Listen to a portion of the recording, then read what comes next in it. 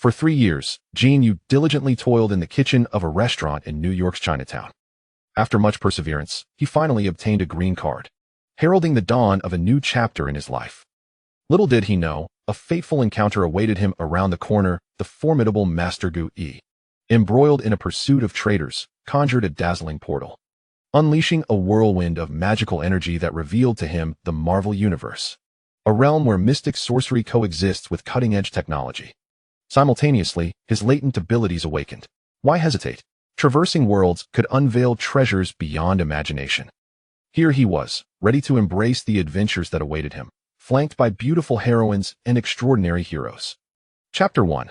3 years of transmigration. 3 years. 3 years, and here I am, confined to a kitchen, my days consumed by washing dishes and honing my culinary skills.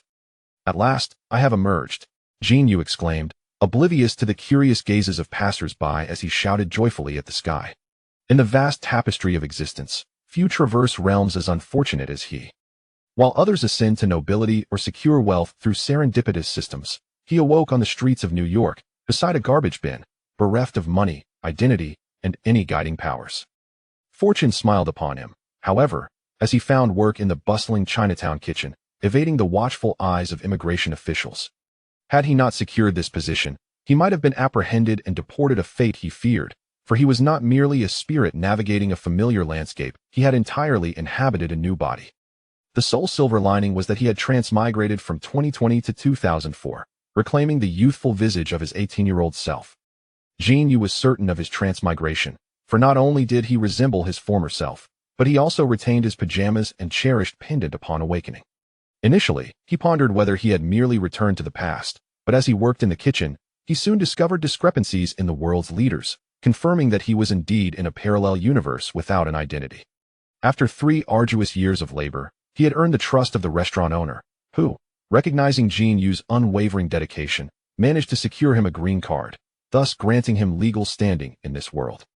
With the green card in hand, Jin Yu promptly resigned, despite his boss's pleas to stay. He explained that the years had been grueling, and he needed time to recuperate. His boss understood, given that Jin Yu had worked tirelessly, often doing the work of 3. Little Jin, you are a good lad. If you ever struggle out there, know that you can return. I have no family, and if you are willing to help me, I will support you in establishing your own future, his boss said as Jin Yu prepared to leave.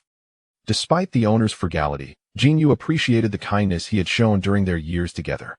Upon stepping outside, Jin Yu was greeted by the lively streets, and he could no longer contain his excitement, shouting to express his elation after 3 years of confinement, where he had to tread carefully, even at night, to avoid detection. Fortune had favored him now with a legal identity and a few $1,000s. He felt no urgency to find work. Instead, he sought to explore this new world, to relax and discern the differences from his former life, hoping to seize opportunities for prosperity and adventure. As he left Chinatown, the dinner rush had just concluded. Although his boss suggested he stay another night, Jin Yu's anticipation to explore New York was insatiable. Chinatown, nestled within Manhattan, was the smallest yet most vibrant area of New York, home to iconic locations like Times Square and Wall Street. September in New York brought a temperate climate, and Jin Yu savored the sea breeze as he wandered, contemplating his future. Lost in thought, he meandered into a dimly lit street, and, upon passing an old building, felt a strange familiarity.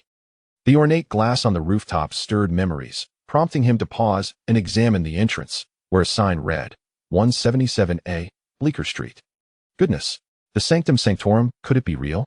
He gasped, grappling with disbelief as a loud crash erupted from within. The heavy wooden door burst open, and a shadowy figure, propelled by splintered wood, hurtled towards him. In an instant, Jin Yu found himself struck, his body becoming a makeshift cushion as he was sent sprawling onto the street. Dazed, he barely registered the figure above him, who appeared unfazed and quickly sprang to his feet, stepping harshly on Jin Yu's leg. Blast it! He groaned internally, still reeling from the impact. Caecilius, you have truly succumbed to darkness. Come back to Camartage, a voice thundered from within. Still recovering, Jin Yu was met by another figure, clad in yellow robes. With a strikingly androgynous appearance, it was the Ancient One. Stunned, Jin Yu grappled with the reality that he had indeed crossed into the Marvel Universe. You are as hypocritical as ever. Explain the dark power you wield, my teacher, Caecilius retorted, his eyes aflame with rage. The Ancient One paused, then sighed, her hands gathering golden magical energy as the confrontation escalated. Jin Yu suddenly grasped the situation. There was no doubt he had entered the Marvel Universe. Here stood Cassius, the traitor who had allied with Dormammu, alongside the Supreme Sorceress, Ancient One. It was indeed a celestial conflict. Jin Yu hastily prepared to rise and vacate this perilous place. However, as he began to stand, Cassius abruptly yanked him back. Simultaneously, Ancient One unleashed her energy whip, initially aimed at Cassius, but unexpectedly redirected toward Jin Yu. Could I be this unfortunate? I should have waited until tomorrow to leave. Jin Yu lamented, closing his eyes in resignation as he braced for the incoming energy whip. Chapter 2. The Sorceress, Ancient One. From the outset, Ancient One had noticed Jin Yu. To her astonishment, a person was present at such a critical moment. She observed him attempting to slip away and had intended the whip to divert Cassius's attention, allowing the innocent bystander to escape unscathed. Unbeknownst to her, Cassius was cunningly keeping a watchful eye on Jin Yu's movements, having devised a plan to use him as a human shield to evade Ancient One's pursuit entirely. With no time to spare, Ancient One unleashed her full power, risking magical backlash to diminish the whip's lethality. However, as she restrained her energy, Cassius had other intentions. He aimed to leave Jin Yu in a state of near death, forcing Ancient One into a desperate rescue, thereby relinquishing her chase of him. As Ancient One's energy waned, a glimmer of malevolence flashed in Cassius's eyes. He conjured a transparent, somewhat murky magical blade and thrust it towards Jin Yu's back. The whip and the blade, one infused with the magical prowess of the Sorcerer Supreme and the other with the dark magic of Dormammu's dimension, struck Jin Yu almost simultaneously. The whip collided with the pendant adorning Jin Yu's chest, while the blade pierced his skin. In that fleeting moment, Jin Yu felt a warmth emanating from his chest, accompanied by an extraordinary surge of exhilaration not his own, yet flooding his consciousness. It was akin to being immersed in a symphonic experience within a soundproof chamber, where the emotions of the music enveloped him. He found this sensation peculiar and opened his eyes, only to discover a palm-sized tear in his clothing, revealing a portion of his body and a round, copper mirror-shaped pendant. The tip of Ancient One's energy whip now lingered upon the surface of the mirror. Rather than merely resting, it seemed as though the whip was being absorbed. The energy whip stood rigid as, in that bewildering moment, the mirror began to warp, transforming into a viscous liquid, twisting and swirling until it vanished, morphing into a small black hole. An immense force emanated from the black hole, causing the copper mirror to tremble slightly. The energy whip transformed into a conduit, with waves of magical energy visibly flowing from Ancient One towards the black hole, which mercilessly consumed it. Jin Yu was taken aback, but Ancient One and Cassius were even more astonished. Both sensed something was amiss the moment their weapons made contact with Jin Yu. It felt as if their iron instruments had been magnetically drawn to a magnet, and more alarmingly, it was their very energy that was being absorbed. Though Cassius did not touch the pendant, his energy coursed through Jin Yu's body, continuously devoured by the black hole formed by the mirror. In the desolate street at midnight, the three stood frozen, with Jin Yu caught in the middle, a whip of energy before him, and a nearly transparent energy blade behind him. The scene was undeniably bizarre. In truth, they longed to move but found themselves utterly immobilized. Ancient One and Cassius were being drained of their energy, unable to even utter a word. Jin Yu, while capable of speech, found himself at a loss for words in the face of such an extraordinary spectacle. Even without prior experience, he discerned that his copper mirror pendant was no ordinary object. It was likely absorbing energy, but the reasons behind this and what would follow were beyond his understanding. Standing before him, Ancient One's expression was one of clear trepidation. Desperate to turn his head, he found himself unable to do so and could only blink innocently, uttering, "I assure you, this is not my doing. Do you believe me?" Just as the words left his lips, a sound echoed behind him, and Cassius collapsed to the ground. Although Jin Yu was unaware of the events that had transpired, he could surmise the outcome. He turned to Ancient One and remarked, "I suspect he merely exhausted himself. He should be fine, don't you think? Besides, you appear far more formidable than he does. You might recover shortly, right?" The moment his words concluded, Ancient One's expression shifted dramatically. As the energy continued to surge, a visible wave of dark energy crept up from her neck, spreading across her body.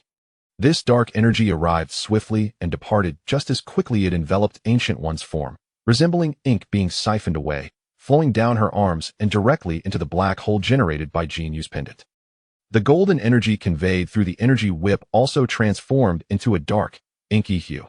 Before Jin Yu's eyes, Ancient One visibly withered as the dark energy was drawn away.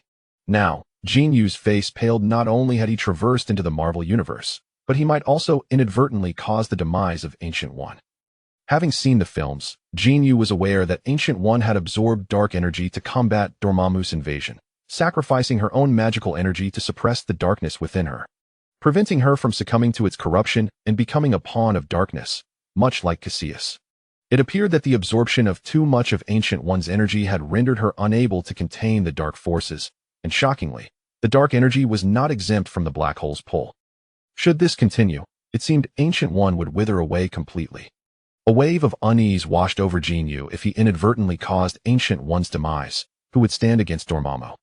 If he were to gain immense power and transform into a superhero, he could replace her, but he feared that the copper mirror might not bestow any abilities upon him. With a heart heavy with trepidation, Jin Yu lost track of time. At last, just as Ancient One's body began to resemble that of a desiccated corpse, the suction emanating from his chest gradually waned. Before the energy whip dissipated entirely, a beam of white light emerged from the black hole, surging into Ancient One's body. As this energy entered her, Ancient One's shriveled form began to swell like a deflating balloon, gradually returning to its original state, though she was now utterly drained and collapsed at the roadside. Only then did Jin Yu exhale in relief, as the black hole in his chest slowly closed, reverting to its mirror-like appearance. The oppressive sensation vanished, allowing him to regain control over his body. Was it over? Jin Yu felt no discernible changes within his body. The bronze mirror had returned to its original state. After a moment of silence, he reached out to check the breaths of Gu Yi and Cassius, and as he had anticipated, both were still alive. As Jin Yu contemplated whether to stealthily depart or to first return Gu Yi to the sanctuary, he experienced a slight tremor in his chest, which he recognized as emanating from the bronze mirror. An energy, reminiscent of ripples, surged from his chest directly to his mind, carrying with it an overwhelming sense of disdain. "Master, so weak, allow me to assist you." Before Jin Yu could fully contemplate this, he suddenly felt a tremendous force emanating from the bronze mirror, akin to a searing hammer, which forcefully invaded his body. In an instant, his mind was engulfed in a resounding explosion, plunging him into darkness and rendering him unconscious. Chapter 3. The Golden Finger. After a considerable period, the first to regain consciousness was Cassius, who had fainted. His once darkened eyes, eroded by dark energy, now appeared significantly muted in hue. Concurrently, the energy he had painstakingly sacrificed to acquire from Dormammu had dwindled to a mere fraction, leaving his body feeling utterly hollow. Casting a wary glance at the motionless forms of Jin Yu and Gu Yi on the ground, a flicker of malevolence ignited in Cassilius's gaze. Just as he was about to conjure an energy blade, Gu Yi emitted a low groan, indicating that he was on the verge of awakening. With a resigned look at Gu Yi and a lingering, contemplative gaze at Jin Yu, Cassilius waved his hands, causing ripples to undulate through the air. A portal to another realm materialized, and without hesitation, he stepped through. Jin Yu felt as though he had awakened from a century-long slumber. His eyelids felt as heavy as if weighed down by lead, and upon opening his eyes, he was immediately met with a dizzying sensation of weightlessness. After lying motionless in bed for what felt like an eternity, he gradually emerged from the fog of confusion, recollecting the series of extraordinary events he had just endured. Gu Yi, Cassilius, the Marvel Universe, and his pendant absorbing their energy.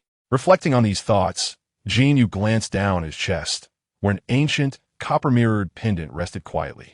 At first glance, it appeared to be nothing more than an elegantly designed trinket, devoid of any discernible peculiarity. He attempted to call out to it softly in his mind, but received no response. He then spoke aloud to the pendant. "Mirror? Copper mirror? Aladdin?" Yet, there was still no reaction. After scrutinizing the pendant, he could discern no extraordinary qualities. However, what had transpired was undoubtedly not a figment of his imagination. This copper mirror had accompanied him through the dimensions, and it was indeed the reason for his journey. Having examined it thoroughly without uncovering anything remarkable, Jin Yu temporarily set the pendant aside and surveyed his surroundings. He found himself in a modest room, furnished with a simple wooden bed, a small desk, and a similarly crafted chair. The era of this room was indeterminate, and it lacked windows. After some contemplation, He resolved to rise and open the door. As he stood, a profound sense of lightness enveloped him. His entire being felt remarkably unburdened, a stark contrast to the previous sensation of carrying an invisible weight. It was akin to recovering from a severe illness. After days of discomfort, a dose of medicine and a restful slumber left him feeling invigorated. This sensation, however, was magnified exponentially.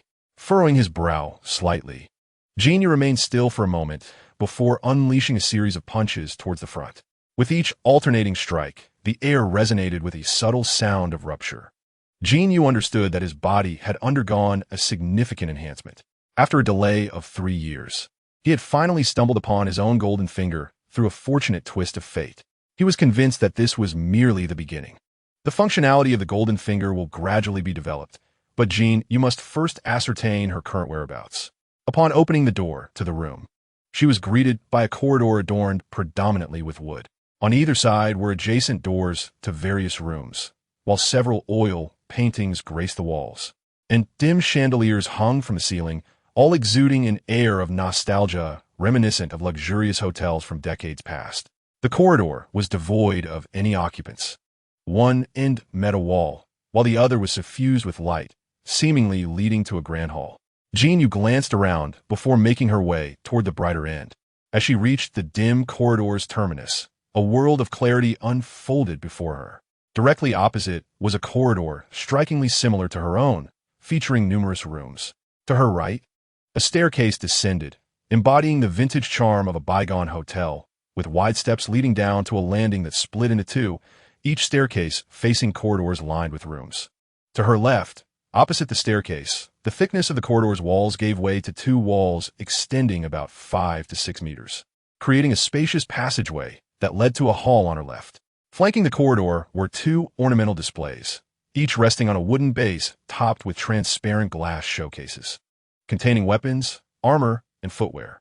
Each item bore the weight of history, evoking the impression of a museum.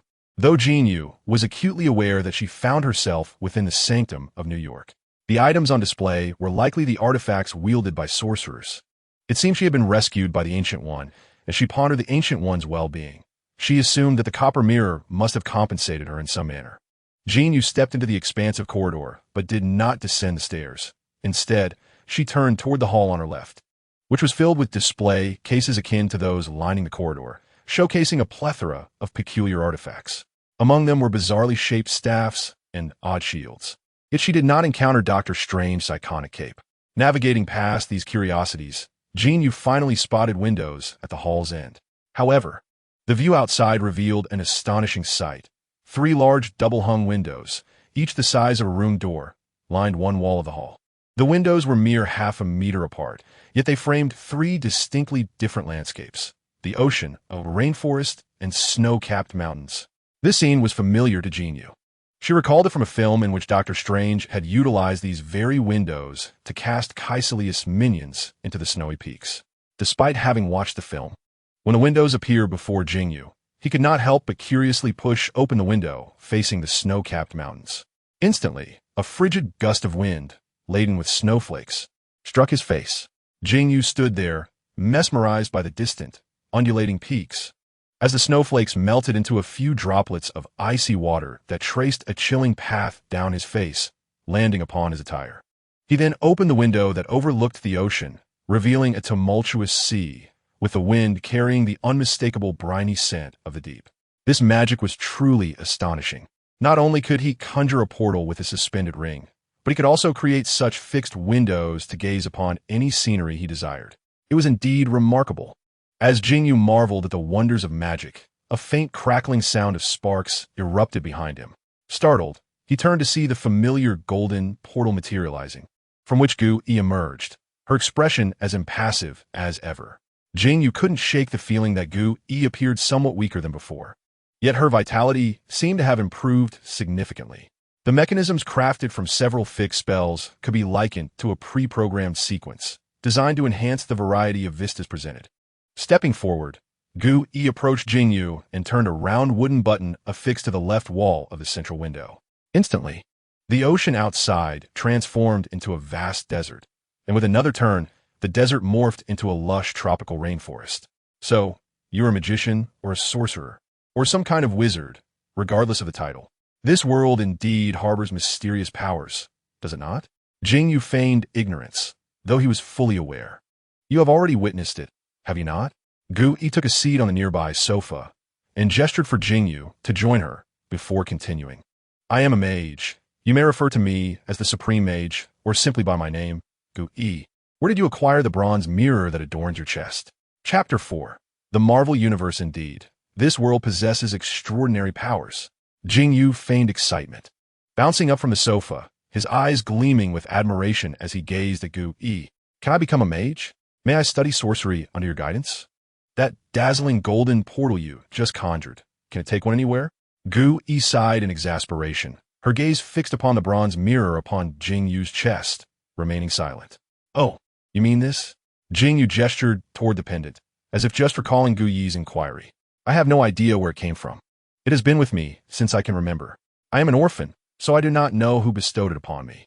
Before I encountered you, it functioned normally. What exactly is it? Some sort of magical weapon? Must I learn magic to wield it? This statement is a blend of truth and falsehood. The falsehood pertains to Jin Yu's origins, while the truth lies in the provenance of the bronze mirror, which Jin Yu has worn since childhood, oblivious to its origins. This bronze mirror is remarkably unique. It has absorbed my energy and simultaneously aided in alleviating certain physical ailments.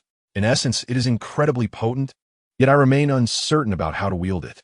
The principles governing it differ from those I have learned, yet I sense its formidable power, capable of devouring all forms of energy and transforming it. The specifics of its usage require your gradual exploration. As the supreme sorceress, Gu Yi understands that certain magical artifacts choose their own bearers, akin to the talismans present here. Without this intrinsic bond, no matter how powerful one may be, they would be incapable of mastering such objects. The bronze mirror adorning Jin Yu's chest is no exception. It astonishingly draws upon two distinctly different energies within him and ultimately transmutes that energy, providing him with an exceptionally pure life force that maintains his body in peak condition. Truly remarkable. Gu Yi is acutely aware of her own being. Although considerable energy has been siphoned from her, her essence remains untouched. In fact, it has resolved significant troubles associated with dark energy, freeing her from a need to expend more than half her energy to suppress it. After a period of cultivation, she can attain her pinnacle of power, which brings her immense satisfaction. The ability to absorb strength without harming one's essence, to witness one's aging, while simultaneously bestowing a life force, speaks volumes about this sentient bronze mirror. Gu Yi can only conclude that this extraordinary artifact is particularly discerning in its operations. Moreover, Gu Yi feels that the sensation this bronze mirror imparts is of a higher caliber than that of the time stone she possesses, perhaps originating from a more exalted universe. This object even has the potential to eliminate the latent dangers posed by dark forces. It would be disingenuous to claim that Gu Yi is not intrigued. However, she understands that divine artifacts possess their own consciousness. Since it has chosen this young man before her, it will naturally not be wielded by another. This mirror is yours. Consider it a debt owed to you. Should you ever fully master the powers it grants and retain an interest in the arcane arts, seek me out, she declared, pausing before continuing. It is not that she is reluctant to teach, but rather that she cannot foresee Jin Yu's future. This mirror is too peculiar. She must observe for a time to ascertain whether it poses a threat to this world. Having been a salesman in his previous life, Jin Yu has encountered numerous individuals and likely understands Gu Yi's thoughts. However, there is no rush. It is only 2007, and the events of Doctor Strange are still far off, granting him ample time, since he cannot yet learn magic. Jin Yu inquired further about the bronze mirror from Gu Yi. Although she is the supreme sorceress, her understanding of this particular mirror evidently does not surpass Jin Yu's own. Nevertheless, synthesizing Gu Yi's descriptions with his recent experiences, Jin Yu has drawn a few conclusions. First, this bronze mirror was likely in an inactive state prior to now, and absorbing the energies of Caecilius and Gu Yi has activated or excited it. Secondly, this bronze mirror appears to possess a semblance of life, capable of communicating with its master through a form of spiritual connection, albeit in a fragmented and unclear manner. It may either have suffered damage or just recently awakened its consciousness. Jin Yu leans towards the former explanation. Thirdly, its functionalities remain uncertain for the time being. However, as the Ancient One mentioned, it has the ability to absorb and convert energy. For instance, the energy it transmitted to the Ancient One alleviated her aging issues, significantly enhancing her physical condition. Thus, it seems it currently possesses three abilities: energy absorption and conversion, healing, and enhancement. Jin Yu must firmly imprint this knowledge into his mind and find ways to grow stronger swiftly, for this is the Marvel Universe.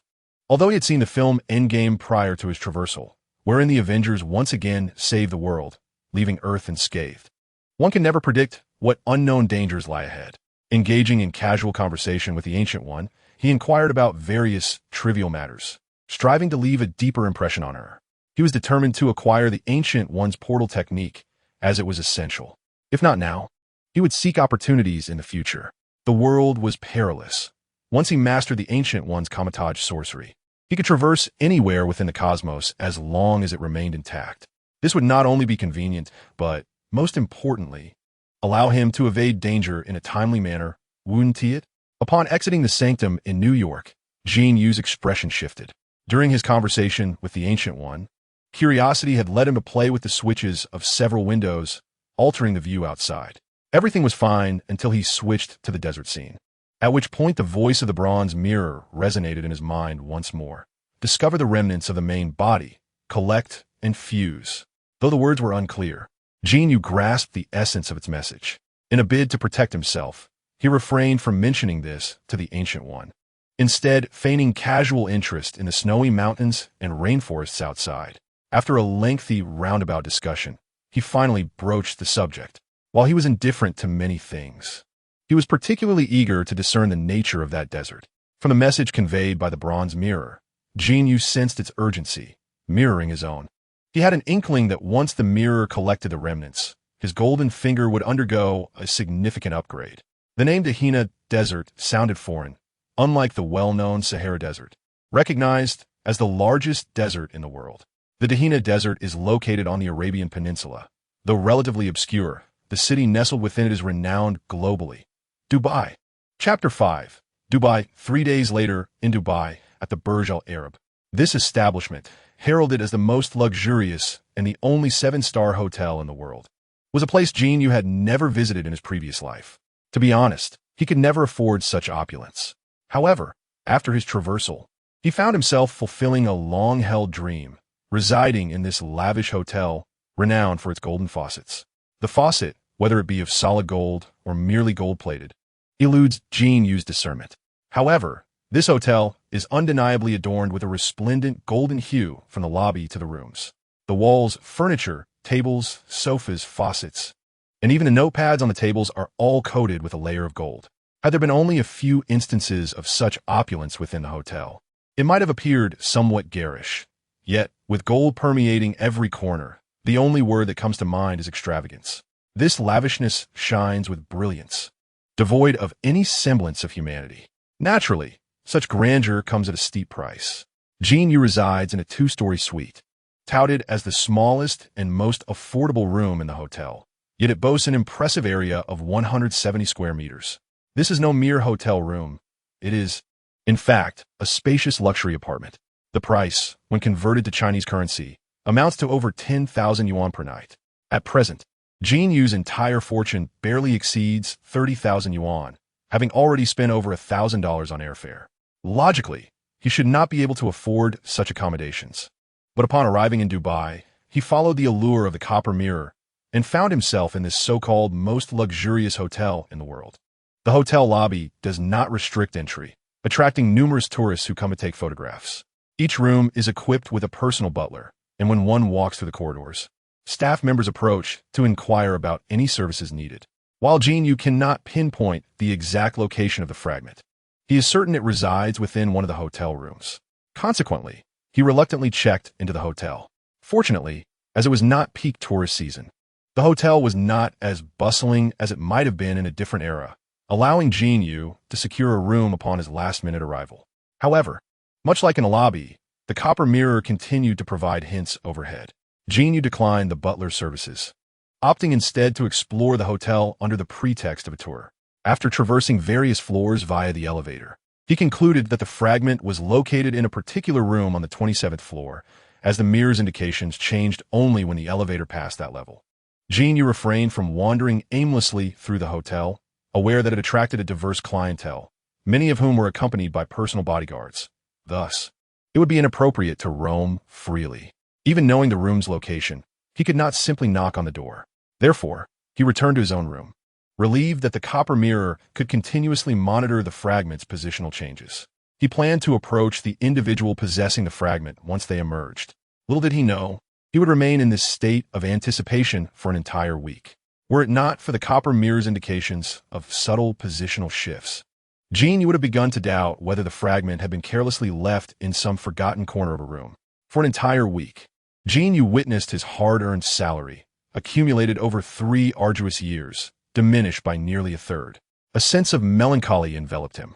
Although he had acquired a unique ability and experienced a notable enhancement in his physical prowess during this time, he had tested the limits of his strength, speed, power, and even recovery.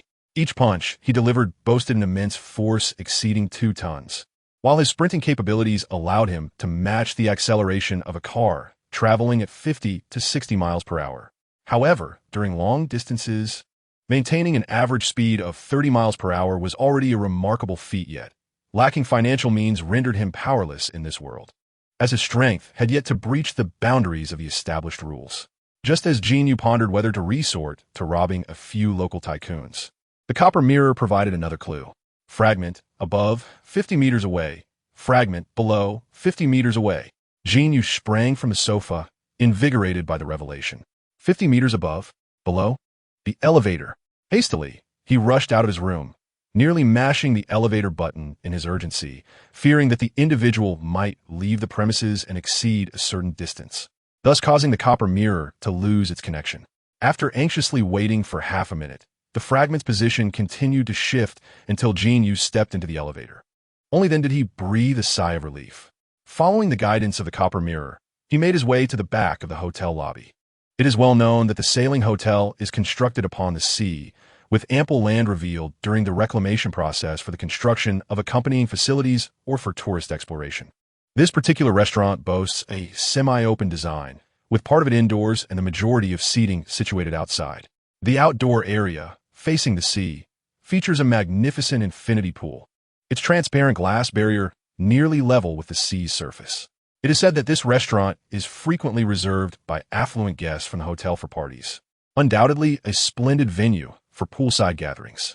As dusk approached, the restaurant commenced preparations for dinner, with few patrons present, allowing Jin Yu to swiftly pinpoint the location of the fragment. A couple, whom he had encountered earlier in the lobby, entered just ahead of him. Clearly, they were not the ones he sought.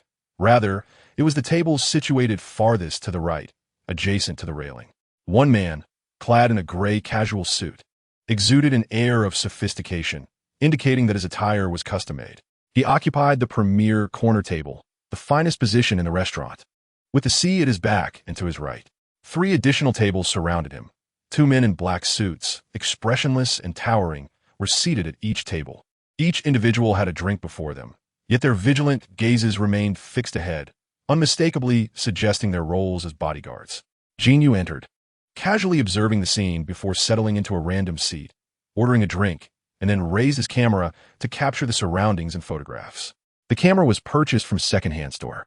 At this moment, Jin Yu is dressed in light blue shorts, complemented by a white linen 3/4 sleeve shirt, and adorned with a pair of sandals, embodying the quintessential tourist attire.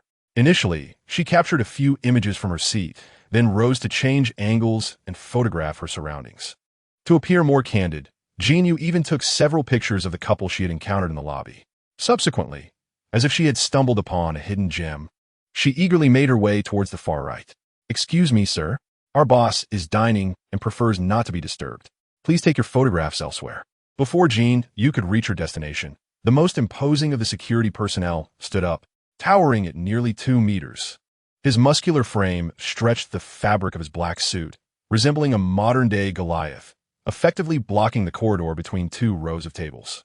Jin Yu lowered her camera, bewildered, and pointed toward the wooden railing at the end of the corridor. I merely wish to take a selfie there. I have no intention of approaching your boss. Moreover, this is a public area, and I want to be sitting at your boss's table. I apologize, sir, but you may wait until my boss has finished dining before coming back. For now, I'm afraid I cannot allow you to pass. The giant spoke politely, yet his tone exuded an icy detachment, his towering presence amplifying the pressure of his words. Hey, you big oaf, I care not for your boss's stature. I am a guest at this hotel, here to dine, and I possess the right to linger and photograph anywhere within this restaurant. You have no authority to obstruct my passage. If your boss wishes to avoid disturbances, he ought to reserve the entire restaurant or retreat to his room for his meal. Now kindly step aside, Jin Yu exclaimed, her demeanor reflecting outrage at the perceived insult. Listen here, kid, I have been exceedingly courteous. If you wish to avoid trouble, take your broken camera and leave. You may return later to take as many pictures as you desire, understood? Jin Yu chuckled, having come to confirm the whereabouts of a certain shard, and standing here for a brief exchange had already revealed that the fragment was indeed with the so-called boss. Contemplating how to approach him, she found the bodyguard's brusque demeanor provided her with the perfect pretext. Are you threatening me? Ha ha ha. You're threatening me? Listen, you dim-witted giant.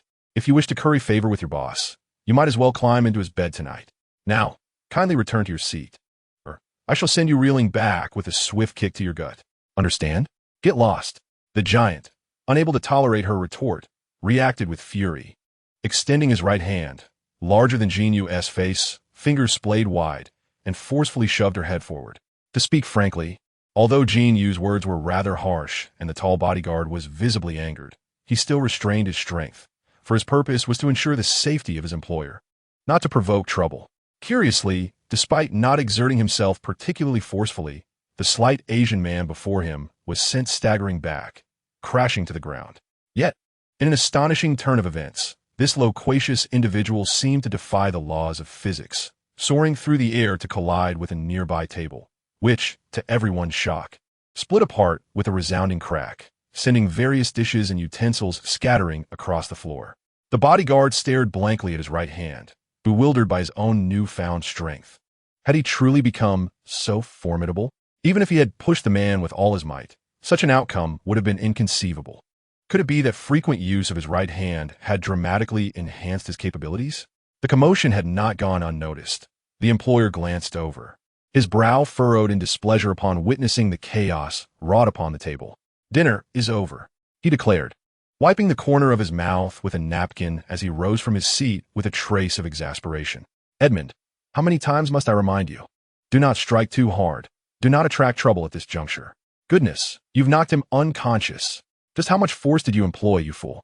The man, known as Edmund, wore a face of resignation, insisting he had used little strength at all. Orf, settle the bill and compensate the restaurant for the damages. Be sure to handle the matter concerning this young man appropriately. A generous compensation should suffice to avoid further complications. With that, he instructed a nearby bodyguard before preparing to leave. The ruckus had drawn the attention of the restaurant staff and a couple dining nearby. However, with several intimidating bodyguards surrounding the man and the prior incident involving Jin Yu as a cautionary tale, none dared to speak. Meanwhile, the waiter responsible for the outside rushed inside to seek the manager. The man in gray was unfazed, merely giving a few directives to one of his bodyguards to ensure the situation was managed properly. He then stood, ready to exit the restaurant and return to his room. The narrow corridor made it necessary for the bodyguards to flank their employer as they hurried towards the exit. Just as they passed by Jin Yu, who had been lying motionless on the ground, he suddenly sat up. Before anyone could react, his right hand shot out like lightning, reaching for the man in gray. Chapter 6. The conflict. Jin Yu's speed was beyond the comprehension of these bodyguards. Rising swiftly, he seized the man in gray, pulling him into his embrace. And with one hand, he tightened his grip around the man's neck, glancing into the seam of his shirt. To his surprise, he noticed that a portion of a brass mirror had been fashioned into a pendant, a sizable knob, its material obscured by a layer of gray dust, rendering it nearly unrecognizable. Your disrespectful subordinates have damaged my camera, and you intend to walk away just like that? I am appalled. You actually possess firearms. Jin Yu was still contemplating how to extract the shards when he had previously inquired about the copper mirror, realizing that two pieces must unite to merge. Thus, he pondered a few words to buy some time. However, midway through his speech, the bodyguards reacted swiftly, drawing their pistols in unison. This was a consequence of rigid thinking. Having lived in the domestic confines for so long, the average individual had never truly encountered real firearms, and he had not considered this possibility at all. Now that matters had escalated, Jin Yu found himself with limited options. He aimed a shard of a broken vase at the neck of the man in the gray suit. Everyone step back. Remove your guns from my head. I am addressing you. You wretched giant, put down your weapon. To be honest, Jin Yu felt a twinge of panic. Even though he possessed a unique advantage, he had always been an ordinary person. And this was his first encounter with a gun pointed directly at him, especially 6 of them at such close quarters. Release my employer, otherwise we will open fire.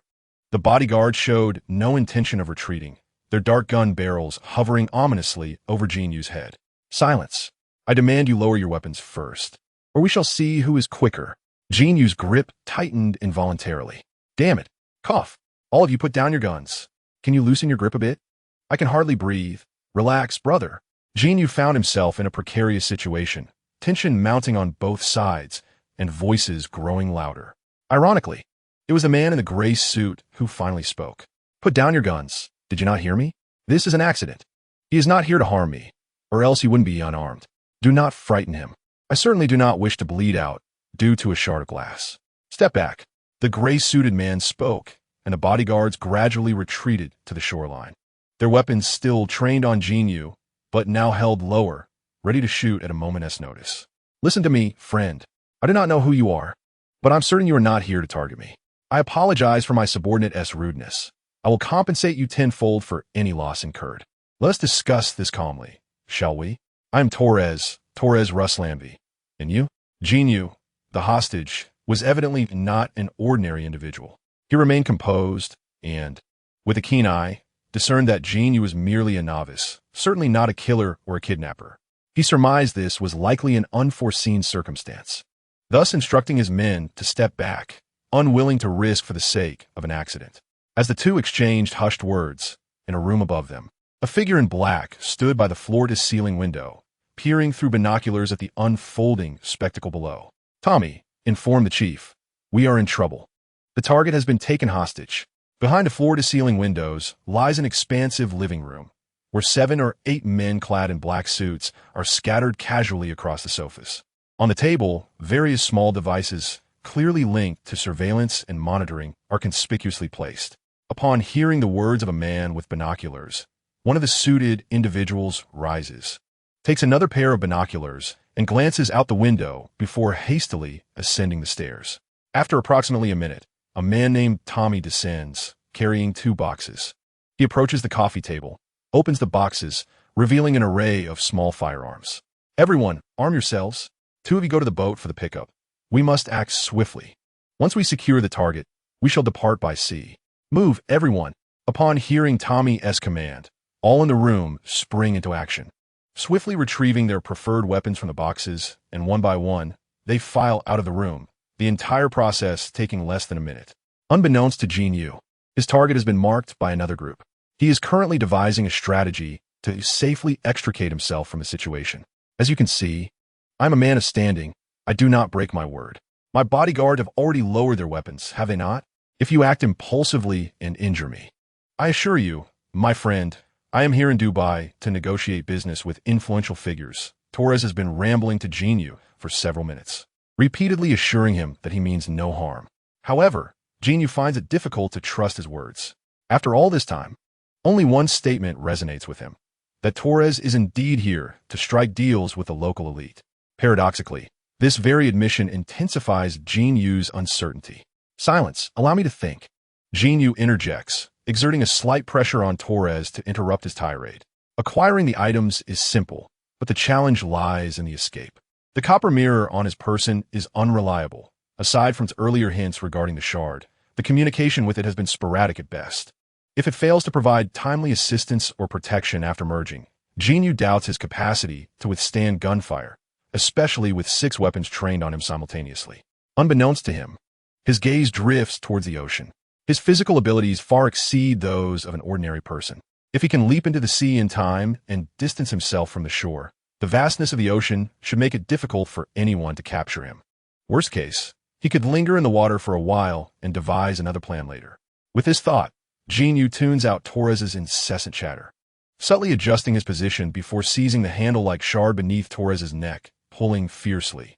Unexpectedly, Torres reacts with astonishing swiftness. As Jin Yu reaches for his neck, Torres's expression shifts dramatically. In that instant, while Jin Yu yanks the shard, Torres disregards his own safety and swiftly covers Jin Yu's hand, shouting without hesitation to his bodyguards, "Fire! Shoot this bastard!" As soon as the words left his lips, 6 bodyguards simultaneously raised their firearms. Bang! Bang! Bang! The series of gunshots echoed from the left side, and in that very moment the 6 bodyguards who had just lifted their weapons all fell to the ground, struck by bullets. Jin Yu instinctively glanced to his left, where he spotted 7 or 8 figures clad in black, all wielding firearms, charging towards him from within the restaurant. Leading them was a woman, brandishing a handgun. Her attire, a snug leather jacket and pants, accentuated her exaggerated curves. Her long, crimson hair cascaded in gentle waves. Despite her appearance being only 80% reminiscent of her cinematic portrayal, Jin Yu immediately recognized her. This was none other than Natasha Romanoff, the Black Widow, a super spy and one of the original members of the Avengers. Chapter 7. Collaboration for escape. Previously, Jin Yu had sensed that Torres was not an ordinary individual, especially given the 6 bodyguards accompanying him. However, he had not anticipated that he would attract the attention of S.H.D. The situation seemed to be growing increasingly complicated. Damn it, you know what this pendant is, don't you? You came for it, didn't you? With the bodyguards dispatched, Torres's focus shifted entirely to the pendant in Jin Yu's grasp. Taking it won't help you. Only I can unlock its secrets. Tell me what it is, and I will offer you 100 million. What do you say? Silence. With S.H.I.E.L.D.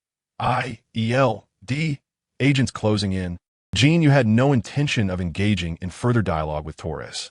With a swift motion, he effortlessly broke free from Torres's grip and delivered a merciless punch to the base of his skull, knocking him unconscious. He then placed the shard against his chest.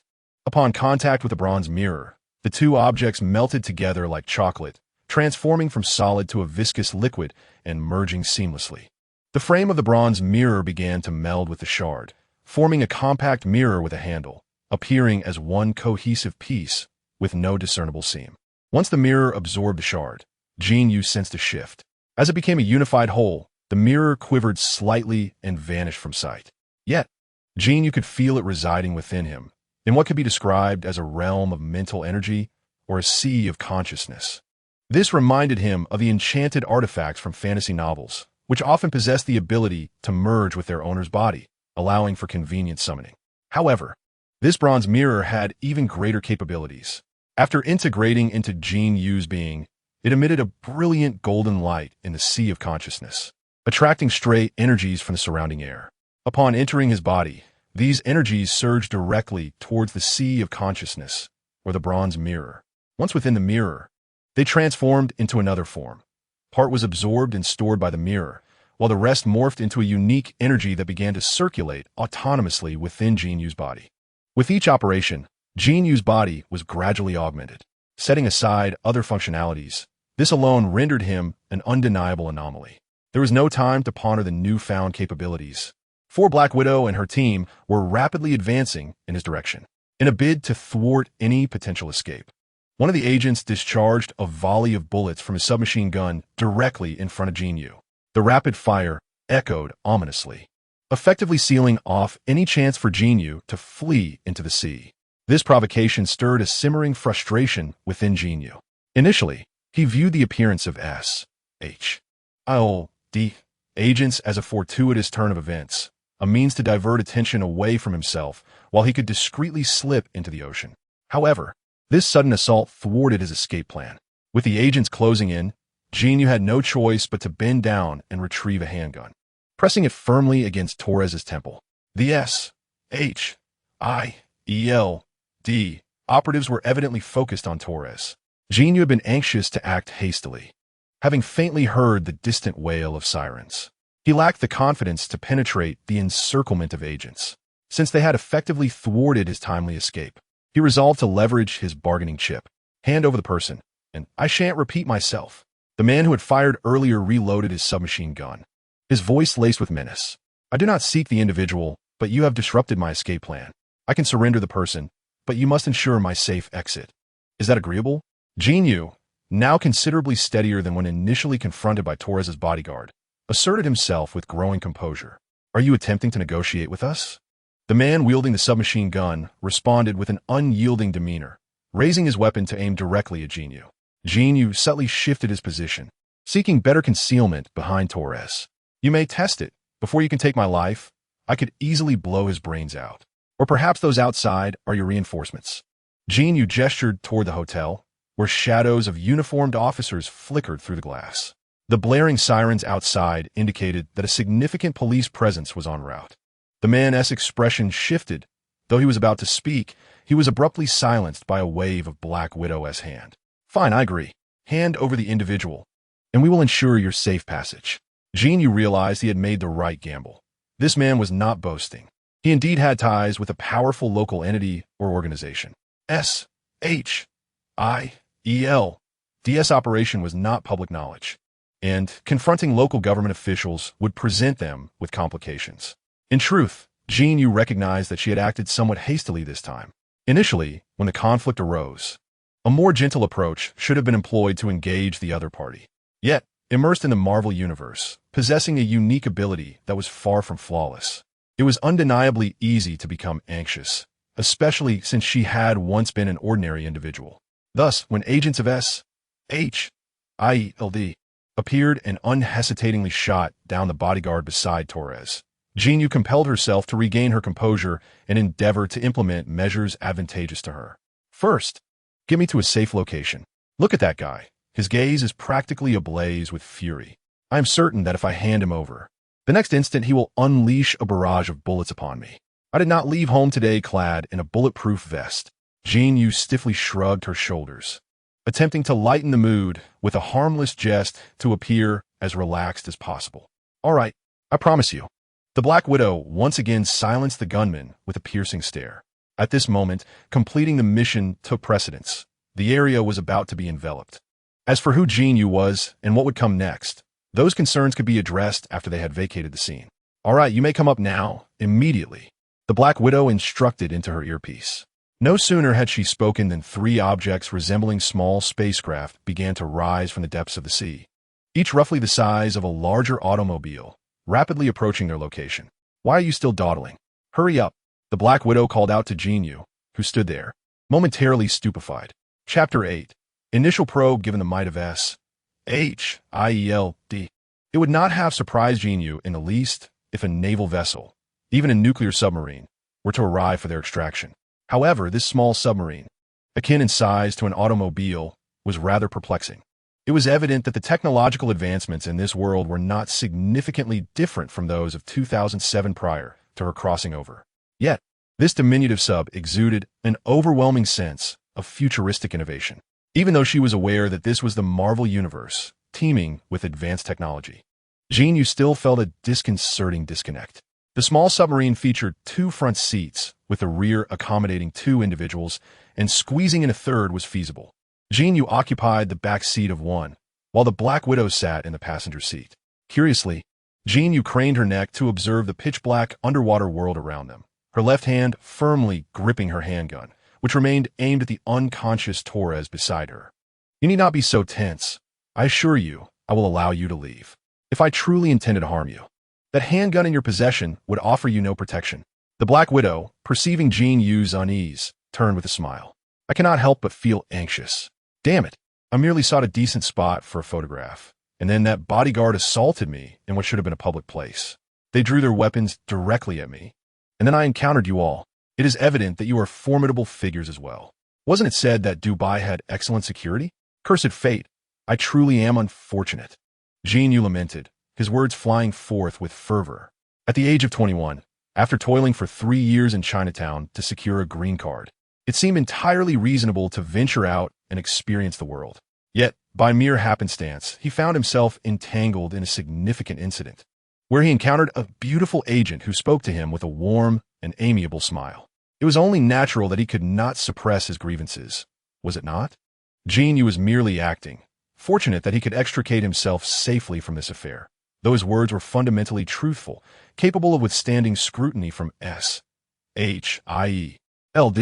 As for the unconscious Torres, he would not divulge the matter of the fragment on his neck unless he were mentally impaired. Once in Jin Yu's possession, there remained a means to retrieve it. However, once it fell into the hands of S.H.I.E.L.D., all hope would be extinguished. This was a notion Jin Yu could surely comprehend. Upon boarding the submarine, Jin Yu began to understand why Torres was so protective of that fragment. The complete copper mirror had already entered his consciousness, while the portion he had previously utilized was merely the main body, designed to absorb and convert energy. In contrast, the handle on Torres's neck functioned more like an energy collector, enabling the copper mirror to continuously draw energy from the external environment. Yet, Torres's anxiety surely stemmed from more than just this aspect. In the absence of the main body, the fragment had no means to store absorbed energy, and its most significant function lay in its vast internal storage capacity. It resembled the fantastical space rings found in novels, though the storage within this fragment was even more extravagant. Jin Yu could not ascertain its precise dimensions, but it could undoubtedly accommodate several times squares. Most gratifying for Jin Yu was the fact that this space was not empty. It contained a wealth of cash, an assortment of weapons, ample survival supplies, and, astonishingly, 2 off-road vehicles, a yacht, and a small helicopter. With transportation available by land, sea, and air, was Torres perpetually prepared for flight? However, considering that he was being monitored by S.H.I.E.L.D., it was understandable that his daily dealings were shrouded in secrecy. It seemed that misfortune had befallen Torres, encountering a peculiar individual like Jin Yu, who appeared to be a novice. If S.H.I.E.L.D. operatives were to rush in, they might indeed suffer significant repercussions. Was it not so? Jin Yu mused, while the Black Widow, with a cheerful demeanor, turned to engage him in conversation. Yet your demeanor suggests you are anything but ordinary. Our agents have resorted to gunfire, and you still dare to negotiate with me? The Black Widow's voice was soft, perhaps intentionally so, resonating with the familiarity of a neighborly elder sister. Had Jin Yu not traversed time and space, he might have found himself sharing far more than mere pleasantries. I have no choice, Jin Yu exclaimed, his hands raised in exasperation. His bodyguard had approached with intent to strike. I am left with no alternatives. They drew their weapons, and I was compelled to resort to threats involving their employer's life. I have no choice. You come here to kill, firing at the ground, insisting that I summon someone. He may be a figure of significance here. If you depart, I cannot absolve myself of suspicion. I have no choice, do you understand? Jin Yu danced with abandon, particularly with his left hand brandishing a pistol, creating dark, fleeting shadows in the confined space, leaving Black Widow momentarily speechless. Setting aside the veracity of your claims, if you continue to wave that firearm about, an accidental discharge could leave us with no options. After all, we are submerged beneath the ocean. Might you consider lowering that wretched gun while you speak? Good heavens! Your index finger remains on the trigger. I apologize for my agitation, yet I hope you can empathize with my ire. I am merely a visitor seeking a picturesque spot within this restaurant for a photograph. Why must I encounter such circumstances? Oh, for heaven's sake, my camera, freshly purchased before my arrival. To be candid, the disparity in Jin Yu's demeanor is quite striking. He is acutely aware of this. However, the situation has escalated beyond his control, and given that his words ring true, there is no question regarding his identity. Surely S.H.I.E.L.D. would uncover nothing amiss. It is essential that Torres remains silent about the secret of the bronze mirror fragments. As for how an ordinary individual like Jin Yu managed to abduct Torres under the watchful eyes of several bodyguards, one can only conclude that they were careless. Jin Yu has trained, catching them off guard, and as long as he refrains from uttering nonsense, he is confident in his safety. The crux of the matter lies in his understanding of the Avengers depicted in films. They invariably opt for righteousness, safeguarding peace and protecting the common folk. Jin Yu perceives himself as one of those ordinary individuals, particularly Black Widow, whose experiences in the Red Room have haunted her throughout her life, since joining S.H.I.E.L.D. She has been atoning for her past misdeeds, has she not? This is within the context of the film, so please refrain from referencing the comics. No matter if your words hold any truth, as long as you cooperate, we can provide you with a replacement delivered globally. Where are you from? What is your residence? Observing Jin Yu slightly relax his grip on the firearm, Black Widow's tone became more composed, though she continued to probe. I have just received my green card. I was in New York previously, but I have yet to determine my next destination. Once I secure a place to stay, you assure me that you will not eliminate me to silence me? Aside from the matter of the bronze mirror, Jin Yu is prepared to speak candidly. After all, even if he remains silent, S.H.I.E.L.D. would surely conduct a thorough investigation. As for his origins, he could simply be labeled an undocumented immigrant. S.H.I.L.D. is not omniscient. They cannot trace him back to his spontaneous emergence. Chapter 9. The function of the bronze mirror. The small submarine traversed the ocean for over 2 hours, landing at a modest fishing port hundreds of kilometers from Dubai. During this time, Black Widow administered a tranquilizer to Jin Yu, ensuring that he could sedate Torres for a few hours before their arrival at the designated location. Under the cover of night, Jin Yu followed them to a seemingly ordinary fisherman's home. As Black Widow entered with her entourage, the man, appearing to be an everyday fisherman, lifted his sofa to reveal a hidden passageway beneath the carpet, leading to a secret chamber. Jin Yu, of course, lacked the qualification to follow along. The Black Widow had left 2 individuals to keep an eye on him, one being the fisherman and the other clad in a black suit, notably excluding the fellow wielding a submachine gun. Rest assured, had we truly intended to do you harm, we could have arranged for someone to give you a bullet upon landing, ensuring you wouldn't even have a chance to pull the trigger. Jin Yu had dragged the unconscious Torres along, and upon entering the room, the Black Widow finally took a moment to elucidate the situation. You should have informed me sooner. This fellow weighs more than a dead pig. Jin Yu grimaced as he relinquished Torres into their custody. He was acutely aware that their descent would not only involve interrogating Torres, but likely an undercover investigation into his own affairs as well. While Jin Yu believed that trouble was unlikely to ensue, he still quickly rifled through the weapons left behind by Torres in his mind. Unfortunately, aside from a few rudimentary handguns and grenades, there were items resembling bombs that he had no idea how to operate. And though he knew to simply pull the pin on a grenade and toss it, the other explosives baffled him entirely. He would struggle to even locate the safety on rifles and machine guns if he were to retrieve them. In the event of a confrontation, they would merely serve to intimidate, buying him a moment's reprieve. Nevertheless, it was evident that Torres was quite wealthy. Jin Yu observed a neatly stacked pile of U.S.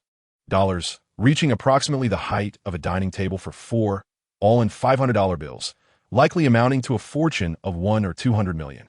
This discovery resolved his financial concerns in this realm. Mirror, mirror, can you now reveal your capabilities? Jin Yu settled into a chair that had been shifted aside, while the 2 agents from S.H.I.L.D. sat on stools, guns in hand, vigilantly watching him, though their weapons were not aimed directly at him. Indifferent to their presence, he summoned the copper mirror in his mind. Severely damaged, lacking spiritual energy, currently absorbing energy for restoration. At present, I can only utilize the excess energy generated to transform the host's body. In moments of life-threatening danger, I may release stored energy to heal injuries, albeit at the cost of diminishing my restoration speed. I kindly urge the host to maintain their health and avoid unnecessary conflict. Harmony is paramount. The copper mirror, having integrated the fragments, communicated with a newfound eloquence, yet retained a cold demeanor reminiscent of a voice assistant from a bygone era. Why does it feel as though I've been lectured? Jin Yu mused. So, the transformation of my body relies upon your surplus waste energy? He felt akin to a recipient of someone else's leftovers. The host's physique is exceedingly frail. Pure spiritual energy is beyond their capacity to withstand. Once the artifact spirit is fully restored, I shall commence an intensive enhancement of the host's body. Please do not rush. An artifact spirit? Indeed. It bore resemblance to the legendary treasures of ancient China, though its true grade remained a mystery. Regarding the origins of this bronze mirror and the reasons for its presence in this place, the spirit of the artifact remained silent. It was not that it refused to speak, but rather that it had suffered significant damage, losing a considerable portion of its memories. In Jin Yu's understanding, this spirit resembled an artificial intelligence computer, reduced to merely its core code, while the vast majority of its database and peripherals had been lost. The only silver lining was its ability to gradually absorb spiritual energy and slowly recover. How long will it take for you to complete the restoration? Jin Yu inquired persistently, as the matter was crucial to his aspirations for greater power. At the current pace, considering the spiritual energy density of this world, the first phase of restoration will take 500 years. 500 years? Are you certain Yu Haven team has spoken? Not 500 days? Jin Yu exclaimed internally. 500 years is relatively swift. After all, my essence is extraordinarily powerful in relation to this world. Do not fret, master, with my presence. Time will have no bearing on you. 500 years will pass in the blink of an eye. Jin Yu rolled his eyes. Well, the good news seemed to be that he had apparently attained a form of immortality. But the bad news was that achieving dominance in this world appeared to be a long and arduous journey. What if I were to absorb some other form of energy? For instance, the energy from that mage, the bald, ancient one. Do you remember? I remember. Previously, I was unable to absorb spiritual energy due to my incomplete essence. However, I can now absorb the spiritual energy of this world independently, without relying on others. Nonetheless, if Master can locate treasures formed naturally in this realm, I believe that absorbing them would significantly accelerate the restoration process. But do not aim too high, Master. You are still quite weak. First, learn to protect yourself. We shall take our time. Hundreds or even thousands of years will pass swiftly. Damn it, this conversation is futile, Jin Yu thought, severing the dialogue in his mind. Nevertheless, the spirit's words provided valuable insights. The notion of treasures formed naturally could be interpreted as something akin to the infinity stones, products of the universe's creation. This seemed plausible. Yet reflecting on the spirit's assertion, he recognized his current vulnerability. He would devise a plan to acquire the infinity stones eventually, as he now considered himself somewhat enlightened. With time to spare, Jin Yu inquired further about Torres. Since the bronze mirror had acknowledged him as its master, it was puzzling why Torres could still utilize its functions with merely a fragment. The mirror explained, the core of the spirit resides within the main body. The handle is merely a remnant and lacks autonomous consciousness. Torres fortuitously fused his blood with the fragment, thereby gaining access to that spatial capability. Jin Yu could only marvel at Torres's fortune. For someone who danced on the edge of danger, such a function was undoubtedly akin to possessing a divine artifact, capable of generating wealth through smuggling. Unlike Jin Yu, who by mere chance encountered Gu Yi and was struck by an energy whip onto the bronze mirror, he would still believe it to be an ordinary pendant, if not for wearing it since before his time travel as a token of remembrance. Perhaps, had he just arrived, he might have been tempted to sell it for money. While Jin Yu was lost in contemplation, the concealed door on the ground creaked open, and the Black Widow boldly emerged. She cast a fleeting glance at the two individuals before turning her attention towards Jin Yu, initially wearing a smile. However, after taking a few steps towards him, she abruptly drew a handgun from her thigh holster, aiming it directly at his forehead. Who are you, really? Chapter 10. The Black Widow's probe. The Black Widow's sudden aggression and the sight of her weapon were jarringly unexpected. Had this been the former Jin Yu, faced with a gun pointed at him, he would have either panicked or instinctively moved to defend himself. In truth, his first instinct was indeed to seize the gun for self-preservation, even considering the possibility of taking the Black Widow hostage, with various strategies flashing through his mind. Yet, Jin Yu suddenly felt a shift within himself. Time around him seemed to slow, or more precisely, his cognitive processing accelerated in an instant. The moment the Black Widow drew her weapon, everything around him appeared to unfold in slow motion, akin to the bullet time of the Matrix. Except, unlike the film's protagonists, his physical speed remained unchanged. Rather, his mind grew increasingly agile. Simultaneously, his heightened senses became acutely aware. The expression on the Black Widow's face when she first approached, the glances exchanged among those nearby, her current countenance of fury juxtaposed with the calmness in her eyes. Every nuance of emotion and gaze since her emergence from the secret chamber flowed through Jin Yu's mind like a cinematic reel, with each detail captured by his observant eyes. Within the realm of his consciousness, the bronze mirror floated in mid-air, radiating waves of energy like a sun. Jin Yu felt a surge of joy. This hidden ability was truly remarkable. If only his physical speed could match it, he might possess powers akin to Quicksilver. However, one must not be greedy. For now, This capability was exceedingly useful.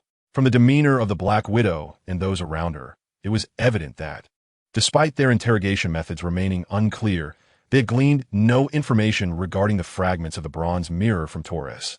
In other words, they only sensed that matters were amiss. Perceiving Jin Yu as more complex than he appeared, yet lacking concrete evidence, they were engaging in a ruse. Jin Yu reached a conclusion. Since this was a deception, he must play along and act accordingly.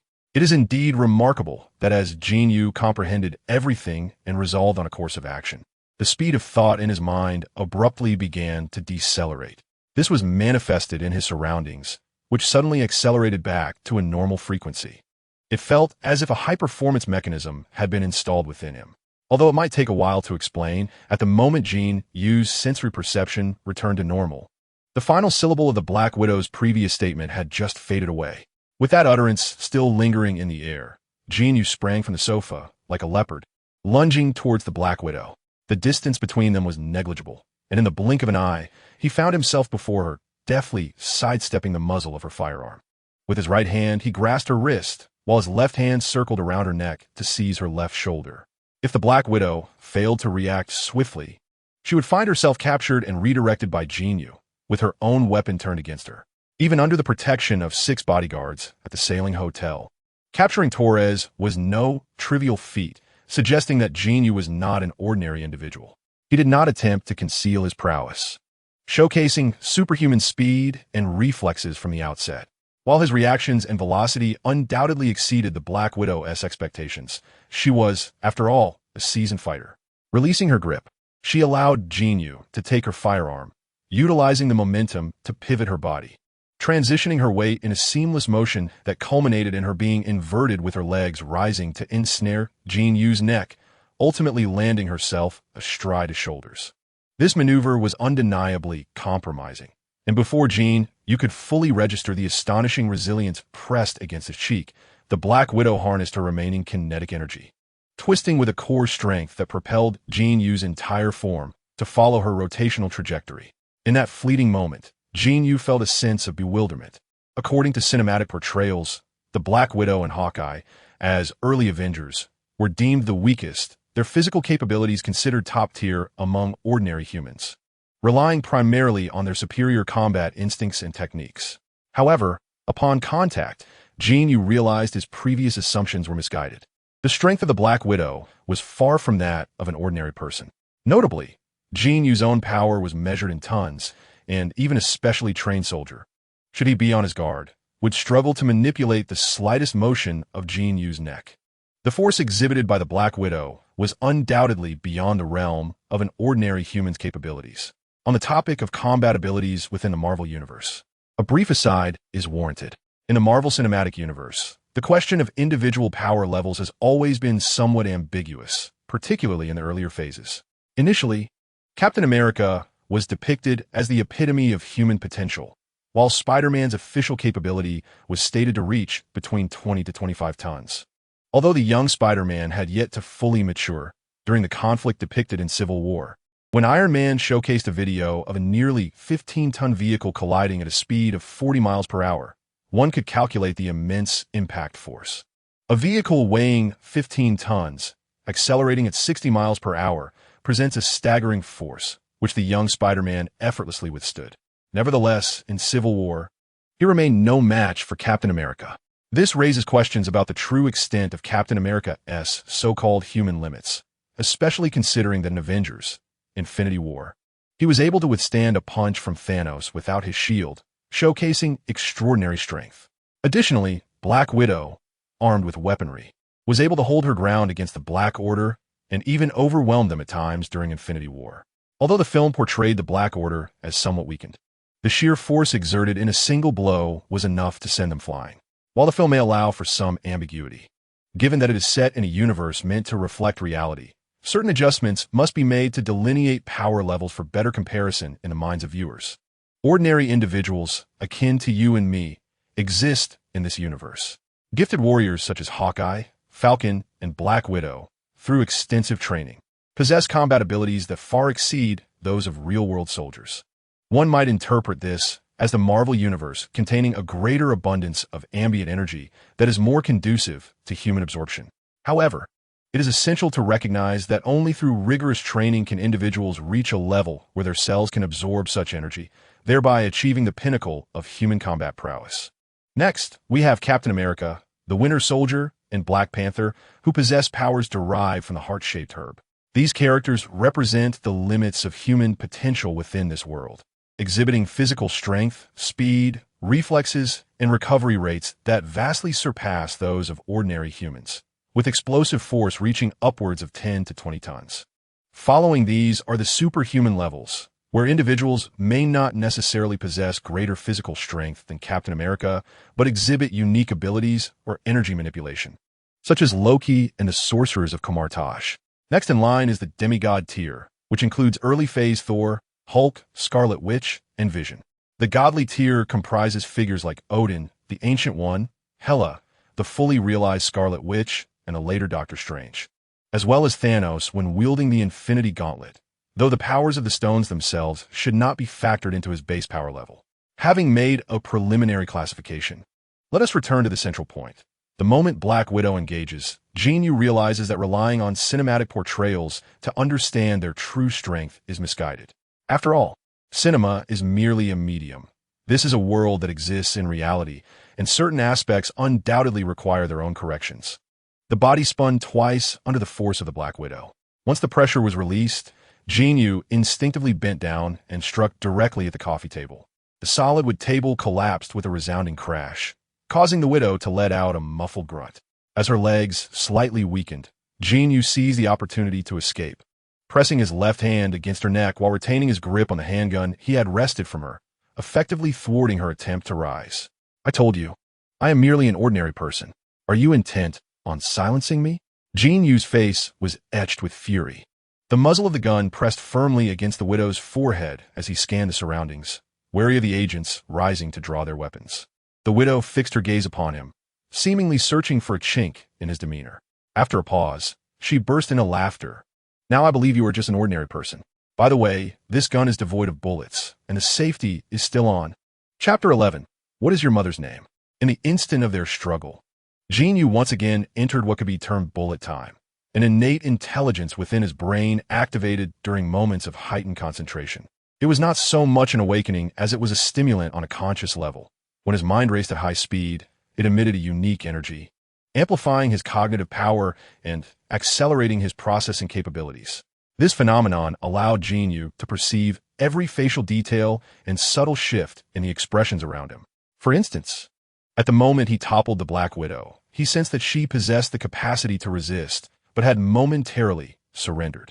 Conversely, when he held the gun to her head, the surrounding agents, despite quickly reaching for their weapons, displayed an eerie calmness in their gazes, except for one man at the sailing hotel, who appeared to harbor a lethal intent from the outset. Indeed, when the widow laughed and pointed out that Jin Yu had not disengaged the safety on the gun, he lowered it, and the agents gradually retracted their weapons.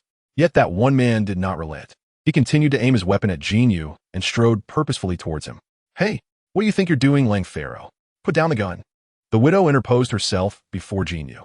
He remained composed, observing the man named Lang Pharaoh in silence. "He is certainly not an ordinary individual.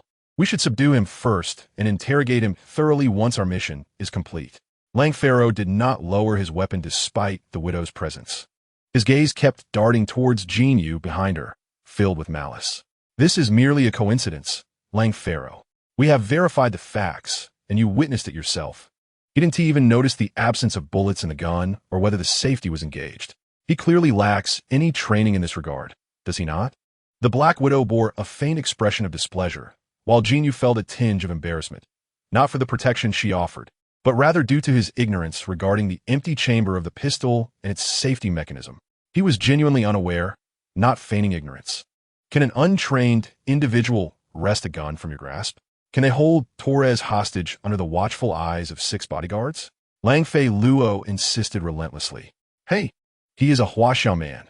The fight scenes in their action films have been meticulously studied. The Chicago Police Department even enlisted an 80-year-old from Chinatown as a martial arts instructor.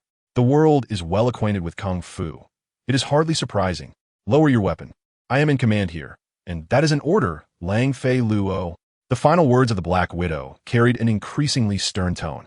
Reluctantly, Lang Fei Luo lowered his weapon, yet his gaze remained fixed on Jin Yu, filled with malevolence, as he issued his threat. Consider yourself fortunate, kid. Had I known in Dubai, I would have killed you on the spot. You'd best be cautious. I will keep a close watch on you. Should I discover any misconduct, I swear, I will turn your head into tomato sauce. You wretched yellow-skinned monkey. Initially, Jin Yu merely smiled at them, believing the matter would soon conclude and they would part ways. He cared little for Lang Fei Luo's disdain. What mattered most was that, from another perspective, Lang Fei Luo was not entirely incorrect.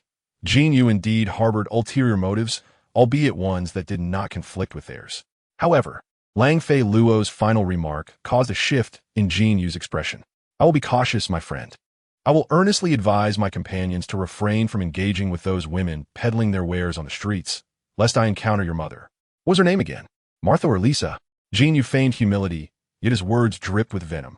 Lang Fei Luo, already harboring a sense of disdain towards him, was evidently irked by the insult. He raised his weapon once more and fired directly at Jin Yu. Jin Yu stood unmoved, for the Black Widow had already stepped forward to intervene. Just as Lang Fei Luo pulled the trigger, the gun's muzzle was redirected skyward by her swift action. The suppressed submachine gun emitted a series of muted thuds, sending splinters flying from the cabin's ceiling. Get away, you damned yellow-skinned monkey. He insulted my mother. Lang Fei Luo spat, his lips twitching, white saliva spraying forth. Clearly infuriated by Jin Yu's taunt.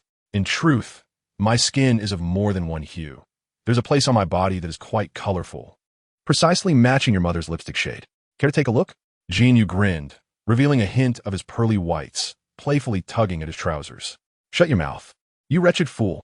The Black Widow turned and shouted at Jin Yu, while Lang Fei immediately released his grip on the submachine gun and began to rush towards Jin Yu. With no other option, the Black Widow struck Lang Fei's head with the gun's body, resulting in a resounding thud as he slumped to the ground. This fellow is undoubtedly a racist. Are there no restrictions on racial discrimination in your recruitment assessments?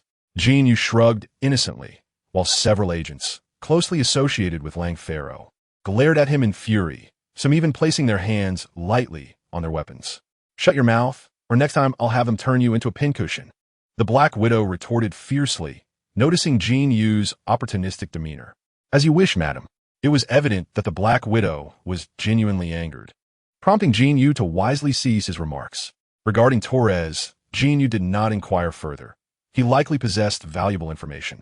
From the Black Widow's brief comments, it seemed he had been recruited by S.H.I.E.L.D., a matter that did not particularly concern Jin Yu. Although he had kept the fragments incident to himself, it planted a seed for future complications. However, Jin Yu was unfazed. The restoration of the bronze mirror had granted him immense advantages. By the time Torres gained S.H.I.E.L.D.'s trust and sought retribution, Jin Yu felt confident in his ability to confront him. Overall, despite numerous unforeseen events during this trip to Dubai, the successful restoration of the bronze mirror was a significant accomplishment, his greatest asset in this world. The effort was well worth it, especially since engaging with superheroes and organizations like S.H.I.E.L.D. was inevitable. Having early exposure was not a misfortune. After a night of rest, Torres remained behind. He was correct. His business in the region was indeed with a powerful local figure. Removing him from the UAE posed a considerable burden on the Black Widow and her team. Thus he was left there to await further arrangements. Jin Yu, having made an appearance at the Sailboat Hotel, had also gained recognition in the UAE and had no choice but to accompany the Black Widow and others to the next mission site. At that juncture, the Black Widow would provide him with a new passport, allowing him to return to the United States directly from another country. Chapter 12. Declining the invitation, as Jin Yu was not a member of S.H.I.E.L.D., the Black Widow and her team did not summon him for their discussions. However, Jin Yu was usually quite aware and would keep his distance while they conversed, refraining from prying. Initially, when it was suggested that he would be taken to another country, he assumed it would be one in Western Europe. To his surprise, the Black Widow and her team transported him directly to a small town in Ukraine aboard a small aircraft of unknown origin. I had expected we would visit countries like France or the Netherlands, seizing the opportunity for some travel. However, I was taken aback to find ourselves in Ukraine. Jin Yu surveyed the foreign scenery outside. It was a small village with rudimentary infrastructure where the majority of pedestrians were elderly men and women. Is Ukraine not a wonderful place? The cost of living is low, and it is abundant with striking beauties. Indeed, it is a paradise for men. Black Widow assessed Jin Yu before smiling and remarking, I find it curious that, although unspoken, it is evident you belong to some American intelligence organization. You must realize this is former Soviet territory, where Americans do not seem particularly welcome. This must be yet another covert base for S.H.I.E.L.D. After arriving, Black Widow dispatched everyone, leaving only Jin Yu and herself. Throughout the journey, they had grown more familiar with one another, and their conversations became less guarded. This is not our decision. It stems from Torres. That fellow is an information trafficker, dabbling in human trafficking as well, dealing in former Soviet weapons experts and scientists who have fallen into obscurity. He sells them at a high price to various terrorist organizations or Middle Eastern governments. Our purpose here is to retrieve a weapons expert he has temporarily sheltered, whom he intends to sell to individuals from the UAE. Our trip to Dubai was solely for this matter. Surprisingly, Black Widow revealed their plans without hesitation, unaware of the potential implications. Jin Yu expressed his astonishment. Shouldn't this be classified information? Are you truly divulging this to me? For heaven's sake, you aren't planning to eliminate me afterward, are you? After all, that fool named Lang fellow has long desired my demise. Jin Yu exaggeratedly stated, prompting a nonchalant eye roll from Black Widow. I simply see no reason to conceal it any longer. There is no one here who can forge a passport for you. Once they have acquired the individual, you must accompany us to Odessa, where we will arrange for your passport. You can then take a flight to Kyiv for a layover. I inform you in advance to prevent your mind from wandering on the journey. Rest assured, upon your return, someone will seek you out to sign a non-disclosure agreement. Black Widow stated with an air of indifference, having just received a call indicating that, due to Torres being under their control, his associates were compliant and had successfully handed over the weapons expert. Everything was proceeding smoothly, and she felt a sense of relief. I am curious. What would happen if I were to divulge the secrets of your organization? Jin Yu inquired with genuine interest. You would find yourself cast into the most notorious prison in the Federation, filled with murderers and depraved individuals. A delicate young man like you would be the most sought-after presence there. Despite knowing that Black Widow was merely attempting to intimidate him, Jin Yu could not help but conjure images of dozens of burly men leering at him, involuntarily shivering at the thought. Have you ever considered joining us? Your skills are impressive. Even if you can't become a qualified agent, you could still be a member of our operations team, and the salary is quite lucrative. Black Widow enticed. Within S.H.I.E.L.D. Nick Fury maintained a firm grip over the agents. However, the operations team often found themselves hindered by the Department of Defense. Many times, the team members did not directly adhere to their commands. For instance, Langley was one of their own. As a member of Fury's faction, Black Widow naturally wished to recruit more talent for her side. Jin Yu was quite remarkable, young, skilled, and possessing a commendable psychological fortitude. Forget it. I'm just an ordinary person with no interest in becoming an agent. Besides, I've grown accustomed to my freedom. This job isn't suited for me. I'd rather go to Kyiv and admire some beauties. Jin Yu exclaimed, stretching languidly before the window. Since the restoration of the bronze mirror, he had sensed its ability to absorb energy from the external world through his body, continuously enhancing him. This sensation was delightful. He still had a substantial sum of money within the mirror, allowing him to relish life and gradually grow stronger, contemplating the notion of stepping onto the stage only later. Even then, he had no desire to join any organization that would impose constraints upon him. What we do will make the world a better place. Don't you find that meaningful? Black Widow attempted to persuade him from a different angle. Forget it. Jin Yu nonchalantly lit a cigarette and settled onto the sofa. This is typical American thinking, saving the world and yearning for freedom. I won't judge right or wrong, but let me tell you, the world's functioning relies on ordinary people like me, not on agents like you. In my view, the world would be better off without agents who trample on rules, whether they claim to be just or villainous. Besides, even if the world truly needed saving, it wouldn't miss my absence, would it? Instead of using that to persuade me, you might as well tell me how your organization is filled with beauties like you. That would be more enticing. At this juncture, A playful thought flickered in Jin Yu's mind. He exhaled a puff of smoke toward Black Widow. One could not deny that during this period, Black Widow was indeed at the pinnacle of her beauty, her face radiant with youthful collagen, rivaling that of any Eastern beauty. If you dare to blow smoke at me again, I will shatter your skull with a bullet. Black Widow as cold thread extinguished any hint of mischief in Jin Yu's heart. Perhaps it was the unconventional angle of his words that she had never contemplated. After delivering her warning, Black Widow ceased her attempts to persuade him to join, instead narrowing her eyes, seemingly lost in thought. The mission proceeded smoothly. Shortly after sunset, Black Widow received information from her partner. The two of them drove an off-road vehicle, merging with other SHIELD members, and headed toward the port city of Odessa in Ukraine. They were in a small town not far from Odessa, merely a little over 100 kilometers away. Having spoken to Jin Yu, there was no longer any need for concealment. Agents of SHIELD forged ahead, while Jin sat in the passenger seat of the central SUV with an agent at the wheel. Black Widow occupied the back seat alongside a venerable weapons expert, while a vehicle behind them carried several operatives from Langfaro's team. Silence enveloped the journey until, on a coastal mountain road nearing Odessa, a man with long hair and a mask suddenly emerged in the middle of the road ahead, wielding a heavy rifle equipped with a grenade launcher. Most strikingly, the entire left arm of this enigmatic figure gleamed with metallic luster under the moonlight. Chapter 13, Winter Soldier Boom. A deafening explosion erupted, transforming the lead vehicle into a fireball that was thrust skyward. A piercing screech of brakes echoed as the drivers reacted instinctively, slamming their feet down on the brakes and veering sharply to the left. Jin Yu entered a state akin to bullet time, able to witness the flaming wreckage of the front vehicle plummeting back to earth, rolling past his own car. He could even see the agents inside, their forms grotesquely burned, mouths agape in silent screams. It was not until the SUV tumbled off the right side of the road, plummeting down a cliff dozens of meters high into the sea below, that Jin turned to face the man blocking their path. With long hair, a mask, and a metallic left arm, the grenade launcher still emitting wisps of smoke, the cold emptiness in the assailant's gaze thickened the air with a palpable sense of foreboding. It was the Winter Soldier.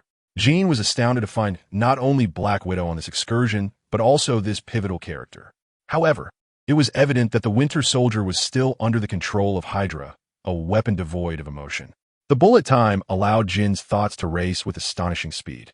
Though his mind had already traversed several thoughts, the screeching of the brakes lingered in his ears until he finally discerned the figure ahead. Bang! A thunderous crash accompanied by violent jolting ensued as the vehicle spun around and crashed heavily against the mountainside on the left. Before Jin and the others could recover from the impact, another collision followed. This time, the vehicle behind had failed to brake in time, ramming into the rear of Jin's car. The force of the impact was jarring, causing Jin's head to smash into the windshield, shattering it into a spiderweb of cracks, leaving him unable to see the outside world clearly. Damn it! Jin Yu uttered a phrase steeped in national essence, grateful that his physical resilience far surpassed that of ordinary men. Otherwise, that last impact might have proven fatal. It is worth noting that the windshield before him was bulletproof. The driver beside him was bent over, unfastening his seatbelt, seemingly unscathed. In the instant of the collision, the back of the seat had endured a heavy jolt, and Jin Yu faintly heard a muffled groan, likely from the weapons expert. Turning to look, he found the Black Widow, as anticipated, to be unharmed. She was currently checking the vital signs of the weapons expert. Sensing Jin Yu's gaze, she withdrew her firearm with one hand, without lifting her head, and spoke tersely. "Yes, fine, but we must find a way to exit the vehicle quickly. We have no idea how many enemies are approaching." Jin Yu thought to himself that he couldn't care less about whether the expert lived or died. However, being trapped in the car was indeed untenable. Just as he contemplated finding an opportunity to escape and assess the situation, a deafening gunshot reverberated from outside. Alongside the gunfire, Jin Yu caught sight of the crimson bloom that erupted from the Black Widow's abdomen. Following that was the shattering of the windshield and two nearly simultaneous muffled groans. One from the widow, who had been struck in the abdomen, and the other from the driver, who had been hit directly in the chest, resulting in a gaping wound the size of a fist. The driver's right hand lingered on the seatbelt latch, while blood began to bubble at the corner of his mouth. It was evident he was on the brink of death. Such powerful weaponry. Had it not been for the driver, that bullet would have surely claimed the widow's life. Jin Yu momentarily stood in shock, suddenly feeling an inexplicable sharp pain in his temple. Instinctively, he leaned back, activating his bullet-time perception once again.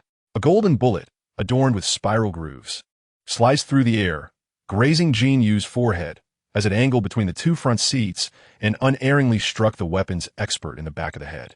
The elderly man's skull erupted into a gory mess, splattering blood across the wounded widow's face. As the convoy of 3 vehicles began to stabilize after the first car was blown apart, 2 more bullets followed in quick succession. One struck and killed the driver, while another grievously injured the most formidable operative, the Black Widow. The second bullet claimed the life of their protected target.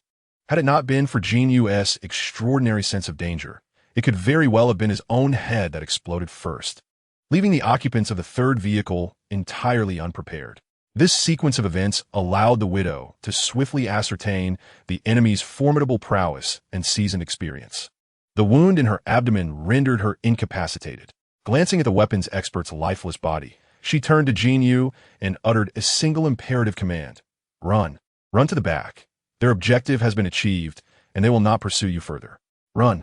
As the Black Widow spoke, 2 gunshots rang out, aimed at the vehicle behind them. It was evident that the occupants of that car had reacted, preparing to disembark and retaliate, only to be met with 2 swift shots from the Winter Soldier, which sent them retreating. Jin Yu swiftly turned to gaze ahead, where indeed the Winter Soldier stood to her right, weapon drawn and poised, striding towards her while his gaze pierced past Jin Yu's car, fixated on the rear. Jin Yu caught sight of the driver's lifeless body and reached for the handgun tucked beneath his arm. However, the Winter Soldier seemed to have been monitoring her movements. For no sooner had she begun to reach for the weapon than he tilted his body, redirecting his aim with precision, and fired 2 shots in her direction. Forced to turn for cover and unable to grasp the gun, Jin Yu gritted her teeth, lowered her head, and seized the car door, channeling all her strength into a powerful kick at the hinge. With a decisive crack, she hesitated no longer, emulating scenes from movies, using the car door as a shield as she charged towards the Winter Soldier. After her encounter with the Black Widow, Jin Yu had realized that the abilities of such pivotal characters might surpass their cinematic portrayals. This was true for the Black Widow, and even more so for the Winter Soldier. Remaining in the vehicle would mean certain death. Exiting and running would expose her back to the Winter Soldier. The only viable option was to disembark and suppress the Winter Soldier's south firepower at close range, hoping that the SHLD agents behind her might provide a sliver of hope. After taking only a couple of strides, Jin Yu felt a heavy thud on the door as 2 bullets struck. But the SHIELD agents reacted swiftly, taking advantage of the Winter Soldier's focus on Jin Yu. Gunfire erupted from behind, indicating their counteroffensive had begun. Jin Yu's spirits lifted as she stole a glance at the Winter Soldier, now merely 3 or 4 meters away. She lifted the car door, wielding it as a weapon, and swung it fiercely towards him. In that moment, the terrifying combat instinct of the Winter Soldier became apparent. Nearly as soon as Jin Yu released the car door, he aimed his weapon at the retreating agents and unleashed a rapid 3-shot burst, forcing them back behind the vehicle. Then, with a deft twist of his body, he ducked beneath the door and pivoted, his left arm swinging like a hammer as he launched a counterattack toward Jin Yu. Just as Jin Yu's right hand retracted, she witnessed a glinting, metallic arm hurtling toward her head with a menacing whistle. The bullet time bestowed upon Jin Yu by the copper mirror granted her ample opportunity to analyze the Winter Soldier's assault and formulate her next move, compensating for the lack of combat experience typical of an ordinary person. Yet, even with this advantage, faced with the Winter Soldier's swift and ferocious strike, she could only manage to pull her arms back in time to shield her head. As the iron fist descended upon him, Jin Yu felt as though he had been struck head-on by a speeding freight truck. An overwhelming force surged through his arms, propelling him several meters into the air.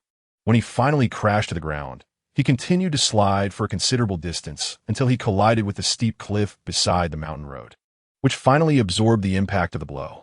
What kind of monstrous strength is this? Jin Yu pondered in shock. Though his body had been augmented by the copper mirror and could withstand the force, the intense pain radiating from his arms indicated that beneath the impact, His forearm bones had sustained subtle fractures. In his mind, the copper mirror emanated a peculiar energy, rushing toward his arms to diligently mend the cracks in his bones. Were it not for the ongoing battle, he could have fully healed from such injuries within an hour or two. However, the Winter Soldier had no intention of granting Jin Yu such respite. Raising his right hand, he unleashed a barrage of bullets aimed directly at Jin Yu. Ignoring the lingering soreness throughout his body, Jin Yu executed a swift roll, positioning himself beside the off-road vehicle to obstruct the Winter Soldier's line of sight. Gunfire erupted from the rear. It turned out that the occupants of the last vehicle had begun to retaliate, forcing the Winter Soldier into a defensive stance at the front of the car, thus providing Jin Yu a moment to breathe. He glanced back to see that the vehicle belonged to a S.H.I.E.L.D. action team. While Langfaro was somewhat insufferable, his crew was reliable in a firefight. All four members had disembarked, pairing up to cover both flanks with their firearms. No matter from which side the Winter Soldier emerged, he would be met with a fierce barrage of suppressive fire, temporarily affording Jin Yu a safe space. Yet, Jin Yu found himself at the heart of the crossfire, merely half a vehicle's length away from the Winter Soldier. Remaining in this position was untenable. We must retreat. Staying here is far too perilous. At that moment, he heard Black Widow's voice from within the vehicle. Looking up, Jin Yu noticed a slight crack in the rear door. Black Widow was leaning against the seat in front of her. After sustaining her injuries, Black Widow had urged Jin Yu to escape immediately, a decision born of necessity. However, abandoning her now weighed heavily on Jin Yu's conscience. After a moment's hesitation, he gently grasped her arm and whispered, "We shall leave together." Black Widow was gravely injured, particularly in her abdomen, rendering her utterly powerless. Jin Yu carefully maneuvered to extract her from the vehicle. Observing his efforts to rescue a fellow agent, the others showed no restraint in firing their weapons. Rat-a-tat-tat.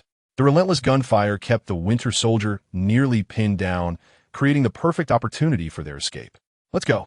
Having finally managed to get Black Widow out, Jin Yu disregarded any notions of chivalry and swiftly hoisted her into his arms, crouching low as he prepared to retreat. Just then, a sudden crack echoed in his ear. The sound emerged amidst the intermittent gunfire. It was evident that not only Jin Yu heard it, but the Black Widow certainly did as well.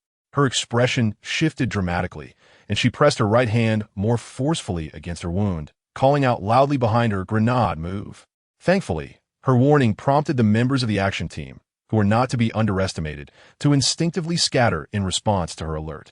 At the same time, the Winter Soldier, who had been lying in wait for quite some time, abruptly rose. The grenade launcher beneath the muzzle of his rifle had been reloaded unbeknownst to anyone, and he aimed a grenade directly towards the rear. Boom! A deafening explosion ensued.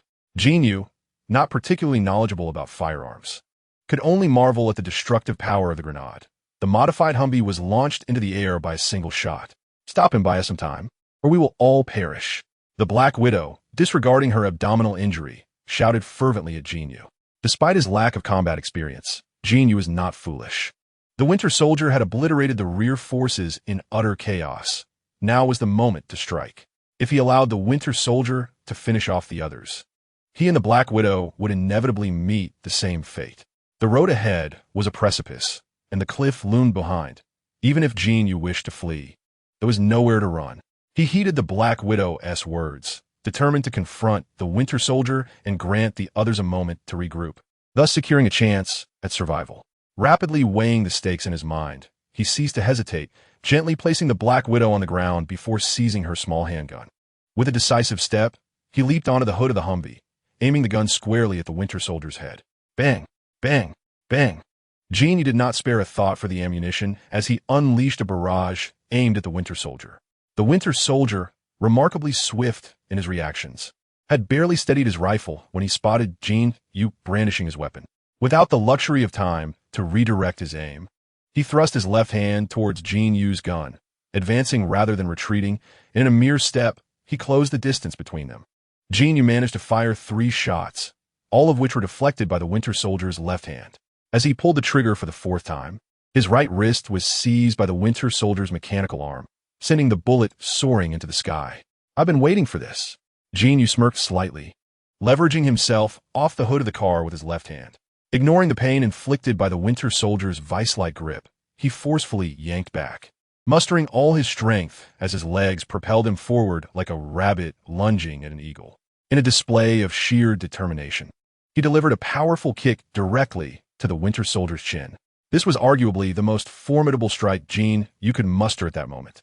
Even though the Winter Soldier's physical prowess exceeded Jin Yu's expectations, this unexpected blow sent him soaring off the ground and backward into the distance.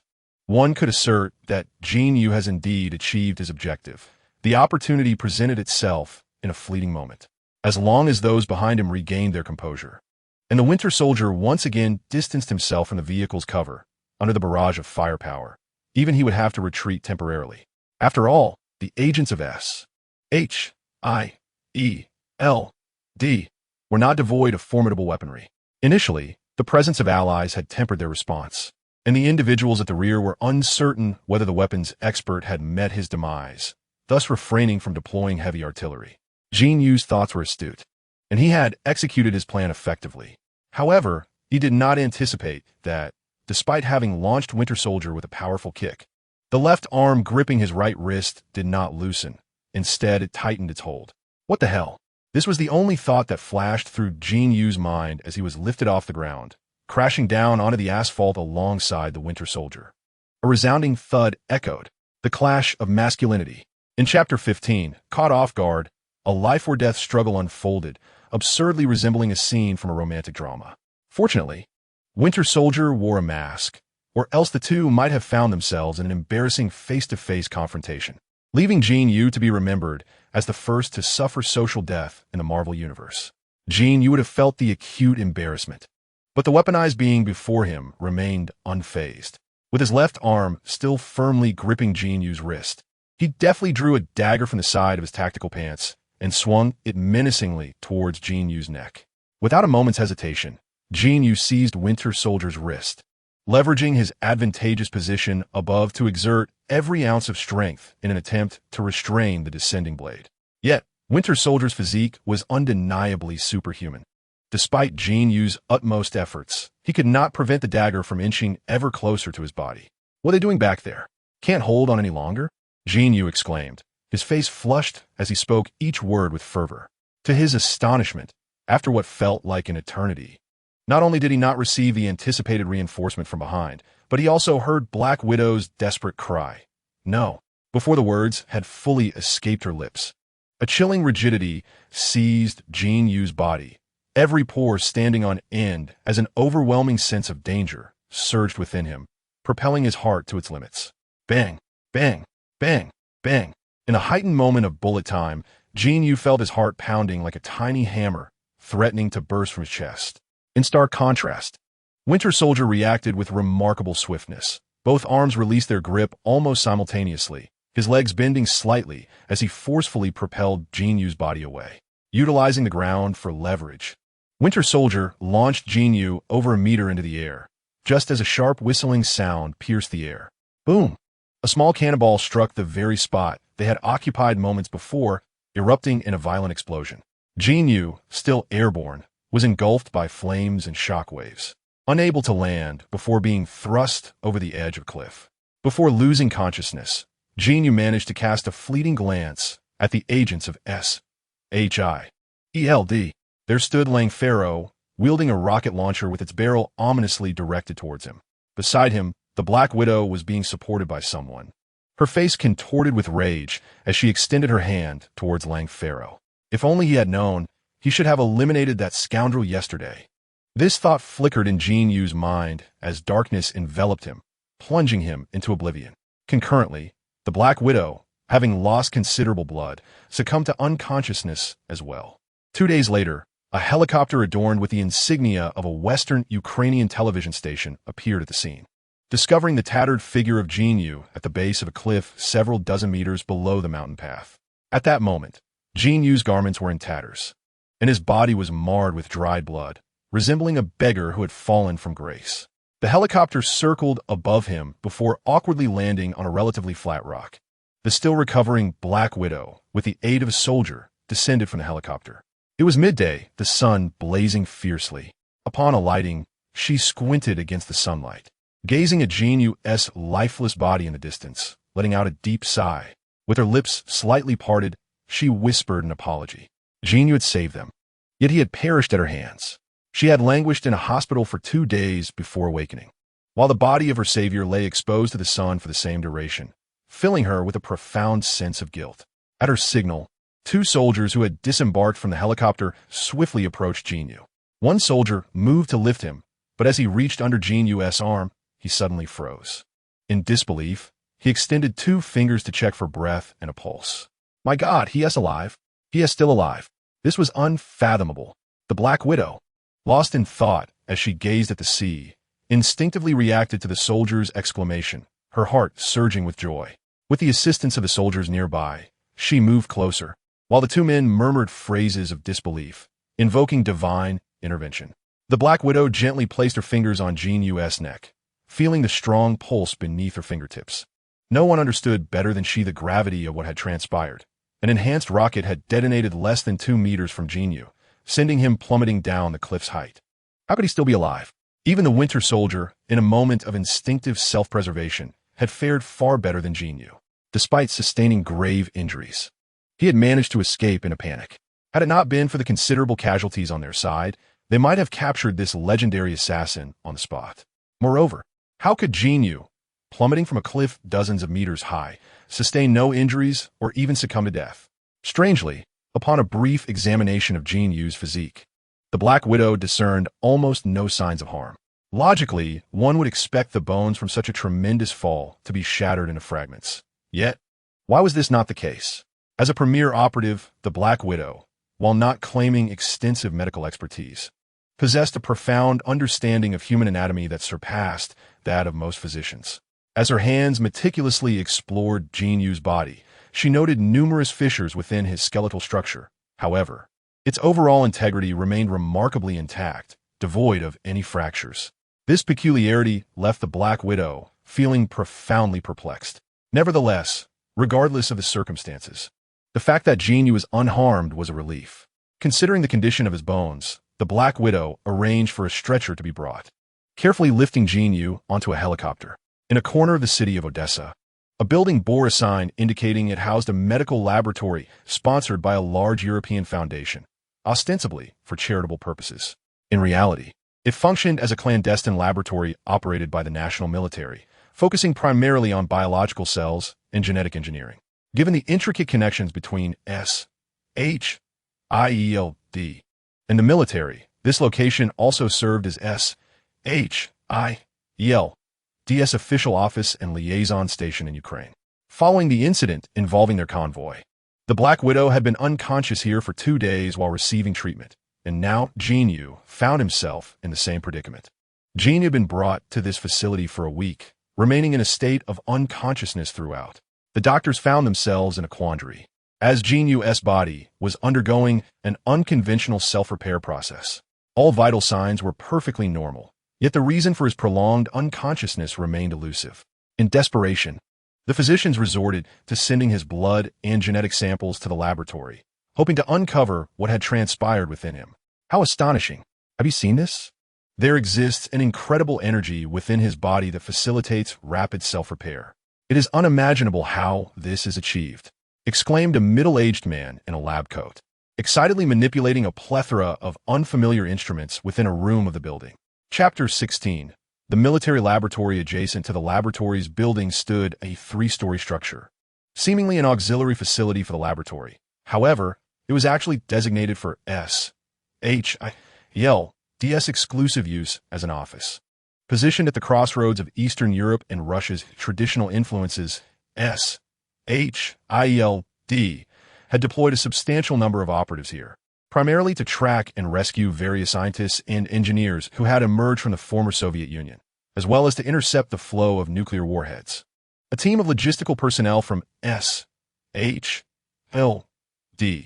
was permanently stationed here, yet they relied on basic infrastructure borrowed from the laboratory, including medical staff and equipment contingent upon SHIELD providing extensive intelligence to the U.S. military. This is, in fact, a lingering issue from history. originating from the formation of a military alliance dominated by the United States after the conclusion of World War II, which was initially led by the American military. However, as time passed post-war, the confrontation among major nations gradually shifted towards the combat against terrorism and the management of global crises, leading to a gradual detachment from military control and its evolution into a subordinate body of the World Security Council. This transformation occurred after Nick Fury's experiences during the events surrounding Captain Marvel in 1995. Nevertheless, there remain intricate ties with the U.S. military. After all, the former director, Alexander Pierce, still serves as the Secretary of Defense. At this juncture, the full name of the agency remains the Strategic Homeland Intervention, Enforcement, and Logistics Division. The fact that the action teams are not completely under Nick Fury's command is evident. Disregarding the Hydra infiltrators, it is clear that Fury has yet to achieve total control over the agency. The situation is quite complex. However, at the very least, in the small building where Jin Yu is located, personnel from the laboratory usually do not frequent this area, except for some shared basic facilities. Despite being situated in the same courtyard, one group consists of enigmatic agents, while the other comprises scientific eccentrics, resulting in minimal interaction. Yet today, upon the Black Widow's return from outside, she sensed an unusual atmosphere. Soldiers had begun to stand guard outside the small building, though she could not ascertain when this change occurred. As a laboratory subordinate to the U.S. military, the presence of soldiers is entirely reasonable. However, the fact that these American soldiers had taken up posts near the small building seemed rather unusual. What had transpired? The Black Widow, clad in her sleek combat attire, furrowed her brow, her strikingly beautiful face revealing her concern. "I do not know, sir. We have been ordered to take over this location," a stern African-American soldier declared coldly. "Ordered to take over? It seems your military is overstepping its bounds." The Black Widow pondered the implications of this takeover for a moment, ultimately suppressing her frustration and proceeding with a stoic demeanor towards the interior. However, as she took a step forward, the soldier abruptly blocked her path with an outstretched arm. "Step aside." The Black Widow swiftly twisted the soldier's arm, bringing a handgun to bear against his temple.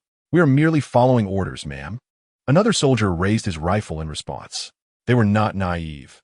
The military's interference in intelligence operations was a matter for their superiors, and a misstep could render them mere pawns in someone else's conflict, leaving them unaware of their impending demise.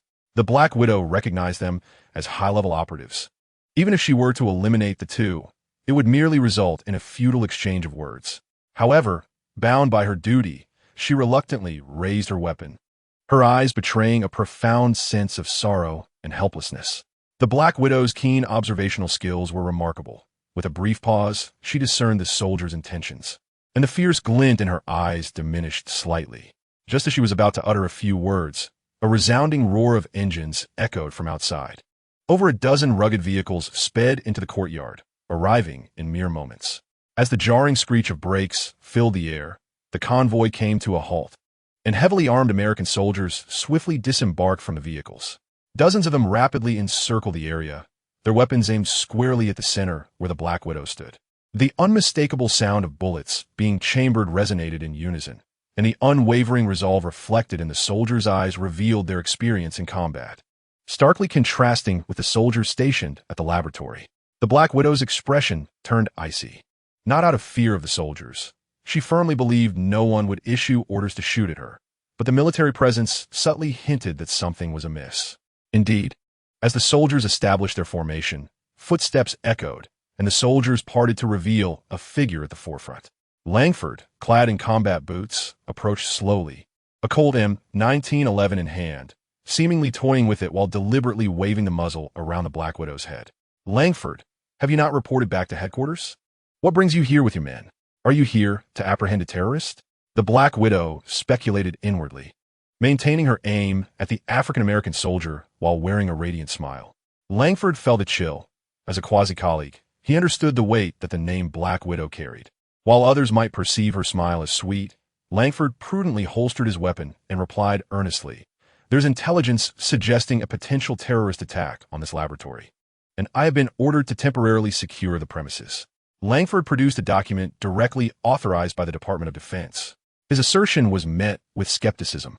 Protecting the laboratory should involve securing the adjacent facility rather than surrounding this SHIELD office.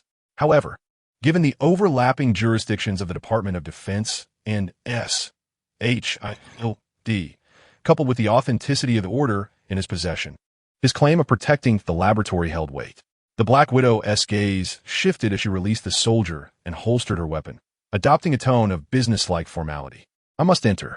Langford initially gestured for his soldiers to lower their weapons. "Of course, you may enter, but from this moment on, no one is permitted to come or go freely from here." To underscore the gravity of his statement before the Black Widow, Langford waved his hand toward the surrounding soldiers. The elite operatives promptly split into groups. Some entered the building while others fanned out, establishing perimeter security and patrols. The Black Widow cast a penetrating glance at Longfellow before hastily entering the small building. Chapter 17. The Military's Covetous Gaze Upon Entering. The Black Widow paid little heed to the soldiers' actions, instead swiftly veering into the adjacent stairwell. As she dashed forward, she retrieved her mobile phone, only to find that the signal indicator at the top of the screen had been replaced by a diagonal slash, clearly indicating that the signal in this area had been jammed. The Black Widow was not surprised by this development. Rather, she focused on the screen, which displayed a text message interface featuring an anonymous number. The content of the message consisted solely of a single uppercase letter: experienced and astute. The Black Widow had already dispatched a distress signal at the first hint of danger. Upon confirming the message had been successfully sent, she exhaled a long sigh of relief, switched off her phone, and slowed her pace as she approached Jin Yu's hospital room. Just a few meters from the door, she spotted two soldiers armed with live ammunition standing guard. Inside, the raised voices of several doctors engaged in animated discussion could be heard. "Romanoff, good afternoon." Before the Black Widow could discern the nature of their conversation, one soldier, upon noticing her, greeted her with exaggerated volume. As expected, the moment he spoke, the discussion within abruptly ceased, replaced by the clattering of various equipment. Frowning, the Black Widow took several strides forward, disregarding any potential entanglement with the soldiers at the door, and entered the hospital room. To her immediate surprise, she was met by the head of a project team from the laboratory, an elderly scientist with white hair, accompanied by several medical staff members stationed there. "It seems my friend is gravely injured. The doctors cannot resolve the issue and require your expertise in cellular biology." In response to the Black Widow's veiled sarcasm, the cellular biology expert merely smiled noncommittally. "Your friend's body is undergoing a remarkable self-healing process. This is beyond the realm of conventional medicine. I am merely here to observe and offer some suggestions." The Black Widow chose not to respond, shrugging in resignation as she stepped aside to allow them passage. Once the group departed, she quickly closed the hospital room door and employed a device to conduct a thorough examination of the entire area. After confirming the absence of any surveillance equipment, she approached Jin Yu's bedside. Jin Yu lay on the hospital bed, appearing no different from an ordinary person, devoid of any visible injuries.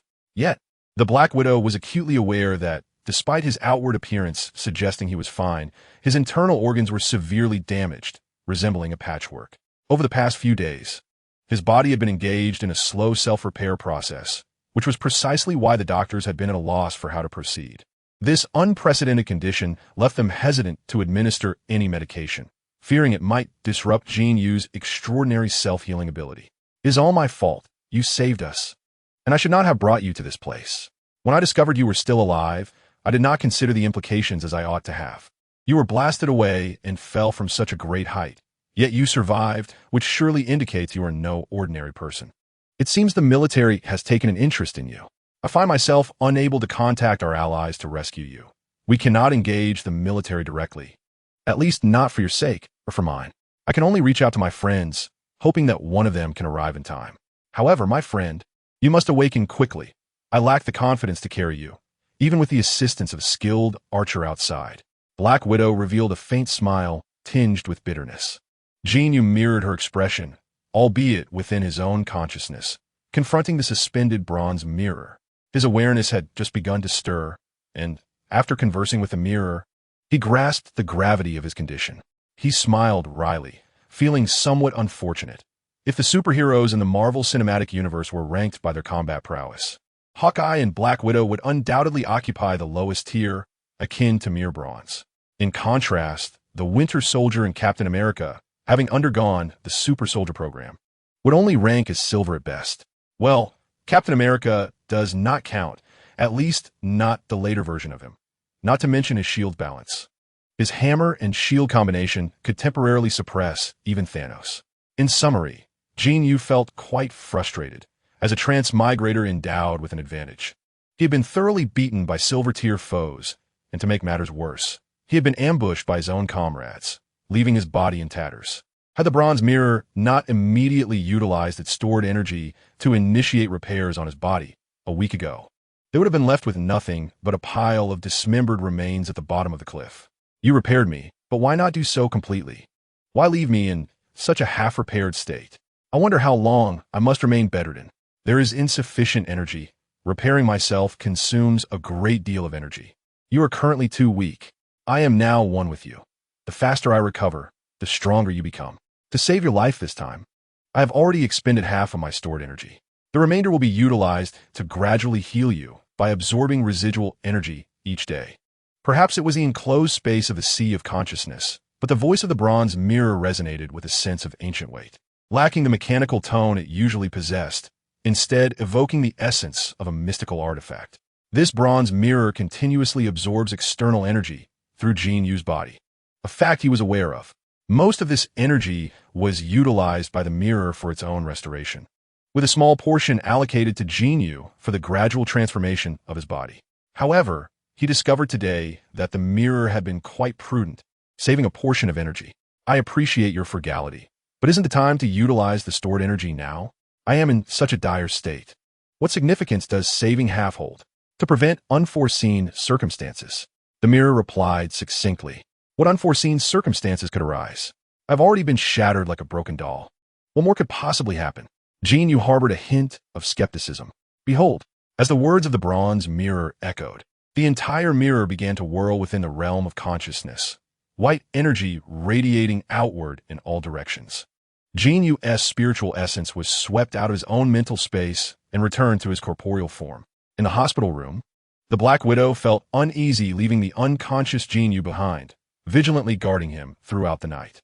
Alas, her anticipated rescue did not arrive, and just as dawn broke, Lang Fei Luo appeared, accompanied by a fully armed squad of soldiers, who immediately leveled their weapons at the Black Widow beside the hospital bed. Chapter 18. The arrest. Lang Fei Luo, what are your intentions? The Black Widow squinted, her eyes flashing with a glimmer of peril. By order of the Ministry of Defense, we must take him for treatment elsewhere, and we hope for your cooperation, Agent Romanoff. Lang Fei Luo waved his hand, signaling the soldiers behind him to advance, clearly intending to seize Jin Yu. Halt! The Black Widow rose, her gaze fixed intently on Lang Fei Luo. Damn it, he saved all our lives. You should not treat him this way. I have stated that this is a directive from the Ministry of Defense, and he is of utmost importance to us. We will not harm him. You must understand, everything is for the nation's benefit. Lang Fei Luo gestured for the soldiers to proceed. However, facing the renowned Black Widow, she utilized the force of a chair to swiftly incapacitate one soldier who had approached the bed. Then, using one hand for support, she kicked the gun away from another soldier. Before anyone could react, she stepped forward, seizing a rifle from one soldier's grasp, aiming it at the back of his head. And then, pulling the bewildered soldier with her, she retreated to a corner, shielding herself behind the towering figure of the soldier. I know what you're thinking. Lang Fei Luo, locking someone in a laboratory to experiment on their blood cells. Do you not consider that a form of harm? Ha ha! Upon hearing her words, Lang Fei Luo erupted into laughter. You dare to speak of human rights? How many undisclosed secrets lie within your Homeland Strategic Defense and Logistics Bureau? You, the world's most notorious spy, are lecturing me on human rights? I advise you to lower your weapon. Any grievances can be addressed through your superiors, but do not interfere with my mission, or else. Lang Fei Luo's demeanor turned grave, and before he could finish, the surrounding soldiers raised their weapons expressionlessly, showing no concern for their comrade held hostage. The Black Widow's expression grew serious. She stole a glance out the window, where several squads of armed soldiers stood below. In such a situation, even she might not emerge unscathed, let alone with an unconscious patient in tow. Most critically, that fellow should have received her message. Why had he not yet arrived? Lang Faro possessed a certain degree of capability. Standing beside the widow, he could catch a glimpse of half her face and, through her expressions, surmise her thoughts. Forget it. You won't receive any assistance. The message you sent yesterday has been intercepted. The words escaped his lips, provoking the widow to curse vehemently, her gun pressing firmly against the soldier's nape. You have 10 seconds to contemplate. Under normal circumstances, Lang Faro would prefer to avoid direct conflict with the Black Widow, as it would inevitably lead to troublesome repercussions. Moreover, if the notorious widow unleashed her fury, despite his thorough preparations, casualties would be unavoidable. Such thoughts lingered in his mind, yet his demeanor remained resolute. After uttering his ultimatum, he drew his pistol. 10, 9, 5. As the countdown progressed, Lang Faro's pace slowed. The widow recognized his efforts to avert confrontation, yet she was acutely aware that the military officials behind the scenes would stop at nothing, even if it meant her immediate demise. Watching Jin Yu being taken away was a prospect she could not bear. Once he was relocated, retrieving him would become a formidable challenge. Moreover, she had heard whispers of a clandestine military experiment, rumored to have birthed uncontrollable green monstrosities. She would not stand idly by and witness Jin Yu succumb to such a fate. Her escape from the Red Room had been facilitated by Hawkeye's unwavering trust and tenacity, leading her to join the Department of Homeland Strategic Defense and Logistics, where she could pursue what she deemed righteous. Now, she could not forsake her savior and comrade, nor could she make a decision that contradicted her principles. Yet, stubborn resistance would only plunge them both into peril, leaving no viable options for resolution. 3, 2. The countdown persisted, beads of sweat forming on the widow's brow. Lang Faro tightened his grip on the pistol, inhaling deeply. Should she refuse to cooperate, he would have no choice but to eliminate the Black Widow and forcibly extract Jin Yu. He hoped the ensuing bureaucratic tussle between the military and the Department of Homeland Strategic Defense would not ensnare him, a mere pawn in their game.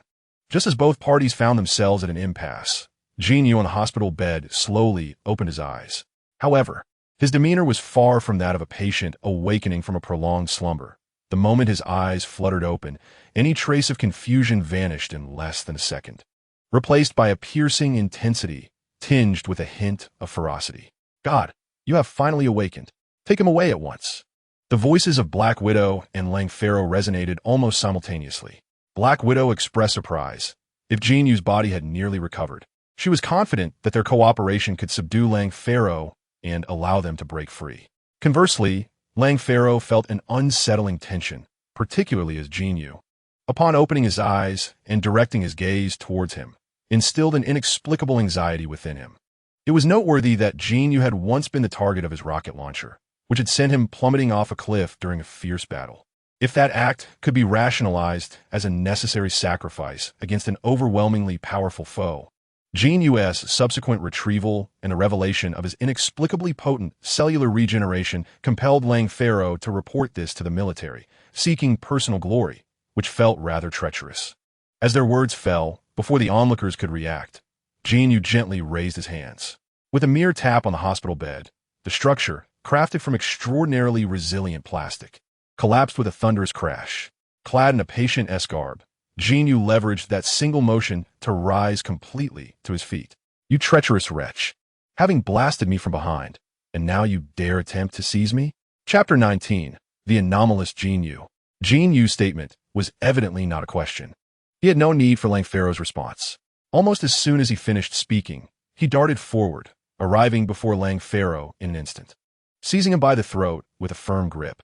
Despite Lang Faro's towering stature and formidable physique, Jin Yu lifted him effortlessly, as if he were a mere kitten or puppy, suspending him in midair. The contrast was stark as Lang Faro, despite clinging desperately to Jin Yu's fingers, turned crimson, indicating the considerable strength Jin Yu exerted. Jin, please don't.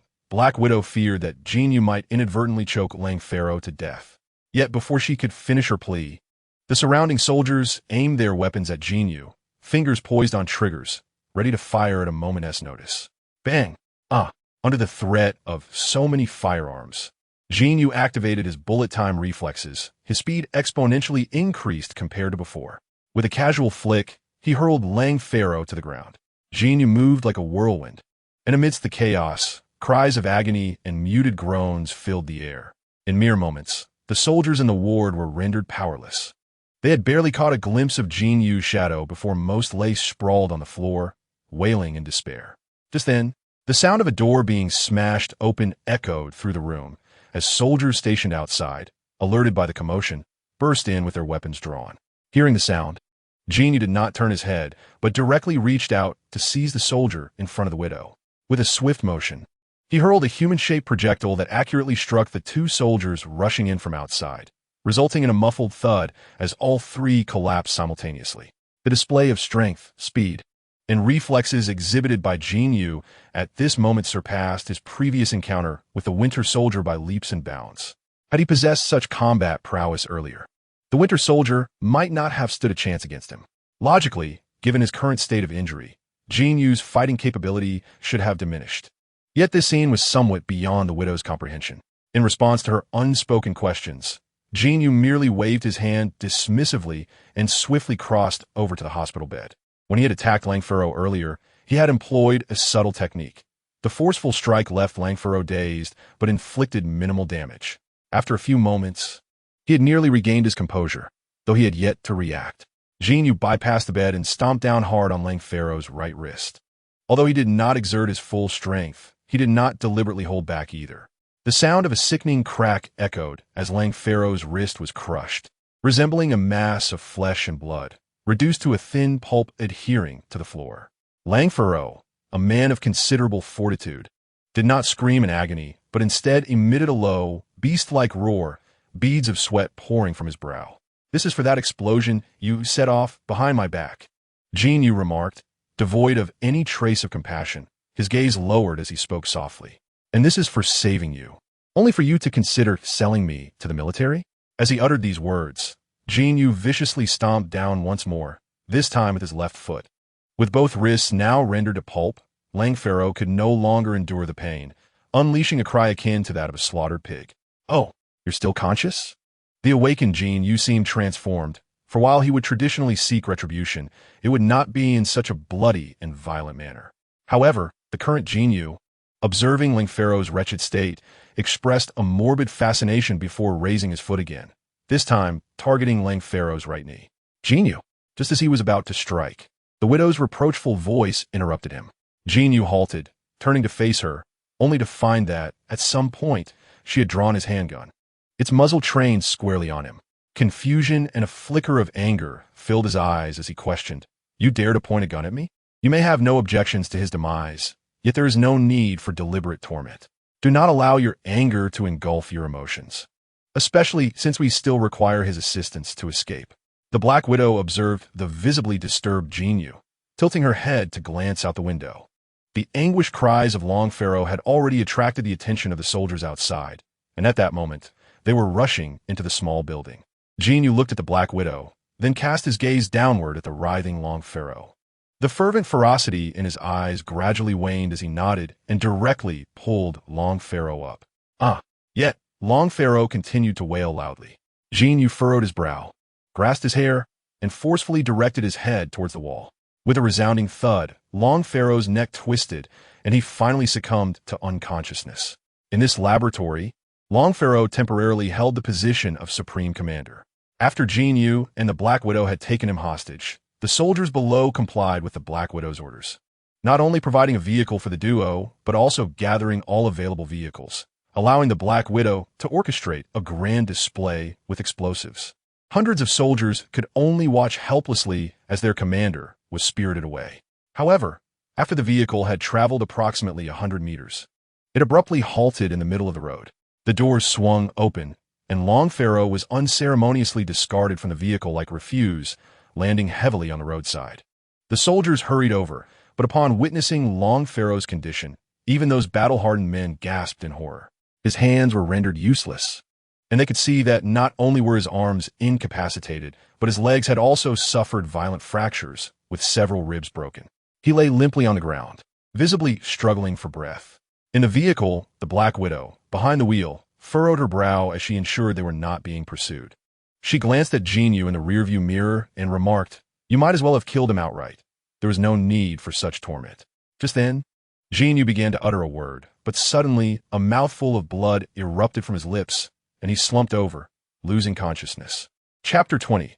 Escape. When Jin Yu opened his eyes again, the first thing he beheld was a vividly colored ceiling. He did not fully comprehend the significance of these hues, but he could discern that the patterns bore a striking resemblance to strong Islamic motifs. Surveying the room, he noted that the carpet, the cabinet, and even the patterns by the bedside all shared this same aesthetic. The surging power within him had completely dissipated, and the residual energy from the copper mirror had granted Jin Yu a temporary boost. But why was it merely temporary? As Jin Yu's body continues to gradually strengthen, it is unwise to suddenly exert excessive force. Moreover, his injuries have yet to fully heal with the waning of his strength. The injuries that have been progressively mending have shown some fluctuations again. Fortunately, there are no significant concerns, but this time, a lengthy period is indeed required for complete recovery. Rising from his bed, Jin Yu assessed his physical condition. He experienced no issues with standing or walking normally, yet even a slight exertion caused his bones to feel as if they were creaking. It seems he truly must embrace the role of a patient for some time. Mirror. How long must I endure this condition? When will your energy fully restore my body? The series of recent mishaps has left Jin Yu feeling somewhat insecure. At least 2 months. Your previous strength was far too violent for you. Your muscles, meridians, and bones are all riddled with fractures. Rest assured and recuperate. Otherwise, you risk falling apart. What? 2 months? Aren't you able to absorb and convert energy daily to aid in my recovery? 2 months felt excessively long, and dissatisfaction bubbled up within Jin Yu's mind. 2 months is a conservative estimate. In truth, it should be somewhat quicker. My stored energy has been depleted. During this time, I must reabsorb and store energy to hasten your recovery. We are currently too weak, lacking the ability to protect ourselves in the face of danger. We must accelerate our progress. The copper mirror's words held considerable merit. Had it not prudently stored energy for emergencies, Jin Yu would not have been able to navigate this crisis. Yet, the mirror's remarks left him feeling slightly embarrassed. What did it mean by lacking self-protection? What did it signify that they were too weak? Jin Yu sensed that the copper mirror was subtly criticizing him.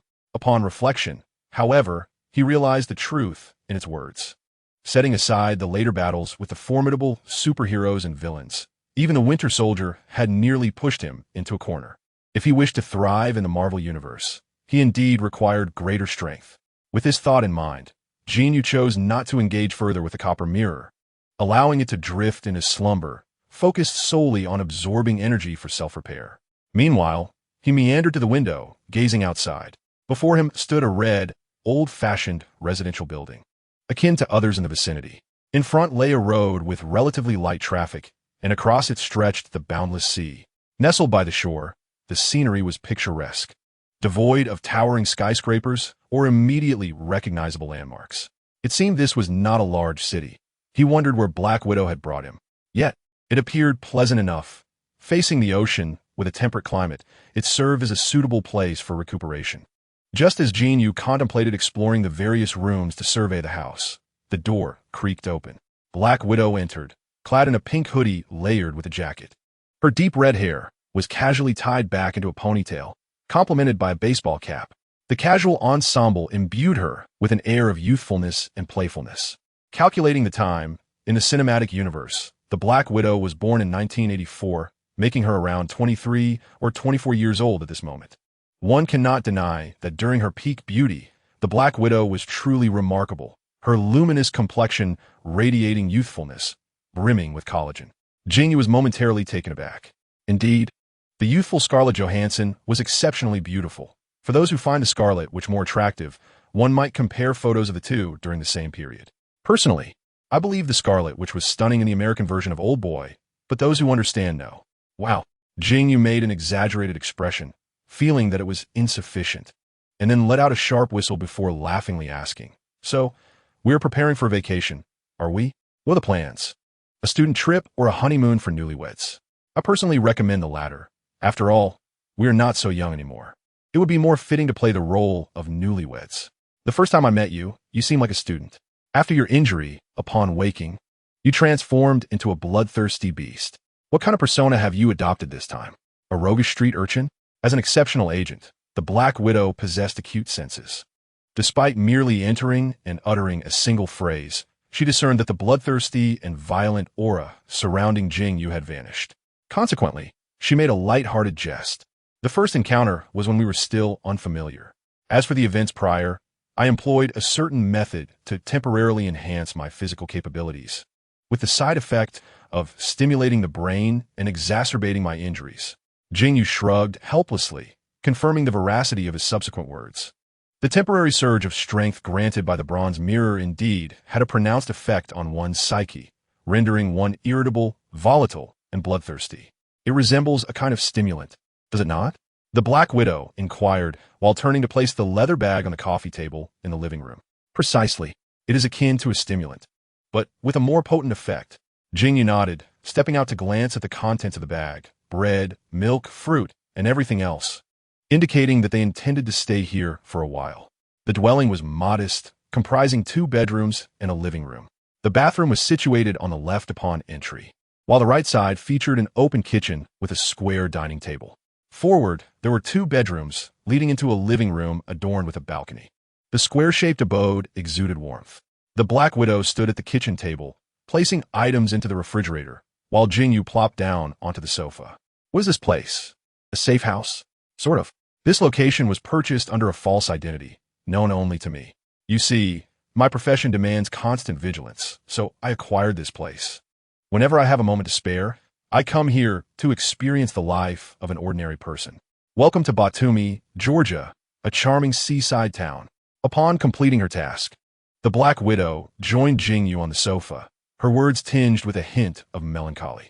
Chapter 21. Georgia in his previous life. Jin Yu was an ardent admirer of Marvel films and possessed some understanding of Black Widow's character. From a tender age, she was thrust into the Red Room, enduring hellish training, ultimately transforming into a human weapon.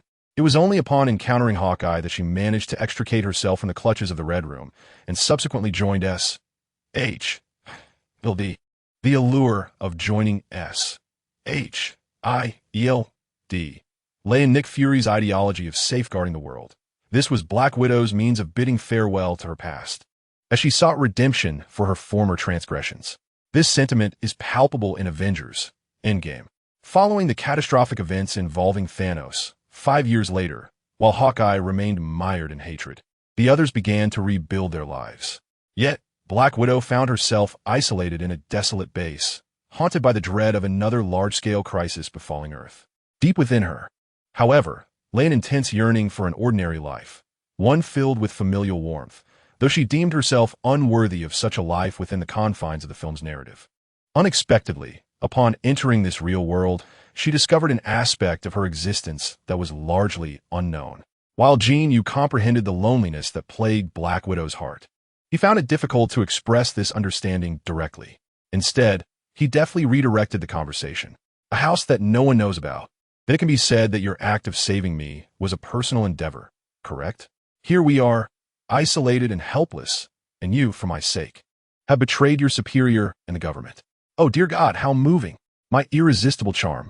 Black Widow's attention was successfully captured by Jin Yu, who playfully punched his chest, laughing as she remarked, "How did I not notice before that you possess such a silver tongue? However, you are mistaken. I have not betrayed my superior. I hold great trust in him. Yet, as you might expect, government departments are rife with chaos and unpredictability. In truth, I believe you will resolve this matter, though it may take some time.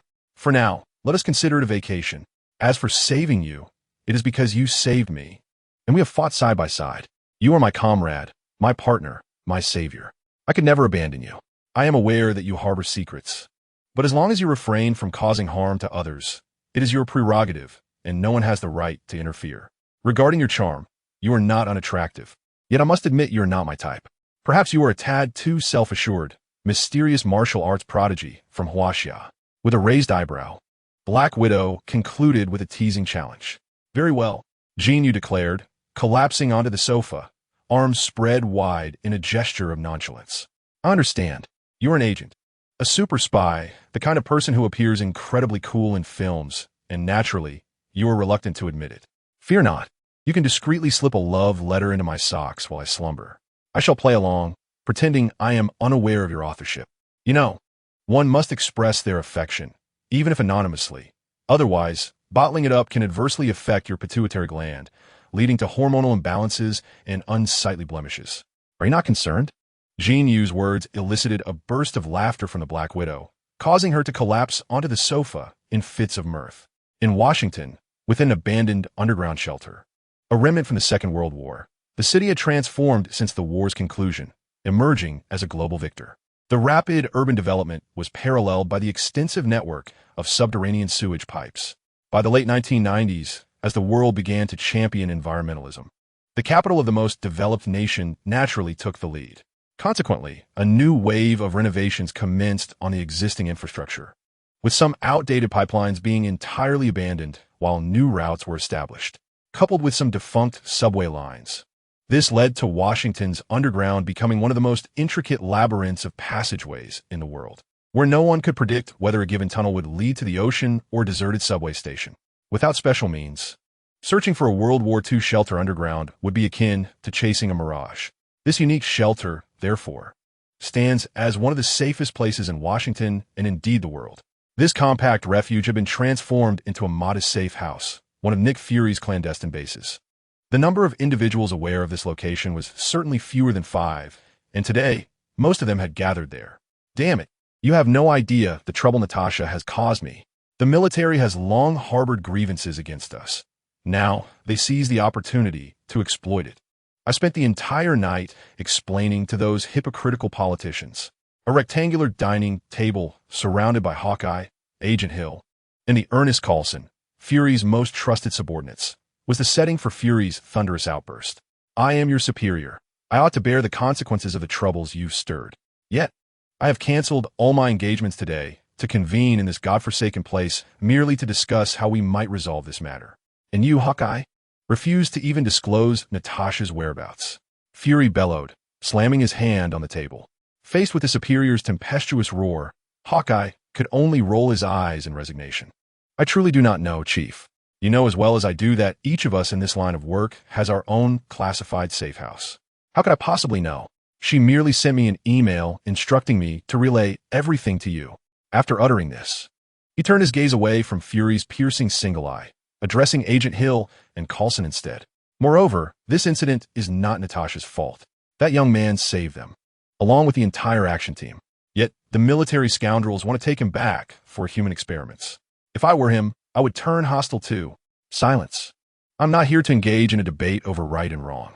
My intention is that the Romanov agent should have returned promptly, allowing me to assist in addressing this matter, rather than hiding away as they currently do, leaving me to clean up the mess.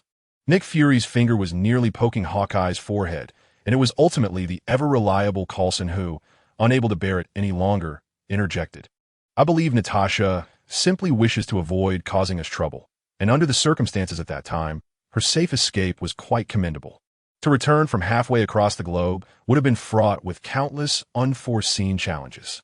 Indeed, life is perpetually laden with unpredictable complications. Take that wretched Eastern fellow. What was his name again? Jin Yu, yes, that's it. After breaking free from military control, they managed to turn Ferranlo into a deflated doll. And before we could even intervene, he was beyond saving. I am indifferent to that scoundrel's fate, but this has brought me considerable trouble.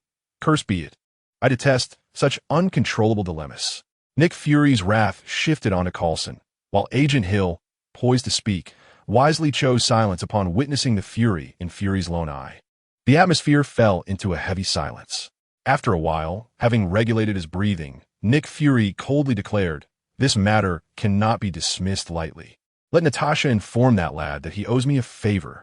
Upon hearing this, Hawkeye privately exhaled in relief. The Black Widow's fallout with the military was not a significant concern. The crux lay with Jin Yu, the military's primary target, and with casualties involved. They would certainly not relent. However, Nick Fury's assertion indicated he had confidence in resolving this issue. As for the so-called favor, it was rumored that Jin Yu possessed extraordinary abilities, suggesting that Nick Fury had taken an interest in him, especially since he was involved in a superhuman initiative. Chapter 22. The duo's vacation life 1.5 months later, Batumi, Georgia. Time to eat. With Jin Yu's exuberant call, the Black Widow, who had been basking in the sea breeze and watching the sunset from the balcony, sprang into action. Over the past month, she had truly opened her eyes. Having long heard of the unparalleled culinary delights of China, and having experienced various Chinese restaurants offering hot pot and dim sum, she had not anticipated the astonishing richness of an entire nation's cuisine. For nearly 50 days, each day brought a unique experience. With over 100 classic dishes from diverse culinary traditions, ensnaring the Black Widow, this super spy, in a veritable ocean of gastronomic delight. 3 years of experience in the kitchen had not been in vain for Jin Yu. While the claim of mastering over 100 dishes might be somewhat exaggerated, the essence of culinary art lies in its principles. Once one grasps a single technique, countless others become accessible. With ample time to spare, Jin Yu spent his days browsing recipes online and contemplating what to cook. After 3 years as an apprentice, his foundation in cooking was remarkably solid. Although some of his dishes may not rival those of renowned chefs, he was more than capable of impressing the Black Widow, a foreigner, with his skills. With a few swift steps, Jin Yu arrived at the dining table, presenting a seafood sauce made with shrimp and shellfish. He had combined ingredients such as lemon, bell peppers, soy sauce, salt, sugar, fish sauce, and pepper with water to create a delectable sauce, into which he submerged the cooked shrimp and shellfish, allowing it to chill in the refrigerator for an hour. The refreshing aroma, mingled with a hint of spiciness, was enough to make the Black Widow's mouth water. Additionally, Jin Yu had prepared some tender greens he procured from fellow countrymen at the Chinese supermarket, sauteed with minced garlic until they gleamed vibrantly. The sight alone was enticing, regardless of the flavor. However, 2 dishes were undoubtedly insufficient. On the table sat a large bowl filled with ingredients unfamiliar to the Black Widow, including bean sprouts, beef, chili, minced garlic, and cilantro, an apparent mishmash, lacking any discernible scent. "What is this?" she inquired, observing the bowl that appeared rather unappetizing. Though Jin Yu's culinary skills had already won her over, this particular dish seemed less than appealing. "Do you know what the finest virtue of humanity is? It is patience. The most exquisite things often reveal themselves only after a while. As an agent, you ought to maintain your composure, shouldn't you?" Jin Yu turned to face the Black Widow, who anxiously held a pair of chopsticks, waiting eagerly. "Allow me to perform a little magic for you," he exclaimed. No sooner had he spoken than he fetched a pot from behind him and poured it over the chaotic assortment in the bowl. A plume of steaming hot oil cascaded over the ingredients, infusing the beef, chili, garlic, and cilantro with a burst of flavor, as if awakening their essence. A rich, aromatic blend wafted through the air, enveloping her senses. "My goodness, this is unbelievable," the Black Widow gasped, realizing Jin Yu had indeed conjured a culinary marvel. The enchanting art of Chinese cuisine transcended mere cooking. It was artistry. Were this a restaurant setting, she would gladly pay for the dish simply to witness the chef's performance. Though she spoke thus, her actions belied her words. Without hesitation, she deftly maneuvered her chopsticks, retrieving a piece of tender beef from the bowl. Ignoring the simmering oil, she popped it in her mouth, and as she chewed, her captivating eyes narrowed into crescent moons, revealing her delight. It was evident that, even before savoring the dish fully, she had already succumbed to its allure. Absolutely exquisite. I find it difficult to articulate, but it is simply exquisite. Without a moment's pause to regard Jin Yu, I dove headfirst into the array of dishes before me. Jin Yu chuckled and shook her head, grateful that Black Widow engaged in various physical activities daily. Otherwise, given her voracious appetite, she might well have become quite plump. After a satisfying meal, the two tidied up and embarked on their customary evening stroll just as twilight began to descend. This routine had unknowingly developed over time, and neither could recall who initiated it. Regardless, each morning began with a jog, followed by breakfast and a brief respite in the afternoon. They would then each indulge in their preferred pursuits under the sun, Black Widow brewing a pot of coffee, while Jin Yu typically prepared a delicate tea ceremony with a small set of teaware. They would each immerse themselves in a book, and after dinner, they would venture out for a leisurely walk along the seaside. Over the course of the past month, they had grown increasingly familiar and in sync, their daily interactions becoming more casual and filled with playful banter. They resembled two good friends sharing a home, living together without boundaries. Yet, being a man and a woman, there were inevitably moments of awkwardness and subtle tension. However, it seemed they had an unspoken agreement, as whenever such moments arose, they would seamlessly shift the conversation to a different topic. During their strolls, they walked side by side, maintaining a distance of about a foot, close enough to engage in hushed conversation without touching. Their walks, though described as leisurely, primarily involve a trip to a supermarket located a fair distance across the seaside square to purchase fruit. This particular supermarket, discovered by Jin Yu, was owned by a Chinese proprietor and boasted an impressive selection of fruits, vegetables, and a variety of condiments from China. Since uncovering this gem, Jin Yu had made it a nightly ritual to wander over to stock up on ingredients for the following day. The seaside square itself is a renowned locale in Batumi, notable for its striking 8-meter-tall steel sculptures named Ali and Nino, representing the protagonists of a poignant love story. These sculptures are particularly fascinating. Each figure is composed of individual steel rings, interspersed with fixed steel rods on one side. At 7 o'clock each evening, the sculptures slowly draw closer to one another, utilizing the varying heights of the rings to allow their forms to intertwine, merging and exchanging places. This spectacle symbolizes the journey of two lovers as they draw near, embrace, and ultimately drift apart, echoing the bittersweet narrative of the protagonists. Ali, who perishes on the battlefield in defense of his homeland, and Nino, who is left yearning for the love that could never be fulfilled. This steel sculpture is renowned both locally and throughout Eastern Europe. Jin Yu and Black Widow pass by this location daily and are familiar with its tale. Recently, however, the base of the sculpture was under repair, rendering it immobile. Today, it has fortuitously been restored. As Jin Yu and his companions strolled near the sculpture, a sudden crack echoed, and the lights surrounding the square illuminated brilliantly, including the vibrant lights adorning the seaside railing. Amidst the whirring of motors, the colossal steel figures began to move, slowly inching toward one another. The statues of Ali and Nino were completed in 2010, while Jin Yu finds himself in the year 2007, thus allowing for a romantic narrative thread to be woven into their experience. Chapter 23. An Unexpected Enchantment. Wow. We are incredibly fortunate. The last time I visited, the statues were still under repair, and now they've been fixed just in time for our arrival. It seems luck is on our side. Super spies are also women, and as such, they often approach romantic tales with a greater emotional depth than men. With that thought, Black Widow pulled Jin Yu down onto a long bench by the sea. Did you know? This is a tragic yet romantic love story. Ali and Nino could have loved each other for a lifetime and built a family together, but war claimed Ali's life. To commemorate this poignant tale of love, the locals erected these statues. Jin Yu had heard of this story before. As a seasoned internet dweller, he had encountered numerous melodramatic love stories and remained non-committal. However, witnessing Black Widow's genuine emotional response, akin to that of an ordinary girl, he merely shrugged and nodded in casual agreement. Being a seasoned agent, Black Widow possessed a keen sense of observation. Noticing the disdain in Jin Yu's eyes, she playfully kicked him and raised an eyebrow, inquiring, "Do you find this story unimpressive? Or do you believe such love is beneath your consideration?" Jin Yu chuckled at her playful nudge. "You can feel your emotions. But must you insist that others share your sentiment? Since you've posed the question, I won't shy away from dispelling your illusions." He shot her a disdainful glance, lit a cigarette with an air of nonchalance, and began to speak leisurely. Such stories are far too common. Often, the love that remains unattainable is deemed the most beautiful. Consider Ali and Nino, Romeo and Juliet, or even Liang Shanbo and Zhu Yingtai from Chinese folklore.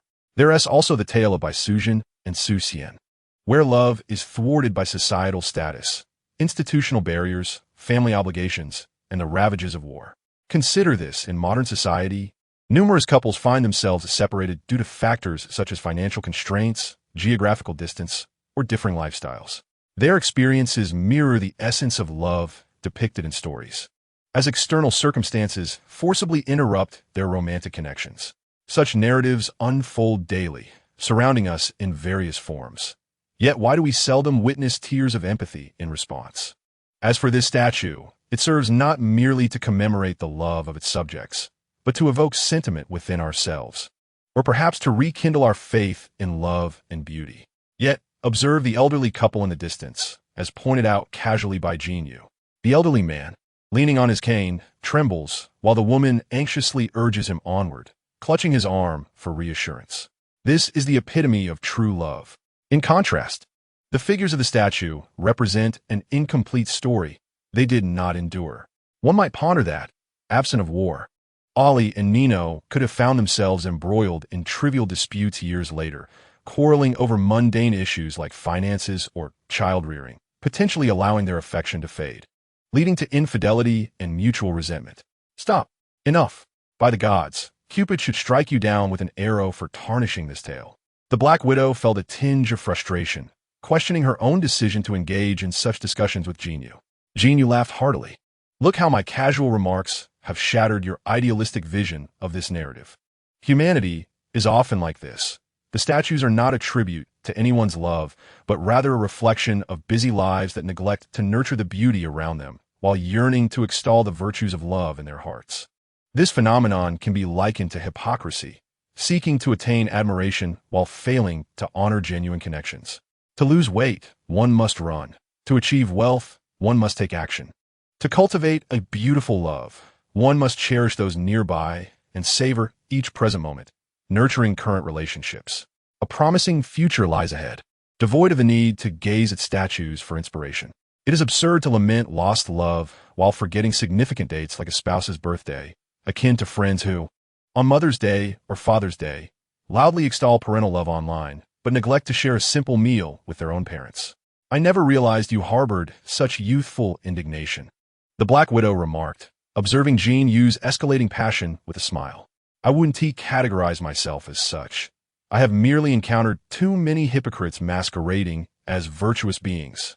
Jin Yu spoke from the heart, recalling the many individuals who, on Father's Day, loudly laud paternal love, while their fathers might not even be adept with WeChat. Typically, at such times, Jin Yu would leave a message. Thank you, dear child. I appreciate your blessings. The Black Widow stared blankly at Jin Yu. After over a month of acquaintance, the impression he left her was starkly different from that of outsiders. Her past experiences and environment had rendered her surrounded by individuals devoid of normalcy. Their daily discussions revolved around murder, rescue, or the acquisition of intelligence. Yet Jin Yu, in contrast, engaged her earnestly in conversations about what to eat the following day, the optimal amount of milk and sugar to add to coffee, and which flavor of chips would be best for their evening film. This sensation was peculiar. To the Black Widow, such matters seemed trivial and superfluous, unworthy of contemplation. However, witnessing Jin Yu's sincere dedication to these seemingly mundane tasks brought her an immense sense of comfort and tranquility. Yes, tranquility. Observing him ardently deliberating on their meals and passionately articulating his views on love and familial bonds, she felt an exquisite delight, a taste of life. Jin Yu's earlier musings could be described in the vernacular of her previous life as the musings of an underachiever. Successful individuals would never concern themselves with such trivialities. Yet, it was precisely this down-to-earth charm that captivated the Black Widow the most. Perhaps you are right. Believing in beauty and seizing the present moment, I suddenly find the present remarkably beautiful. Would you care to seize it? After Jin Yu finished speaking, the Black Widow quietly uttered. The look in her eyes as she spoke those words made Jin Yu instantly comprehend what it meant to gaze into a pool of autumn waters. Her eyes glimmered with a hint of ambiguity, complemented by the rich hue of lipstick she wore, making her lips appear particularly full and luscious. This unexpected romantic atmosphere transformed into a pink vortex, drawing Jin Yu irresistibly within. At that moment, both their minds were blank, devoid of a need for deliberate thought or bodily manipulation. They drew closer with an inevitability reminiscent of the statues of Ollie and Nino, inching ever nearer. Chapter 24. The disappearance of Tony Stark. The ambience here is delightful. Undoubtedly a splendid locale for a kiss. As a venue for a date, it is indeed commendable. An unexpected remark shattered their intimate atmosphere, halting them at the precipice of contact. They hastily withdrew from one another. Damn it, you bastard. Nick, Jin Yu blurted out, only to turn upon hearing the Black Widow's words directed at the source of the interruption. Clad in a long black trench coat, bald-headed, and sporting an eye patch, it was none other than Nick Fury, the director of S.H.I.E.L.D. Gene, this is my boss, Nick Fury. The Black Widow explained to Jin Yu, her tone tinged with exasperation. It seems our holiday has come to an abrupt end. That damn Hawkeye has ruined my vacation retreat. This has nothing to do with Clint. It was I who instructed Agent Hill to find you. You two have been gallivanting about, jogging and shopping with such abandon. He didn't know how to evade the cameras, and apparently has no habit of wearing a hat, so locating you was hardly a challenge. This point was indeed overlooked by Black Widow. Ever since Hawkeye informed her that Nick Fury was entangled in bureaucratic disputes with the military, she had not made any special efforts to conceal their whereabouts, particularly that of Jin Yu. Little did she anticipate that Nick Fury would come directly to them. After explaining the situation to Black Widow, Nick Fury turned his attention to Jin Yu. "Young man, you have absconded with my most formidable agent and caused me a significant predicament. For the past month, I have been cleaning up your mess. Now that I stand before you, instead of welcoming me with open arms, you dare to call me a bastard?" Jin Yu rolled his eyes towards the heavens and, with feigned seriousness, addressed Black Widow. "I bet $10 that your boss has no wife and is a man who has never known a woman in his life." After uttering this quietly, he turned to Nick Fury. "You should understand, I am merely an ordinary tourist. It was your people who involved me in your affairs. And when danger arose, I intervened to save your agent. And guess what? During the skirmish, I was blasted to the bottom of a cliff by one of my own comrades' rocket launchers, only to be taken for dissection afterwards. I lay on a hospital bed, gravely injured, with only Natasha guarding me, while dozens of guns were aimed at her head. There were just two of us, both wounded, without even a firearm to defend ourselves. For God's sake, not a single soul came to our aid. The trouble originated from you, and my actions were purely for self-preservation. It is your duty to clean up after us. Do you comprehend, Mr. Boss?" Jin Yu's anger was palpable, and he was on the verge of confronting Nick Fury when the latter, seemingly oblivious to the gravity of the situation, interrupted them with his words. This was indeed a matter deserving divine retribution, and Jin Yu's agitation escalated, his finger nearly jabbing Nick Fury's face. Nick Fury, accustomed to his authoritative position, had not been spoken to in such a manner for quite some time. Initially taken aback, he quickly regained his composure and refused to be outdone, his forehead almost pressing against Jin Yu's. "Listen, young man, it is true we were drawn into your predicament. However, after your miraculous escape, you proceeded to kill that military officer in front of hundreds of soldiers. You also abducted my best agent. By all accounts, you have come out ahead in this situation. If I hadn't shown up just now, would Natasha be receiving a month-long leave for her wedding soon? And one more thing. The next time you whisper insults about me being a bastard, kindly lower your voice. I may not have a wife, but I have many women, indeed many. Do you understand? Especially those divorced ladies. They are quite fond of a tall, robust man like myself. Do you grasp that?" As Nick Fury emphasized his point, he lowered his gaze to Jin Yu's lower abdomen, which made Jin Yu feel that his masculine pride had been affronted. "So, you think being black makes you superior? Let us settle this right here." Just as Jin Yu was about to leap up and spar with Nick Fury, the increasingly agitated Black Widow stood up to mediate. "Enough. The past is past. It no longer matters who is right or wrong. The issue is resolved, is it not? Let us get to the point, Nick. You would have come here without reason. What is it?" As she spoke, she cast a calming glance at Jin Yu, her bright, expressive eyes dousing some of his anger, compelling him to mutter a few expletives before resuming his seat. "Tony Stark." Nick Fury mentioned a name, returning Jin Yu's gesture with a middle finger before continuing. "The owner of Stark Industries, a genius scientist, and a world-renowned weapons expert. Stark's convoy was attacked by terrorists in Afghanistan, and he has gone missing. It is almost certain he has been kidnapped by Afghan militants. Do you comprehend the implications? Possessing Stark means controlling the largest arsenal in the world, which poses a significant threat.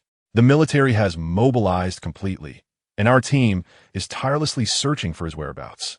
It has been 3 days, 3 whole days, without any news. The truth will soon be unavoidable. Within 2 days, the media will expose it." With few people around, Nick Fury did not bother to lower his voice.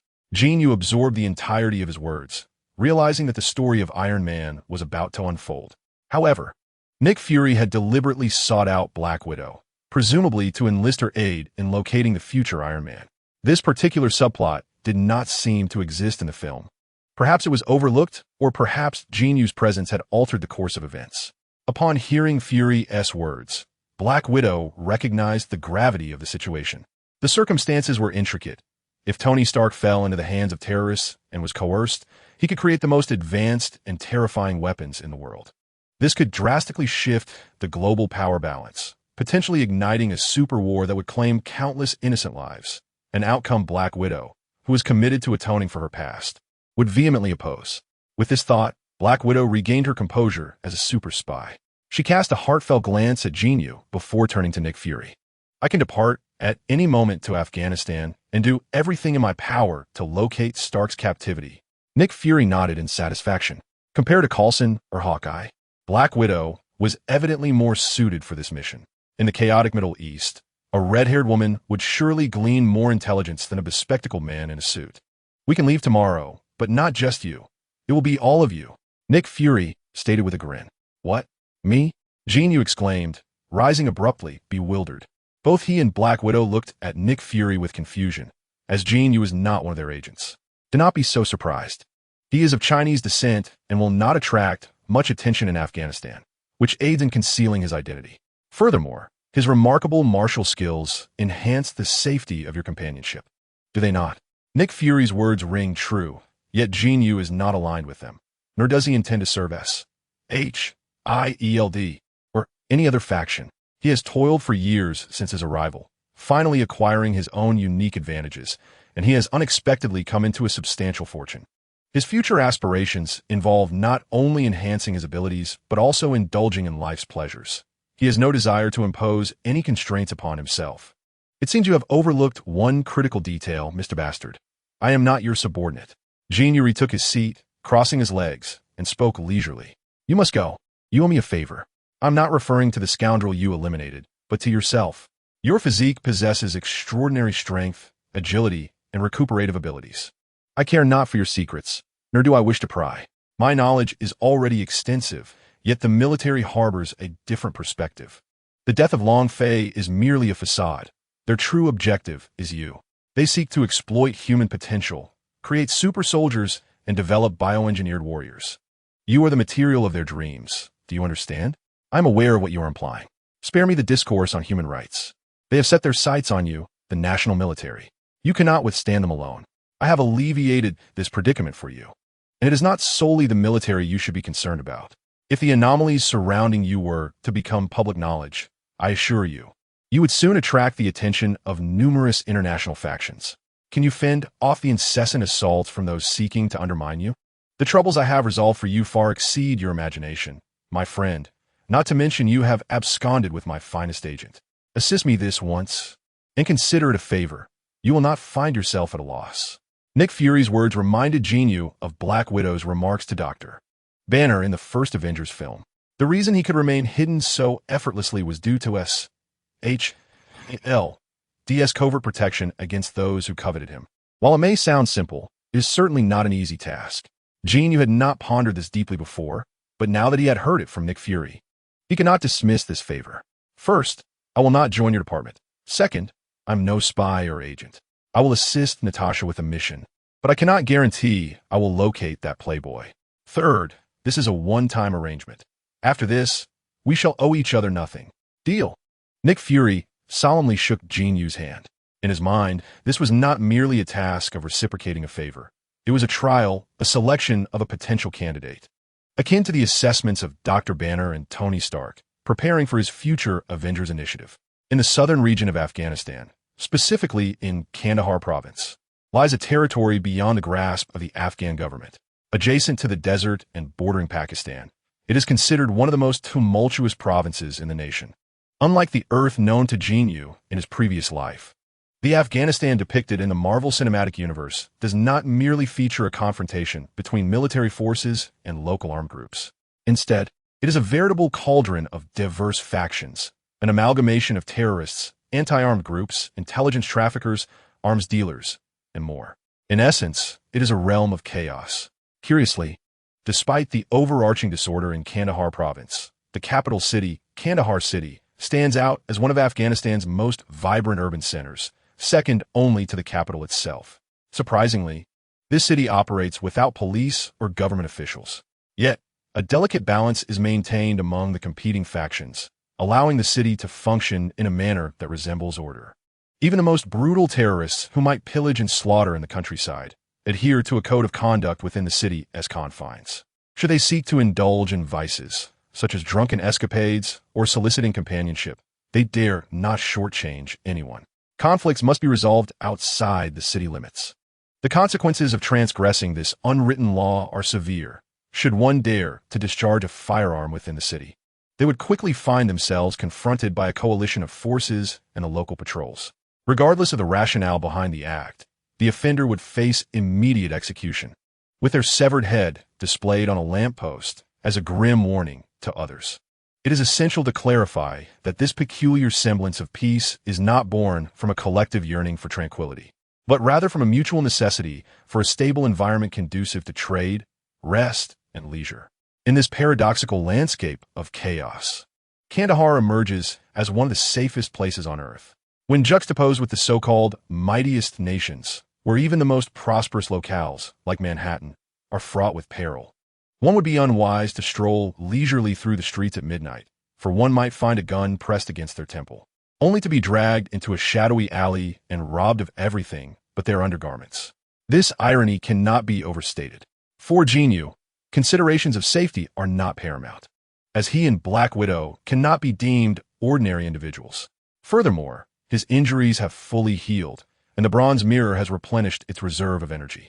The progress of his restoration has also improved marginally, as he has calculated the daily augmentation of his transformative energy, which has increased efficiency by approximately 1/3 compared to before. Jin Yu estimates that, from a purely physical standpoint, he gains about 5 kilograms of strength daily. While 5 kilograms may not seem substantial over the course of a year, it totals less than 2 tons. However, the incremental nature of this growth is beneficial, compounded day by day, and the bronze mirror continues its slow self-repair, leading him to believe that this pace will accelerate.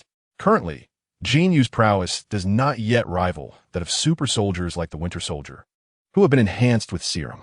However, when compared to the pinnacle of ordinary human capability exemplified by Black Widow, his physical constitution has significantly improved.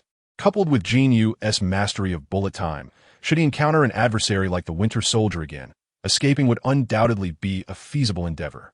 In a quest to locate Tony Stark, the task at hand necessitated intelligence, gathering rather than blindly scouring the desert with one's eyes. After all, the military had deployed satellites, and numerous aircraft were constantly patrolling the skies. Simply searching proved to be of little significance. Thus, Jin Yu and the Black Widow arrived in Kandahar, a place bustling with intelligence. Unlike their leisurely sojourn in Georgia, this time the duo faced considerable hardship, taking on the roles of bartenders in a local tavern. The proprietor of this establishment was a former Soviet, ostensibly a local information broker, yet in truth, he pledged allegiance to S.H.I.E.L.D. as an operative under Coulson. His daily routine involved sifting through and discerning valuable intelligence, regularly reporting back to Coulson. For the Black Widow and Jin Yu, who were in urgent need of information, there could be no more suitable venue than a bar. Thus, they transformed their identities. The Black Widow assumed the role of the owner's niece, having fled a war-torn region to seek refuge with her uncle, while Jin Yu became an ordinary passerby, a young man hoping for fortune in Kandahar. Given the intricate power dynamics in Kandahar, the presence of an additional young man from Huaxia was hardly remarkable. In truth, had they pretended to be a married couple, Jin Yu would have been at a loss for words, lacking fluency in the languages of neighboring nations. This arrangement, with one operating overtly and the other covertly, facilitated their mission considerably. Initially, Jin Yu believed he possessed foresight, aware that a certain group was colluding with Tony Stark's associates and wielding a considerable arsenal of Stark Industries weaponry. He was confident that it would not take long to locate them. In fact, in his eagerness to assist the Playboy Stark in his evolution into Iron Man, he even resolved to extend the timeline, feigning a gradual uncovering of clues. However, after spending some time in Kandahar, Jin Yu realized the extent of his naivety. Many events depicted in films are glossed over, but immersing oneself in such a world reveals complexities far beyond one's imagination. For instance, numerous factions claim to be freedom fighters under the guise of the Ten Rings, comprising at least 4 or 5 distinct groups. As for the weaponry, the armed factions, particularly those thriving, possess significant quantities of arms manufactured by Stark Industries. In fact, within the city of Kandahar, Stark weapons could be exchanged as hard currency. In his past life, Jin Yu had encountered articles online suggesting that prolonged conflicts in certain regions were often backed by multinational arms conglomerates. He had previously regarded such claims as exaggerated, yet now he realized that reality is invariably more dark and terrifying than it appears. Nearly 2 months had elapsed since his arrival, during which he had amassed a plethora of both useful and trivial intelligence. Yet information regarding Tony Stark remained elusive. Nevertheless, the experience in this markedly different environment had enriched his perspective considerably. In the past 2 months, Stark Industries stock has plummeted dramatically, prompting various media outlets to speculate whether Tony Stark has met his demise. However, anyone with a modicum of sense understands that whoever possesses such a priceless gem as Tony Stark would never resort to killing him. In truth, numerous intelligence operatives are well aware that after 2 months of silence, locating him again has become exceedingly challenging. Now, they await the emergence of unidentified new weaponry in the market or a significant influx of arms traceable back to Stark himself, at which point they can follow the trail to uncover his whereabouts. The SHIELD agency shares this sentiment, as Black Widow and Jin Yu are currently engaged in similar pursuits. Yet, Jin Yu knows that in a concealed cave within the desert, Tony Stark is conjuring miracles from a heap of scrap metal, relying solely on his ingenuity to escape his predicament. After emerging from the hotel in the afternoon, Jin Yu exchanged bits of information, whether authentic or fabricated, with a group of dapper informants. Following dinner, he made his way to the bar where Black Widow was stationed. The establishment, modest in size, bore the straightforward name, "Have a Drink." Upon entering, Jin Yu noted that the bar was sparsely populated. Black Widow was behind the counter, mixing cocktails, while across from her sat a burly Middle Eastern man with a bushy beard, animatedly boasting about his prowess in the desert, to which Black Widow responded with casual agreement. Upon noticing Jin Yu's arrival, Black Widow's expression brightened. Her professional smile transformed into a captivatingly sweet grin, her eyes narrowing into crescent shapes. Her angelic visage glowed under the ambient lighting, rendering the stout man across from her momentarily entranced, causing him to spill most of his beer onto his beard. "Damn, I don't believe in God, but you are undeniably an angel. I've never seen a woman so stunning in my life. Come with me. I will pay any price. Just for one night with you." From a nearby table, someone jeered, "Old Chekhov. Another suitor is pestering your niece. Are you not going to throw him out?" Chekhov, the bar's proprietor, has managed to gather intelligence for Coulson over an extensive period, adeptly navigating the local power dynamics. He maintains amicable relations with various factions in the city, and the patrols are generally lenient with his bar, making disturbances rare. Regular patrons are aware that Chekhov's strikingly beautiful niece has recently arrived, drawing a steady stream of admirers. However, this particular oaf, brazenly inquiring about rates, was clearly a novice. Engrossed in his culinary endeavors in the kitchen, Chekhov remained oblivious to the commotion outside, while the clumsy man remained fixated solely on Black Widow, failing to notice when Jin Yu took a seat beside him. It was only after a prolonged silence, during which Black Widow maintained her alluring smile and gaze elsewhere, that he finally registered the presence of a slender East Asian youth beside him. His physique and appearance often irked him, especially when confronted by men like Jin Yu, who possessed a delicate charm. After casting a glance at Jin Yu, he initially intended to disregard him. However, upon noticing that the Black Widow was still fixated on Jin Yu, the burly man found himself unable to remain composed. He slammed his massive fist down in front of Jin Yu, causing several empty glasses on the bar to rattle. "Kid, you're not welcome here, get lost." In Kandahar, gunfire would lead to immediate execution, yet brawls were less stringently regulated. After all, conflicts between individuals are inevitable, as long as one does not cause fatal or debilitating injuries. Even if the patrol discovers the altercation, the most one could expect would be a fine, depending on the severity of the situation. Get lost. A peculiar smile crept onto Jin Yu's lips. "Where should I go? Should I venture 3 blocks away to find your mother waiting on the street for business? Perhaps I could adorn her with the color of her lipstick?" Having spent considerable time here, Jin Yu had mastered the art of insult with a flavor reminiscent of these rugged desert men. As his words echoed through the bar, laughter erupted among several patrons. Even the Black Widow, who held her cocktail shaker, giggling merrily, oblivious to the fact that the burly man's face had turned shade of deep crimson. The man turned, ready to confront Jin Yu. "You damned," but before he could finish, Jin Yu swiftly grabbed a bottle and smashed it on the ground. "If we're going to fight, there is no need for all this idle chatter." Jin Yu leisurely discarded the remnants of the bottle, and, taking advantage of the man's rising, stepped beside him and delivered a precise kick to his ribs. A piercing scream erupted, accompanied by the sound of cracking bones. At least 3 of the man's ribs were fractured. Close your mouth and refrain from screaming. Don't breathe too hard, or those ribs might puncture your lung. Get up and see a doctor. If you wish to seek revenge, I'll be here every night. The burly man lay on the ground for several minutes before he staggered to his feet and stumbled out. Bloody Mary suits you today. Why did you strike so hard? Once the man departed, the Black Widow placed a cocktail in front of Jin Yu, smiling knowingly. He is unfilial. Jin Yu took a small sip of his drink, his brow furrowing slightly as he spoke with exaggerated seriousness. His mother is several blocks away, working hard to earn a living, while he squanders money on other women. I can't stand it. Oh, was it not because his words offended me? The Black Widow leaned forward, resting against the bar, her face nearly touching Jin Yu's. Their proximity allowing them to feel the warmth of each other's breath. Jin Yu, though eloquent in speech, became somewhat timid when faced with reality. Her cheeks tinged with a faint blush. All right. I confess, I am envious.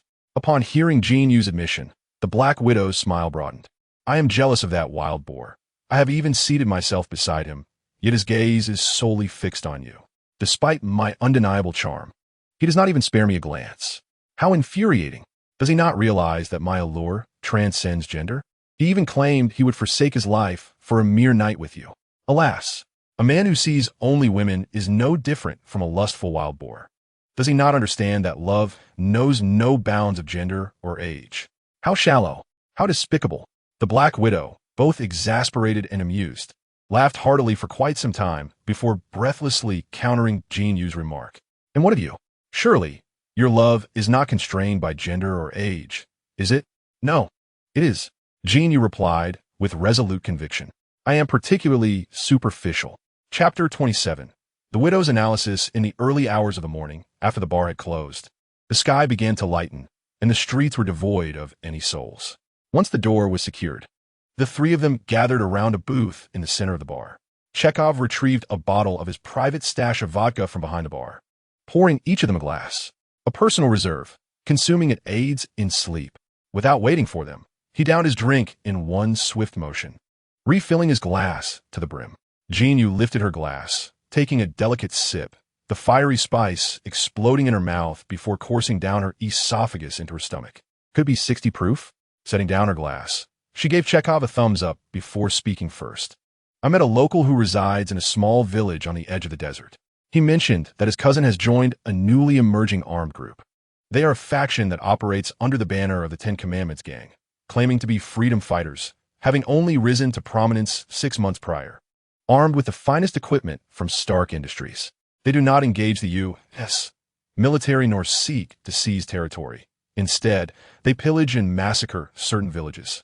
However, they seem disinterested in material goods, primarily seeking women and children. Their actions do not resemble those of terrorists or warlords, but rather those of the bandits of yore. Bang!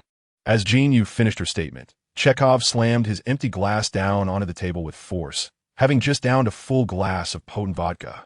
They are mercenaries, here to sow chaos, exacerbating the turmoil in the region and inciting greater activity among various armed factions. Chekhov pondered for a moment before settling on this descriptor.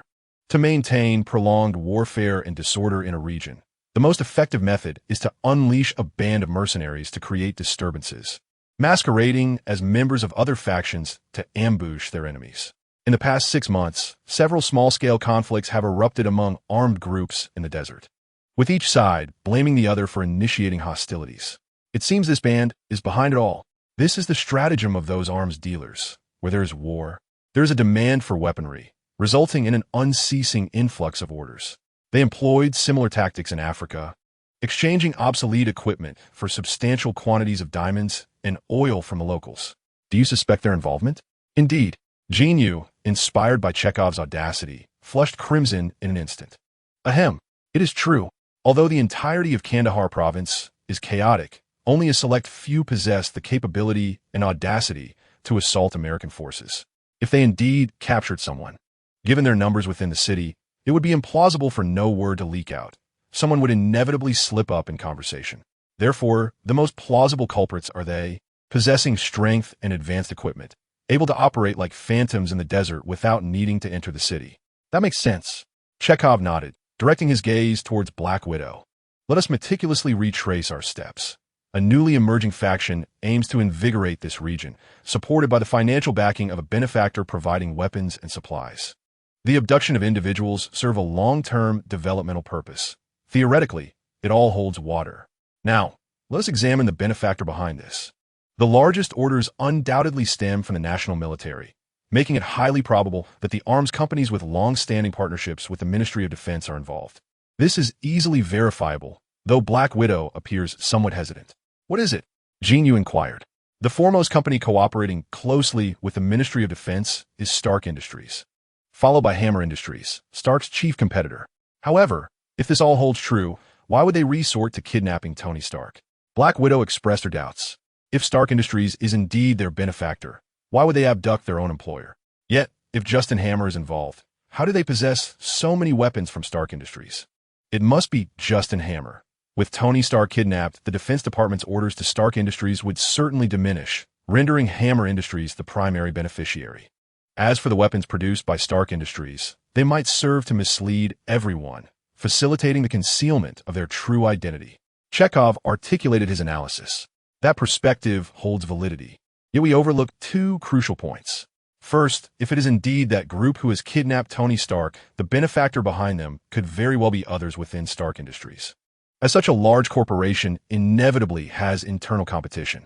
Secondly, regardless of who is responsible, one truth remains. Eliminating Tony Stark is their optimal choice. Not only must they kill him, but they should also ensure the world knows immediately. This aligns perfectly with their greatest interests. Why resort to kidnapping? Black Widow murmured, and the two others around her fell into silence. Chekhov believed that Black Widow's assessment was astute. If the individuals from Hammer Industries aimed to eliminate Tony Stark, they could plunge Stark Industries into immediate turmoil, thereby seizing the opportunity to ascend. Conversely, if the threat emanated from within Stark's own circle, only by removing Stark could they attain power and consume everything that belonged to him within the company. However, Jin Yu found himself at a loss for words. Black Widow's analysis was meticulous. He could not simply assert that the second largest shareholder of Stark Industries was that bald-headed Obadiah Stane, so he merely furrowed his brow, feigning contemplation. There remained one more possibility. Black Widow remarked with a light tap on the table and smile. It was conceivable that those individuals had slipped out of control. For the puppeteers behind the scenes, Tony Stark was a hot potato. Every day he lingered in their grasp, posed an escalating risk. Yet to those armed factions, Stark represented a veritable goldmine. What did these armed groups lack? Money. They could rob, they could seize individuals, but they were perpetually deprived of weapons. Quality arms were invariably held by formidable military forces. Attempting to seize them directly would be tantamount to suicide, leaving them with no choice but to purchase overpriced, discarded equipment from arms dealers. For armed factions across the globe, arms dealers were akin to the noose tightening around their necks. According to Black Widow, Tony Stark's adversaries had invested in a cadre of mercenaries or armed militants to further complicate the situation in Afghanistan. However, Stark's expedition to Afghanistan afforded him an opportunity to eliminate his rivals. Yet, upon encountering Stark, those mercenaries had second thoughts. They believed that as long as he remained in their possession, there would be no checks on their power. They would no longer need to serve under a superior who dictated their actions, especially as they prided themselves on being freedom fighters. Chapter 28. Finding the right path. The primary objective of Jin Yu's mission was to locate Tony Stark. The identity of those who had kidnapped or sought to harm him was secondary. The crux of the matter lay in the fact that whether from Hammer Industries or Stark Group, all were figures perched atop the pyramid, intricately linked to the military and government. Monitoring them was a privilege even the SHIELD did not possess. However, having essentially narrowed down the search, the process became considerably more manageable. The local youth Jin Yu encountered presented a pivotal entry point. The bond between him and his so-called cousin was rendered trivial under the influence of Jin Yu's financial allure, particularly after Jin Yu not only laid out substantial stacks of cash, but also utilized SHIELD's connections to secure passports for each family member. This young man, named Ghani, completely betrayed his cousin. Larry Village, a quaint settlement on the edge of the desert, once thrived primarily on the factories of the former Soviet Union. However, following the dissolution of the USSR, the villagers found their livelihoods entirely dependent on the barren land beneath their feet. Many young individuals fled, while those who remained were either conscripted by local militias or willingly joined terrorist factions, seeking at least the promise of a full meal. Ashraf, the cousin of Ghani, was among those who voluntarily enlisted. Having lost his parents at a tender age, he was raised solely by his grandmother. Throughout his youth, he scarcely enjoyed a hearty meal, leading him to perceive that the most terrifying fate was not death, but the gnawing pangs of hunger. In such dire circumstances, Ashraf displayed remarkable valor in combat upon first wielding a firearm, never faltering in the face of danger. To him, the prospect of filling his belly overshadowed the moral implications of taking a life. It was precisely this fearless disposition that endeared him to the terrorist groups, who sought out young men like him. Within a mere 6 months, Ashraf ascended to become a key lieutenant within the armed organization, which, supported by substantial resources and weaponry, had ambitious aspirations to dominate Kandahar province and emerge as the preeminent armed force in southern Afghanistan, even daring to challenge the government forces. However, a significant drawback loomed. Their ranks were thin. Over the past half year, they had plundered numerous villages and abducted many children as potential recruits. Yet, these youths were still too immature to transform into competent soldiers, and most of the conscripted villagers harbored deep-seated animosity towards their captors. Only a rare few, like Ashraf, disregarded moral distinctions in their quest for sustenance. Consequently, Ashraf's superiors suggested he recruit local friends or relatives to bolster their numbers. Those who joined would be trained and subsequently placed under Ashraf's command. During his last visit, Ashraf had broached the subject with Ghani, enticing him with the promise of no longer going hungry, along with a monthly stipend in dollars, a chance to alter their destiny. Unexpectedly, Ghani's fate indeed took a turn thanks to his cousin. With a passport and fund provided by Jin Yu, they transformed into citizens, albeit under the condition that Jin Yu would lead them to their cousin. How Jin Yu would treat Ashraf hinged solely on his willingness to cooperate. Upon returning to Larry Village for the third time in 6 months, Ashraf had initially come to deliver supplies to his grandmother and to gauge the interest of young villagers and relatives willing to join their cause. Having previously identified several individuals eager to follow him, he had already consulted his superior about bringing them along. However, upon stepping into his home, he was met with the cold barrel of a gun pressed against his temple. Aslith reacted swiftly. Upon sensing something amiss, he refrained from immediately surrendering. Instead, he pulled the bolt of his firearm, only to find that Jin Yu had effortlessly bent the barrel of his gun with his bare hands. Recognizing the futility of resistance, Aslith chose to relent. He was not afraid of death, yet he was not a fool. "Who are you?" Aslith inquired, scrutinizing the peculiar duo before him. The red-haired woman, who appeared to be of Chinese descent, held a handgun to his head, while the man who had disarmed him looked frail, resembling someone from East Asia. "Can you understand English?" Jin Yu casually discarded the weapon to the ground and posed a question. "Yes, I can speak a little." Aslith's accent was slightly peculiar, yet he could at least comprehend the language. "Excellent. Please come in and take a seat. Cooperate with us, and we shall not harm you." Jin Yu, alongside the Black Widow, exhibited tremendous confidence, unperturbed by the possibility of resistance.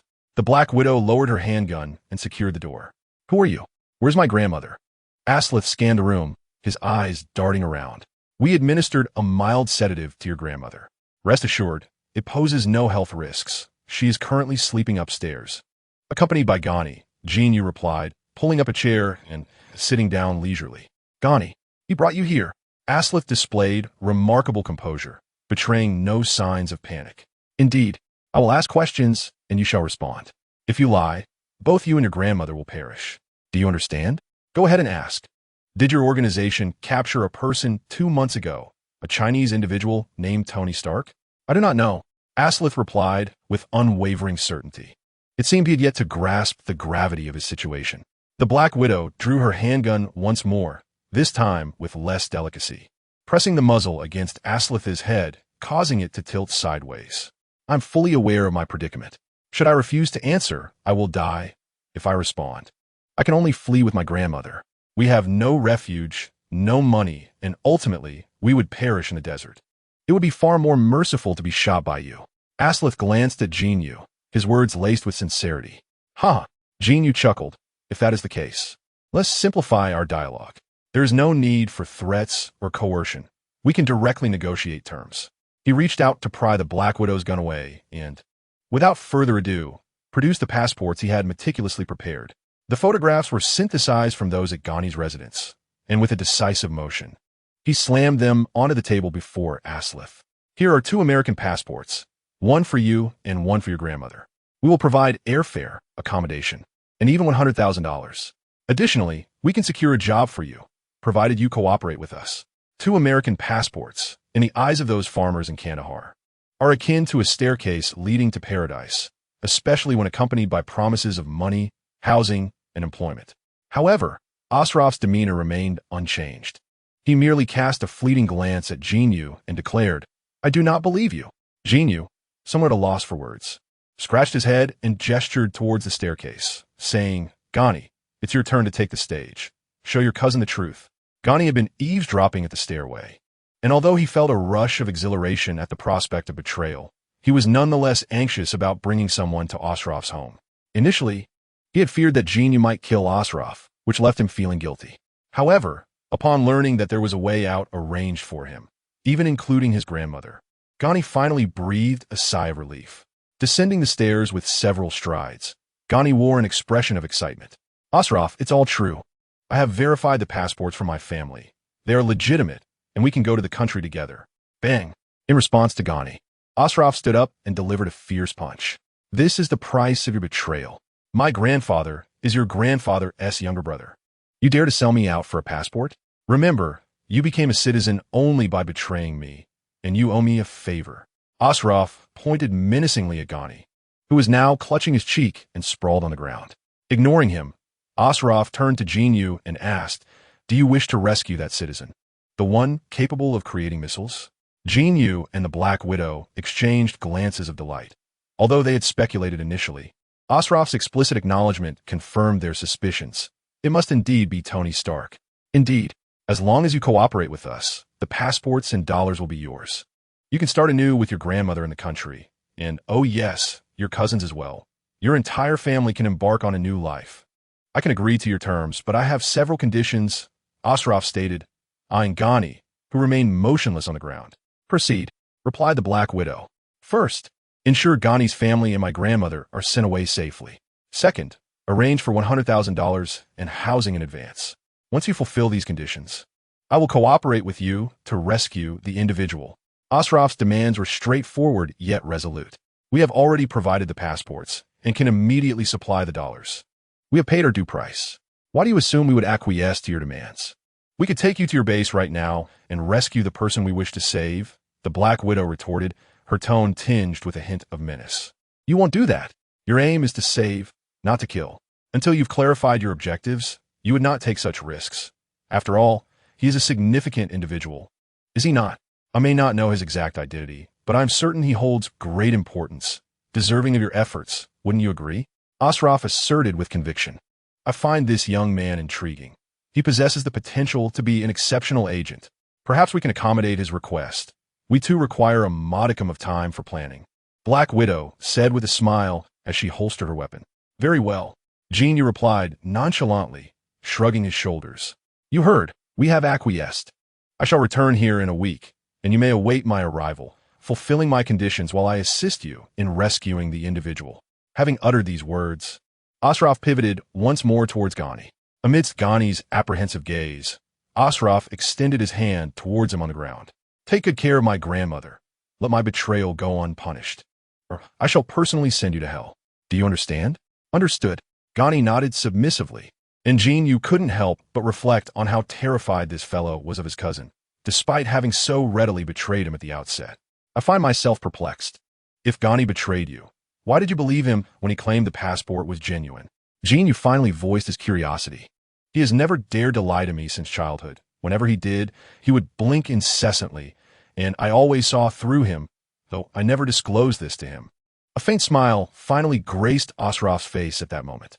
"Did I really?" Gani murmured to himself. Chapter 29. Do you remember Torres?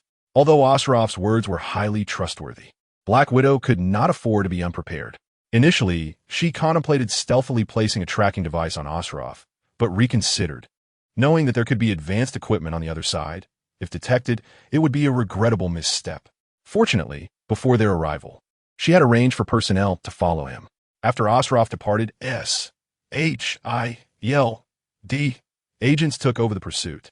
Regrettably, when they tracked him to the vicinity of the Pakistan border, the desert was rife with signs of patrolling vehicles, and they dared not proceed further. I circled the area extensively and can ascertain that they are concealed within this region. The efficiency of the SHIELD agents was commendable. By the time the tracking agent returned the following day, a temporary task force had assembled at the bar.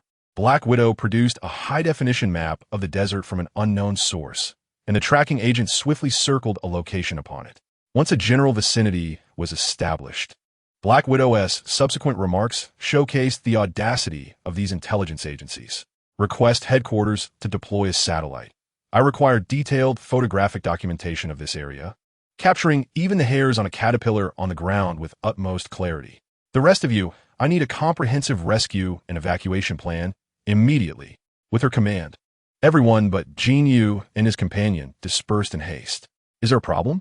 Black Widow, having just emerged from her work mindset, observed Jin Yu staring at her in a daze and gave him an inquisitive glance. Ahem. No, nothing at all. I was merely curious. Are there caterpillars in the desert? In the stillness of the night, while the others were diligently establishing a comprehensive surveillance operation to grasp every minutiae of that area, the Black Widow uncorked a bottle of red wine, pouring a modest amount as she sat across from Jin Yu. It has been far too long since I savored your culinary creations. Once this mission concludes, you must treat me to a grand feast. Upon uttering these words, the Black Widow observed a momentary flicker of surprise in Jin Yu, who realized that, unbeknownst to him, their relationship had grown remarkably intimate over time. Although they had never truly been together, their bond was undeniably closer than that of ordinary friends. All right, consider it done, Jin Yu replied with unwavering resolve. Do you remember Torres?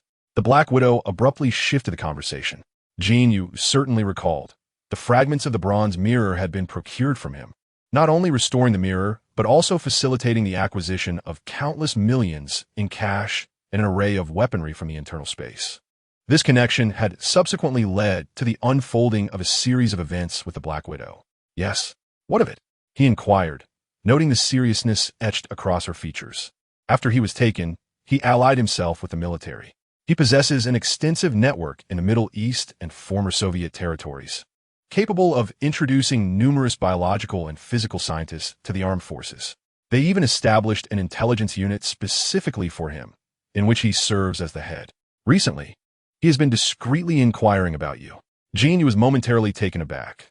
While not entirely surprised, he was acutely aware that Torres would indeed seek him out. Yet, the Black Widow's probing left him at a loss for words. Just as he pondered how best to respond, she suddenly broke into a playful smile. You need not contemplate your reply. You may choose not to divulge your secrets. However, do not deceive me. I witnessed the confrontation between you and Torres from above the hotel that day. While others were oblivious, both of you wore pendants around your necks, which vanished shortly after we descended. Initially, I paid it no mind, but now, with his fervent search for you, I cannot help but think it is not merely a case of misplaced anger directed at you. This statement left Jin Yu utterly stunned. All along, he had been conscious of his own limited abilities, acutely aware of his insignificance within the Marvel cinematic universe. Yet psychologically, he often harbored a sense of superiority when confronting these cinematic figures, believing himself omniscient and omnipotent, even feeling as though he were partaking in their narratives. Admittedly, this notion was exaggerated. Fundamentally, he felt as though he occupied a higher plane. However, Jin Yu had overlooked a crucial truth. This was a tangible world, far removed from the fantastical realm of cinema. The individuals he faced were, in fact, the pinnacle of their respective fields within this reality. In stark contrast, Jin Yu in his previous life had merely been an inconsequential bystander. With this realization, he sighed inwardly, reminding himself that this was a real world where he must shed any semblance of superiority, especially when confronted by superheroes or villains. Indeed, I do harbor my own secrets. I apologize for my inability to share them, but trust me, Natasha, I harbor no malice. Since the conversation has reached this point, any attempt at evasion would seem rather petty. Hence, Jin Yu candidly acknowledged the situation. I trust you. What I wish to convey is that you have drawn attention to yourself. Apart from Torres, the military is also interested in utilizing your blood cells for experimentation. As you are aware, although Nick claims to have resolved the issue, the complexities within the military hierarchy are intricate. Not everyone will be inclined to support Nick. Ultimately, someone will come looking for you. Do you understand? I comprehend. So what is your suggestion? Jin Yu recognized that Black Widow would not have broached this topic without reason. You are to execute the plan, rescue Tony Stark, and earn his gratitude. The Stark family's influence within the military and the government is unparalleled. With Nick and Stark on your side, unless you engage in an act that could overthrow the government, trouble will inevitably find you. Jin Yu initially thought Black Widow was about to share something else. After all, this was precisely what he intended to do. Having been here for over 2 months, he assumed Tony Stark had already undergone his evolution. Finding an opportunity to approach him was a task Jin Yu was more than willing to undertake. Not merely for Stark's wealth, but because Iron Man was his favorite character from the films. Additionally, who could resist the allure of the iron suit? Observing Jin Yu's somewhat indifferent expression, Black Widow felt a tinge of concern. I understand we have faced battles together, but this situation is different. We require you to infiltrate and gather intelligence to ascertain Tony Stark's condition. If you are discovered without backup, you will be left alone to confront a base of armed terrorists. Black Widow spoke slowly and earnestly, her face etched with worry. Jin Yu felt warmth in his heart and responded with a smile. Do not be so anxious. Allow me to perform a magic trick and witness the moment of miracle. Chapter 30. Infiltrating the enemy's lair 1 week later in the Kandahar Desert, 10 kilometers from the Pakistan border. An old off-road vehicle was unsteadily traversing a sand dune. Driven by Ashraf, with a young Middle Eastern man sporting a full beard seated beside him, appearing to be in his early 20s. Ashraf drove while conversing with the young man, who nodded earnestly, diligently absorbing Ashraf's words. Afghanistan is an intriguing land. Though not vast, its geography is remarkably diverse, encompassing hills, plains, and deserts. The Kandahar Desert, in particular, is distinctive, characterized by a mix of pure sand and semi-arid terrain. Here, sand dunes abound, and just a few kilometers away, one might encounter cracked, semi-arid land interspersed with variously sized yellowish hills. The stronghold of Ashraf is nestled upon a modest hillside, where several caves have been excavated, providing a pleasantly temperate sanctuary throughout the seasons. Surrounding the caves, a series of hills come together to form a small basin, akin to a natural courtyard. When draped with canvas of a hue that mirrors the surrounding terrain, it becomes nearly invisible from above, rendering aerial reconnaissance futile. This place is indeed remarkable. Your leader has an exceptional eye for selecting locations. Seated in the passenger seat is Jin Yu, transformed into a Middle Eastern persona by the Widow's special materials. Upon witnessing the almost cinematic resemblance of the base, Jin Yu couldn't help but utter a remark. Silence. Damn it. Do not forget that you are currently a mute. You cannot speak or hear others, understand? It would be wise to remember this and not jeopardize me. Ashraf chided, casting several glances at Jin Yu, marveling internally at the transformation he had witnessed unfold before his eyes. Understood. I shall remain silent. Jin Yu retorted with a roll of his eyes, his tone languid. It appears that Ashraf has indeed acclimatized well within the base. During their drive into the basin, Jin Yu observed at least 3 sentries. Yet they made no effort to stop or question Ashraf, implying that he holds a commendable position within this armed group. As they ventured deeper into the basin, Ashraf led Jin Yu toward the cave, where they were met by several fully armed soldiers who raised their hands to halt their progress. Intruder, who are you? One inquired. This is Zai, my distant cousin, whom I have brought to join us as a freedom fighter. Ashraf responded promptly. However, the soldiers did not afford Ashraf the courtesy he anticipated. Instead, the lead soldier sternly addressed Jin Yu. We are speaking to you, stranger. Speak. He is mute. Deaf and mute. Ashraf gestured and spoke, seemingly explaining the situation to his apparently deaf cousin while answering the soldiers. A mute? The leading soldier murmured in confusion. But he did not press further. Instead, he conducted a thorough search of Jin Yu before stepping aside to permit their entrance. The cave was expansive. After navigating through a narrow passage, the interior opened up dramatically. What had begun as a corridor, barely accommodating 3 or 4 individuals, widened into a grand hall. Approximately 4 to 5 meters across, flanked by a series of rooms carved into the rock, each fitted with antiquated iron doors. Ashraf guided Jin Yu through a series of twists and turns until they halted before a specific room. Before entering, Ashraf cast Jin Yu a cautionary glance, signaling him to tread carefully, then reached out to open the door directly. The room was modest, spanning a mere 20 to 30 square meters, cluttered with simple wooden stools arranged haphazardly along the walls. Approximately 7 or 8 individuals occupied the space, among them a rather portly man adorned with a bushy beard, seated before a makeshift table constructed from a few planks of wood, upon which rested several vintage monitors. Jin Yu cast a fleeting glance, only to be filled with unexpected delight. The surveillance footage revealed 2 men busily engaged around a similarly crafted wooden console within a cave. One of them was none other than Jin Yu's target, Tony Stark. Compared to his cinematic portrayal, this version of Stark appeared somewhat younger, bearing over 80% resemblance. The world-renowned playboy was dressed in tattered attire, his entire being cloaked in grime, yet he exuded an undeniable vigor.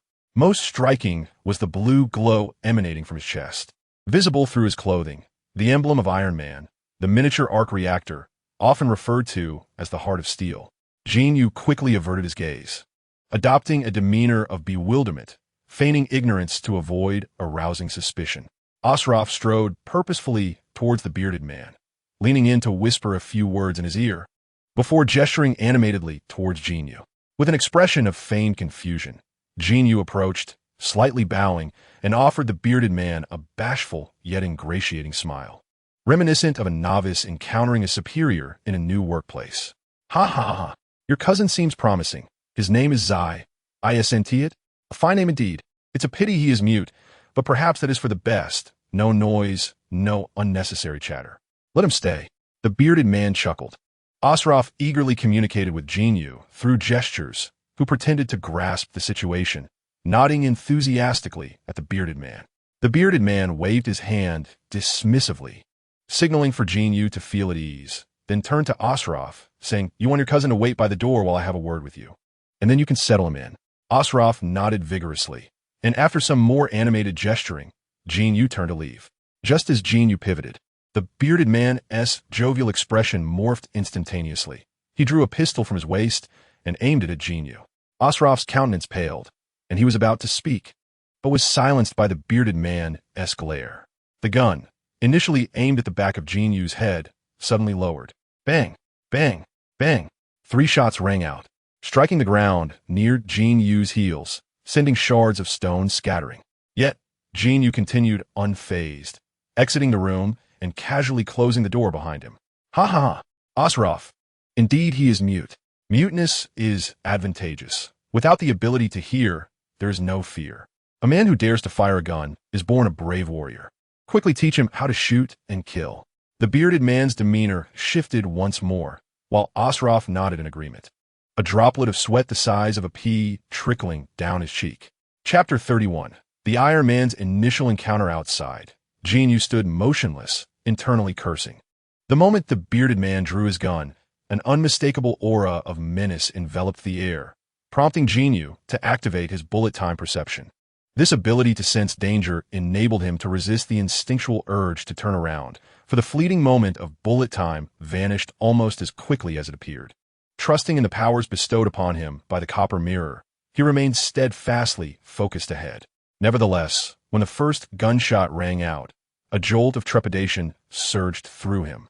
Fortunately, he had previously received a warning, establishing a mental defense mechanism that prevented him from instinctively turning to dodge. Otherwise, he would have inadvertently revealed his presence. Feigning deafness was a necessity, as the local dialects were manifold: Pashto, Arabic, Persian, and others, all of which Jin Yu could not comprehend. Without adopting this guise, it would have been impossible for him to blend in.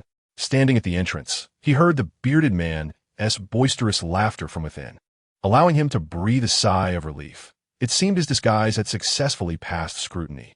Who could have anticipated that one of the leaders of an armed organization would be so cunning, smiling amiably one moment and drawing a weapon the next?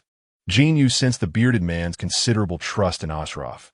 Yet even so, he felt compelled to test the loyalty of his own kin, highlighting the extreme caution exercised by this group. It was no wonder that the military intelligence had mobilized, failing to locate them in the desert for over 2 months. Following the bearded man's scrutiny, Ashraf finally settled Jin Yu in their midst. During the ensuing days, Ashraf arranged for individuals to instruct Jin Yu in marksmanship. Fortunately, he had genuinely never practiced before, sparing him the burden of pretense. He merely needed to raise his arms slightly while pretending to be affected by the recoil of the weapon.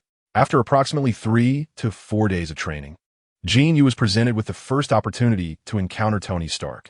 Ashraf, accompanied by several others, ventured into the cave to transport supplies and, feigning casualness, invited Jin Yu to assist them. The boxes contained miniature missiles, and due to a lack of materials, they aimed to dismantle these missiles to extract the necessary components and elements for Stark's latest creation, the Jericho missile.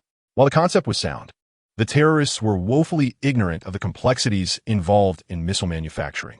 They watched Stark for 3 months through surveillance, only to witness him construct the Mark I armor right beneath their noses.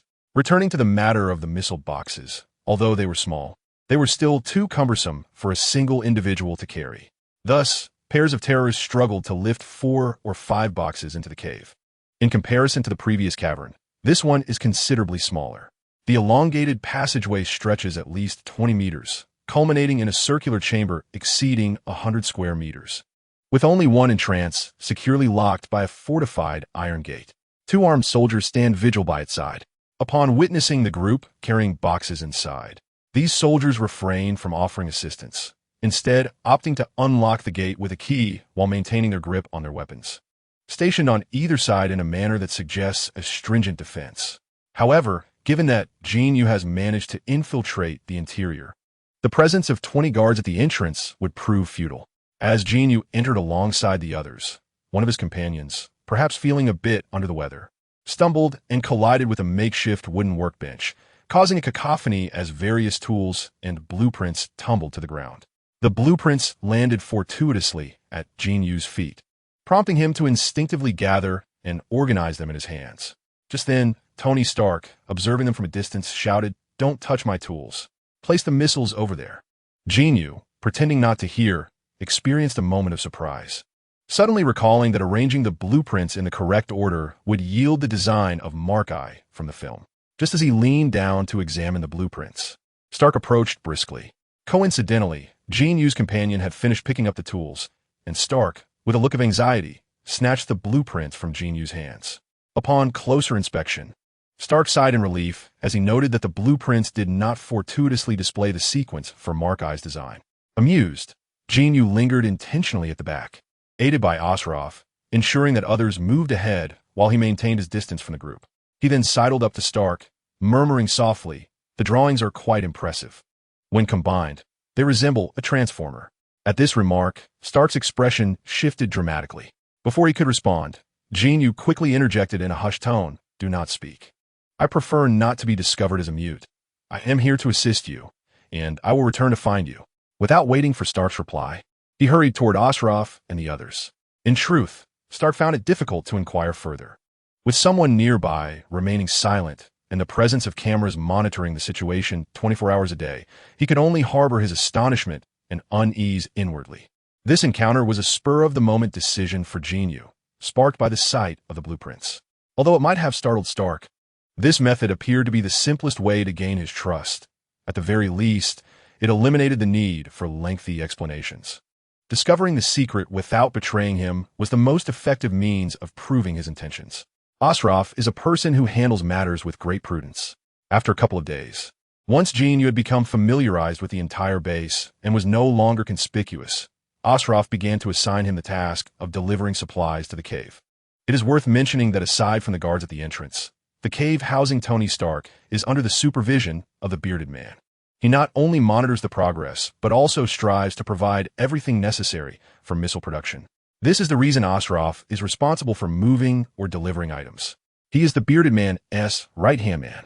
It must be said that Jin Yu serendipitously found someone suitable for the task.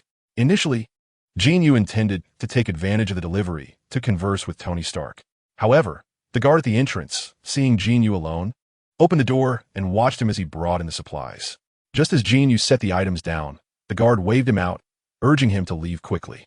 Jin Yu felt a sense of helplessness, but fortunately, he had prepared for this. Just before exiting, he cleverly shielded the guard's view with his body, taking advantage of a blind spot in the surveillance. As he stepped outside, he discreetly let a small note slip down the side of his pants. Chapter 32. The unexpected cooperation of the bearded man. Are you certain you have it under control? Nick's anxiety was palpable.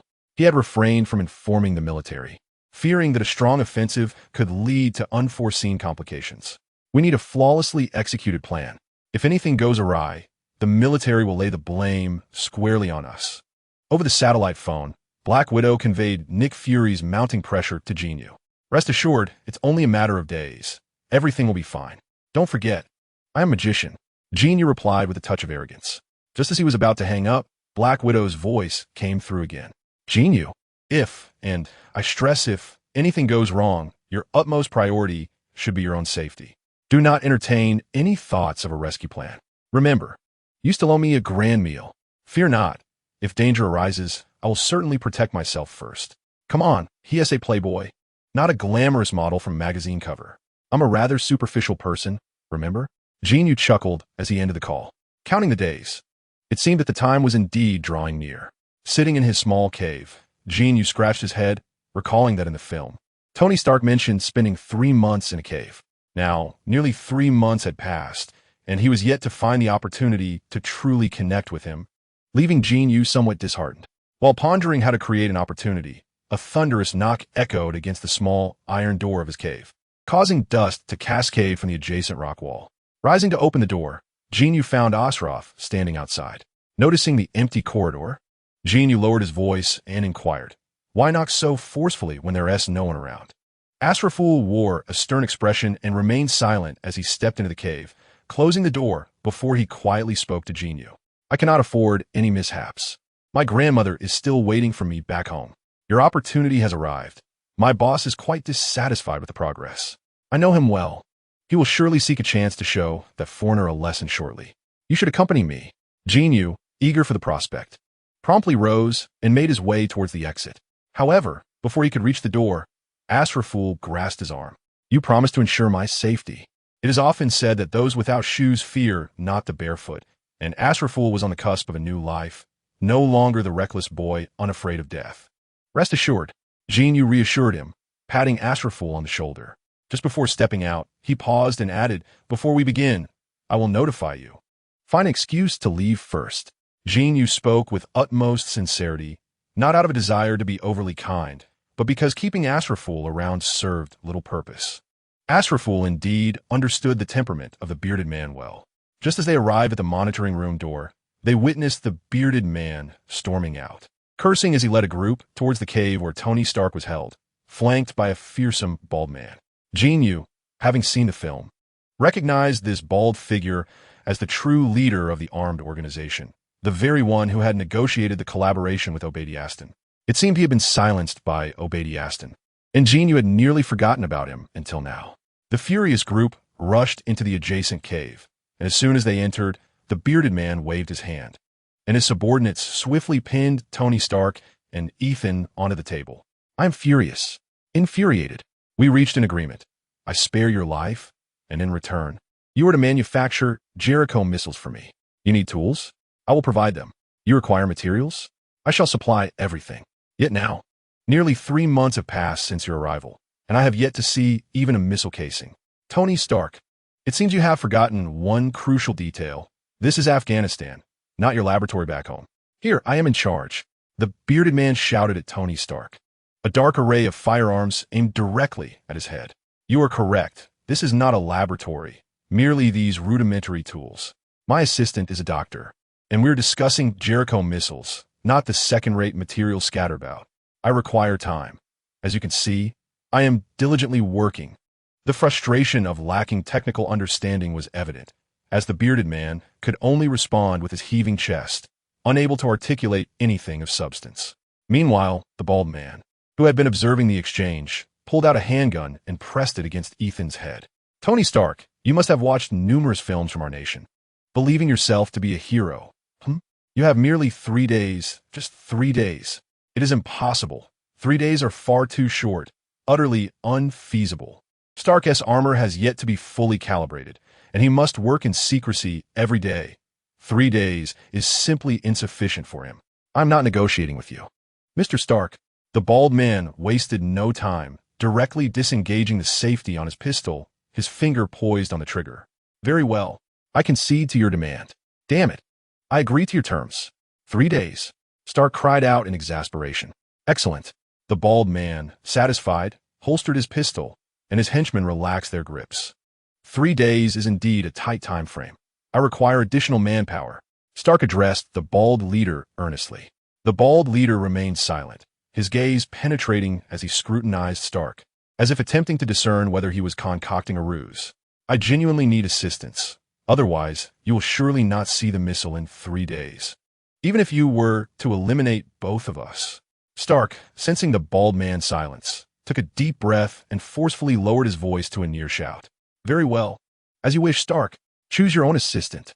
With that, the bald man turned on his heel and departed, leaving the bearded man to select personnel. I need someone steady-handed, capable of maintaining focus. You wouldn't want to accidentally blow this place to smithereens, would you? Stark articulated his requirements to the bearded man. Steady-handed? Focused? The bearded man surveyed the surroundings, and his eyes brightened upon seeing Jin Yu. I have someone who is absolutely focused, though communication may be somewhat challenging. If you can surmount that, he would be the ideal candidate. Jin Yu had initially prepared alternative measures with Stark, feigning the act of selecting personnel. But he anticipated the bearded man would directly point to him, which turned out to be a pleasant surprise. Communication will not be an issue. I can guide him meticulously. Come now, I need to assess just how steady his hands truly are. Chapter 33. The eve of escape. Who exactly are you? After everyone departed, Stark pulled Jin Yu to the workbench, retrieving a miniature missile from the ground and demonstrating as if instructing Jin Yu on the task, while quietly inquiring. Rest assured, they cannot hear our conversation. Just avoid facing the camera directly. Who I am is inconsequential. The crux is that I am entrusted by a certain intelligence agency chief to locate and aid in your rescue. Listen, I am aware that you have your own plans. We must cooperate. An intelligence agency? Stark raised an eyebrow in surprise. Logically, it should be someone from the military. Or is it? Jin Yu rolled his eyes, as if saying the term intelligence agency immediately conjured thoughts of these two. Neither. It is the Department of Homeland Strategic Defense, Attack, and Logistic Support. The matter of territorial warfare can be set aside. These details are indeed trivial. Let us turn our attention to my plan. Tony Stark's strategy is rather straightforward and audacious. To don his armor and charge forth. However, with Jin Yu's involvement and the presence of potential reinforcements outside, the overall plan has gained considerable coherence. At the very least, the weapon systems on his armor have become less critical. He merely needs to ensure his own safety during the fray. Yet, Tony Stark is not one to remain passive, given the time at his disposal. He strives to enhance his suit as much as possible. Thus, over the next 2 days, the trio busied themselves fervently before the cameras, instilling a significant sense of confidence in the bearded man regarding their impending deadline.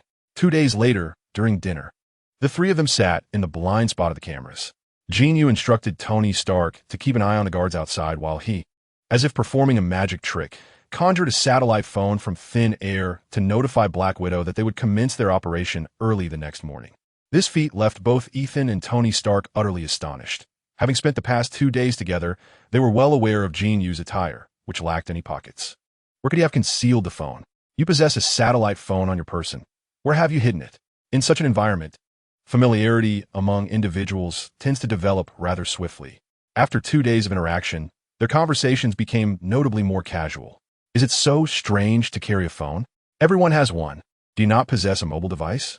Jin Yu casually remarked, nibbling on a piece of bread. Damn. Tony Stark nearly choked on Jin Yu's words. Do you realize that before meeting you, I never imagined there could be someone more reckless than myself? Congratulations. You are indeed the most reckless of all. Now, can you please tell me where you concealed that phone? I need to make a call. No, it is unsafe. I do not know whom you wish to call. But as a friend who has shared a cave with you for 2 days, I offer you this friendly advice. Your abduction was no mere coincidence. You should carefully consider who knows your whereabouts. Jin Yu's words struck a chord in Tony Stark's heart. This was a notion he had not overlooked. Rather, he had been reluctant and lacked the time to ponder it. For months, he had diligently labored to construct his armor, yearning to escape this damp cave. He had initially intended to call his military friend, Rhodes, but given that Jin Yu had already set plans in motion for tomorrow, making a call now seemed inappropriate. Moreover, the guards outside were peering in every minute or two, making a conversation both risky and impractical. Zai, you mentioned your name here. Tomorrow we shall commence our operation, and I would like to know your name. What do you go by? Ethan, observing the silence between the two, deliberately addressed Jin Yu to lighten the mood. Upon uttering these words, Tony Stark turned his gaze towards Jin Yu, curious to discover the name of this audacious individual who seemed even more brazen than himself. My name?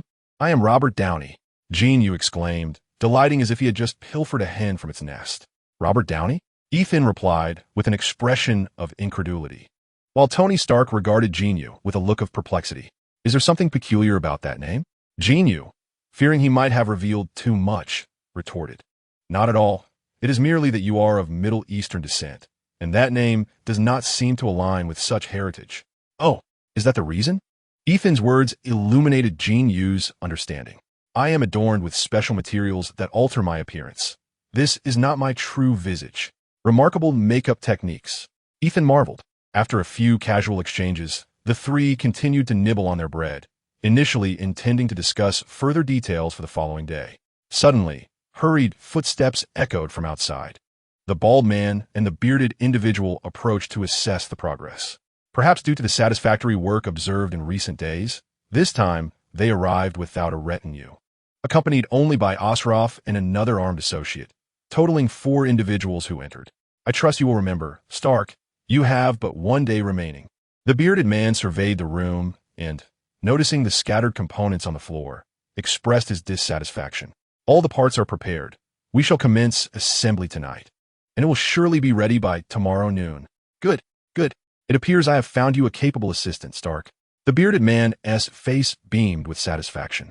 After months of anticipation, they were finally on the brink of success. Heaven knows the pressure they had endured, for failing to eliminate Tony Stark had led to a rift with their benefactor, resulting in a loss of supplies and munitions. Should this endeavor falter, it would be a case of losing everything for naught. Zai's craftsmanship is commendable. Wasting his talents on firearms is folly. You ought to send him to study mechanical engineering. Tony Stark shrugged, seemingly jesting as the completion of their task drew near. Yet, beneath the surface, he subtly stepped forward, obstructing the bald leader's line of sight. For the leader had been fixated on the heap of components on the ground. It was imperative that the preparations for their escape plan be concealed, as any discovery would render their efforts futile. Stark's movement appeared casual, merely engaging in dialogue with the bearded man. The bald leader, having retracted his gaze, glanced briefly at Stark and Jin Yu before speaking in a grave tone. Very well. I hope to behold your results by tomorrow morning. Otherwise, you are aware of the consequences, Stark. With that, he turned and departed. Before leaving, Jin Yu discreetly signaled Osroff with a glance. Osroff nodded slightly in acknowledgement, slowly parting his lips to utter a silent message. Observing the subtle movements of the young man's lips, Jin Yu discerned that he was expressing gratitude. As he gazed at Aslaf's retreating figure, Jin Yu pondered that this individual, even upon reaching the nation, must be faring quite well. The one named Ghani, having a cousin within the country, was indeed fortunate. This instance of betrayal could be deemed a serendipitous misstep. It was not only Jin Yu who held such thoughts. Aslaf, too, reflected on the day he brought Jin Yu along, recalling the video call with his grandmother, who had enthusiastically introduced their new home. It was a house in a quaint town in the southern region of the country, complete with 2 levels, a garden, and a lawn. Even the furnishings and appliances were brand new, indicating that the arrangements were made with genuine care rather than mere convenience.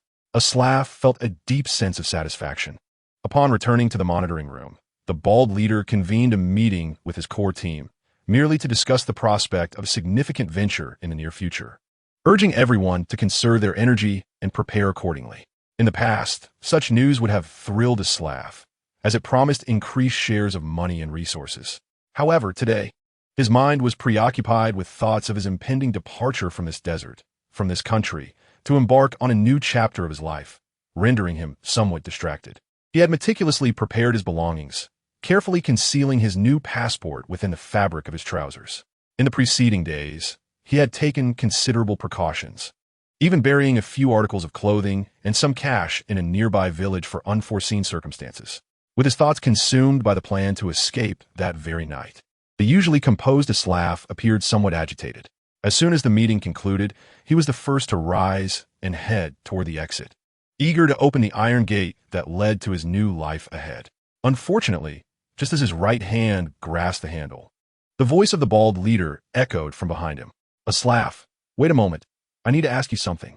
Aslav halted, cursing silently under his breath, yet turned to greet the leader with a placid smile. "At your service, boss." After uttering these words, he anxiously observed the bald leader's reaction, fearing an unexpected assignment could jeopardize his escape plans. To Aslav's surprise, the leader remained silent, gazing at him with a knowing smile. Feeling somewhat uneasy, Aslav refrained from pressing further. It was only when everyone else had departed, leaving only the bearded man and two armed guards, that the bald leader finally rose and approached Aslav with a grin. "You seem a bit off today, my brother. You're usually the last to leave. Is there something on your mind?" The bald leader affectionately draped an arm around Aslav's shoulder as they walked deeper into the room. Aslav felt a shiver run through him, silently chiding himself for letting his guard down. Externally, he feigned discomfort, furrowing his brow and adopting a demeanor that suggested unease. "I apologize, esteemed leader, for feeling unwell today. My stomach has been in pain since the meeting, and I have endured it until now, which has caused me some anxiety. Forgive me, respected leader." Asraf was in a state of extreme tension, yet he endeavored to remain relaxed, concealing any signs of distress from the bald-headed man. "There's no need for concern. If you're feeling truly unwell, you may consult our physician, Ethan. He is quite competent," the leader reassured him. "Speaking of the doctor, I must express my gratitude toward your cousin. He performed admirably, collaborating with Stark and the others to complete the task." "What is his name?" "I believe Stark referred to him as Zai, correct?" Upon hearing the name Zai, Asraf felt a sudden rigidity seize him, for Zai was deaf and mute. How could Stark have uttered his name so effortlessly? This momentary stiffness was inconsequential, as the bald leader's arm remained draped over his shoulder. Noticing Asraf's change in demeanor, the leader's gaze shifted. Chapter 34. Namo Gatling Bodhisattva. In truth, such matters are generally straightforward to clarify, especially for someone as composed as Asraf. However, tonight he was intent on fleeing and felt a sense of guilt, rendering him unprepared. Moreover, he had always harbored a certain apprehension towards the bald leader, who was unlike his direct overseer, the bearded man. The leader's perpetual stoicism left Asraf uncertain of his thoughts, and he inadvertently revealed his intentions. The bald leader had not anticipated this. He merely sensed that something was amiss, an unsettling feeling that he could not articulate. It wasn't until he observed Asraf's unusual demeanor during the meeting that he decided to probe further, unwittingly striking gold. The bald leader, a clever man, quickly grasped the situation. His arm, which had been affectionately draped over Asraf's shoulder, suddenly withdrew and tightened like a vice around Asraf's neck. "Zai is neither mute nor your cousin. You are planning to escape, aren't you?" he bellowed, causing the bearded man and two armed associates to rise abruptly. The bearded man, who had always placed his trust in Asraf, approached and seized his clothing, demanding loudly, "Is what he said true? Have you betrayed us?" I have not. I merely have a stomach ache. I have not betrayed you," Asraf stammered, his face flushed as he struggled to articulate his words. His initial reaction was unconvincing. There was undoubtedly something amiss. "Take him away and see how long he can maintain this facade.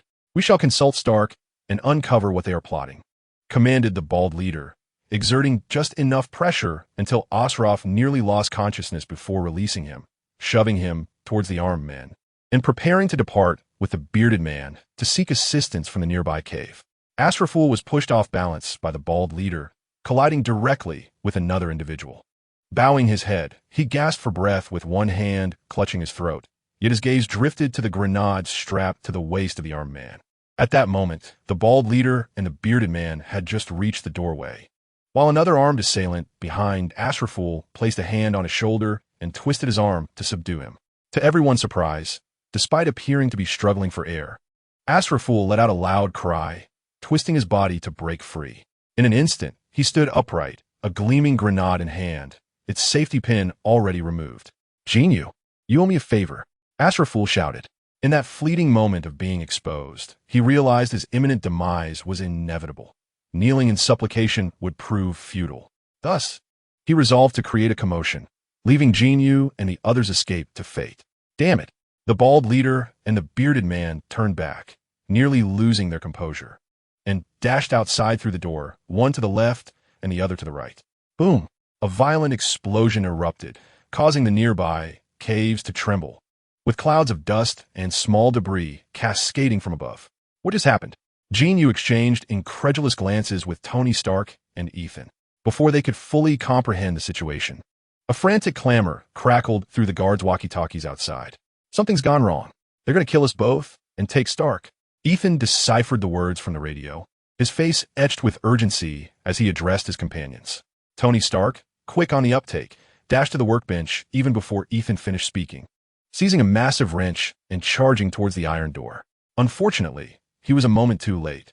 The door had already been flung open from the outside, and two guards entered, rifles at the ready. The first guard instinctively aimed his weapon at the first figure he spotted, momentarily stunned upon recognizing Tony Stark, and shouted, "Drop your weapon." The second guard, without hesitation, raised his gun directly at Ethan.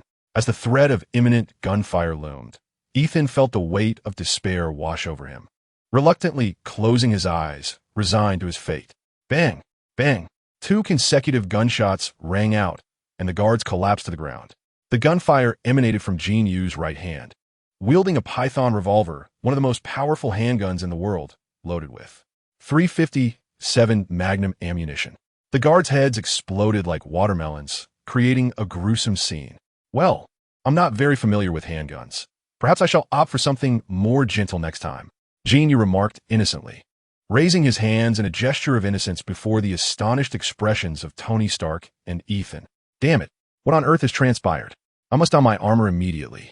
Donnie, go and barricade the door, armed with 2 rifles. It is essential to hold them off for a few minutes. After a brief moment of contemplation, Tony Stark swiftly assessed the current predicament and promptly assigned tasks to several individuals. Though the nature of the crisis remained unclear, they found themselves isolated and vulnerable. Relying on just 3 individuals to break through was futile. The only recourse was to suit up and confront their adversaries head-on. In a few hurried strides, he reached the corner where their armor was stored. Fortunately, preparations for an operation were scheduled for the following day, prompting them to set up their suits in advance after the bald leader had departed with his men. The corner was now occupied by a pile of disassembled missile casings, cleverly concealed in the dim light of the night, ensuring that no one would come to investigate. Unexpectedly, this proved advantageous. Do you recall how to activate the armors program? We need to hasten our pace. Let us hope this iron door can withstand them a little longer. What in the world are you doing, Donnie? Close that damn door. They're almost upon us. Tony Stark had barely finished his sentence when he cast a glance toward Jin Yu, nearly exasperated to the point of apoplexy. His intent was for Jin Yu to shut the iron door to buy some time, allowing him to suit up and then hold the line at the entrance, while Jin Yu and Ethan could provide cover with the rifles on the ground. To his dismay, he discovered that not only had Jin Yu failed to close the door, but he was also neglecting the rifles, instead standing brazenly at the entrance with a revolver in hand, resembling a living target. Infuriatingly, upon hearing Tony Stark's furious outburst, Jin Yu innocently replied, "It's fine. Just put on your armor. I've got a gun. I'm not jesting with you. Close that damn door. Do you intend to fend off those wretched terrorists with that mere revolver?" Tony Stark, his neck veins throbbing with frustration, had already experienced Jin Yu's erratic behavior over the past few days. While he found such antics somewhat tolerable, given his own penchant for sarcasm, he never anticipated that Jin Yu would be so flippant at a critical moment. Which intelligence chief would recruit such a character for assistance? The very name of the Homeland Strategic Bureau seemed as unreliable as the man himself. Tony Stark was on the verge of losing his mind. He had already donned the chest plate, but had now ripped it off in a fit of urgency. Just as he took a step forward, he paused. Indeed, you make a valid point. A revolver lacks sufficient firepower. As Jin Yu spoke, he deftly flipped his right hand, causing the revolver to vanish mysteriously. In its place, he He produced a minigun M134, its imposing frame and 6 dark barrels, famously dubbed the Gatling gun of Nammu, now firmly in hand. Tony Stark's steps abruptly halted, leaving him speechless, nearly choking on his own breath. "Tony, perhaps we should forego the armor and simply charge out alongside Donnie," Ethan murmured, his expression one of bewilderment as he gazed at the Gatling gun in Jin Yu's hands. Chapter 35. Is there an armory within? When selecting this base, the bald leader had been drawn to the cave's thick natural stone walls, which, provided ample supplies, would offer a secure refuge. As long as their precise location remained unknown, even aerial bombardments would pose no threat. Little did he foresee that the very cave he chose would one day serve as a natural shield for his adversaries. Upon entering the cave, they were met with unimaginable heavy fire. Out of the more than 10 who had ventured in, 5 or 6 fell victim to a single barrage. Fortunately, the cave that housed Tony Stark did not lead out through a straight corridor. Instead, it featured a circular hall formed by a natural stone pillar. Had this sanctuary not existed, they would likely have faced total annihilation. Yet, the discomfort lay in the fact that both the entrance and exit to this refuge consisted of a straight corridor.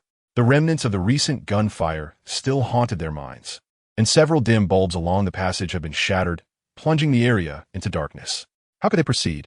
Pressing against the corridor's wall, the bald leader grew anxious after lingering for over half a minute. He signaled to one of his subordinates, who understood and edged closer to the passage. From his tactical belt, he retrieved a grenade, removed the safety pin, and held it for a brief moment before preparing to execute a low roll along the ground. As he extended his arm, the staccato of the Gatling gun erupted again. The unfortunate terrorist, having ventured too far, suffered a gruesome fate as his arm, shoulder, and part of his chest were obliterated by the merciless hail of bullets, leaving him lifeless. Fortunately, the grenade had slipped from his hand, averting a potential catastrophe among his own ranks. Boom! Another deafening explosion reverberated, silencing the gunfire. A glimmer of hope crossed the bald leader's face. Had they struck a target? Just as he prepared to peek out, the gunfire erupted once more, peppering the wall behind which he sought refuge with flying debris. One shard even grazing his forehead and drawing a small trickle of blood. Damn it! Damn it! He cursed, retreating a meter with a mix of arms and legs. I was gone for merely a few days, and this is how you guard them? Not only did a traitor bring outsiders in, but how could you allow a Gatling gun to be smuggled right under your nose? The bald leader, momentarily at a loss for solutions, could only roar in frustration at the bearded man beside him, venting his pent-up discontent. They were not permitted to bring weapons inside. Our base lacks such heavy firepower as the Gatling gun. The burly man's voice dwindled as he spoke, diligently stationed before the monitors, while 2 guards maintained a constant watch at the entrance. Even our own personnel underwent scrutiny before entry, so how these weapons were smuggled inside remained a mystery. Nonetheless, the reality was apparent, and the burly man could only concede to his own negligence. The bald leader let out a long sigh, aware that now was not the moment for accountability. He bowed his head and picked up the walkie-talkie, initiating contact with his subordinates outside. Just moments ago, the air had been filled with gunfire, and the sound of approaching footsteps indicated the arrival of reinforcements. Yet, before they could enter, the cacophony of gunshots and screams erupted, ultimately fading into silence. Do not charge in recklessly. Bring more men. Form groups of 3, advancing side by side, firing simultaneously as they enter. Rotate your positions, and once we suppress their fire, we will advance slowly. The bald leader found himself in a predicament. The first 2 groups were likely to be riddled with bullets. He was short on soldiers, and the thought of casualties weighed heavily on him. Yet, there was no alternative. The narrow corridor was indeed a formidable barrier against a Gatling gun. Most critically, he dared not employ heavy artillery. Launching a few micromissiles would suffice. But he was still inside the cave, and a miscalculation could lead to his own demise. The bald leader's immediate subordinates were commendable. Upon receiving orders, a cacophony of footsteps erupted outside, only to quickly subside. Moments later, the gunfire from both inside and outside synchronized. Accompanying the gunfire were the relentless cries of the wounded. Yet the external fire continued unabated, drawing ever closer. His men did not disappoint, sacrificing their lives to press forward. These were his most elite warriors. The thought of their peril made the bald leader's heart ache, and he could not help but cast a menacing glance at the burly man. The burly man recoiled, mumbling under his breath, nearly burying his head in his trousers. In a mere 10 seconds, the toll of lives lost was uncertain. Suddenly, the gunfire within ceased, and the bald leader could even discern the faint sound of an empty gun chamber spinning. He is out of bullets. Charge in, charge in. Upon hearing the bald leader's command, the outside gunfire abruptly halted and footsteps quickened. A group of soldiers, maintaining their firing stance and raising their rifles, surged forward. The leader of the group, upon spotting the bald leader, felt a rush of elation and was about to speak when the bald leader gestured swiftly for them to press on. With over 10 men leading the way, the bald leader, along with the burly man and others, quickly rose to follow the soldiers. However, just a few steps out, a shout echoed from within. "Buns, hot ones." This phrase was uttered in Mandarin, a language none present could comprehend, yet they witnessed a shadow flicker at the brightly lit doorway at the corridor's end, followed by a flurry of small black shapes cascading forth. It was a barrage of grenades. A sudden shout echoed, causing a battalion of valiant warriors to turn on their heels and flee in unison. Boom, boom, boom. The explosions reverberated incessantly. Fortunately, the leader, bald and resolute, found himself shielded by a number of comrades in front of him. Upon hearing the initial sound of a grenade, his instinct was to grasp the nearest soldier tightly, positioning him as a barrier. Despite this, the force of the blast sent him hurtling several meters away. His ears rang with a deafening buzz.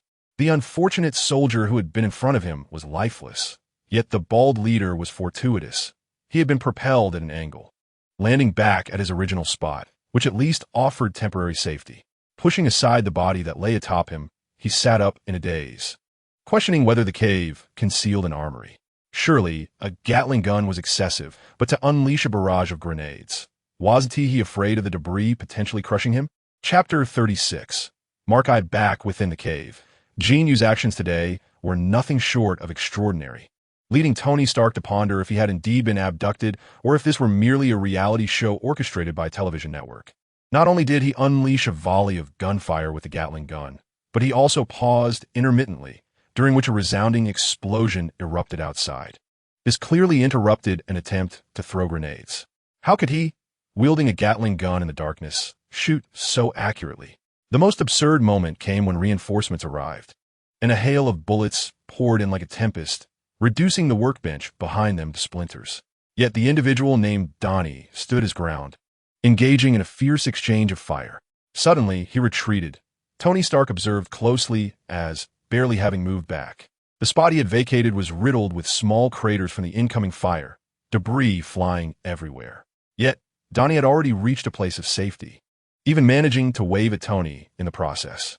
As the gunfire subsided, the sound of approaching footsteps heightened the tension for both Tony and Ethan, as the armor's activation sequence was still in progress and had yet to engage. However, in the next moment, Jin Yu showcased yet another remarkable feat seated against the wall. He casually reached towards the mountainside, and Tony Stark would swear on the memory of his deceased parents that he truly grasped the rock face. In an astonishing display, an entire crate of high-explosive grenades emerged in his grasp. Testing the weight of the box, feeling it was perhaps too much, Jin Yu discarded his tattered jacket and stuffed around 8 or 9 grenades inside. Unsatisfied, he added 2 more, then grasped 2 grenades in one hand, biting off the safety pins before swiftly tossing them outside. "Donnie, what did that shout you just made mean?" "Bozy, what does that mean?" "Huh?" Jin Yu paused for a moment, realizing that he was being addressed. He waved his hand dismissively and replied casually, "It means nothing, just a random shout." After glancing at the two of them, Jin Yu spoke again. "No, seriously, what have the two of you been doing all this time? I'm straining every muscle to hold off so many enemies. It's exhausting and perilous. Could you possibly pick up the pace a bit? Stark, I'm talking to you. Stop daydreaming. Get your act together. We still need you to lead us out of here and back home." "I'll be damned." Tony Stark nearly let a curse slip out. "What are you talking about? You're in danger? You were firing that Gatling gun and even found time to smoke a cigarette in between. Don't think I didn't TC that. And with your performance, are you sure you need saving?" Stark was feeling quite frustrated. Why did the armor he had painstakingly crafted over 3 months bring him no sense of achievement? Suddenly, he felt an impulse to remove the cumbersome suit and just follow Jin Yu out, but the activation process was nearly complete. He had no choice but to bow his head and direct Ethan to operate the laptop. To be fair, Jin Yu wasn't that formidable just yet. The success here was largely due to his advantageous position and the various gadgets he had. After being modified by the copper mirror, his night vision was exceptional, and combined with his perception of danger during bullet time, it created the illusion of invincibility. In an open area, if dozens of people were shooting at him from all directions, even with bullet time, he would be disoriented. Meanwhile, in the tunnel, the bearded man had fallen, a shard of shrapnel embedded in his forehead. Aside from the bald leader, only 3 individuals remained in the cave, 2 of whom were injured.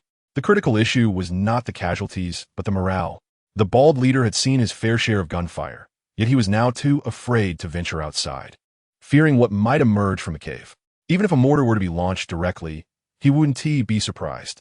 After waiting for nearly 2 minutes, footsteps finally echoed outside again, as over a dozen terrorists armed with various weapons stormed in. Upon seeing the gruesome scene in the tunnel, they were clearly thrown into disarray, momentarily unsure whether to advance or retreat. Calm down. All of you come here. The enemy doesn't have much ammunition left. Gather here first, and then we'll charge in. The bald leader felt exasperated. This display reminded him of his elite subordinates, most of whom now lay lifeless on the ground. Perhaps feeling the need to maintain authority in front of his subordinates, the bald leader forced himself to rally, snatching a rocket launcher from one of the terrorists. Upon my arrival, I shall briefly step outside. Once the explosion commences, you are to charge in immediately, understood? After a moment of organizing the group, the bald leader inhaled deeply, rose, and leaped into the middle of the passage, positioning himself with the rocket launcher aimed at the cave within. A resounding clamor of heavy machinery emanated from inside, and before the bald leader could comprehend the source of the noise, a dark figure emerged. A colossal steel robot. What in the world is this? Despite the earlier display by Jin Yu, which had fortified the bald leader's resolve to remain unfazed even if a tank emerged from within, the sight of the towering robot momentarily shattered his composure.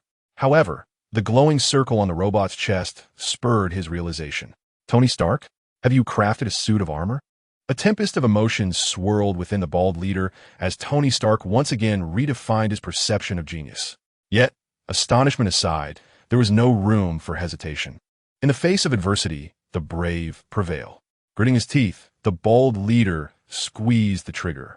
Though the mark was cumbersome, Tony Stark possessed an innate talent for controlling machinery. As he donned the suit for the first time, he adeptly maneuvered, evading the direct onslaught of the rocket launcher while shielding Jin Yu and Ethan from the ensuing shockwave and shrapnel. With the bald leader initiating the attack, his subordinates raised their firearms, unleashing a barrage of bullets at the massive robot. The formidable firepower forced the heavy suit to retreat. Tony, manipulating the mark, shielded his visor with one hand while raising the other towards the enemy, unleashing a modified mini-missile that soared forth. Its destructive force far surpassed that of the handheld rocket launcher, scattering a dozen assailants, most of whom were hurled to the ground in agony. A few, lightly injured, barely managed to lift their weapons when Jin Yu and Ethan emerged from behind the armor, wielding rifles salvaged from the ground, and methodically dispatched them at close range. As for Ashraf, where is he? The bald leader, having been struck, lay on the ground, gasping for breath, when Jin Yu seized him. You seem quite concerned for him. Alas, he is dead. He could have survived. It was you who exposed him. I had him confined, and he needn't have perished. Yet, he seized a grenade and detonated it. I suspect he intended to signal you. Did he not? In his final moments, he uttered, Jin Yu, you owe me a favor. That was a call to you, wasn't it? Regrettably, you shall never repay that debt. If the bald leader's word were meant to instill guilt in Jin Yu, he succeeded. Without mercy, Jin Yu transformed him into a sieve with a relentless barrage of gunfire. In truth, Jin Yu was well aware that the bond between them could hardly be termed friendship. It was merely a transaction. Ashraf, believing his demise was imminent, sought to imbue his death with significance, pragmatically wishing for Jin Yu to look after his family in the future. It was a decision made out of desperation, aimed at finding the utmost value in a dire situation.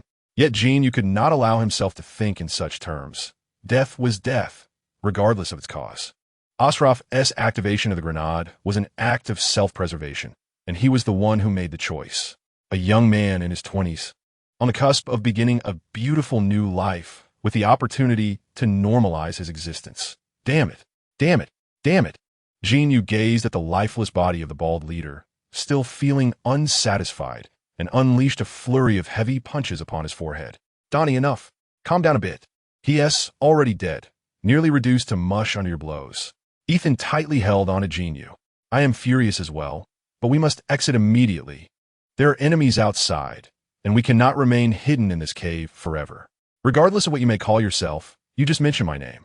Pull yourself together, my friend, Tony Stark remarked, lifting the visor of Mark's eye and letting out a deep sigh. I spent over 2 months in Kandahar trying to locate where you were imprisoned. He was a villager, driven to join the terrorist organization out of hunger. I provided him with a new passport and arranged for his family to relocate to our country. I even promised to ensure his safety. Do you understand? He was merely in his 20s, on the verge of a new life. A friend of mine spoke highly of him, and I had intended to befriend him in the future. Jin Yu sank onto the ground, despondent, uttering, "It feels unbearable to know someone died because of me. I will compensate his family." I realize that expressing such sentiments now may seem callous, but it is the only course of action we can take. Tony Stark sighed once more. Your abduction was no mere coincidence. Everyone involved in this matter is intertwined with it, and I will not let it go unresolved. Neither will I. He died for me, Tony Stark declared, donning his mask and stepping out of the cave ahead of Jin Yu. Chapter 37. Will you become a parachute? In a previous life, it was said that within the Marvel Cinematic Universe, Iron Man, a mere mortal, stood shoulder to shoulder with deities. This cave in Afghanistan served as the crucible for his transformation from human to superhero, granting Tony Stark a heart of steel uniquely his own. If that were the case, then Ethan's death in the cave would be seen as a sacrifice for Tony Stark's metamorphosis into Iron Man. However, with Jin Yu's arrival, Ethan survived within the cave, shifting the sacrificial role from him to Osroff, and altering the intended recipient of the sacrifice from Tony Stark to both Jin Yu and his companions. Both individuals felt an undeniable sense of responsibility for the young man's demise. With grim faces, they strode out of the cave, expecting to confront a barrage of attacks from the terrorists, much like scenes depicted in films. However, reality diverged sharply from their expectations. Outside, a few individuals indeed resisted, but the majority, upon witnessing the invulnerability of the Mark I, fled in disarray. This was an unforeseen outcome for Jin Yu. In cinematic portrayals, the bald antagonist suffered severe injuries within the cave, while numerous elite warriors awaited outside, commanded by the formidable bearded leader. In this instance, however, the bearded leader had perished within, and most of the elite fighters were similarly lost.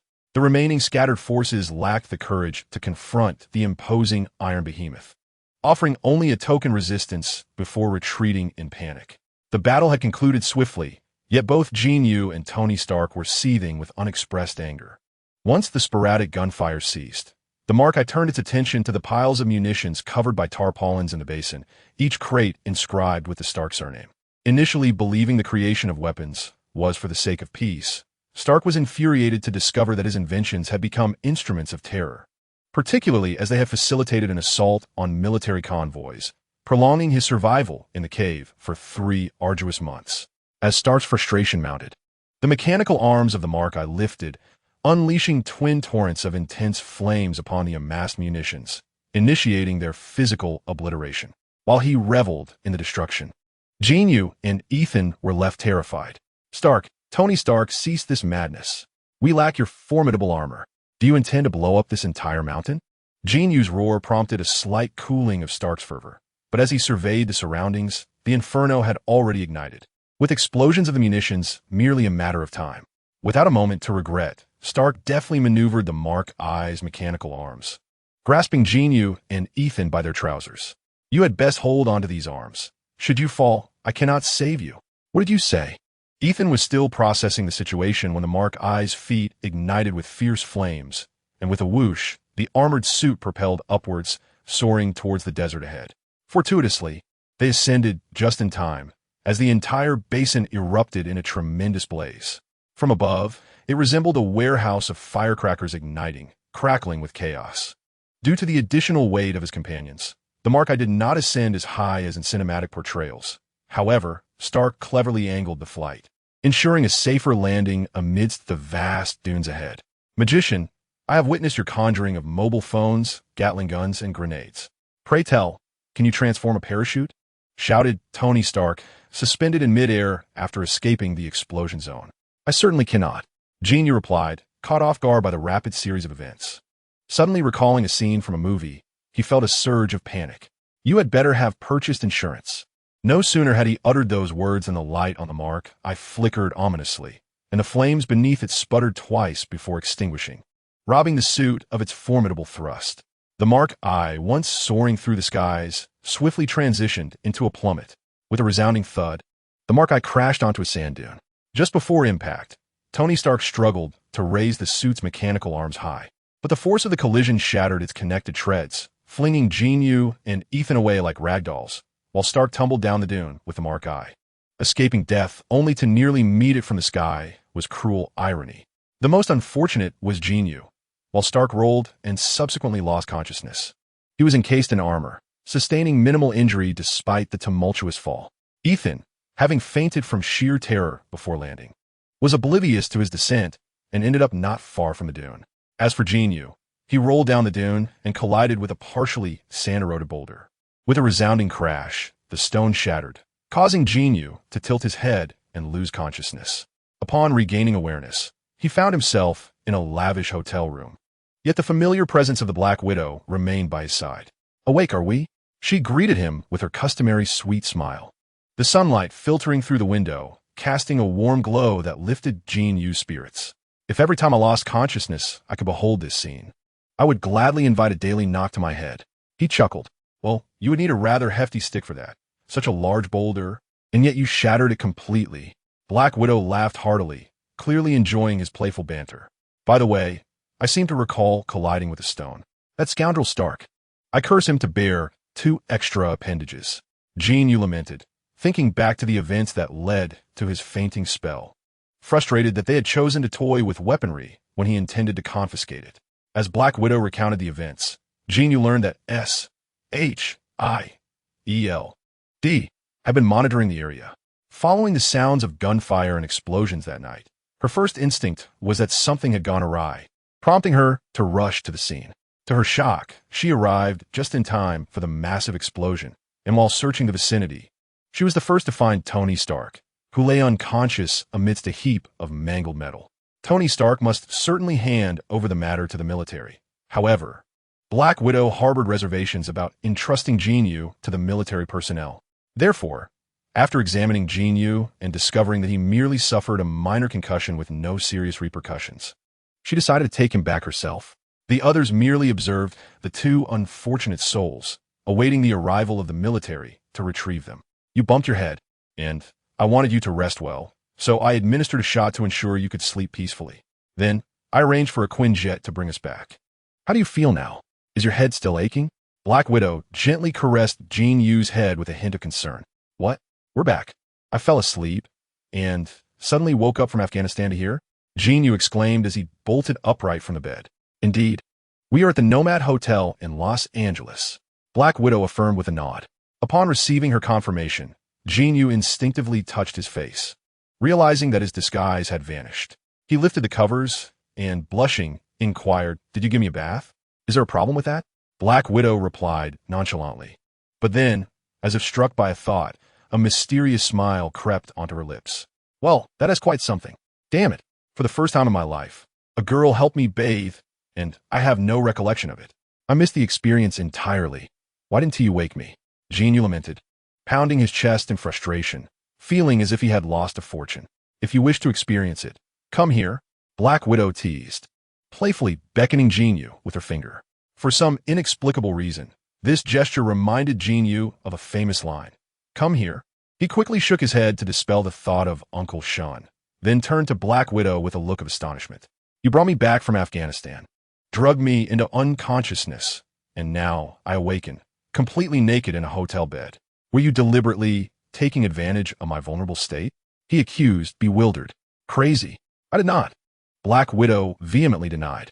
You didn't tea? You helped me bathe and gaze upon my strong, perfect physique without seizing the opportunity? I feel utterly insulted. Leave me be. I need some solitude. Jin Yu retorted.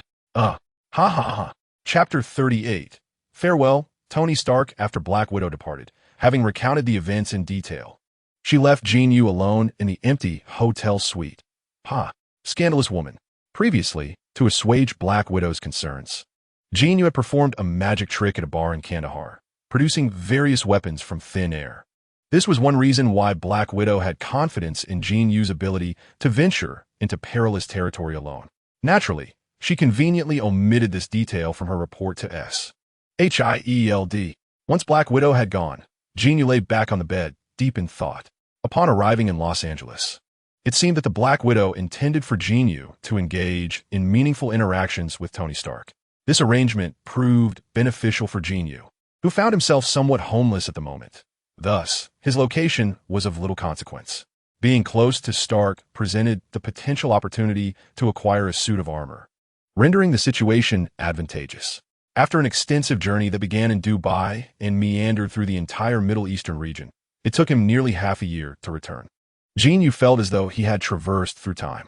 He decided to take a few days to rest at a hotel, reputed to be one of the finest in Los Angeles. Jin Yu spent a full fortnight within the hotel, indulging in a routine of eating and sleeping, with the occasional enjoyment of the hotel's massage services, certainly of the legitimate kind. However, it was somewhat regrettable that the Black Widow had not sought him out during this period. Once sufficiently rested, Jin Yu donned a newly purchased casual outfit, contemplating a venture to acquire a vehicle. Given that he might reside in Los Angeles for an extended duration, the absence of a car would prove inconvenient. Initially inclined to purchase a second-hand car, he reconsidered. With a substantial amount of cash stored within his spatial vault, it seemed prudent to treat himself with a new vehicle. Thus, Jin Yu resolved to buy a brand new car. He recalled his intention to visit Tony Stark, yet the latter was a notorious capitalist, residing in a mansion as expansive as a football field. To face Stark at his opulent abode without a luxury vehicle would undoubtedly undermine his confidence. Ultimately, adhering to the principle of going all out, Jin Yu acquired a Bentley Continental adorned with wings. As for the location of Tony Stark's residence, Jin Yu was uncertain. However, he knew it was situated at Malibu Beach, renowned for its lavish beachfront properties. He embarked on a drive, considering an opportunity to showcase his new car. Exiting the city and merging onto the coastal highway adjacent to Malibu Beach, he beheld an array of seaside villas standing majestically. It was evident why this area boasted the title of Los Angeles' luxury enclave. The scenery was exquisite, and the hues of the sea were captivating. However, being alone in a villa would feel somewhat desolate, and Jin Yu preferred to avoid the intrusion of a housekeeper. Thus, he decided against that notion. In this regard, Jin Yu shared a similarity with Tony Stark. Despite their outwardly brash and extroverted personas, both harbored a certain aversion to the everyday interactions with strangers. As he continued along the road, traversing various distinct villa districts, the surroundings eventually transformed into a wooded, undeveloped area. Just as Jin Yu began to doubt whether he had taken a wrong turn, he spotted, in the distance, a magnificent white mansion perched atop a prominent cliff. Isolated for miles around, in stark contrast to the villa districts he had passed, this abode epitomized the pinnacle of luxury. Indeed, the affluent were categorized into tiers. Jin Yu slowly parked his car at the entrance, contemplating whether his entire fortune could suffice to purchase such a residence. While watching the film, one may perceive it as a grand mansion. However, standing before the edifice, Jin Yu was truly astonished by its vastness. It was no wonder that Tony Stark often sequestered himself in the garage. Such an expansive abode indeed offered little sense of security. Before she could even press the doorbell, a voice emanated from beside it. "Mr. Stark declines all interviews. Thank you." This was Jin Yu's first encounter with J.A.R.V.I.'s voice, devoid of any electronic synthesis. It was so lifelike that one might mistake it for a real person. "I am not a journalist. Thank you. Nor am I here to sell anything." Jin Yu's expression darkened. This artificial intelligence lacked true intelligence. Did she strike him as a salesperson? In the underground garage, Tony Stark was about to commence work on the Mark II suit. With J.A.R.V.I.'s assistance, all systems and parameters were set. Stark was merely adjusting two components for flight data collection when J.A.R.V.I.s spoke again. "Sir, there appears to be a visitor at the door. He seems to be a stranger, and my server contains no data of any prior interaction between you." Tell him I do not accept interviews. Stark replied. Understood, sir. However, he claims he is not a journalist. I do not wish to meet strangers. You know my preference is J-A-R-V-S. Stark's patience was waning. Understood. Sir, but J-A-R-V-I-S carefully considered his words. He states that you owe him something. Excuse me? Stark paused his work, perplexed at the notion of owing anyone anything. Just as he was about to instruct J-A-R-V-I-S to completely refuse the visitor, J-A-R-V-I-S interjected once more. He claims you owe him a parachute, sir. Should I contact the police department? A parachute? Stark was taken aback. J-A-R-V-I-S. Open the door and let him in. No, I shall go myself. Uncertain of who awaited him, he removed his gear and hastened to the entrance. Upon opening the door, he was greeted by a completely unfamiliar face, an exceptionally handsome young Oriental man, appearing no older than his early 20s. Who are you? Stark inquired. Glancing behind Jin Yu only to find her alone, his curiosity piqued. Sighing, Jin Yu extended her right hand and weakly snapped her fingers. With a crisp sound, a parachute pack materialized in her grasp. I specifically purchased this as a memento from our last desert adventure. I bought 3, and this color suits you best. Tony? No. Jin Yu. Recognizing that familiar voice and the familiar gaze accompanying it, Tony Stark finally discerned the identity of the person before him. You are indeed a veritable scoundrel. I initially believed that only your name was a fabrication, yet I am astonished to discover that even your visage is at F.A.A. Nevertheless, it brings me joy to see you, my friend. Tony Stark casually retrieved the umbrella bag and set it upon the ground, extending his arms to offer Jin Yu a heartfelt embrace. The bond forged through life and death experiences is unparalleled. Jin Yu could sense the genuine delight emanating from Tony upon recognizing him, warming his heart and prompting him to return the embrace with fervor. However, before he could exert any strength, the previously sincere Tony disdainfully pushed Jin Yu away, declaring that a mere token gesture sufficed.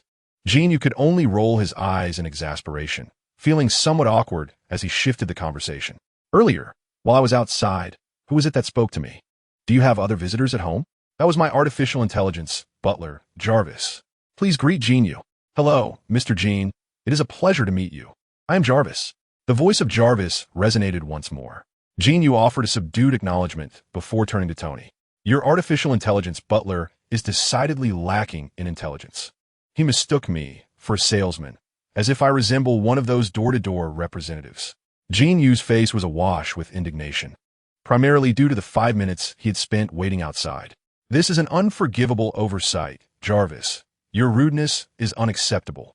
It appears I must thoroughly inspect your programming at my earliest convenience. Now, my friend, do not hold Jarvis's transgressions against him. Your arrival is fortuitous, for I have something delightful to show you. Tony Stark ushered Jin Yu inside. Chapter 39. What are you avoiding? Your arrival is most timely. Alas, Ethan is unwilling to accompany me back. Otherwise, the 3 of us could enjoy a drink together.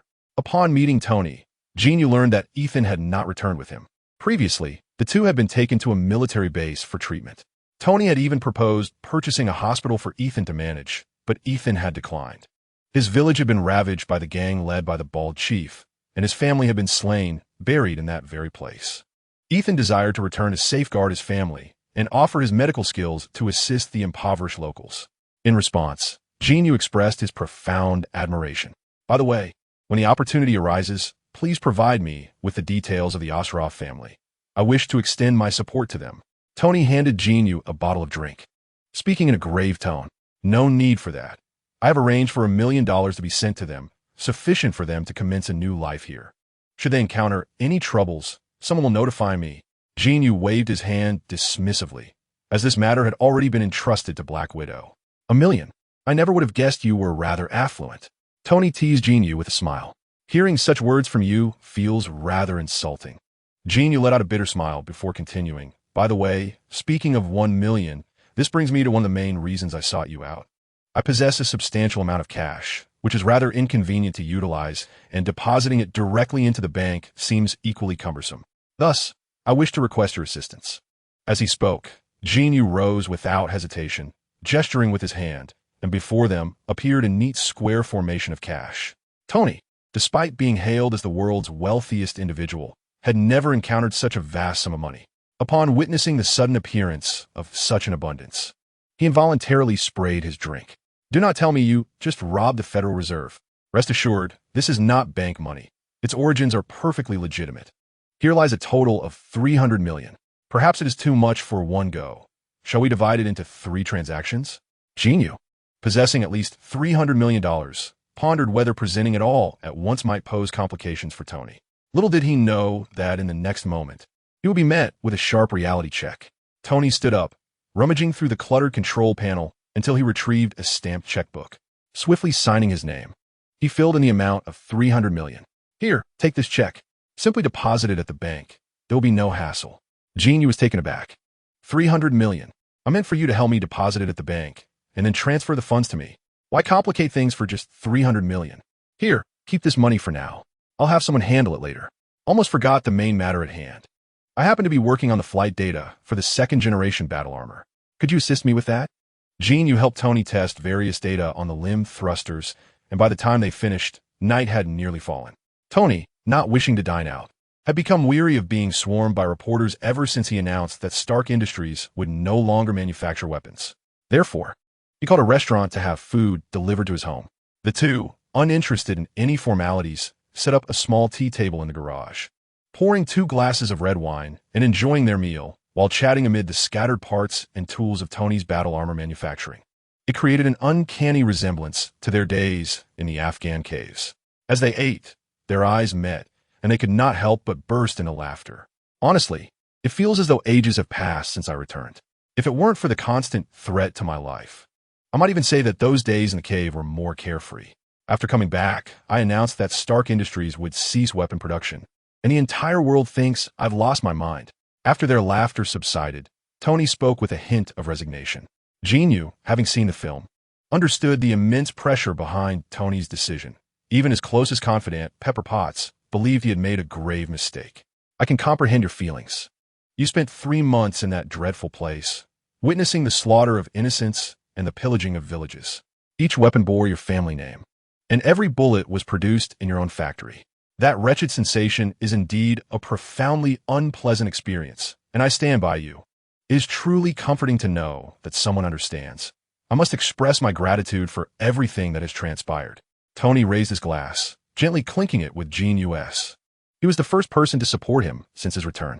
In truth, you need not concern yourself with others' opinions.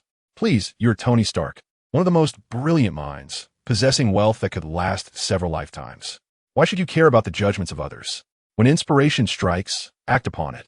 You have the privilege of being audacious, my friend. Jin Yu reassured Tony while nibbling on his food. Indeed, I am Tony Stark. The company bears our family name. Yet it is not solely mine. They perceive my actions as childish temper tantrums, fearing I might lead the company into ruin. The board is even contemplating my removal from my position, and even talk show hosts mock me, suggesting that if I am not producing weapons, I might as well manufacture baby pacifiers. That despicable fool. Tony's expression grew increasingly exasperated. Then show them, Tony. Deep down, you know that regardless of the field you pursue, you possess the confidence and skill to lead your company to renewed glory. Your concerns lie elsewhere. Your retreat to the basement is not merely for the creation of armor. You are evading certain people and matters. Is there something within the company that you cannot confront? Jin Yu deftly steered the conversation in this direction, which was one of his primary intentions for the day. The death of Obadiah Stane cast a shadow over him. Until he dealt with Stane, Jin Yu's thoughts would remain unsettled. However, he could not simply confront him directly, despite his desire to do so, for his strength was insufficient to disregard societal constraints. I do not understand what you are saying. I am not evading. I merely do not wish to quarrel with the board. Tony set down his utensils, finding his appetite waning. You are indeed evading, Tony. Your company is in turmoil, and you lack the courage and desire to investigate further. You fear the outcome may be the very thing you dread most. Consequently, upon your return, you hastily declared an end to weapon manufacturing, not solely due to what you witnessed in Afghanistan, but in an attempt to hastily conclude this matter, hoping that the past would not repeat itself. Yet, your board does not support you, leaving you uncertain of how to proceed. Shut up. Under the relentless pursuit of Jin Yu's probing, Tony finally erupted, slamming his hand down on the coffee table and shouting loudly. Jin Yu regarded him in silence, his gaze unyielding. After a moment, Tony exhaled deeply, his voice losing its fervor. The crux of the matter lies with those weapons, does it not? Once I close the weapons department, I can prevent such occurrences in the future. Is this not the right course of action? Certainly not. Jin Yu showed no signs of relenting toward Tony. What about the innocent lives lost to weaponry? What are the elderly and children in those villages? And Ashraf, even if you were to shut down the weapons department, it would not alter the grim reality that they have perished, their bodies discarded in some corner to decay and rot. Jin Yu's voice rose increasingly in intensity, while Tony remained silent, his slightly trembling hands betraying the tumult within him. Moreover, Tony, have you forgotten the most crucial point? They will not idly watch as you obstruct their source of income. If you persist, not only will you be in danger, but those around you may also face peril due to your indecision. This statement struck a chord deep within Tony. He lifted his gaze to meet Jin Yu's, remaining silent. Jin Yu sensed that this conversation had reached its natural conclusion. Tony's indecisiveness was both a flaw and a virtue. In the film, he too was driven to confront Obadiah only when pushed to the brink. Jin Yu felt he had said enough for today. The rest would be for Tony to digest at his own pace. I have stated before, the matter of Ashraf will not simply be forgotten. I know you still need to make a resolute decision. I will await your call. Once resolved, come find me. Jin Yu rose and turned to leave, leaving Tony alone in the garage, sitting in silence for an extended period. Chapter 40. Gifts and Grievances. The day after departing from Tony, Jin Yu spent a considerable time searching for an apartment in downtown Los Angeles. After over a week, he finally found a desirable unit, approximately 150 square meters, featuring an open-concept kitchen adjoining the living room, a spacious bedroom with a walk-in closet, and a study. The living area included a small bar section, perfect for enjoying tea, coffee, or cocktails. Located on the top floor of a building, it also boasted a generous 50-square-meter terrace. Essentially, it was a two-bedroom, one-living-room arrangement, with each functional area and room generously sized, spacious yet unpretentious. The large terrace, coupled with its elevated position, ensured privacy, akin to a secluded sanctuary in the sky, which greatly pleased Jin Yu. In his previous life, prior to his journey through time, Jin Yu had not purchased a home until he was in his early 30s. The exorbitant housing prices in first-tier cities had deterred him. Naturally carefree, he had no desire to become a slave to mortgage payments. Thus, this marked Jin Yu's inaugural home purchase in his lifetime. The excitement of buying a home for the first time was palpable, especially upon receiving the keys and planning the design and decor. The apartment was already furnished, so he opted not to undertake a complete renovation. Yet he decided to replace all the furniture. In the following days, Jin Yu eagerly indulged in purchasing various furnishings and decorative items, reveling in the process. On this particular day, after spending an entire day shopping, he returned with an assortment of wine glasses and a case of liquor, intending to arrange them on the cabinet behind the bar. Upon arriving at his doorstep, he noticed a small package placed there. Jin Yu paused momentarily, taken aback. Had he only moved in a few days ago, and already a delivery had arrived? At first, I thought it was a misdelivery, but after verifying the address and name, I realized it was indeed for me. Upon returning home and opening the package, I was greeted by a small cardboard box topped with a card. As I unfolded it, I couldn't help but smile. How does it feel to move into your new home? You charmingly superficial little man. I apologize for not being able to celebrate with you in person, so I'm sending you this gift in advance. This is merely the first part. You must keep it safe, or the subsequent gifts will vanish. Remember, you still owe me a grand meal. Make sure to repay me when I return. Missing you. The card was sealed with a vivid red lip print. It was evident it was from Natasha, but I wondered what kind of gift she had sent, divided into two parts. Curiosity piqued, I opened the box and gasped. Inside lay a piece of ancient Chinese-style women's lingerie, commonly known as a dundu.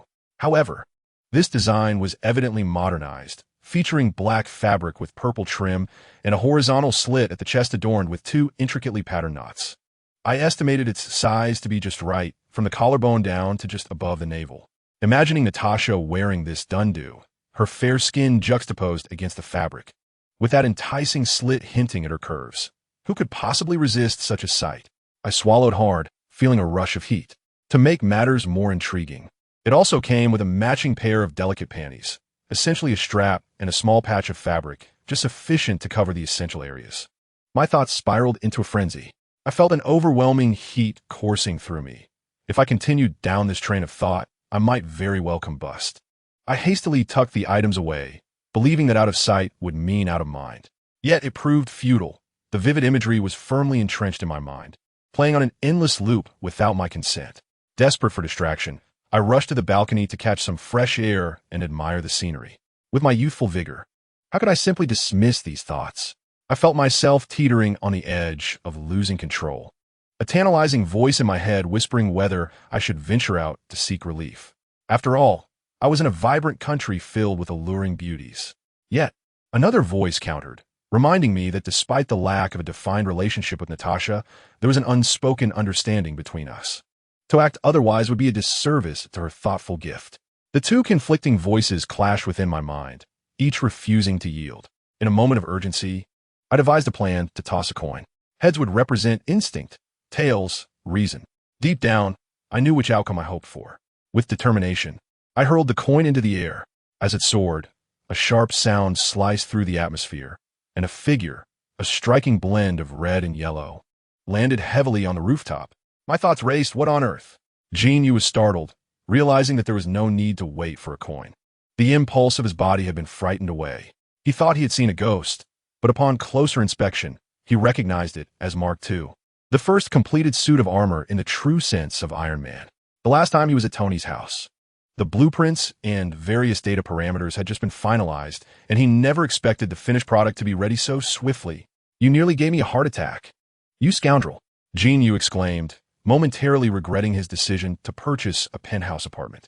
After venting his frustration, he noticed something was amiss. The armor bore numerous signs of battle, with several minor dents evident. Tony, what have you done? Ethan is dead. Tony lifted his visor, his eyes reddened, uttering those words, then sank weakly to the ground. Jin Yu stood frozen in place.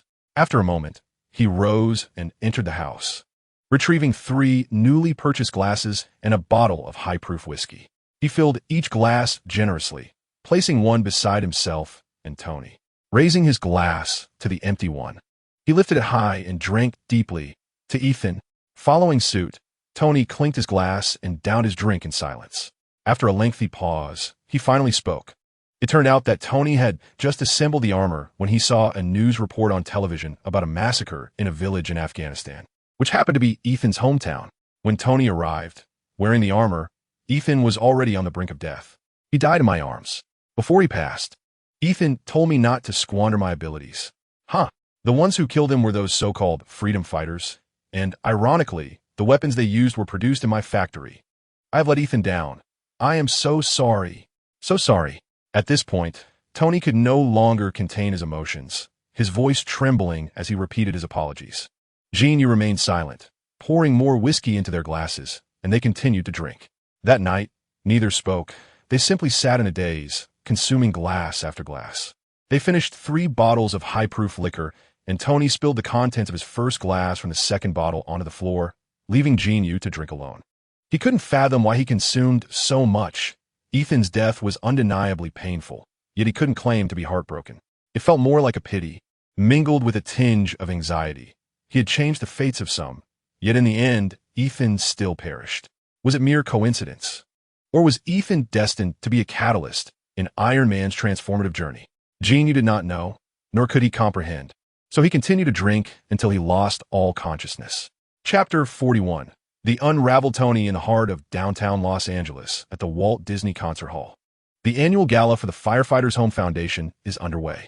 This charitable organization, established through the personal contributions of Tony Stark, primarily aims to fund upgrades for firefighting equipment, as well as to provide assistance to the families of fallen heroes. In its inaugural year, the foundation was a solitary endeavor by Stark. Yet, as media and government accolades poured in for this noble cause, a growing number of local affluent individuals began to join the initiative, donating funds to the foundation, eager to cultivate a reputation for generosity and kindness in the public eye.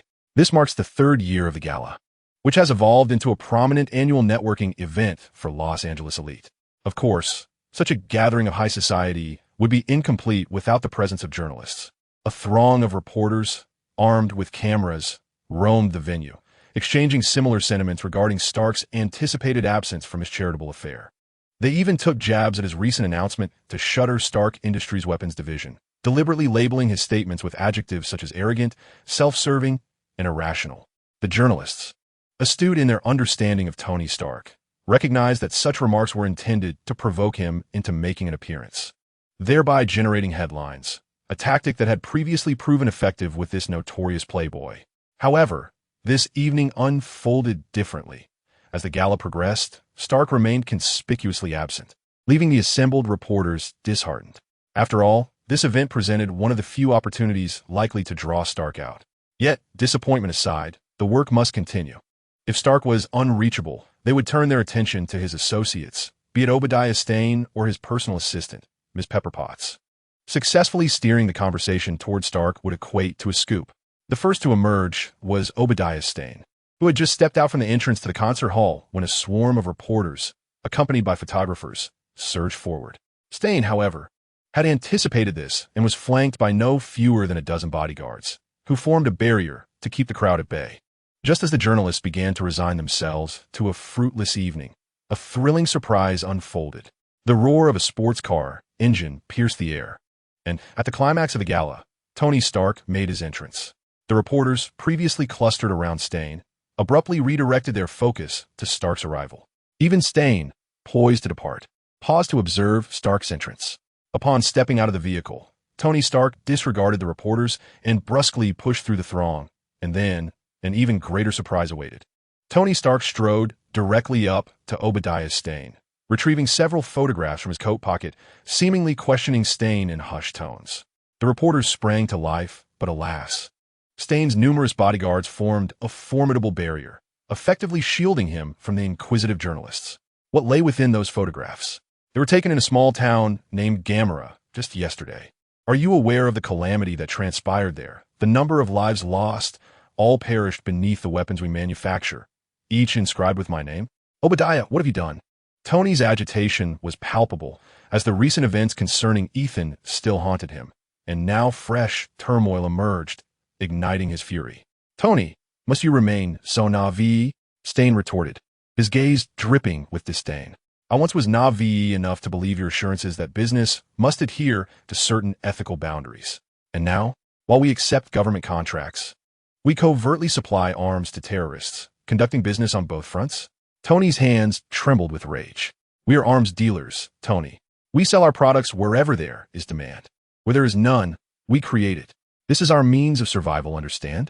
Spare me your laughable principles. Do you know who orchestrated your ousting from the company? It was I. You can comfortably count your money at home as a major shareholder. Do not meddle in the company matters again. Do you comprehend? Stane's words rendered Tony Stark utterly motionless.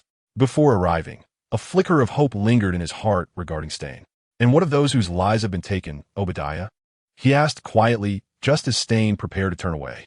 That's an intriguing question, Tony. I must admit, I hadn't considered it. Let me ponder, Stane replied, tilting his head in mock contemplation, a smirk gracing his lips. I can only extend my apologies. You can perish. Tony Stark could no longer contain his fury, stepping forward to deliver a fierce punch to Stane's face. Outside, the reporters erupted in astonished screams, urging their photographers to capture the moment, hoping for several close-ups. The blow left Stane momentarily stunned, incredulous as he covered his face. To him, Tony Stark, though undeniably a genius, had always been someone he regarded as a subordinate. Even a protege, a nephew, or a son. How dare he strike him, especially in such a public setting? Tony, have you lost your mind? Stane exclaimed. You are the one who is mad, Obadiah. Do you even comprehend the extent of your actions? Get away from me. Let go. On that fateful evening, Jin Yu's words laid bare the harsh reality that Tony Stark had long sought to evade, thrusting him into an inescapable confrontation with his own demons. The subsequent death of Ethan pierced Tony's heart like a dagger.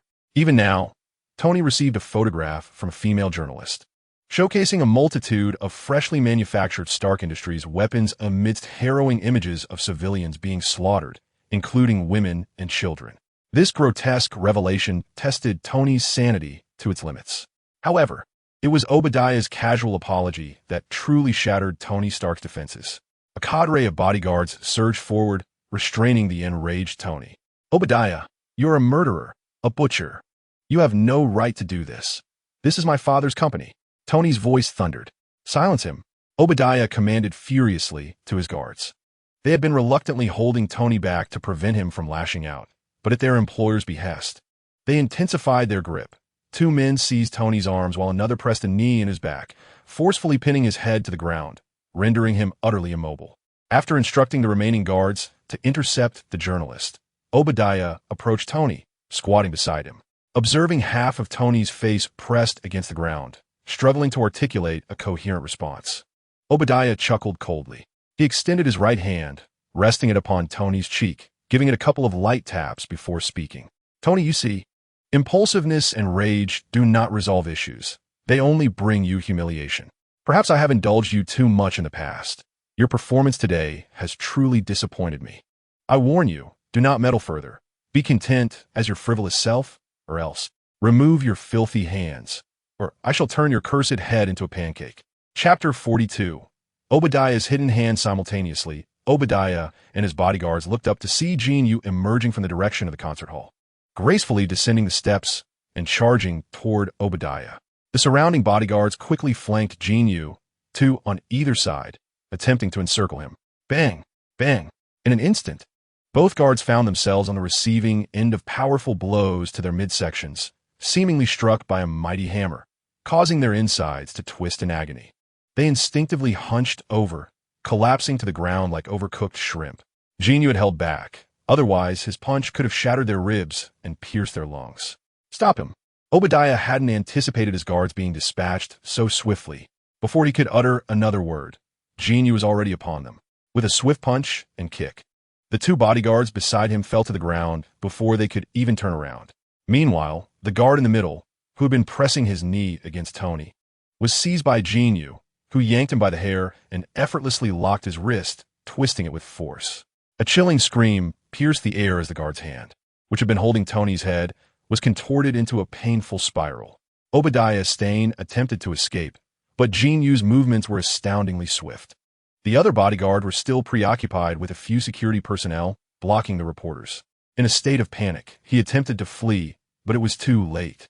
He felt a tightening grip around his neck, lifting him off the ground before he crashed back down onto the floor. Jin Yu had yanked him back by the collar. Once back, Jin Yu wasted no time, delivering a sharp slap that echoed through the air. The sound resonated as Obadiah's face visibly reddened, blood rushing to the surface before swelling began. Though he winced, Obadiah managed to stifle a grunt and spat out two bloodied molars. Another resounding slap followed, this time delivered by Tony, who had risen with a newfound calmness. Yet, his actions were anything but slow. After striking Obadiah, he silently raised his foot and kicked him to the ground, seemingly unsatisfied and preparing to deliver more blows. "Stop!" The remaining bodyguards finally rushed forward, but the scene before them made them hesitate, instead aiming their guns at Jin Yu and Tony. Tony glanced back at the guards, but undeterred. He delivered another kick to Obadiah's abdomen. "Stop, Mr. Stark, or I will fire." Tony met the gaze of the guard with a steely stare, while Jin Yu quietly urged him, "Don't mind them. If you haven vented enough, I'll hold them off for you." "No need, I was impulsive today." Tony had initially come to confront Obadiah, to question the weaponry depicted in the photographs. He hadn't anticipated that the conversation would escalate to such chaos. "Let us escort your boss home," Jin Yu said, once more gripping Obadiah by the collar and pushing him towards the approaching bodyguards. They scrambled to catch their employer, and Jin Yu, unconcerned with how they managed the aftermath, took Tony by the arm, ready to depart. However, as they turned, they were met with a face that appeared earnest, yet carried a hint of resentment, topped with a receding hairline. In my haste, I forgot the important matter. My apologies, Coulson." Jin Yu's presence here today was orchestrated by Coulson as part of the Afghan rescue plan. Jin Yu had merely exchanged a few words with Black Widow regarding the matter, with many details fleetingly passing by. Furthermore, Black Widow had deliberately sidestepped certain aspects concerning Jin Yu during their discourse. Consequently, Nick Fury dispatched Coulson to reacquaint himself with the situation. However, upon seeking out Tony Stark, Coulson faced repeated rejections and, in desperation, turned to Jin Yu, elucidating his identity and purpose, hoping Jin Yu could serve as an intermediary to facilitate communication with Tony.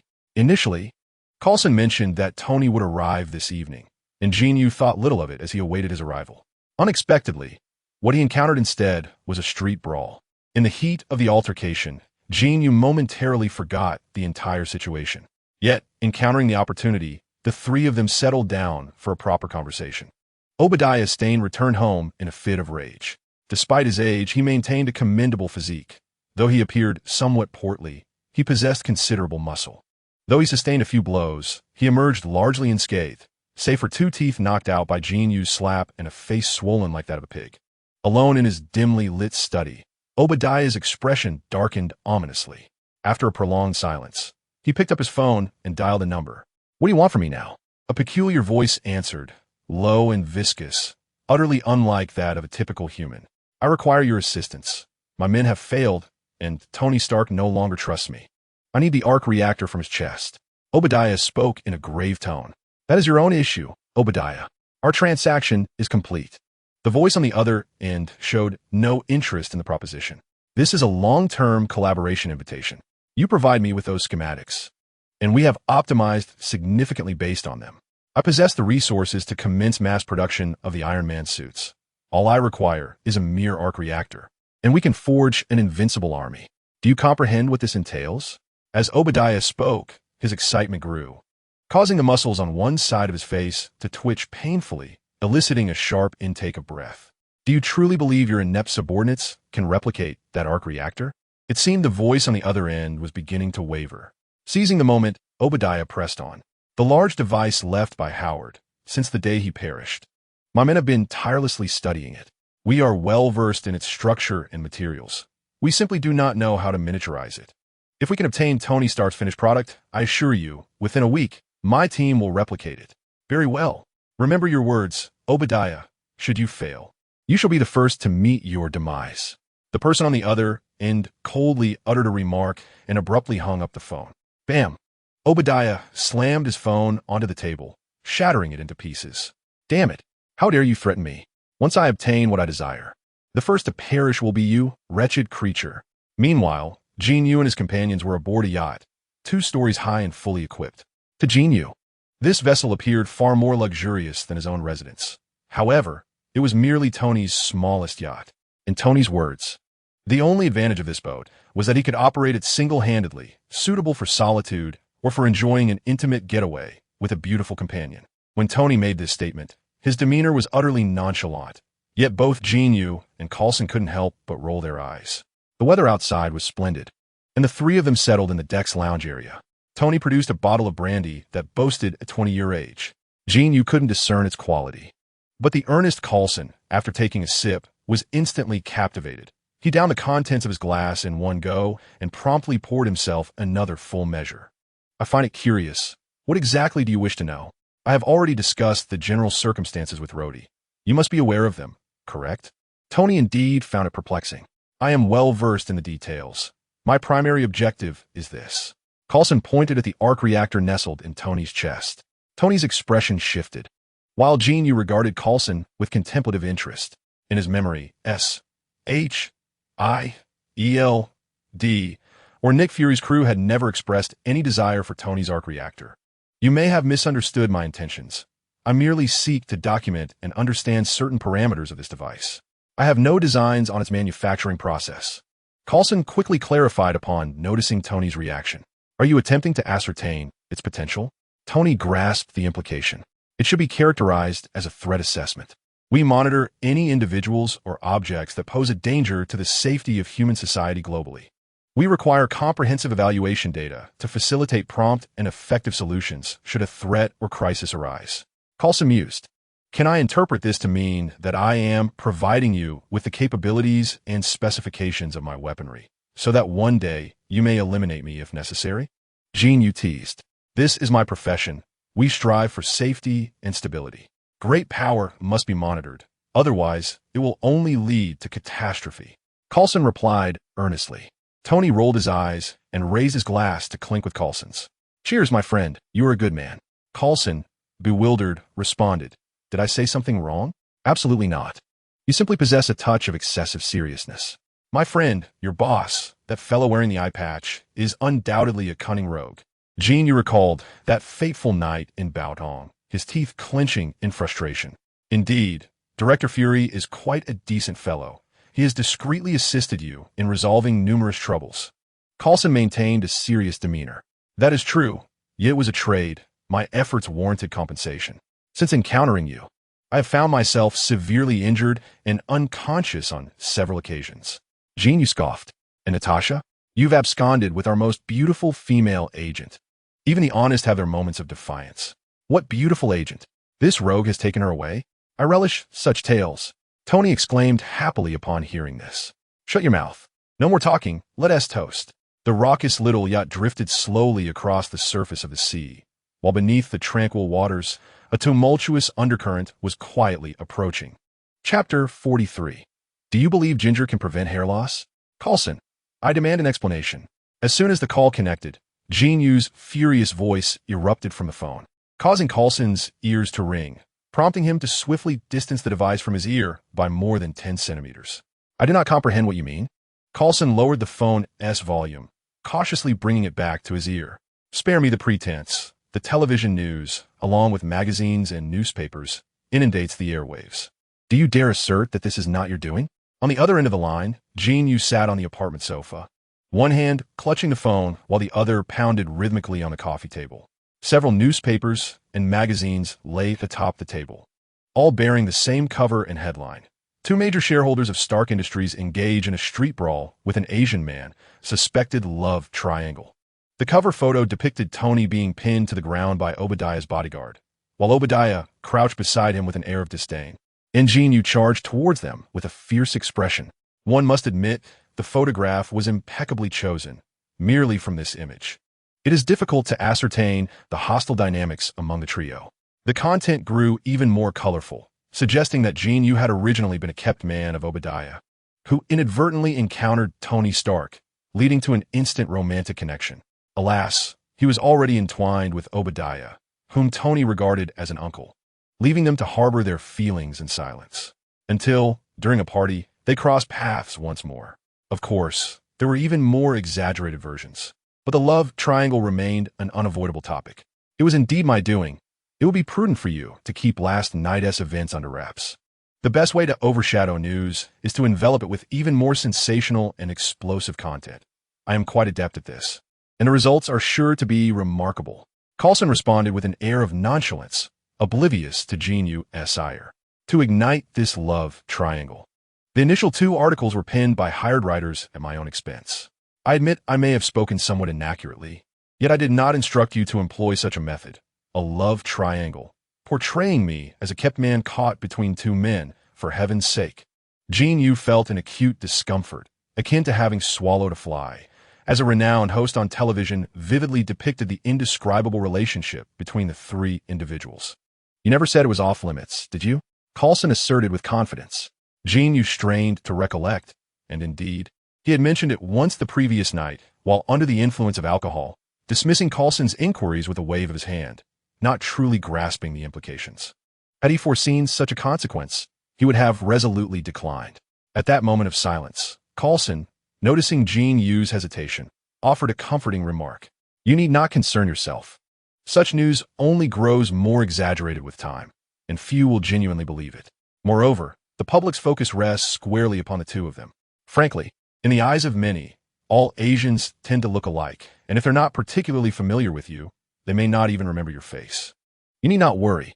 Rubbish, Jin Yu retorted, recalling an incident earlier that day when an odious old man had leered at him outside his home, his gaze burning with an intensity that felt as if it were an invisible hand caressing him. I swear, tomorrow I'll take a shotgun with me. If I see him again, I'll blow his face off. Coulson responded, that could merely be a figment of your imagination. Trust me, my friend. I would believe a word you say, not even if you told me ginger could prevent hair loss. Now I understand why you're losing yours. Damn it. Jin Yu exclaimed before abruptly hanging up. Coulson was left in a state of vexation, musing over why Jin Yu had to bring his hair into the conversation, something he particularly disliked when others commented on. Yet, someone was even more distressed than Jin Yu. Pepper Potts, still functioning as Tony Stark's assistant. Isolated by the board, Tony had retreated to his garage, tinkering away, while Obadiah stayed home, nursing his injuries. Given the sensational news of the day, it was clear they wouldn't be appearing in public anytime soon. In stark contrast, Pepper could not hide. Her job demanded her daily traversal between the Los Angeles office and Tony Stark's opulent residence. From the moment she rose, her phone had been bombarded by relentless media inquiries. I don't know what transpired between you and Obadiah, but you both must publicly clarify matters. My phone and the landlines at home and the office have been nonstop. The entrance to the company is choked with reporters. Had it not been for Happy diverting them, I wouldn't have been able to come find you, Mr. Stark. Are you all right? As Pepper entered the garage, she began her tirade, only to halt abruptly upon noticing Tony sitting despondently on the floor, his demeanor reflecting profound melancholy. I'm sorry, Mr. Stark. I failed to notice the dire state you are in. I am utterly perplexed by the circumstances surrounding you. I know that the situation with Obadiah is not as the news portrays. Are you drinking? Pepper approached Tony, only to discover a cup beside him filled with a verdant liquid. It's chlorophyll, meant to replenish vitamins. Pepper. Obadiah has been clandestinely selling weapons to terrorists behind my back. Have you been following the news these past few days? The massacre in those Afghan villages involved our weaponry. Tony hesitated before continuing. I suspect my abduction is also linked to him. Initially, he intended to kill me, but those terrorists sought to exploit me for weapon production, which ultimately provided me an opportunity to escape. Obadiah? You mean Obadiah Stane? He was a friend of your father, a co-founder of this company with him. My goodness, to have been betrayed by someone you regarded as an uncle must be profoundly painful. Pepper observed Tony's demeanor, suddenly overwhelmed with an urge to embrace him. She shifted her weight slightly, only to be quelled by her reason. Unexpectedly, Tony Stark reached out, pulling her closer and wrapping his arms around her leg. Oh, Stark, Tony. Everything will be all right. Is there anything I can do to assist you? Pepper exclaimed, caught off guard by sudden action, unsure where to place her hands. Yet, seeing his despondent expression, she gently cradled his head. Yes, I need you to implant a Trojan horse into the company's computer. What? Pepper's expression shifted dramatically. I meant to talk with you, to offer some encouragement. How did it turn into me sneaking a Trojan into the company's computer? Chapter 44, Sudden Assault. Ultimately, Pepper could not refuse Tony, despite her awareness that if Obadiah Stane had indeed committed the acts Tony described, her discovery would undoubtedly jeopardize her life. However, when Tony uttered, "You're the only one I can rely on," her resolve melted away. Unlike the movies, where tension is heightened by Pepper encountering Obadiah while downloading files, she cleverly evaded him and completed the download. Nevertheless, upon her departure, Obadiah promptly discovered her presence. Consequently, he stormed into Tony's home, seizing his arc reactor. When Pepper, accompanied by Coulson, sought to apprehend him, Obadiah had already activated Ironmonger, engaging in a fierce street battle with Tony Stark's Mark II. Now, due to Jin Yu's unexpected involvement, the entire scenario had taken a different turn. Trembling, Pepper entered the company, and since Obadiah had returned to his New York lair following yesterday's incident, her mission proceeded smoothly, allowing her to successfully download the necessary data. District 16. I had never known such a department existed within the company, yet now it stands utterly vacant, devoid of any remnants. It appears that Obadiah has meticulously erased all pertinent documents. That impulsive act by Tony Stark that fateful evening heightened Obadiah Stane's vigilance, leading to the transfer of all crucial information. In Tony's opulent mansion, Jin Yu, along with Coulson and Tony, gathered in the living room, facing the oceanic balcony, deliberating over matters concerning Obadiah Stane. District 16, Coulson remarked, it certainly does not sound like a minor department. There must be some clues left behind. Indeed, there is. Tony responded. It resides on the first floor of our production department, a spacious area, yet everything has been evacuated, computers, various equipment. Nothing remains. As if it had only just been vacated. Tony shrugged, indicating he had already conducted his investigation. Then countered Coulson. You are an agent. Surely there must be information we are unaware of? That night, he returned to his residence in Los Angeles, later visiting the company, and by dawn, he flew back to New York on a private jet. Our colleagues there monitored him, but to no avail. You know how it is, without concrete evidence. We cannot conduct comprehensive surveillance, Coulson replied, raising his hands in exasperation. Just then, Tony's phone rang, the caller identified as Rhodey. Rising to answer the call, he re-emerged 2 minutes later.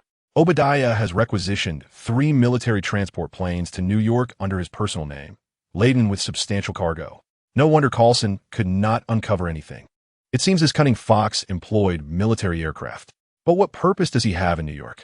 Jin Yu was acutely aware of the significance of District 16.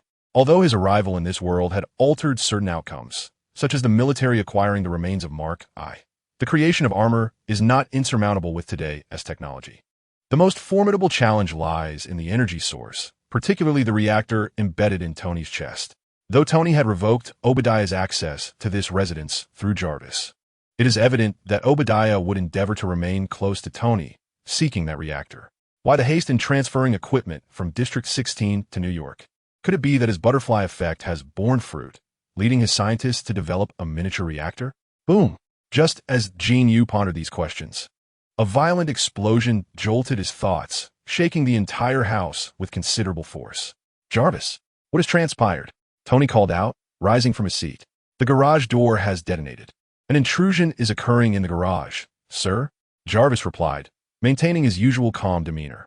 Upon hearing of the garage intrusion, Tony swiftly rose and dashed towards the entrance of the living room garage.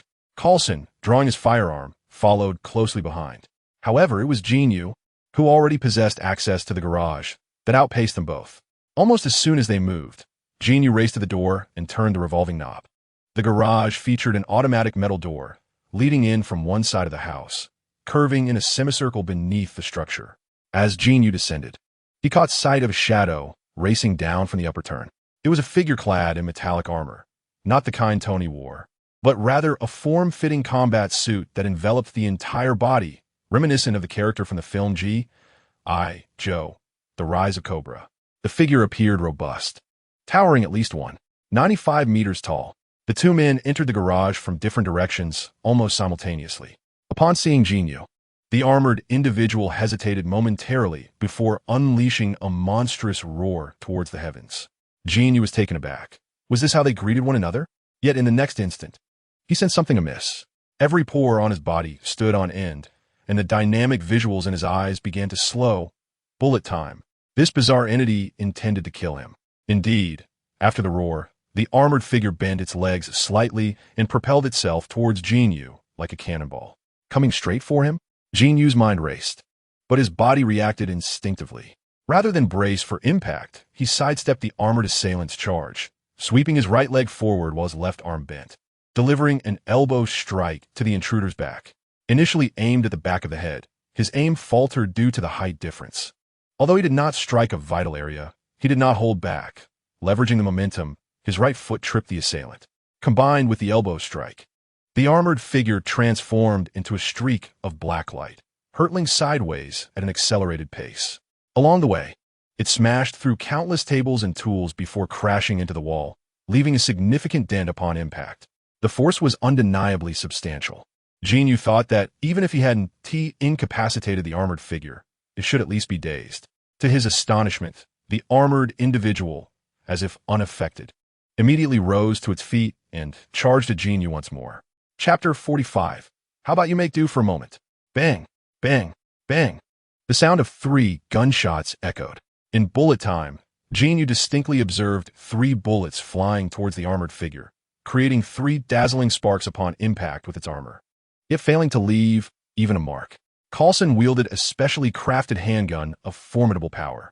Not only did it fail to penetrate the metallic armor, but even after 3 consecutive shots, the armored figure remained unmoved in stature. However, this action successfully captured the attention of the armored individual. Initially charging directly toward Jin Yu, the armored figure abruptly halted after being fired upon thrice by the approaching Coulson. It resembled a rampaging rhinoceros, momentarily brought to a standstill by a child's slingshot, who, though unscathed, paused in bewilderment, seemingly questioning the reason for the child's assault. The armored figure now mirrored this, tilting its head with earnest curiosity directed at Coulson. Coulson felt quite awkward. Having just ascended with Tony, he instinctively fired 3 shots at the armored figure that had risen from the ground and was barreling toward Jin Yu, only to realize that his actions bore no fruit and, instead, attracted the enemy's attention.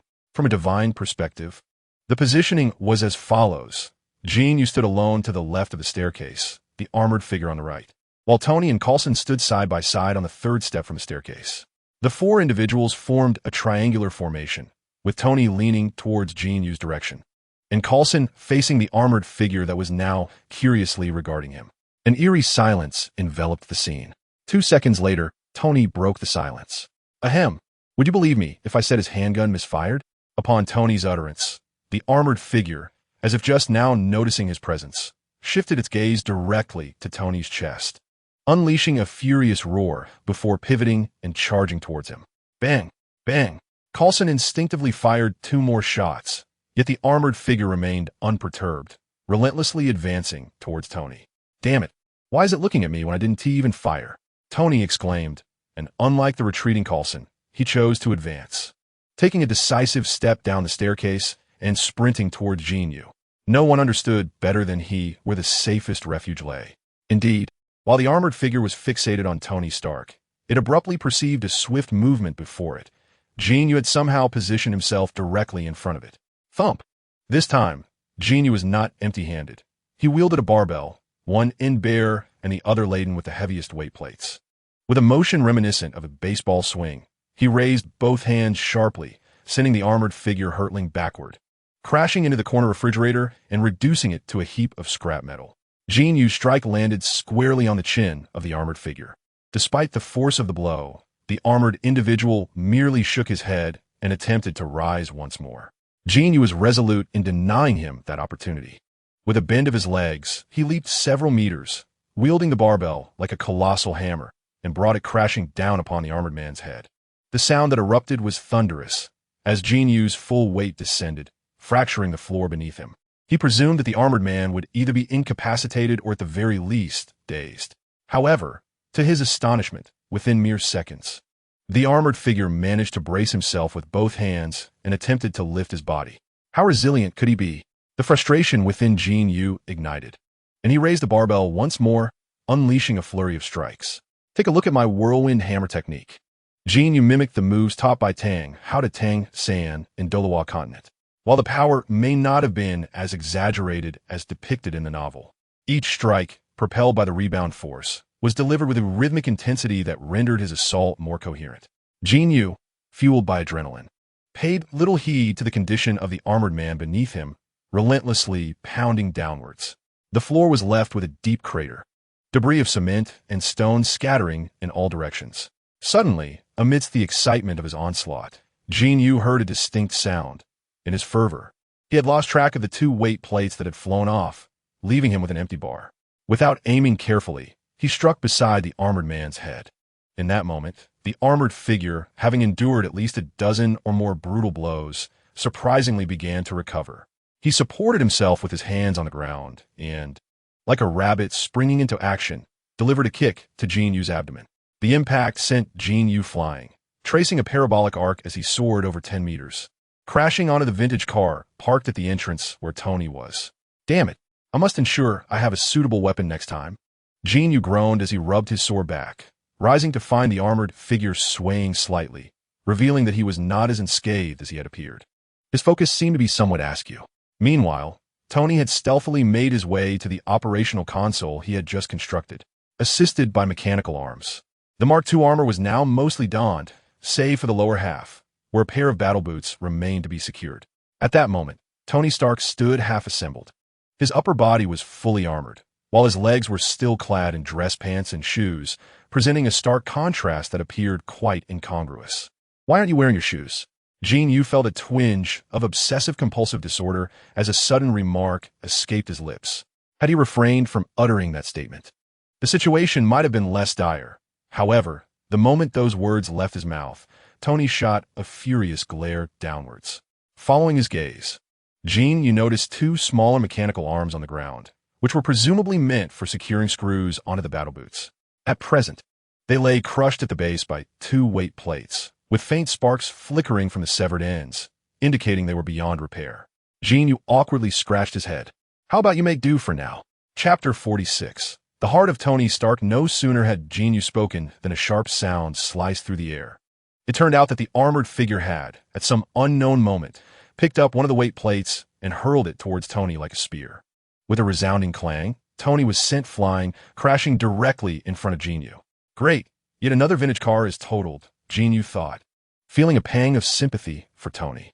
Can't you dodge? Jin Yu asked, his tone laced with sarcasm. I can't run. Tony, now donned in his helmet, roared in a muffled voice from behind the metal mask. Then do me a favor and move aside. Let me take over. Jin Yu swiftly picked up a tire from the ground, using it as a projectile to throw at the armored figure, and he charged forward immediately after. The heavy tire flew with a whistling sound, but the armored figure effortlessly swatted it aside. Seizing the moment when the tire briefly obstructed the armored figure's line of sight, Jin Yu grinned wickedly and produced a small grenade launcher from his space, ready to strike while the opponent was off guard. Suddenly, a streak of orange light whizzed past him, colliding with the armored figure's right shoulder and erupting in a violent explosion, sending him spinning sideways. Tony's massive workstation was utterly demolished, and the tempered glass that separated the stairwell was pulverized into dust, accompanied by the distinctive roar of construction debris. The lower steps were reduced to rubble. Standing at the edge of the ruins was Coulson, who had been observing the commotion from above. Poised to rush over to Jin Yu and Tony's side. Looking down, Coulson's gaze met that of the armored figure, now sprawled on the ground. With his handgun still in hand, he found himself at a loss, unsure whether to fire or speak, especially given his seemingly harmless visage, rendering the scene awkward once more. Jin Yu cast a glance at Coulson, signaling him to retreat slowly, while he deliberately stepped forward, drawing the opponent as attention. This tactic proved effective, as the armored figure's focus quickly shifted away from Coulson. He began to struggle amidst the rubble, attempting to prop himself up. However, just as he managed to raise himself halfway, his movements abruptly halted, and he tilted his head to gaze at something beside his right hand. It was a square glass box, appearing to be of commendable quality. It had just been dropped from the control panel onto this spot without shattering. The exterior was still adorned with packaging made of craft paper, though one side had been worn and torn. A faint blue glow emanated from within. Suddenly, with a ripping sound, the armored figure tore through the craft paper, revealing a miniature arc reactor. This was indeed the very reactor Tony had forged in the cave. At that time, due to a lack of materials and tools, the reactor was not in its optimal state. Upon his return, Tony had replaced it immediately, instructing Pepper to incinerate it. However, Pepper deemed it a significant memento and transformed it into an attractive display piece with a glass casing, inscribing upon it, "Proof that Tony Stark has a heart." This realization struck both Jin Yu and Tony simultaneously. If this reactor were to be seized, it would undoubtedly present a considerable inconvenience at this stage. In the film, Obadiah Stane had indeed acquired the new reactor from Tony's chest, which ultimately saved Tony's life. Yet that was merely fiction. Presently, Jin Yu was unaware of the true identity of the armored figure and whether its primary objective was to target him. "Coulson, run!" Jin Yu quickly reacted, shouting for Coulson to flee as he retrieved the grenade launcher, aiming it directly at the staircase. He fired a grenade. The explosion erupted with a thunderous roar, effectively thwarting the possibility of the armored figure escaping with the reactor, while also collapsing a significant portion of the staircase above. Fortunately, Coulson was quick to respond, sprinting away the moment Jin Yu spoke. Otherwise, given how swiftly Jin Yu proceeded from speaking to firing, it would have been exceedingly difficult to avoid accidentally injuring the unsuspecting man. Initially, Jin Yu had intended to aim directly at the armored figure, yet he hesitated, uncertain if the reactor would explode, fearing it might bring the entire structure down, leaving him with little confidence of emerging unscathed. As the grenade detonated, Jin Yu discarded the launcher and charged towards the armored figure. Unexpectedly, the figure, akin to a rampaging bull, seized the reactor and, as if enlightened, rolled sideways, cradling the reactor in one arm. From the moment the armored figure had entered and engaged in combat with Jin Yu, it had relentlessly attacked him or Tony. This time, however, its evasive maneuver caught Jin Yu off guard. It was crucial to note that this mysterious figure possessed strength comparable to Jin Yu's, with linear speed that perhaps exceeded his own, and that armored shell was remarkably resilient. If it were determined to flee, Jin Yu feared he might not be able to intercept it. Yet at this moment, it was too late for any words. Jin Yu leaped high to launch his attack, unable to halt his momentum, and could only shout, "Tony!" Tony was clad in the Mark II armor. Although he was farther away from Jin Yu, he had already discerned the object clutched in the armored figure's grasp.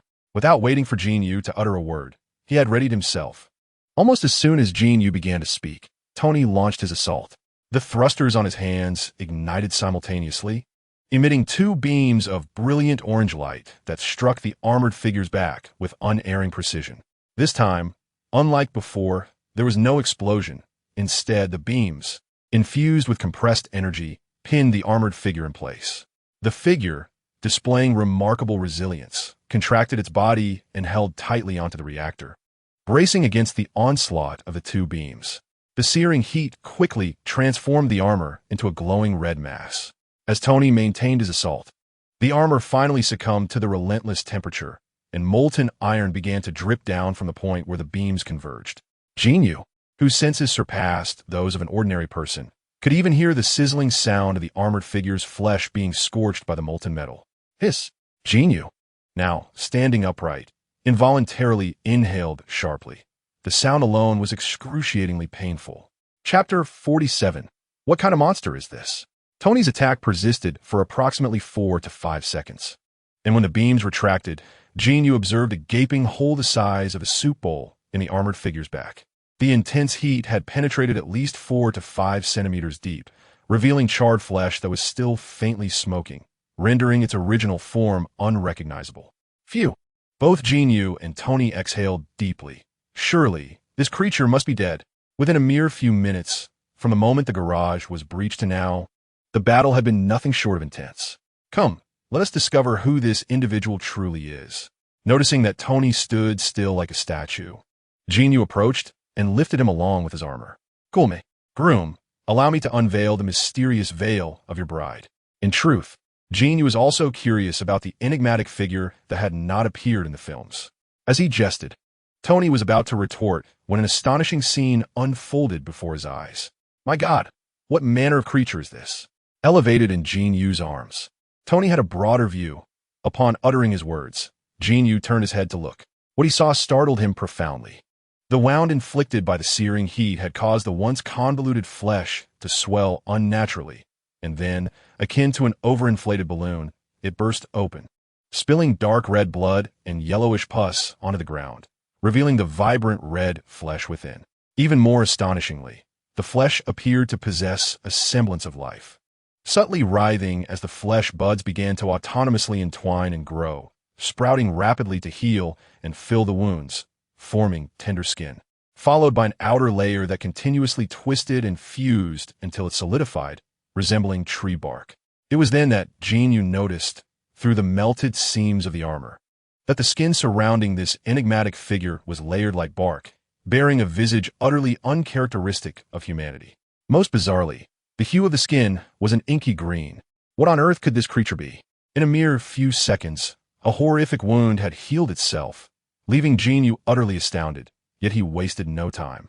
He immediately lowered Tony.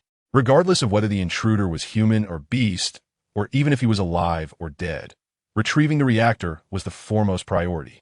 However, just as he took a step forward, the previously coiled, motionless creature suddenly straightened up, producing a small, square box the size of an ashtray, emitting a rapidly pulsating red light, which it hurled towards them. Holy hell! Jin Yu and Tony both exclaimed their most familiar expletives in unison. Jin Yu swiftly turned to retreat, diving towards Tony. Tony, however, reacted even faster. As Jin Yu landed on him, he activated the thrusters on his arms, propelling them both towards the garage entrance.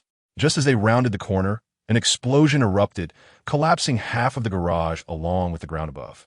At the entrance to the living room, Coulson, who had just heard that it was safe below and was preparing to descend again, stood at the staircase, gazing at the ruins that had buried half of the area beneath, lost in deep contemplation. Amidst the rubble, Tony retrieved the remaining components of his armor, staring thoughtfully at the hole in the wall leading to the cliff and the sea beyond. His decision to cease weapon production stemmed from a desire to prevent his creations from falling into the hands of the ambitious, causing harm to the innocent. Yet, by a twist of fate, he had unwittingly developed the most advanced individual weapon. Since the inception of the microreactor and the concept of the armor, Tony Stark had resolved never to relinquish it to any government or faction, lest his weapons be exploited to slay the innocent. Now, with his reactor stolen, he was frustrated, unable to ascertain who was responsible for this act. Jin Yu, too, found himself lost in thought. pondering the green creature that bore a striking resemblance to a failed experiment of the Hulk, albeit lacking his strength. Yet its regenerative abilities were nothing short of terrifying. What faction could have bred such a monstrosity? The silence was once again shattered by the ring of a phone. This time, it was Coulson's. Understood. I comprehend the situation. Leave the forthcoming matters to me. In just a few brief sentences, Coulson ended the call and, with a grave expression, spoke up. Gentlemen, we may be facing a significant predicament. Huh? Jin Yu and Tony simultaneously looked up. Half an hour ago, a fighter jet took off from the Air Force Base. Can you guess who the passenger was? Jin Yu and Tony remained silent, directing their gaze towards Coulson, their expressions conveying unspoken understanding. Indeed, Coulson nodded. From descriptions of the appearance and attire, it was undoubtedly the same guest who visited us 2 hours ago. What is the destination? Tony inquired directly. That is precisely what I wish to convey. Coulson replied with a wry smile. The military has refused to disclose the whereabouts of that aircraft. Yet, that creature just attacked my home and stole my belongings. Upon hearing of the military's involvement, Tony's anger began to flare.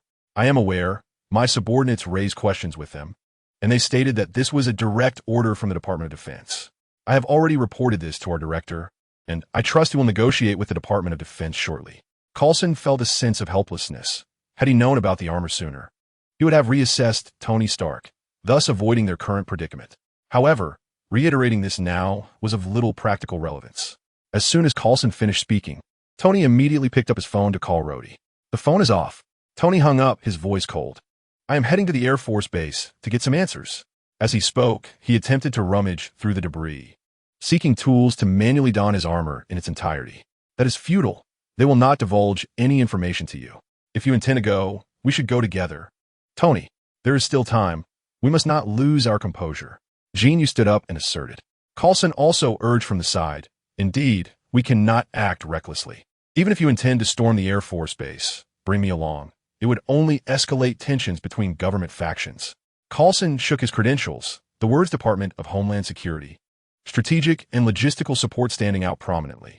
Chapter 48, General Ross Los Angeles Air Force Base. This base is actually located in the El Segundo area of Los Angeles, California, near Los Angeles International Airport. Although it is referred to as an Air Force Base, it lacks runways and does not accommodate any aircraft. It functions more like a command center. Moreover, while it claims to be a base, it is in fact a laboratory under the jurisdiction of the Air Force Space Command, specifically the National Space and Missile Systems Center and its design research departments. Certainly, within the realm of the Marvel Universe, there exists a genuine Air Force base nestled in the suburbs. The camaraderie between War Machine Rhodey and Tony Stark is remarkable, allowing Rhodey to become the sole liaison between the military and Stark himself, primarily due to their advantageous location in Los Angeles. Their mutual rapport is indeed a pivotal factor. It is evident how close they are. In the cinematic narrative, the only individuals granted access to Tony's garage are Pepper and Rhodey. Whether Happy possesses such clearance remains uncertain. Yet considering the subsequent developments, it is highly probable. Moreover, at the outset of Iron Man 1, upon Tony's return from Afghanistan, he sought out Rhodey, expressing his ambition for a significant project he intended to keep from the military, yet he wished to invite Rhodey to join him. However, at that moment, Rhodey dismissed Tony's proposal, urging him instead to rest. I digress, but the essence lies in their profound friendship, even amidst unforeseen events. Rhodey would not simply shut off his phone. As they prepared for a visit to the Air Force Base, Tony's phone rang once more, this time from an unfamiliar number. Hello? Tony answered, puzzled. Tony, is something wrong? Rhodey's voice came through, tinged with urgency. Oh my God, you finally called. Why is your phone off? But let us set that aside for now. A half hour ago, the Department of Defense ordered a fighter jet to take off from your base. I need to know its destination. Rhodey's call brought a sigh of relief from Tony, yet he quickly inquired with concern, the Department of Defense's order? I was unaware of this. You must clarify what is unfolding. Just moments before, he had spoken with Rhodey, only to receive a peculiar directive that involved taking his phone and instructing him to rest at home for 2 days. He discovered that there were even individuals monitoring him downstairs. After much contemplation, he concluded that it must pertain to Rhodey. He demanded to know what was happening. Tony, do you know how I made this call? I secretly tapped into the neighbor's phone line. Rhodey expressed his own anxiety. As an Air Force lieutenant colonel, he was under comprehensive surveillance. Recalling the day he encountered a humanoid flying object that turned out to be Tony Stark, he felt a deep sense of unease. A creature attacked my home, Rhodey, a being that bears no semblance to humanity. It destroyed my house and stole a miniature reactor before boarding a fighter jet. Do you comprehend what this signifies? Quickly, tell me the cursed aircraft's destination, for heaven's sake, if you know. Tony's furious outburst left Rhodey momentarily stunned. After a few seconds of silence, he calmly replied, "Wait for me a moment."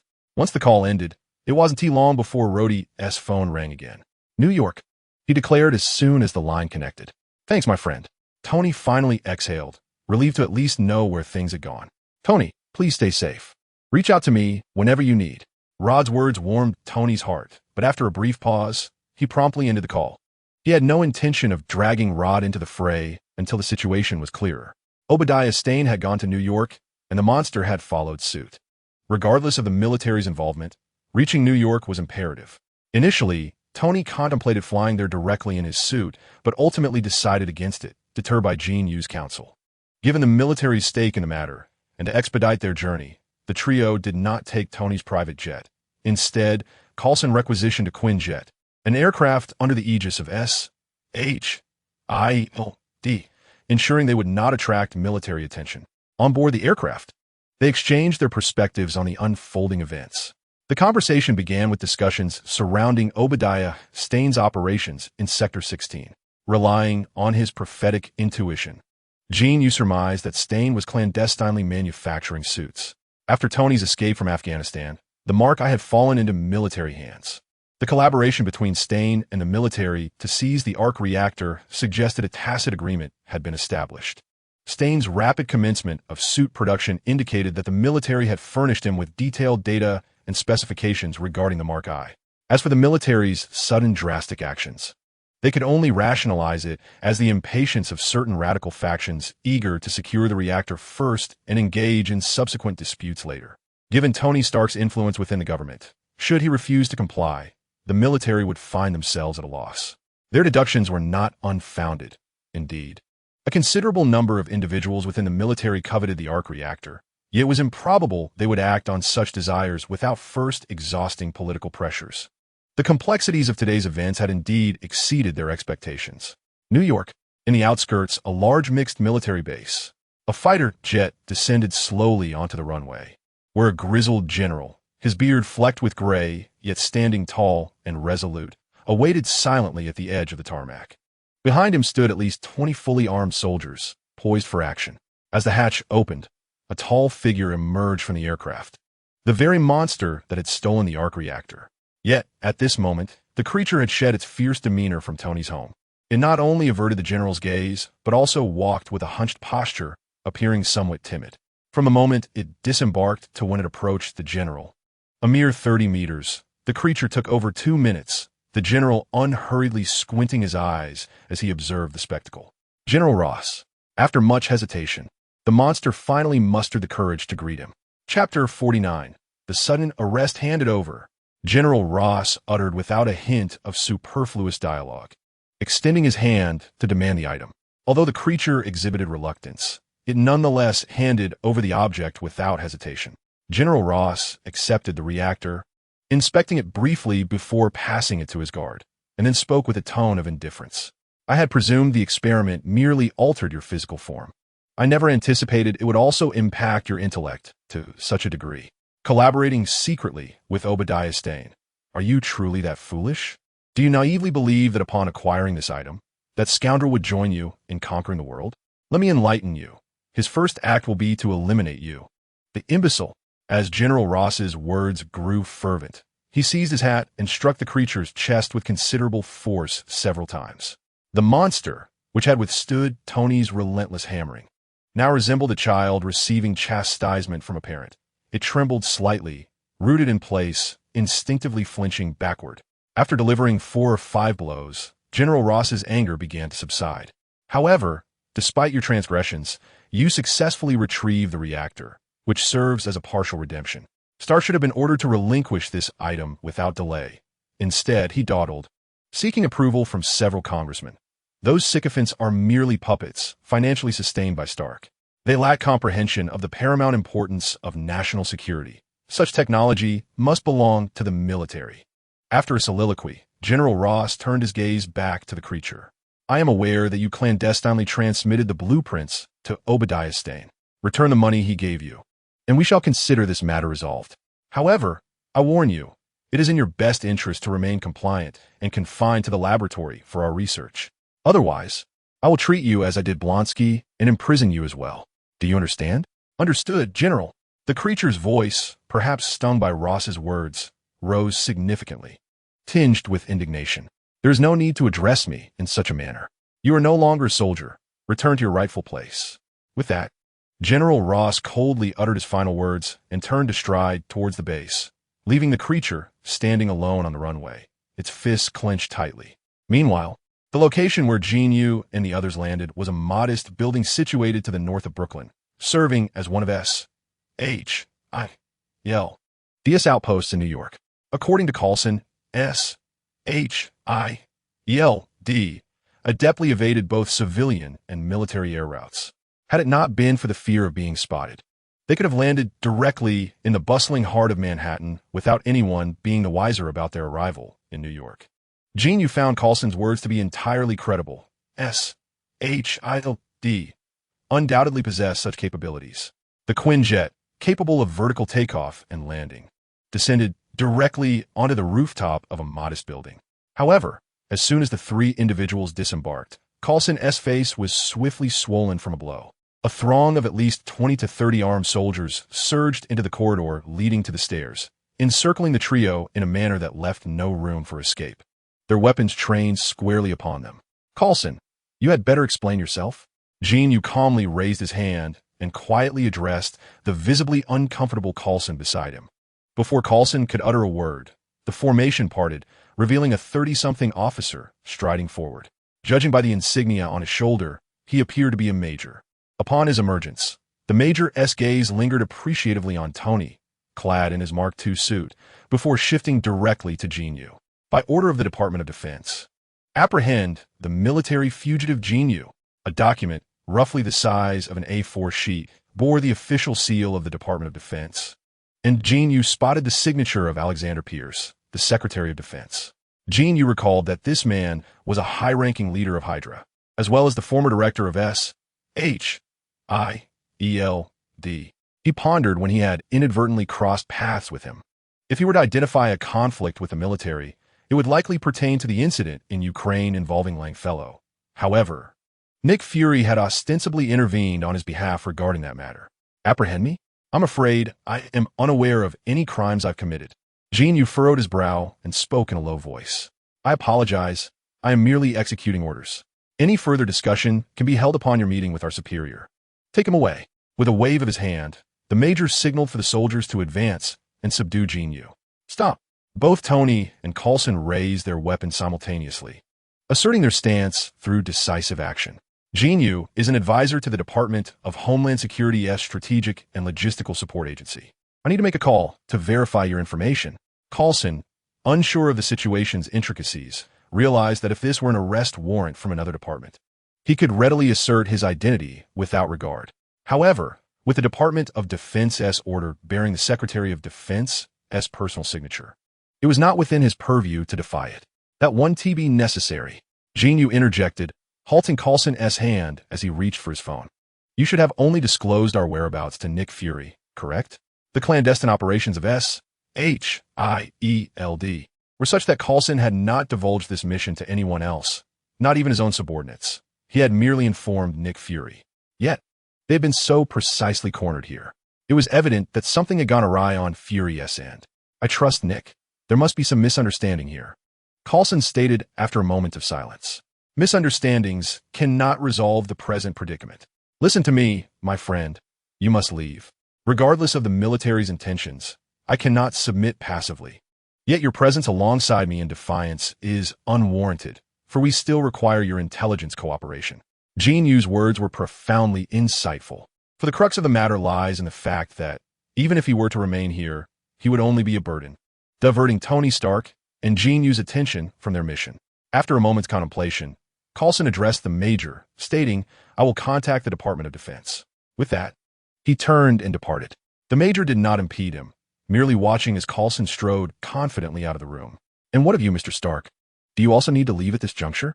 By the way, your equipment has not been registered with any department. Should you attempt to fly while adorned in it, that would constitute a criminal act. Chapter 50. Do not hinder my surrender. This remark was unforeseen by both Jin Yu and Tony, particularly as the Major's expression clearly anticipated their response. The two, initially poised to act, found themselves momentarily silenced. I wish to understand the charges against us. Tony Stark inquired suddenly. While I am not obligated to disclose this, since you have asked, Mr. Stark, I shall inform you. Your companion has allegedly slain a captain of our military at a base in Ukraine before the eyes of hundreds of soldiers. In addition to these eyewitnesses, the surveillance at the base's entrance has recorded the entire incident. The evidence is irrefutable. I can assure you that your friend may very well spend the remainder of his life behind bars. The major wore a smug smile, even casting a provocative glance at Jin Yu as he finished his statement. Upon hearing this, Tony's expression shifted dramatically, and he began to speak. But Jin Yu restrained him with a hand. Where are you taking me? I regret to inform you that this matter is classified. Jin Yu's countenance darkened as the shadows of Obadiah's stain. The military, that monstrosity, and the Department of Defense loomed ominously over him and Tony. The reactor had been lost, undoubtedly in the hands of the military. Retrieving it posed a significant challenge.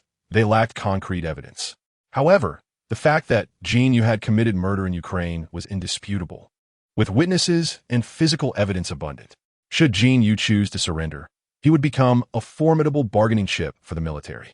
Even if Tony leveraged his connections to obtain evidence, with Jin Yu in their custody, Tony would be compelled to negotiate discreetly rather than publicly. Should Tony choose to reveal the situation to the public, the military's worst-case scenario would be the return of the reactor, yet that would place Jin Yu in peril, as his act of murder would warrant his arrest without question. This is a blatant conspiracy.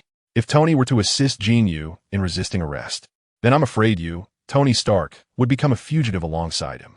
Regardless of your influence, if you manage to escape, the matter concerning the reactor will no longer be relevant, and Jin Yu would be implicated as well.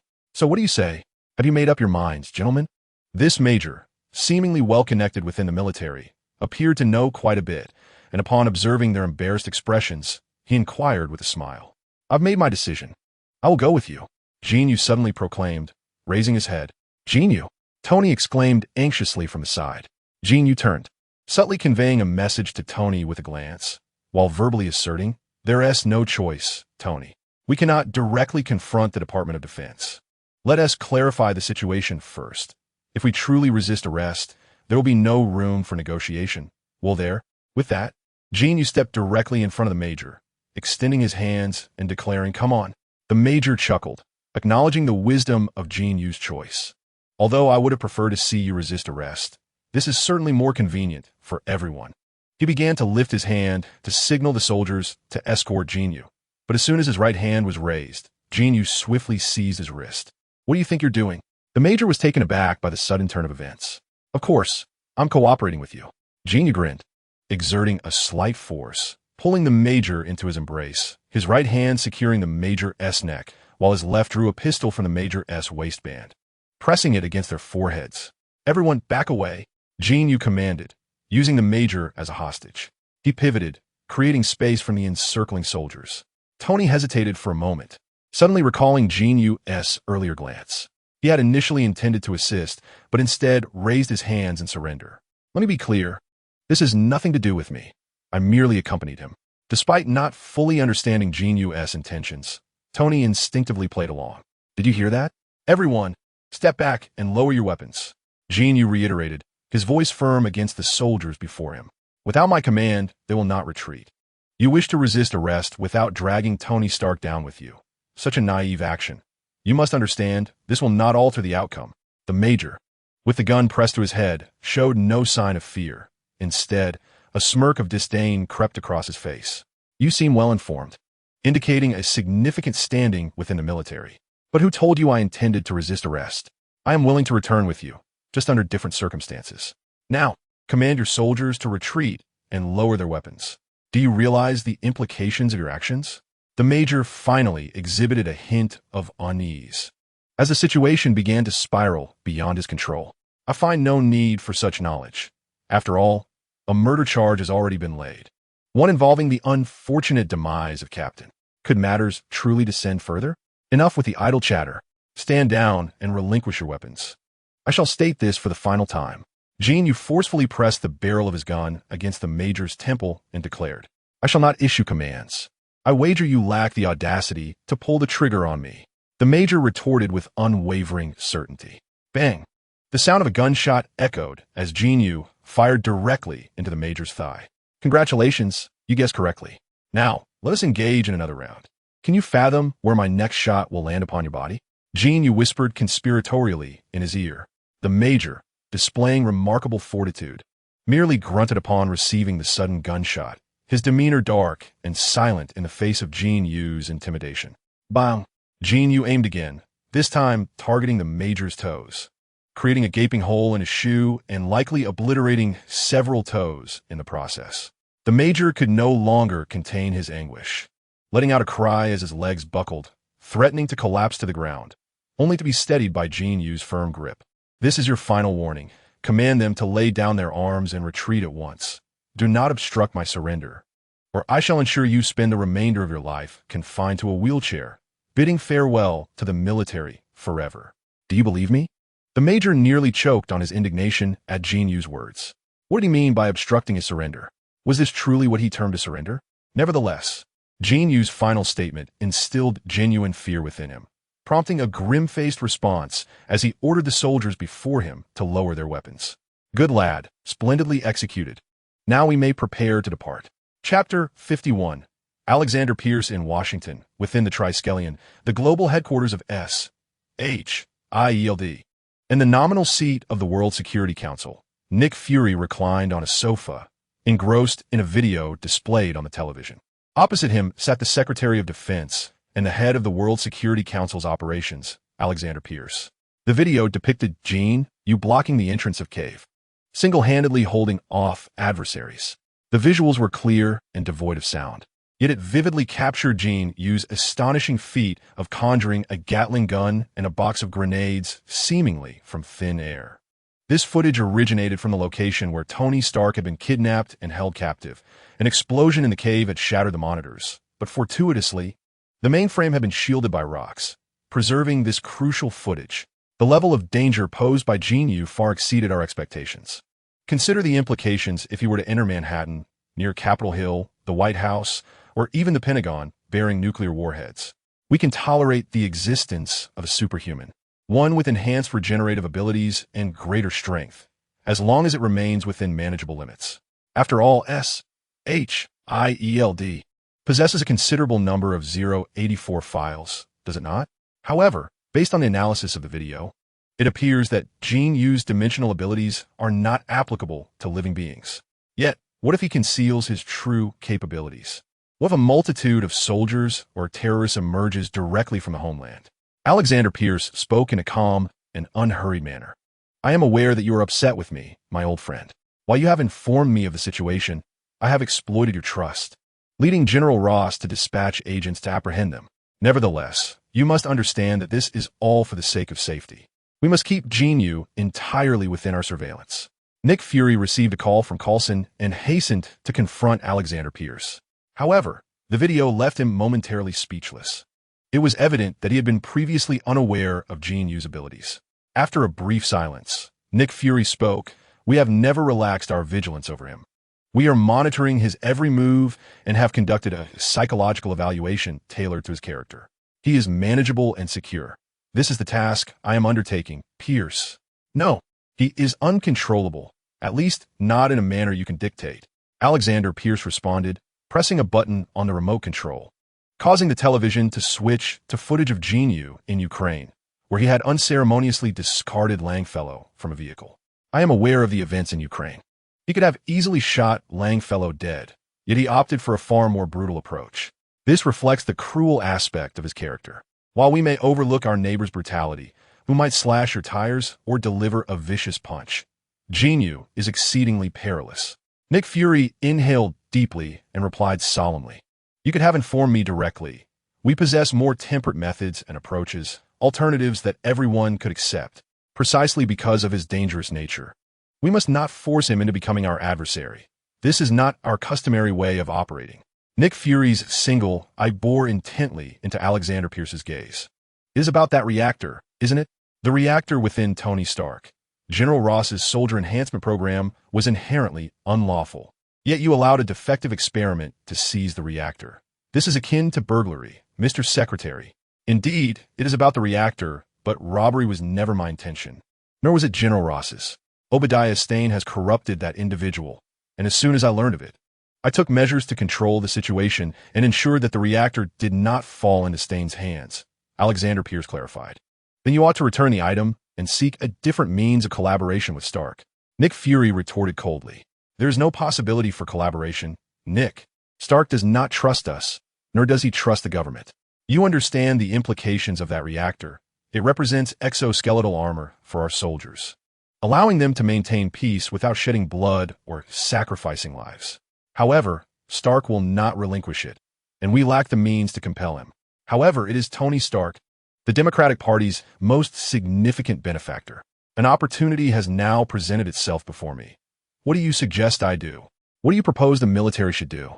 We are the clandestine guardians. Nick, we were not born to engage in unscrupulous deeds. This is precisely why our subordinates are agents rather than police officers. Alexander Pierce's emotions gradually intensified. After expressing these sentiments, he took several deep breaths to compose himself before softly addressing Nick Fury. Even if I relinquish the reactor, those hardliners in the military will not yield.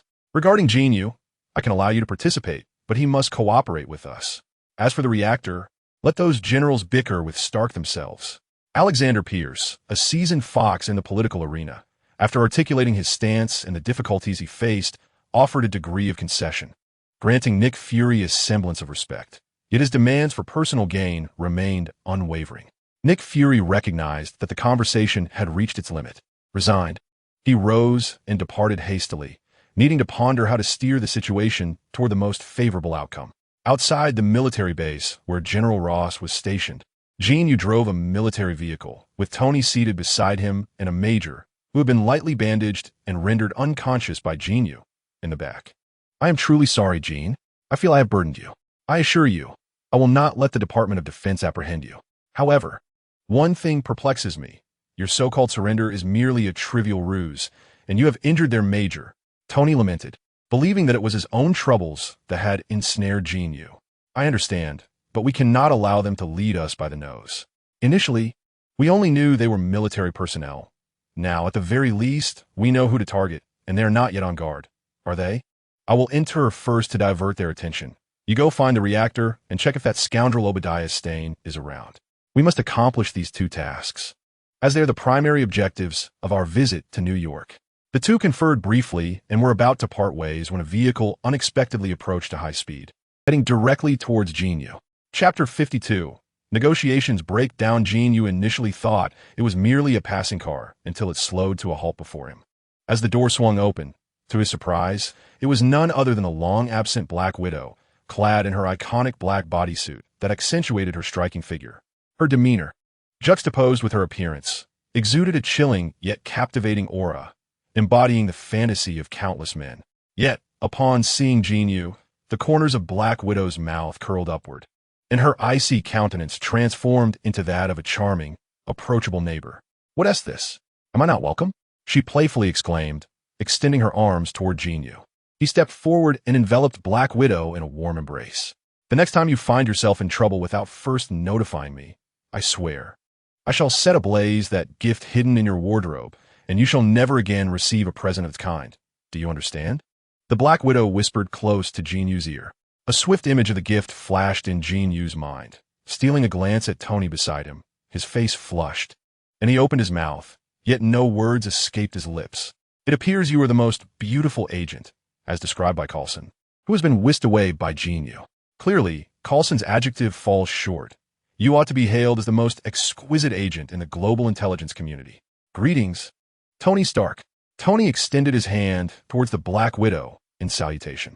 "Your armor is impressive, even cooler than Coulson described. Natasha Romanoff."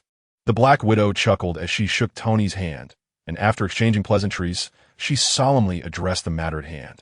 Nick has conferred with the Secretary of Defense, and I represent the Department of Homeland Security's Strategic and Logistical Support Bureau. The Black Widow recounted Nick Fury's dialogue with Alexander Pierce in meticulous detail, leaving nothing concealed. Additionally, she brought forth information unknown to both, such as the revelation that the creature is a product of General Ross's Super Soldier Initiative, and that the military had been monitoring Obadiah Stane's activities comprehensively. By the time he arrived in New York, he had already fallen into General Ross's clutches. Moreover, along with Obadiah Stane, a modified version of the armor, dubbed Ironmonger, crafted utilizing Stark Industries resources under the guise of Project 16, had also been captured by General Ross. Hith. Upon hearing the Black Widow's account, Jin Yu could not help but let out a few cold chuckles. They were indeed clever. Knowing the schematics had leaked, yet choosing not to intervene, merely observing the situation unfold, waiting for Obadiah Stane to successfully manufacture the armor so they could reap the rewards, even receiving a reactor as a bonus. Now, they are exploiting my situation for their own gain. Such cunning from the military. Jin Yu was right. The military had indeed stumbled into an unmerited windfall, yet the notion of them exploiting him left him deeply unsettled. They had uncovered his secret, which could have led to a more amicable resolution. Given his rapport with the Black Widow, she could have represented SHIELD to oversee him in a manner he would have readily accepted. However, in their endeavor to pressure Tony, they resorted to a more aggressive approach. Why? Because they sought to seize the soft fruit, believing that taking something from Tony Stark would exact a heavy toll. Yet with Jin Yu in their grasp, the dynamics shifted entirely. Upon grasping this, Jin Yu's countenance visibly darkened. A traveler possesses a certain pride, and to be treated as a soft target instilled within him an inexplicable sense of humiliation. If he possessed the illustrious background of Tony Stark or the extraordinary prowess of the Ancient One, the military, the Department of Defense, or SHIELD, could come and go at will, devoid of all the chaotic entanglements. It is imperative for him to become immensely powerful. Jin Yu does not aspire to trample the entire world beneath his feet. He merely seeks to liberate himself from the shackles of societal constraints, to roam freely, and to pursue his desires unimpeded. This marks the first time Jin Yu harbors a resolute determination to attain true strength. What he fails to notice is that as his mindset shifts, the bronze mirror within his sea of consciousness incessantly radiates energy that transforms his being, suddenly more potent than before. Upon observing the darkening expression on Jin Yu's face, Black Widow swiftly approached him, wrapping her arm around his, and soothingly reassured him, "Rest assured, I will not hand you over. No matter their boundaries, my bottom line is that monitoring you under the guise of safety is acceptable. But this responsibility lies solely with us, with me. I will ensure that the military does not interfere." Tony interjected, "If they insist on clinging to this matter, then so be it. I would even offer them my reactor. After all, I am confident that within a few years, no one will be able to decipher my technology." His words exuded confidence, revealing his reluctance yet willingness to make concessions for Jin Yu. However, upon hearing these remarks, Jin Yu's sense of humiliation intensified. "Let's go. Since we are to negotiate, we must first ascertain their stance." Within the base's conference room, General Ross sat imposing and unceremonious, facing Jin Yu, Tony, and Black Widow, while the Major, whom Jin Yu had shot twice and subsequently brought back, was sent to the medical facility. In the face of such hierarchical and vested interests, the Major, despite his apparent background, was reduced to a mere pawn. His injuries garnering no concern as they bore no significant impact on the proceedings, only serving as a tool for the military to leverage against Jin Yu in an effort to balance the scales with Tony. Nearly 20 minutes had elapsed since the negotiations commenced, during which General Ross meticulously avoided discussing the reactor, insisting on addressing Jin Yu's situation first. His proposition was clear. Jin Yu need not be treated as a prisoner. Yet he must immediately enlist in the military and could only engage in activities within designated areas under military escort, along with compliance to certain military demands. To phrase it more delicately, it was termed integration. To put it bluntly, it was nothing short of a veiled confinement. The frequent allusions to Langford's death left Black Widow, the principal negotiator, feeling somewhat powerless. As both parties fell into a silence, Jin Yu lightly tapped the table twice and articulated his first words since entering the room. If I were to agree to all your demands, would you then promptly return Tony's reactor? As soon as Jin Yu's voice fell, the widow and Tony beside him shouted anxiously. Without turning his head, Jin Yu raised his hand to signal them not to panic, then fixed his gaze on General Ross. Please answer my question, General. Observing the furious expression on Jin Yu's face, General Ross smirked with satisfaction. You seem quite angry, which I can understand. However, I must inform you that these two matters are entirely separate. You have killed a man, and it is a stroke of luck that you are not facing imprisonment. You must submit to military oversight. As for the stolen reactor from Stark's residence, that is another issue entirely. Obadiah Stane bribed my soldiers to unlawfully invade private property and commit robbery, which will lead to a military tribunal. That reactor serves as evidence. We shall discuss the specifics once this situation concludes. Ha ha ha. In a fit of rage, Jin Yu laughed bitterly. So, regardless of how events unfold, you military men have me at your mercy because I killed that bastard Langfellow, correct? After uttering this, Jin Yu leaned forward, emanating a palpable aura of menace directed at General Ross. The widow and Tony, fearing that Jin Yu might lose his temper, discreetly kicked him under the table, only to be ignored by Jin Yu. General Ross, having weathered many storms, prided himself on having Jin Yu at his mercy. Thus, when faced with Jin Yu's intimidation, he remained silent, reclining against the back of his chair, observing Jin Yu with an air of amusement, as if to say, "What are you going to do about it?" With a sudden motion, Jin Yu lifted the massive conference table and hurled it against the wall with a crash. Simultaneously, his other hand was not idle.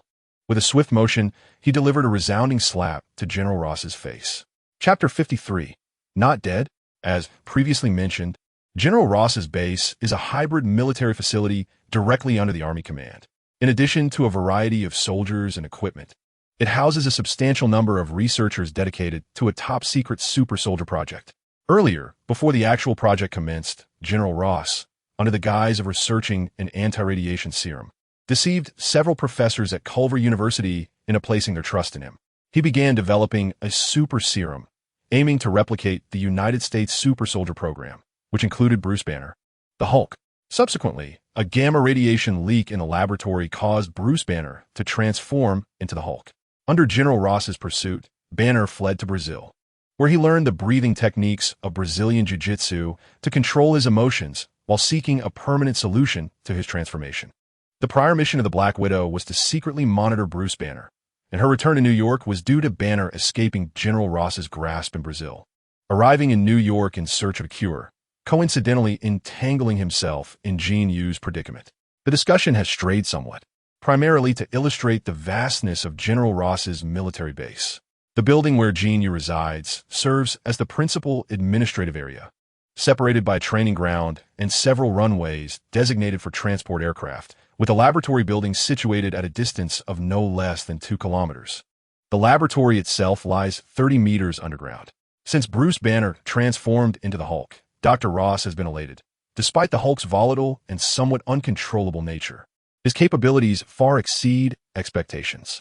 Ross is convinced that with a few modifications, he can create the perfect super soldier. Thus, he constructed a laboratory underground, not only for its secrecy, but also incorporating several cells specifically designed to detain experimental subjects. However, these cells, crafted for the Hulk, have yet to accommodate Bruce Banner himself. Instead, they currently house a second incomplete specimen, Abomination. For those interested in the tale of Abomination's creation, I recommend watching The Incredible Hulk 2. I shall not elaborate further here. What is pertinent now is that, in addition to Abomination, 2 other unique prisoners are currently held. The first is the creature that ambushed Tony Stark's home and stole the reactor. The second is the true mastermind behind these events, Obadiah Stane. When General Ross's personnel apprehended Stane, they not only captured him, but also uncovered evidence of his collusion with terrorists to assassinate Tony Stark, as well as substantial proof of his illicit arms dealings. The military leveraged this information to threaten him into spearheading the Exosuit project.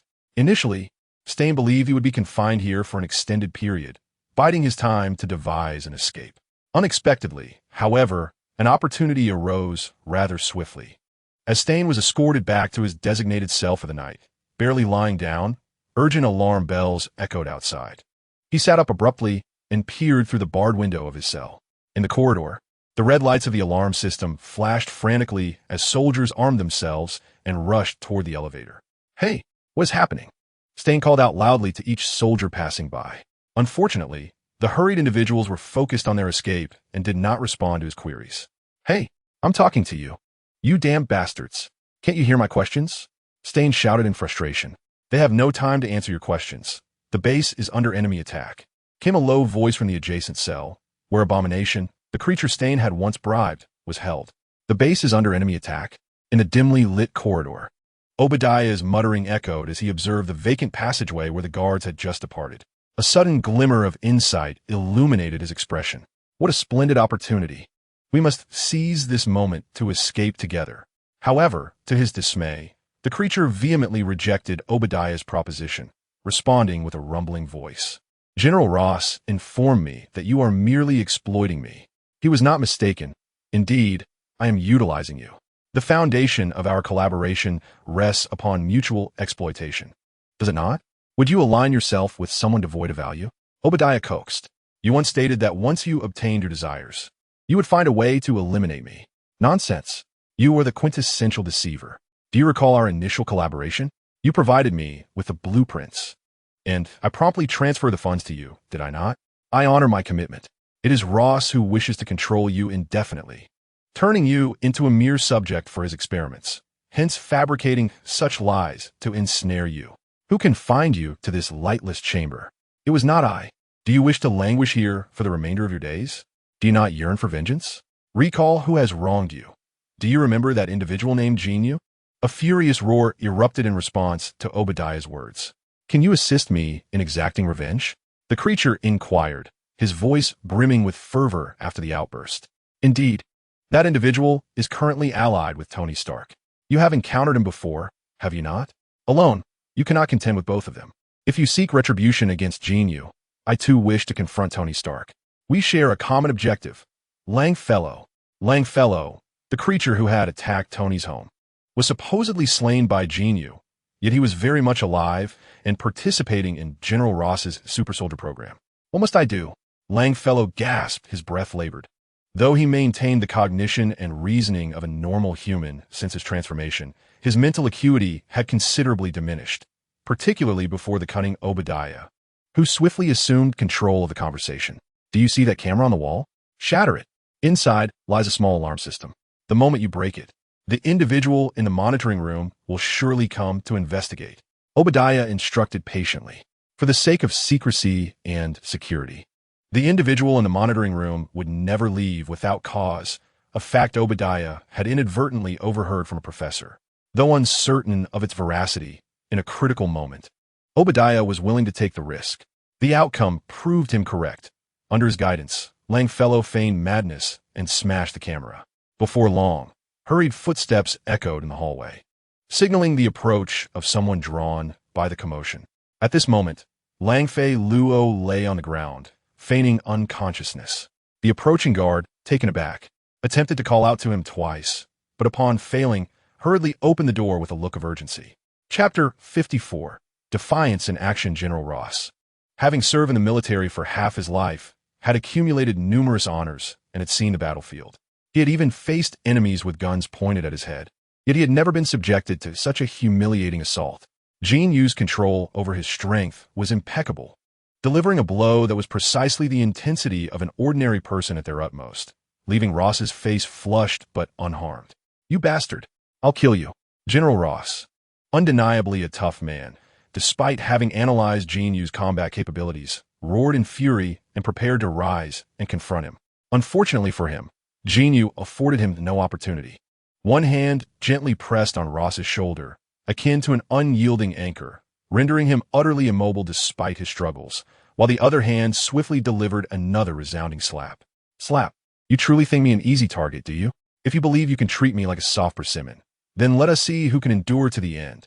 In Jin Yu's previous life, he hailed from small town.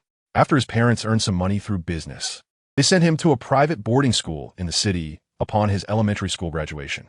In that institution, the majority of students came from affluent families, a stark contrast to Jin Yu's rural background. However, Jin Yu excelled academically and was well liked by the girls. which drew the ire of several delinquent students who looked down upon him.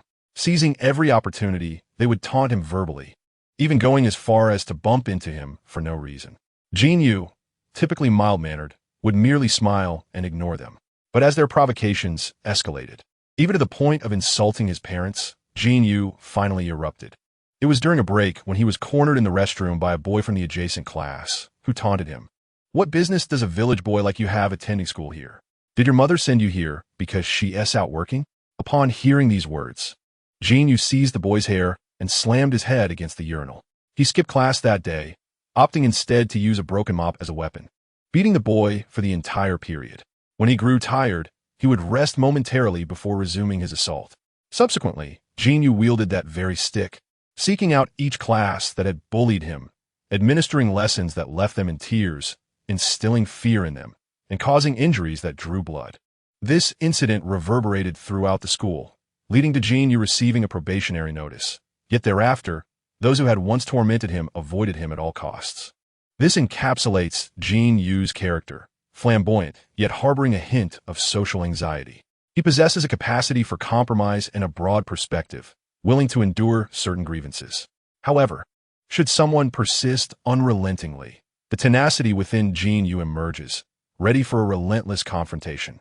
Currently, this is the mindset of Jin Yu. With one hand, he strikes General Ross's face repeatedly, delivering over 10 resounding slaps. The unfortunate General Ross finds himself unable to rise. His attempt to draw his weapon is thwarted as Jin Yu deftly swats the handgun from his grasp, just as the aide bursts through the door. He has no time to comprehend the chaos that has unfolded before Jin Yu sends him flying with a swift kick. Jin Yu, enough. If this continues, there will be no way to resolve it. The cacophony of footsteps echoes from the entrance as Tony, with concern, implores Jin Yu to cease. Stark is right. Let him take you away first. I will handle the rest.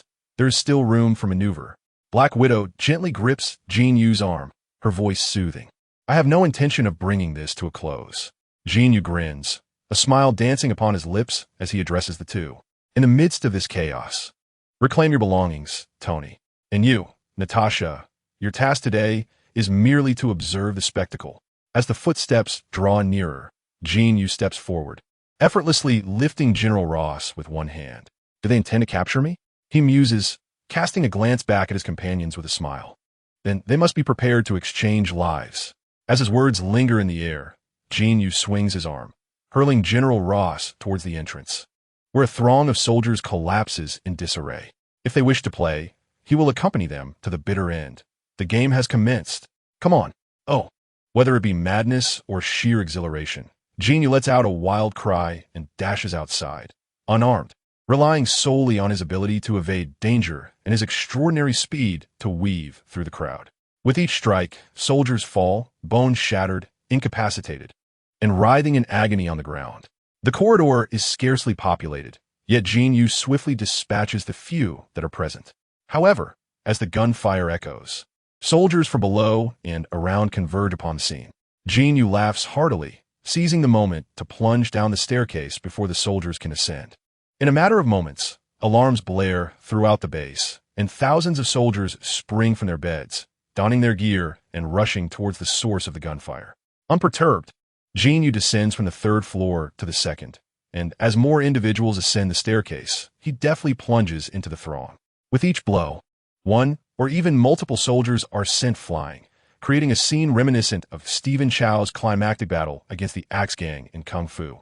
From the third floor to the second, and then down to the first, Jin Yu became increasingly exhilarated with each strike. The more he fought, the more fluidly his punches and kicks flowed. Every adversary he sent flying before him offered a profound sense of exhilaration. This was precisely the endeavor befitting a traveler from another realm, resolute and unyielding, devoid of convoluted schemes and compromises. Since childhood, Jin Yu had been enamored with the martial arts novels of Jin Yu. While some cherished the earnestness and integrity of Guo Jing, others were captivated by the rebellious spirit of Yang Guo, the carefree nature of Ling Hu Chong, or the nonchalant demeanor of Wei Xiaobao. However, Jin Yu held a unique admiration for the character of Shui Yi, the Golden Serpent Lord, from the sword stained with royal blood. Quick to unsheathe his sword at the slightest provocation, With a golden serpent sword in hand, he traversed the world with abandon. Such freedom and audacity were what made the world of martial arts so alluring, given that he had transcended into such a wondrous and vibrant world. Armed with a coveted ability that many could only dream of, what significance would there be in not living boldly and freely? Contemplating this, Jin Yu felt an enlightening clarity wash over him, as if every pore in his body opened to the gentle breeze, filling him with comfort. At that moment, a mysterious energy began to emanate from the bronze mirror, stimulating every cell within him, instantly amplifying his strength more than double. Jin Yu felt as though he were surging with electricity. He let out a thunderous roar, reaching out to seize a nearby soldier. With a swift maneuver, he evaded a bullet shot from the left, wielding the soldier as a weapon and swinging him with abandon, sending surrounding soldiers sprawling to the ground. As the scene before him cleared, Jin Yu realized that he had incapacitated over 100 soldiers on his descent from the third floor and had unconsciously reached the entrance. Finding no one standing around him, only groans and writhing bodies littered the ground. Meanwhile, a formidable assembly had gathered in front of him, a dark mass of several hundred men. Arranged in battle formation, their weapons aimed squarely at Jin Yu from a distance of 30 to 40 meters. The officer whom Jin Yu had initially sent flying lay in wait at the forefront, brandishing a megaphone and observing the scene, where only Jin Yu stood defiantly erect. He raised his left hand and gestured emphatically. Fire. Chapter 55. The emergence of the monk thanks to Jin Yu's rampage above. The lone soldier on duty in the underground laboratory's monitoring room had met his end at the hands of the mutated Lang Fei Luo, whose grip had snapped the soldier's neck. The liberated Obadiah hastened toward his laboratory, where his iron tyrant awaited, along with Tony's first-generation reactor. As he stepped outside, a thunderous roar echoed from the corridor's end, accompanied by violent crashing sounds, likely the result of someone within colliding against the walls or floor. Obadiah abruptly halted, turning to Lang Fei Luo and inquiring, "Are you suggesting that the colossal figure confined within is Emil Bronsky? What are your intentions?" Despite Langfellow's slightly dulled response following his mutation, he remained vigilant when mentioning the formidable entity within. "I advise against harboring any intentions towards him. He differs vastly from me. He willingly underwent experimentation solely to vanquish that green monstrosity. He is, without a doubt, a lunatic, and his emotions have become exceedingly unstable post-transformation." To his surprise, Obadiah seemed even more elated upon hearing this. The existence of a demand signified the potential for control, to confront an entire army. The two of them alone would be insufficient. They required that colossal being. "You should go converse with him. I must retrieve my armor." Surrounding Jin Yu were numerous soldiers sprawled on the ground. The adjutant, accompanied by a multitude of men, refrained from opening fire completely. Instead, a squad of over 10 aimed their weapons at Jin Yu's head and upper body, squeezing the triggers. The sound of gunfire erupted abruptly, rat-tat-tat-tat-tat. Just as Jin Yu prepared to evade, darkness enveloped him, and a figure descended from the heavens, landing heavily before him, shielding him from the barrage of bullets. The metallic clang of impacts echoed as every bullet struck the Mark II suit. The adjutant gestured for the soldiers to cease fire. There were too many allies on the ground, and stray bullets could easily lead to accidental casualties among their own. "I must express my disagreement with your actions. Frankly, I find you somewhat impulsive. However, I cannot deny that your ability to single-handedly take on a group of soldiers is rather impressive. I feel compelled to join in." Tony's words bore a hint of sarcasm, yet his movements were swift as the light within the two thrusters coalesced, targeting the soldiers outside. From the perspective of a spy, your earlier performance was rather immature. Yet, from a woman's viewpoint, I must say your display was undeniably manly. Quite appealing, in fact. Natasha's voice chimed in from behind. Though she was not alone, she had subdued the somewhat dazed General Ross. Women tend to be more rational than men, and confronting a military base with just the three of them was unwise. Observing the two stand beside him, one to his left and the other to his right, Jin Yu felt warmth in his heart. He understood that neither of them fully endorsed his reckless actions. Yet once his decision to engage had been made, they immediately rallied to his side, which deeply touched him. "You shall pay for today's events. Stark, do you comprehend the gravity of your actions?" General Ross, despite being battered and bruised by Jin Yu's blows, still possessed the strength to roar furiously at Tony. I merely seek to reclaim what is rightfully mine. Do you understand? Old friend, take me to retrieve the reactor, Tony retorted coolly, for he and General Ross were old acquaintances. Initially, when Ross pursued Bruce Banner, he utilized a specialized sonic weapon manufactured by Stark Industries, with Tony himself as the inventor. General Ross initially contemplated a defiant refusal, yet after a bullet grazed his scalp, he chose a reluctant compromise, boarding a military vehicle with his entourage en route to the laboratory. The soldiers followed in a formidable procession. Stark, I advise you to heed this warning. Congress will not permit such power to rest in the hands of an individual. You'd best silence yourself. Upon reaching the entrance of a laboratory, General Ross persisted in attempting to persuade Tony, only to be roughly shoved aside by Jin Yu, who, begrudgingly, led the group inside. Upon entering, a fierce roar erupted, and a colossal shadow lunged towards them.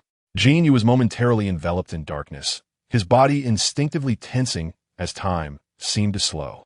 In that moment, he beheld a towering figure exceeding 2 meters in height, muscles and joints bulging grotesquely.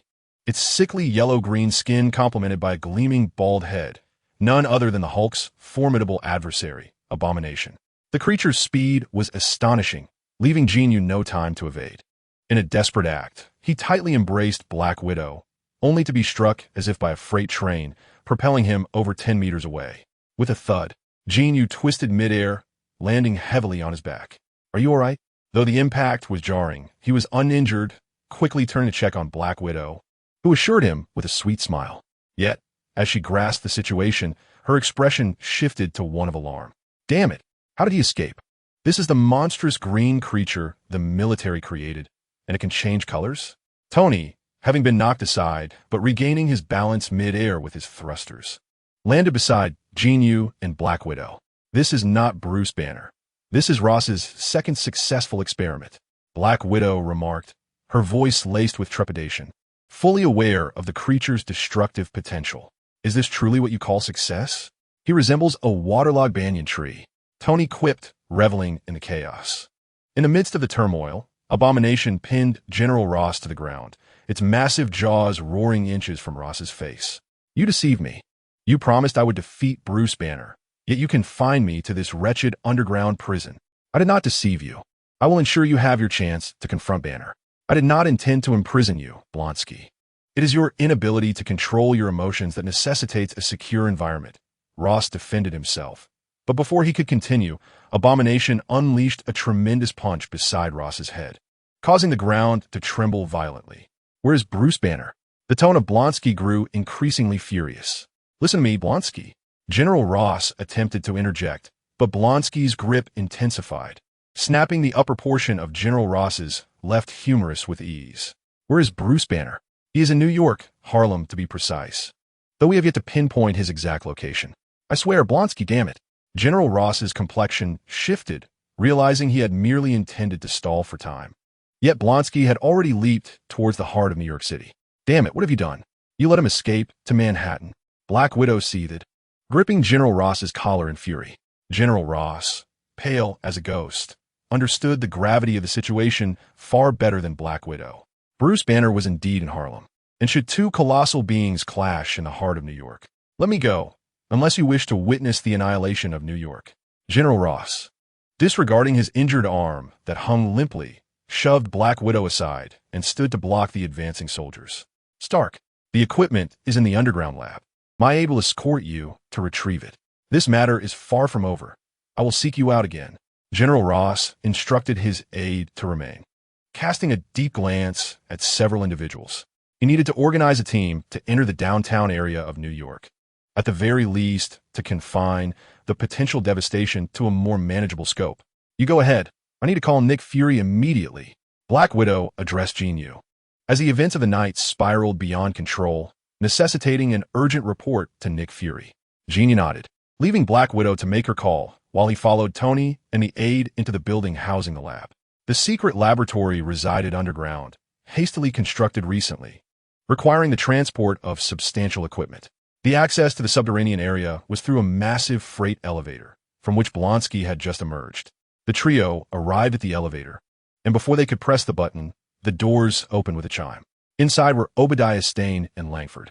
Langford donned armor, but lacked a helmet, while beside him loomed the ironmonger's suit, larger even than Blonsky. Obadiah Stane sat within, his own helmet also removed. He had been conversing with Langford moments prior. We are unaware of the situation above. Let him ascend first to divert attention.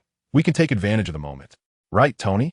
At this juncture, the elevator doors chimed open once more, and the group exchanged bewildered glances. Chapter 56. The rotting avocado, the first to shatter the silence, was the aide, who, upon seeing the escaped prisoner from the base, instinctively drew his pistol and fired 3 rapid shots at Obadiah Stane. Regrettably, the iron behemoth of Obadiah Stark's cabin door slammed shut with a resounding clang, accompanied by a derisive snicker. The modified heavy machine gun, mounted on the Iron Giant's arm, unleashed a relentless barrage. The bullets erupted from the elevator like celestial flowers scattered by a divine maiden. Tony propelled himself with a single-handed thrust of flames, while Jin Yu shattered the surrounding tiles beneath his feet. The two deftly evaded the onslaught, taking cover to either side. The unfortunate lieutenant, however, was far less fortunate. Having fired merely 3 shots at the Iron Giant, he was mercilessly transformed into a sieve by the close-range gunfire, his upper body barely retaining a semblance of human form, riddled with more than 30 bullet holes. Tony, I was just pondering the surprise my appearance would bring you, but I never imagined I would encounter you so soon. With a thunderous crash, the iron behemoth ignited its thrusters and barreled through the elevator in 2 walls, blocking Tony's path. What a delightful surprise. Congratulations on becoming a wanted criminal. How does it feel, Obadiah? The imposing figure of the Iron Giant seemed daunting, and as Tony sought to distract him with conversation, his armored right hand subtly illuminated with a glow from a thruster. With a resounding crack, energy coalesced, and a laser cannon zeroed in on the Iron Giant's head. Though the behemoth was colossal, its movements were surprisingly agile. It swiftly turned its massive metal head, causing the laser to whiz past, obliterating a wall behind it. Tony, you still relish these childish tricks. Obadiah jeered, reigniting the thrusters in his feet. His immense metallic form crashed down upon Mark II, pinning Tony to the ground. Under the tremendous thrust, sparks flew as his armor carved a deep trench into the floor, smashing through countless walls until they burst forth into the open air. As Jin Yu pursued, a surge of concern for the lone Black Widow outside gripped him. Just as he was about to rush out to check on her, an instinctive alertness surged within him. He instinctively glanced back, narrowly avoiding a concrete block over half a meter tall, adorned with jagged rebar, that whizzed past his head. The block struck the wall with a thunderous explosion, leaving a significant crater in its wake. Jin Yu, your opponent is me. This time, I shall shatter every single bone in your body. Amidst the ruins of the elevator, a figure clad in armor slowly rose. Lang Fei, with a mutated visage reminiscent of a lizard man, spoke with venomous hatred. Jin Yu recognized the armor from their previous encounter, the very creature that had invaded Tony's home and absconded with the reactor. Yet, Jin Yu could not fathom the depth of the resentment reflected in the creature's words. Is it just because I hit you a few times with a barbell last time? Do you hold grudges? Jin Yu shrugged innocently. He had encountered this creature before. Although it was quite resilient, its attacks were straightforward and posed little threat. Moreover, his body had mysteriously been reinforced by the copper mirror just moments ago.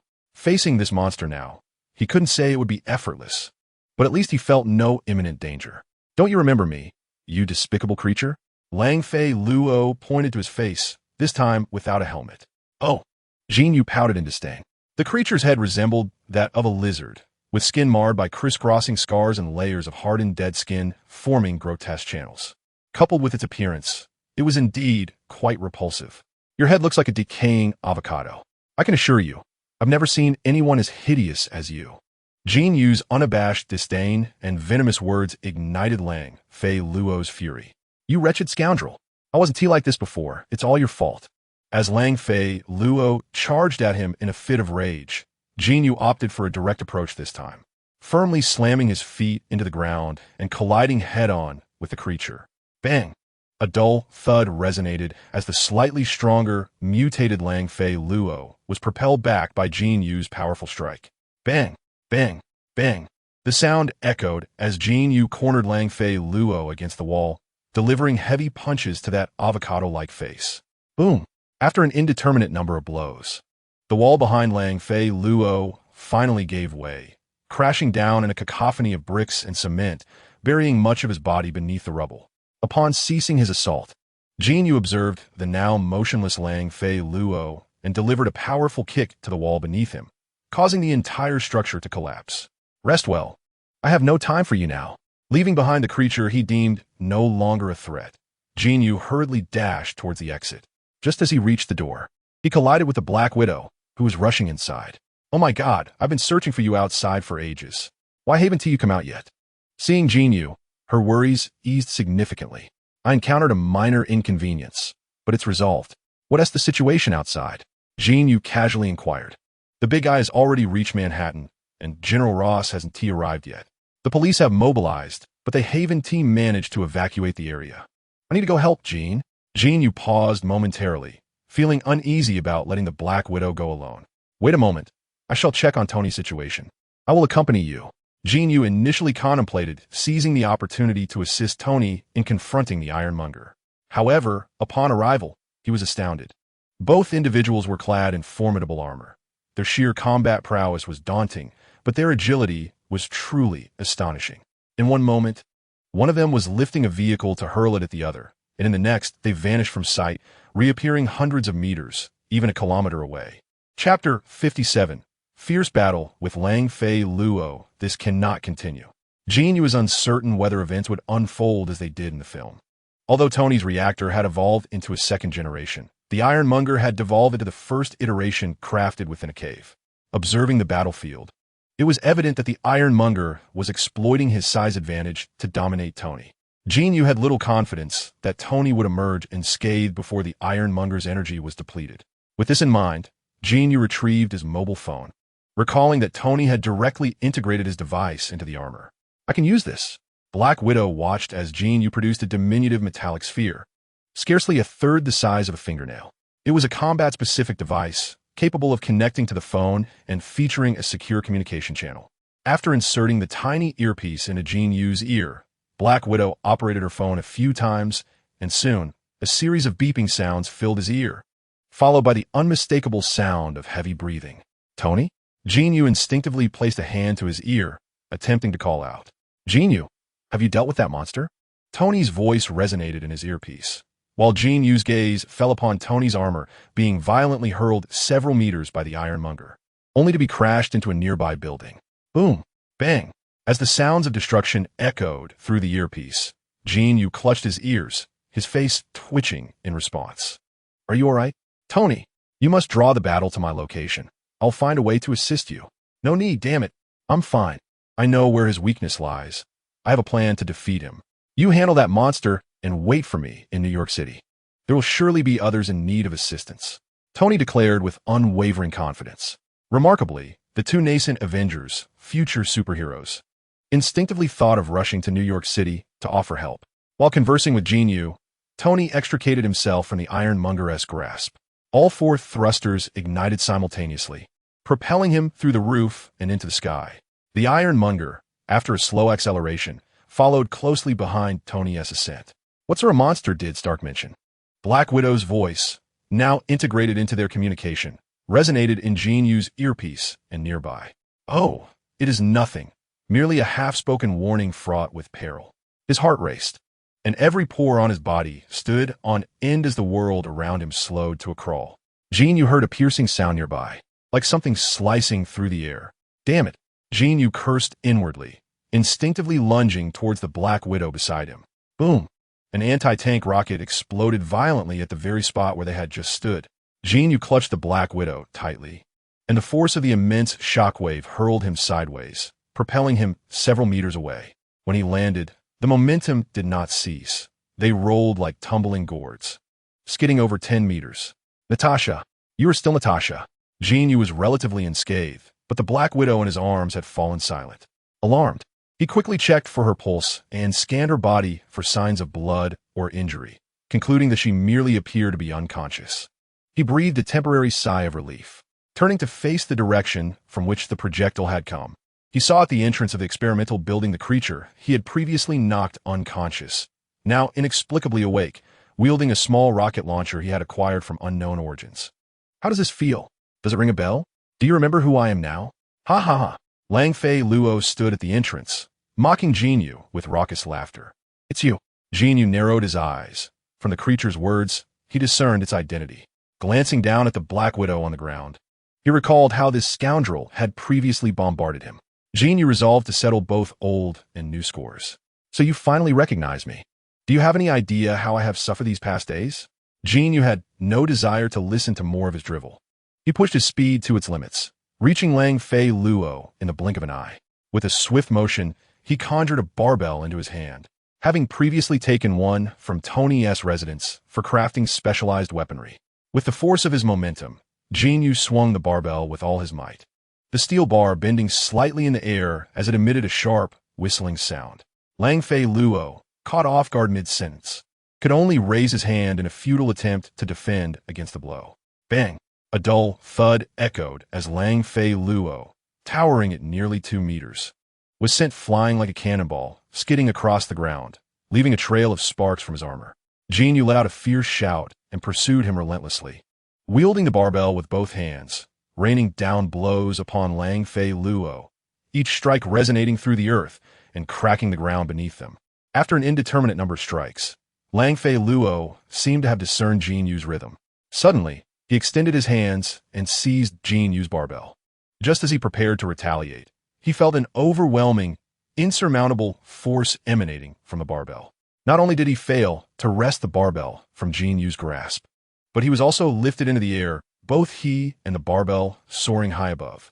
With a swift motion, Jin Yu spun around twice as if discarding a discus, casting Lang Fei Luo away. A military vehicle caught the flung Lang Fei Luo, rendering it completely wrecked. In less than 2 seconds, Lang Fei Luo emerged from the wreckage, his body contorting in a bizarre manner as he meticulously reset the bones that Jin Yu had broken. Remarkably, he bore no visible injuries. Futilely, he declared, "Although you appear stronger than before, you cannot kill me. Once your strength is depleted, I shall return each of your attacks to you, allowing you to perish slowly in torment and despair." Rising in scathe, he continued to taunt Jin Yu. Jin Yu was taken aback. Lang Fei Luo's recovery abilities undoubtedly indicated an evolution in a different direction, rendering him anything but a mere failure. How absurd. The military arrests me under the pretense of wanting to kill you, yet secretly transforms you into this grotesque figure. Frankly, I cannot fathom why you have become this way. Was it because your mother consumed avocados while pregnant with you, leaving some avocado gene within you? Realizing he could not kill him immediately, Jin Yu remained composed, coldly mocking Lang Fei Luo. "Shut your mouth. I am a modified super soldier, not some cursed avocado. My transformation is flawless. Unlike those two brutes who have devolved into nearly mindless beasts, I possess remarkable regenerative abilities. I can even control my emotions. I am the most perfect warrior, the most exquisite creation. Do you understand, you wretched scoundrel? Do not mention avocados or my mother again." Lang Fei Luo bellowed, his grotesque mouth agape, panting with rage, evidently sensitive about his current appearance. "Yet, why do you harbor such hatred towards me? You ought to be grateful. It is because of me that you have transformed into this perfect, ripe avocado." Jin Yu narrowed his eyes, buying time as he contemplated how to vanquish the monster Lang Fei Luo had become. Lang Fei Luo, as he had boasted, indeed retained control over his emotions. "Damn it, you are stalling for time, hoping to regain some strength. It is futile. I shall not grant you that opportunity. How foolish to have discarded your weapon. With your bare hands, you will never be able to kill me." Lang Fei Luo casually picked up the barbell from the ground, unable to resist mocking Jin Yu a few times. He intended to repay Jin Yu in kind with the very barbell. Although Jin Yu's strikes would not be fatal, being hit by such an object would indeed be painful. After speaking, Lang Fei Luo decided not to give Jin Yu another chance. He strode forward, mimicking Jin Yu's earlier actions, leaping high into the air and swinging the barbell horizontally toward Jin Yu's head. As he soared, a faint smile lingered at the corner of Lang Fei Luo's mouth, convinced that Jin Yu's foolish act of throwing the stick directly was unwise. Clad in armor, he believed that it would take all his strength to break even a few of his own bones with the barbell, and it would be difficult for Jin Yu to breach his defenses with mere hands.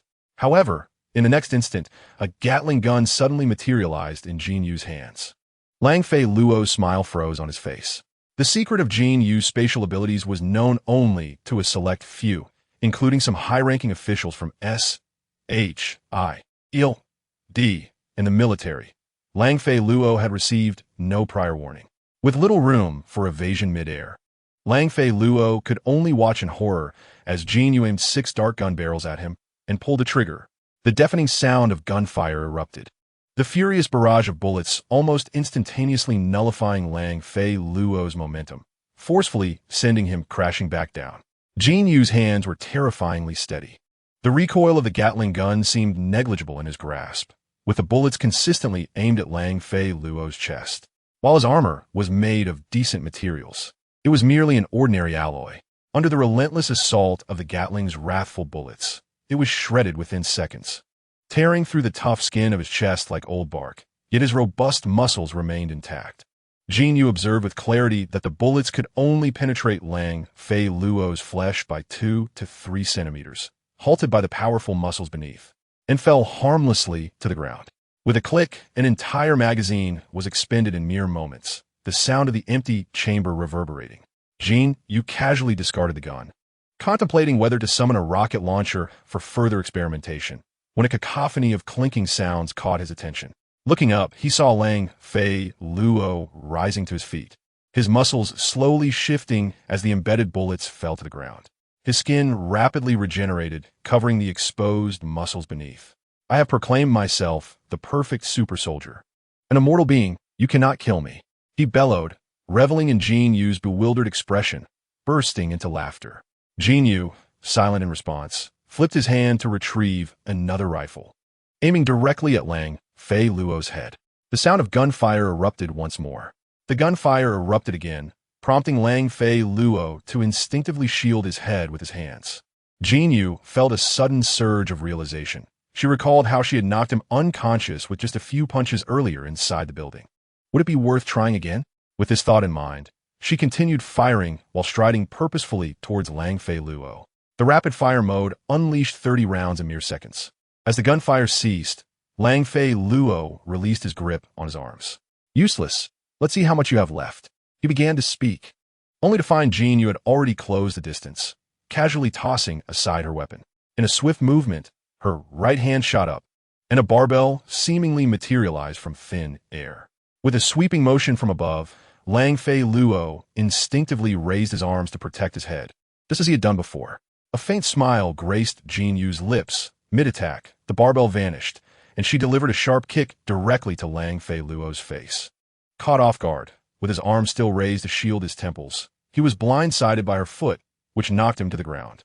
Before he could recover, Jin Yu's foot reappeared before him. With a dull thud, her foot landed squarely on his throat. Lang Fei Luo felt his breath catch, unable to suppress a muffled sound of distress. In the next moment, a rifle inexplicably reappeared in Jin Yu's hands, thrust directly into his mouth. Panic washed over Lang Fei Luo as he attempted to articulate a few incoherent words. Jin Yu smiled slightly, realizing she had indeed guessed correctly. Goodbye, she mouthed slowly. Bam! The gun's muzzle tilted slightly, and the bullet skewered through Lang Fei Luo's upper jaw, obliterating everything within his brain into a chaotic mess. He was irrevocably dead. Chapter 58. The most erroneous decision. Jin Yu. Damn it, what just happened?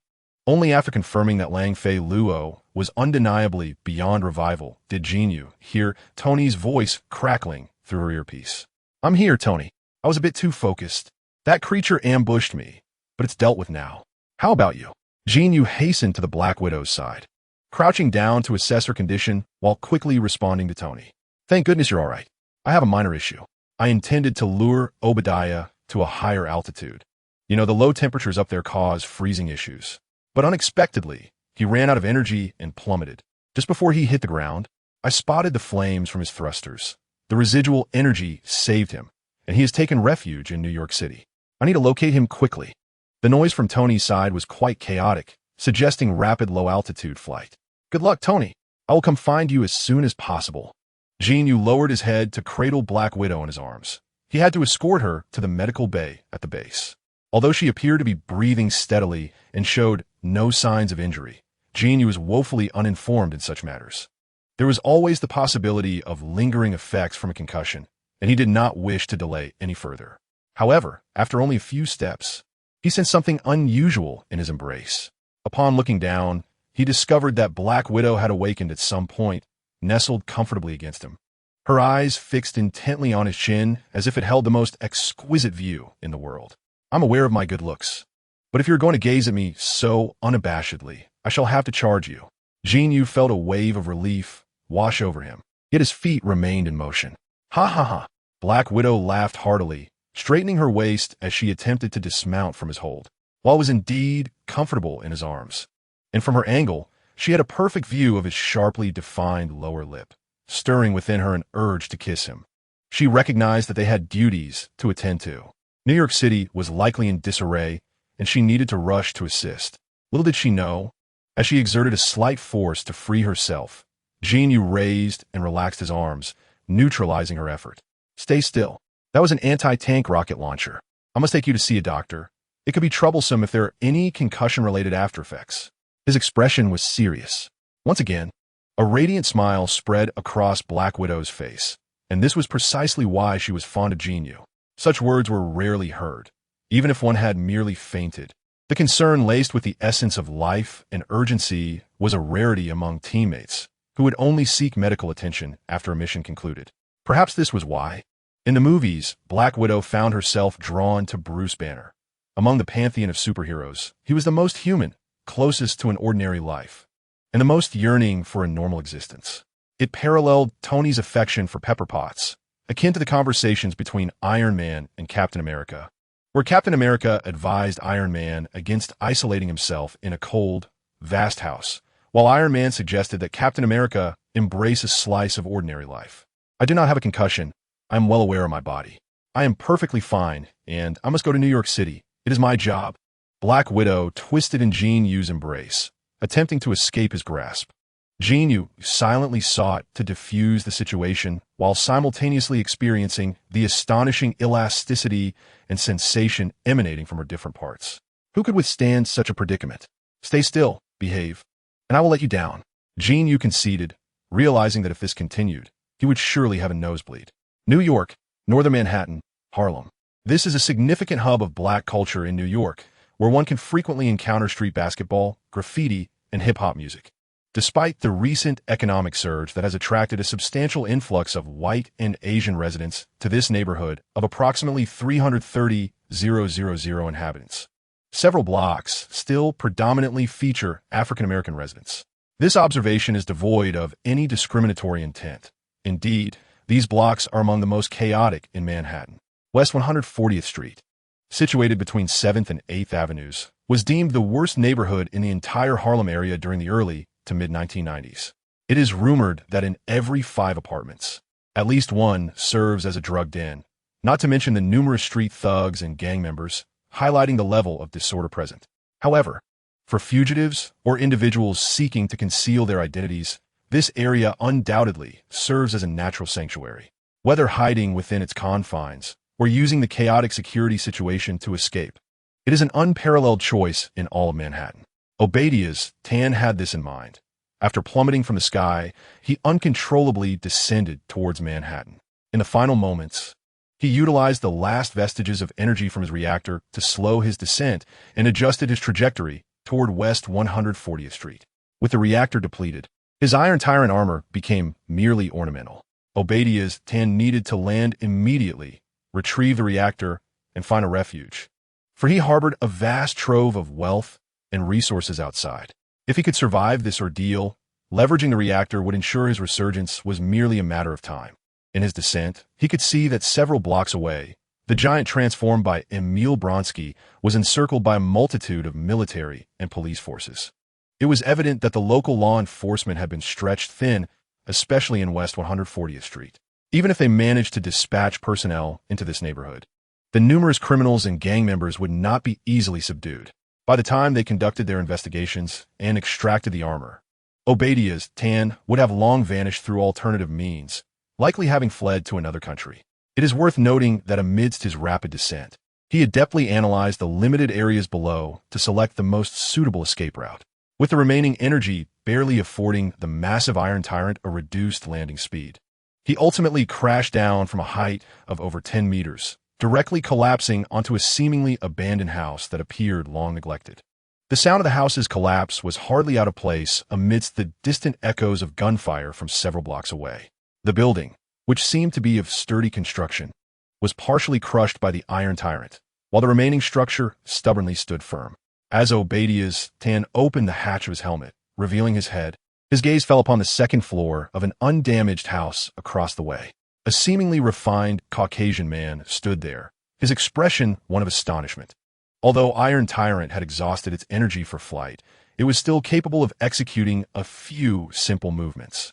After a moment of contemplation while locking eyes with the man, Obadiah's Tan resolved to eliminate any future threats and raise the Iron Tyrant's arm directly at him.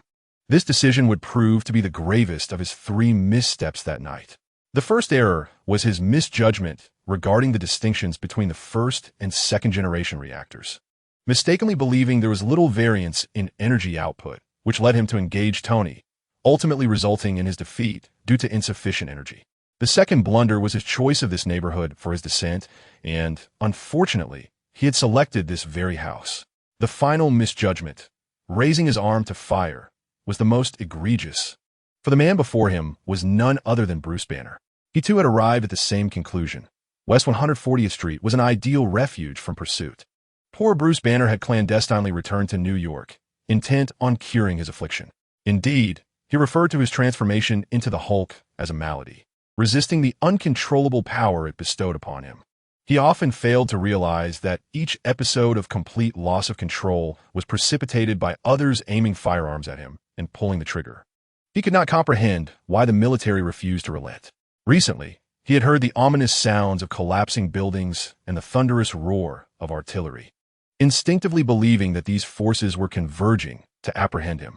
It was only when he ascended to the rooftop that he beheld a colossal figure leaping high, hurling a car towards a helicopter above. The creature appeared so menacing. In contrast, his own transformed state seemed almost benign. As the cacophony of battle intensified and more structures crumbled, accompanied by the desperate cries of those unable to escape, Bruce Banner found himself wavering. The beast appeared to be entirely out of control. Should he intervene? In the midst of his hesitation, Iron Tyrant descended from the sky, crashing through the very building where he had taken refuge. Banner's immediate thought was that this was some new military weapon, seemingly designed specifically to combat monstrosities like himself. Indeed, the next moment, the enormous armored suit raised its arm toward him. A barrage of gunfire rang out, and Bruce Banner collapsed into a pool of blood. What a stroke of bad luck! Obadiah's Tan scoffed, beginning to dismantle the reactor within Iron Tyrant. In the next instant, a roar echoed through the chaos. A resounding roar erupted, so thunderous that even encased in his battle armor, the sound reverberated through his ears. Obadiah's Tan glanced upward. Oh, dear heavens! What in the world? A towering, brawny creature, resembling an orc and exceeding 2 meters in height, stood on the second floor of the partially collapsed building, bellowing skyward. Its exaggerated physique, marked by bulging muscles, expelled projectiles that emerged slowly from the sinewy form. This must be a misunderstanding. Obadiah's Tan was well aware of the nature of the being before him, yet he could hardly fathom how he had fallen into such dire circumstances. Another furious roar echoed, this time emanating from several blocks away, unmistakably a sign that the malevolent entity had sensed the presence of the green behemoth. Obadiah's Tan had conversed directly with that creature. He understood that its target was the very green monster before him. He was keen to avoid being caught between 2 titans, particularly now that he possessed no energy. With this thought, Obadiah's Tan hastily attempted to open the hatch, hoping to slip away quietly while the green giant was distracted by the distant roar. Unfortunately, the moment this idea crossed his mind, the world spun violently, and his entire orientation flipped. Although the roar of the malevolent creature had diverted the giant's attention momentarily, its wrath remained firmly fixated on the metallic behemoth before it. After a brief moment of distraction, the green giant reached out and seized one of Iron Tyrant's feet. The weight of several tons seemed negligible in the grasp of the giant, which swung Iron Tyrant like a toy.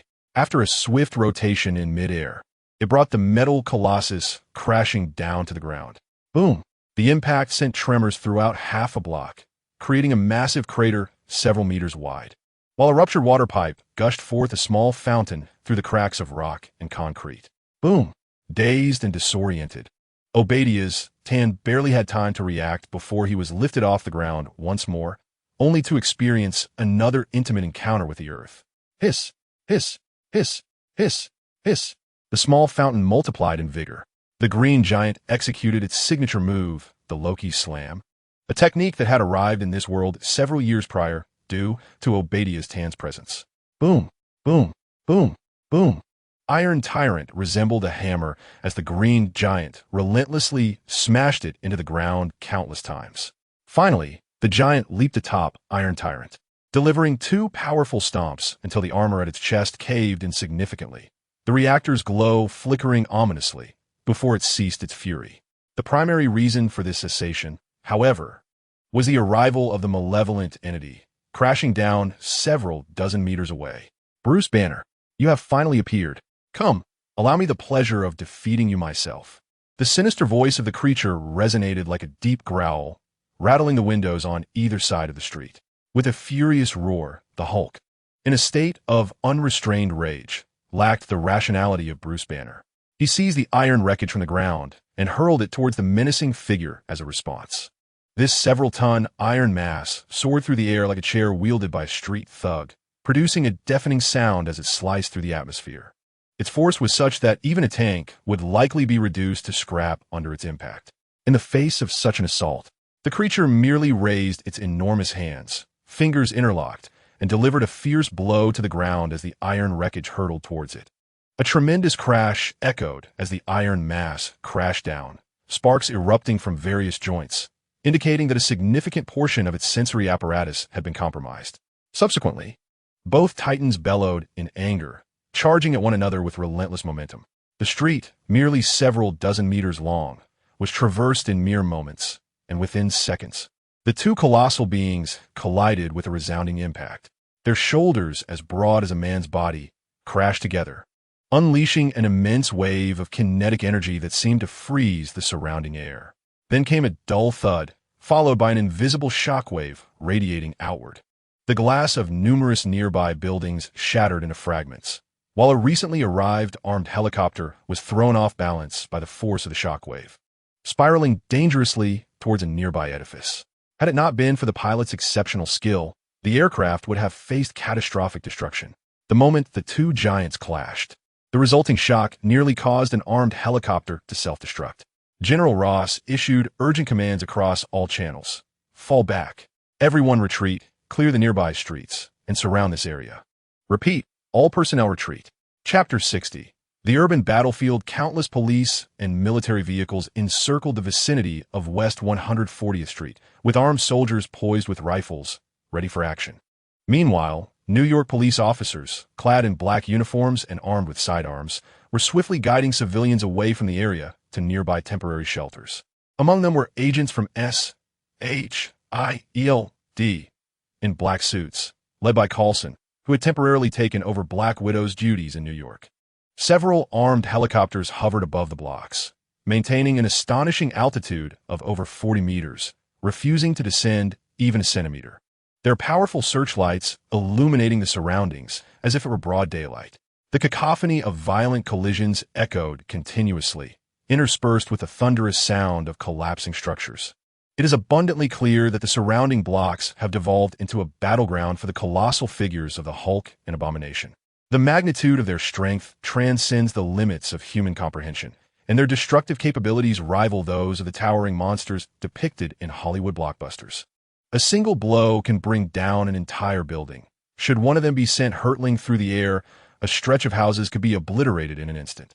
In such dire circumstances, even the military and police dare only to linger at a distance, fearful of approaching the heart of the conflict, save for a singular figure clad in red and yellow metal. When Jin Yu and Black Widow arrived, they were met with this harrowing scene.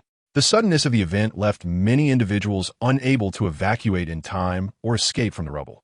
In this chaos, Tony maneuvered his suit with remarkable agility, deftly navigating through the battlefield to rescue those trapped amidst the turmoil. It is indeed ironic that the very forces tasked with protecting the populace have inadvertently become the architects of destruction.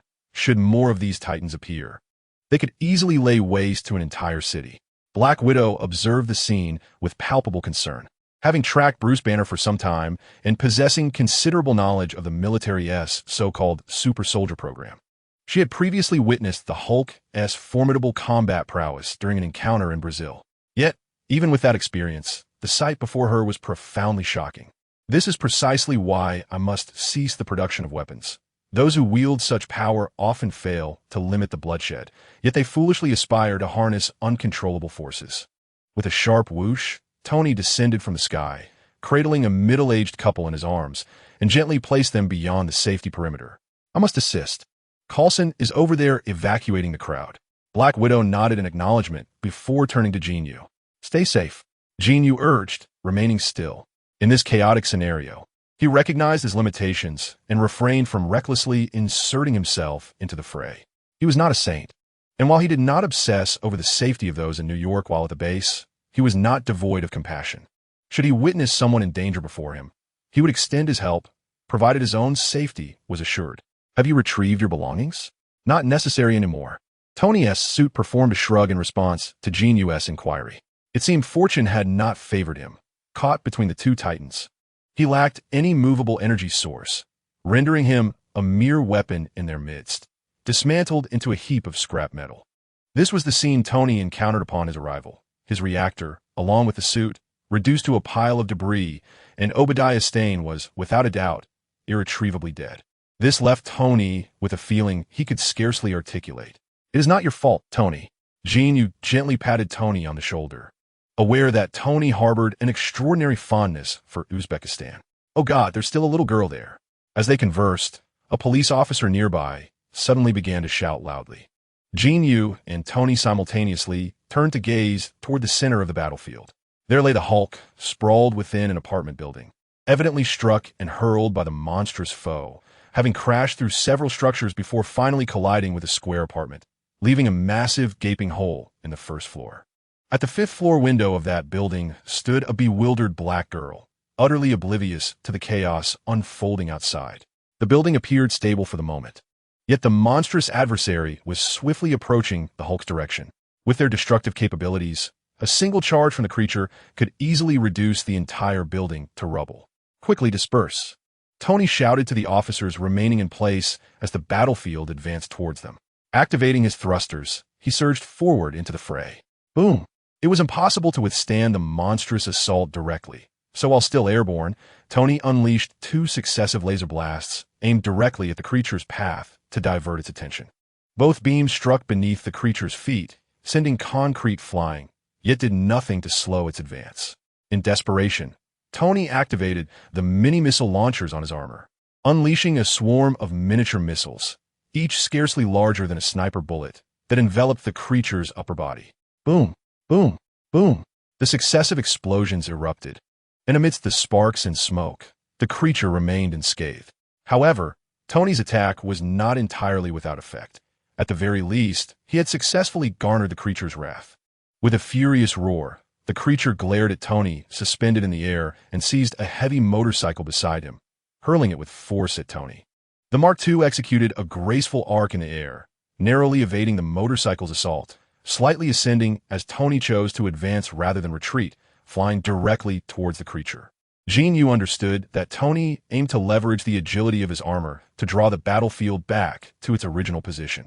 Unexpectedly, as the armor soared over the creature's head, the creature bent its legs slightly and, with a sudden leap, soared over 10 meters high, swatting at Tony's armor as if swatting a fly, sending him plummeting from the sky. Damn it! The sound of Tony's curse resonated in Jin Yu's headphones as the Mark II suit crashed heavily to the ground, carving a trench several meters long. Before Tony could regain control of his armor, the abomination leaped again, hurtling directly toward Tony's landing spot. Damn! Jin Yu, initially reluctant to engage in this colossal battle, found himself compelled to intervene upon witnessing Tony's peril. With a frustrated exclamation, he swiftly retrieved a rocket launcher and fired a shot at the abomination. Chapter 61, A Shocking Turn. The copper mirror explodes. Boom. As Jin Yu had anticipated, The rocket failed to inflict any damage on the abomination, but successfully redirected its wrath from Tony to himself. This shot was indeed a desperate measure, arriving just in time as the abomination's feet were about to crush Tony's armor. The rocket struck the creature squarely in the face. Tony activated all 4 of his thrusters, propelling himself away from the ground and swiftly escaping the abomination's attack range.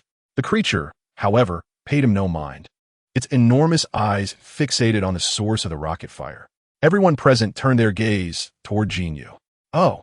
A pang of anxiety struck Jin Yu. The abomination roared, taking a menacing step forward, each footfall leaving deep imprints in the ground. Tony, you'd better hurry up. Jin Yu glanced over to see Tony cradling a young black girl, while the Hulk appeared to be on the verge of rising. With unwavering resolve, Jin Yu drew 2 rifles and unleashed a barrage of fire at the abomination's face. The creature's attacks were somewhat reminiscent of the mutated Lanfro, straightforward and relentless. Jin Yu aimed to buy some time, dodging 2 of the abomination's strikes while awaiting Tony's intervention to attract its ire. If he could just hold out until the Hulk stood, they would claim victory. However, reality often diverges from expectation. In films, whether it's the Hulk or the abomination, facing a barrage of powerful gunfire, they may not suffer injuries, but they certainly feel pain. Such concentrated assaults typically prompt instinctive pauses as they instinctively shield their heads. Yet for Jin Yu, as the rounds from his rifles dwindled, he found himself unable to delay the abomination's advance even slightly. The creature quickened its pace, and when it was merely 10 meters away, it let out a deafening roar and leaped high into the air, its hands poised to strike like a hammer above its head. Should that blow connect, Jin Yu would undoubtedly be reduced to a mere puddle of flesh. Faced with the abhorrent assault, Jin Yu stood resolutely in place, surrounded by numerous agents of S.H.I.E.L.D. and innocent civilians. He was determined not to expand the battlefield, wishing only to evade the onslaught of the abomination at the last moment. Utilizing the disparity in stature that created a blind spot in vision, he aimed to flee in the opposite direction, leading the abomination towards the Hulk. In a state of bullet time, Jin Yu's greatest trump card, he perceived the movements of the abomination as a series of slow-motion frames, leaping, fists clenched, traversing over 10 meters, and descending. Now was the moment. Just as the abomination was about to land, its hands instinctively poised to strike, Jin Yu's gaze sparkled with determination. He summoned the strength in his legs, exerting force with an intensity he had prepared for. What was happening? In that perilous instant, Jin Yu suddenly realized he was utterly immobilized. As he pondered this bewildering occurrence, the copper mirror suspended in his consciousness began to spin rapidly. It radiated a dazzling golden light, reminiscent of Tony's thrusters charging up, growing brighter and spinning faster until it illuminated his entire mindscape. Boom!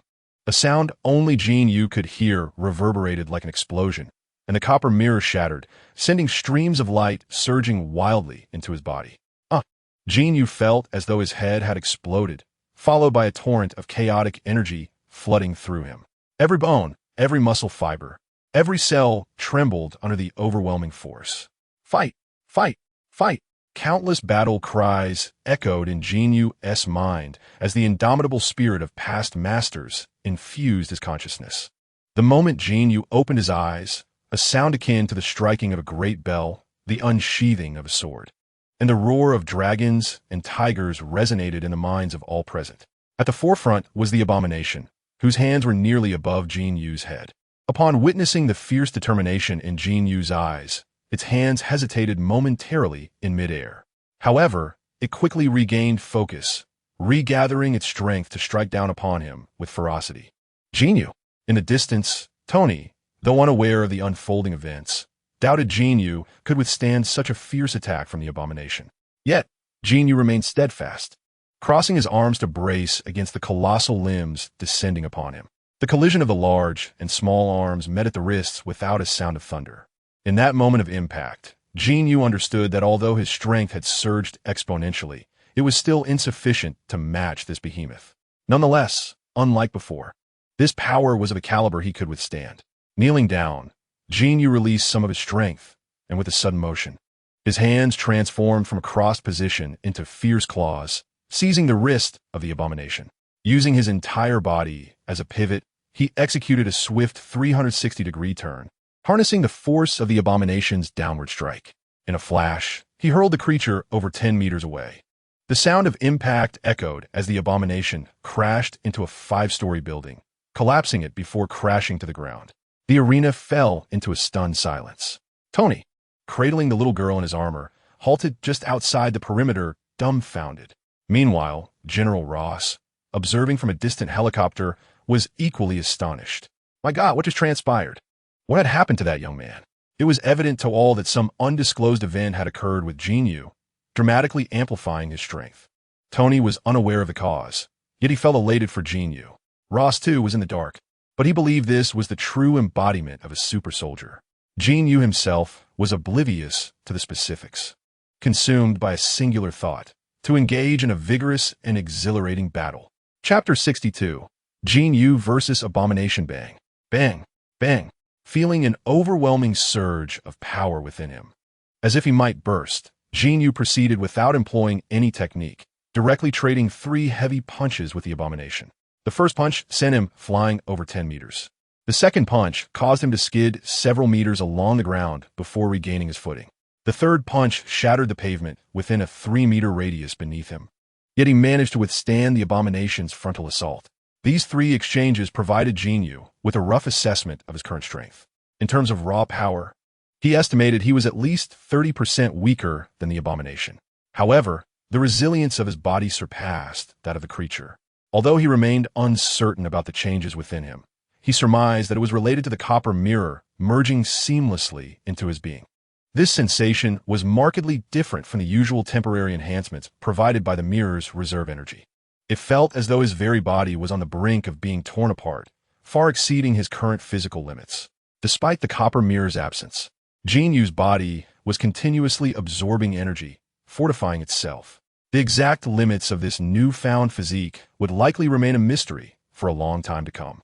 If Jin Yu's original body were akin to bamboo, then now it was at least on par with the titanium alloy used in Tony's armor, an obvious distinction in material superiority. The strength he now possessed, capable of contending with the abomination, had yet to reach the threshold of his body's endurance. As these thoughts briefly flickered in Jin Yu's mind, the adversary across from her let out another furious roar, once again launching a powerful punch toward her. This blow was even more ferocious and forceful than the previous strikes. Before the punch even reached her, the fierce wind generated by it rustled her hair and clothes, prompting a hint of disdainful amusement to curl at the corners of Jin Yu's lips. Such relentless, headlong assaults may be brave against a weaker opponent, but against anyone capable of putting up even a modest resistance, these attacks were riddled with openings. As the heavy strike descended, Jin Yu chose not to confront it head-on this time. Instead, she deftly sidestepped the blow. With a slight lift of her body, she leapt onto the adversary's robust arm. With the tips of her toes barely grazing the surface, she propelled herself upward, her right leg sweeping horizontally to deliver a powerful kick directly to the adversary's temple. With a resounding thud, the adversary, who was exerting all their strength in a downward punch, found it challenging to maintain balance. Unable to defend against Jin Yu's kick, the immense figure was sent airborne, soaring several meters before crashing heavily to the ground. Before she could capitalize on her advantage, the adversary, undeterred by the fall, propelled themselves forward like a toad, lunging at Jin Yu with all their might. Upon hitting the ground, there was no pause in their aggression, which certainly exceeded everyone's expectations. Yet, Jin Yu, possessing an advantage akin to bullet time, had already anticipated the movement, deftly stepping out of the adversary's striking range just before they landed. With renewed vigor, she leapt into the air once more. The adversary's next attack saw them kneeling as their fists slammed down onto the ground, landing in a crouched position. However, they struck at nothing but air, as Jin Yu had already vaulted upwards beside them. With her fingers interlocked, she mimicked the adversary's initial motion, raising her hands like a hammer and bringing them down forcefully onto the bare back of the adversary's head. "Stay down," she commanded. The adversary's head struck the ground heavily, and before they could rise, Jin Yu delivered a powerful kick to their ribs, sending their massive form hurtling several meters away. In the ensuing rounds, Jin Yu continuously exploited her agility, evading the adversary's straightforward attacks while delivering a series of strikes to their knees, ribs, and neck. The arena echoed with the dull thuds of impact, each blow landing on the adversary from various angles. This scene bore a striking resemblance to Thor's battle against the Hulk in an extraterrestrial coliseum. The crowd stood in stunned silence. Even Black Widow and Coulson, who had hurried back after evacuating the area, were rendered speechless by Jin Yu's performance. The stark contrast in size and the overwhelming visual impact were simply too striking to fathom.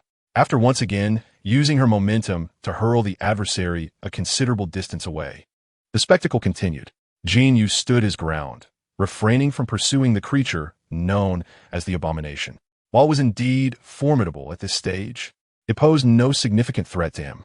With a mighty roar, the Abomination rose once more, its cry echoing with an undercurrent of unbridled rage. It was impossible for it not to feel anger. Emil Blonsky had willingly undergone an experiment, transforming himself into this monstrous form in pursuit of the power to conquer the Hulk. Yet, just as it seemed to gain a slight upper hand, it was bested by a seemingly frail young man, leaving it to ponder the futility of its transformation. "I will tear you apart and devour your remains," the Abomination bellowed, its low growl directed at Jin Yu, unable to comprehend how such immense power could reside within such a diminutive frame. In response to the Abomination's irrational provocation, Jin Yu merely mimicked a classic gesture from a comedy film of his past life. "Come at me," the Abomination roared again, leaping through the air toward Jin Yu from a distance. Unfortunately, midway through its leap, a massive green figure emerged from the side, colliding with the Abomination and sending it crashing across two buildings into the adjacent street. Having vented his frustrations on the creature, Jin Yu felt a sense of relief wash over him. "Jin Yu, are you all right? I'm not sure what has transpired, but your newfound strength is concerning. Are you safe?" Black Widow's voice crackled through his earpiece. She had witnessed Jin Yu momentarily harnessing such power in Ukraine, an event that had exacerbated his injuries. Now, seeing him so empowered, she worried about the toll it might exact. "Rest assured, I am well, better than ever in fact. This is different from before, and honestly, I cannot explain it. Let me conclude today's chaos before delving into details." Jin Yu reassured her, understanding her concern. As he spoke, he approached the remnants left by Ironmonger, picking up an arm that had been severed by an unknown assailant. He wielded it like a club, testing its weight. It felt surprisingly comfortable, and with a decisive leap, he soared over 10 meters, crossing several buildings to reach the adjacent street. Chapter 63. What threat do you pose? In comparison to the earlier confrontation between Jin Yu and the Abomination, the clash between the Hulk and the Abomination was brutal yet straightforward. It was a relentless exchange of blows, each party trading punches in a test of raw power and resilience. The Hulk had intercepted the Abomination midair, sending it crashing to the ground, followed by an onslaught of heavy punches aimed at the creature's head. After enduring a barrage of strikes, the Abomination finally regained its footing, pushing back with renewed vigor. The Hulk was hurled backward once more, crashing into a building with a resounding clatter. In the aftermath, Abomination lunged at him, and the two exchanged positions, delivering powerful blows to the Hulk's head. Jin Yu sighed softly and ambled forward, seemingly unfazed by the chaos unfolding around them. He took careful aim and struck Abomination fiercely on the side of the neck. A dull thud resonated through the air. The material of the Iron Tyrant was indeed reliable, and it appeared that Abomination's vulnerable points were not dissimilar to those of an ordinary human.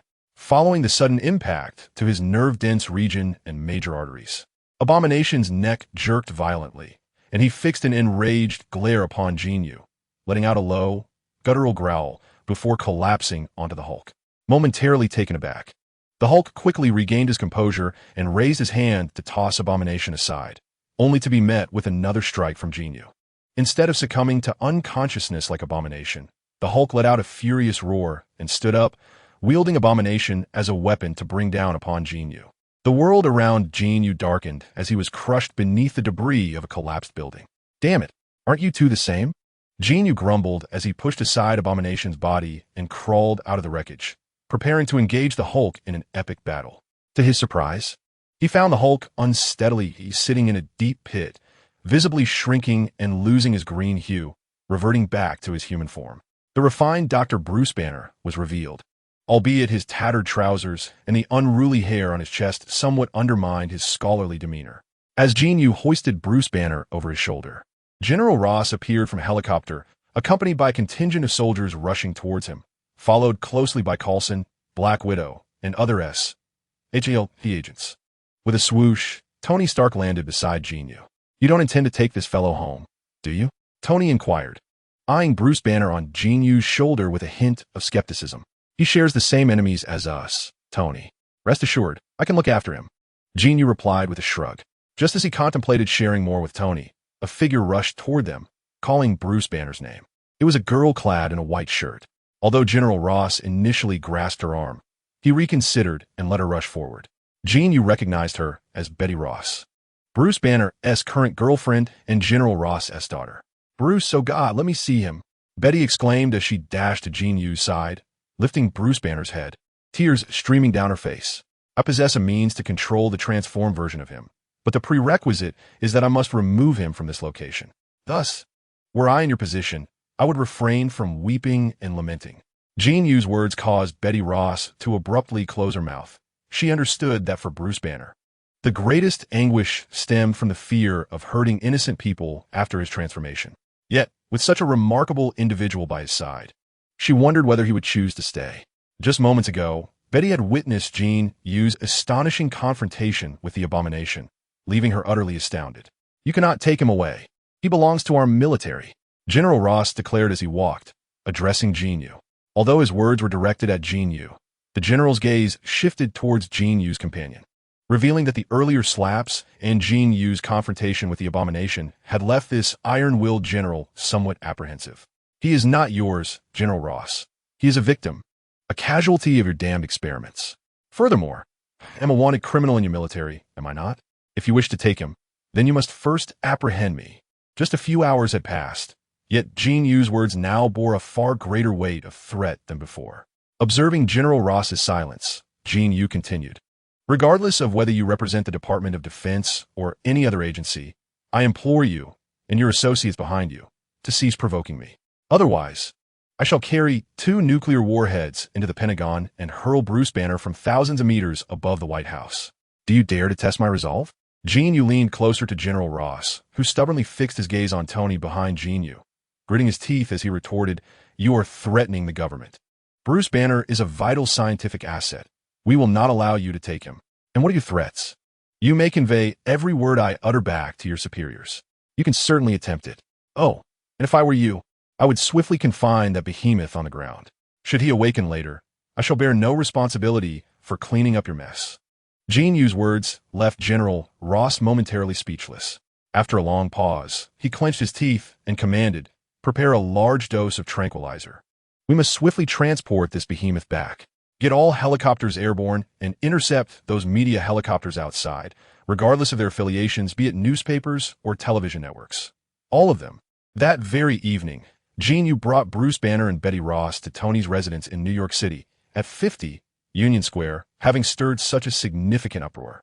Coulson, Black Widow, and a multitude of matters awaited resolution, and surely the two would have to deliver an extensive report to Nick Fury.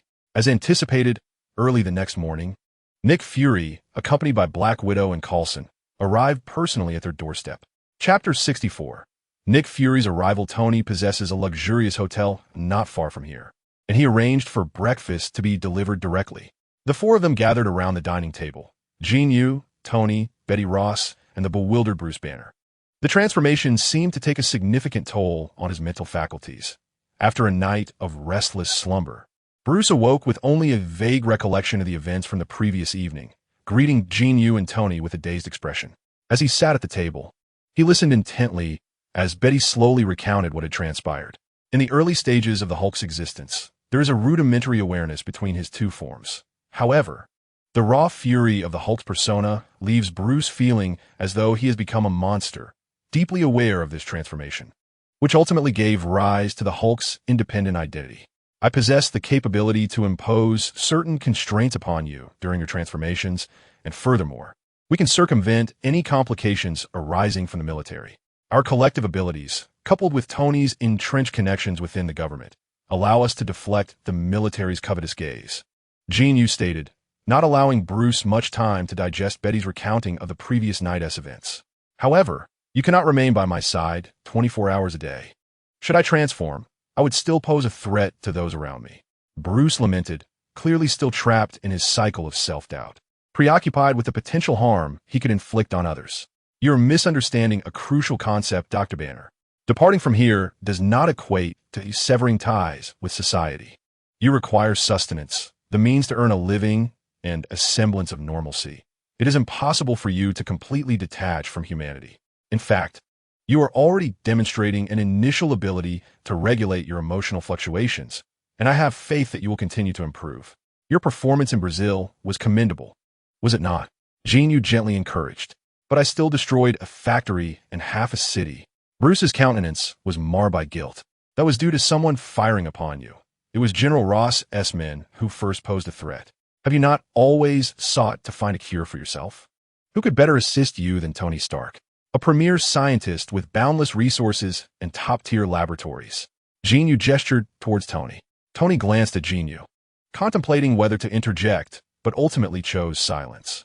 Although he did not fully comprehend Jin Yu's fervent desire to keep Bruce close, he placed his trust in him. Jin Yu's words evidently resonated deeply with Bruce, yet he remained hesitant.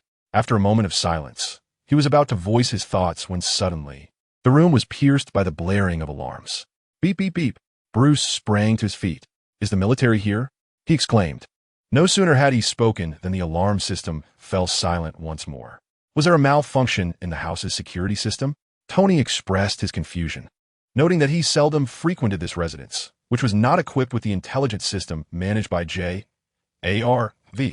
but rather a security system generously provided by the developer. The security measures were commendable, and under normal circumstances, one would not anticipate any issues. However, a guest was approaching, an individual who was notoriously averse to knocking. Jin Yu leisurely fed himself a bite of egg with a fork and remarked. As soon as he finished speaking, the unmistakable sound of a door opening resonated from the foyer, followed by the heavy footsteps of several individuals striding into the room. Tony nodded, having deduced the identity of the visitors. Only Bruce Banner and Betty Ross looked on with bewilderment and anxiety, these poor souls having been turned into nervous wrecks by the military. I spent all night arguing with those politicians in Washington because of the troubles you've caused, and I rushed to New York early this morning. While you're here leisurely enjoying a sumptuous breakfast, the three individuals who emerged from the foyer, apart from Black Widow and Coulson, indeed included none other than Nick Fury, the director of S.H.I.E.L.D. Black Widow, standing silently behind Fury, cast a playful glance at Jin Yu, who understood her implication. Everything was proceeding smoothly. Jin Yu then offered Bruce Banner and Betty a reassuring look, poised to speak, when Tony interjected. If I weren't acquainted with the two individuals beside you, I would have already dialed the police, as a scoundrel has intruded upon my apartment, disrupting my tranquil breakfast. Do you recognize this ill-mannered bald fellow? Tony provocatively directed his question at Jin Yu. Save your sarcasm, Stark. The politicians behind you cannot shield your arc reactor. You require a formidable ally, so it would be prudent to understand the essence of courtesy. Tony rolled his eyes, retorting, At least I know how to knock when visiting someone else's home. With the first round of banter concluded, Nick Fury bypassed Tony and fixed his gaze upon Bruce Banner. It is a pleasure to meet you, Dr. Banner. In fact, we have been keeping an eye on you for quite some time. Previously, during your time in Brazil, our agents discreetly assisted in concealing your whereabouts. We have several laboratories eager for a top-tier scientist like yourself to join us. Naturally, we will also assist you in resolving any entanglements from various departments. Fury emphasized the word entanglements with particular gravity. By the way, I almost forgot to introduce myself. I am Nick Fury, Director of the Strategic Homeland Intervention, Enforcement, and Logistics Division, under the auspices of the World Security Council. This cunning old fox. Jin Yu had previously dispatched agents to observe Bruce Banner, all in pursuit of his Avengers initiative. Now, having assumed the role of the villain and severed ties with the military, he found Fury extending an olive branch directly to him. Bruce Banner, in a state of bewilderment, extended his hand to shake with Nick Fury. He found it perplexing that just the day before, he appeared as a hunted man, fleeing from military pursuit. Yet today he was surrounded by individuals who seemed to assure him of his freedom from such harassment. The Department of Homeland Strategic Defense, though its exact nature eluded him, bore an imposing name that suggested great significance. This is quite a promising opportunity, Dr. Banner, remarked Jin Yu with a hint of sarcasm.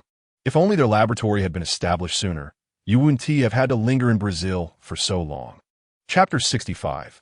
The formation of a team. Although Bruce Banner possessed the traits of an intellectual, it did not imply that he was devoid of social awareness. He grasped the unspoken words of Jin Yu. If their people had been monitoring him in Brazil for such an extended period, why had they not intervened when the military came to apprehend him? Thus, Bruce turned to Nick Fury with a serious demeanor and stated, "I apologize. It is not that I lack faith, but I find it difficult to trust any government entity at this moment. Moreover, I'm not familiar with your organization. What was it again?" "The Department of Homeland Strategic." Feeling somewhat embarrassed, Bruce glanced at Jin Yu, who rolled his eyes in exasperation, unable to recall the lengthy name. "Never mind. I shall be direct with you," Nick Fury said, casting a fierce glare at Jin Yu before unceremoniously pulling out a chair to sit. "Undeniably, you all possess extraordinary abilities that warrant a degree of wariness from the government. However, believe me, this is not a sustainable course of action. No one would feel secure with a few unpredictable nuclear warheads stationed at their doorstep. You may threaten the military and even the government, but understand this, it does not resolve the underlying issues, setting aside the ambitions of those who covet your powers. From a security standpoint, you require oversight." Nick Fury rapped the table firmly, observing the nonchalant expressions of those present, and emphasized, "You cannot continue to be at odds with the entire government." His words plunged everyone into silence. Indeed, the current situation was not one where a few years hence, the Chitauri would invade Earth, and the Avengers would emerge to save the day, establishing enough prestige to operate independently from the government. Furthermore, this world did not yet boast a plethora of superheroes. Powers such as Kamartaj and Wakanda remained hidden beneath the surface, with governments worldwide still inclined to retain control of all forces. The recent events underscored this reality. Aside from Jin Yu demonstrating sufficient prowess, the more pressing matter was the destructive incident from the previous night. The military's clandestine biochemical experiments had unleashed monsters that wreaked havoc in Manhattan. With an impending election, such a scandal was a liability they were uncertain they could keep under wraps, especially with Tony Stark covertly holding stakes in several major media outlets. Undoubtedly, such matters are not devoid of Nick Fury's subtle manipulations and covert threats. Retaining these superhuman forces at his side, while liberating himself from governmental oversight, aligns Nick Fury's stance with that of Jin Yu. Thus, the implications of Fury's words were abundantly clear. He sought to acquire what he desired, imposing a certain degree of restraint upon Jin Yu and his companions, ensuring that their powers could be utilized when necessary. Naturally, he would endeavor to grant them the utmost freedom, while simultaneously shouldering the corresponding pressures from the government. Their existence also afforded the government a veneer of dignity, as these forces were ostensibly still under its jurisdiction. "We shall establish a special task force, of which the 3 of you will be members. In our day-to-day operations, we shall not interfere with your actions. Only during significant crises will we consider deploying you," the Black Widow stated, casting a glance at the hesitant Bruce Banner. "Of course, this is not mandatory, and we will not impose any stringent surveillance upon you. We will merely assign 2 liaisons for your convenience. Feel free to reach out to either of us should any matters arise." She gestured towards herself and the quietly observant Coulson. Jin Yu recognized that the Black Widow's role as a liaison was likely a spontaneous decision made by Nick Fury, considering the underlying tension between them. However, he welcomed this beauty's ploy. "Oh, by the way, I must add one more thing, Stark. Your father was one of the original founders of our department," Nick Fury remarked with a smile directed at Tony. By enticing Bruce Banner with assurances of safety and using the Black Widow's liaison role to make Jin Yu's acceptance unavoidable, Fury, the cunning fox, had calculated well. Yet, Jin Yu found no grounds for resistance. After all, it is true that one cannot realistically confront the entire government head-on. Even during the later Avengers era, there would be communication and deep collaboration with the government, unless one was prepared to exist independently, much like Kamartaj. "I agree." Jin Yu snapped his fingers, and Tony naturally did not refuse. Only Bruce Banner remained slightly hesitant, but upon seeing Betty Ross's expectant gaze beside him, he also nodded subtly. Once the overarching direction was set, the details became far easier to negotiate. For instance, they requested that the members of the task force establish their base in New York. The rationale was that Los Angeles was too far from Washington, and heading to SHLD headquarters would be too close, causing unease among some, especially after Jin Yu had issued threats to General Ross. New York, situated hundreds of kilometers from Washington, was neither too close nor too far, striking the perfect balance. These minor concessions were largely agreeable to both parties, especially Tony. Having closed the weapons division, he was poised to launch Stark Industries' new energy venture, with his focus already shifting towards New York. This development propelled his aspiration to establish a landmark renewable energy structure in New York to the forefront of his plans.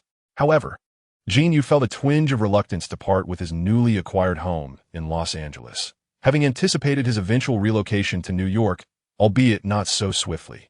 Consequently, Jin Yu and his companions garnered a nominal affiliation with SHIO, much to Nick Fury's satisfaction, as these individuals could potentially serve as the preliminary framework for his Avengers initiative. After discussing everything, Jin Yu prepared to see his guests off. Following a mysterious incident the previous night, during which the copper mirror vanished, he had received no further responses. Upon returning home, he had succumbed to an unexpected, deep slumber, likely due to the significant changes in his body. Today, he intended to examine his physical condition and the matter of the copper mirror. Before he could rise, however, Nick Fury abruptly pulled his chair towards the dining table. "All right, the business is settled, Stark. You wouldn't treat your guests this way, would you? I've been busy for you all night, and I haven't had breakfast yet." Tony glanced at the empty kitchen. "I never have servants or chefs at home. I merely ordered 4 breakfasts." Jin Yu shot Nick Fury a look, but remained silent, swiftly popping the last piece of bread from his plate into his mouth. Only Bruce Banner, with sincere intent, offered the solitary waffle on the table. "This is all I have left untouched. Here, take it." Chapter 66. The Secret of the Copper Mirror in the Boundless Void of the Universe. All that surrounded was nothingness, save for a swirling mass of light composed of countless stars, gently revolving at the center. Above this luminous whirl, a spectral image of a copper mirror stood as if it were an ancient entity, radiating a soft golden glow. Suddenly, the brilliance of the light swirl intensified, beams of energy intertwining and coalescing into a human-shaped silhouette. Gradually, as the energy continued to condense, the faint outline of Jin Yu emerged. Despite calling out to the copper mirror countless times, he received no response. Through persistent meditation and introspection, Jin Yu finally accessed his consciousness space. However, compared to the previously chaotic state of his consciousness, this desolate universe seemed vastly expanded. The copper mirror had indeed vanished, leaving only a spectral form lingering above the soul light swirl. "You have arrived." Before Jin Yu could utter a word, a voice, ancient and resonant, reverberated through the void. It lacked any trace of humanity, yet it marked a profound transformation from the lifeless tone he had previously encountered. "You're not the original copper mirror?" Jin Yu perceived this transformation and, filled with curiosity, inquired, "Is that so?" "The earlier version was indeed me, albeit merely a projection of my essence. In contemporary terms, it was but a fragment of my superficial consciousness, truly a part of me, yet not the entirety of my being. Oh, initially, I wish to understand why you ultimately manifested and integrated your true self into my body. Furthermore, what exactly are you? A magical artifact? A divine instrument?" Jin Yu was brimming with questions. "You have many inquiries. There is no need for haste. Time is ample, and I shall elucidate everything at a measured pace. My true form is one of the ancient artifacts, the Kunlun Mirror." The mention of the Kunlun Mirror, a legendary artifact, struck a chord within Jin Yu. As a descendant of the Yin and Huang, he could not possibly be unaware of its significance. "What? You are the Kunlun Mirror?" Jin Yu gasped. Regardless of the grandeur of the Marvel Universe, in his heart, the ancient artifacts of Huaxia represented a profound and unparalleled force in this world. "Indeed, I am the Kunlun Mirror." The ethereal glow of the Kunlun Mirror flickered, and suddenly, a modern sofa materialized beneath Jin Yu. He comprehended the mirror's intent. Inhaling deeply before slowly taking a seat, ready to listen intently. Since Pangu separated heaven and earth from chaos, establishing the primordial continent, beings, humans, demons, monsters, immortals, deities, and shamans flourished, and myriad races engaged in cultivation, granting all the gift of longevity. It was a flourishing era of cultivation. Regrettably, cultivation itself is an act of defiance against the heavens. A theft of celestial energy is a relentless pursuit of gain with little regard for reciprocity. Consequently, the primordial continent suffered from a depletion of spiritual energy, leading to prolonged wars among races vying for resources. Though brutal, these wars were not devoid of merit. The decline in cultivators meant that the deceased returned their cultivation back to the cosmos, allowing the primordial continent to gradually regain its vitality. However, as the conflict intensified, another continent approached swiftly from the chaos. This land, while governed by different laws of power than the primordial continent, was similarly populated by myriad races struggling with spiritual desiccation. Thus, did they engage in battle? Jin Yu naturally deduced. The great war among the races had been fought over resources. Now, with an external threat, unity was inevitable. No, the top-tier powers of both sides began to collaborate. The Kunlun mirror responded after a brief silence. Jin Yu was genuinely taken aback, his surprise evident as he set aside his doubts, signaling the Kunlun mirror to continue. The collision of two continents could likely result in mutual destruction. Thus, both sides laid down their grievances and sought ways to ensure a harmonious convergence rather than a catastrophic clash. At this point, the Kunlun mirror paused once more. And then, Jin Yu, captivated, pressed for more. Then, the Kunlun mirror sighed deeply. They have faltered. The two continents collided with a cataclysmic force, akin to the very heavens collapsing and the earth shattering. Mountains crumbled, oceans surged, and the ground fractured. More alarmingly, those formidable beings, in their bid to facilitate the merging of the two realms, forcibly intertwined the laws governing each continent, resulting in a chaotic amalgamation of their respective principles and a cataclysm of origin. Had both worlds been annihilated? Jin Yu inquired anxiously. Indeed, the two realms have been obliterated. However, the endeavors of the mighty were not in vain. While the fusion of the two grand worlds failed, the collision birthed countless fragmented laws and shards of land, coalescing into myriad small worlds. Some of these realms were born from the fragments of the primordial continent, others from those of the alternate land, and a multitude emerged from the mingling of the remnants of both continents, their laws melting into incomplete yet distinct miniature worlds relative to the two continents. At the moment of impact, the human emperor had summoned the 10 divine artifacts to form the Jojo barrier, striving to protect the bloodline of humanity from impending annihilation. Such a feat was no small task. The Kunlun mirror sighed deeply. It was evident that the effort had ultimately failed.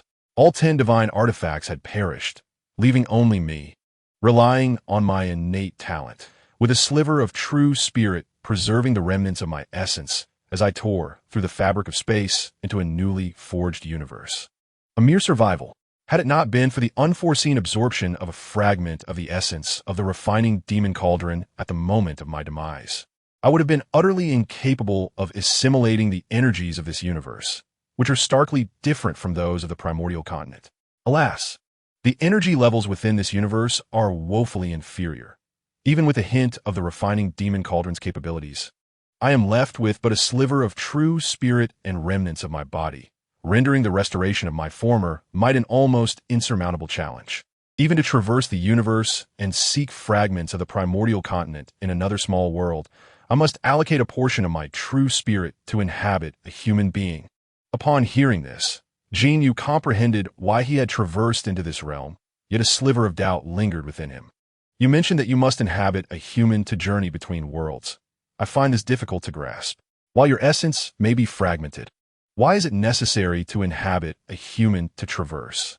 Jin Yu, being a thorough practitioner, recalled that before his journey, he bore no energy, his physical prowess being rather ordinary among men. How then could he assist the Kunlun mirror in navigating between realms? Although these countless small worlds are all manifestations of the two continents, their laws have diverged significantly, rendering us, with our disparate principles, unwelcome. Only the native races of the two continents possess the right to step into this myriad of cosmic realms without facing rejection. Thus, Jin Yu realized that his body merely served as a passport.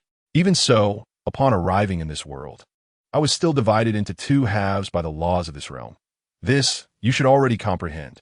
The Kunlun mirror continued. Jin Yu certainly understood, that it was precisely because of the quest to reclaim the other part of the Kunlun mirror that he encountered the Black Widow and became embroiled with Shield, leading to a subsequent series of events. You yearn for the past, for the companionship of former masters and allies, or perhaps a fleeting memory of the primordial chaos. Yet, why? Why have I undergone such profound transformations? I am weary. A voice, filled with profound sorrow, emanated from the Kunlun mirror. I have always been reluctant to accept my fate as one of the supreme artifacts above the primordial continent. How could I remain in this desolate realm, where the energies are barren and the forces of law are incomplete? I long to discover a more grandiose world, to seek out those remnants of the primordial era. Thus, each time I accumulate sufficient energy, I merge with a human, traversing to the next world. In return, I bestow a fragment of my true essence upon them, enhancing their physical and spiritual strength, aiding them in achieving enlightenment in another realm before embarking on my next journey. Every few decades, I undertake a journey. From the cataclysm of the primordial world to now, I have been searching for a full cycle of time. A cycle? Jin Yu queried, puzzled. According to your calculations, one cycle equates to 60 trillion years. The voice of the Kunlun mirror remained devoid of emotion. Yet, Jin, you could still perceive a profound melancholy within it. 60 trillion years, charging oneself every few decades to pursue remnants of the past? No. If that many years have passed, how many universes must he have traversed? Jin Yu was momentarily startled, raising his head in disbelief. The Kunlun mirror seemed to sense his thoughts and immediately countered. Do you know how vast the primordial continent is? Jin Yu shook his head. He knew that the number must be astoundingly large, but he could not fathom how to describe it. If one were to compare the primordial realm to Earth, then your universe would be but a grain of sand in a desert. As for the size of the entire universe, Jin Yu was unaware. But considering that humanity on Earth can observe celestial bodies that are hundreds of billions of light years away, merely contemplating such a figure sent shivers down his spine. Therefore, I am truly exhausted. Last night, your furious combat reminded me of my first true master, my rightful owner. I had intended to accept my fate, to genuinely acknowledge a master once more. However, when you encountered that monster, I thought to assist you to the very end. My essence has dwindled to mere fragments, which has lost significance for me. Yet in this universe, it can still serve as the finest material. By merging with your being, your potential for growth will be sufficient to secure your invincibility in this universe. The final words of the Kunlun mirror were laced with disdain for this universe. Jin Yu could understand its pride and helplessness. Yet as one who had grown up amidst legends of divine artifacts, he could not bear to witness its fall. And what of you? After merging with my being, what becomes of you? Sensing the concern in Jin Yu's words, the voice of Kunlun mirror carried a hint of amusement. Rest assured, as long as my trace of true spirit endures, this universe is unlike any I have traversed before. Its fundamental laws have materialized into entities. Once you absorb them, my essence may truly detach from my corporeal form. At that time, I shall require your assistance in crafting a genuine body for me, so that I may be reborn as a human and fully experience the myriad wonders of the mortal realm. Very well, I promise you. Jin Yu responded without hesitation. In that case, I shall peacefully surrender to slumber. My remnants will meld into your being, and as you grow ever stronger, the myriad divine powers from my essence will be at your disposal. Live well, for I await the day you shall awaken me. As the words faded, the ethereal image of Kunlun mirror gradually dissolved, vanishing from sight. Jin Yu took a deep breath and suddenly opened his eyes. He found himself once again in Tony's opulent apartment, where Nick Fury had already departed. Tony, Dr. Banner, and Betty were present, not to mention Black Widow and Coulson. The group had gathered around the sofa by the rooftop pool, all eyes riveted upon him. After conversing with Kunlun mirror in the depths of his consciousness for what felt like hours, Jin Yu had lost track of time in the outside world. Now, gazing at his companions, he felt an inexplicable sense of disconnection, as if he were in another realm entirely. Why are you all staring at me? Jin Yu inquired, sensing a peculiar glint in each of their gazes. He discreetly gestured to Black Widow, only to be met with her mere smile. Unable to contain himself, he asked, "What the hell is going on? Damn it, we are in a meeting, and you had the audacity to fall asleep. We were discussing Dr. Banner's situation." I propose that you and I each invest $100 million to establish a multifaceted high-end research facility. This way, we would have our own base and Dr. Banner would have a suitable place to go. I was seeking your opinion when I noticed you shamelessly dozing off, Tony exclaimed, rapping a crystal goblet against the coffee table, its sound echoing sharply, his eyes filled with disdain for Jin Yu. Oh, I see, Jin Yu exclaimed, realization dawning upon him. That wasn't my intention. $100 million, right? Well, I don't have that. What? You don't have it? I personally helped you convert $300 million into cash. And I'm sure you're hiding a fair amount. Aside from purchasing a house and a car in Los Angeles, I haven't seen you spend any money. Now you tell me you don't have it? Tony, of course, was not in need of $100 million. His involvement was primarily for Jin Yu's benefit. Well, Jin Yu said, scratching his head in embarrassment, wasn't the news about Obadiah Stane's demise in the plane accident announced this morning? With the prior news of your disbandment of the weapons division, the shares of your company plummeted to an unprecedented low. You know, my friend, I have unwavering faith in your abilities. I am confident that you will inevitably lead Stark Industries back to its pinnacle. To demonstrate my support for you, I have invested all my funds into your company's stock. I swear, my intentions are not to exploit this opportunity for personal gain, but rather to express my trust in your capabilities. Tony, this chapter feels inseparable, so I shall release both chapters together. The premise of the primordial world is entirely for the sake of the narrative. I ask that readers who hold a reverence for the mainstream interpretations of this setting refrain from criticism. There are those who continuously claim the protagonist is inept and lacks a formidable advantage. I wish to convey that this is merely the beginning. I cannot allow the protagonist to emerge as invincible, effortlessly conquering challenges one after another. I truly struggle to grasp that kind of narrative. Thank you, everyone. Chapter 67. Bruce Banner's self-integration in the dead of night. At the intersection of Manhattan and Brooklyn in New York City lies an abandoned shipyard on the lower Hudson River. Within this forsaken yard, the headlights of dozens of cars illuminate the vast area where ships once set sail, casting a brightness akin to daylight. Muscular men, their suits stretched taut over their powerful physiques, stand facing each other in two opposing lines. Each individual bears the unmistakable air of menace, as if the words, "I am part of the underworld," were etched upon their foreheads. Leading the two factions are two men. One appears to be in his 50s, clad in an expensive black tuxedo, complemented by a pristine white high-collar dress shirt and a black bow tie with golden trim, impeccably positioned at the center of his collar. The other, looking no older than 40, is adorned in a bespoke blue suit, eschewing a tie or bow tie, yet sportingly displays a uniquely exquisite brooch. His meticulously styled golden hair is swept back, exuding the demeanor of a quintessential scion of wealth. After exiting their vehicles, they are followed by a robust man in a black suit, who carries a briefcase as they stride toward the desolate center of the yard. Adjacent to the open space lies the sea, where a massive passenger ship, long abandoned for countless years, remains docked, towering at least several dozen meters above the ground. Its decks rise in layers, akin to a 10-story structure, and atop the highest deck, three figures observe the unfolding transaction below. Tony Stark, still clad in his armor, has upgraded the arc reactor at his chest to a newly designed triangular variant. This marks the first successful collaboration with Bruce Banner following Tony's acquisition of his father's legacy, resulting in the creation of a new element. By substituting the palladium in the reactor with this new element, the reactor's performance has been enhanced by at least threefold, while its dimensions have been significantly reduced. If one disregards the numerous circuits and components required for energy distribution within Tony's armor, the finished product is merely the thickness of a flip phone. This also resulted in the new armor crafted for Jin Yu being almost identical in thickness to that of the Black Panther. Of course, aside from the slightly protruding reactor situated at the chest, the rest of the armor bore little distinction from an ordinary outfit. Indeed, Jin Yu had finally acquired from Tony the dream of every man, a suit of blue and black armor, devoid of a helmet and any superfluous weaponry or features, apart from the standard thrusters at the hands and feet.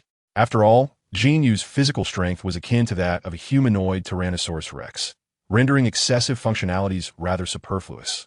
Moreover, should long-range attacks be necessary, the arsenal within Jin Yu's domain could certainly remind adversaries of what a true mobile artillery platform entailed. In stark contrast to their military garb, Bruce Banner was clad in casual attire, a simple blue shirt paired with relaxed fit trousers. These trousers were the second collaborative endeavor between Tony and Dr. Banner, more an inventive novelty than a full-fledged project. They were remarkably elastic, lacking any protective features, designed solely to prevent Bruce from experiencing any embarrassment during transformations.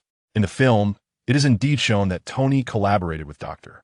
Banner to develop a new elastic material for his trousers. It seemed the time had come to commence, and Tony, donning his mask, surveyed the scene from several meters above, as if through a telescope, observing the two leaders gradually entering the arena. "All right, Banner, are you prepared?" Jin Yu inquired, turning to Dr. Banner. "Yes, I am ready. I have no issues controlling my emotions, controlling my thoughts. This is my special ability. I'm not a monster. I do not have an affliction." Over the past period, under the persistent reinforcement from Jin Yu and Tony, particularly following several encounters involving gang transactions where Dr. Banner transformed to thwart criminal activities, his mindset gradually evolved. Especially after Jin Yu donned the armor, he consistently managed to incapacitate the Hulk at the earliest opportunity, instilling in Banner a newfound affirmation of his capabilities and an unprecedented sense of security. After a few self-encouraging words, Banner gazed resolutely at Jin Yu. "All right, I am ready." "Good, no problem. Just be prepared." Jin Yu gradually retreated behind Dr. Banner, leisurely commencing the countdown. 3. Bang! The moment the number escaped Jin Yu's lips, he delivered a swift kick towards Dr. Banner, whose considerable distance from the exterior was no match for Jin Yu's current strength, sending him flying over 10 meters away. "Darn it, Jin Yu! You only counted to 2 last time. For the love of the divine!"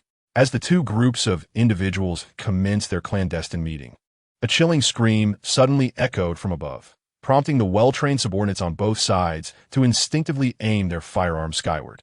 Meanwhile, the two leaders remained remarkably composed, standing their ground without flinching. However, two of their underlings, each clutching a briefcase, had already trained their weapons on one another, their eyes filled with apprehension. With a thunderous crash, a shadowy figure plummeted from the heavens, landing mere meters away from several individuals. The two elegantly attired crime lords, exuding an air of high society, were startled into a brief jump by the unexpected event. "What in the world? Where did this person fall from? And what was that shout we just heard?" inquired the older leader clad in a black tuxedo, his face a mask of astonishment. "I couldn't catch it either. Did you hear what he yelled?" The leader in the blue suit asked his subordinate behind him. The underling, puzzled, glanced up at the sky and then at the derelict ocean liner a considerable distance away.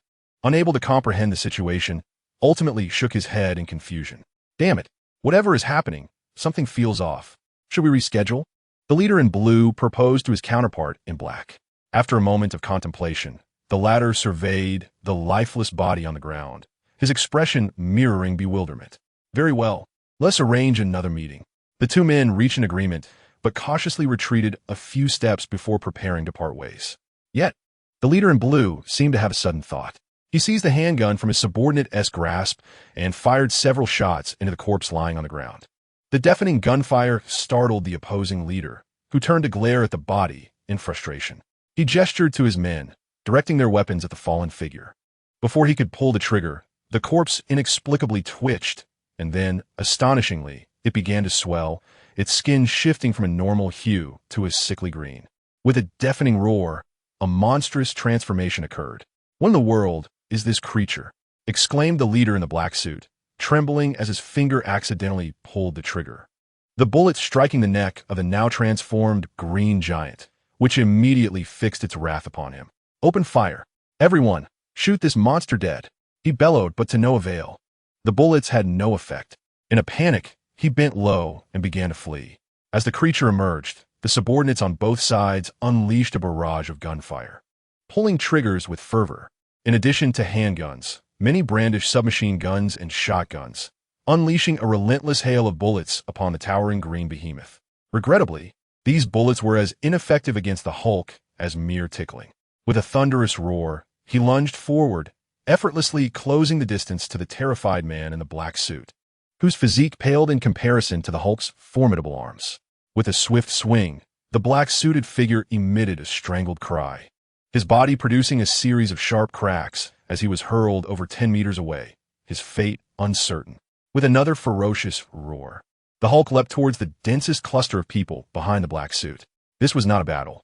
It resembled a mischievous child tormenting chicks in a poultry yard. With each step, multiple individuals were sent sprawling through the air, some flying over 10 or 20 meters, while a single swing of his arm could snap the bones of 3 or 4. From their vantage point high above, Jin Yu and Tony observed the chaos below, with Tony nodding in satisfaction. Did you notice? Compared to previous encounters, his strikes have become considerably lighter. Aside from the first gunman, the rest merely writhe on the ground in agony. Moreover, as his aggression escalates, it seems increasingly manageable. Indeed, Jin Yu wore a look of contentment. It was evident that as Bruce Banner began to accept his transformation, although still infused with rage post-transformation, this fury remained within controllable bounds. Within mere seconds, the gangsters wielding weapons below had begun to wail for mercy, scattering in various directions to flee. That's enough. Let us descend to clean up the aftermath. Jin Yu cried out, flames erupting from his limbs as he charged downward at an angle. Tony activated the thrusters of his armor, propelling himself in another direction. After securing the battlefield and rendering the captured individuals unconscious, Jin Yu opened a briefcase to reveal a trove of cash and valuable items, which he promptly tossed to Tony. Tony nodded in acknowledgement, instructing JARVIS to alert the nearest police station using a virtual number. Jin Yu then turned to the Hulk, whose chest still heaved with agitation. Hey buddy, the job's done. Remember what we discussed? As Bruce Banner gradually came to terms with his transformation, it was apparent that, for the time being, the Hulk's persona had not materialized. Unlike the temperamental childlike Hulk of past experiences, this version, imbued with Banner's memories, was far more communicative. Though still brimming with palpable anger, upon hearing Jin Yu's words, the Hulk's gaze softened as he nodded in response. However, just as Jin Yu breathed a sigh of relief, believing he would not need to intervene, the Hulk unexpectedly unleashed a devastating punch towards him.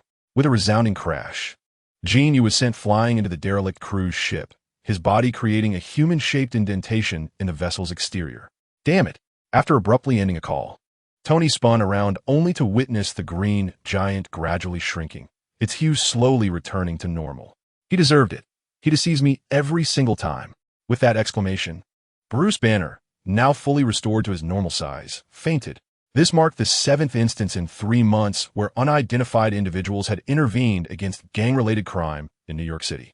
Consistent with previous occurrences, after thwarting the gang's illicit dealings, they promptly notified the police via anonymous calls. According to descriptions from apprehended gang members, the enigmatic group comprised 3 individuals, one of whom was a formidable green behemoth. On the television, a female reporter stationed outside the police precinct was reporting incessantly. Meanwhile, Nick Fury sat behind an expansive desk, seething as he smashed the remote control in frustration. Coulson, I require an explanation. I retained your presence in New York to monitor them, not to accompany them on their reckless escapades. This is utterly unacceptable. You must devise a solution.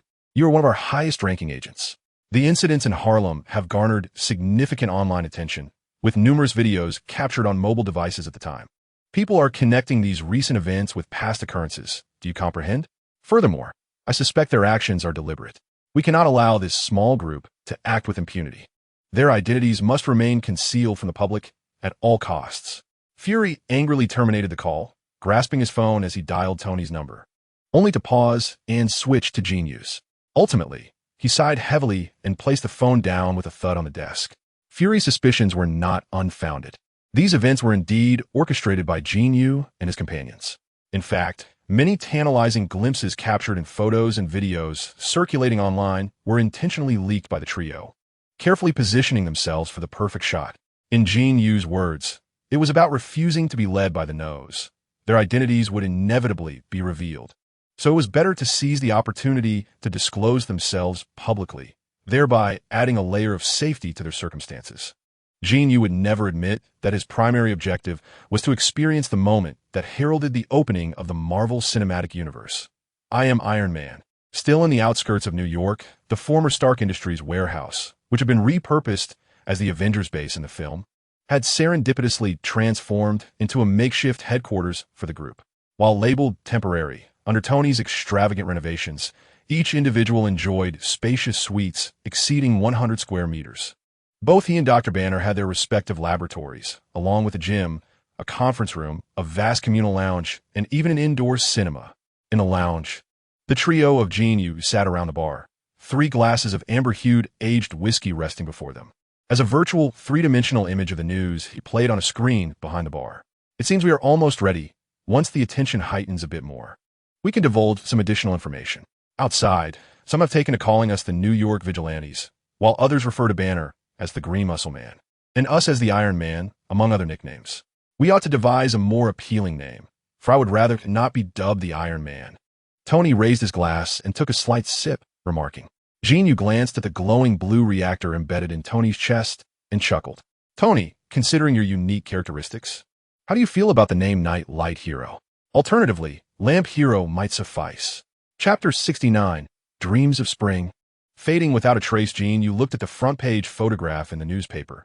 It was one of the butterfly effects triggered by his crossing over. At the moment Tony Stark declared, I am Iron Man, the transformed Hulk stood beside him. The true identities of the New York Vigilantes revealed. Billionaire Tony Stark, the unidentified Green Giant, and the yet-to-be-seen mysterious Eastern Armored Marauder. In truth, the trio has accumulated a plethora of bizarre monikers online. The nickname Armored Marauder originated from a deliberately leaked video by Tony, showcasing a blurred image of the 3 battling gangsters. In the footage, Jin Yu, clad in blue-black armor, exhibited a combat style that was neither as agile nor technologically advanced as Tony's. Instead, he appeared more like a frenzied beast, in stark contrast to the Hulk beside him. This nickname was solidified entirely due to Tony's offhand remark following his declaration, which inadvertently defined Jin Yu's alias. Beep, beep. The sound of car horns jolted Jin Yu from his reverie. A Ford SUV halted beside him, and the window slowly descended to reveal Black Widow's perfectly angelic visage. All of New York is speculating about the identity of the enigmatic Armored Marauder. Who could guess that he is presently seated alone by the shore of Manhattan? Resembling a weary, middle-aged man, reluctant to return home after work, Black Widow observed Jin Yu, who was seated on a bench by the sea, surrounded by 4 or 5 oversized bags, holding a newspaper. Just a reminder, I'm only 22 this year, Jin Yu said as he opened the back door, tossing the bags onto the rear seat before sliding into the passenger seat. He continued, moreover, I have acquired a new title, that of New York's youngest billionaire. Jin Yu grinned, recalling how when Tony Stark announced his identity as Iron Man, he also unveiled Stark Industries' upcoming plans to construct a new landmark in New York. The Stark Tower. The tower's most remarkable feature is its complete reliance on a renewable energy system to meet all its daily needs. Compared to exorbitant electricity costs, this revolutionary energy, derived from the reactor, reduces expenses by 90% and generates virtually no pollution. Upon the release of this news, the previously vocal business experts who had proclaimed the imminent downfall of Stark Industries due to Tony's closure of the weapons division and the unexpected demise in Obadiah's case fell utterly silent.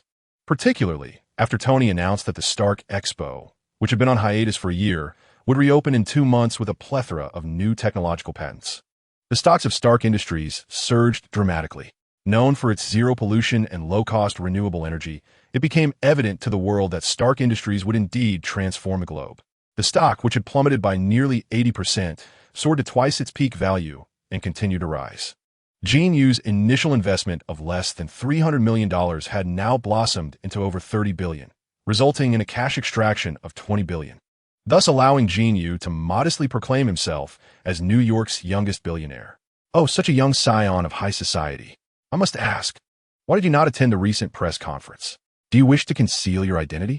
That hardly aligns with your ostentatious demeanor. The Black Widow pressed the accelerator, and the vehicle began to move slowly.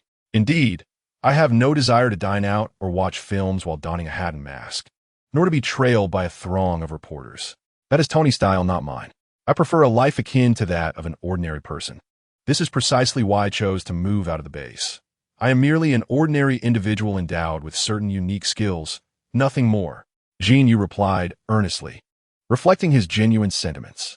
He held little interest in the life of a superhero, shopping for groceries, cooking, walking the dog, competing for parking spaces at the supermarket, engaging in playful banter with strangers over trivial matters, pondering dinner options in the morning, and returning home to curl up on the sofa with a beloved companion to enjoy a favorite film or program. This was the life he yearned for. In his musings, Jin Yu's eyes glimmered with a hint of longing, as this had once been the life he dreamed of in his previous existence. Now, having acquired greater wealth and capabilities through his journey, he felt compelled to ensure he could lead such a life. God, I adore this side of you.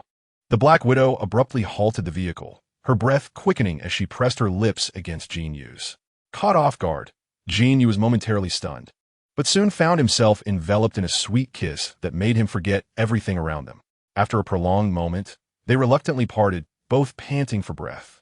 The Black Widow had somehow shifted to the passenger seat and was now perched on Jin Yu's lap, their noses nearly touching, their gazes filled with fervent affection.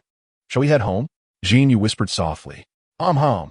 The Black Widow playfully nibbled on Jin Yu's lower lip before exhaling a fragrant response. Let's go.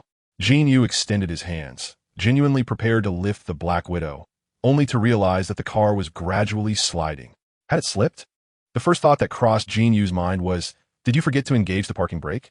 As they descended a slope, a Ford SUV slowly emerged at the top, gradually entering the steep downhill road, its speed increasing with each passing moment.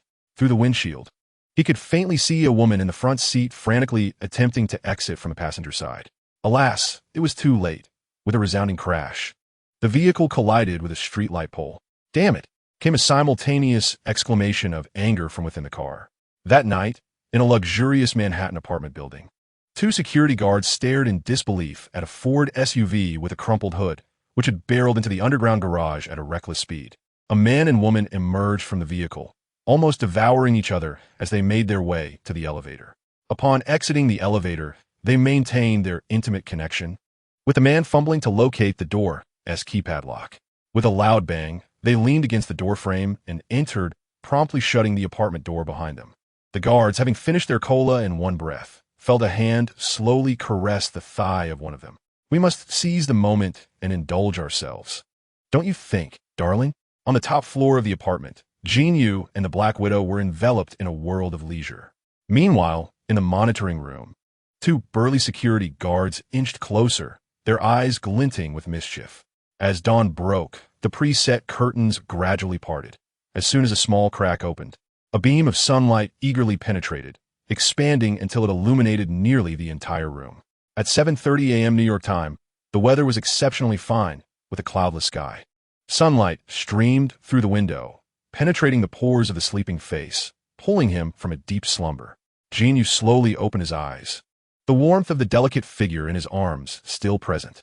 Half awake, he sought the right position with his lips and gently kissed the forehead of his companion. Fully awake now, he was greeted by a beaming face. The Black Widow had somehow awakened and was playfully blinking at him.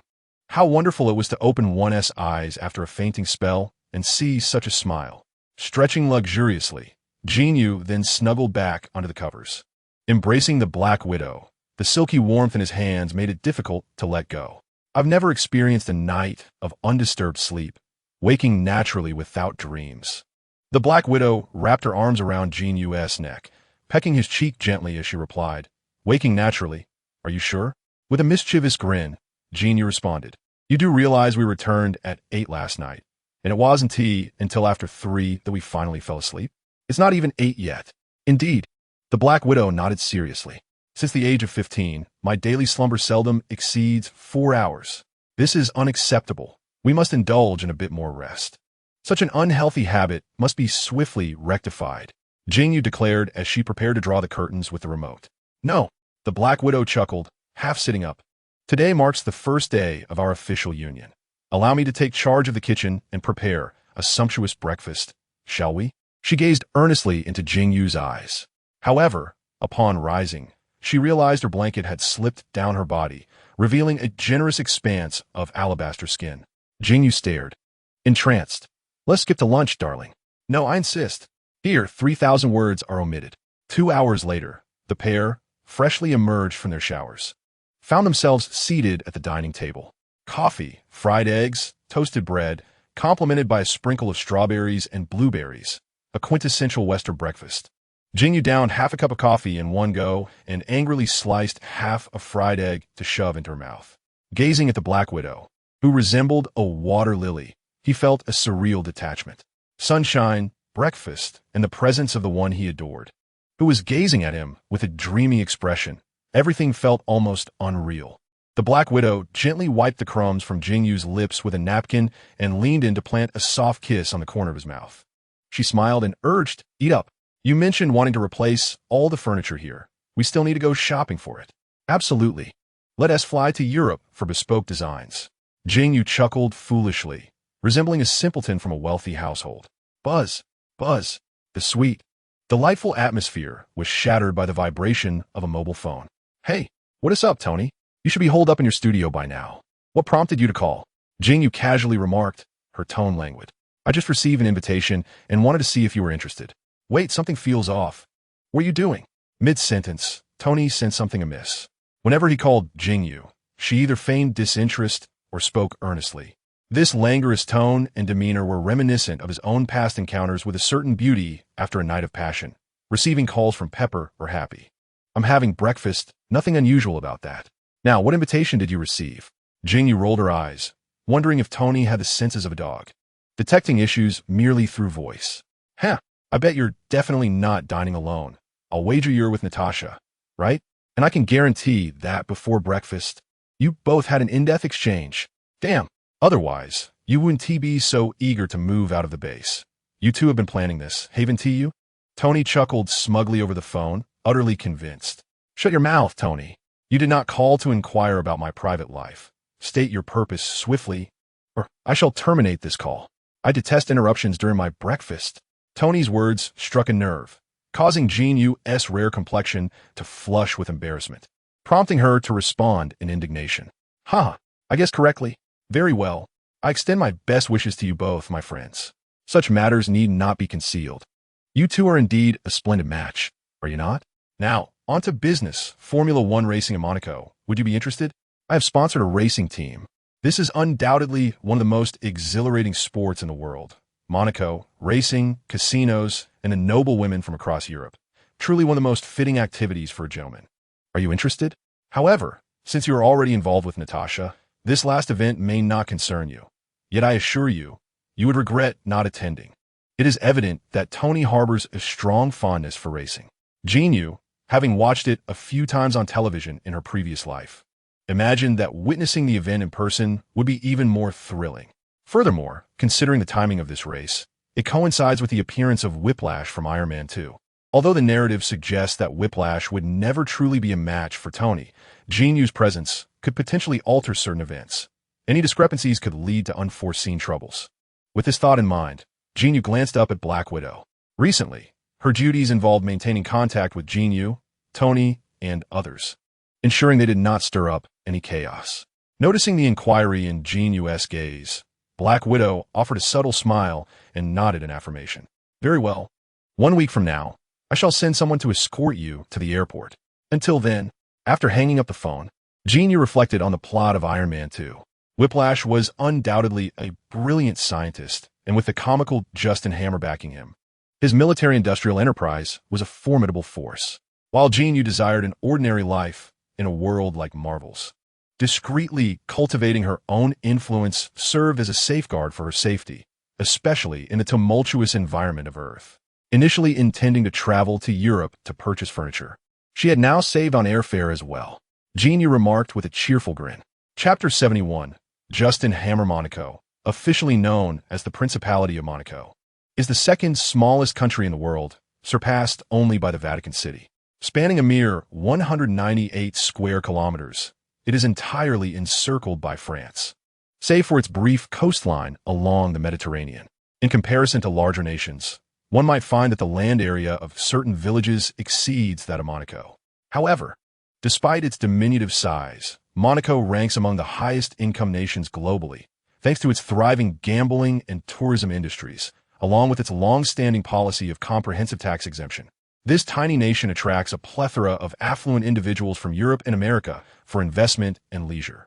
The territory, reputed to allow a mere press of the accelerator to escape abroad, has become renowned worldwide as one of the most famous Formula One racing circuits, despite its diminutive size. This site, celebrated as the swiftest venue for motor racing on land, is captivating enough just by its allure. Consequently, each year when the event unfolds here, it draws racing enthusiasts from across the globe, often overwhelming local accommodations to the extent that some visitors must first linger within the borders of France. Naturally, such a small locale lacks its own airport. Thus, one must typically fly into a nice airport in France before taking a helicopter to Monaco, or alternatively, travel by land. However, during the racing events, securing a helicopter ride requires a reservation that can only be made a week in advance, while train tickets are available only half a month later. Tony's meticulously arranged itinerary, of course, alleviates such concerns. Accompanied by Happy, Pepper, Jin Yu, and Black Widow, the five of them disembarked from their flight in Nice, where a dedicated helicopter awaited them to whisk them directly to the rooftop terrace of a local hotel, offering the finest vantage point for the race. The royal family of Monaco is undoubtedly among the most profitable business entities in the world. Despite my annual visits here, I find myself paying exorbitant storage fees for the helicopter, costs nearly sufficient to purchase a new helicopter each year. The legends of Europe being rife with vampires are not without merit, as Tony incessantly complained to Jin Yu. Jin Yu rolled her eyes, choosing to ignore him. Following the soaring stock prices of Stark Industries, Tony's wealth has escalated to such an extent that it would not be an exaggeration to label him the world's foremost capitalist. All while he grumbles about others being vampires. Were it not for Tony's recent modifications to his armor, Jin Yu might have been tempted to deliver a scathing retort to this insufferable capitalist. Previously, in films, everyone knew that Tony Stark, Iron Man, was a top-tier genius. However, it was only through Jin Yu's first-hand experience that the true magnitude of his brilliance became apparent. For instance, the modifications to his armor, setting aside Jin Yu's own version, which had been transformed into a briefcase, as it primarily contained energy and propulsion systems. Tony's Mark V suit featured intricate linings, exteriors, shock absorption, weaponry, and a plethora of unexpected functionalities.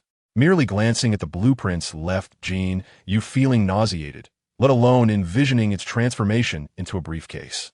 Trust me, you will come to adore this place. Today, we shall witness the race, and this evening, I will take you to the grandest casino for a lavish gamble to test your luck.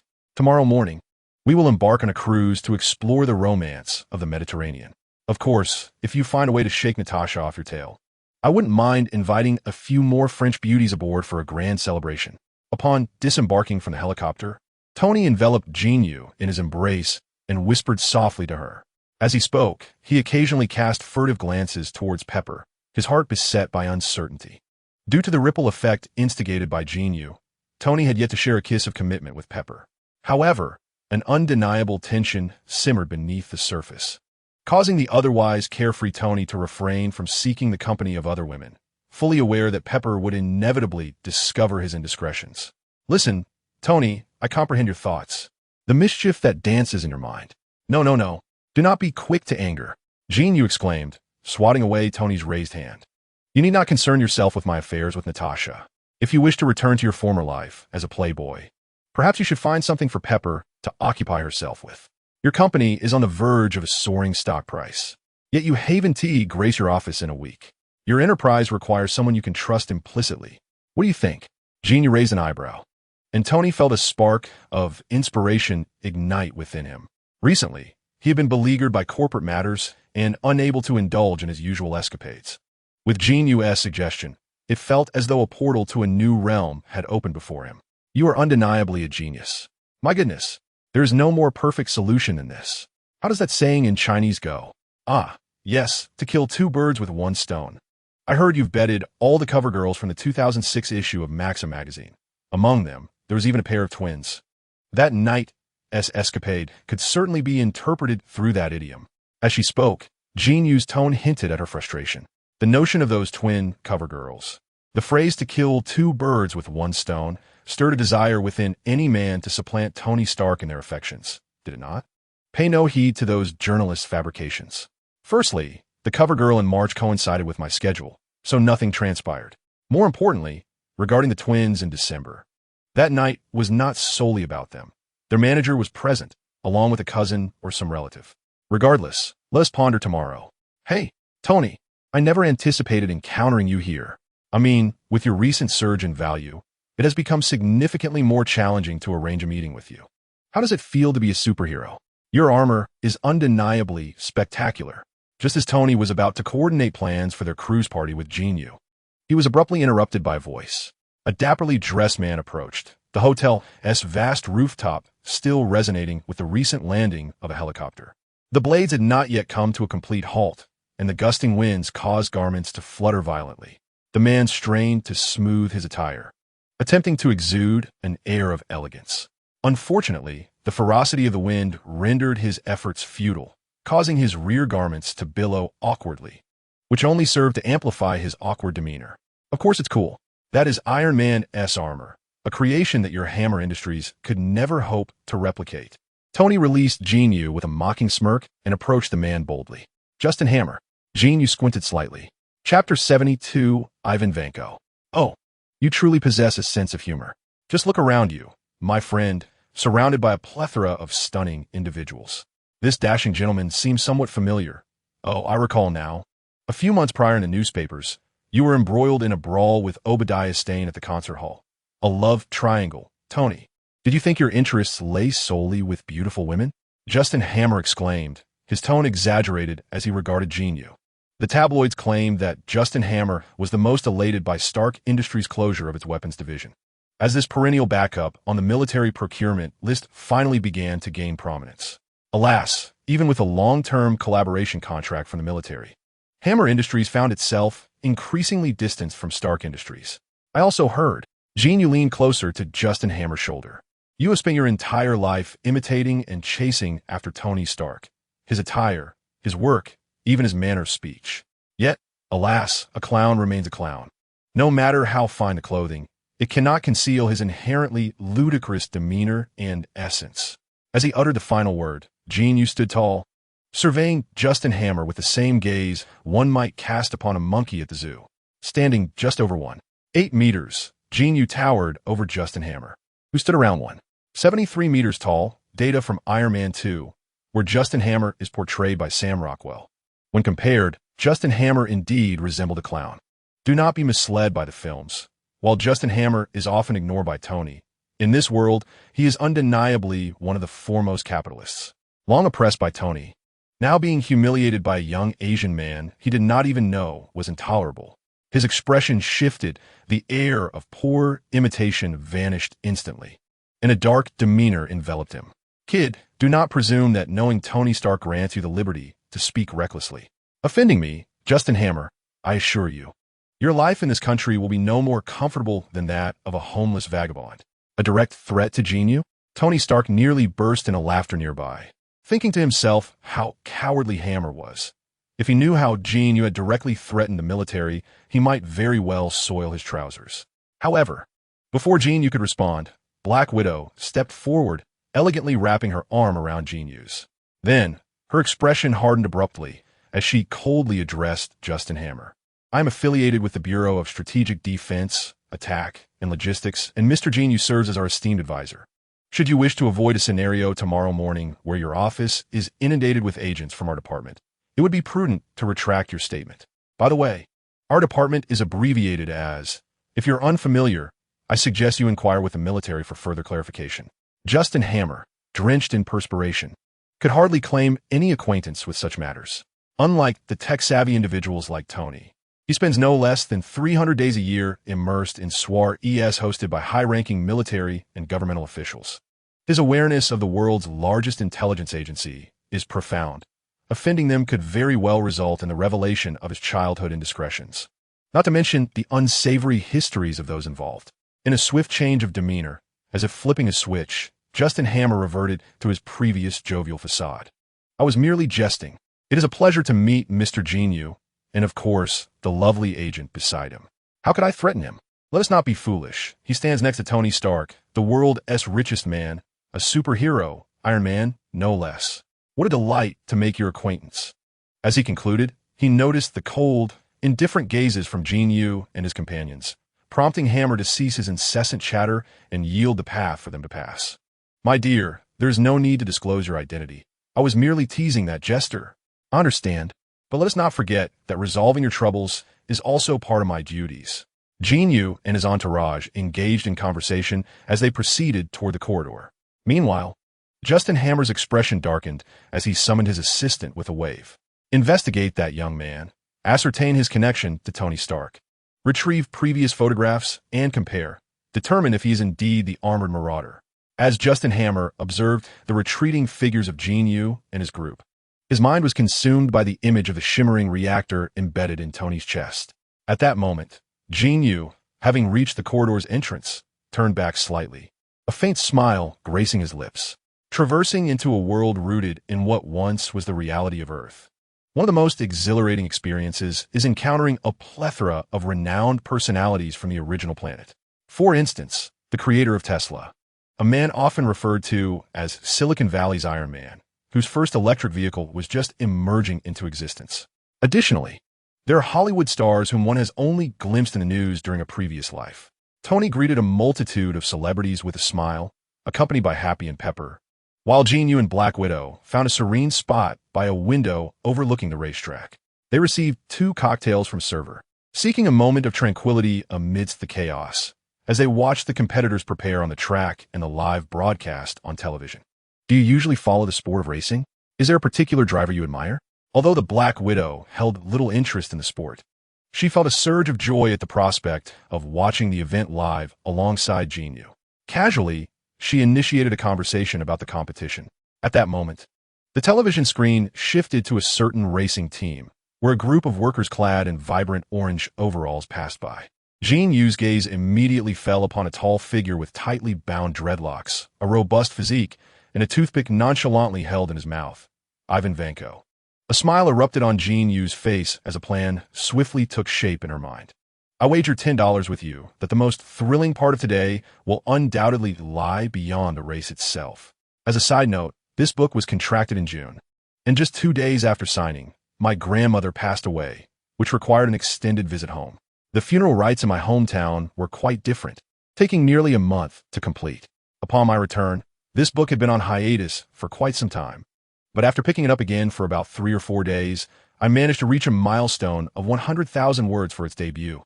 Yet, for reasons unknown, despite this being half a month since the debut, it has garnered no attention whatsoever. The previous Marvel work concluded abruptly due to its own issues, but this one will not suffer the same fate. Regardless of external promotion, I am determined to build it up gradually. The most significant challenge now is that this book has yet to receive any ratings. Searching for Marvel requires an extensive scroll through pages to find it. I am aware that a small group of readers is diligently following this book, and I am immensely grateful to you all. I assure you that this story will not be hastily concluded. However, I kindly ask for your support in the form of reviews and ratings. At the very least, I hope to avoid having to sift through numerous pages to locate it when searching by category. The selection of tomato-themed Marvel books is not extensive, and while my writing may not shine, I strive for coherent story logic without the urgency of an invincible beginning. I hope for a modicum of support. No gifts are necessary. Merely a few words in a review and a positive rating to establish a fair score for this book. Thank you all. Chapter 73. The whip lock makes its entrance as Jin Yu finished speaking. Astonished exclamations erupted around her. The television had shifted to the Stark racing team, where the driver, representing Stark Industries, had just violently thrown his helmet at the camera. The car that was supposed to be racing beneath him was now occupied by Tony Stark himself. Dressed in a blue racing suit and still without his helmet, Tony, upon noticing the camera, waved enthusiastically to those around him with a triumphant expression. The Black Widow clearly assumed that Jin Yu's reference to the thrilling segment pertained to this spectacle, and with a hint of exasperation, she remarked, "Do you not realize how perilous it is for someone untrained to drive such a vehicle? If he seeks the limelight, he might as well compete in his armor." Before Jin Yu could respond, a voice filled with anxiety pierced through the air. Pepper Potts, distressed. "Oh my God, when did it even get down there? I merely exchanged pleasantries with a reporter. This is utterly irresponsible. You cannot allow him to behave so recklessly." Little Pepper's face was a mixture of excitement and anxiety, rendering her somewhat incoherent. "We only just learned about this. Pepper, there is no need for such tension. After all, he is Iron Man." Jin Yu pulled over 2 chairs, gesturing for Pepper and Happy to take a seat. "I understand. I am not blaming you, but he cannot take such risks. The company has only just begun to find its footing, and everyone hopes he will lead Stark Industries to greatness, not to chaos." Pepper was animated, clearly affected by Tony's actions, which had her extremely worried. "Everything will be fine, Pepper. Trust me. and you must believe in him as well. I comprehend your concerns. But we all know Tony. He loves adventure, science, and spending time in the lab surrounded by metal. However, he is not the ideal leader for a corporation. That is simply who he is. I assent it. Jin Yu reassured Pepper. Yet, Pepper had more to say, but was once again interrupted by Jin Yu. But he is not just Tony. He is also the leader of Stark Industries, is he not? He just informed me that upon his return, he intends for you to take the helm of Stark Industries. Is that because of what? Are you suggesting me? At Stark Industries? Pepper was momentarily taken aback. Indeed, Tony has contemplated this for quite some time. No one is more suited for this position than you. You deserve this, do you not? Jin Yu pushed the untouched cocktail towards Pepper, and the Black Widow raised her glass in response. Congratulations, Pepper. Oh, thank you. This monumental news finally diverted Pepper's attention somewhat, halting her incoherent rambling. However, her eyes remained glued to the television screen, fearful of any mishap befalling Tony. The screen displayed the thunderous roar of racing engines as various cars entered their designated tracks. With cheers resonating throughout the nation, the race officially commenced. The cars surged forth like beasts unleashed, speeding away in a flurry. The distance between them gradually widened. The sound of racing cars slicing through the air echoed everywhere. Jin Yu cast a glance at the screen. Tony had momentarily secured the 5th position. It is important to note that this was one of the most prestigious professional races in the world, and placing in the top 5 indicated that Tony indeed possessed extraordinary potential as a race car driver. The race was undeniably thrilling, with scenes cutting between various segments of the track, until suddenly, the camera focused on a man clad in work attire. This was not due to a lack of professionalism from the director. Rather, the man audaciously vaulted over the barriers and entered the race course, standing unperturbed as vehicles whizzed past him like arrows. The audience erupted into screams. Ivan Vanko strolled leisurely along the track, a toothpick swaying in his mouth, as he slowly tore open his shirt to reveal a circular reactor within, drawing out 2 specially designed metal whips with a flick. The reactor's brilliance surged instantaneously, with the compressed energy coursing through the rudimentary metallic conduits to the whips in hand. The 2 whips crackled with electric sparks, while the intense heat from the energy transfer ignited the fabric of his attire, causing it to burn at the contact points with the circuitry. The upper garment split into several petals, reminiscent of a Hawaiian grass skirt, cascading downwards around his waist. The emergence of the whip lock flawlessly replicated a scene from the silver screen. Who said that villains cannot exude style? A racing car raced towards the whip lock, who sidestepped and lashed out with a whip, striking the car's front with precision. The concentrated energy transformed into a terrifying blade, severing the head of the speeding vehicle, leaving a deep lash mark upon the ground. The car, now headless, soared away, prompting terrified gasps from the onlookers. Like the audience, the ever-vigilant Pepper, transfixed before the television, finally reacted in that moment. That fearsome whip and the familiar glow of the reactor emanating from the man before her unmistakably seemed directed at Tony. Tony was in peril. Pepper abruptly turned, only to find the seat beside her mysteriously vacant. He had already left the moment that man emerged. The Black Widow gestured towards Tony's empty seat. With a sigh of relief, Pepper redirected her gaze to the screen. On the racetrack, the whip lock had already destroyed 2 cars, while some of the more timid spectators, shrieking, began to flee. Meanwhile, Tony's blue racing car remained oblivious to the chaos unfolding, barreling towards the whip lock. Having just navigated a sharp turn, Tony accelerated fiercely, only to be confronted by a man wielding 2 glowing whips standing squarely on his racing line. Without a moment's thought, Tony yanked the steering wheel leftward. As the front of his car barely breached the track's edge, a white energy whip descended from the air, severing the front of Tony's vehicle with ruthless efficiency, causing the entire car to lift into the air. Before the television, Pepper had risen to her feet, letting out a scream.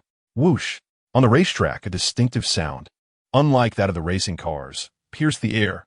A blue-black figure, propelled by 4 jets of flame, soared low over the audience, precisely targeting the descent trajectory of Tony's car. Thud! With a dull thump, the blue-black figure landed and caught Tony's spinning car midair with bare hands. Chapter 74. He wasn't poisoned? Suspended upside down, Tony found himself cradled by Jin Yu, his hands firmly grasping him. He swiftly removed his heavy helmet and met Jin Yu's familiar gaze, complemented by a sleek black mask. The mask is impressive. I should design something similar for your armor next time. Tony blinked helplessly. It would be best to design a more aesthetically pleasing pattern. Remember, you owe me one. Jin Yu tilted his body and parked the car by the roadside. With a flick of his right hand, a red and white suitcase materialized out of thin air. This was the simplified portable armor, Mark V, designed by Tony for himself. He has coming for you. I'm merely a courier. Don't expect me to help you fight. Jin Yu casually tossed the suitcase beside the car and turned to face the whiplock. Tony gazed intently at the reactor embedded in the chest of the whiplock, then extended his right foot, stepping down on the suitcase, which began to activate automatically. Thus commenced Tony's inaugural transformation into Iron Man before the crowd. Moments earlier, when Jin Yu had emerged, many spectators had begun to cheer for the armored marauder. Now, witnessing Iron Man's live transformation, those who had intended to flee settled back into their seats. What had initially seemed like a regrettable choice to attend the event now felt like a ticket worth every penny, particularly for the male audience, as the appearance of two armors ignited a fervor within them. Compared to the armored suits, racing cars paled in significance, ignoring the frenzied screams from the audience. Jin Yu turned his attention to the astonished whiplock. Buddy, your weapon is quite impressive. I've been seeking someone to craft a bespoke weapon for me. How about lending me a hand? Before he could finish, he was met with a whistling energy whip. He sidestepped the energy whip deftly, yet his words remained undeterred. No need to be hasty in declining, my friend. I can offer payment, and you seem to be in need of some. Whoosh! Another energy whip sliced through the air, and this time, Jin Yu didn't relent. After evading it again, he stepped directly onto the whip. The seemingly casual footfall pressed down on the whip with such force that, despite the whip lock exerting all his strength, the whip remained utterly immovable. Can we converse now? Jin Yu's tone was as calm as if he were inquiring about a passerby's splendid shoes.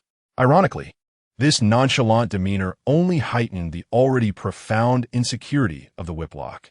Observing that the whip in his left hand remained still, he chose to disregard it and swung the whip in his right hand down towards Jin Yu's head.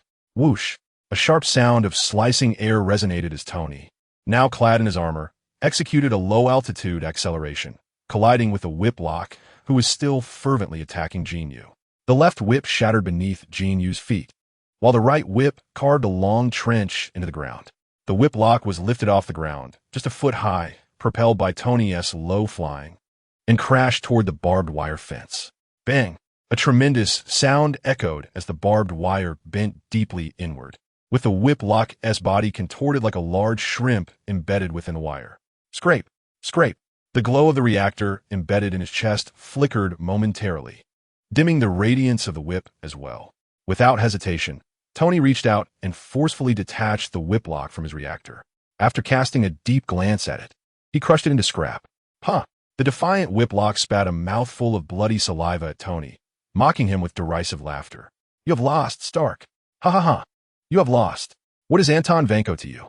An uncle? A father? Tony lifted the visor of his armor, his voice low and steady as he inquired. The premature unveiling of the second-generation reactor had allowed Tony to glimpse the blueprints of the first-generation nuclear reactor, which bore not only his father's name, but also Anton Vanko's. You are unworthy to utter my father's name, Stark. You were born into a family of thieves.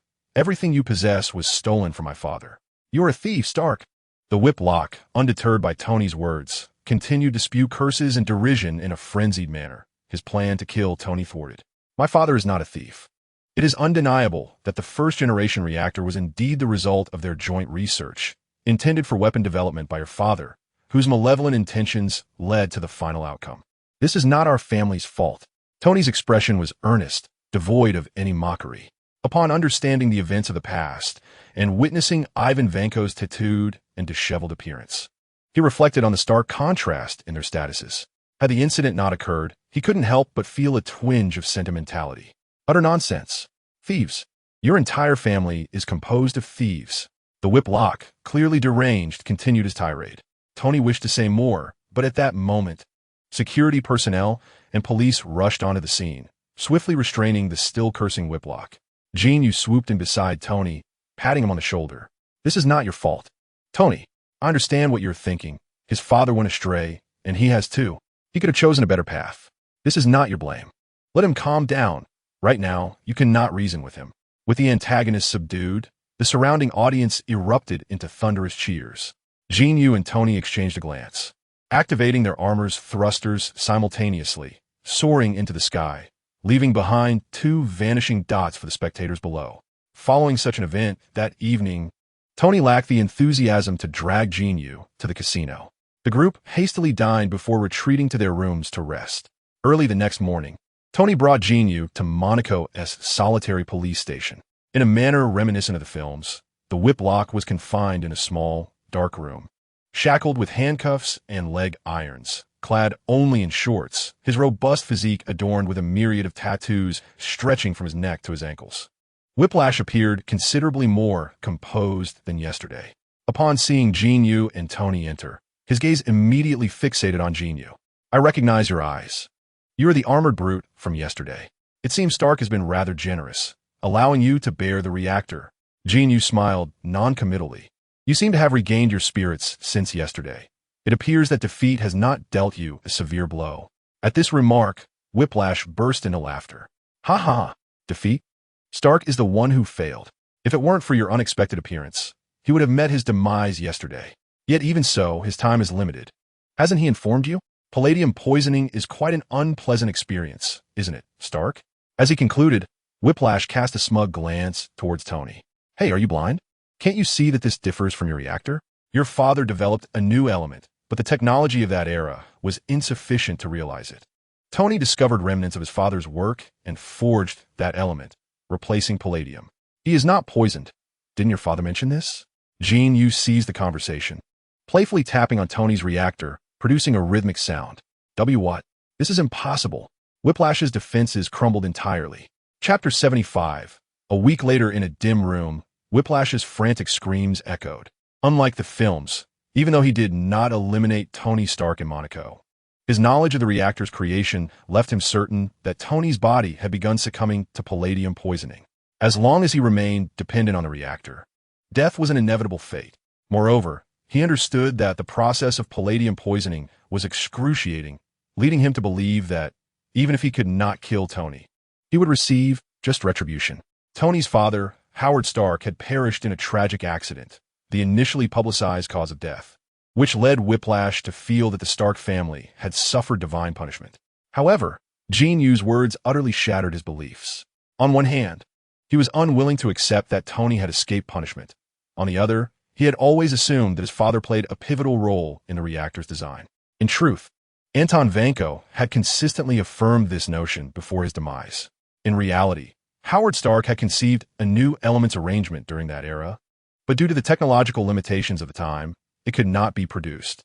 This new element was indeed the ideal form the reactor should embody. From this perspective, the comparison between Howard Stark and Anton Vanko was already quite apparent, a notion Whiplash found utterly unacceptable. Some individuals tend to attribute the misfortunes in their lives to others.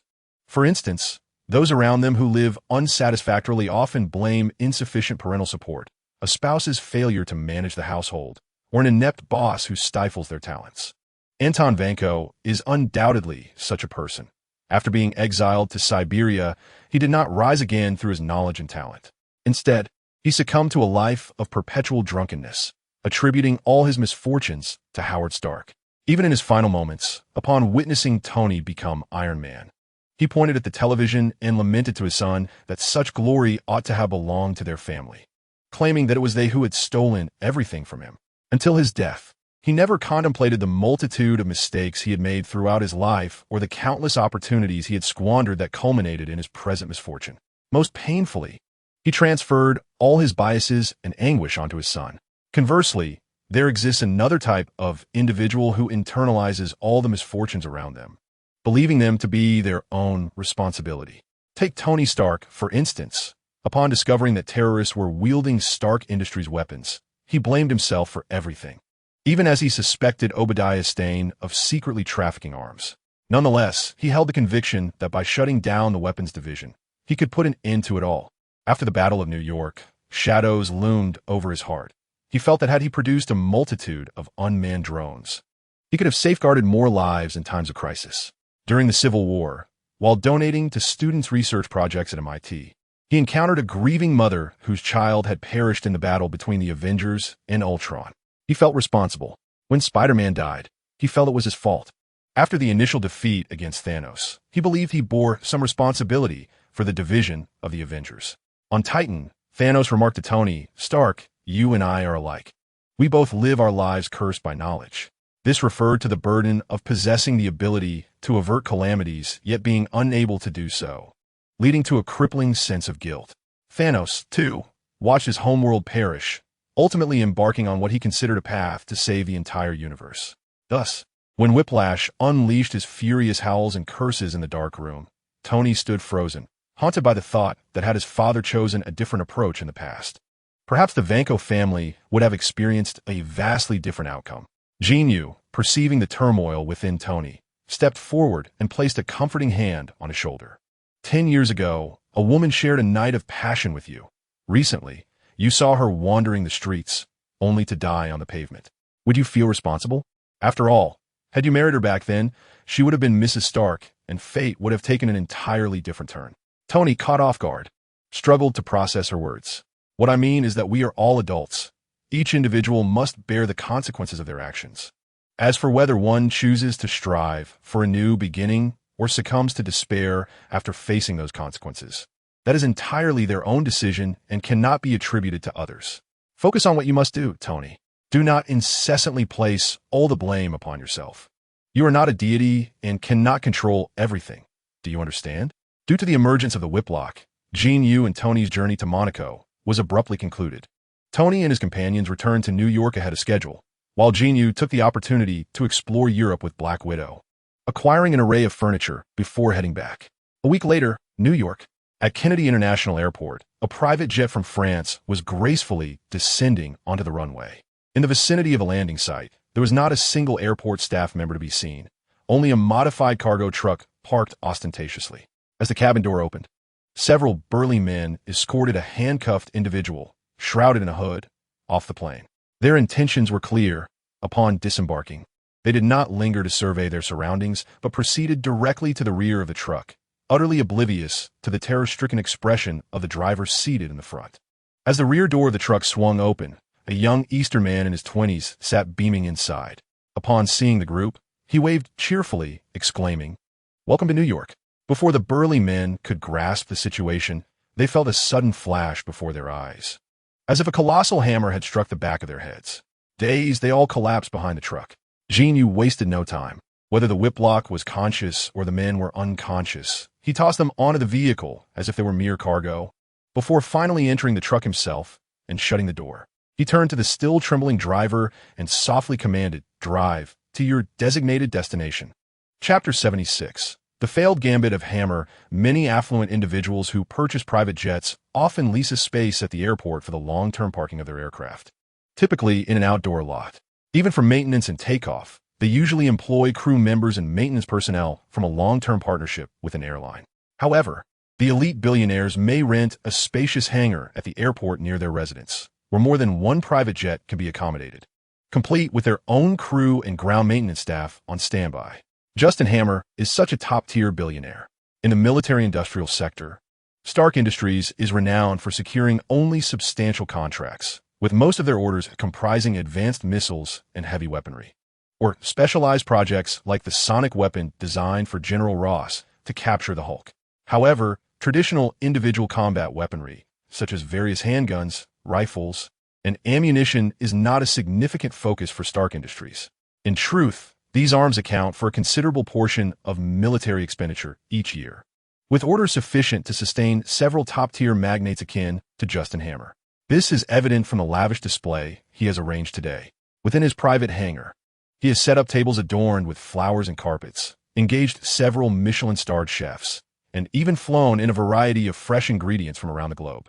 His intention, beyond deterring Whiplash from entering his company prior to finalizing the collaboration, is to flaunt his formidable financial prowess, signaling that with Whiplash's technological contributions, he possesses the resources to outmatch Tony Stark. The more insecure he feels, the more ostentatious he becomes. This excessive display of high society flair in his private hangar is a testament to Justin Hammer's profound lack of confidence, particularly regarding his ambition to surpass Tony. The landing strip is merely a few kilometers from the hangar, and as soon as the aircraft touches down, Hammer is already awaiting its arrival. He has arranged chairs, instructed the kitchen, prepared the seating, and even tucked a napkin into his collar, projecting an air of calm elegance. If not for the occasional glances he casts towards the entrance and his watch, his demeanor would be impeccable. At last, amidst his feigned indifference and anticipation, the hangar doors swing open and a modified truck slowly backs in. Casting a furtive glance at the truck, Hammer bows his head to conceal his delight, adopting a pretense of being engrossed in the appetizers, to ensure that Whiplash perceives his strength and confidence immediately. Hammer has ushered everyone into the operations room at the rear of the hangar, while he himself keeps his head down, thus failing to notice the trembling demeanor of the driver as he disembarks. With a sudden click, the back door of the truck swings open. Hammer wipes his mouth with a napkin, rises, and begins to recite the lines he had meticulously prepared. Damn it, you ought to treat my guest well. However, his declaration is abruptly swallowed back, for the scene before him starkly contrasts with his expectations. The driver stands obediently to one side, while within the truck, several burly men lie haphazardly, his own dispatched bodyguards. At this moment, Ivan Vanko, who should have already exited and had his hood removed, remains shackled and hooded within the cabin, while seated across from him is the individual he suspects to be the armored villain, Jin Yu, who greets him with a broad smile and a wave. Realizing that he has finally caught Hammer's attention, Jin Yu casually waves, then strides down from the truck and plops down at the dining table. Looks like you've prepared well. Sit. Hammer, don't be shy. This is your domain, my friend. Justin Hammer stared silently at Jin Yu, his mind racing. If this matter had already been exposed, then the authorities or some other enforcement agency should have arrived. But why was Jin Yu here so suddenly? Was it for collaboration or to apprehend him? Logically, he shouldn't be here to arrest him, yet considering Jin Yu's identity, along with that female agent who resembled Jin Yu's girlfriend, Justin Hammer found himself uncertain of Jin Yu's intentions, momentarily frozen in place. What's the matter? Am I not welcome? Jin Yu unceremoniously picked up a small bread roll and began to nibble on it. No need to be anxious. I harbor no ill will. I merely brought back the person you wish to see. Yes, you. Jin Yu turned and pointed to the driver. What's your name? Never mind. Just hurry and bring your boss's guest down. Don't need to teach you this? Do you still want this year's bonus? Move it. The driver appeared exceedingly obedient, not only complying with Jin Yu's request to bring the person over, but also, at Jin Yu's signal, swiftly removing the hood from the restrained figure. Finally seeing the light again, the captive glanced around the environment, then at Justin Hammer and Jin Yu, wisely choosing to remain silent. Once Justin Hammer confirmed it was indeed the captive, he shifted his focus away from him and plopped down at the dining table. He then cautiously inquired, "What exactly do you mean?" Jin Yu did not respond, but instead turned to the driver. "You may leave now. Poor thing. Don't worry about that bomb strapped to you. It's merely a box of chocolate cookies. I haven't touched the cookies inside, and they're a gift for you. And that old mobile phone outside is a collector's item." The driver, looking bewildered, opened his shirt, realizing he had been played the entire time. Not daring to express his anger, he gestured towards Justin Hammer for permission, and upon receiving it, he drove the van straight out. "Let us have the dishes served. I trust you prepared them. How about we eat and talk at the same time? And our mister. Wank still lacks a chair. Don't tell me you didn't prepare one." Jin Yu maintained an air of calm confidence. Justin Hammer grew somewhat impatient. This was his domain, and he did not wish to be led around like a puppet. "Whatever you wish to discuss, first understand whose territory this is. You barged in here, and I could easily have you executed on the spot, regardless of whether you belong to an intelligence agency or are a senior advisor from the White House." He clapped his hands, and a group of armed bodyguards surged forward. This was a scenario he had long prepared for. A gentle nudge would have summoned a chef and butler. The bodyguards split into 3 groups. 3 shielded Justin Hammer from behind. 1 aimed a weapon at the handcuffed, seemingly harmless captive, while the remaining 8 or 9 surrounded Jin Yu, forming a wall of dark barrels pointed directly at his head. Especially when you have yet to don your armor. As all the bodyguards emerged, Justin Hammer finally uttered the latter part of his statement. Hee hee. Jin Yu scoffed lightly, delicately tracing the edge of the dining table with his hand, not lifting his gaze as he remarked, "Who told you my abilities derive solely from that armor?" As soon as the words left his lips, Jin Yu exerted a sudden force with his right hand, effortlessly lifting the makeshift table adorned with a tablecloth. Before those around him could react, he swung his arm with vigor. Whoosh! The substantial dining table emitted a sound as it sliced through the air, hurtling towards the small private jet behind. Bang! With a resounding crash, the aircraft, which Justin Hammer utilized for lavish aerial soirees with beautiful women, was left with its fuselage crumpled inwards at nearly a 90-degree angle. An utter silence enveloped the scene. Chapter 77. The deceived Hammer gunfire erupted as over a dozen bodyguards unleashed a barrage of shots, with at least 100 bullets striking Jin Yu. He stood resolute, showing no inclination to evade, enduring a deluge of bullets in the open. Previously tested at the base, it was established that even the most formidable individual combat weaponry, including the heaviest sniper rifles equipped with specialized ammunition, failed to inflict any harm upon Jin Yu. As for heavier ordnance, such as missiles, he had no intention of recklessly testing his limits. If Jin Yu's earlier act of lifting the table to strike the aircraft had left onlookers in stunned disbelief, the sight of bullets ricocheting off his face only amplified their astonishment, akin to witnessing a miracle. At that moment, no superhumans had yet revealed themselves to the public. The Hulk had at least his imposing physique, Iron Man his suit, and the legendary Captain America was not recorded as possessing such inhuman prowess. Thus Jin Yu's display left them utterly awestruck.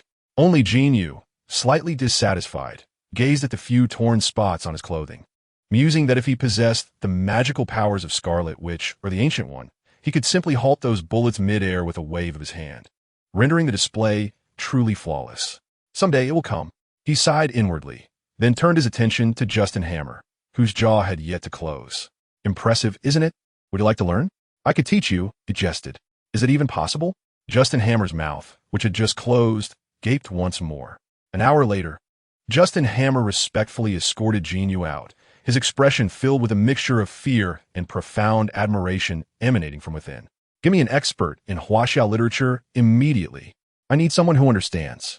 After bidding farewell to Jin Yu, Justin Hammer promptly began to bark orders at his subordinates. In the center of the hangar, a table has been rearranged, upon which rests a life-sized human model, meticulously annotated with the 720 acupuncture points across the entire body, interconnected by a labyrinth of meridians. In Justin Hammer's grasp, 2 ancient tomes are firmly held. Should he comprehend the intricacies of Huaxia script, he would undoubtedly decipher the prominent titles on their covers. One is the 9-Yang skill, and the other, the I Jin Jing. These 2 texts are clutched tightly by Hammer, who has instructed his bodyguard to transport the model to his residence. Yet he remains unwilling to part with the books. He is deceiving you. Whiplash interjected coldly. He had witnessed the entire charade orchestrated by Jin Yu, and while he was astonished by Jin Yu's extraordinary prowess, he remained skeptical. Whiplash preferred to believe that such strength stemmed from cellular mutation rather than rigorous training. The ability to produce items from thin air, he surmised, was a manifestation of some dimensional space rather than the mystical powers derived from ancient texts. Even if Jin Yu's claims were genuine, Whiplash doubted that he would impart such knowledge to another. It is impossible. I trust his words. His original target was Tony Stark, but Stark has sustained injuries to his chest, rendering his meridians and acupuncture points incomplete. He requires an influential figure, one who is not embroiled in politics, to inherit this ability. Is there anyone more suitable than myself? Moreover, he stated that I possess this innate talent. Do you comprehend? Mastering this ability demands exceptional talent. Justin Hammer proclaimed with an air of arrogance. Whiplash rolled his eyes, utterly unconvinced by Jin Yu's assertions, perplexed as to why Hammer appeared so resolutely convinced. Have you considered why he does not seek to teach this ability to someone in Huaxia? Why must he? He has already articulated this quite clearly. My God, what are you listening to? He mentioned a philosophical divergence with his sect. He seeks to establish his own path to demonstrate that he is indeed correct. In Huaxia, he lacks the opportunity. His sect would never permit such a course of action. Truly, the mysteries of the East.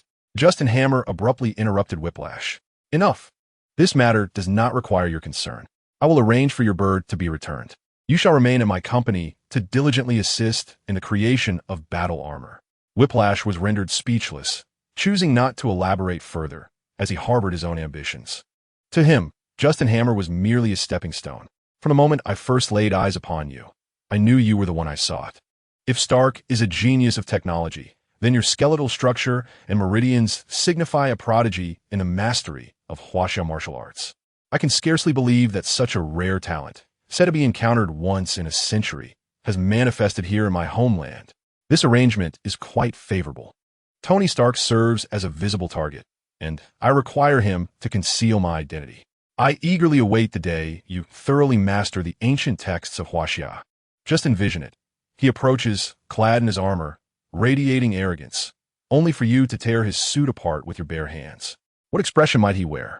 Jin Yu's words resonated deeply within Justin Hammer, particularly the notion of a once-in-a-century genius.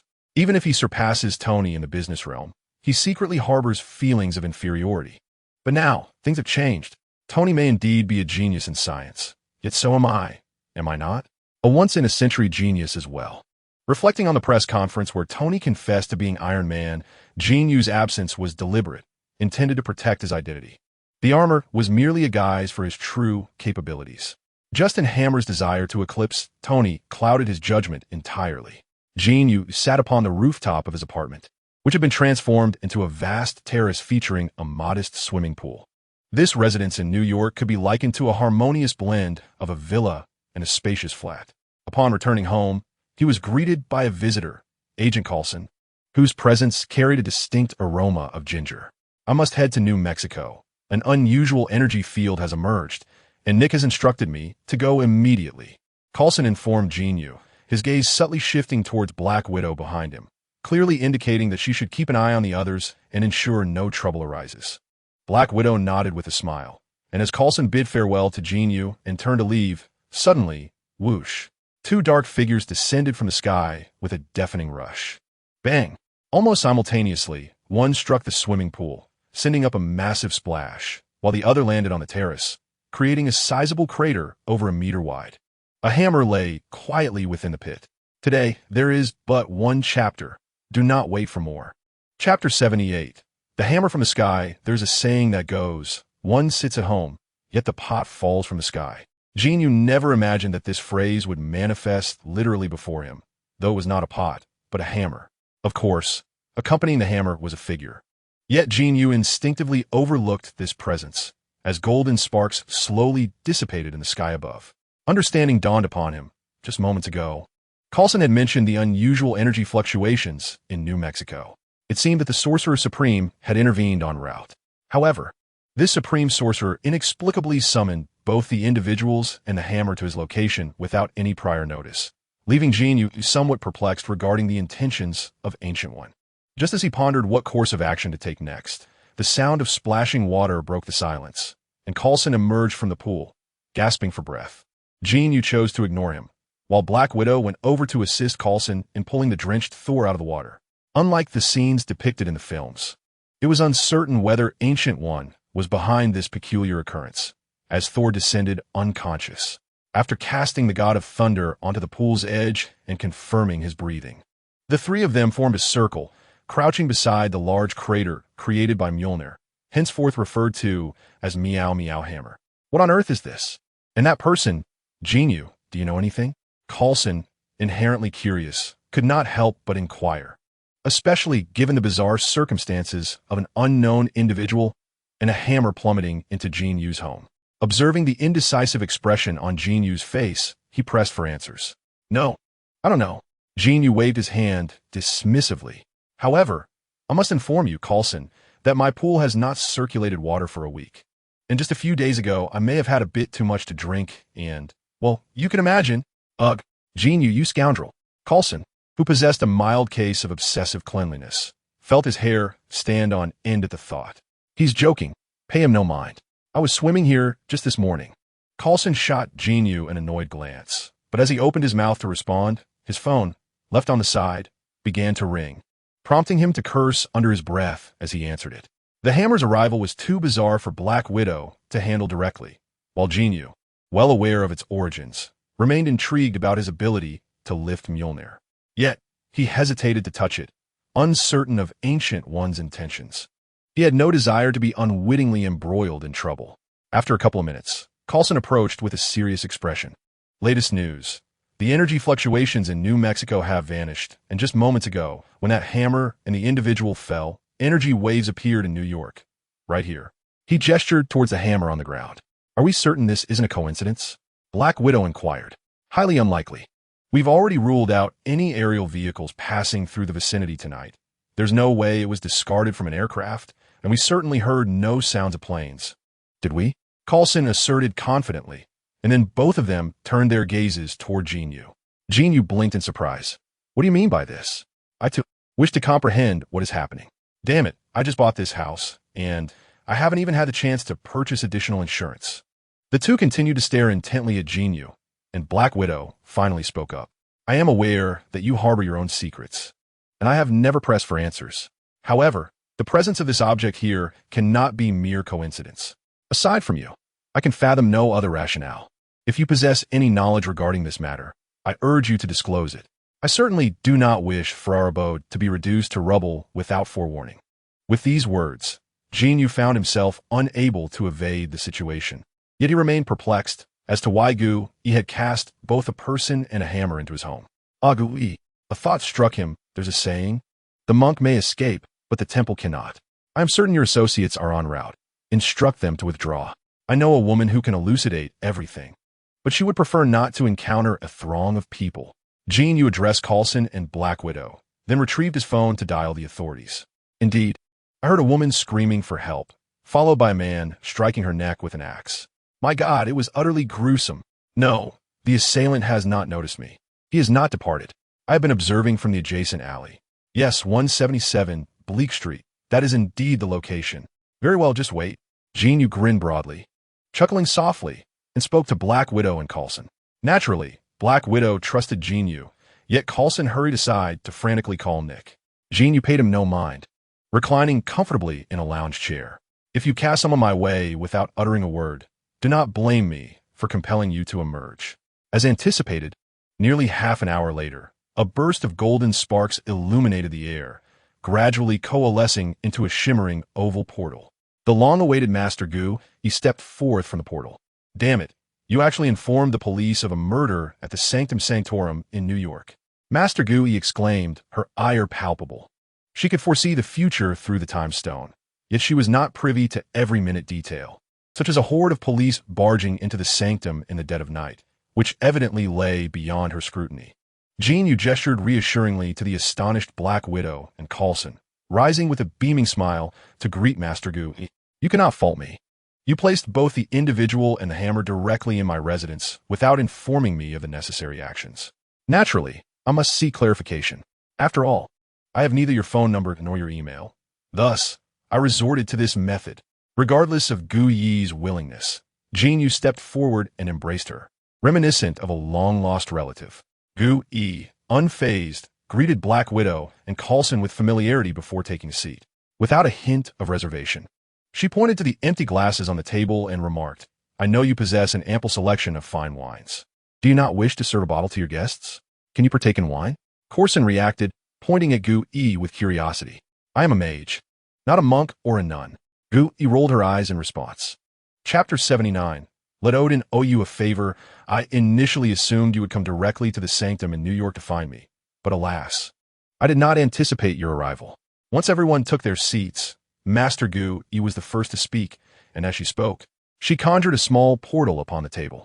The perspective from the portal revealed a group of bewildered New York police officers standing in the desert, glancing about in confusion, with the distant glow of Las Vegas's neon lights visible on the horizon. I cannot simply eliminate them, nor do I wish to attract unnecessary trouble over this matter. You reported the incident. You shall handle it yourself. Gu Yi left the officers stranded in the desert, assured that she would no longer concern herself with them. Jin Yu looked helplessly at Coulson, the poor honest man, who promptly stood up to make a call to rectify the situation. See, the problem is being addressed. I assure you, should any similar incidents arise in the future, we can now discuss this hammer and the individual on the ground.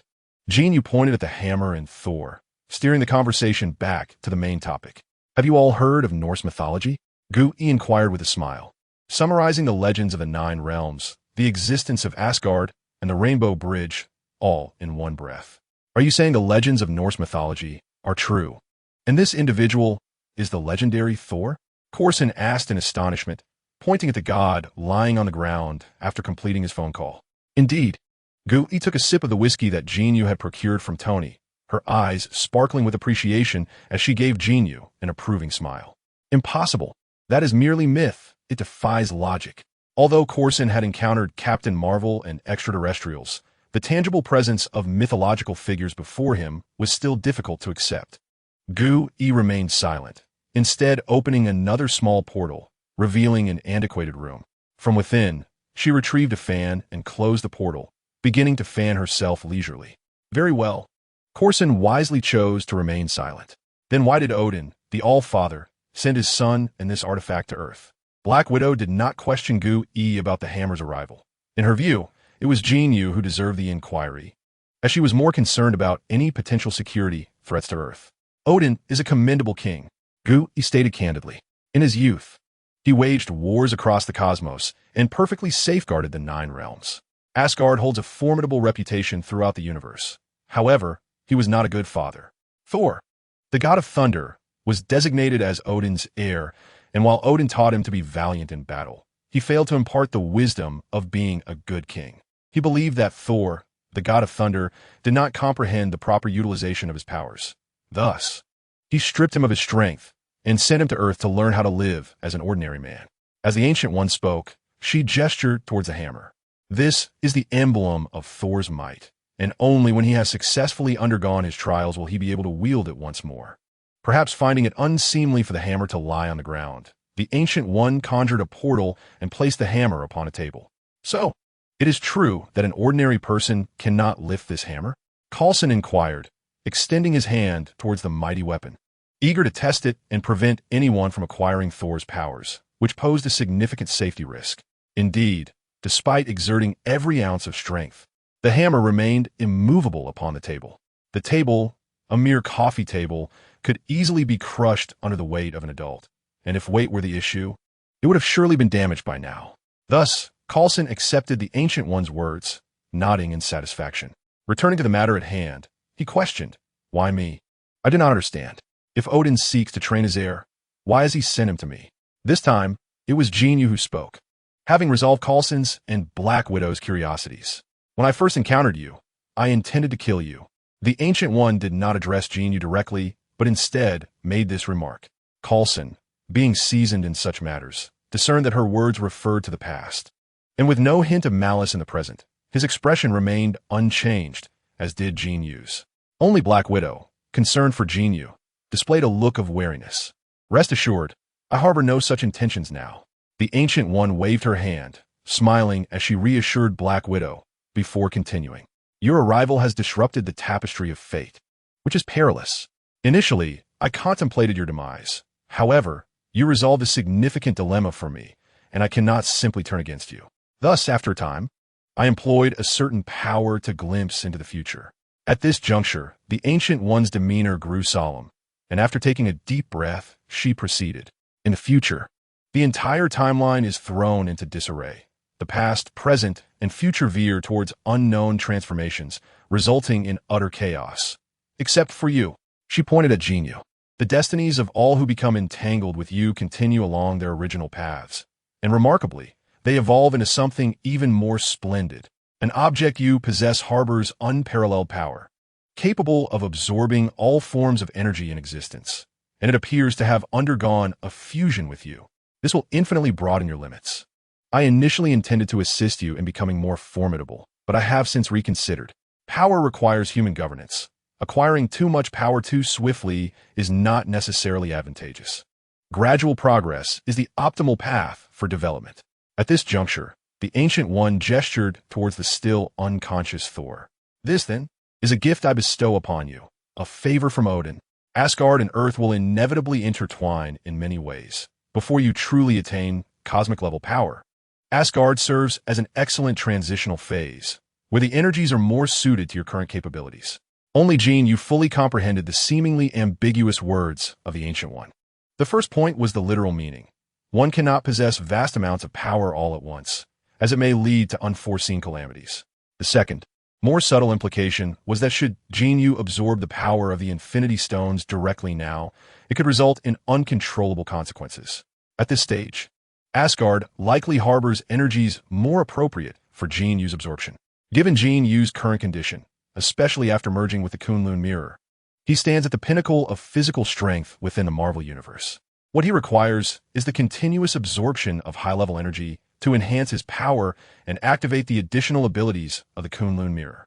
The Marvel realm is replete with hidden talents, and seeking the Infinity Stones at this point would indeed be an unwise choice. Some might argue that absorbing energy from the Ancient One could diminish Dormammu's strength. However, the dark powers within the Ancient One have already been purged. The first time, the Copper Mirror utilized its primordial power to forcibly activate itself. If the Ancient One were to engage with Dormammu again, the universal absorption would prove futile against such a significant disparity in energy levels. Neither the current state of the Kunlun mirror nor Jin Yu could absorb excessively vast amounts of energy. The Kunlun mirror is now integrated with Jin Yu. They must gradually recover to store greater energy. Initially, the Kunlun mirror will absorb energy to replenish its essence, fortify itself, and subsequently use the surplus energy to gradually strengthen Jin Yu. This process is akin to the current situation. The energy absorbed daily first expands the essence, repairs, and then fills up, constituting a slow and protracted endeavor. The Ancient One seems to have misunderstood slightly. Even if Jin Yu possessed an Infinity Stone now, it would merely consume his energy and the laws of this universe, essentially providing the Kunlun mirror with a long-term power source, integrating a bit of the laws without achieving instantaneous elevation. After clarifying matters with the Ancient One, Jin Yu cast a troubled glance at the unconscious Thor. Gaining Odin's favor is indeed commendable, but now he must educate a mischievous child, albeit one who is 1,500 years old. This thought left Jin Yu feeling somewhat overwhelmed. Chapter 80. Odin's Scheme. Asgard Golden Palace. Loki discovered his lineage as a descendant of the Frost Giants. In a manner reminiscent of the films, he confronted Odin in a fierce argument, leaving the weakened Odin akin to an ordinary old man, incapacitated by the sheer intensity of their exchange. The Hall of Odin's Slumber, constructed over millennia, has been a sanctuary for him during times of rest, particularly as Hela's powers have steadily surged. Drawing from the same primordial essence of Asgard as Odin himself, this reciprocal ebb and flow has forced Odin into a perpetual state of dormancy, embroiled in a struggle for control over the foundational essence of Asgard. This palace was specifically erected for his slumber, and after the altercation with Loki, he found himself once again in this sacred place. It stands as one of the forbidden realms of Asgard, accessible only to the royal family. Upon a grand bed of gold, Odin lay with a serene countenance, while the goddess Frigga tenderly draped a velvet blanket over him.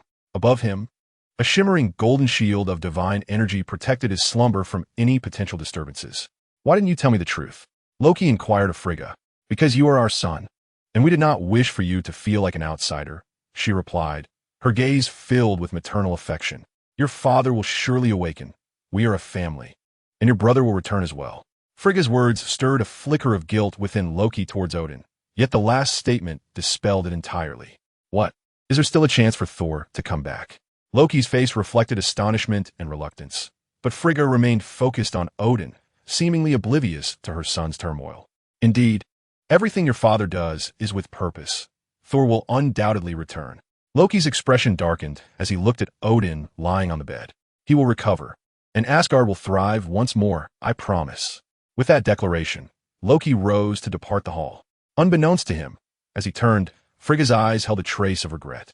"I am uncertain if this is the right course of action. I can feel his love for us. He is merely a child yearning to prove himself before his parents. And we have exploited that." Frigga spoke softly, her eyes glistening as she gazed at Odin. Yet, contrary to the expected slumber, Odin gradually opened his eyes. "Everything is for Asgard. Before the twilight of the gods, we must vanquish the Frost Giants and the Dark Elves. This is our duty and our destiny. Trust me, everything has culminated in the best possible outcome." Odin gently patted Frigga's hand twice. But Loki, Frigga's heart ached. He will grow through his failures. He will come to understand all of this. In the end, he and Thor will become true brothers, as you have foreseen, have you not? You are well aware that this is the most prudent choice. Odin sighed deeply, in his quest to preserve Asgard amidst the impending doom of Ragnarok.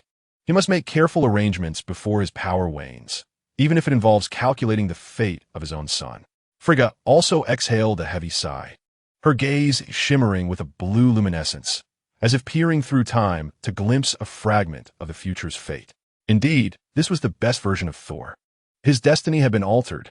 No sooner had she spoken than a portal, flickering with golden sparks, slowly opened beside the bed. It was not merely Thor. The entire future of Asgard had irrevocably changed. The Ancient One stepped forward with measured grace. In New York, within Jin Yu's apartment, the Black Widow had already departed early in the morning to report directly to Nick Fury in Washington regarding extraterrestrial visitors, the legendary Asgard, the god of thunder, Thor, the All-Father Odin, and the enigmatic sorceress known as the Ancient One. Each of these significant figures and the information they carried warranted the highest levels of security clearance within S.H.I.E.L.D. Meanwhile, Jin Yu sat dazedly on the sofa, observing Thor, who held a slice of pizza in his left hand, a hamburger in his right, and was chewing on a piece of fried chicken wing.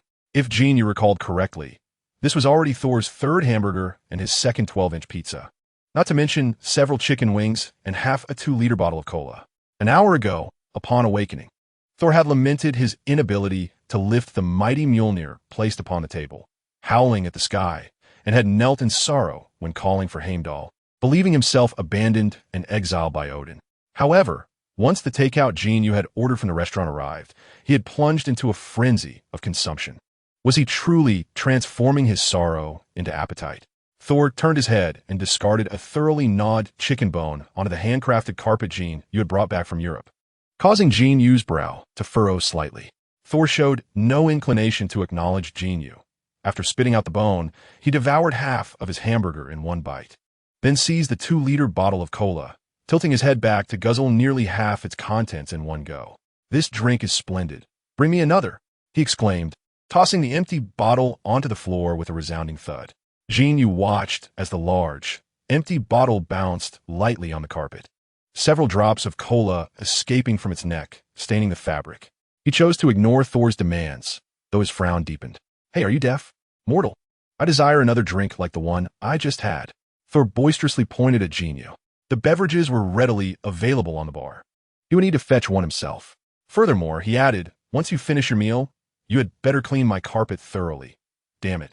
This is a premium item I brought back from Europe." Jin Yu wore a somber expression as he pointed to the cola bottle on the ground and remarked, "You want me to clean your carpet?" Thor, incredulous, gazed at Jin Yu and retorted, "Indeed, I, Thor Odinson, the future king of Asgard, am to clean your carpet? Ha ha ha." Thor articulated each word with exaggerated emphasis, bursting into laughter as if he had just heard the most amusing joke. "Indeed, the exiled heir, the once mighty god, the pitiful child. Let me clarify once more.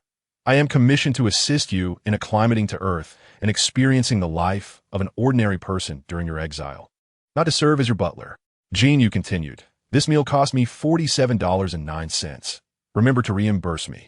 And regarding this carpet worth $30,000, if you can clean it, I shall waive the compensation out of respect for your father. Otherwise, I shall send you to a nearby Broadway gay bar to earn back my carpet with your backside. Do you understand?" Jin Yu's words only intensified Thor's laughter. He abruptly stood up, towering over Jin Yu, exuding an air of dominance as he addressed him. "It seems you have never encountered a true deity before. No blame lies with you. Today, I shall enlighten you." Before he could finish, Thor instinctively raised his right hand. However, an unexpected event transpired. Whoosh! The sound of breaking air echoed as Mjolnir, resting on the rooftop table, shattered the glass and soared towards Thor's palm. Chapter 81. Mjolnir as the Teacher. Unlike Jin Yu's astonishment, Thor initially reacted out of habit, but as Mjolnir shattered the glass, his expression shifted from shock to sheer joy. "I knew it. I knew you wouldn't abandon me, you little rascal. This is impossible." The ecstatic expression lasted barely a second, for just as Mjolnir was about to land in his grasp, it suddenly veered and began to circle around Jin Yu's upper body. What appeared to be a hefty hammer twirled gracefully in the air, resembling a ballet dancer performing a delicate dance around Jin Yu. Occasionally, it playfully brushed against Jin Yu's shoulder, akin to a joyful puppy frolicking around its master. Oh, a hammer that can be adorable, a true artifact. Jin Yu was instantly charmed and instinctively reached out to touch the hammer. "Remove your filthy hands, you damned fool." Mjolnir being snatched away was a blow to Thor, possibly more unbearable than having a woman stolen from him. He bellowed at Jin Yu, but before Jin Yu could comprehend the situation, the spinning hammer halted between them. "I knew it. You're meant for me." Thor grinned widely, and in the next moment, a bolt of lightning, as thick as a thumb, erupted from his hammer, mercilessly striking his chest. Stripped of his divine powers, Thor collapsed to the ground, trembling and screaming in agony. "This is impossible." The dazed god, struggling on the ground, managed to lift his head slightly and shouted at his hammer. In response, a swift bolt of lightning struck again, this time aimed at his head, causing the unfortunate Thor to fall unconscious, his muscles spasming violently from the residual electric shock. It appeared that not only was it meant to discipline this unruly child, but the very tools for doing so had also been thoughtfully provided. Odin, the All-Father, seemed quite considerate indeed. Jin Yu slowly reached out towards Thor's hammer once more. As expected, he felt no mastery over the lightning, yet he could manipulate the hammer to unleash a modicum of its power. Indeed, the tool was merely that, a tool. It provided him with a newfound method of ranged attack. As he toyed with the hammer, the image of Thor's storm axe from the later Avengers films surfaced in his mind. One must admit, the weapons forged by the dwarves are truly formidable. Nidavellir, the dwarven kingdom among the 9 realms, I wonder if they have ever been visited by Thanos. Since Odin has entrusted me with the task of educating this wayward child, I doubt he would mind if I solicited the dwarves to craft a weapon tailored for me. For instance, during my previous encounter with the abomination, although my physical resilience surpassed his, my strength still fell short. Despite my agile maneuvers and techniques that sent him flying several times, I could never breach his defenses. Had it not been for the Hulk's timely intervention, it is likely that neither of us would have emerged victorious. However, possessing a powerful weapon would change the game entirely. Take the Storm Axe, for example. With the Abomination's straightforward fighting style, a well-timed dodge followed by a decisive strike could lead to an instant victory. With this thought in mind, Jin Yu gazed at the sprawled form of Thor on the ground, his eyes burning with fervor. What steps are necessary to tame a deity? For Jin Yu, who had gained Odin's approval through the hammer, there was but one answer: discipline. The saying that a rod may produce filial piety may not apply to everyone, but it is undoubtedly fitting for a mischievous Asgardian who has lived for over 1,500 years. With a hammer, lightning, and a relentless barrage of instruction, within just 3 days, the once proud Thor was transformed into an ordinary, reclusive young man on Earth. He had wholly accepted his loss of divine power and the necessity to relearn how to navigate life as an ordinary individual. With a face stripped of its scruffy beard, courtesy of Jin Yu's insistence, and his golden locks carelessly shorn with a kitchen knife, he now bore a striking resemblance to a transformed Goku from the Super Saiyan saga.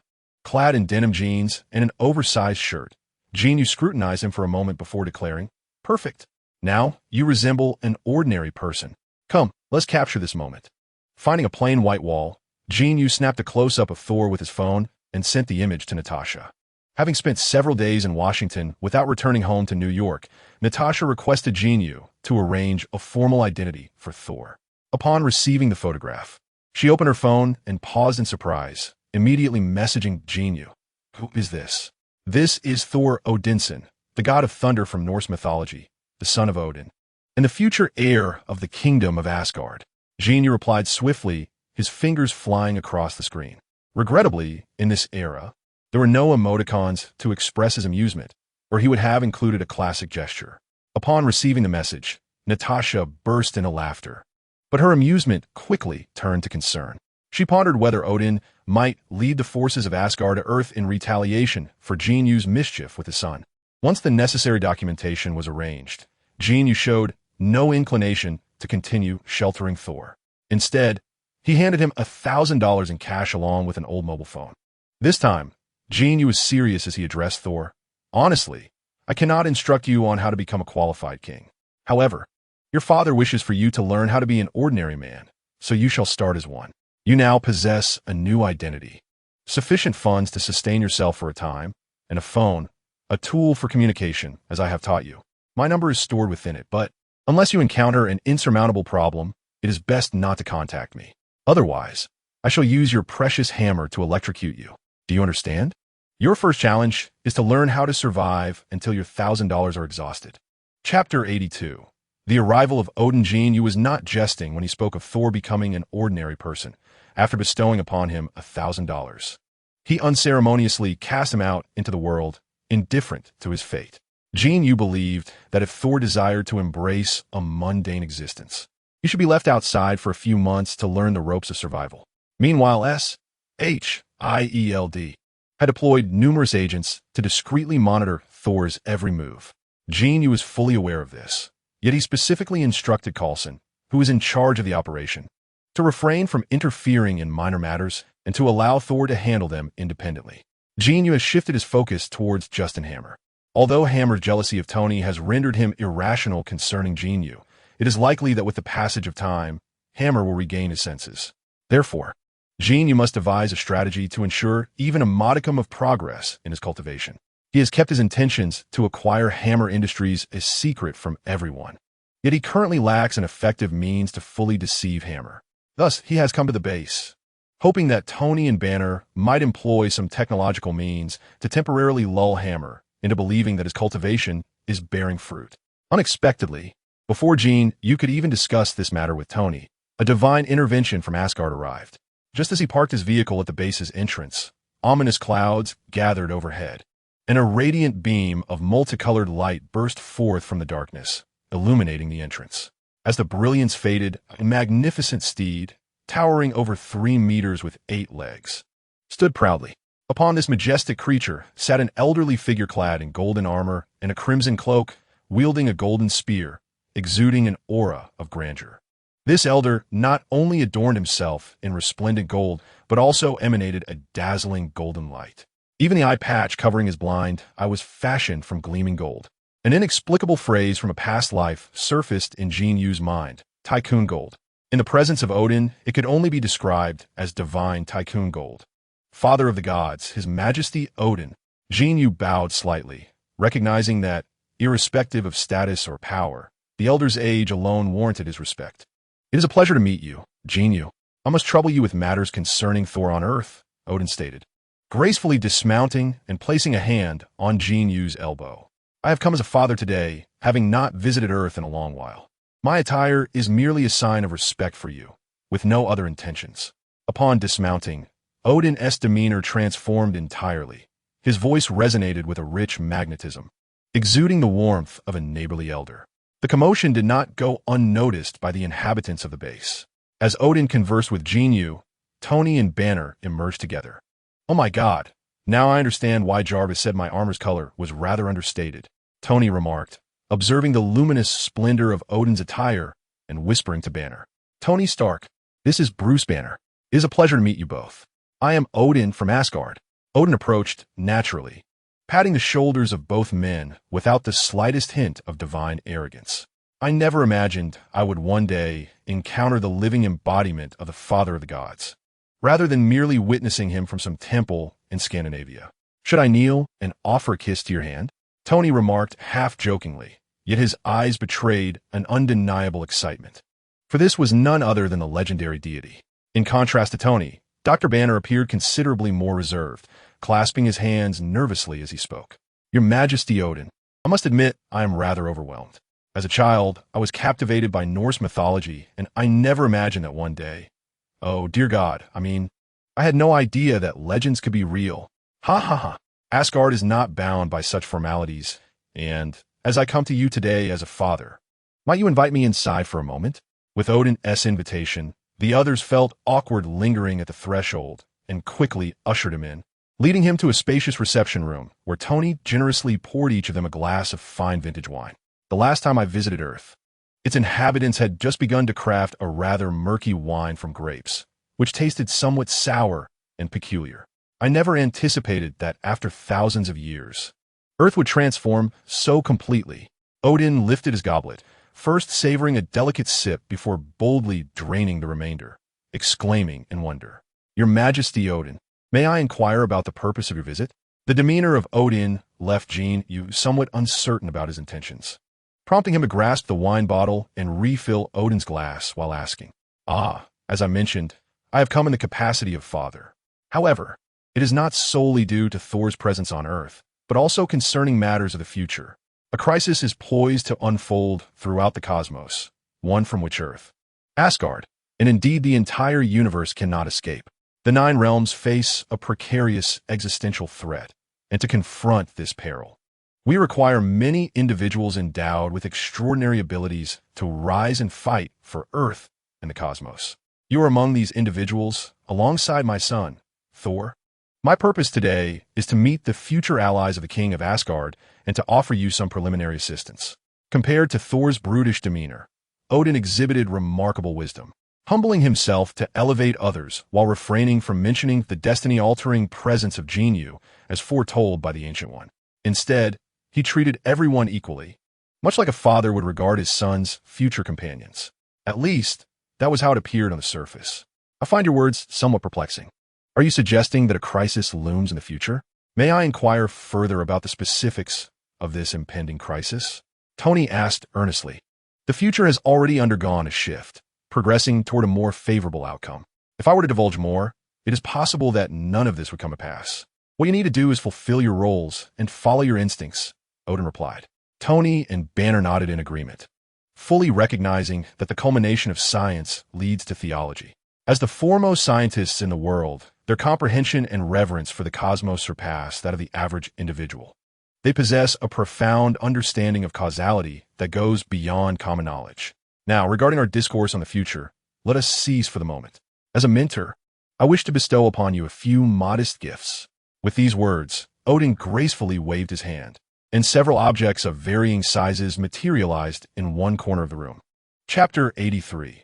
Odin's gifts. Among them was a black metallic cube approximately 1 cubic meter in size, alongside a flame suspended in midair, roughly the size of a basin. This flame resembled the eternal flame found in Odin's vault, albeit distinct from the ordinary flames depicted in films that were merely a result of special effects. The base of the flame was crimson, transitioning to a vibrant orange in the middle, and at the tip, it approached transparency, with only a fleeting hint of orange visible, difficult to perceive without careful observation. The air above the flame visibly distorted, signifying its extraordinary temperature. The third item appeared the most unremarkable, a collar about the width of 2 thumbs, reminiscent of the broad gold adornments worn by ancient Egyptian pharaohs, albeit slightly smaller in scale. This collar was crafted from a unique material sourced from Alfheim, infused with the heart of a light elf. It was designed to absorb the negative emotions harbored within the human heart. When worn, it alleviated the fear of inadvertently transforming into a hulking green figure. Odin, holding the collar, smiled as he introduced it to Dr. Banner. Furthermore, I have imbued it with additional enchantments. When the need arises to transform for battle, simply remove it and wear it upon your wrist. Odin demonstrated, wrapping the collar around his wrist twice and lightly striking the cubic metallic block with his fist. A shock wave surged from the bracelet, propelling the metal block approximately 2 meters away. Its power is contingent upon the speed and force of your punch, augmenting your striking strength by roughly 30%, thereby enhancing your attacks with a touch of finesse. Concealing the collar's effects, Odin personally fastened it around Dr. Banner's neck. For Banner, this was undoubtedly the most thoughtful gift imaginable. Little did anyone know how long this unfortunate soul had refrained from cohabiting with Betty, simply out of fear of unintentionally harming those around him. Moreover, not only could it curtail his transformations, but it could also be detached and utilized as a ranged weapon when the moment called for it. Truly the epitome of a perfect gift. Observing Odin's discreet handling, it became apparent that the collar size was ideally suited for the Hulk's wrist, signifying the care with which it was crafted. Thank you, Your Majesty Odin. I am overwhelmed by this gift. It is something I genuinely cherish and desperately need. Thank you. Banner stammered, visibly moved. You deserve it, my child. With a benevolent expression, Odin strode directly toward the metallic block. This alloy, forged from York metal and various other ores from Asgard, possesses an extraordinary conductivity from magical energies. To put it in your terms, it can channel various forms of energy with virtually no loss, and it is marginally lighter than the material of your own armor. making it a perfect complement to your unique heart. Odin gestured toward the reactor in Tony's chest, smiling. Naturally, I have also infused it with a touch of his guardian flair. Odin approached Tony, seizing one of his arms and extending it outward. Give it a try. Feel it with your heart.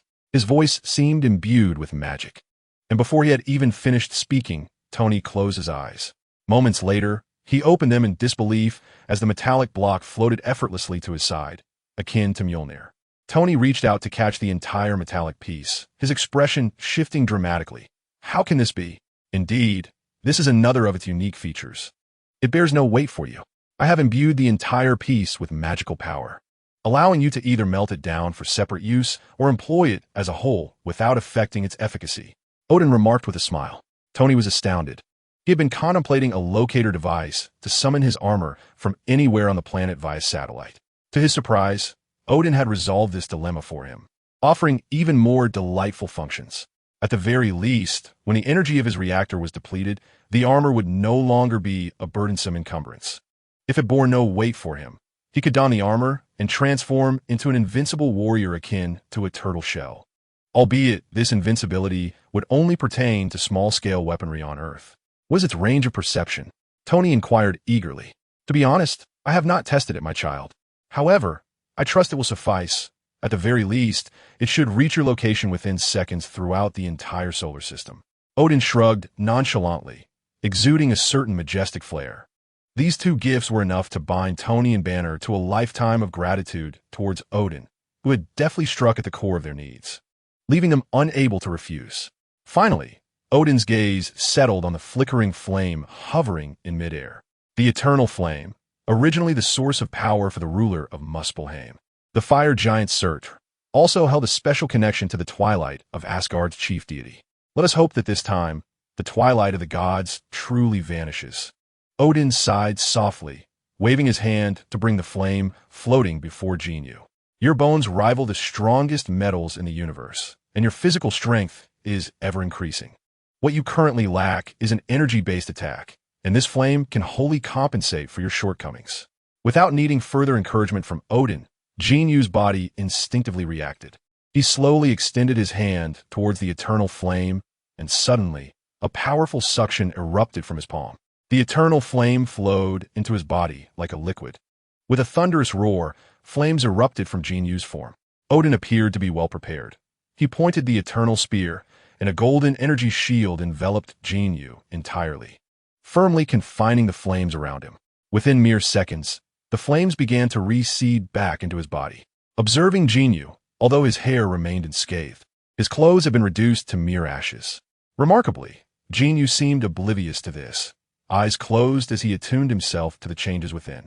Having absorbed the eternal flame, Jin Yu felt a significant elevation in his limits, his strength surging anew.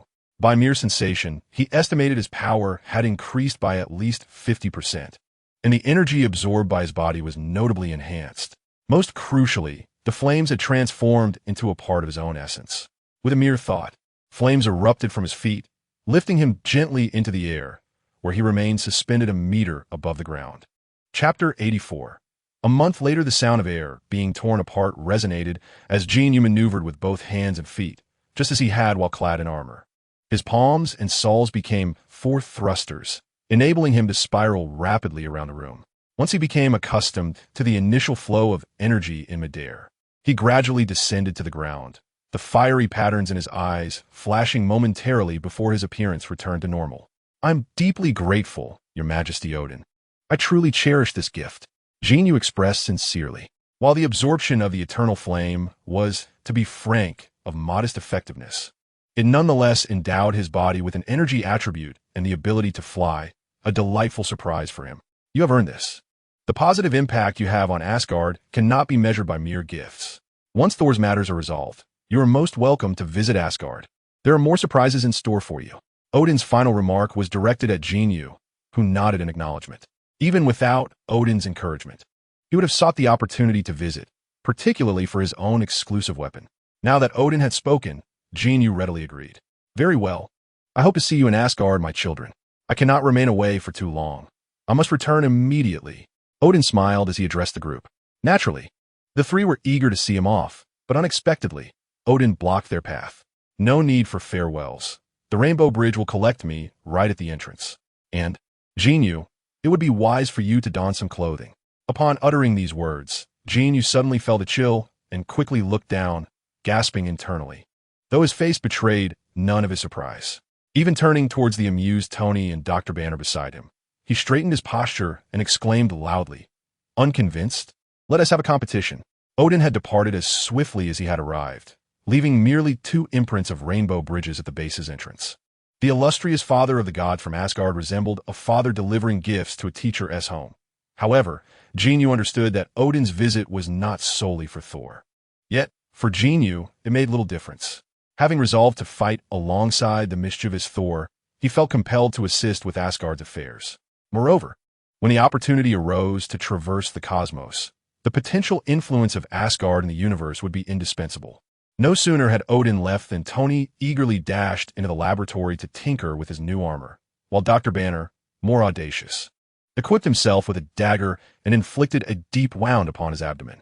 Despite the severity of the injury, he remained the same Bruce Banner, showing no signs of transformation. This exhilarated him, prompting him to pull the dagger from his body and laugh triumphantly, completely disregarding the blood gushing from his wound. If Jin Yu had not noticed his increasingly pale complexion and feared he might bleed out, he might not have intervened to remove his collar, enabling him to transform. As a result, after his wounds healed upon transformation, he donned the collar again and reverted to Dr. Banner, exuberantly declaring his intention to pick up Betty from work for a romantic date. Clearly, he had been bottling up his feelings for too long. Poor child. Jin Yu sighed softly, shaking his head as he made his way to the training grounds to familiarize himself with the eternal fire within him. A month later, Jin Yu had completely mastered the energy within him. Justin Hammer diligently studied Chinese culture, and after Jin Yu's 2 visits to guide him, he could barely grasp the profound meanings of the ancient texts. Jin Yu had coaxed him into sitting cross-legged, meditating on the energy particles in the air. As for the effectiveness of this practice, only time would reveal the truth. At the very least, without the Kunlun mirror, Jin Yu himself could not perceive it. When Thor found himself with only $100 left in his pocket, he finally secured a job, reportedly near Chinatown. Jin Yu had not yet visited, but with Black Widow free today, he dragged her along to explore Chinatown. "I've been here for 3 years and have never properly strolled down this street." Returning to familiar grounds, Jin Yu felt a wave of nostalgia. The last time he left this place, he had possessed almost nothing.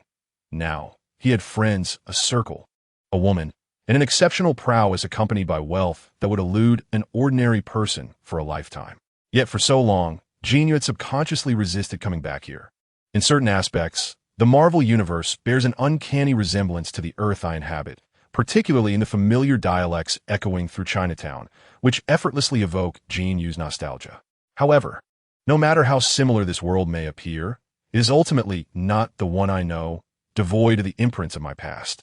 Had it not been for the Black Widow suggesting we check on Thor's situation here, Jin Yu would have never ventured over. This is undoubtedly the remarkable trait of the Huaxia people. It seems as though you are perpetually engaged in work, devoid of holidays or leisure, as if rest were unnecessary. During Christmas, it feels as if every restaurant in New York closes its doors, save for Chinatown, where the lights are always on and business continues unabated. After all, Christmas is not a holiday that belongs to us. Jin Yu shrugged. Similarly, the Huaxia New Year reflects this sentiment. Not only here, but during my visit to Macau and Hong Kong, I found that most shops remained open during the Spring Festival.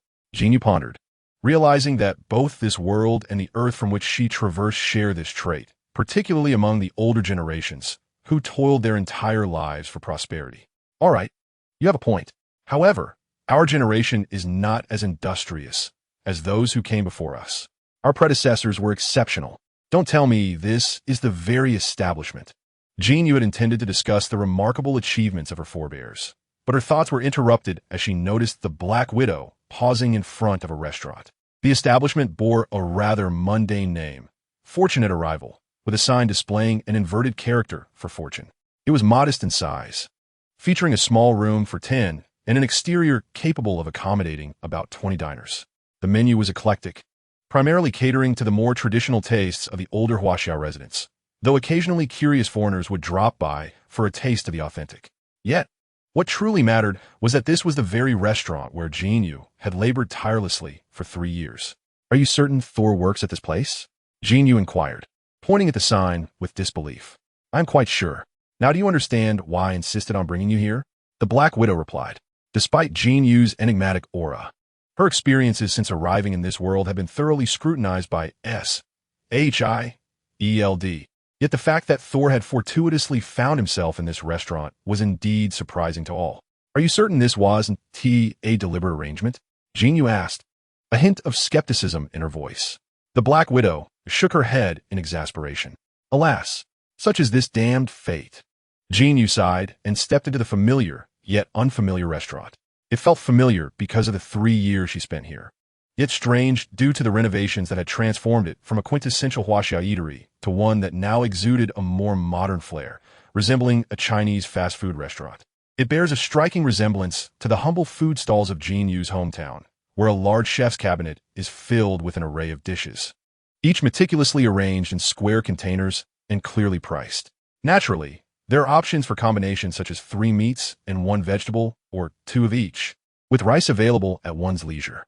At this hour, however, it is not yet mealtime, and the establishment remains devoid of patrons. The cabinet stands rather forlornly, as the dishes have yet to be presented, while the familiar sounds of cooking emanate from the kitchen, suggesting that the chefs are diligently preparing the ingredients. The restaurant is utterly empty, with tables and chairs arranged in perfect order.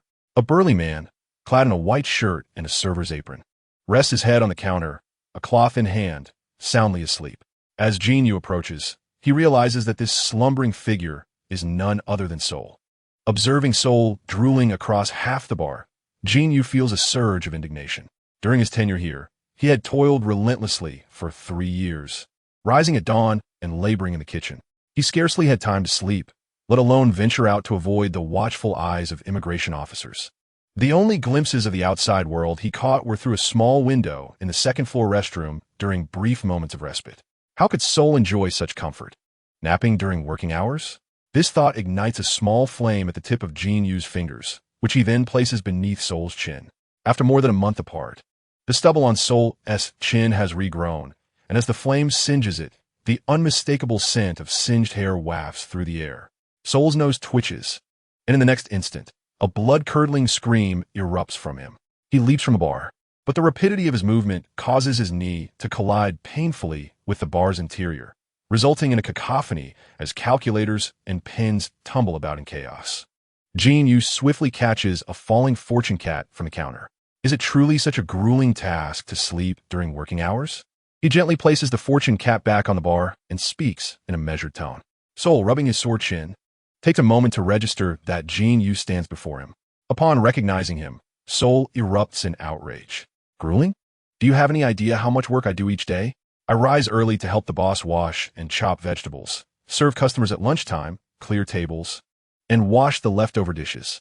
Once that is done, I must haul a mountain of refuse to the back alley before waiting for dinner service to commence. I'm so busy that I barely have time to eat.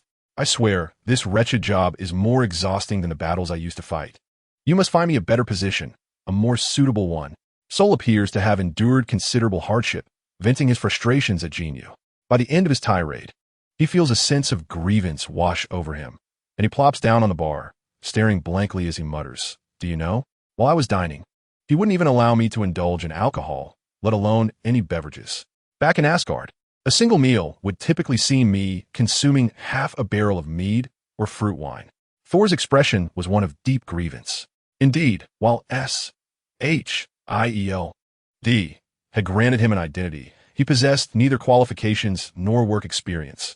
He had only just learned how to operate a mobile phone. Even a simple task like working as a cashier in a CAF eluded him, making it impossible to secure any respectable employment. Thus, he found himself at a restaurant, undertaking menial tasks that, despite their seemingly straightforward appearance, proved to be incredibly cumbersome and tedious in practice. "Yet you seem to be faring well. I noticed you even managed to doze off at work. It's not as dire as you claim," Jin Yu remarked, gesturing towards the drool on the bar. "The owner here is a lunatic," Thor exclaimed, wiping away the drool as the sound from the kitchen had suddenly ceased. He lowered his voice. "I have to juggle multiple roles: waiter, prep cook, cleaning, taking out the trash, and sometimes even assisting him at the register. I was simply exhausted, which is why I dozed off for a moment.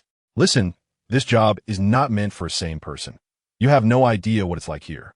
Every morning, before he could finish, a flurry of hurried footsteps approached, accompanied by a booming voice from behind him. Thor, you wretched scoundrel. I asked you to clean up and watch the shop for just a moment, and you managed to create such a ruckus. What have you broken this time? Ah, little Jin. A figure darted forth. The restaurant's owner, Lu Fuxing, emerged from the kitchen. Upon seeing Jin Yu, he momentarily paused, his face lighting up with surprise. Little Jin, your return is a blessing. Please help me out. Last month, old Wu went back to his hometown, and I can't find a single chef to hire. I've had to turn to fast food, cooking myself, and then coming out to serve. The one waiter I finally managed to recruit is clumsy and breaks things daily. Not only that, but he works slowly and leaves the dishes dirty. I have to wake him several times just to get him out of bed. Lu Fuxing pointed disdainfully at Thor, speaking entirely in English, ostensibly for Thor's benefit, aside from his address to Jin Yu. Unlike you, who can cook and wash dishes in the kitchen, and even help with cleaning at night, one person doing the work of three. Hurry back. I meant what I said last time. I'll offer you 20%, no, 30% of the shares. I'm approaching 60. And if you work for a few years and save some money, I'll sell you this restaurant at a low price. You can become your own boss. What do you say? Think about it. Lu Fuxing's words flowed rapidly, and without waiting for Thor's reaction, he gazed at Jin Yu with eager anticipation. He indeed holds a deep regard for Jin Yu. Regrettably, he does not have a daughter. Had he had one, he would undoubtedly have arranged for her to marry Jin Yu. He moved here with his parents during his childhood, and this establishment has been in operation for 2 generations. He wishes to pass it on to his own kin. Boss, are you implying that he once worked here? The boss spoke too rapidly, and before Jin Yu had the chance to respond, Sol emitted an incredulous sound from the side. Indeed, young Jin was once a kitchen assistant here. However, after just half a year, he not only mastered Chef Wu's skills, but also took on all the responsibilities in the kitchen single-handedly. Unlike you, I not only have to cook, but also check on you from time to time to ensure you are not slacking off. Lu Fuxing remarked with annoyance. He resolved that as long as Jin Yu agreed to stay, they could negotiate the matter of shares, and he was on the verge of dismissing the clumsy oaf. Did you hear that, Sol? I used to do much more than you, and I never slacked off. Jin Yu turned to Sol, a smile playing on his lips. Do you two know each other? Lu Fuxing finally grasped the situation, glancing between Sol and Jin Yu, somewhat perplexed. Sol, on the other hand, appeared disheartened.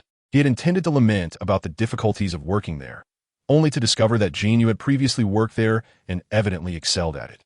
The miserly boss was even willing to offer him shares. For a moment, Sol was at a loss for words. Indeed, he is my friend. It has been a long time. How have you been, Uncle Lu? Lu Fuxing began to scrutinize Jin Yu closely, realizing that his former kitchen employee seemed to have undergone a significant transformation and appeared to be doing quite well. He noticed the lady who had been quietly smiling and following Jin Yu, astonished by her beauty. What had this young man been up to during his time away to attract such a charming companion? Moreover, judging by their attire, Lu Fuxing momentarily found it difficult to ascertain what Jin Yu was currently engaged in. He swallowed the latter part of his sentence and greeted Jin Yu stiffly. I am well, and you seem to be doing splendidly. Is this Oaf? No, I mean Sol. Someone you introduced? Not exactly.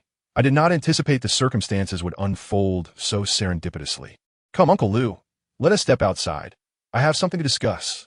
Jin Yu pulled Lu Fuxing outside. Naturally, he could not divulge the truth about Sol's background, merely stating that this fellow was a wealthy heir from Europe, born into an ancient noble family. Aside from indulging in horseback riding, hunting, and revelry, he possessed little else in terms of skills.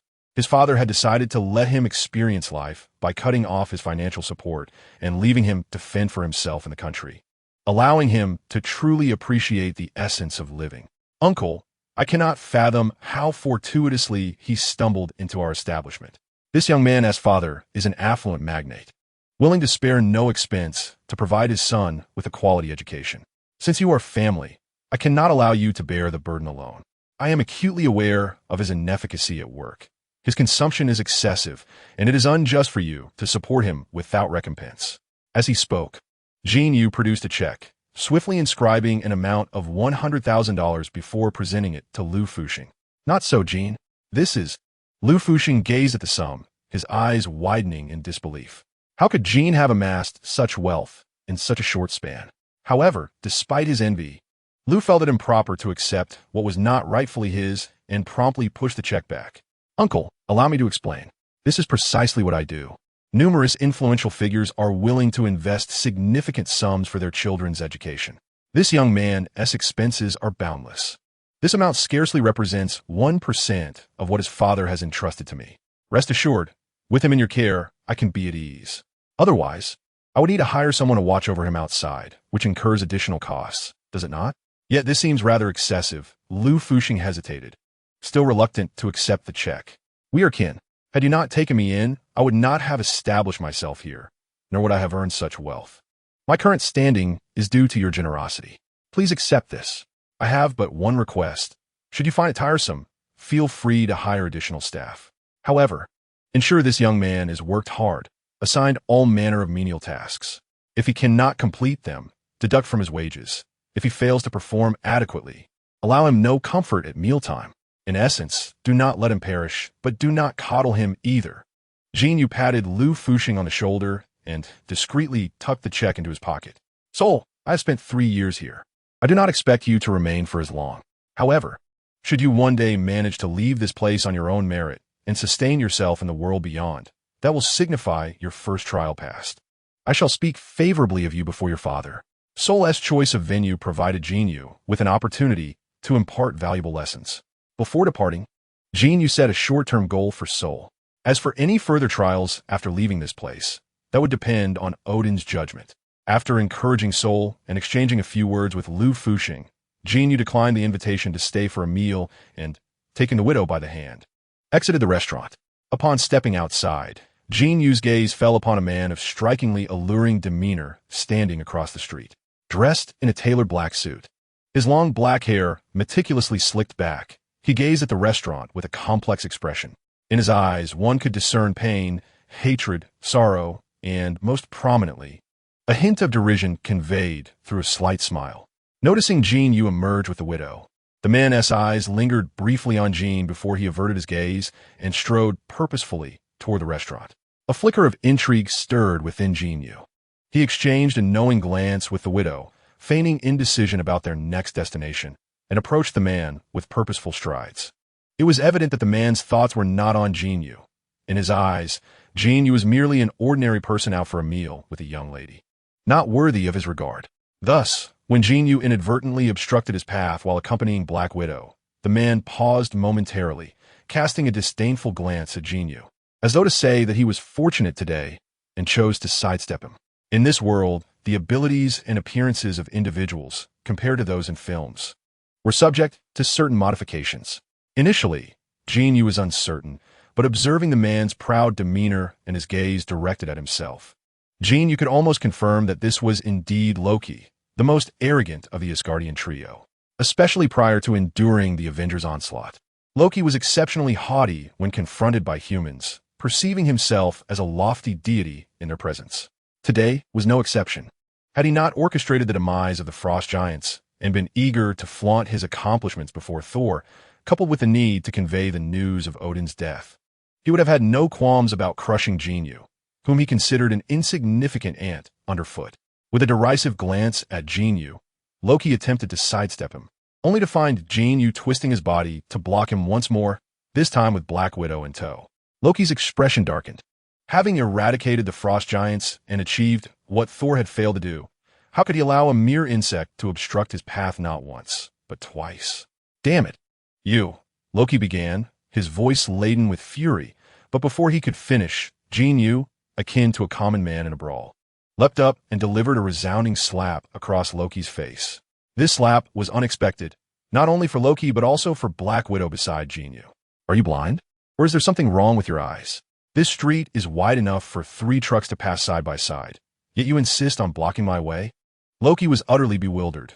Jin Yu's slap bore the strength of an ordinary person, and to Loki, it felt akin to a gentle tap on the shoulder. However, they were in Chinatown, New York, a bustling hub in Manhattan, one of the most vibrant places in the entire world. Even though it was not a holiday and it was working hours, many pedestrians were passing by. Jin Yu's slap, though not forceful, resonated with a crisp, clear sound. A crowd began to gather, intrigued by the commotion. Having never encountered such a situation, Loki felt a burning heat on his face. Covering the struck side with his hand as he trembled and asked, "Was it I who obstructed your path?" Loki found himself momentarily unable to recall the events that had just transpired. Could it be that I had obstructed your path? This is our nation. I am a Han Chinese, and you are unequivocally a Caucasian. My audacity to stand before you is a clear indication of your racial prejudice. Yet you dare to argue. Jin Yu pointed a finger at Loki, accusing him vehemently, and with a natural flourish, delivered a resounding slap across his face. The sound echoed for dozens of meters, eliciting gasps of astonishment from the onlookers. Jin Yu's words left the surrounding spectators perplexed. Setting aside the existence of racial discrimination in this world or the societal status of people of color, one could not help but wonder who was truly discriminating against whom, given Jin Yu's relentless barrage of slaps. At this moment, Loki finally comprehended the situation. Here he was, self-proclaimed king of Asgard, being slapped twice by a mere human, as if he were an insignificant insect, and all of this occurring on the streets. His mind buzzed as he shifted from a state of confusion to one of fury. "You wretched insect, you dare strike me." Loki intended to unleash a string of vitriolic threats, envisioning the public execution of this audacious creature. But before he could finish, Jin Yu delivered yet another merciless slap.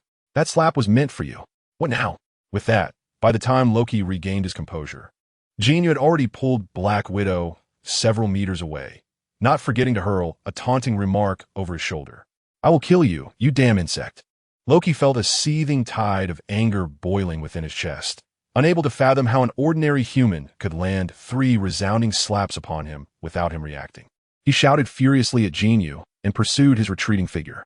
Just as his voice faded, Jin Yu turned back and defiantly gestured a middle finger at Loki before disappearing down a narrow alleyway with Black Widow.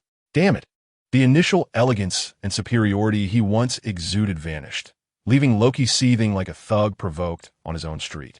His eyes widened in fury as he drew 2 gleaming daggers, cursing under his breath as he darted into the alley. Upon entering, he spotted the 2 figures vanishing around the corner. Without a moment's hesitation, he quickened his pace, traversing the short distance in the blink of an eye. Just as he rounded the bend, darkness engulfed him. A resounding slap rang out once more. This time, Jin Yu showed no mercy. Loki, having just turned the corner and not yet had the chance to slow down, was propelled across the alley at a speed greater than before. He flew at least 10 meters, spinning midair before crashing violently to the ground, his vision momentarily filled with stars. The current strength of Jin Yu is at least 110. If we consider the Hulk's power to be 70 now, and 100 during the moment he smashed Loki in the Avengers. Not only was Loki sent flying with a single slap, but before he could even comprehend the situation, he felt a tightening around his neck as a massive hand firmly grasped him. In no time, he was lifted off the ground. With a multitude of onlookers, Jin Yu preferred to keep his identity concealed. Once they were lured into a narrow alley, he effortlessly lifted Loki by the throat with one hand, raising him into the air. With a thunderous crash, Jin Yu swung his right hand, sending Loki crashing violently against the adjacent wall. "You just referred to me as an ant. What do you resemble now? A pitiful little sparrow?" Jin Yu remarked, a smirk gracing his lips as he spoke sternly to Loki. Loki struggled with both hands. Yet it was as if Jin Yu's grip was forged from iron, unyielding to his attempts. No matter how he fought, he could not even budge a single finger of Jin Yu. It dawned on Loki that this seemingly insignificant human possessed strength surpassing that of the gods. "I am a prince of Asgard, the son of Odin, the All-Father, a deity among your kind on earth. You would do well to release me. Otherwise," before Loki could finish his threat, Jin Yu delivered a powerful punch to Loki's abdomen. The overwhelming force surged through him, causing visible cracks to appear in the wall behind him. Loki's mouth fell open in shock, saliva threatening to spill from the corners. With a touch of disdain, Jin Yu loosened his grip, allowing Loki to slide down, before placing a foot on his chest, looking down with an air of superiority. "I am aware of your origins and your intentions. However, let me make it clear, Earth does not welcome you. You would do best to leave immediately. Otherwise, I shall render you unconscious, strip you of your garments, and cast you into a homosexual bar." Realizing he had encountered a formidable opponent, Loki grimaced while clutching his abdomen. "I concede to your power, human, But do you wish to instigate a war between Asgard and Earth? You have assaulted a prince of Asgard. Do you truly wish to face Odin's wrath? Finding himself unable to best Jin Yu, Loki resorted to invoking the names of Asgard and Odin. Jin Yu applied slight pressure with his foot, interrupting Loki's lengthy discourse. You do not speak for Asgard. And as for Odin, I wonder, if your father knew you came here to deceive your poor brother, could you withstand his fury? Observing Jin Yu's unwavering confidence, Loki's face turned ashen. He realized that Odin's supposed exile of Thor was merely a pretext. Otherwise, such a powerful being would not be present on Earth, safeguarding Thor. As he contemplated this, a glimmer of resentment flickered in Loki's eyes. To him, Thor was merely a mindless brute, suitable for battle, but lacking the acumen required to govern a kingdom. In times past, he had been perplexed by Odin's apparent favoritism towards Thor, feeling like a mere shadow beside his brother throughout his life. Recently, he had unearthed the painful truth. He was but an adopted son, a descendant of the frost giants. This revelation saddened Loki, yet it did not compel him to surrender entirely. With Thor, the oaf, exiled for his blunders, and Odin ensnared in slumber, Loki seized the opportunity to grasp the power of Asgard. He skillfully leveraged his frost giant heritage to earn Laufey's trust and, utilizing the casket of ancient winters, he obliterated Laufey and his elite frost giant commanders. He had demonstrated through action that he was far more cunning and capable than Thor. Had he not been preoccupied with flaunting his superiority before Thor and fabricating tales of Odin's demise, he might have already annihilated the frost giant realm via the Bifrost. Little did he know that Odin's bias towards Thor had reached such a degree that even in nominal exile would permit a return, and he was left questioning the necessity of a caretaker on Earth. Despite his numerous efforts to earn Odin's regard, it became evident that no amount of accomplishment would suffice to alter Odin's affections, even if it meant betraying his own kin. Reflecting on this, and casting a glance at the contemptuous gaze of the insignificant human before him, Loki's anger intensified, igniting a spark of determined madness within his eyes. Chapter 87. Loki's Madness. The crisis in New York in Jin Yu's memory, it was indisputable that the mischievous offspring of Odin, particularly Loki, would invariably resort to violence upon their first encounter. However, he did not anticipate that his presence would extinguish the last vestiges of hope within Loki. In a bid to prove his superiority over Thor, Loki resorted to using himself as bait, decisively vanquishing the majority of the Frost Giants' formidable forces led by Laufey. In the cinematic retelling, he aimed to obliterate the entire realm of ice through the Bifrost, only to be thwarted at the last moment by Thor. When Odin ultimately appeared, Loki had hoped that his actions would shift Odin's perspective. Yet, Odin steadfastly chose Thor as his heir, leaving Loki despondent and ultimately releasing Odin's hand. In that moment, Loki had resigned himself to a fate of despair. The events that would follow, where he became a harbinger for Thanos in his quest for the Space Stone, would unfold later. Yet, due to Jin Yu's unexpected arrival, a misunderstanding had rendered Loki's heart as cold as ice.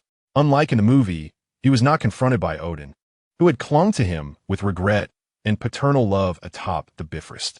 Instead, he faced a mere human, one who had insulted him. With his heart hardened, he resolved to drag this wretched human and this accursed earth into the abyss alongside him. A fleeting glimmer of madness flickered in his eyes. At the very moment when Jin Yu prepared to lift his right leg, Loki's magic was unleashed. A phantom remained in place while his true self appeared several meters away. It was reminiscent of Dr. Banner's transformation, as he gradually expanded, his skin morphing into a chilling, deep-sea blue, akin to ice, while his eyes transformed into a strange, deep crimson. His hands subtly rotated before his chest, and a cubic block of ice, encased in black metal and emanating a ghostly blue-white glow, materialized in Loki's grasp. The instant this object emerged, Jin Yu sensed a sharp drop in temperature, at least 10 degrees. The box of frost. Jin Yu furrowed his brow, realizing the dire situation. Indeed, in the next moment, Loki grinned maliciously and activated the box of frost. A bolt of blue-white light surged forth like a lightning strike, heading straight for the location of Jin Yu and the Black Widow. Without regard for restraint, Jin Yu waved his hand, propelling the Black Widow several meters back. Flames erupted from his palms, and two robust streams of eternal fire surged forward to meet the icy current. The three beams of light, two red and one blue, collided with a thunderous roar in the narrow alley, unleashing a silent explosion of energy that birthed a violent shockwave, sweeping outward in all directions. Jin Yu, unable to attend to Loki's situation, turned to dash towards the Black Widow, only to witness the shockwave sweep past him with the ferocity of a gale. Lowering his gaze, he saw the Black Widow unharmed, which momentarily eased his concern. However, when he turned again, the transformed Loki had vanished. "Where is he?" Jin Yu murmured involuntarily. "Over there." The Black Widow pointed behind him, where a figure leapt high from a rooftop, heading toward a distant skyscraper. After transforming into a frost giant, Loki's physical prowess seemed greatly enhanced, allowing him to leap dozens of meters high and hundreds of meters away, much like the Hulk. "Damn it, what does that bastard intend to do?" Jin Yu muttered again, rising to pull the Black Widow up. "You need to find a way to evacuate the nearby crowd. I will pursue that scoundrel. What is that thing in his hand? A weapon?" In her urgency, the Black Widow asked. "I don't know if it qualifies as a weapon," Jin Yu replied, shaking his head. "It is the primal power of the Frost Realm. Thousands of years ago, the Frost Giants invaded Earth with that very object, plunging the planet into an ice age." As soon as this revelation escaped his lips, the Black Widow's expression changed dramatically. Their eyes met, and in unison, they exclaimed, "Be careful." Words were unnecessary. Their shared understanding was palpable.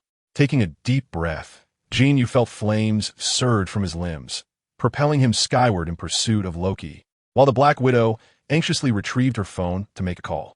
In the lower Manhattan, a towering humanoid figure leapt between buildings under the bright daylight, each bound soaring dozens of meters high and covering hundreds of meters in distance, heading northward. Following closely behind was a fiery silhouette with limbs ablaze, swiftly pursuing the towering being. Passers-by erupted into screams, some hastily retrieving their phones to capture the moment. This scenario unfolds around 2008 or 2009, when smartphones were not yet ubiquitous, and photos taken on phones were often unclear, with video recording capabilities nearly non-existent. Jin Yu, undeterred by the spectacle, clearly perceived the madness in Loki's gaze. The Frost Box was reputed to possess the power to freeze an entire planet. Although uncertain of Loki's full capabilities, even a fraction of its strength should suffice to obliterate a modest city like New York, endangering millions of lives.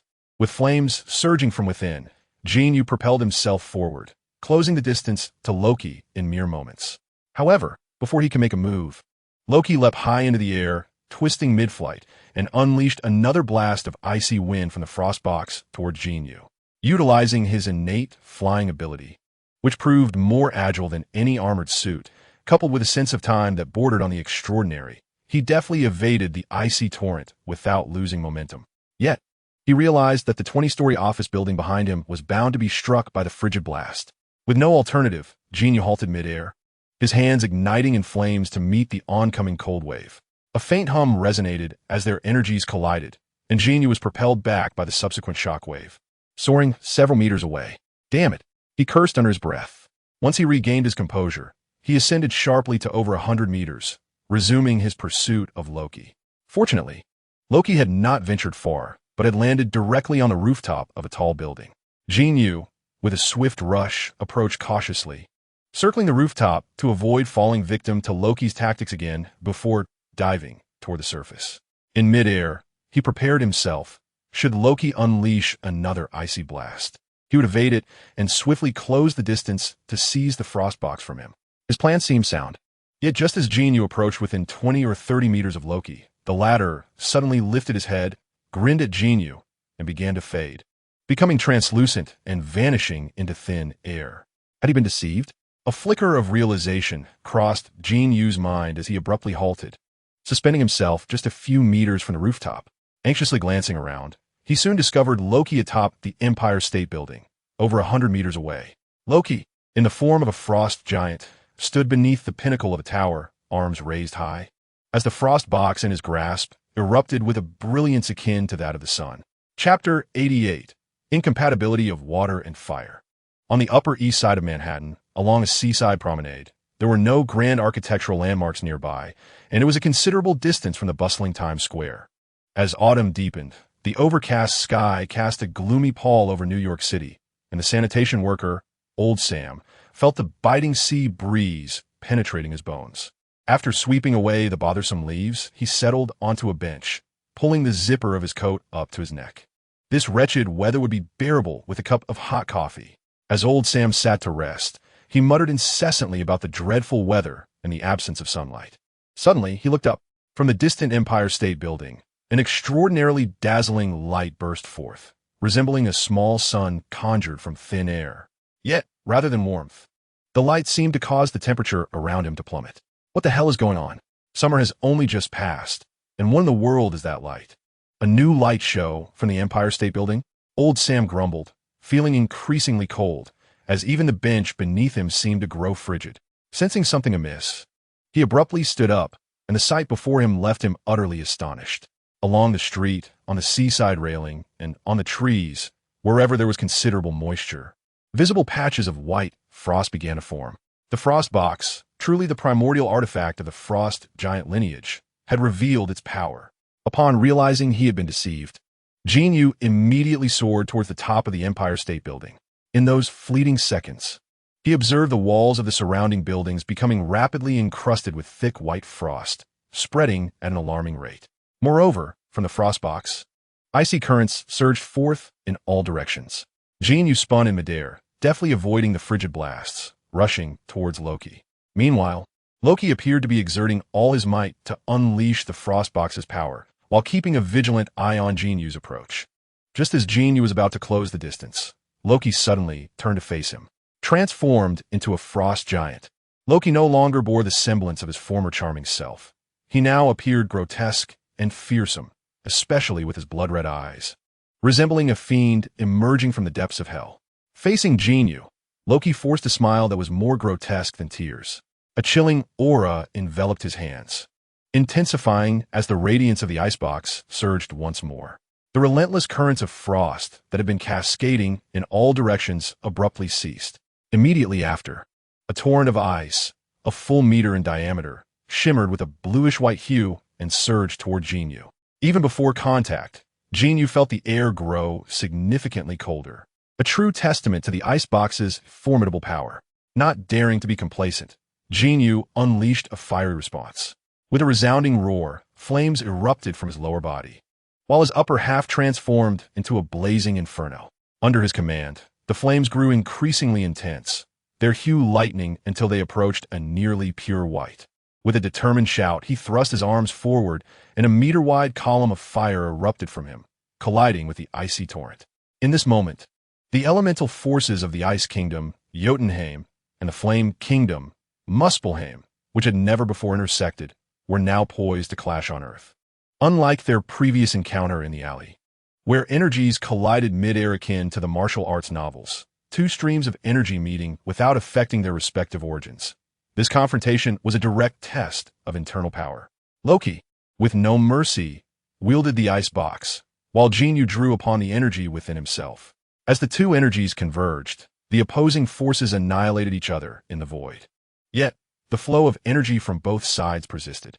Jin Yu could neither retreat nor relent, infused with the Kunlun mirror.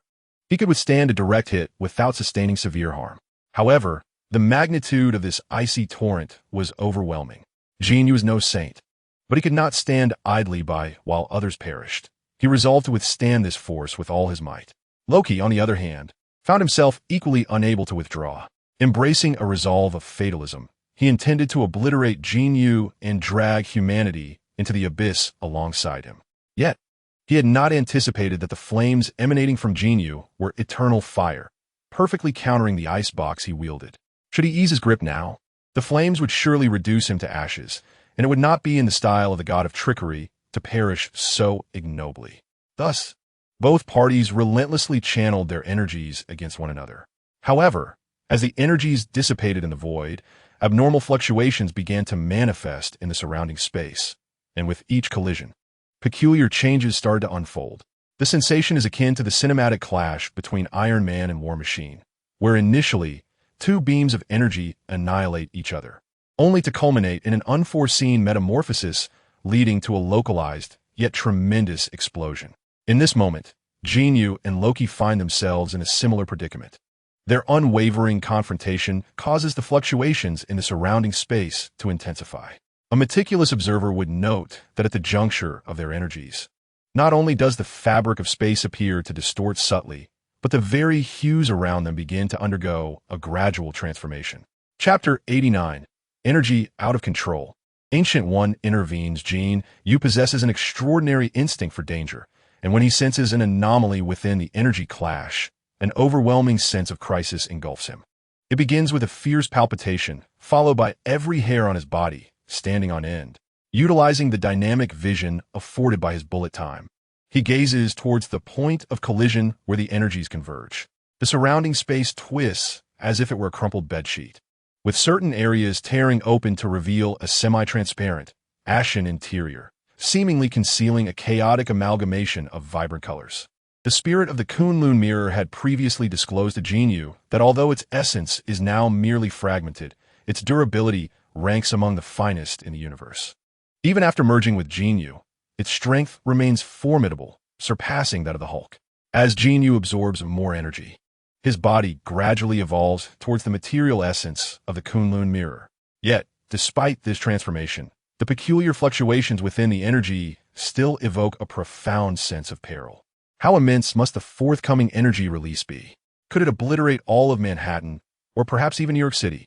Jin Yu is not like the current Loki, who regards humanity as mere insects, for beneath them lie hundreds, if not millions, of living souls. The notion of relinquishing resistance and braving the onslaught of Loki's icy arsenal fills him with trepidation. He senses that even if he withstands it, he may sustain injuries that could fail to thwart Loki's impending madness. What to do? Jin Yu finds himself ensnared in a quandary. Ancient One, Odin, if you two do not emerge soon, Loki shall meet his end, and so shall New York. In his heart, Jin Yu fervently implores. They say when the sky falls, someone tall must bear the burden. Yet the two tallest figures in the earthly camp are nowhere to be seen, leaving him in a state of profound frustration. He hears a rumor of a monster appearing in the city. What is the current situation, my friend? Instead of the anticipated appearances of the Ancient One and Odin, Jin Yu's miniature earpiece activates, and Tony's voice resonates within. No sooner had he spoken than Jin Yu perceives a sound slicing through the air from a distance. A figure rapidly approaching from the sky. At last, I have never longed for your presence as fervently as I do now, Tony. You arrived just in time. The energy is on the brink of losing control, and I need you to interrupt his incantation, Tony. As reinforcements arrived, a glimmer of joy illuminated Jin Yu's face.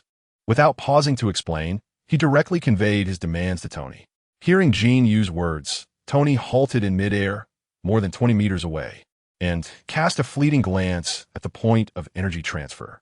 Though he discerned little, an instinctive awareness of the imminent danger seized him.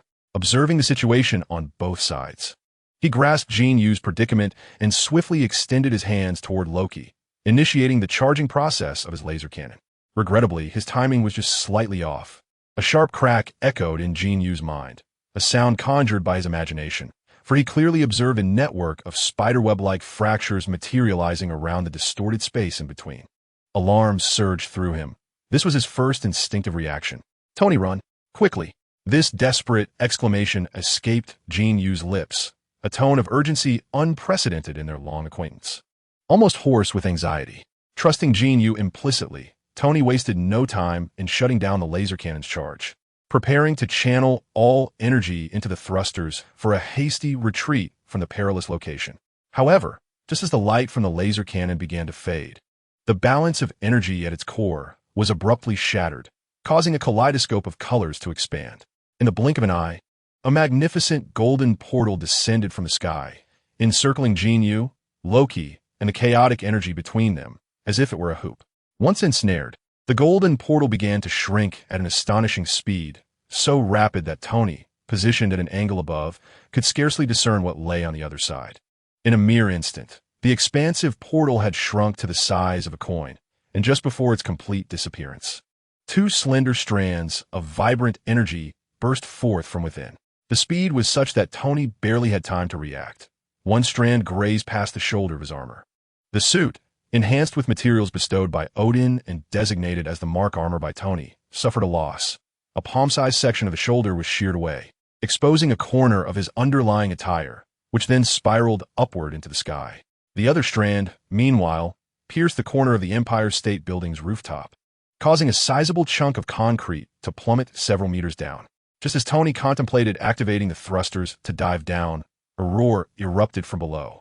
A massive green figure sprang up from the ground, seizing the falling concrete midair and landing atop the platform, encircling the Empire State Building. In the sky, the two slender strands of energy vanished into the distance, leaving Tony and the transformed Bruce Banner to witness silent shockwaves erupting above New York, swiftly tearing through layers of ominous clouds. In an instant, the entire city of New York basked under a clear sky. Tony and the Hulk stood bewildered atop the Empire State Building. Such remarkable power emanated from two mere strands of energy. But what a Jin Yu! Jin Yu scarcely had time to react when a flash of brilliance transformed the surroundings into a desolate wasteland. In the center, a kaleidoscopic radiance had fully expanded, and before Jin Yu appeared a resplendent magical energy shield, unmistakably summoned by the Ancient One. Before Jin Yu could utter a word, he heard the Ancient One command, "Go." Once more, the light flickered, and Jin Yu found himself in Asgard. Across the Rainbow Bridge stood the temple guarded by Heimdall. Above the temple, the tip of the Rainbow Bridge emitted a cascade of vibrant energy directed skyward, its destination unknown. Jin Yu faintly recalled glimpsing the emergence of the Rainbow Bridge through the explosive radiance just before being brought here by the Ancient One. The energy of the Rainbow Bridge was swiftly retracting, all light being drawn back from some distant horizon into the temple. Finally, the multicolored brilliance within the temple surged, and Jin Yu, along with the Ancient One, stood face to face with that familiar, resplendent light as it erupted, enveloping the entire temple and a substantial portion of the Rainbow Bridge. Within the radiance, a golden protective dome shielded the three, tearing through the center of the vibrant explosion and hurtling directly towards Jin Yu and the Ancient One. It was Odin, with Heimdall in his left hand and the barely conscious Loki restored to his normal state in his right. Chapter 90. Causality. It appeared that the Ancient One had directly transported the uncontrollable energy field, along with Jin Yu and Loki, from Earth to another realm. Subsequently, both Odin and the Ancient One intervened, each taking one of them to Asgard. However, the speed of the Rainbow Bridge was significantly slower than the Ancient One's portal, trailing behind with a lingering wave of explosive aftermath. What was the magnitude of this residual explosion? To put it plainly, the Rainbow Temple was utterly devastated, and the section of the Rainbow Bridge adjacent to the temple had completely shattered and vanished. In the endless sea, colossal waves surged violently, yet were quelled by the combined efforts of Odin and the Ancient One. To be candid, the tumult of the day left Jin Yu somewhat shaken. Who could have anticipated that a confrontation with Loki would escalate into such monumental chaos? Although upon reflection, he recognized that Loki's uncontrollable state was likely influenced by multiple factors. He nonetheless felt himself to be the catalyst.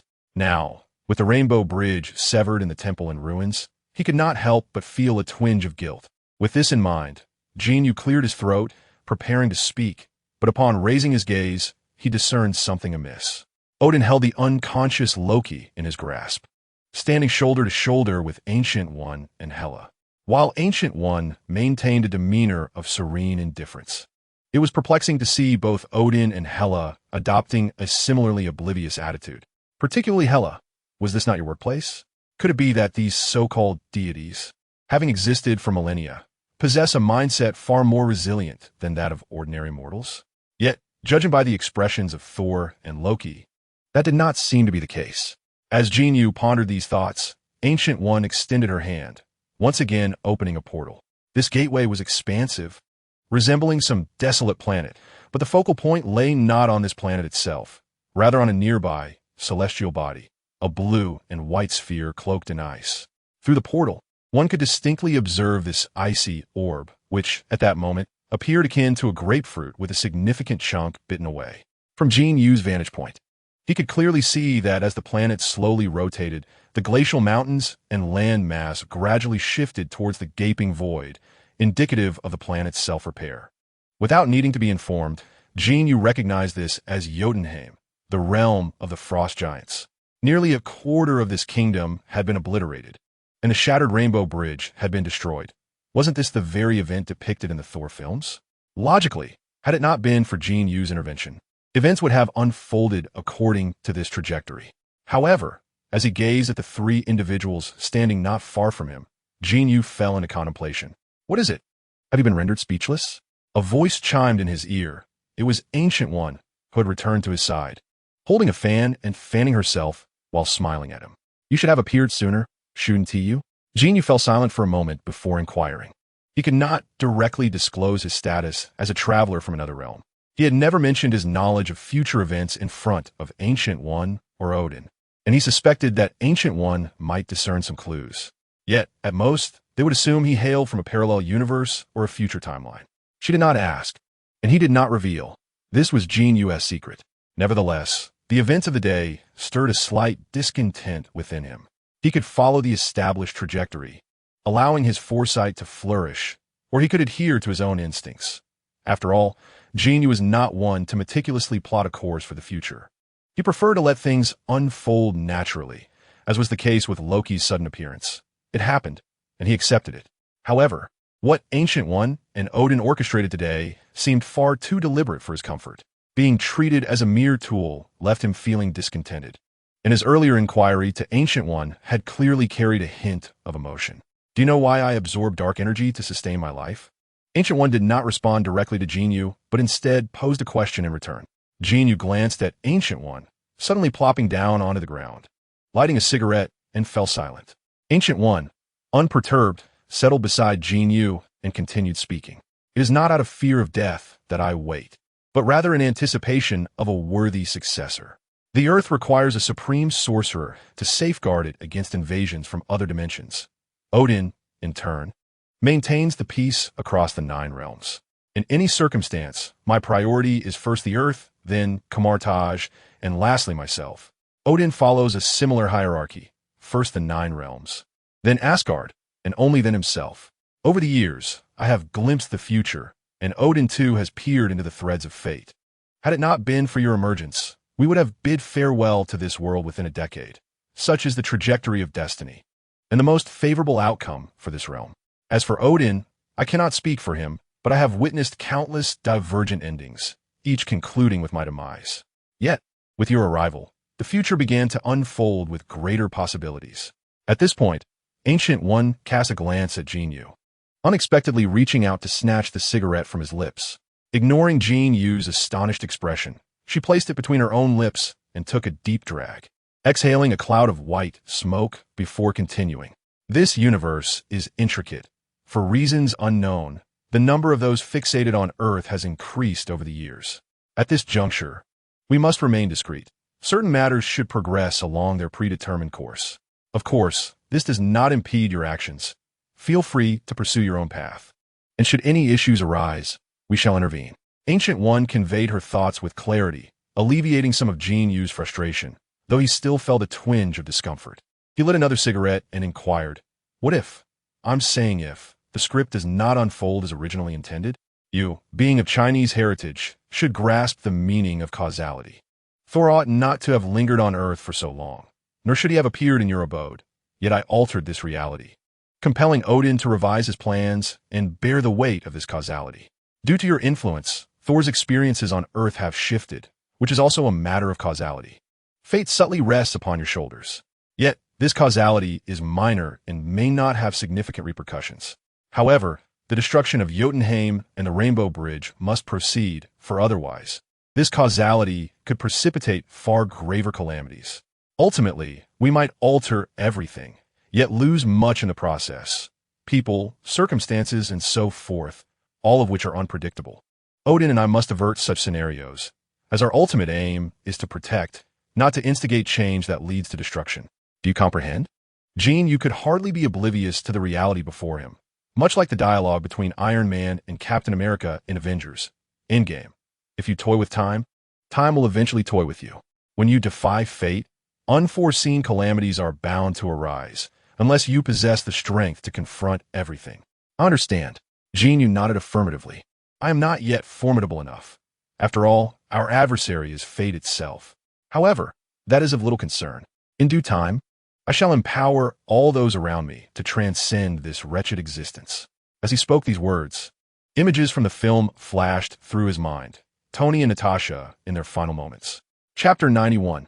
You cannot control us, damn it. Enlightened, Jin Yu suddenly succumbed to a moment of youthful exuberance, rising to his feet and defiantly gesturing a middle finger toward the sky. Loki. His outburst was met with Odin's fervent cry. The unexpected events in New York reached a semblance of closure, as everything, under the deliberate orchestration of Odin and the Ancient One, began to revert to its original course. Even Loki, upon regaining consciousness, engaged in a father-son dialogue with Odin by the edge of the broken bridge, culminating in a conclusion akin to that of the film, where Loki ultimately leapt into the boundless sea, plunging into the chaotic currents created by the shattered Rainbow Bridge. Yet, Jin Yu remained unaware of whether Loki would, like in the movie, be rescued by Thanos, leading to yet another epic confrontation in New York. He mused that perhaps there would be some alterations from the film's narrative. Jin Yu, I remind you, Mr. Jin Yu. A voice, accompanied by the vigorous pounding of a fist on the table, jolted Jin Yu back to reality. This was an inquiry directed at Jin Yu, Tony, and Bruce Banner.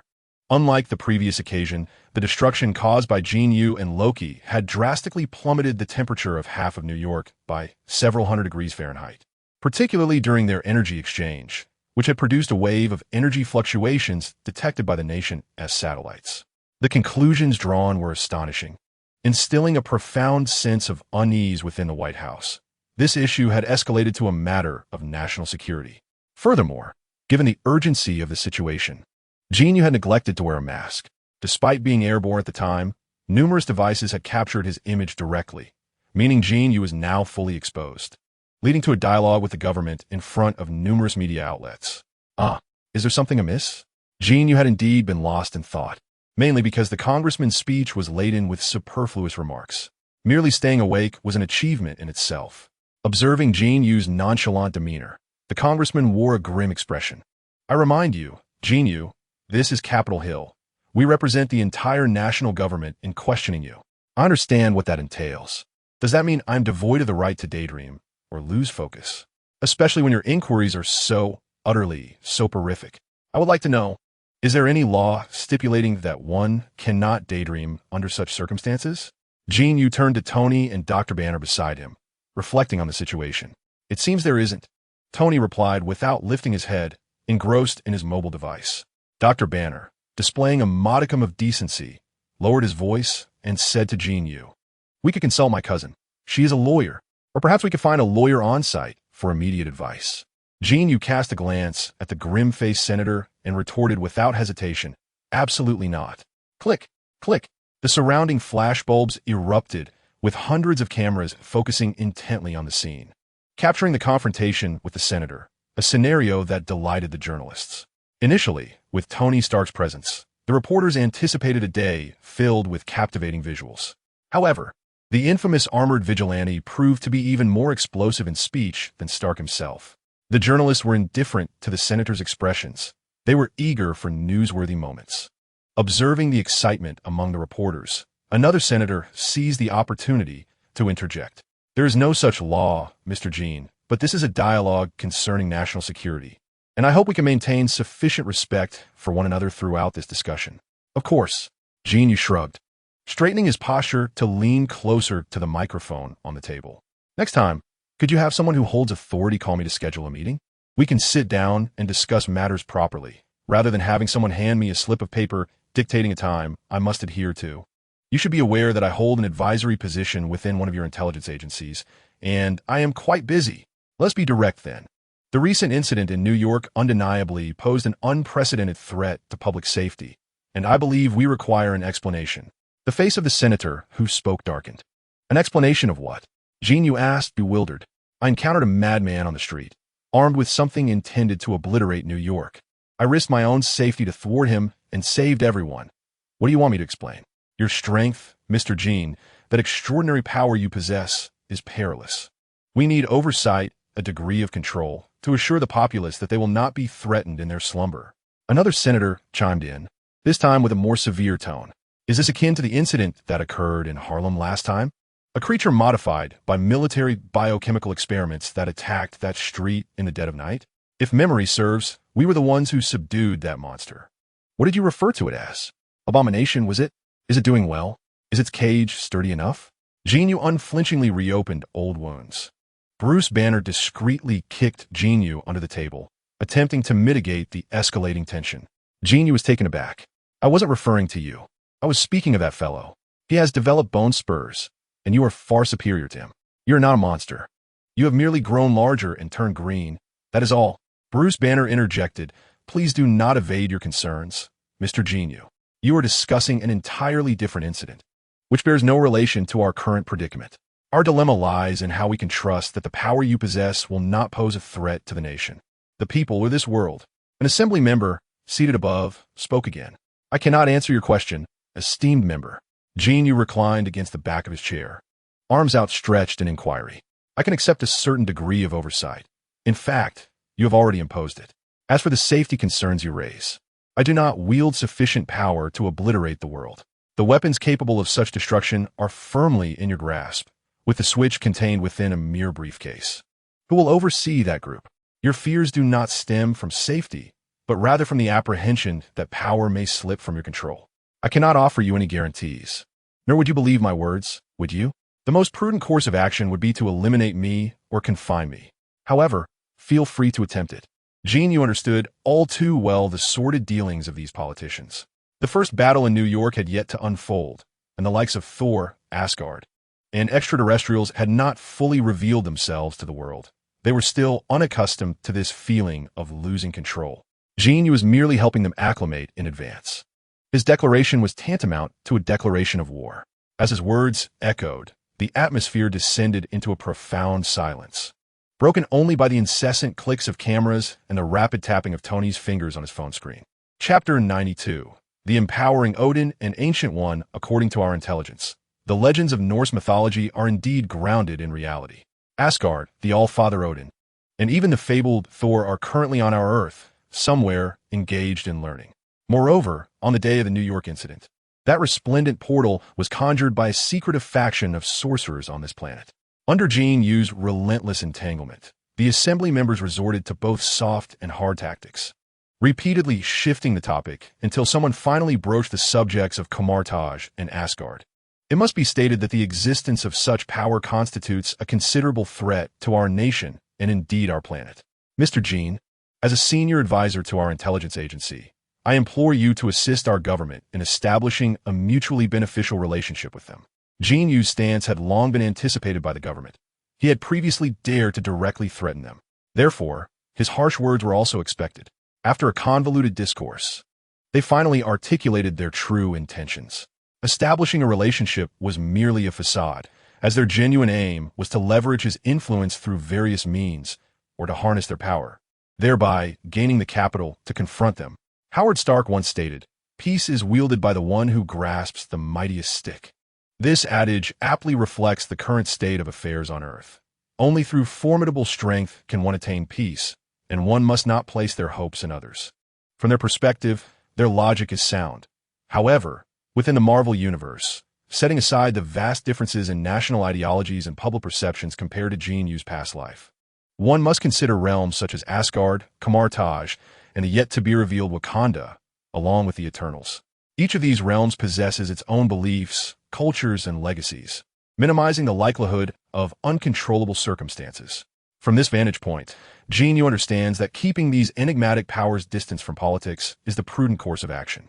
Thus, when the legislators unveiled their true intentions, Jin Yu languidly rolled his eyes and remarked, "Asgard has been allied with humanity since ancient times, a bond that has never faltered. They simply have no immediate plans to establish an official relationship with Earth or any of its nations. As for that sect of sorcerers, I am acquainted with their leader, but regrettably, they seem disinclined to engage with mainstream society." The last to speak was a female legislator, seemingly in her 40s, a young and ambitious figure in her position. Upon hearing Jin Yu's words, she instinctively laughed. With a friendly demeanor, she replied, "Mr. Jin Yu, I hold great respect for your capabilities and admire your courage in the face of calamity. However, I fear you cannot singularly represent the stance of two organizations, particularly that of Asgard, the fabled realm of deities." After her statement, she regarded Jin Yu with a calm expression, her smile unwavering. Yet her eyes betrayed a hint of arrogance and mockery. Beyond her role as a legislator, she held a significant position within the Ministry of Foreign Affairs, an expert in diplomatic matters. Although she had never dealt with extraterrestrial entities, she firmly believed that the motivations behind interactions between all organizations were fundamentally the same, whether they be a corporation, a sect of sorcerers, or a nation of gods. Clearly, Asgard, having claimed to safeguard Earth for so long, must possess certain expectations regarding humanity, and she doubted that Jin Yu could do better than a nation in this regard. Thus, she was notably confident, observing Jin Yu with a smirk after posing her question. In truth, what Jin Yu said mattered little to her. Today's inquiry was being broadcast live. This was not merely an inquiry. It was a message to the sect of sorcerers in Asgard, conveying their desire for collaborative development. Regardless of Jin Yu's responses, she was convinced that as long as these entities relied on human society for survival or held particular expectations of Earth, they could not circumvent one of the planet's most formidable governments. It is this very confidence that instills in her a sense of anticipation regarding what Jin Yu might utter next. However, Jin Yu exhibits no intention of speaking.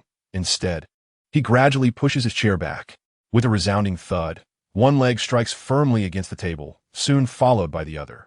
To her astonishment, Jin Yu reclines his chair, crossing his legs atop the table, and then, as if conjuring magic from thin air, produces a cigar, biting off its tip and spitting it onto the ground. With a snap of his fingers, a small flame ignites at his fingertips, lighting the cigar. He inhales deeply, exhaling a thick cloud of white smoke. The smile on the female legislator's face widens. To her, this is clearly a juvenile display of impotent rage, an attempt to salvage his dignity after being unable to answer the question posed. Even if he represents that sorcerer's faction, and even Asgard, it is all a jest. Just as she prepares to press her advantage and provoke Jin Yu further, a series of crackling sparks suddenly fills the air. The sound is so crisp that it captures the attention of everyone present, particularly as two dancing golden sparks materialize in the atmosphere. Between Jin Yu's table and that of the assembly members, two golden portals slowly unveil themselves. One reveals Odin, standing before the Grand Plaza outside the Golden Palace, flanked by numerous armored deities of Asgard. Odin himself is clad in resplendent golden armor, wielding the eternal spear, radiating a brilliant golden light. The other portal showcases the ancient sorcerer, standing against a backdrop of towering snow-capped mountains, with hundreds of sorcerers from Kamartaj practicing various spells, their hands aglow with golden light. Oh dear God, this is the legendary Asgard. This is the All-Father Odin, and there stands the enigmatic sorcerer, with the Himalayas behind them. Most of those present are mere mortals, unaccustomed to such a spectacle. As reporters frantically direct their cameras towards the portals, the sound of shutters clicking incessantly. Even the previously pretentious legislators now wear expressions of shock, their gazes fixed in awe upon the other side of the portals. Asgard has long been an ally of Earth. Millennia ago, we assisted in repelling the Frost Giant's assault, a truth that shall remain unchanged. However, we have no desire for excessive engagement with Earth's political factions. Jin Yu is my brother, the Prince of Asgard, wielding authority second only to mine. His words on Earth carry the full weight of Asgard's stance, representing the will of me, the All-Father Odin. As Odin raised the eternal spear high, the Asgardian deities and warriors behind him also brandished their weapons, unleashing streams of golden energy that soared into the heavens. Subsequently, the portal slowly closed amidst a cascade of golden light, providing no opportunity for dialogue. After Odin's proclamation, the Ancient One promptly spoke, her countenance adorned with an ethereal smile as she addressed the assembly. We, the Kamartaj, have clandestinely endured for millennia. Our existence is solely to safeguard Earth from the perturbations of beings from other dimensions. We shall not engage with any political factions of the mundane world. Jin Yu stands as our only ally in the outside realm, united with us in our shared objective of world protection. As for your government, focus on your duties and refrain from encroaching upon our domain. We neither desire nor require any form of interaction. The Ancient One, lacking Odin's embellishments, spoke with remarkable clarity and directness. With that, the portal closed decisively, affording no further opportunity for discussion. The journalists were ablaze with excitement.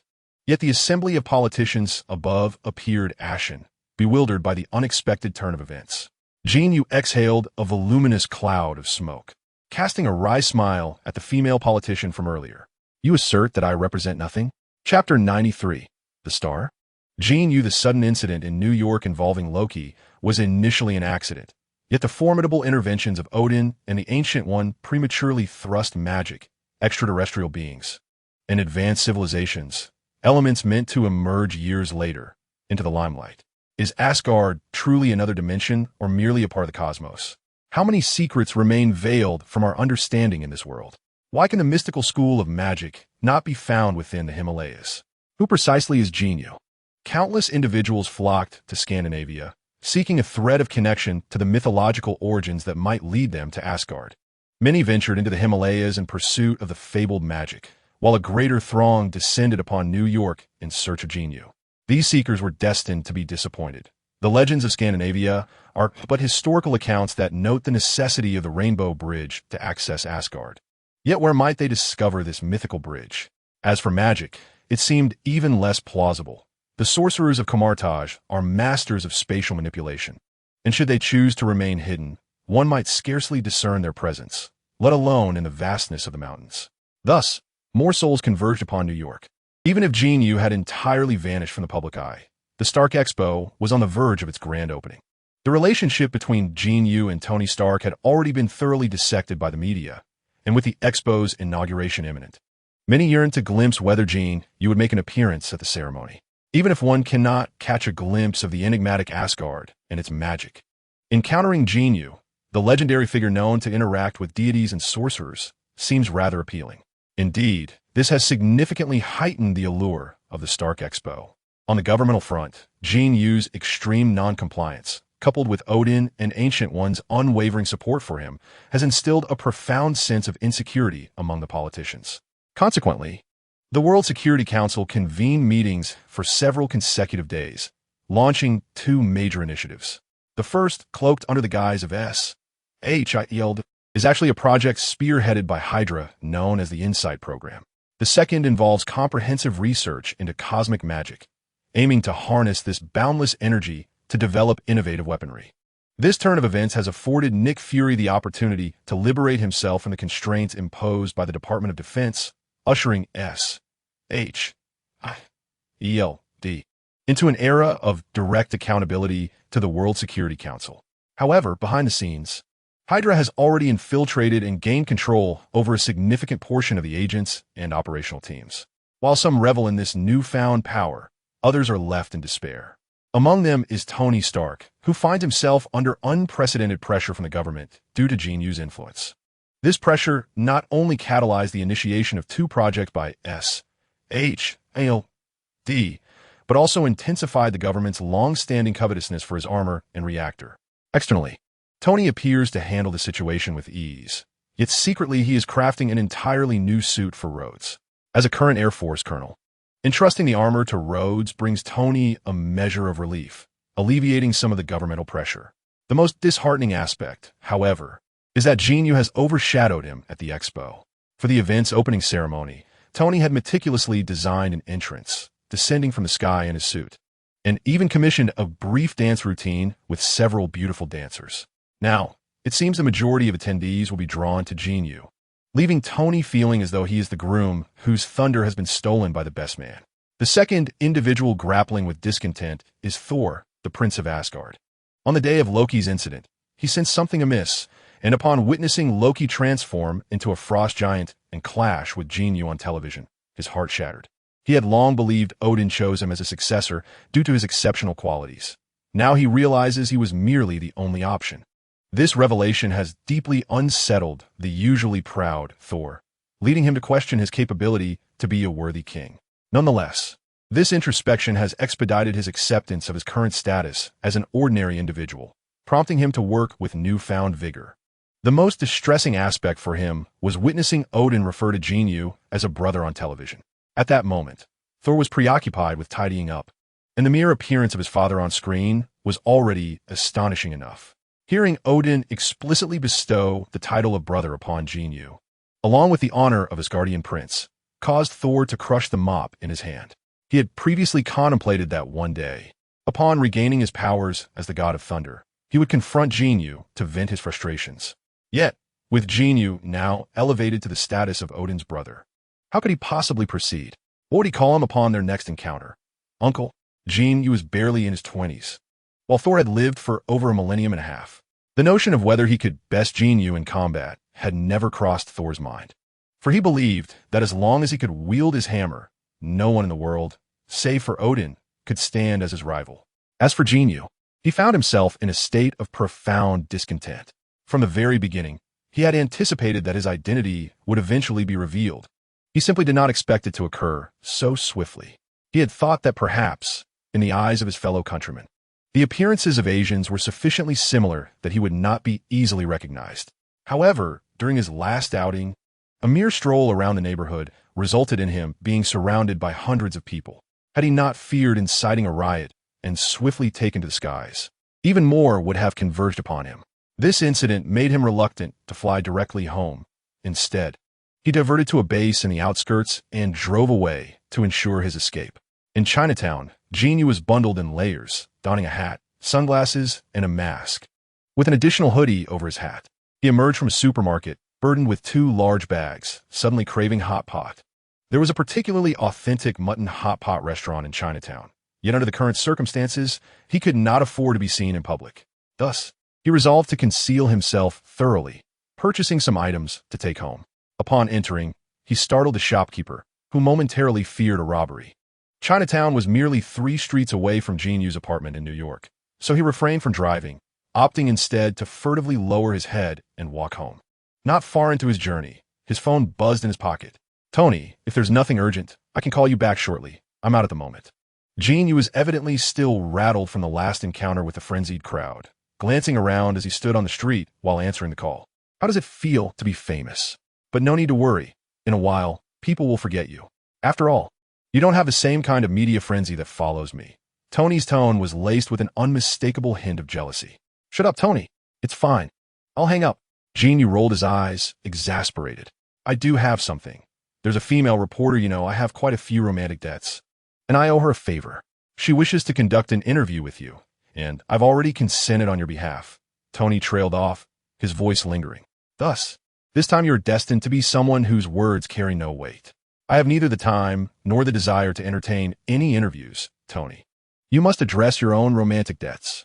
After Jin Yu concluded, she was about to hang up the phone, but Tony anticipated this moment and promptly shouted into the receiver.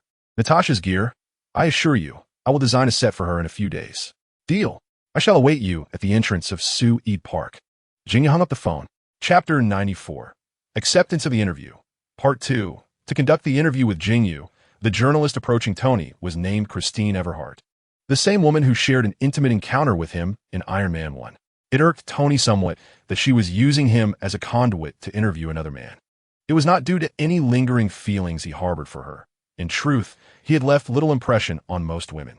This reporter had merely provided him with photographs of terrorists in Afghanistan wielding weapons manufactured by his company.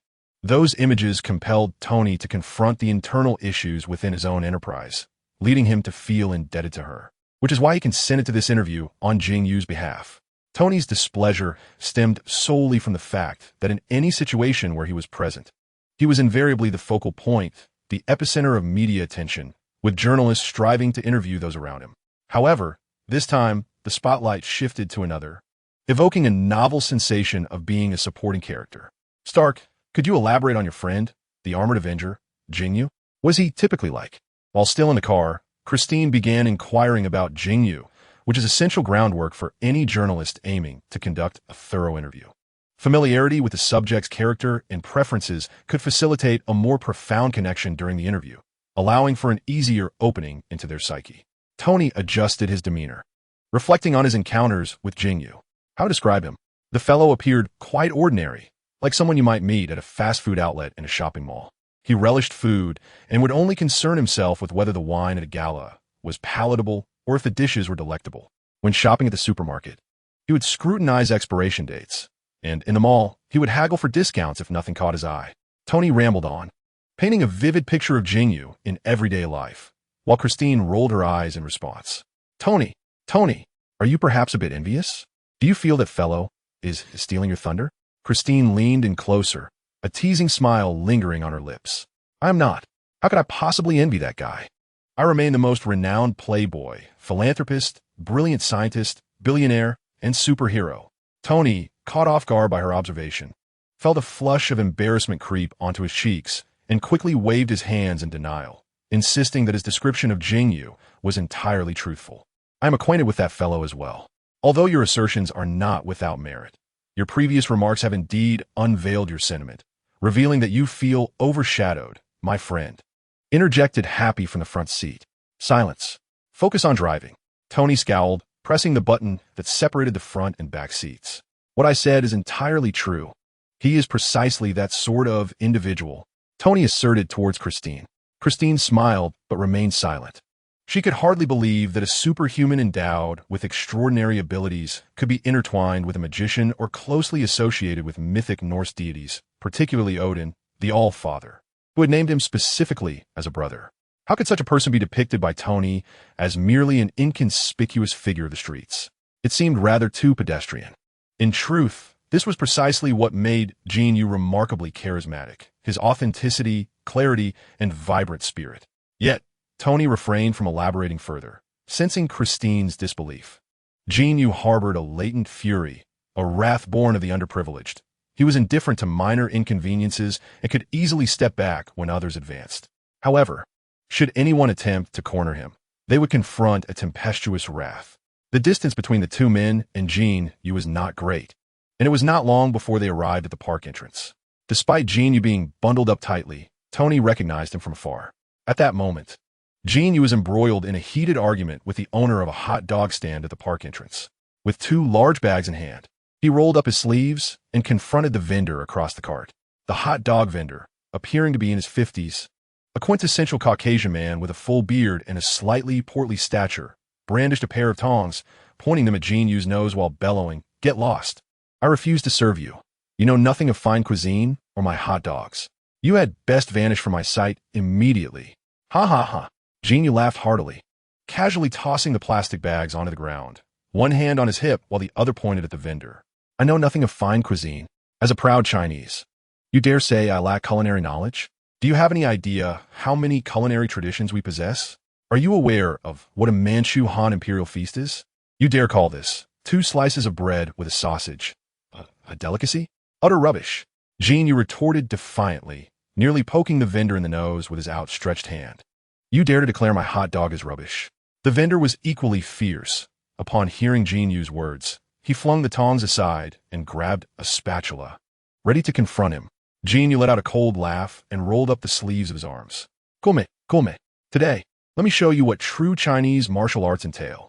When Tony and the others arrived, they were met with an astonishing scene, particularly for Christine, who had initially dismissed Tony's claims as mere nonsense. However, it now appeared that Jin Yu was even more audacious than Tony had described. I believe you were right. I now trust your words, Christine exclaimed, dumbfounded as she watched Jin Yu roll up his sleeves, preparing to engage in a brawl with an ordinary person. Realizing that no one was responding to her, she turned to Tony, only to find that he and Happy had already charged forward. Tony grasped Jin Yu, while Happy had thrown his arms around the vendor. Enough of the noise. Listen to me. How many hot dogs do you have left in the car? I'll buy them all at double the price. Just stop the commotion. Tony shouted towards the vendor. My hot dogs are only for those who appreciate them. I want tea sell to someone who cannot recognize their worth. Just because you have money doesn't tea mean you're special. I recognize you, Tony Stark. Your friend is quite the jerk. The vendor, stubborn as ever, acknowledged Tony but showed him no respect, swinging his spatula even more vigorously. A jerk is still better than someone like you, who considers garbage to be gourmet. Hot dogs are trash to begin with, and your so-called special mustard is absolute nonsense. Jin Yu exclaimed, pushing Tony away. Let me see what he dares to do. Hey, go ahead and smash your spatula over here. You son of a... His bravado was more reminiscent of a street thug than a superhero. Tony's expression darkened as he exchanged a glance with Happy, signaling him to handle the situation. He pulled Jin Yu toward the car. Damn it. I'm accompanied by a reporter. I don't want tomorrow's headlines to read about Tony Stark clashing with a street hot dog vendor. Rest assured, even if I were to write about it, the focus would surely be on Jin Yu, the armored ruffian, the king proclaimed by Odin himself. clashing with a mere vendor on the streets. Unfortunately, I didn't manage to capture the moment. Christine's voice drifted in, as she seemed to have regained her composure. Tony's expression darkened further. With no suitable place nearby, and being close to Jin Yu's home, the group made their way there. In the rooftop lounge area, they settled on the sofa, while Jin Yu retrieved a few bottles of soda from the refrigerator. Mr. Jin Yu, may I inquire about what transpired earlier? I mean, regarding that hot dog cart. Christine could not contain her curiosity as she sat down. Oh, it's quite simple. Jin Yu sipped his soda and replied indignantly. I was waiting at the door for you all, feeling a bit hungry. I intended to buy a hot dog to tide me over. Just as it was ready, the vendor asked me what sauce I wanted. I inquired about the available options, and he listed ketchup, mayonnaise, and mustard. I certainly want ketchup. Who on earth puts mustard on a hot dog? That's utterly bizarre, he exclaimed. To my surprise, he became instantly irate, insisting that hot dogs and mustard were a perfect match. He allowed me the choice of ketchup, but demanded an apology for tarnishing his homemade mustard. Otherwise, he would refuse to sell to me. What absurdity! Apologizing to him for his mustard, when it is the very act of putting mustard on a hot dog that seems deranged. As Jin Yu spoke, he downed a fizzy drink in one go, effortlessly crushing the can into a disc with one hand, clearly still brimming with resentment. Ahem. Well then, Kristen forced herself to adjust to the entirely different Jin Yu before clearing her throat to pose a question. If, hypothetically, we hadn't arrived, would you truly have confronted him? Kristen blinked her large eyes, aware that her question was fraught with implications, particularly concerning the heated public safety debates surrounding Jin Yu. It would depend on him. If he were to lay a hand on me, I would hang him from a tree in the park, making him watch as I slathered thick layers of ketchup on all his hot dogs. Ha ha ha. As Jin Yu elaborated, he vividly imagined the scene. The hot dog vendor surely had a touch of obsessive-compulsive disorder, if truly suspended from a tree. Witnessing his hot dogs being drenched in ketchup would likely infuriate him to no end. Kristen was taken aback by Jin Yu's response and, after a moment's contemplation, asked again, Before meeting you, I could hardly envision you preparing to argue with a hot dog vendor. Frankly, you are now one of the most renowned individuals in the world. A superhero who has saved New York City. Surely, you shouldn't be engaging in conflict with a hot dog vendor. Despite having previously conversed with Tony and witnessing Jin Yu's altercation firsthand, a hint of disbelief lingered in Kristen's words. Is there a problem? Jin Yu replied, shrugging nonchalantly, his expression indifferent. Or do you believe that a superhero who saved New York is inherently superior to a hot dog vendor? That's not what I mean, Mr. Jin Yu. I simply think that as a superhero, having saved New York and being the father of gods, second only to the king of Asgard, Kristen paused, contemplating the most fitting words to express her thoughts. Shouldn't you be elevated above? Or at least extend a sweet smile to every individual at the bottom of the social hierarchy, much like those politicians campaigning for presidency, presenting flawless smiles as if genuinely caring for the populace. Do you believe that those in power should act in such a manner? Or that someone like me ought not to engage with them? That would imply an internal belief of oneself as a person of importance. Such smiles are profoundly insincere, are they not? While professing that everyone is equal, the moment you entertain the notion of being above conflict with others, you have, in truth, placed yourself in an unequal position relative to them. Jin Yu's words rendered Christine speechless. Even Tony, who stood nearby, fell into contemplation. In reality, there is little distinction between a hot dog vendor and a savior of New York. I merely happened upon a madman intent on destroying the city and fortuitously possessed the ability to thwart him. Had the hot dog vendor been in my place, I assure you, he would have acted as well.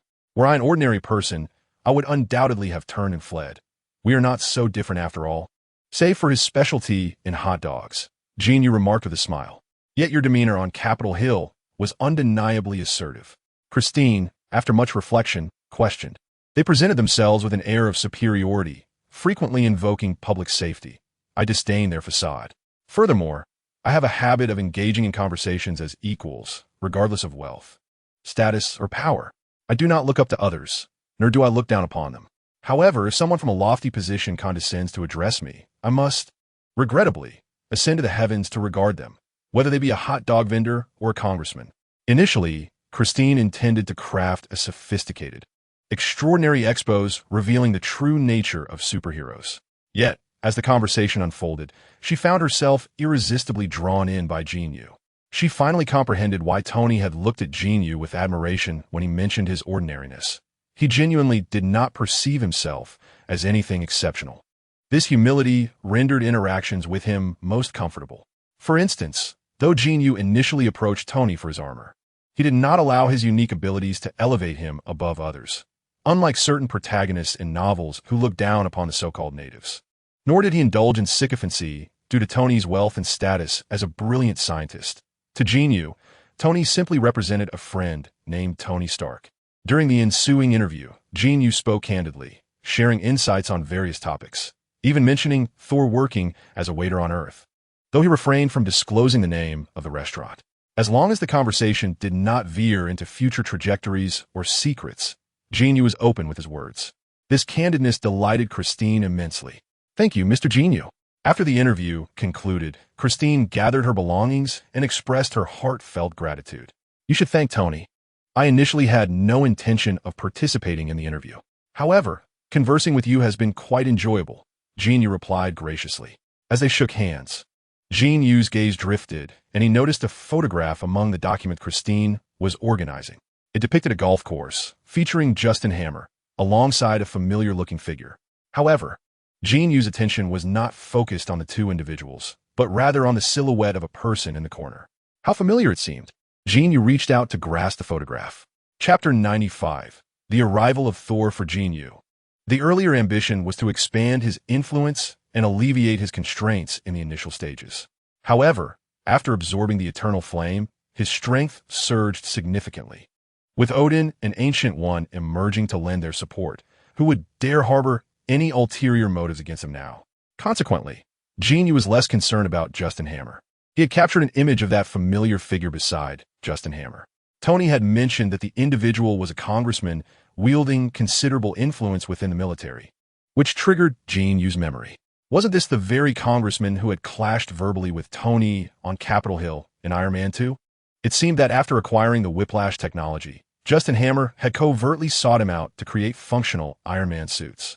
This would not only undermine Tony, but also bring the congressman forth to represent the military in signing a procurement contract with Hammer Industries. Later, when Hammer was imprisoned, it did not affect the congressman, but during Captain America 2, as Hydra and S.H.L. were simultaneously dismantled by Captain America, it was revealed that this congressman was a high-ranking member of Hydra, ultimately leading to his arrest by the government. Now, like in the film, the Whiplash technology remained with Hammer, and it seemed there was a glimmer of progress in the creation of battlesuits. Justin Hammer must have arranged a meeting with this congressman to discuss military procurement matters. As for that familiar silhouette, Jin Yu pondered for a long time without recollecting it, eventually dismissing the matter. With secular forces exerting almost no constraints on him now, he felt little concern about potential troubles arising. Yet, while Jin Yu did not regard Justin Hammer with much gravity, he was taken aback when Hammer sought him out proactively. During this period, Hammer had indeed invested considerable effort. The human meridian diagrams left by Jin Yu were memorized thoroughly. However, he struggled to comprehend the two manuals Jin Yu had provided. Although he had consulted several teachers from Huaxia who could interpret the words literally, he could not find a coherent way to integrate them with cultivation or the human meridian diagrams. During this time, Justin Hammer had entertained doubts regarding whether Jin Yu harbored ulterior motives or had deceived him. However, with the recent emergence of Odin and the Ancient One, Jin Yu's status had transcended the societal framework, prompting Hammer to swiftly discard such thoughts. How could a being of divine caliber possibly engage in deceit? Indeed, the resources Hammer possessed had become somewhat trivial to Jin Yu, yet he could not dismiss what was offered to him. Lacking financial need did not equate to turning away opportunities. Moreover, Justin Hammer had effectively placed himself in Jin Yu's hands. Upon receiving a call from Justin Hammer, his tone was imbued with a newfound respect, in stark contrast to previous encounters. After exchanging pleasantries with Jin Yu for an extended period, he hesitantly broached the subject of his training shortcomings, expressing a desire for Jin Yu to spare some time to offer his guidance. His words were laced with caution, as if he feared Jin Yu might think poorly of him. Jin Yu found amusement in this, promptly declining Hammer's request for someone to fetch him and instead suggesting a time for him to visit. He was also curious about the recent antics of the duo, Whip and Luck. However, as soon as Jin Yu stepped outside, he encountered Thor, who was loitering near his door. It had been some time since they last met. Thor's hair had grown slightly longer, still disheveled and unruly like a bird's nest. But it was a marked improvement from when Jin Yu had once cut it with a kitchen knife. His beard had also made a reappearance.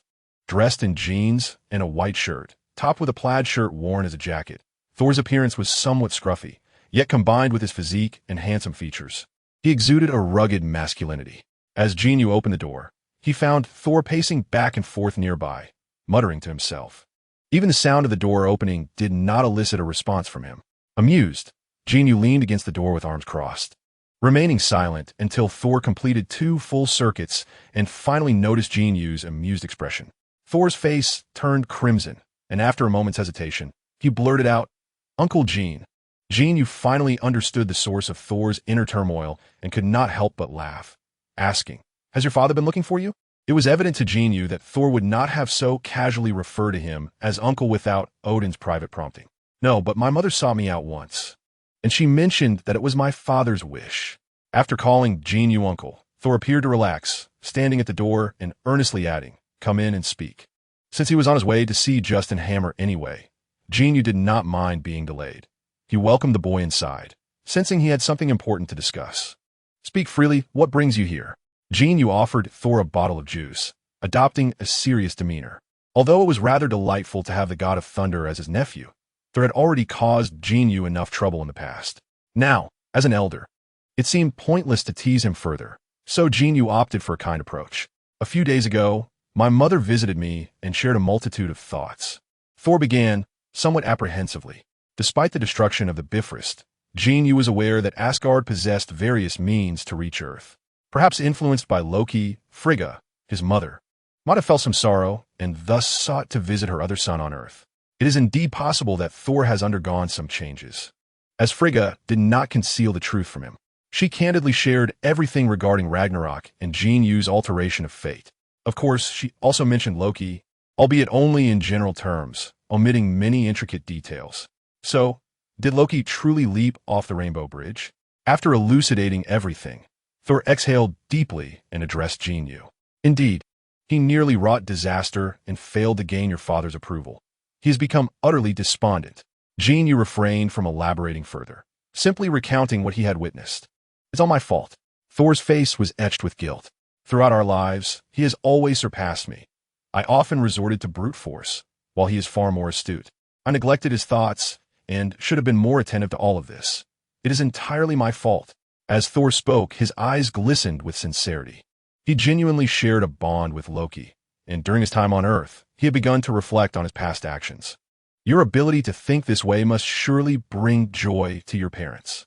Jin Yu nodded in satisfaction, adopting a demeanor befitting an elder. Chapter 96. A visit for instruction indeed.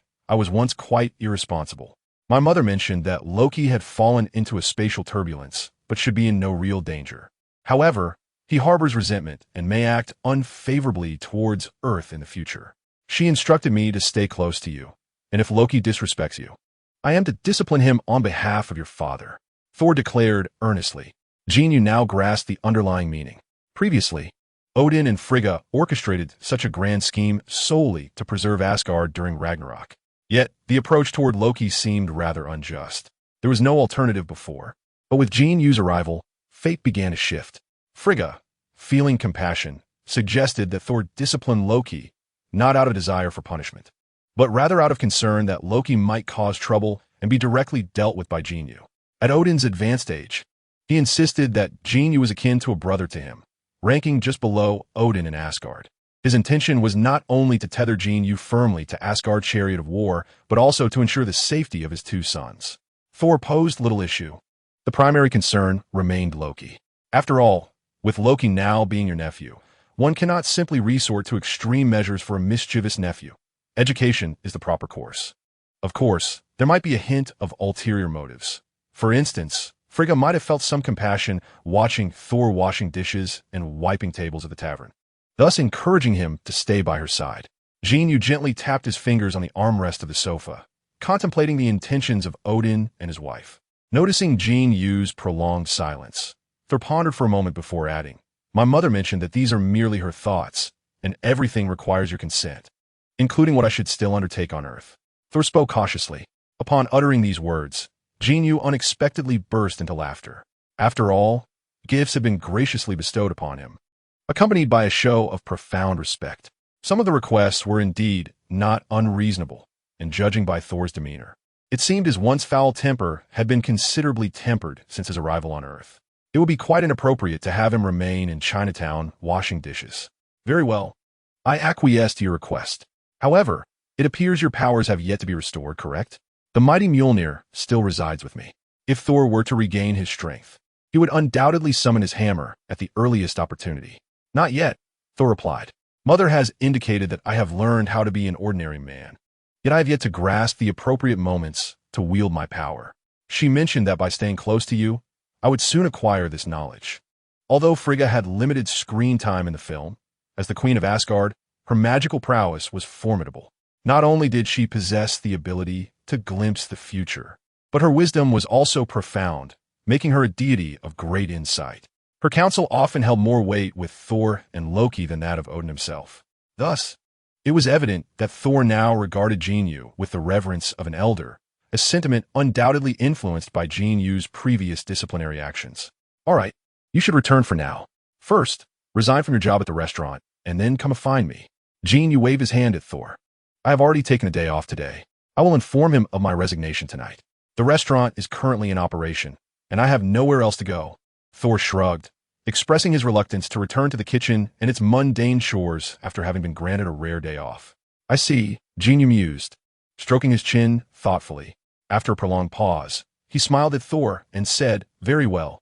I happen to be heading to a particular place. You shall accompany me, but you must cooperate fully. Come here. Jin Yu wore a peculiar grin as he pulled Thor aside and offered extensive instructions. Hammer Industries, like many prominent corporations, boasted its own towering edifice in Manhattan, New York. This location served not only as the administrative hub of Hammer Industries, but also housed an expansive underground space. Beyond functioning as a temporary warehouse, it contained a fully equipped research and development laboratory. Occasionally, new weapon prototypes were crafted here, undergoing preliminary tests before being dispatched to the military. Upon successful evaluation, should the military express interest, these weapons would be handed over to factories for mass production. However, since the arrival of Whiplash, this facility had transformed into a clandestine center for the development of battle armor and reactors. Justin Hammer, in a bid to ensure his company made a resounding impact while safeguarding secrets, had dismissed all original personnel, retaining only his private security to oversee Whiplash's relentless work on crafting armor day and night. As Jin Yu entered with Thor, he was greeted by the sight of numerous mechas of various models arranged around the room. However, these mechas resembled solid robots, rather than the wearable battle armor designed by Tony. It seemed apparent that you were entirely focused on Tony, resolutely intent on creating an army of armored suits. Observing the multitude of mechas, Jin Yu approached one and gave it a gentle tap, saying, I hope I'm not causing you any embarrassment. These are designed by scientists from our previous company, and they are quite remarkable. Unfortunately, they lack suitable energy sources. But thankfully, you have sent us Ivan Vanko. Justin Hammer surprisingly spoke in rudimentary Mandarin, despite his unusual intonation and imperfect pronunciation.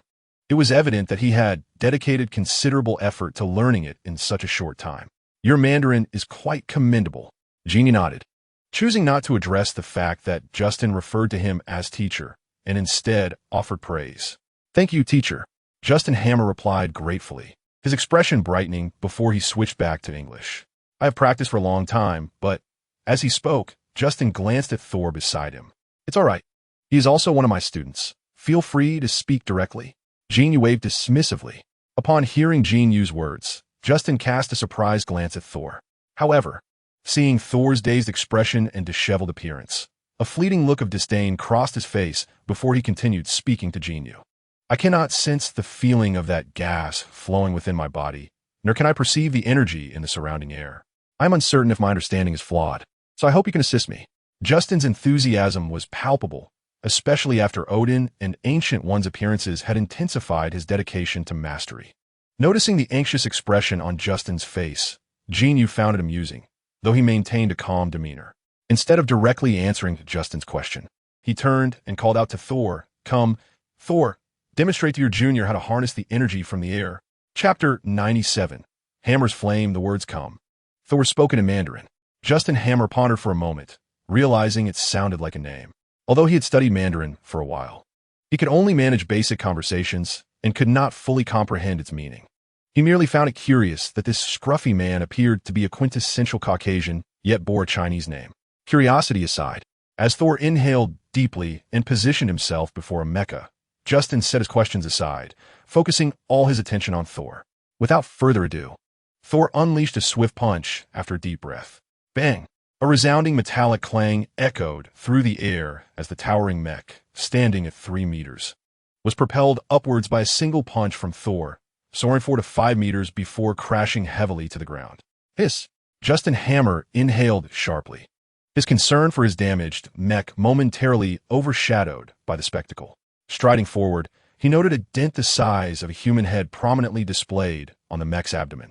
Turning his gaze back to Thor's hand, he was astonished to see it unscathed, devoid of even the slightest abrasion. This was indeed remarkable. Despite the fact that this batch of mechs had been mass-produced and did not boast the high-end materials characteristic of Tony Stark's armor, they were nonetheless constructed from military-grade alloys. Even with a heavy Gatling gun unleashing thousands of rounds, one could expect only a few minor dents, let alone have a punch send a 1,000-kilogram mech flying several meters away. What kind of strength was required for such a feat? Little did he know, this was merely the baseline capability of a typical Asgardian. Habitually analyzing the data in his mind, Justin turned to Jin Yu, inquiring, "How long has he been training under you?" Jin Yu smiled faintly, lighting a cigarette as he gazed nonchalantly at Thor. Understanding Jin Yu's intent, Thor addressed Justin in a deep, resonant voice. "I have been studying with my teacher for a month now. He says my talent is lacking, and I can only hope to possess a strength of a few tons and an above-average physical prowess. This is the pinnacle of my current achievements." After uttering these words, Thor let out a soft sigh, turning away in silence. Thor's sincerity was palpable. He neither lied nor acted. Observing Justin Hammer's astonished expression, he suppressed the urge to laugh. However, to Justin, Thor's admission conveyed an overwhelming sense of sorrow.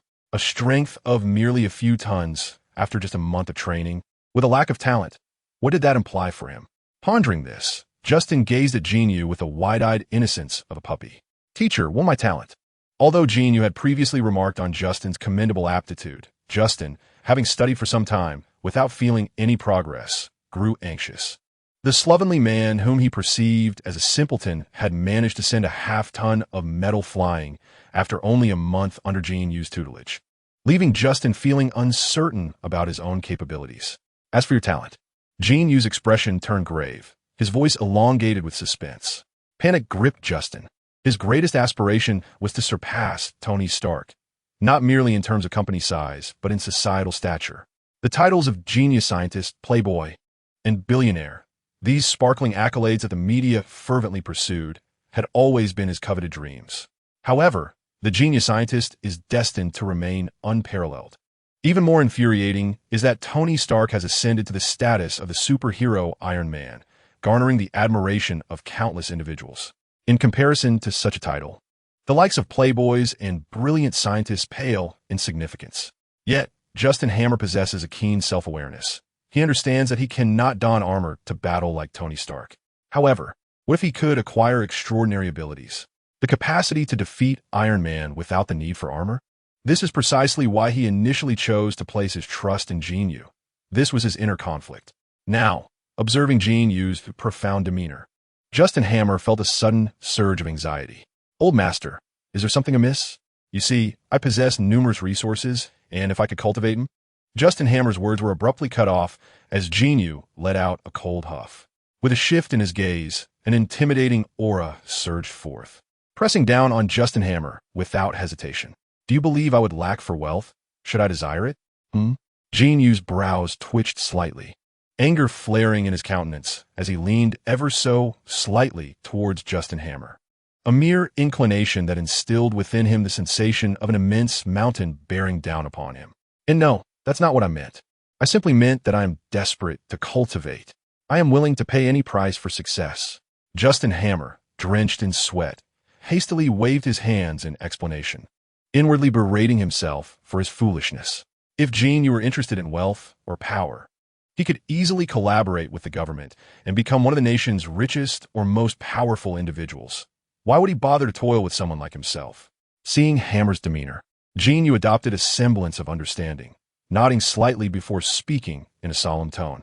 Your talent is among the highest I have ever witnessed. Yet therein lies the very issue. Jin Yu paused, as if contemplating some profound matter, before pacing a few steps and continuing. The talent for cultivation is akin to a weapon for the human body. For instance, take Thor. Jin Yu pointed towards him. If he were a bullet, I would merely require a trigger to set him off. Your talent, however, is akin to an intercontinental missile. The activation and launch sequence is naturally far more complex. Jin Yu's vivid analogy immediately illuminated the understanding within Hammer, revealing that his challenges in cultivation stemmed from his exceptionally high talent. However, if he were to embark on the path of cultivation, would his power not surpass that of this man by 1,000,000-fold? With this thought, Hammer's face lit up with excitement. Then I shall begin my cultivation. Will I one day possess abilities such as flight, flames, and so forth, like you, Master? Jin Yu regarded Hammer thoughtfully for a moment before responding. Why not experience the latent energy within your own body? As he spoke, Jin Yu extended his hand, resting it upon Hammer's shoulder. Bend your knees. Draw in your abdomen. Lift your hips. Feel the power that lies dormant within you. Jin Yu's voice grew increasingly powerful and resonant. Before Han Mo could ponder the implications, he instinctively followed Jin Yu's directives, executing a series of movements. Suddenly, he felt a surge of warmth emanating from his dantian, swirling through his body in a delightful embrace. However, this sensation lasted no more than a fleeting second before his chest ignited with an unbearable heat, causing his face to flush crimson and beads of sweat to cascade down his cheeks. At this moment, Han Mo's endurance was nearly at its breaking point, yet he remained uncertain of Jin Yu's intentions, stifling his voice in silence. Do you feel a flame in your chest? Is it particularly uncomfortable? Jin Yu's voice resonated in Han Mo's ear. Yes, yes. Han Mo nodded emphatically. Then let it out, Jin Yu commanded, delivering a swift kick to Han Mo's rear. Ah! Who? A torrent of flames erupted from Han Mo's mouth, his scream engulfed by the roaring blaze. The fire surged forth, traveling over 10 meters and piercing through 3 mechs before gradually dissipating. Upon inspection, the 3 mechs bore gaping holes the size of basketballs in their midsections, with molten metal dripping around them like lava, slowly cooling and solidifying into metallic droplets. Jin Yu quietly retracted his hand, the eternal flame requiring no external fuel, its temperature easily manipulated by him, allowing it to pass through the human body without harm. However, Han Mo was oblivious to this knowledge. He only understood that Jin Yu had awakened the energy within him, resulting in a tangible flame erupting from his own mouth without inflicting any damage, yet effortlessly melting through 3 armored suits of solid metal. Such formidable power left Han Mo's mouth agape long after the flames had subsided. This is the innate force within you, much like my own, enabling you to command fire. This is precisely why I sought you out, Jin Yu stated, hands clasped behind his back. Your talent surpasses even mine. Once you master your cultivation, your body will transcend ordinary limits, strength, agility, reaction speed, and even your lifespan will far exceed that of normal beings. Master, are you saying that once I succeed in my training, I too can be as powerful as you, and even extend my lifespan? Han Mo's heart surged with exhilaration. Indeed, your lifespan. As long as you commit to your cultivation, living for thousands, even tens of thousands of years, should pose no problem. With Jin Yu's words still resonating, Han Mo instinctively knelt, a look of reverence on his face. Master, as long as you allow me to train, I am willing to give everything. Beside them, Thor could not help but chuckle. Huh? Jin Yu and Hammer turned simultaneously, their gazes revealing one filled with fury and the other with astonishment. Ahem, I'm simply overjoyed, thrilled for my teacher, for finally discovering a student capable of inheriting my powers. Thor awkwardly scratched his head. It brings me great pleasure to see you, such a fitting individual, poised to carry forward my legacy. My teacher requires none of your abilities, yet you must remember that the energy within you is truly astounding. To fully awaken your potential, you must devote this time to cultivating tranquility and avoiding the allure of women. In that moment, Jin Yu resembled a mystic, elaborately outlining over a dozen rules for Hammer to adhere to in the coming times. These were merely routines of life and principles of self-cultivation. Yet Hammer did not dare to dismiss them. He even took out a notebook, earnestly beginning to record each point. Previously, I overlooked your condition, failing to realize the sheer strength of your innate power. Do not commence your training with the secret techniques just yet. Focus on these initial steps. In due time, I shall personally activate your powers, after which you may pursue your training independently. Jin Yu affectionately patted Hammer's head. You're now officially my student, joining my lineage. According to tradition, I shall bestow upon you a name within our sect. Like Jiao Fantian, you belong to the Jiao lineage, and I shall name you Jiao Bao. Teacher, what does Jiao Bao signify? It means extraordinarily cool, cosmic level invincibly cool. Oh, by the way, how is Ivan Vanko faring? Justin Hammer was thoroughly led astray by Jin Yu's persuasive words. Yet, driven by his cunning capitalist instincts, Hammer deceived Jin Yu regarding the whiplash situation, failing to mention that he had already negotiated terms with the military. He merely assured Jin Yu that whiplash remained under his control, promising to return him to prison following the creation of the reactor and armor. Jin Yu expressed great satisfaction with this arrangement. Naturally, he had previously stated his support for Hammer in defeating Tony, provided no lies were taken. As for business rivalries, he wholeheartedly backed Hammer. In truth, Hammer's plan was quite straightforward. Once he had the reactor and armor, he intended to showcase his armored suit at Stark's Expo and announce a colossal military order. Prior to that, he would leverage his existing contracts and assets to secure a substantial loan from a bank. Consequently, Hammer Industries stock would soar, while Stark Industries shares would plummet as the reactor technology would no longer be exclusive. At that point, with Stark Industries bereft of its crucial weaponry division and facing formidable competition in new ventures, its stock would inevitably descend to that of a second-rate company. Hammer could then unleash a swift acquisition campaign utilizing the funds in his possession. After completely taking control of Stark Industries, Hammer planned to directly dismiss everyone associated with Stark from the board, expelling him entirely from his own territory. This moment was one Hammer had awaited for many years. However, time was of the essence. Had he been able to wait until he had perfected his own skills, he envisioned Stark in a fit of rage, donning his armor and resorting to violence, only for Hammer to remain unfazed, unleashing a torrent of flames that would transform Stark's armor into molten lava. Such a scenario would have been nothing short of perfection. Of course, Hammer was not a fool, despite his absolute trust in Jin Yu. He felt the need to conceal his darker intentions. He was preparing to dismantle Tony Stark in the business arena. Jin Yu, naturally, would not oppose this. On the contrary, as Hammer's mentor, he felt compelled to offer his support. With a grand gesture, he presented a cash check of $2 billion, declaring it as personal backing for Hammer's acquisition of Stark Industries. He also mentioned possessing a minor stake in Stark Industries and assured Hammer that he would provide full support should they reach the critical juncture of the acquisition. This $2 billion, devoid of interest, additional conditions, or repayment deadlines, coupled with the potential to influence the outcome at the last moment, deeply moved Hammer. He immediately knelt, prostrating himself in gratitude, and requested a piece of paper, swiftly drafting an IOU for Jin Yu, promising to repay both principal and interest. However, the IOU conspicuously omitted any mention of interest or repayment terms, containing only the amount and Hammer's handwritten signature. Jin Yu, upon receiving this rather insincere note, beamed with delight at the sight of Justin Hammer's signature. Chapter 99. The hit and run of Jin Yu. Jin Yu departed, leaving Thor by Hammer's side. As Jin Yu put it, the business world is akin to a battlefield, and he had yet to unleash the power within himself. In the face of potential threats, his bodyguards could only manage ordinary adversaries. To mitigate any unforeseen circumstances, he decided to keep the formidable Thor close at hand. Moreover, according to Jin Yu, Hammer was destined to inherit his power, and having these individuals accustomed to following him from an early stage would serve them well. By personally guiding him and providing both financial and physical support, Hammer felt a burgeoning admiration for Jin Yu, unaware that Jin Yu had already dug a significant pit for him to fall into. After leaving Justin Hammer, Jin Yu made his way directly to 177 Bleak Street, the sanctuary in New York.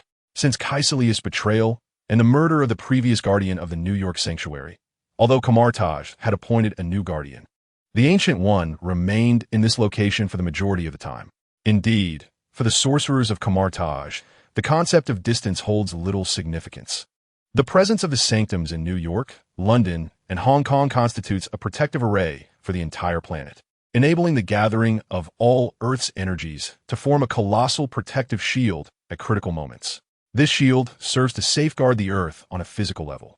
However, according to the Ancient One, this grand array was activated only once in ancient times, long before the Ancient One's existence, during which the original Supreme Sorcerer, Agamotto, allied with Odin and others to fend off a formidable external foe, thus establishing the first superhero alliance on Earth.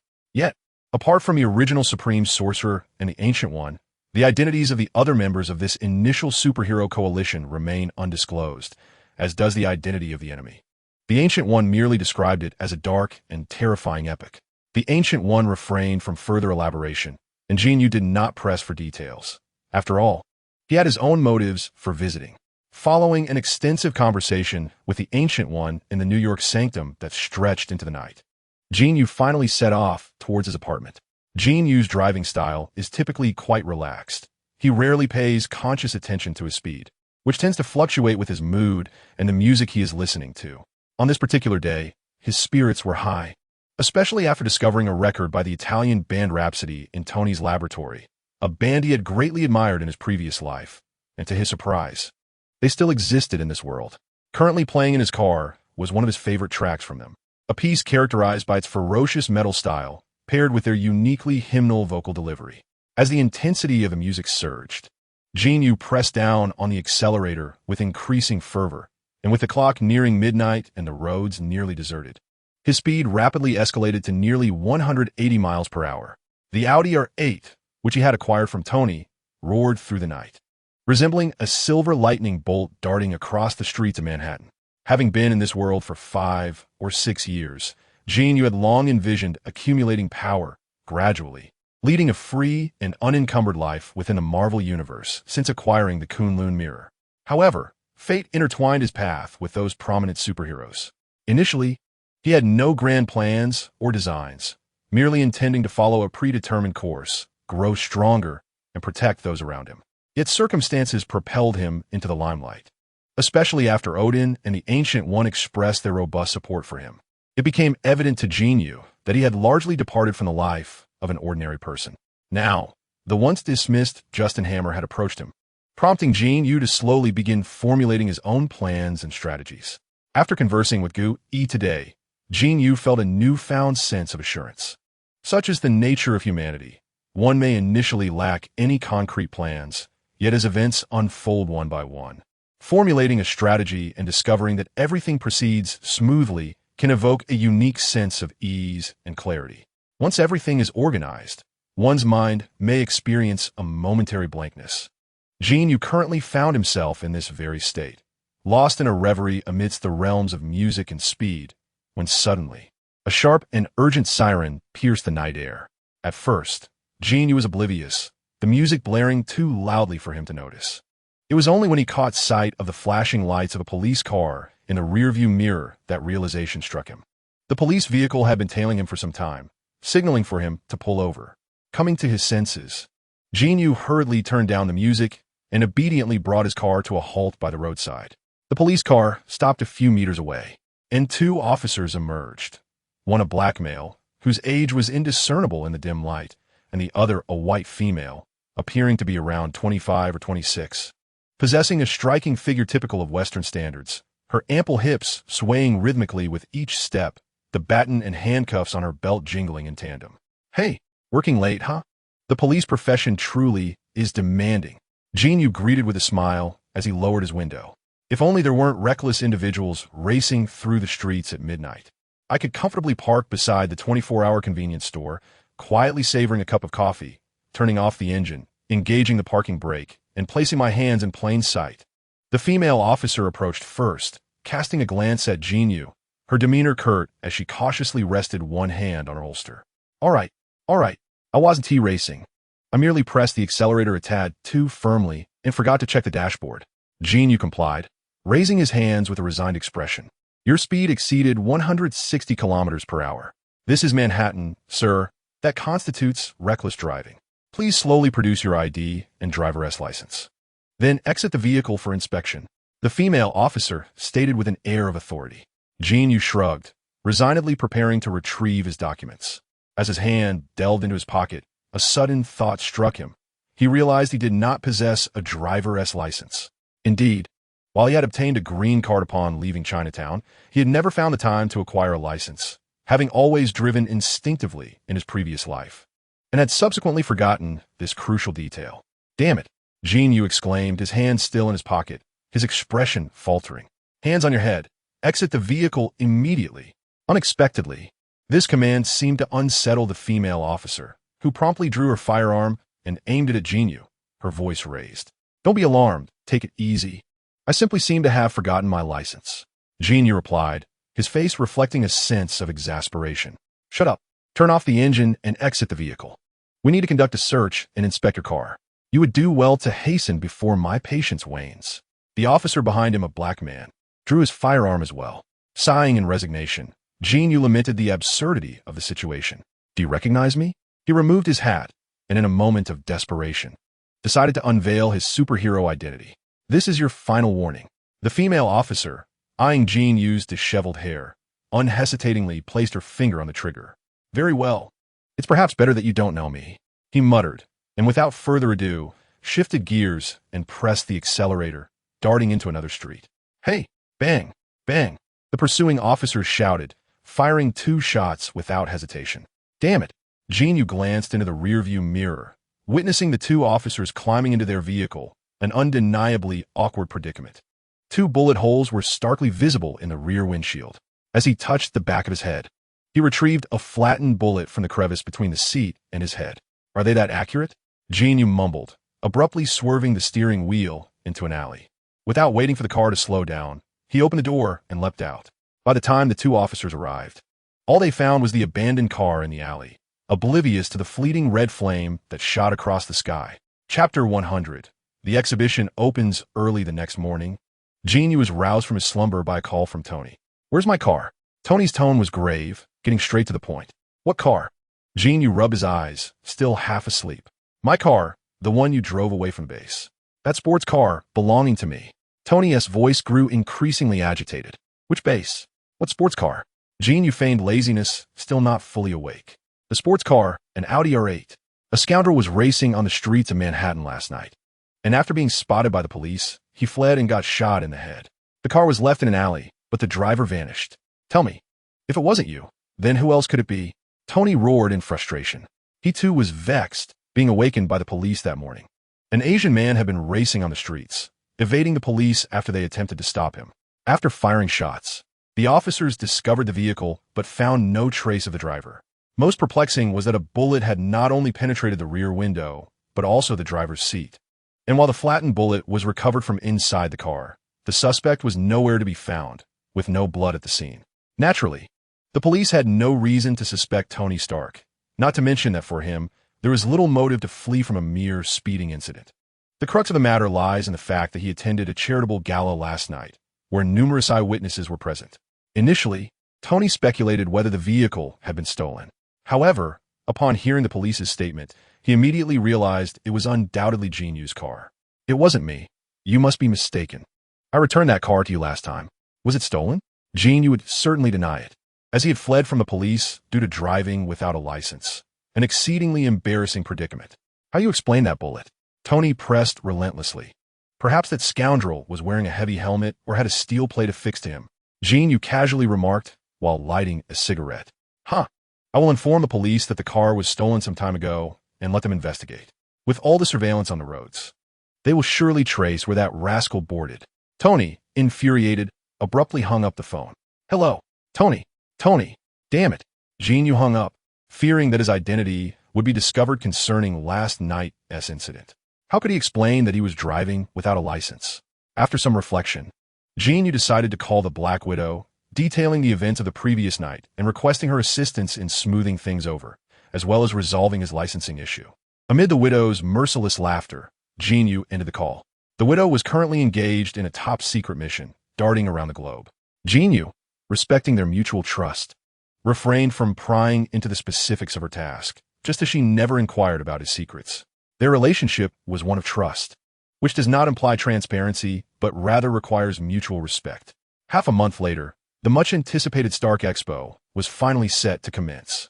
Much like the cinematic portrayal, Tony leaped from a high-flying aircraft, landing directly on the stage of the opening ceremony, delivering a series of ostentatious remarks. Jin Yu was also present at the event, yet under Tony's stern directive to conceal his identity so as not to overshadow him, he willingly accepted a gift, a rare Bugatti Veyron Supersport, which Tony had even transported from Los Angeles. The car was thoughtfully painted in a blue-black hue, leaving Jin Yu with no retort as he donned a hat and mask. Observing Tony bask in the limelight, now possessing a sports car, yet lacking a license, Jin Yu meticulously monitored his speed to evade the police. It wasn't until over a week later, when he returned home after purchasing some items, that an unexpected figure lunged at him, warm and fragrant. The Black Widow wasted no time, pulling Jin Yu into a passionate French kiss. After a moment, she gleefully produced a freshly acquired driver's license. Next time you race and see the police, you won't have to flee in such a disheveled manner, she teased, gesturing with the license. Let me clarify, I drove away quite calmly at that time, not at all in disarray. Jin Yu deftly placed his driver's license into his personal space and gently pecked at Black Widow's lips, inquiring, "Is that so?" With a smile, she extricated herself from his embrace, took the item in hand, and set it upon the dining table before scampering back to the coffee table. There, a simple tea set awaited, a testament to Jin Yu's recent solitary indulgence in brewing tea while watching television. To his surprise, upon his return today, Black Widow had already prepared the tea. "I didn't realize you could brew tea." Jin Yu hastily shifted the conversation, plopping down onto the sofa just as the water reached its boiling point. Black Widow, seizing the kettle, selected a cake of raw pu'er tea, deftly prying off a suitable amount with a tea knife. She proceeded to rinse the leaves, steep the tea, and serve the brew in one fluid motion. "I learned a little during training, and when you began collecting tea, I revisited the practice," she explained, pouring a steaming cup almost to the brim from the fairness cup and presenting it to Jin Yu. "Quite delightful." Jin Yu nodded appreciatively. He typically used a gaiwan for brewing, which, compared to other tea utensils, required more finesse. The raw pu'er demanded precise timing. Too long, and it turned bitter. Too short, and it lacked flavor. Black Widow had achieved the perfect balance. "You tossed Thor beside Justin Hammer. Nick is curious about your intentions," she remarked. Although Black Widow had long been aware of this, having observed the many eyes on Thor, she trusted Jin Yu and refrained from questioning him.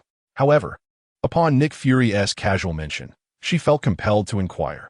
"Ivan Vanko, do you remember him? That fellow is still alive. Justin Hammer swapped him out. I want to ascertain what mischief he is plotting. If he intends to create armor to defeat Tony under the guise of collaboration, I shall dismantle his scheme.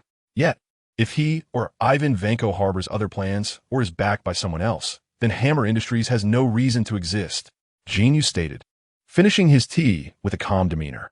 "You intend to destroy Hammer Industries?" Black Widow exclaimed in surprise as she accepted her cup. However, upon seeing Jin Yu's enigmatic smile, realization dawned upon her. "You aim to absorb Hammer Industries, do you not?" "Indeed.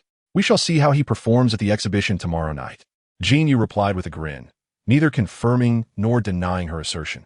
Chapter 101. The opening of Hammer Industries' exhibition, the Stark Expo, is regarded as a monumental event in the realm of global technology enterprises, a comprehensive exhibition where Stark Industries serves as the host, providing a platform for high-tech companies worldwide to showcase their research achievements. This celebrated expo traces its origins back to Howard Stark's 1943 Tomorrow World Expo, which illustrated the world decades into the future, showcasing the transformative power of rapid technological advancement. As a scientist standing at the pinnacle of technological advancement, Howard Stark envisioned the myriad forms that future technology could assume. Most notably, he conceptualized the anti-gravity hover car, which made a fleeting appearance in the first Captain America film. However, constrained by the technological limitations and production capabilities of that era, the vehicle could only hover briefly above the ground for mere seconds. Since then, Stark has emerged as a titan within the global technology sector, hosting an annual exposition dedicated to the future of technological innovation every few years. Over the course of several decades, the inauguration of the Stark Expo has consistently attracted over 95% of the world as high-tech enterprises. Unsurprisingly, Hammer Industries was no exception. Months prior, during the Monaco Formula One World Championship, Justin Hammer had approached Tony Stark with a request for an exhibition booth. Naturally, Tony could not decline such an opportunity. After all, securing a prime booth often necessitated competitive bidding among several major companies. Though Tony held Justin in low regard, he saw no reason to forego a lucrative business transaction. Tonight marks the grand opening of the Hammer Industries booth. Jin Yu, as Justin Hammer's nominal mentor, received an invitation and, accompanied by Black Widow, took a seat in the front row. Beside them sat Thor, who had been at Justin's side for over 20 years. Next to Black Widow was Pepper Potts, representing Stark Industries. In addition to their presence, the front row was graced by several military generals, local dignitaries, and affluent individuals. As the event commenced, Justin Hammer awkwardly performed a tap dance, his lack of skill eliciting a hesitant round of applause from the audience. Following this, he began his opening remarks. Ahem, ladies and gentlemen, we are all aware of the extraordinary contributions our nation has made to maintain peace in this world. Our brave soldiers sacrifice themselves annually for this noble cause. War demands sacrifice, and the path to peace necessitates even greater sacrifices. Thanks to Iron Man, whose armor is unparalleled, our warriors need no longer fear the terror of weaponry. No bloodshed, no sacrifices. This is undoubtedly a groundbreaking invention that benefits humanity.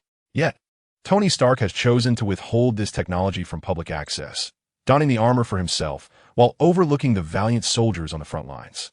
He has become a superhero, yet has rendered no contribution toward the safety of our nation and allies.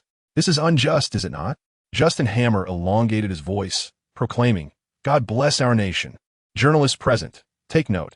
Return to your editors and inform them that your newspaper's ink may soon run dry. With a slight smile and a subtle wave of his hand, two staff members rushed on stage to remove the podium he had just used for his speech. Allow me to introduce you to the military's latest formidable face, the Hammer Iron Warriors. With a swift gesture, the backdrop of the stage revealed 2 rows of 4 iron soldiers, each bearing a lengthy barrel slung across their shoulders.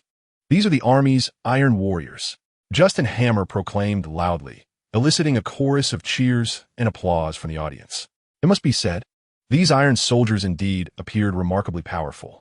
Naval warriors, Justin Hammer declared once more with a flourish, and before the 2 previous formations of iron soldiers. Another 2 groups of 8 soldiers, slightly different in design and armed with miniature missile launchers on their shoulders, ascended.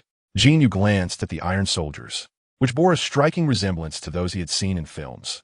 However, compared to what he had previously witnessed, they possessed additional weaponry and a reactor embedded in their chests. Looking up at the sky, Jin Yu pondered why Tony had yet to arrive. Logically, he should have been there by now. Had the narrative taken an unforeseen turn? He turned to his side to inquire of Thor, but just then, his phone vibrated insistently in his pocket.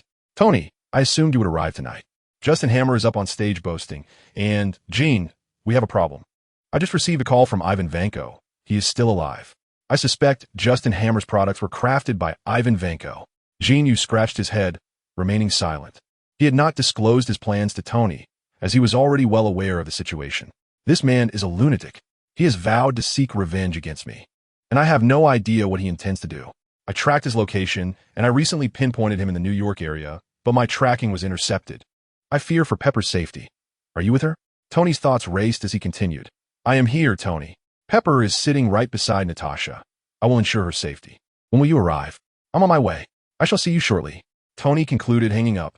The sound of breaking air soon followed, indicating that he had already set off. Jin Yu turned his attention back to the stage, where Justin Hammer had now showcased 2 additional formations of Air Force and Marine Corps warriors. 8 groups of 24 iron soldiers stood in 2 neat arcs, saluting the audience in unison, following Justin Hammer's commands.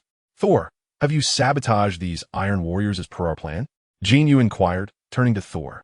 I have. Each Iron Man's thruster has been compromised by my dagger. They should have lost their ability to fly. Is something amiss? Thor asked, observing Jin Yu's anxious demeanor. I do not know. Jin Yu shook his head. What about Ivan Vanko? Have you encountered him recently? No, the last time I saw him was a week ago. You know, Hammer has been quite occupied lately. You asked me to follow him, but I cannot discreetly seek out Ivan Vanko on my own.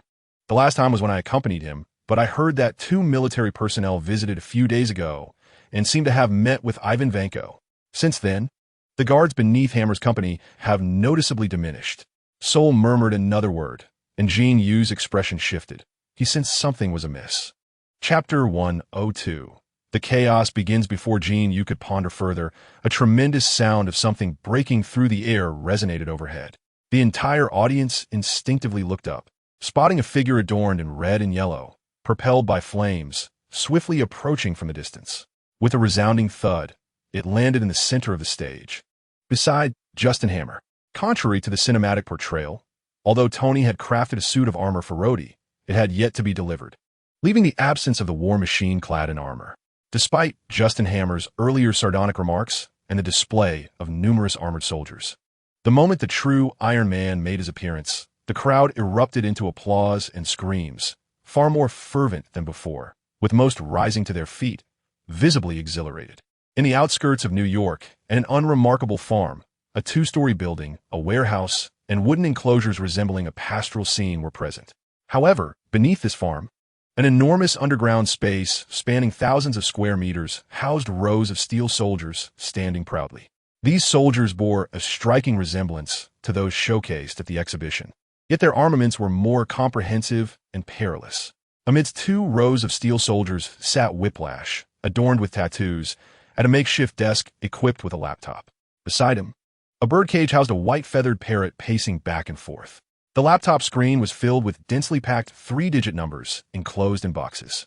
If one were to view it from a divine perspective, they would find these numbers corresponding precisely to the quantity of Hammer's steel soldiers exhibited. His tattooed hands danced rapidly over the keyboard, transforming the small boxes on the screen into a vibrant green one after another. Soon after, a video of the ongoing exhibition appeared on the screen, showcasing Tony soaring down in his armor and landing directly on stage, while Justin Hammer feigned a smile, striding back and forth, applauding alongside the audience for Tony Stark. What a hypocritical fellow. Huh, Ivan Vanko scoffed disdainfully. Let's commence. A voice belonging to another man echoed behind the whiplock, to which it responded with a faint smile, turning its gaze to the left. There, 2 armored suits loomed larger than the other steel soldiers.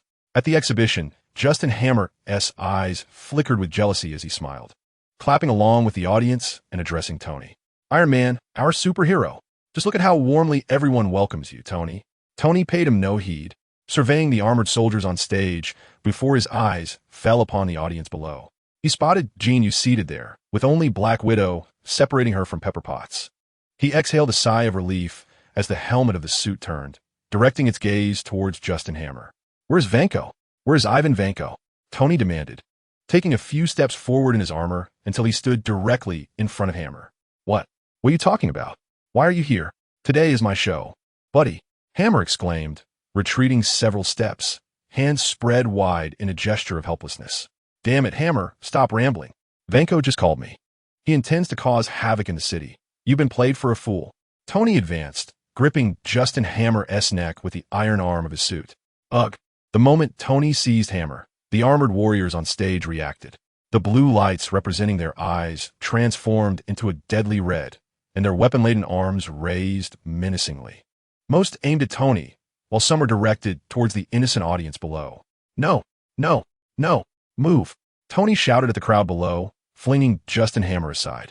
He reached out, launching a miniature missile towards the 2 groups of armored soldiers representing the Navy. From his vantage point on stage, Tony could clearly see that these 2 groups were targeting the people in the audience. Boom! A deafening explosion erupted beneath the feet of the 8 armored warriors, the immense shockwave toppling them over. Their weapons went haywire, firing randomly, some towards the sky, others in various directions across the stage. Rat-tat-tat-tat-tat. The battle ignited instantaneously, as the remaining soldiers opened fire on Tony. Tony, they're targeting you. You need to draw their fire upwards. Chaos ensued, with the sound of explosions. The audience screamed and fled in all directions. Jin Yu glanced over, noticing Black Widow leading Pepper Potts through the panicked crowd with calm efficiency.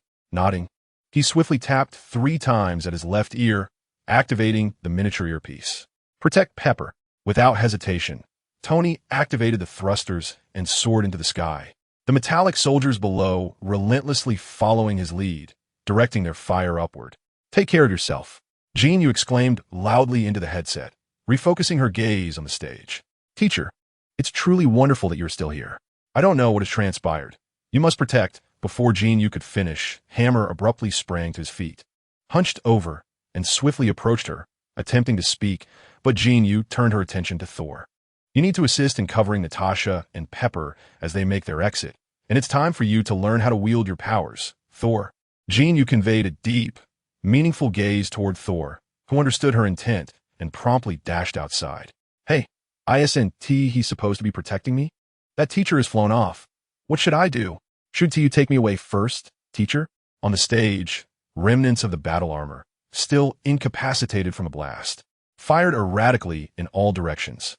Hammer, keeping his head low, finally awaited the conclusion of Jin Yu and Thor's exchange, thinking it was finally his turn. He reached out to grasp Jin Yu's arm, but she abruptly shook him off and leapt onto the stage.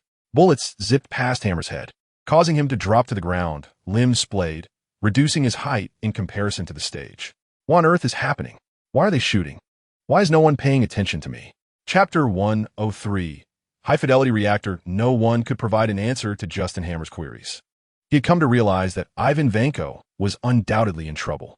With no time to waste, he hurriedly scurried toward the control console.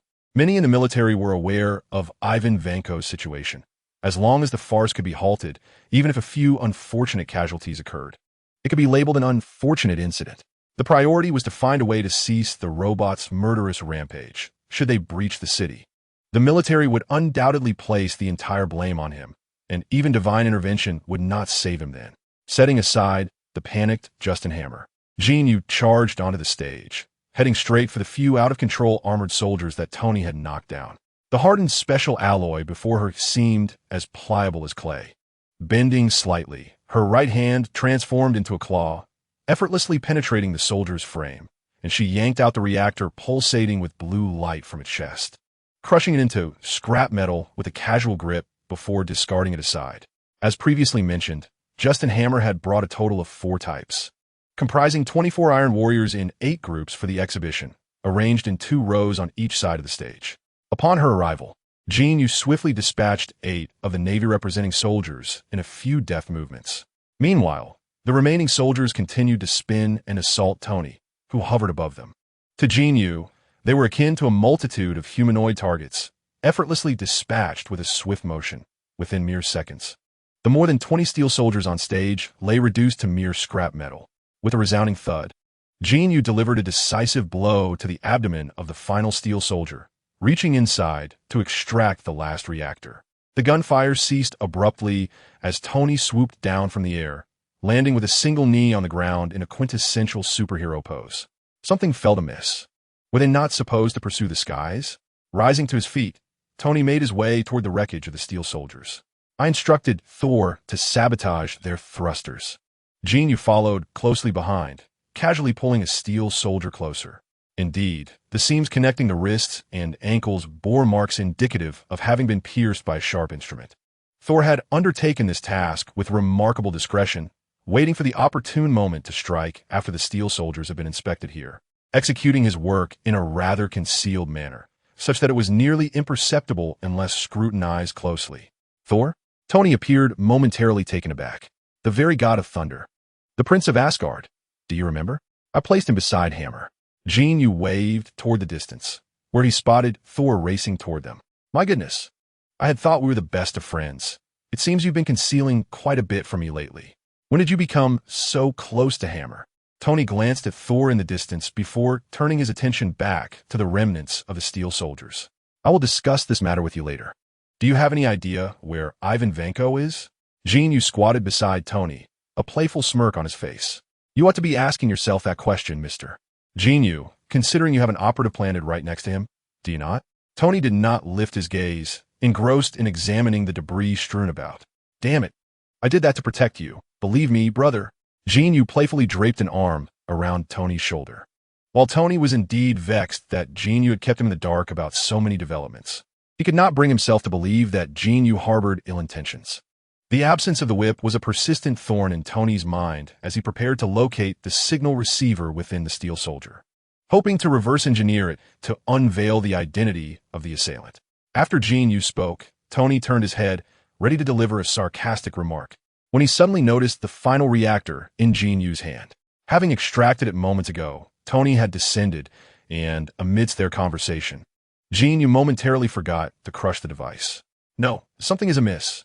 Upon seeing the reactor in Jin Yu's grasp, Tony's expression shifted dramatically. What is wrong? What do you mean? Jin Yu quickly interjected. Everything is amiss. These iron soldiers did not fail to take off due to damaged circuits. They never intended to fly at all. As Tony spoke, he seized the reactor from Jin Yu's hands, rising to scrutinize it further. This reactor is rather deceptive. It merely mimics the appearance of a reactor. With a subtle exertion of force, the so-called reactor shattered, revealing a small, chip-like component. This is merely a signal receiver controller. I mentioned earlier that Jarvis couldn't locate their receivers, didn't he? Wanko has certainly exerted great effort. This object resembles a reactor so closely that Jin Yu could hardly discern the truth. Moreover, he cunningly concealed both the signal receiver and the controller within, causing a loss of control upon extraction, as if the energy supply had been severed. But how do they move? Jin Yu inquired, his curiosity piqued. Wanka has embedded several high-capacity batteries within their bodies, sufficient for a few minutes of saluting, shooting, or performing simple maneuvers. As for flight, even moving a few dozen meters would be extraordinary.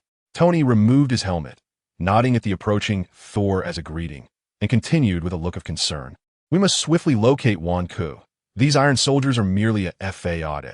I suspect he possesses a far more formidable trump card. There's no need to search. Jin Yu waved his hand dismissively. His target is you. Wherever you are, he shall be as well. He will come for you. But why has he swapped the reactor here? It is because he wields superior weaponry and boasts better iron soldiers, thus abandoning these. Tony quickly seized the conversation. We must expedite the evacuation of this area. The expo grounds were extensive, and Hammer's booth occupied only a fraction of it. Though the audience had scattered, many individuals surely remained within the vicinity, and Tony felt compelled to ensure their safety. Thor. Jin Yu produced a spare earpiece from his space and fitted it into Thor's ear, activating it. Contact Natasha immediately. I suspect she has already reached out to S.H. I'll assist them in evacuating the visitors.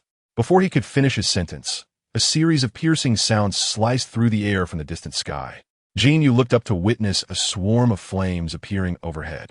Chapter 104. The ambush from behind a cacophony of sharp, whistling sounds swiftly approached. Upon looking up, one could see at least 50 or 60 iron soldiers soaring towards them. Before they even reached the trio, the unmistakable sound of bullets being chambered echoed ominously. All the rotary heavy machine guns mounted on the arms of the Iron Warriors were aimed squarely at the stage, while the mini missile launchers on their shoulders opened up, revealing a multitude of warheads within. Thor, go! The Asgardians, known for their resilience, were unfazed by decorum. Jin Yu seized Thor by the neck and hurled him far away, while he and Tony simultaneously took flight, soaring into the sky, one veering left and the other right. Whoosh, whoosh, whoosh, whoosh, rat-a-tat-tat-tat-tat. The sound of gunfire and the whistling of mini missiles erupted almost in unison as hundreds of bullets began their deadly trajectory from beneath the stage, shattering chairs and uprooting the grass, all aimed at the stage above. The expansive platform was torn apart by a barrage of fire, sending shards of black-tempered glass flying in every direction. Following this, dozens of small missiles, trailing long tails of flame, descended from the heavens, unleashing colossal explosions that transformed the area into a sea of flames. Don't fly too far. The screen within Tony's armor not only locked on his surrounding enemies, but also automatically identified the fleeing crowd in the distance. As he shouted, he activated the launchers on his shoulders, sending a series of mini missiles targeting the Iron Warriors. Boom, boom, boom, boom, boom. The mini missiles on Tony's suit were designed to penetrate armor, and the alloy on these Iron Warriors was akin to that of heavy military tanks. They stood no chance against the advanced technology of Tony Stark. Each missile detonated with the elegance of fireworks, illuminating the sky with vibrant bursts. Rat-a-tat-tat-tat-tat. The remaining Iron Warriors automatically locked onto Tony's armor. With a roar, Tony ascended several dozen meters just before they opened fire.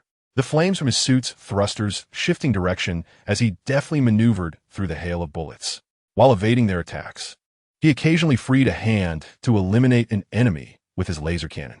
In contrast to Tony's intricate tactics, Jin Yu's approach was far more straightforward. With legs together, he ignited a robust tail of flames and charged directly into the midst of the iron soldiers. Bang! Bang! Bang! 3 iron soldiers were obliterated mid-air upon impact with Jin Yu, who now resembled a soaring fire dragon, blazing through the ranks of iron warriors. Suddenly, the flames around him surged dramatically. With a deafening roar, Jin Yu ignited himself like a human bomb in mid-air. However, this explosion lacked the conventional shockwave or shrapnel.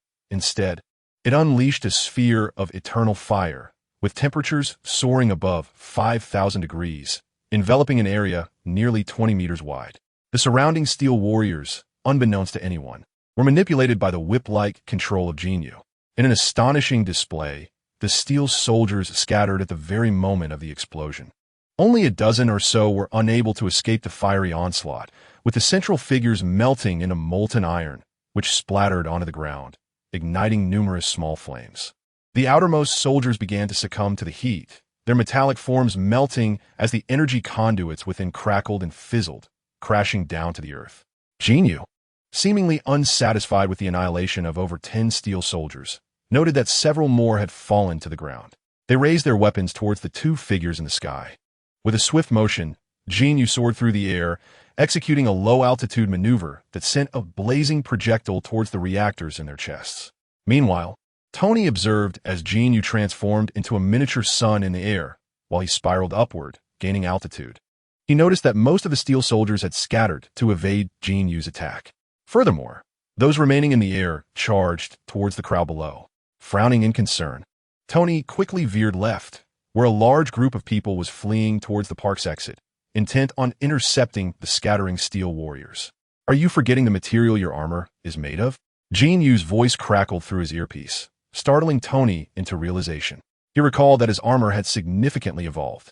With a determined shout, he emulated Jin Yu's earlier approach, utilizing the high speed of his armor to charge at the steel warriors. Jarvis, provide me with the most efficient route. It's time for a brutal rugby-style charge. Understood, sir, Jarvis responded, connecting the steel soldiers on Tony's internal display with straight lines. Just ahead lay the crowd, and Tony needed to intercept them at maximum velocity. Divert all energy to the propulsion system, Tony commanded, glancing at the display. Had it not been for Jin Yu's timely reminder, he might have fallen back into his previous combat mindset.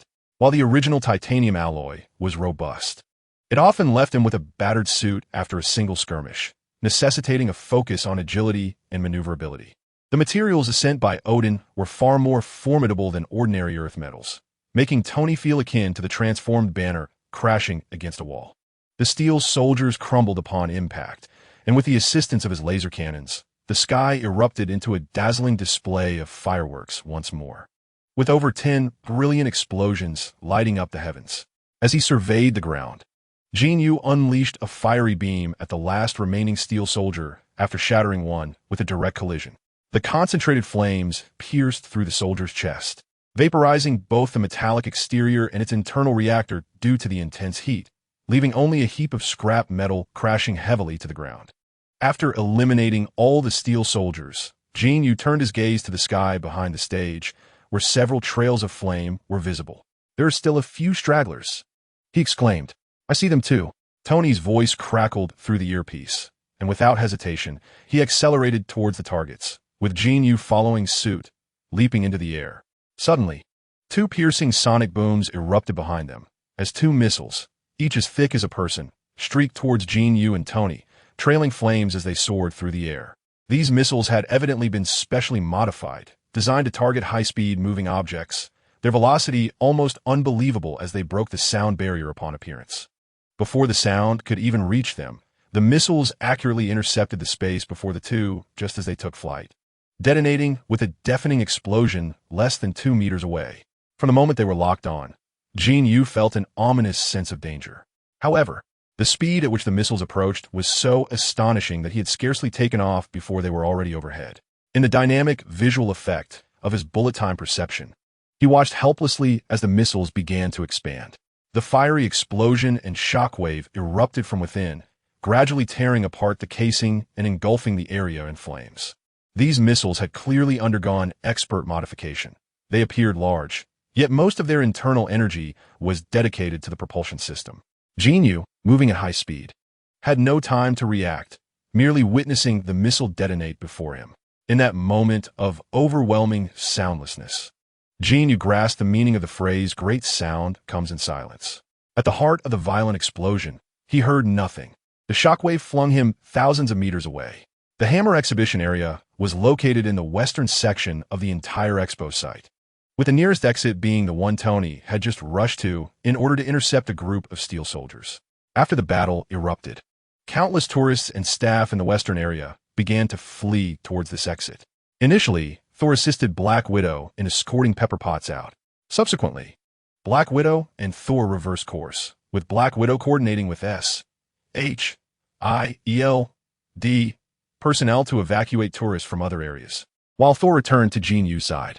When a second wave of battle commenced, Jin Yu had instructed Thor to help Black Widow with the evacuation, believing that most tourists had already fled from the western section. To his surprise, many bewildered individuals, either unaware of the situation or hailing from other areas, had inadvertently made their way here. As the second wave of battle commenced, chaos reigned more fiercely than before. Thor chose to remain there, assisting in the organization of the crowd. This was uncharted territory for him. Yet leveraging his booming voice and considerable strength, he shouted and pushed through the throngs of people, akin to herding ducks, managing to drive the tumultuous crowd towards the exit. Just as he exhaled a sigh of relief, he turned to see two missiles, trailing long tails of smoke, hurtling towards Jin Yu and Tony. While Thor lacked Jin Yu's acute perception of danger, years of combat experience had instilled in him an instinctive aversion to peril. He sensed, albeit vaguely, that those airborne projectiles posed a significant threat. Before he could pivot to flee, he caught sight of a small boy, standing transfixed, gazing up at the sky, adorned with a toy Iron Man helmet. The child, presumably around 7 or 8 years old, stood at the edge of a green belt, likely separated from his family and frightened by the sounds of conflict. Having sought refuge among the foliage, it seemed he had ventured out, perhaps believing the danger had subsided. "No!" Thor shouted, sprinting towards the child while scanning for suitable cover. Unfortunately, this area was an open thoroughfare, devoid of any protection. In a few swift strides, he reached the boy, just as a searing shockwave erupted behind him. The force sent both Thor and the child flying, a concrete block, seemingly from nowhere, crashing down upon the back of Thor's head. He let out a muffled groan, gritting his teeth against the pain, and instinctively turned to shield the child with his own body, both of them landing heavily upon the grassy verge. As he loosened his grip, feeling the child rise from his embrace, Thor breathed a sigh of relief and summoned the last of his strength to shout, "Run!" Watching the boy stumble towards the exit, a faint smile graced Thor's face before he succumbed to unconsciousness. The power of the two missiles enveloped the entire Western District, and at the moment of the explosion, Black Widow and her team were at the northern gate of the exhibition area, establishing a security perimeter. Most visitors had been evacuated, leaving only a few stragglers who occasionally emerged from corners, hastening towards the northern gate. Noticing that the evacuation was nearing completion, Black Widow instructed several agents to secure the other exits and facilitate the apprehension of Justin Hammer within the city. Just as she finished her directives, a tremendous explosion erupted from the Western District. Jin Yu, despite Jin Yu's numerous boasts before Black Widow about his physical prowess, claiming that he could withstand any weapon save for a nuclear bomb, the immense explosion still sent waves of anxiety coursing through her. The moment she let out a scream, and silence echoed back through her earpiece, her panic escalated. Without a moment's hesitation, she abandoned her duties and dashed inside. Just as she moved, the sky reverberated once more with a shrill wail as over a dozen armored soldiers descended swiftly before her. A tremor of fear shot through Black Widow. Outside, a throng of onlookers surrounded the scene, while the agents stationed there, having been hastily assembled to apprehend Justin Hammer, were caught off guard by the ensuing chaos. In the brief span of less than 10 minutes since the conflict erupted, the area was now teeming not only with agents, but also with police officers who had just arrived to maintain order. However, armed with their limited weaponry, they posed no significant threat to the formidable Iron Soldiers. "Hey!" Black Widow shouted at the armored soldiers, unhesitatingly drawing her pistol and firing 6 shots at one of them. Bang! Bang! Bang! Bang! Bang! Bang! 3 bullets struck the soldier's head, while the other 3 impacted its chest. Apart from a shower of sparks, her assault inflicted no damage on the massive figures. Yet, it successfully captured their attention, as their heads and the barrels of their arm-mounted guns slowly turned towards her. "Run! Evacuate the crowd beyond 3 blocks." Black Widow gestured towards the gathering, gritting her teeth before turning and sprinting deeper into the compound. The thunderous roar of machine gun fire erupted as the soldiers opened fire simultaneously, effectively blocking her escape routes. Streams of bullets struck the ground, shattering the cobblestones beneath her feet, while the soldiers advanced towards her from both sides. Chapter 106. The return of Thor in a life-or-death moment. Escape seemed futile. Black Widow halted, her mind racing through the tapestry of her past. She recalled her childhood, ensnared by the Red Room for training, with the most cherished memories being those fleeting years spent undercover. A father, a mother, and a sister formed a small, albeit fabricated, family. Those years were undeniably the most carefree and joyful of her life. Upon returning to the Red Room, she was greeted by relentless training and bloodshed until she met Hawkeye. With his encouragement and persuasion, she joined S.H.I.E.L.D., irrevocably altering her destiny. Then, in Dubai, she encountered Jin Yu, an individual who, despite possessing extraordinary abilities, chose to feign weakness until faced with the Winter Soldier, when his true combat prowess finally emerged. Later, after being injured by Lang Fei Luo, the military conducted experiments to capture him. He fought his way out, traversing the entire Black Sea, escaping from Ukraine to Georgia. During the period of recovery in Georgia, he experienced the most relaxed time of his life, void of tasks and dangers, free from worries. Merely listening to Jin Yu's incessant chatter about what to eat the next day. Upon returning to the country and settling in New York for a while, the two lived together, yet the carefree days reminiscent of Georgia never returned. He fondly recalled the moments awakened by the sun each day. Various images flashed through the Black Widow's mind, ultimately resting on the pair, sitting beneath the towering steel sculpture in Batumi, Georgia, on a bench by the Black Sea. Surrounded by vibrant lights, their proximity growing closer. A faint smile graced the Black Widow's face. "Aunt, fear not. I have come to rescue you." It is well known that the term for aunt encompasses various familial relations in English. Feel free to interpret it as you wish. A thunderous roar jolted the Black Widow back from a reverie. What aunt? Initially resigned to her fate, she momentarily struggled to comprehend the situation. Just as the words left her lips, a slender bolt of blue lightning materialized before her eyes, swiftly followed by a dark hammer, the very one that had plummeted onto Jin Yu's rooftop. Accompanying the hammer was none other than the legendary Thor. "Wait, aunt. Thor!" In an instant, thoughts raced through the Black Widow's mind. And indeed, shortly after the hammer appeared, Thor's rugged visage came into view, crowned with a tousled mane of golden hair.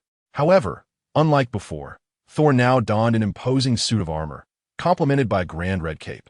With a resounding thud, Thor's metallic boots landed firmly on the ground, his towering figure shielding the Black Widow. The relentless barrage of bullets pelted against Thor, yet the cumulative force could not budge the god of thunder even a fraction.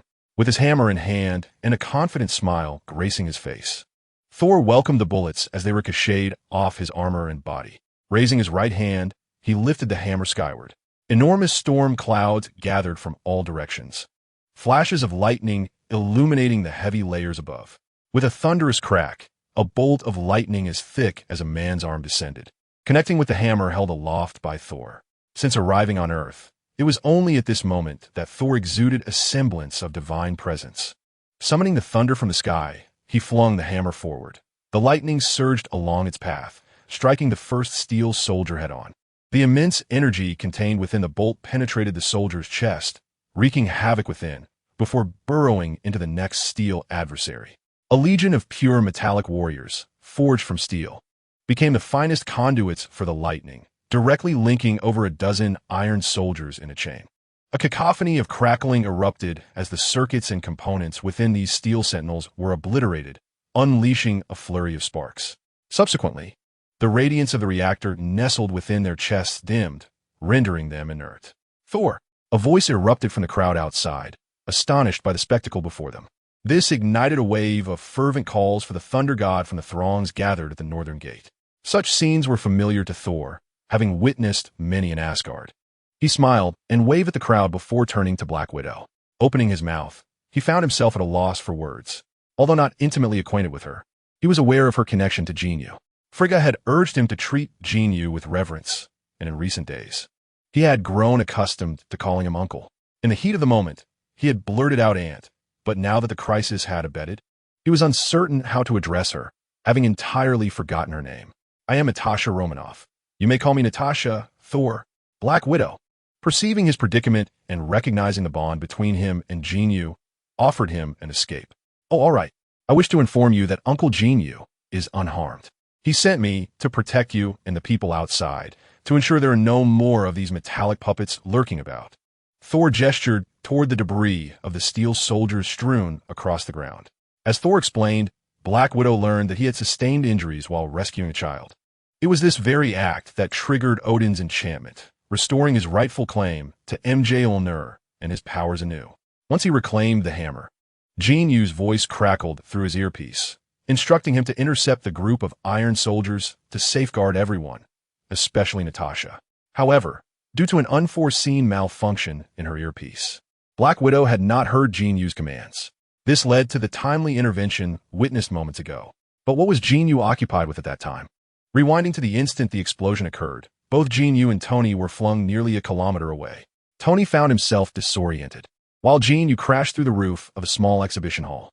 Although the explosion was fierce, Jin Yu's physical resilience surpassed even that of the Hulk, rendering him unscathed by such a blast.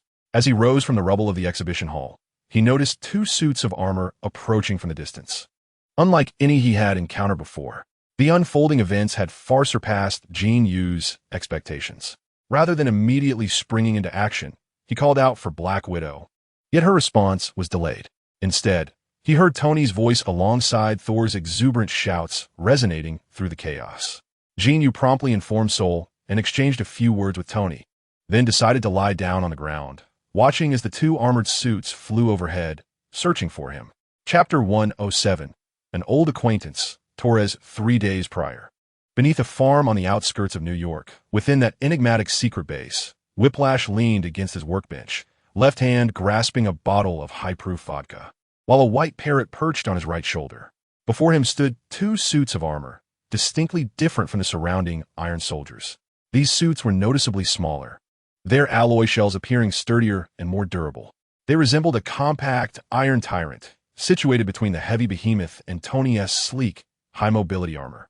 These two suits seemed freshly completed, and Whiplash's gaze reflected an artist's admiration for his creations. Tap, tap, tap. The sound of polished shoes striking the ground echoed as the footsteps grew closer, accompanied by an exuberant voice. Wank, you are a genius. My God, this is magnificent. This is precisely what I was meant to create in my lifetime. With this, we shall become the most formidable arms dealers in the world. Every government will treat us as honored guests, and the ancient royal families of Europe will offer their most beautiful daughters to our beds. Damn it, I can hardly wait for that moment. You are a one-in-a-million talent, my friend. I should have met you sooner. The newcomer, witnessing the two suits, was brimming with excitement. In his exuberance, he threw an arm around Whiplash's shoulders, shaking him vigorously. Startled, the parrot took flight from Whiplash's shoulder, circling in the air several times before landing back on its designated perch on the workbench. Whiplash, too, wore a smile, skillfully shifting a toothpick from one side of his mouth to the other. He raised his hand, taking a hefty swig of vodka, then exhaled a breath reeking of alcohol before continuing the conversation. Don't celebrate too soon, Torres. Does anyone remember this character? We still need 2 days to calibrate various programs. Moreover, these two suits alone are insufficient to reclaim what we have lost. Tony Stark is manageable. I'm confident in that. However, Jin Yu is not an ordinary character, though I am unaware of what you seek to obtain from him. It will be prudent for us to avoid provoking that individual. Whiplash recalled the image of Jin Yu smashing Hammer's private plane in half and thought of the recent news, where Jin Yu and a monstrous entity had unleashed energy attacks to save New York. A glimmer of fear crossed his eyes. Rest assured, Torres took the vodka from Whiplash's hand and, undeterred, took a generous gulp before continuing. Having devoted a considerable period of time to serving the national military, my efforts were not in vain. After my capture, I encountered a formidable warrior in Ukraine, known as Jin Yu, who was hurled off a cliff by a single rocket. Throughout these years, my gaze has never wavered from him. Despite his immense power and a physique more resilient than steel, I too have been meticulously preparing. Trust me, my friend, it is likely that we may not even have the opportunity to strike. I possess a profound understanding of the government. Our existence is a closely guarded secret to them. They would never divulge our disappearance to any media outlet. As long as we manage our affairs and escape this place. Making our way to the secluded island I have painstakingly prepared near Cuba, in due course, governments across the globe will bow before us and engage in commerce. We shall ascend to become the sovereigns of arms in the future world. Torres leaped onto the workbench, extending his arms and calling out loudly. From a moment he was seized by the Black Widow and her associates, to later serving the national military. Torres never relinquished his aspirations of escape and reclaiming what was rightfully his. As Jin Yu grew increasingly prominent in the news, the flames of vengeance within him intensified. He was certain that Jin Yu's strength was intrinsically linked to the pendant he once wore around his neck. To defeat Jin Yu and retrieve his belongings, he could only bide his time, waiting for the opportune moment. At last, by a stroke of fortune, he ingratiated himself with a politician closely connected to the military. Their meeting was marked by an instant rapport, and he successfully arranged to be reassigned from Europe back to the homeland for work. After acquiring the Whiplash technology, he approached the politician, seeking to negotiate a colossal arms deal with a military worth hundreds of billions. However, Justin Hammer was not Tony Stark. While the military agreed to the order, they stipulated that for the next several decades, the largest annual weapons contracts would belong to Hammer Industries, contingent upon Whiplash producing a specified number of Iron Soldiers before transferring the technology to the military. The individual responsible for overseeing this was none other than Torres, who had developed a close camaraderie with the politician. The advent of iron armor and reactors heralded a glimmer of hope for Torres, igniting his aspirations for vengeance and his ambition to reclaim his place atop the world. Once a single nation commences purchasing Iron Soldiers, others will inevitably follow suit. This represents the zenith of military power beneath nuclear arms, and the wealth of the world will flow steadily into his grasp. Thus, Torres mobilized every resource at his disposal within the nation over these past years, concealing Whiplash beneath this farm, secretly constructing a multitude of Iron Soldiers, and crafting 2 suits of armor tailored for himself and his companion. Indeed, as Torres had anticipated, the government lacked the courage to unveil the truth of the matter, resorting instead to discreetly dispatching numerous agents to track them. This posed no challenge for Torres, who had meticulously prepared for this moment. Had it not been for Whiplash's and his own obligations, he would have already fled the country with Whiplash. Their objectives were straightforward. Torres aimed to eliminate Jin Yu and reclaim what was rightfully his, while Whiplash sought to vanquish Tony Stark and restore his family's honor.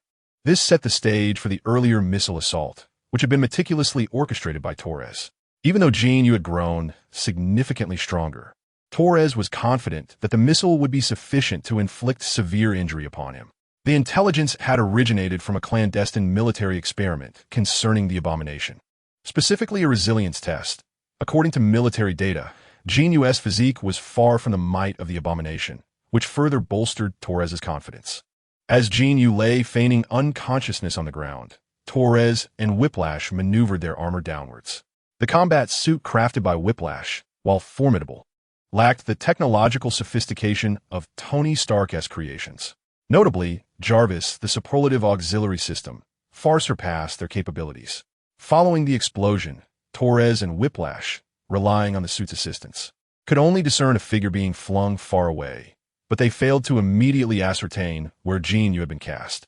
Just as they prepared to search, a hammer hurtled through the sky, followed by the astonishing sight of the god of thunder reclaiming his power, startling the 2 observers hidden in the shadows.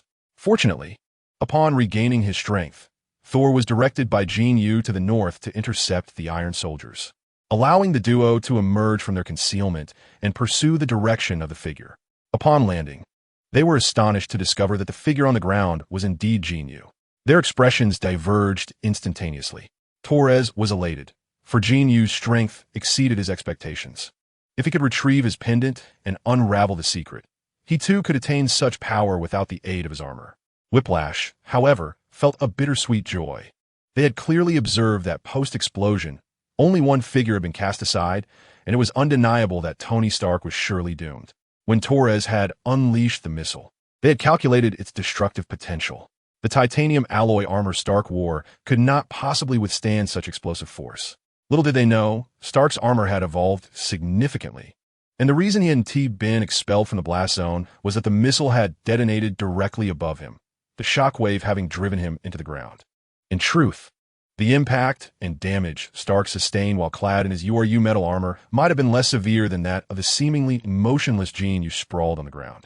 Observing Jin Yu's tattered clothing and his stillness, Torres, piloting his armor, swiftly advanced, the gauntlet-esque plating parting as he checked for Jin Yu's breath. With urgency mounting, he tore away Jin Yu's outer garments and examined his body, growing increasingly anxious. How could it be? How could it possibly be absent? Torres lifted his visor to gain a clearer view, his hands incessantly maneuvering Jin Yu's body. Aside from a pair of undergarments, Jin Yu was entirely unclothed. For a moment, Torres stood in stunned silence, struggling to accept the reality. Whatever you seek, it certainly does not exist on him. The whiplock darted to Torres' side, gently nudging him with the armored hand. Moreover, he is already deceased. We must leave immediately. Have you forgotten? There was that individual capable of controlling lightning. We cannot linger here any longer. Let us depart. There will be future opportunities. The whiplock appeared agitated, an inexplicable sense of dread gripping his heart. Were it not for his interest in Torres' connections and resources, he would have likely departed on his own, especially since Tony Stark was already dead. It was time for him to commence a new and splendid life. Impossible. This is something that must be kept close at hand. It cannot simply vanish. Torres seemed unable to accept this grim reality, forcefully pushing the whiplock aside and bent down, determined to rip Jin Yu's undergarments away. Hey, this is excessive, my friend. It was one thing to strip me of my clothing, as I had only a few garments left, but now you even wish to deprive me of my underpants? This is outrageous. The feigning Jin Yu raised his hand, effortlessly blocking Torres' armored hand with his own strength, rolling his eyes as he spoke. You're alive. Torres froze, his expression a mixture of astonishment and elation. Of course I am alive. Surprised? Unexpected? Jin Yu grinned, his face smeared with soot from the missile, yet his pearly white teeth shone brightly. I am quite surprised. Return my belongings to me. With a clang, Torres' visor sealed shut. The reactor at his chest, radiating an intense glow, augmenting the power of the hand locked in a stalemate with Jin Yu. His other hand lunged forward, reaching for Jin Yu's head. He was swift, but Jin Yu was swifter. With a deft motion, he grasped the wrist of the armored hand, while his other hand swiftly seized the opposing wrist, applying slight pressure with both arms. The mechanical limbs of Torres' armor emitted a series of cracking sounds as they were compelled inward. How is this possible? Within the armor, Torres' eyes nearly bulged from their sockets. Hearing about such feats was one thing, but witnessing them firsthand was entirely another. Jin Yu's hands appeared no different from those of an ordinary person, yet Torres understood the immense power that the armor could exert. One punch could easily send a car flying. How could this be crack? A heavy machine gun, mounted on Torres' shoulder, pivoted downward, aimed directly at the unyielding Jin Yu before him. Rat-tat-tat-tat-tat. The machine gun unleashed a barrage at close range, each bullet striking Jin Yu and igniting sparks. Torres observed clearly as the large caliber 145 rounds impacted Jin Yu's body, leaving no trace of a wound upon his skin. Wank, what are you waiting for? Help! Torres shouted in exasperation. Turning around, he noticed Wang's armor's propulsion system slowly emitting flames, his feet already lifting off the ground. That scoundrel was attempting to abandon him and flee. Damn it, Torres cursed. Yet, he was powerless. Jin Yu held onto his hand with a vice-like grip, casting only a fleeting glance at the retreating whiplock before dismissing it entirely. With no other option, Torres increased the energy output of his armor, feeling the distortion propel his arms. Regardless of whether to fight or flee, he had to extricate his arm first. At that moment, two miniature missiles shot forth from an unknown origin, colliding directly with the head of the recently airborne Whiplock. Although the missiles lacked significant power, they were sufficient to disrupt the armor's defenses, sending the Whiplock crashing back to the ground before it could gain speed. A resounding boom echoed as a red and yellow metallic figure appeared above the exhibition hall. This is a return for your earlier sneak attack. Damn it, next time, I should carry a bigger missile on my armor's back. Tony Stark's voice resonated ominously from within his suit. Now, it was Whiplock's turn to be dumbfounded. Tony Stark was still alive. Chapter 109. Nice underwear, nice underwear. I must admit, I fancy this flat style. After expressing his complaint to Whiplock, Tony redirected his attention towards Jin Yu with a playful remark. Following this, he discreetly deactivated the external speaker of his helmet and spoke to Jarvis. Jarvis, capture several comprehensive photos of this fellow. I want to enlarge a few to display in the headquarters main hall. Boom. No sooner had he spoken than, with a powerful kick, Jin Yu sent Torres' armor soaring into the air, hurtling it towards Tony. You didn't mute your headset. I can't hear you, you scoundrel deserving of the gallows. Tony seemed prepared, flipping his hands outward, causing his armor to retreat over 2 meters, narrowly avoiding the makeshift projectile that was Torres. Calm down, mate, this is art. You understand? I swear, your outfit could grace the cover of Time magazine. Tony, suspended in midair, shrugged nonchalantly. Jin Yu remained silent, raising his middle finger towards him. Their banter continued in the face of imminent danger, seemingly unfazed by each other, while Whiplock, lying on the ground, could not endure any longer. Once Tony Stark made his appearance, anything else, be it Jin Yu, the one who had just controlled the lightning, or even his own life, became inconsequential. He could devote his entire existence to a fervent hatred, believing that eliminating Tony Stark represented the ultimate purpose of his life. With a fierce roar, he rose to his feet, his arms crackling with lightning. The armor's arms trembled, and 2 whips, each over 3 meters long, flickered with blue energy as they were grasped firmly in his hands. Apart from the visible portions, the whips extended from the armor's sleeves, traveling along its exterior, all the way to his back. From the slight openings in the armor at his shoulders, a faint blue glow of the whips could still be seen. Jin Yu recalled from the film that the whips of the Whiplock armor were actually a single entity, with a mechanical reel behind him designed to provide substantial pulling force to draw back targets. He initially intended to warn Tony, but upon reflection, he realized that with Tony encased in his URU alloy gear, he need not fear a mere Whiplock. Instead, he thought it prudent to don his attire swiftly. Reaching into the void, he retrieved a set of clothing, but after glancing around and contemplating, he returned it and instead opted for his earliest suit of armor. The construction of Jin Yu's armor was relatively uncomplicated. After a slight modification by Tony, it could split open like a grand door at the press of a button beside the reactor, allowing him to enter swiftly. Once the armor automatically opened, Jin Yu felt no urgency. Instead, he retrieved a casual outfit, t-shirt, jeans, socks, and sneakers, and methodically began to dress.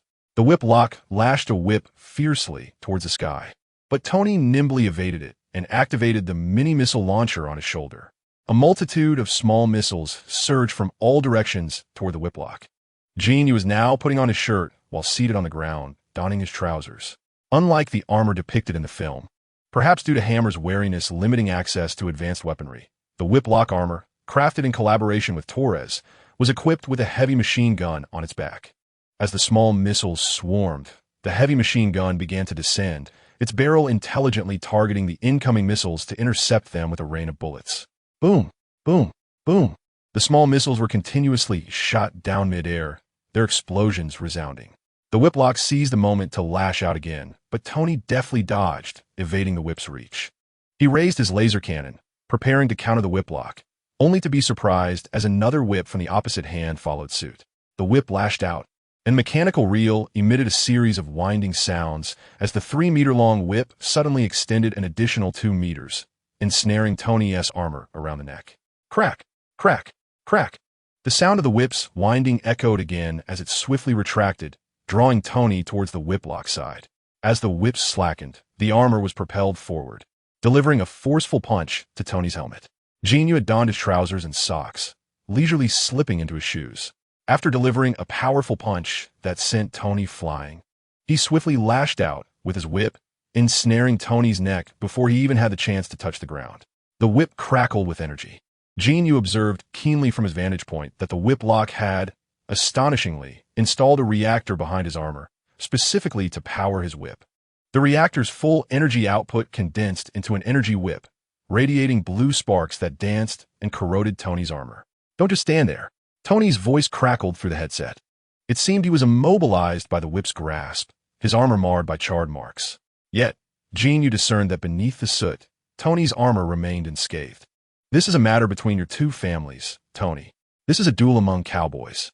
Defeat him like a true warrior." Having finished dressing, Jin Yu produced a wet tissue from seemingly nowhere and began to wipe the grime from his face. "I'm not talking about that. I meant something else." He's about to escape. The circuits of Tony's armor seemed to have been affected by the whip's energy, causing his speech to crackle.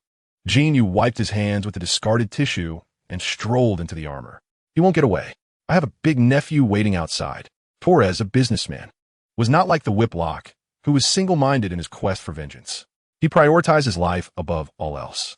Given Jin Yu's formidable strength, he realized he had to seize the opportunity to flee. After being kicked away by Jin Yu, Torres did not immediately return. Instead, he activated the communicator within his armor to call for the whip lock to retreat. However, at that moment, the whip lock was entirely preoccupied with thoughts of Tony Stark. Ignoring Torres's calls, Torres, feeling helpless, understood the significance of the whip lock to him. He had already lost his previous enterprise and had betrayed the military. In this vast world, he had no place to hide. If he still had the whip lock, the armor, and the reactor, they would be his means to rise again.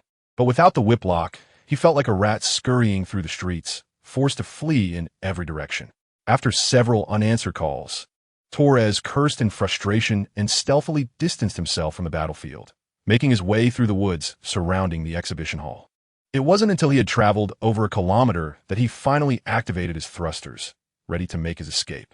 Unexpectedly, as he ascended to a height of over 100 meters, a dark hammer came crashing down before him. Chapter 110. Torres meets his end fuck. Torres exclaimed in alarm, hurriedly raising his arms in defense. Yet, the seemingly small hammer bore an unimaginable weight. As he lifted his arms, the thrusters on his feet sputtered, overwhelmed and emitting plumes of black smoke. The figure fell straight down towards the ground. When it was merely 20 to 30 meters above, he suddenly realized that the hammer had inexplicably slipped from his grasp. Torres hastily activated the two thrusters on his suit, unleashing a series of fiery bursts to counteract the force of gravity. With a resounding thud, he knelt upon the ground, landing just outside the exhibition hall. As he steadied himself, he barely had time to lift his gaze before a shadow lunged toward him. Once again, that peculiar hammer adorned with strange patterns.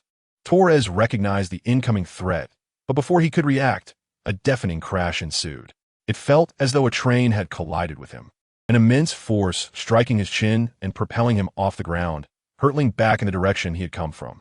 With a resounding crash, the massive armor was sent flying several dozen meters by a single blow from Thor, soaring past the entangled Whiplash and Tony, and landing squarely before Jin Yu, who had just donned his armor. "Ha!" Jin Yu exclaimed, extending his arm and snapping his armored fingers silently. "It seems we are indeed fated to meet again. What was your name?" Torres. "Yes, that's right. I had no intention of seeking you out again. I presumed you were doing well. Why then? Do you come to me now?" Jin Yu stepped onto Torres's armor, applying just enough pressure for Torres to feel as though a towering building rested upon him. The armor's exterior slightly buckling under the weight, making it difficult for him to breathe. "That pendant is mine," Torres gasped, struggling to articulate through labored breaths. Bending down, Jin Yu brought his head closer to Torres and whispered, "You are mistaken. That trinket always belonged to me. What you possess is merely a fragment. It has its own consciousness and has long since been marked by my imprint. Do you understand? Had you not sought me out, it would have been forgotten. But your relentless pursuit, culminating in such a grand missile ambush against me, has forced my hand. I apologize." As he spoke, Jin Yu applied slight pressure with his foot. A flicker of astonishment and despair crossed Torres's face, but as Jin Yu concluded his final words, that astonishment morphed into a fierce resolve.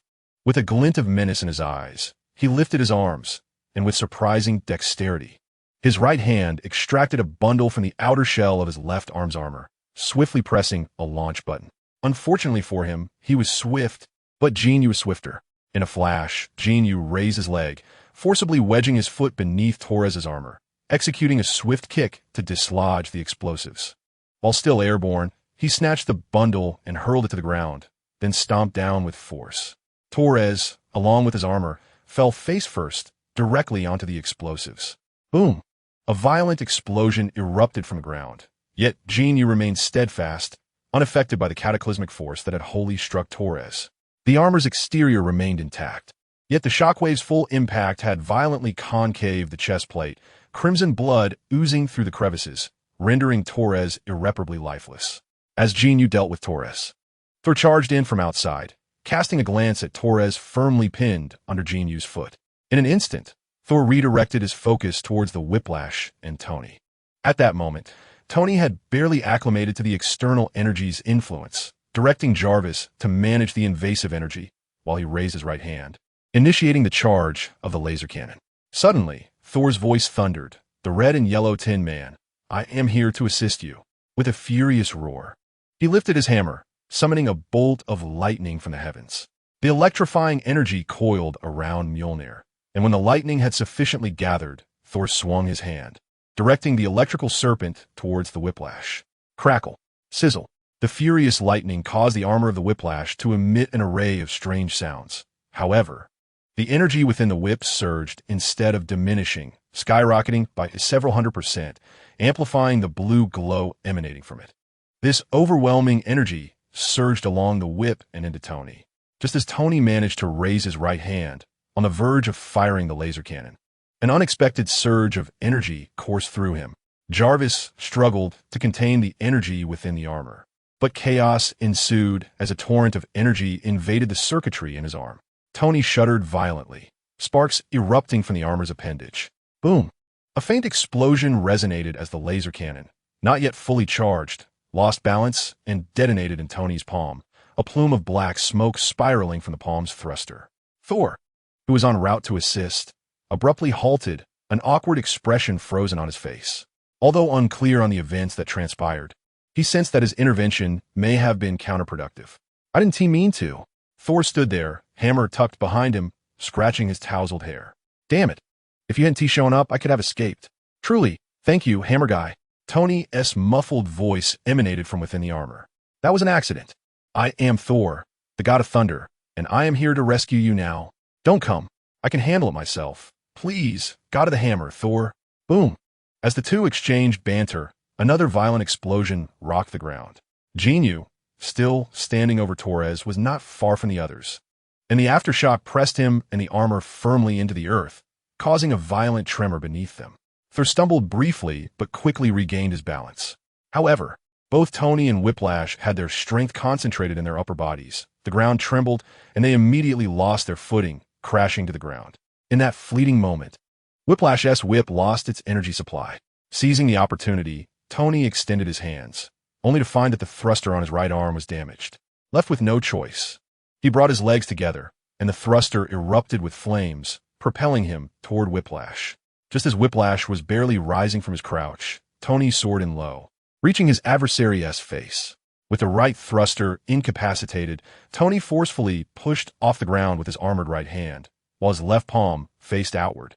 The thruster unleashed a burst of flame in midair, granting him the necessary momentum to swing his left fist back, delivering a powerful uppercut to Whiplash's chin. Caught off balance, Whiplash fell back as Tony's vision was suddenly filled with a large figure draped in a red cape, wielding a hammer that descended with ferocity. A resounding clang echoed as Thor's hammer struck Tony's skull. With a thunderous impact, Tony's armor crashed into the ground, sending dust swirling into the air. "Well done." Whiplash's voice boomed from the ground. Chapter 111. The death of Whiplash. To be fair, this was not entirely Thor's fault. Tony and Whiplash had synchronized their attacks almost perfectly, with Tony being just a fraction quicker, leading to the current predicament. Thor felt genuinely embarrassed, especially after the enemy had commended his effort. Glancing around in confusion, Jin Yu gestured toward the fallen Whiplash, and Thor understood. He raised Mjolnir high, this time remembering to refrain from using the power of lightning. Instead, he exerted his own strength, bringing the hammer down with all his might toward the reactor in Whiplash's chest.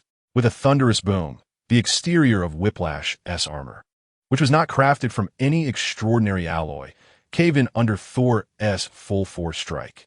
Sparks erupted from the reactor within, rendering it completely inoperative. Once the reactor failed, the entire suit extinguished its glow, becoming virtually useless, aside from the whip, which still flickered with blue light due to its dedicated reactor. The armor was incapacitated, leaving the whip powerless. Jin Yu sighed and, to be cautious, approached Whiplash to crush the reactor behind his armor, reducing it to a heap of scrap metal. While watching the film, Jin Yu had perceived Whiplash's physical prowess as extraordinary. Even when hit head-on by Happy's car in Monaco, he seemed unfazed, demonstrating a resilience that bordered on the absurd. However, at this moment, Jin Yu observed that this individual was indeed formidable. Thor's strike had indented the armor, and it was evident that the chest of the whip lock must be concaved. Despite such grievous injuries, Whip Lock managed to reach for his helmet, and, after spitting out a mouthful of blood, he surprisingly chuckled at the three of them. "Any last wishes?" Tony inquired, rising to his feet, his gaze laden with complexity. Whip Lock returned Tony's look with a mixture of hatred, resentment, and a flicker of jealousy. "I have lost, utterly and completely. But it is not to you that I concede defeat. It is to your father. The new element, the new reactor. You have inherited everything from him, Stark, his reputation, status, wealth, and wisdom. Had I possessed all that you have, it would have been you who failed." After uttering these words, Whiplock coughed up another mouthful of blood, laughing in a somewhat deranged manner. "Even now, had it not been for your friends surrounding you, you would remain no match for me. You have lost, Stark. It is a pity I could not end your life this time." As he spoke, more blood spewed from his mouth. Tony gazed at him intently before turning away in silence. Jin Yu approached Whiplock, crouching beside him. Whiplock looked at Jin Yu and forced a smile. "I always knew you had issues, but alas, that fool hammer. If only I had a different partner. If only I had a little more time." Whiplock's final words dwindled to a whisper, as if he were murmuring to himself, his gaze vacantly fixed on the sky. "You are mistaken," Jin Yu finally managed to utter after a prolonged silence. "Regardless of your father's actions or those of Tony's father, the distinction of right and wrong is inconsequential. You possess such talent and skill. You had other avenues to achieve success. You chose the most extreme path. There were honorable ways to defeat him. And even if you ultimately failed, or if Tony triumphed through his wealth and power, a retaliatory uprising using extreme methods would have earned my respect. Yet you never attempted that. Wan Ku, you are a coward, as was your father. He spent his life hiding in Siberia, possessing the world's most advanced scientific knowledge, but creating nothing of value. He contributed nothing to this world, nor to your family. His sole fixation was that reactor. He raged daily about Howard Stark stealing his designs. Yet have you considered that even without that reactor, Howard Stark would still be a respected scientist, philanthropist, and inventor? He made extraordinary contributions to this world and his country, and therein lies the failure of your family, the Wan Ku clan. Jin Yu remained crouched beside Whiplock, his voice low but each word piercing the heart. In the past, after Howard Stark had banished his father, he did not secretly take any additional measures against him. It was his own obsession with the past and his descent into alcoholism that led to the tragic fate of 2 generations. Ivan Vanko possessed an intellect that undoubtedly surpassed that of the vast majority of humanity. He could not have failed to comprehend Jin Yu's words. Perhaps during their time in Monaco, when Jin Yu revealed that Tony had used his father's legacy to create a new element and construct a novel reactor, he should have grasped the truth. However, he spent his life ensnared in a web of hatred and radical falsehoods, rendering him blind to reality. With a violent cough, blood erupted from Whiplash's mouth, his head tilting towards Jin Yu, a solitary tear glistening at the corner of his eye. Jin Yu observed a protruding red button on the side of the index finger of Whiplash's armored right hand. His thumb rested upon it, yet he hesitated to press it. This elicited a cold sweat from Jin Yu, for he had indeed forgotten that all the robots self-destructed in the climax of Iron Man 2. Go! There is no hatred in heaven. Tony too noticed the button, sighed softly, crouched down, and closed Ivan Vanko's eyes. To speak plainly, a soul filled with such resentment is destined for hell, where malevolent demons relish in consuming spirits steeped in negativity. They feast upon these souls, drawing them in slowly with their mouths and noses. Shut up. Jin Yu and Tony interjected simultaneously, interrupting Thor's vivid description of the demon's gluttony in hell. Chapter 112. The driven mad Justin Hammer in New York. At the precinct headquarters opposite the city hall, Justin Hammer found himself imprisoned, charged with disturbing public order, orchestrating acts of terrorism, and illegally harboring foreign criminals, among other offenses, with bail denied. That very night, he had slipped away amidst the chaos of the expo, blending into the crowd to escape, and contacted a close ally in the Senate for help. Yet, that senator betrayed him, and the military shifted all blame onto his shoulders. In the visitation room, a grim-faced Justin Hammer met with his attorney. The district attorney has denied your request to seek medical treatment, Justin. The military will not allow you to speak freely. My advice is to quietly bear this burden. Any further commotion may lead to dire consequences, the well-tailored lawyer whispered, though the unsaid implications were abundantly clear. With a deep breath, Justin Hammer lit the cigar the lawyer had brought him. A man of his stature still held a modicum of privilege. After exhaling a thick cloud of smoke, he spoke in a low, resolute tone. How many years are they preparing to confine me in prison? They lack sufficient evidence. All of this is the doing of Ivan Vanko and that Torres. You merely wish to exploit him to create battle armor and reactors in order to secure military contracts. This includes the matter of Ivan Vanko's escape, of which you are entirely unaware. If you maintain this stance, they can sentence you to a maximum of 3 years, and with good behavior, you might be released in less than 2. The lawyer silently perused the case files. At their level of expertise, they have long mastered the unspoken rules of this country. The case against Justin Hammer is not particularly challenging. However, the military has resolved to pin this blame on him. Thus, he must bear some consequences. Damn, damn, damn. Justin Hammer slammed his hands against the table several times with fervor. A police officer's head silently appeared at the observation window of the iron door. But the lawyer gestured reassuringly, causing the officer to swiftly retreat from view. After venting his frustration, Justin Hammer had no recourse but to resign himself with a sigh. After a moment of silence, he lifted his gaze to the lawyer and said, "Help me disseminate a message. Upon my release, I will still have a means to secure significant military contracts. Tell those shareholders to remain quiet and await my return." The lawyer regarded Justin Hammer with a blink, remaining silent. "What's the matter, Hobbs? We are old friends. This is a simple matter, is it not? You wouldn't refuse me such a small favor." Justin Hammer leaned forward, lowering his voice, though his tone betrayed a growing urgency. "Justin, I would certainly like to assist, but you are no longer a major shareholder of Hammer Industries. Your shares have all been acquired by someone else." "Bullshit." Justin Hammer's furious roar interrupted the lawyer's words. "I have not been acquired by anyone, nor have I transferred any shares under my name." "What do you mean by that? Calm down, let me explain." The lawyer raised his hands, signaling for Hammer to remain composed. Once his expression softened slightly, the lawyer continued. "Do you recall Jin Yu, the individual known as the Armored Avenger, a close friend of Tony Stark? He has acquired all your shares. He possesses a stock transfer agreement bearing your signature, indicating that you borrowed $2 billion from him. That sum lies in your account, and you have mortgaged all your shares. The loan term is 1 year, with an interest rate of 20%. Should there be any unforeseen circumstances, including but not limited to earthquakes, tsunamis, or scandals within the company's management that drastically reduce the value of Hammer Industries stock, he may terminate the agreement." "Enough.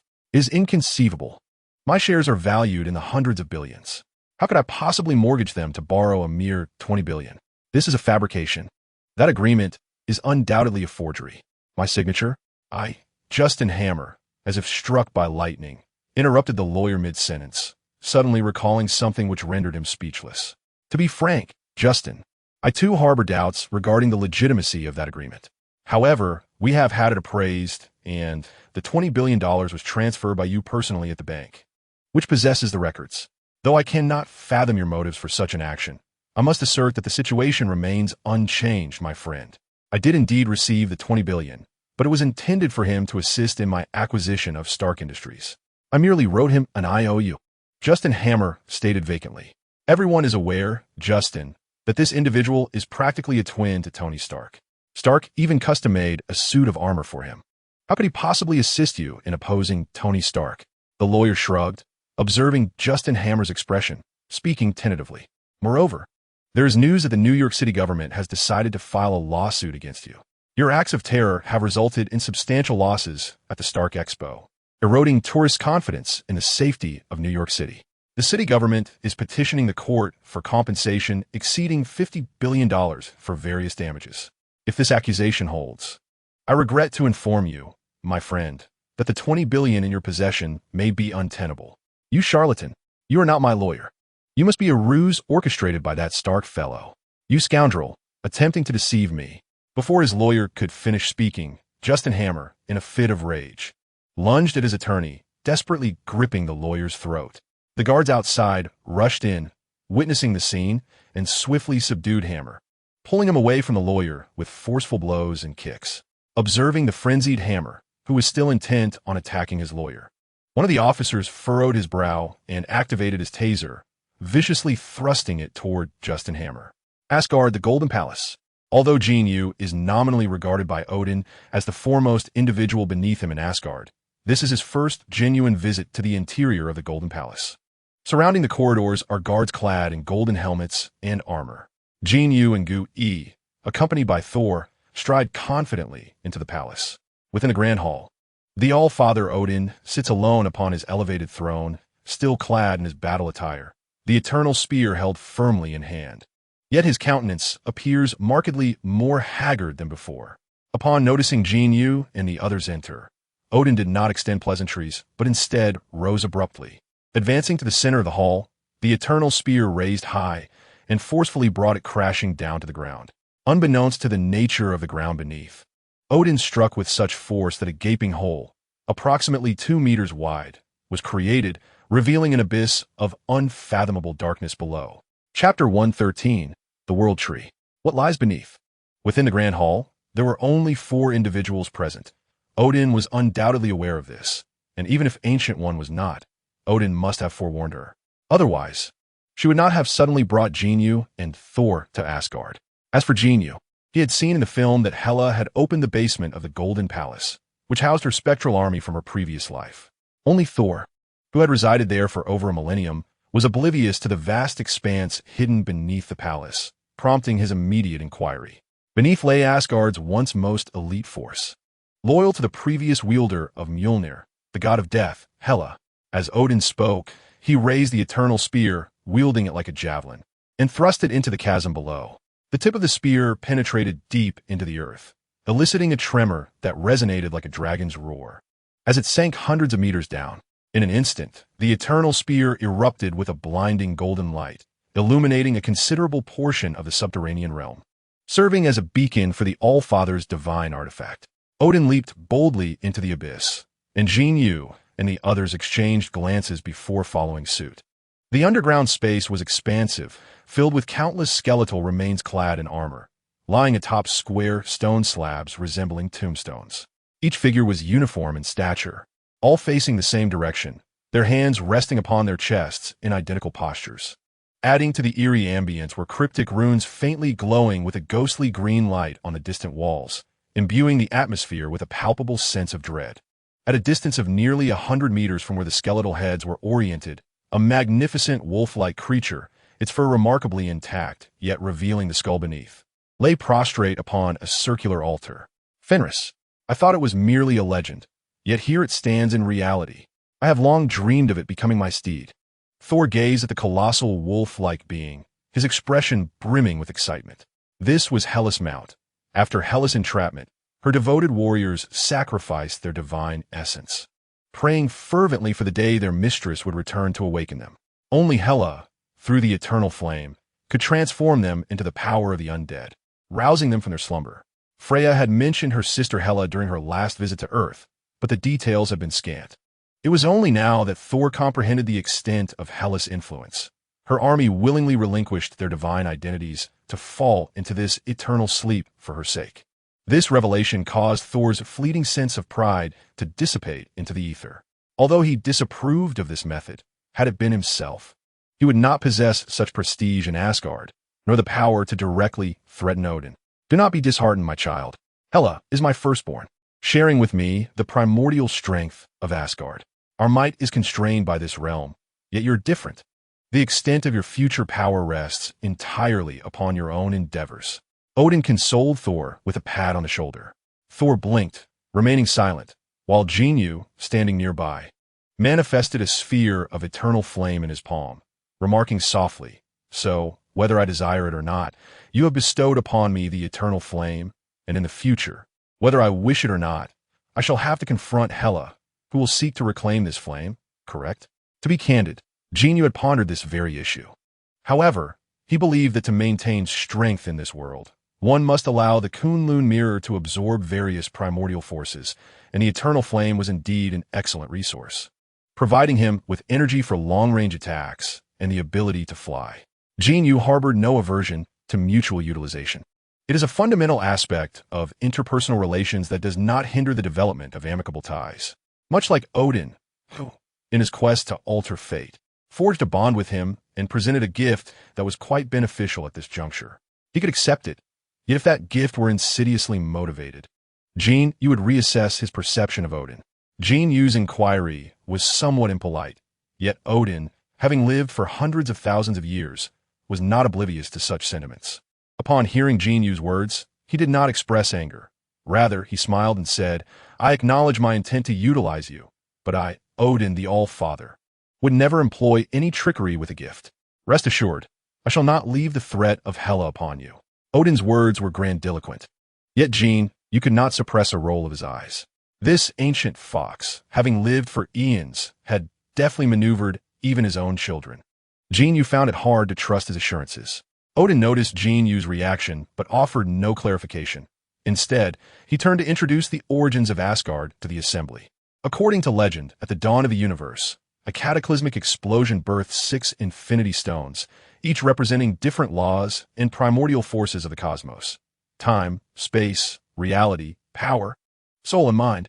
These stones encapsulated the formidable primordial energies of the universe. To master them was to grasp the very secrets of existence. However, the universe is vast, and these primordial forces extend beyond merely 6 infinity stones. Numerous fragmented primal forces, manifested as cosmic wonders, gave rise to races that claimed sentience and powerful individual beings. With a flourish of his hand, Odin conjured before them the shimmering silhouette of a grand golden tree. The World Tree, renowned for encompassing the 9 realms, including Asgard and Earth, is often regarded as a mere legend. In truth, the World Tree originated from the cataclysmic event of the Big Bang, embodying fundamental laws and primordial powers that gave birth to 9 distinct planetary systems, including Earth, along with unique races. One may perceive the 9 kingdoms birthed from the World Tree as an incomplete microcosm, capable of self-sustaining cycles and possessing their own intrinsic forces, such as the eternal flame and the frost box, elements that could be likened to the infinite gems of the 9 realms. However, as these laws and origins are incomplete, our essence is derived from this universe, making our laws inherently flawed and our powers feeble in comparison. We may form our own systems, yet we cannot entirely detach from this reality. Thus, what awaits us is assimilation. Jin Yu interjected, interrupting Odin's discourse. Indeed, assimilation, Odin affirmed with a snap of his fingers. Jin Yu comprehended Odin's implication fully.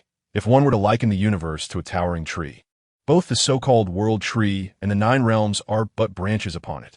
Each possesses its own complete cycle and system, yet lacks roots and the ability to separate from this grand tree, ultimately destined to be gradually assimilated into it. Within the cosmos, countless races and beings have evolved from fragments of primordial laws, the majority of which have vanished over the eons, a testament to the universe's self-digestion of its own essence.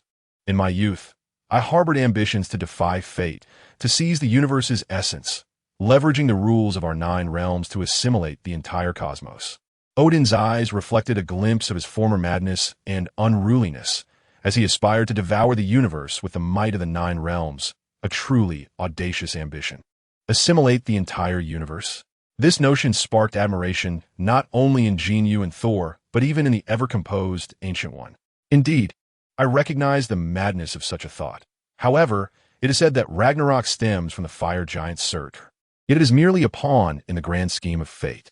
Ragnarok represents the universe's assimilation of Asgard and the Nine Realms, a reclamation of its primordial power. Unlike Earth, even if the Nine Realms were to be assimilated, the inhabitants of Earth would scarcely perceive any changes, at most. It would provoke some skepticism among astronomers and physicists regarding certain phenomena, such as those studied by Dr. Eric Selvig, who has frequently explored the spatial connections among the 9 celestial bodies within the Marvel Cinematic Universe. However, for Asgard, the situation is entirely different. If the 9 realms constitute a miniature universe, then they represent the celestial court of this cosmos, wielding the divine laws of the universe. Should they be assimilated, Asgard would cease to give rise to new deities, and its race would gradually descend into a mere ordinary species within the universe, possibly transforming into the mundane corporeal beings akin to Earthlings after millennia. The fundamental reason behind Odin's cosmic conquest was indeed the pursuit of the Infinity Stones. He aimed to channel the primordial energies of the vast universe back into the miniature cosmos of the 9 realms, allowing this small universe to proliferate like malignant cells, ultimately claiming dominion over the entire cosmos. Odin's father, Bor, after vanquishing the Dark Elves, had acquired one of the Infinity Stones, the Reality Stone. However, lacking Odin's ambitious resolve, Bor believed such formidable power should not be wielded by any single entity. Thus, he concealed it within a secret subterranean chamber, forever burying this secret. Eventually, Odin succeeded in obtaining another Infinity Stone. Yet upon acquiring the Space Stone, he realized that his aspirations had been overly naive. Although he could utilize the Space Stone as a tool to manipulate its energies, he found himself incapable of fully absorbing and assimilating it, thus failing to transform it into his own strength, into the might of Asgard. It was precisely due to this failed attempt at forced assimilation that Odin's foundational essence was compromised, rendering him incapable of entirely suppressing Hela. In desperation, he was compelled to seal her away. Yet, Hela's source of power, like his own, was rooted in Asgard, and as her strength grew, his diminished. This led Odin to orchestrate a plan for Asgard's rebirth on Earth. His poignant declaration prior to his demise in Thor, Ragnarok, that Asgard is not a place, but a people, was a reflection of his resignation.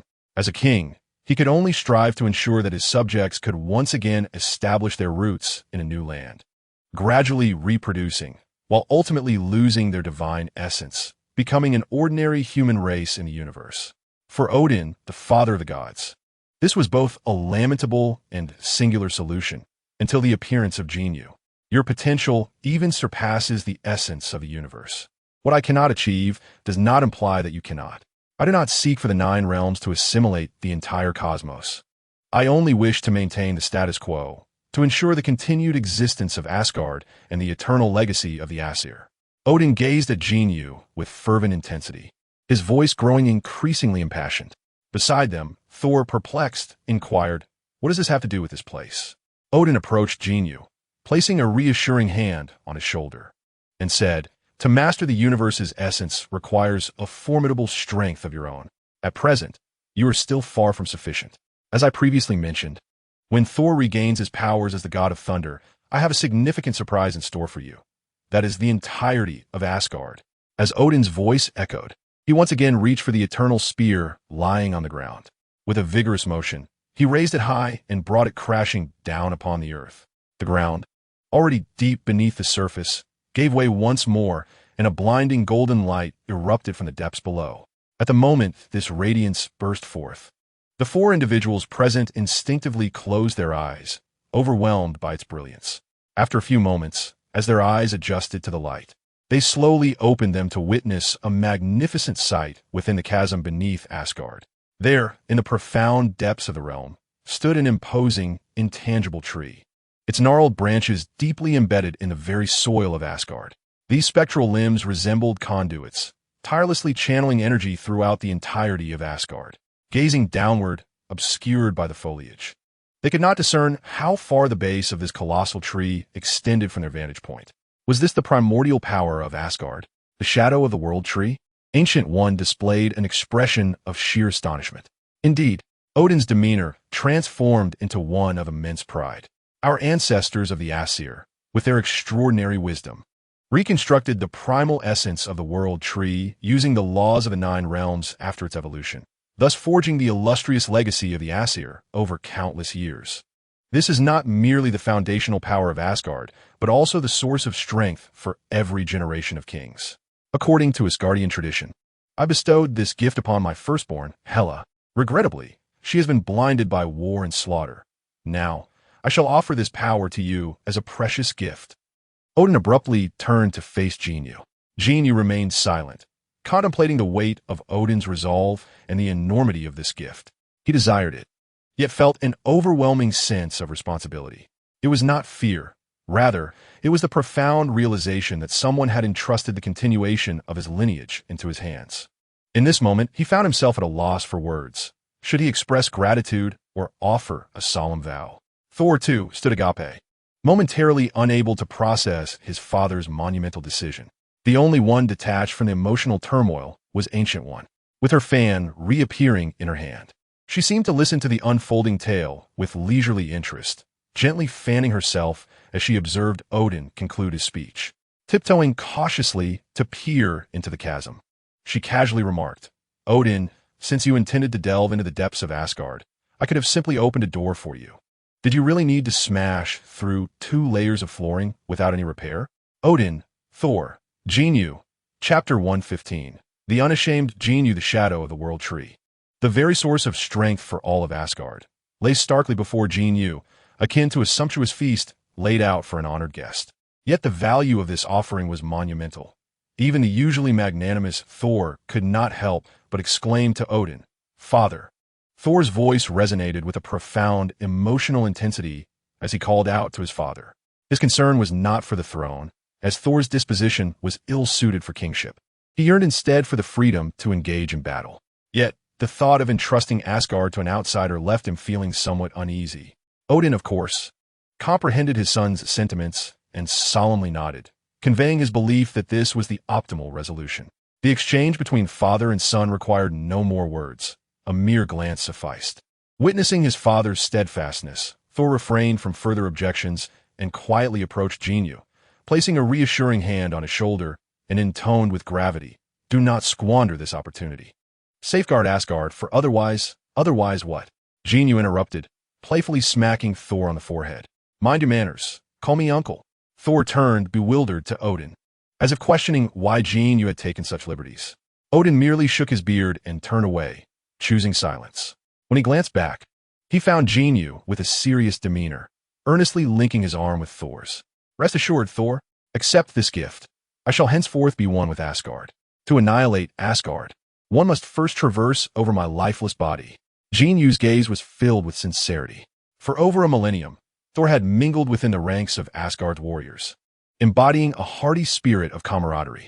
Upon hearing Jin Yu's impassioned declaration, Thor could not help but respond with fervor. "Regardless of the cataclysms that may come, be it Ragnarok or the very collapse of the cosmos, we shall face them together. We shall fight side by side. Hey, where is everyone?" Thor's words were barely completed when Jin Yu had vanished, seemingly having leaped to Odin's side, casually draping an arm over the Allfather's shoulder, whispering, "Does Asgard's law stipulate monogamy?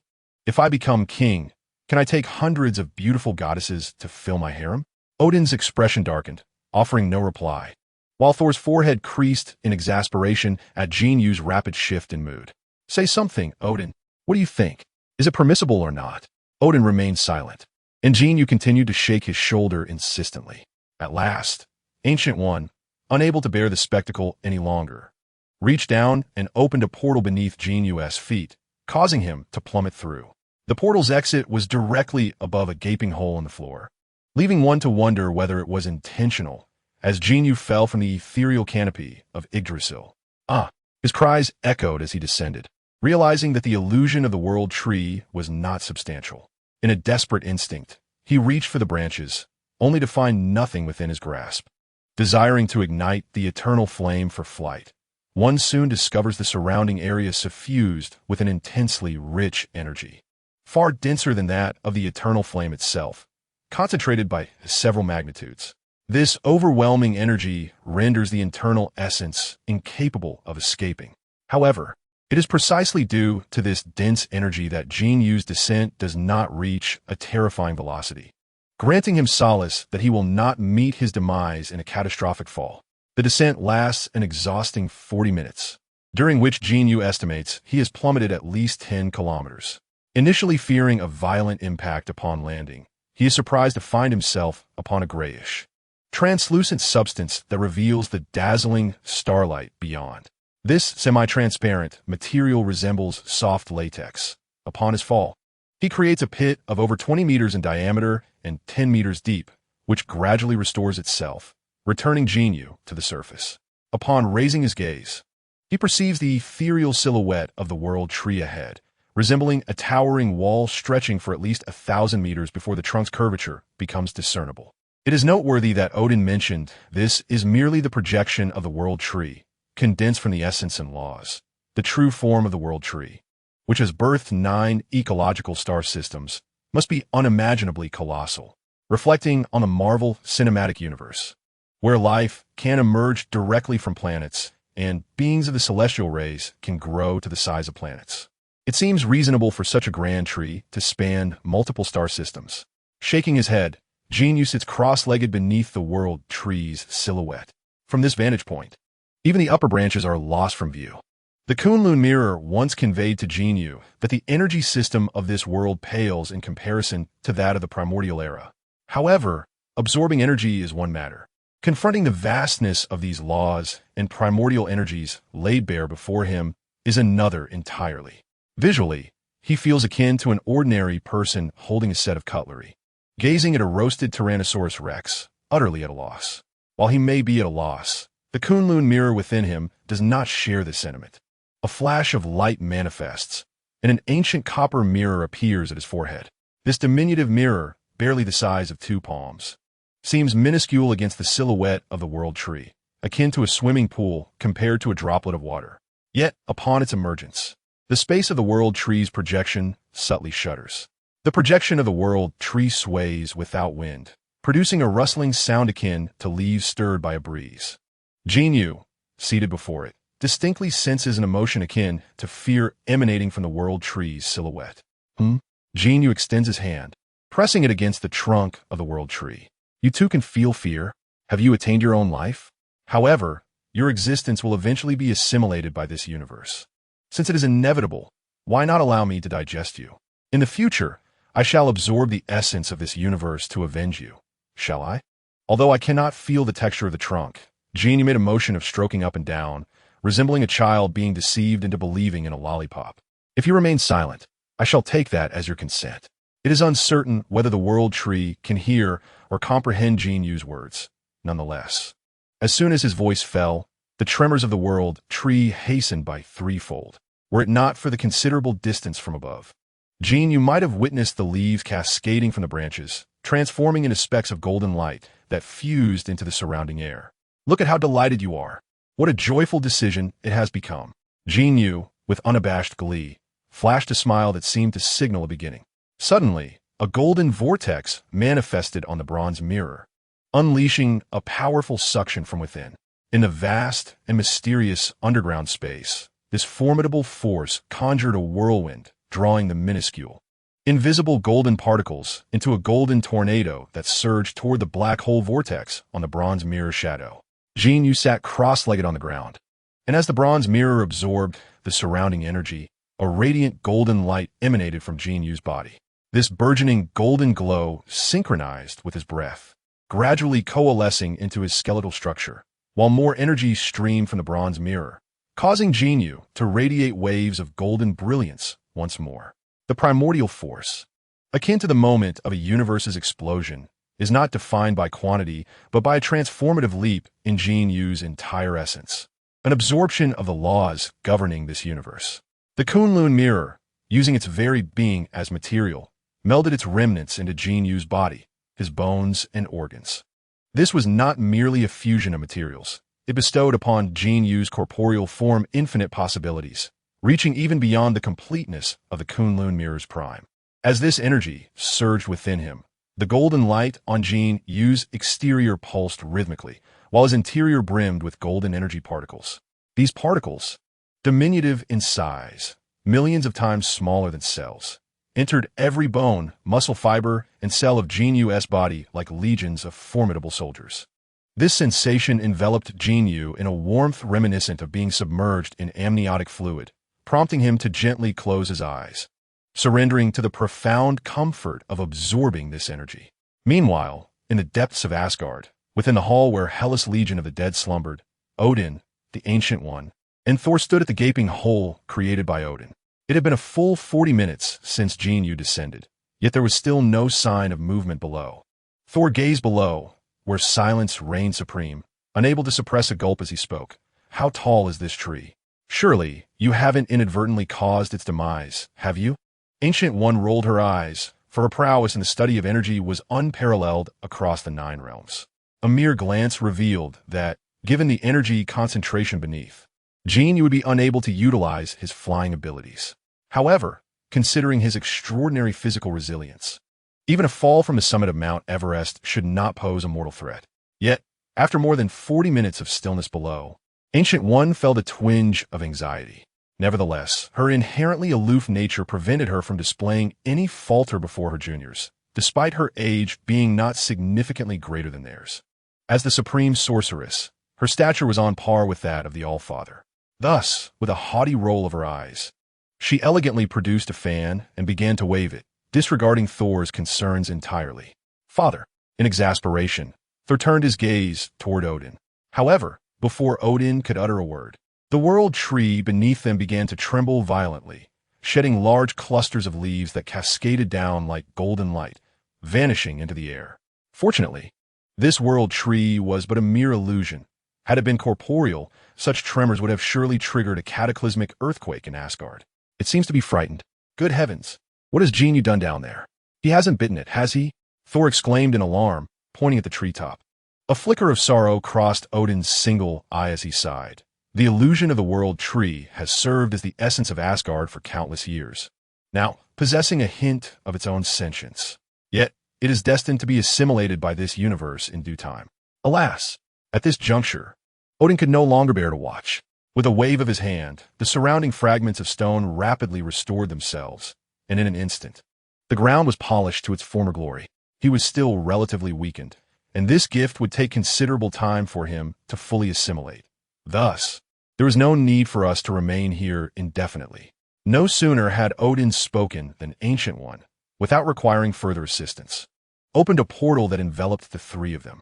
The portal, akin to a ring toss, swiftly whisked the trio away, transporting them directly to the grand hall of the All-Father in the Golden Palace. The deities of the 9 realms lay in wait. The ancient celestial beings concealed themselves, as new eyes in the cosmos were drawn to the infinity stones, now fixated on Earth. Before Jin Yu achieves complete success, I must exert all effort to suppress Hela's final resurgence. Thor, you shall accompany Supreme Ancient One back to Earth. Remain there with Jin Yu's companions, await his return, and together ensure the safety of our planet. Yes, Father. Thor bowed his head in acquiescence. Odin then turned to Ancient One. They exchanged nods of understanding and silence. Ancient One once again opened the portal, and they stepped into the sanctum of New York. In a modest meeting room outside New York, Tony, Black Widow, and Bruce Banner formed a circle as they listened to Thor recount the entire saga. Upon hearing that he would inherit all the powers of Asgard and become its unparalleled king, Tony rose abruptly, astonished. You mean to say he will claim all the might of Asgard and ascend as its singular monarch? His face bore the marks of disbelief. Odin had previously mentioned a grand surprise for Jin Yu, but Tony could never have fathomed that this revelation would be of such magnitude. And what of you? Aren't you a prince of Asgard? I mean no offense, but I must inquire, are you certain you are Odin's biological son? Thor shot Tony an exasperated glance. Had it not been for their recent skirmishes, where he had accidentally harmed Tony twice, he might have struck him with his hammer in response. With a soft sigh, Thor slumped onto the couch and spoke. Asgard cannot escape the inevitable fate of Ragnarok. My father and mother have glimpsed our destiny, and only Jin Yu can lead us from this predicament. In truth, I have little interest in the throne. I would much prefer to remain on Earth and fight alongside you. Such admirable magnanimity. Dr. Banner praised earnestly, and Tony gave Thor a thumbs up. However, Black Widow wore a concerned expression. Could he be in danger? And how long will this process take? Among those present, she and Thor had spent the most time together. She was acutely aware of the prolonged lifespans of the Asgardians. This god of thunder had lived for over 1,500 years. How long would it take for Jin Yu to inherit Asgard's primal powers? A year? A decade? A century? There will certainly be no danger. Thor thought of the trembling image of the world tree in his mind. How could Jin Yu possibly be in peril? But as for the duration, I'm not quite sure, but it shouldn't be too long, I hope. Thor said, a hint of uncertainty in his voice. Chapter 117. 10 months later, Jin Yu's hurried departure from Asgard left many matters unresolved, including the shares of Hammer Industries. With $2 billion and the aid of Ancient One's magic, he transformed a handwritten IOU from Justin Hammer into a legitimate, verifiable loan agreement. Following Justin Hammer's incarceration, this agreement came into effect, granting Jin Yu 32% of Hammer Industries, despite the turmoil caused by the head of the company, whose downfall resulted in a nearly two-thirds drop in stock prices. The shares Jin Yu acquired still held a market value exceeding $10 billion. He thus became the largest shareholder of Hammer Industries. However, no one anticipated that after 10 months of ownership, this major shareholder had yet to make a public appearance. On this day, upon completing her mission, the Black Widow arrived in Midtown Manhattan, adjacent to Grand Central Station. Here, a newly constructed skyscraper, the Stark Energy Building, had emerged as a new landmark not only for Manhattan, but for New York City at large. This edifice, personally designed by Tony Stark, resembled a colossal trophy, standing at a height of 350 meters, divided into 3 sections.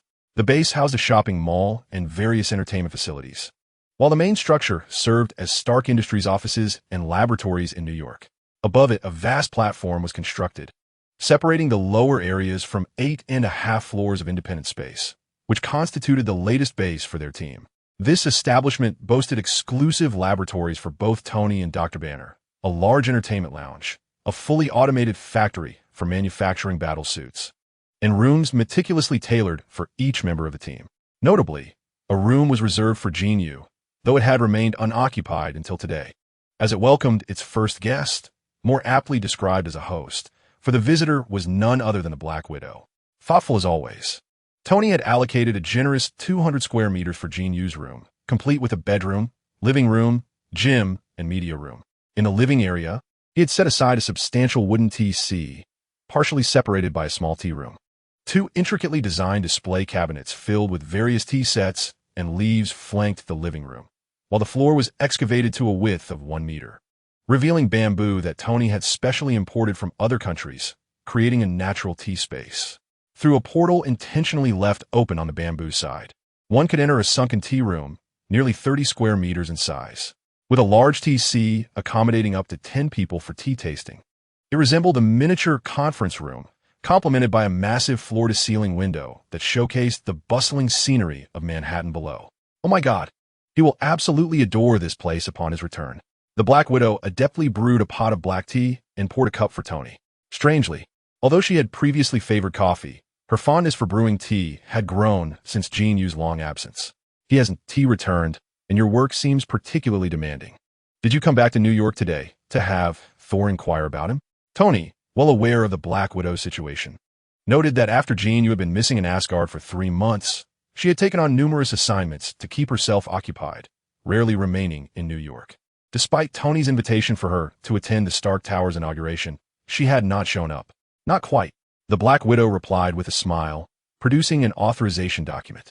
Oh, Tony reached out to accept it. Regarding the matter of Justin Hammer, Jin Yu had not had the opportunity to discuss it in detail with him before, and he learned of it only afterward.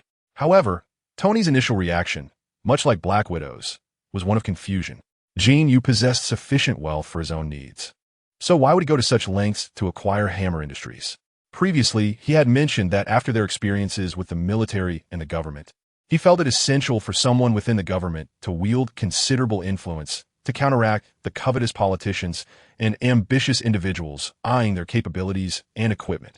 You see, he could collaborate with S.H.I.E.L.D., but he wished to minimize internal entanglements, which led to the idea of absorbing Hammer Industries. However, later at Capitol Hill, the appearance of Odin and the Ancient One alleviated his concerns. He deemed the power of that financial conglomerate unnecessary. Thus, He communicated to me his desire to convert these shares into a long-term funding source for your small group. This document, which I discovered only upon my return, is a power of attorney authorizing you to act on his behalf regarding his shares. I suspect he intended for you to assist him with these matters all along. Indeed, this document was prepared by Jin Yu before his journey to Asgard. He originally planned for Tony to devise a suitable solution to this issue. Unfortunately, he left in such haste that he couldn't relay this information. And who could have predicted he would be absent for 10 months? Black Widow, concerned that those shares might grow stagnant, brought this document to Tony upon discovering it. I believe I now understand his intent. Tony glanced at the power of attorney, then perused the details of the distribution outlined below. Jin Yu's intention was to utilize this wealth to create a long-term profitable entity, allocating 30% of the profits to the Ancient One to support the operations of Kamartaj. Furthermore, 40% was designated to cover various expenses for their small group, including timely salaries for each member. The remainder comprised 20% for himself and 10% for Black Widow. This distribution was undoubtedly not a spur-of-the-moment decision by Jin Yu. Although with Tony as a substantial benefactor, there was no need for concern. Jin Yu, having glimpsed the future in a past life, was aware that both Wong and Dr. Strange had once struggled even to afford lunch. Despite not having known them at the time, he felt it necessary to secure some worldly wealth for Kamartaj out of gratitude to the Ancient One. After all, even superheroes need sustenance. Moreover, following the events of Avengers Endgame, Jin Yu had watched The Falcon and the Winter Soldier, where the esteemed Avenger, Falcon, found himself resorting to loans to cover his sister's boat repairs after the ultimate battle. The most disheartening part was that he was denied by the bank due to his inability to provide income verification for the past 5 years. This incident amused Jin Yu, but it also left him feeling somewhat disheartened. Indeed, a penny can perplex even the greatest of heroes. In a previous life, Tony undoubtedly made his arrangements regarding this matter. However, as time passed, and with the outbreak of the Civil War, there were certainly many oversights. Jin Yu aimed to ensure that every future superhero could completely free themselves from the burdens of daily sustenance. After all, balancing the demands of financial concerns with the responsibilities of being a superhero is exceedingly exhausting, as evidenced by the contrasting portrayals of Spider-Man in the Sony universe and Superman next door. He was indeed more considerate than I had anticipated. Leave this matter to me. I shall assemble the most professional team to partake in this endeavor, and I will also contribute a portion of the funds to establish a separate company or foundation. Tony set the documents aside and lifted his teacup, taking a sip. Is there any news from Thor? He inquired, setting down the cup and meeting the cautious gaze of Black Widow. Tony sighed, aware that she hesitated to inquire about Thor herself. I have asked him, but he mentioned that the Bifrost Bridge to Asgard is severed, making it impossible for him to establish contact. He also cannot locate Dr. Strange, so he has no news to share. However, he assured me that Jin Yu is in no danger. Very well, Black Widow replied, raising her teacup to mask her disappointment. Just as she prepared to take her leave, her phone began to vibrate. Upon answering, her expression shifted dramatically within mere seconds. What has happened? Tony questioned, observing her sudden change in demeanor. S.H.I.L.D. and one of our covert research bases have been attacked, and our experimental items have been stolen. Is it dangerous? It is called the Tesseract. Chapter 118. The awakening of the artifact spirit. Tony was certainly familiar with the name Tesseract. It was rumored to possess boundless energy. During World War II, it was said that Hydra utilized this object to create numerous energy weapons and advanced transportation devices. Later, during the battle between Red Skull and Captain America, the Tesseract vanished alongside them, only to be retrieved by his father, Howard Stark, while searching for Captain America in the ocean. As for the subsequent Pegasus project, which aimed to harness it to create photonic engines, inadvertently leading to the emergence of Captain Marvel, Tony was unaware of the details. Nevertheless, he knew that this artifact had always remained in the possession of S.H.I.L.D., and he was surprised that they had recently resumed new research on it. The fact that such a dangerous object could be stolen from S.H.I.L.D.'s secret base indicated that the perpetrators were far from ordinary terrorists. Did they require our support? Tony, understanding the threat posed by the Tesseract, took the rare initiative to offer assistance. Nick intended to activate the Avengers Initiative, and the individual who had seized the Tesseract was none other than Loki, Thor's brother. He had declared to Nick that his arrival was to conquer the entire Earth. With a furrowed brow, the Black Widow expressed her concerns, recalling the last encounter with Loki, during which Jin Yu and he nearly brought calamity upon Manhattan. Now, Loki was audaciously proclaiming his intent to dominate the Earth. What further schemes could he possibly have, especially with the Cosmic Cube, a formidable weapon, in his possession? That flamboyant party boy's plan, without Jin Yu and with Thor Banner, and myself already functioning as a cohesive unit. Do we truly require any additional strategies? Tony pondered, somewhat perplexed. No, there is another individual, one who has been resting for an extended duration, recently rejoined us, a true soldier. Jin Yu had not anticipated that absorbing a portion of Asgard's primordial power would propel him directly to the moment the Avengers storyline commenced. The process of absorbing energy from the subterranean realm had initially consumed 7 months of his time. Fortunately, as his energy reserves replenished, the Kunlun Mirror's restoration became increasingly complete, enabling Jin Yu to absorb energy at an accelerated pace. In just 3 months, he had significantly diminished the trunk of the World Tree. Once seated beside the trunk, Jin Yu now found himself hundreds of meters away. The ethereal visage of the Kunlun mirror above him had expanded to a diameter of 10 meters, the swirling vortex on its surface measuring over 30 meters across, creating a funnel-like energy vortex that continuously devoured the energy of the World Tree. Suddenly, the Kunlun mirror's ethereal form ceased its absorption, emitting a prolonged metallic resonance akin to the tolling of a bell. Subsequently, Jin Yu's eyes began to slowly open. "You are awake?" he uttered, almost nonsensically, upon regaining consciousness. "Indeed, though I am but a fraction of my former peak, it is sufficient for my essence to awaken." The slumbering spirit within the Kunlun mirror manifested, bearing an identical visage to Jin Yu, and addressed him directly. "Could you possibly adopt a different appearance when conversing with me? To be frank, this is rather awkward," Jin Yu remarked, glancing at his own reflection with a hint of exasperation. "What if I take on the guise of that Natasha girl?" The reflection began to distort, seemingly transforming into the Black Widow. "Stop. Never mind. Let us stick with my own appearance. I fear it might leave me with psychological scars that could affect my happiness." Jin Yu hastily gestured to halt the transformation, startled as the familiar red hair and forehead began to materialize. "Now let us discuss serious matters." The spirit of the Kunlun mirror, now mirroring Jin Yu's demeanor, began to speak. "The fragmented essence of the universe. It's astonishing that you were able to uncover such a treasure so swiftly. However, merely absorbing it is not a prudent course of action, unless you wish to obliterate that small landmass and countless souls into oblivion."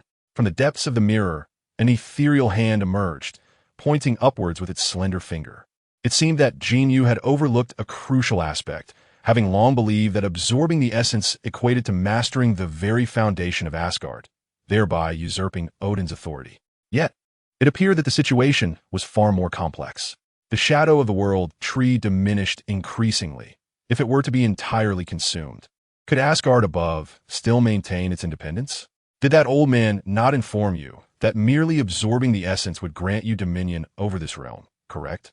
Although the spirit of the vessel lay dormant, it remained intrinsically linked with Jin Yu, fully aware of the happenings outside. "Indeed, was it not thus?" Jin Yu mused, stroking his chin. "Certainly not.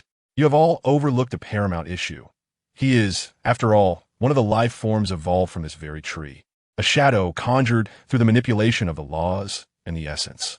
He can undoubtedly coexist with it, but you are not rooted in this world, nor are you of the so-called 9 realms. "Precisely," Jin Yu exclaimed, thumping his thigh, yet upon observing the World Tree's shadow, which had withered considerably, a sense of melancholy washed over him. "What then shall we do? We cannot simply devour this energy in one go, but having wrought such havoc upon it, and with our task still unfulfilled, it seems rather unreasonable, does it not?" Jin Yu had promised Odin to preserve Asgard in its original state. Had he known it would be so easily drained, he would have reconsidered.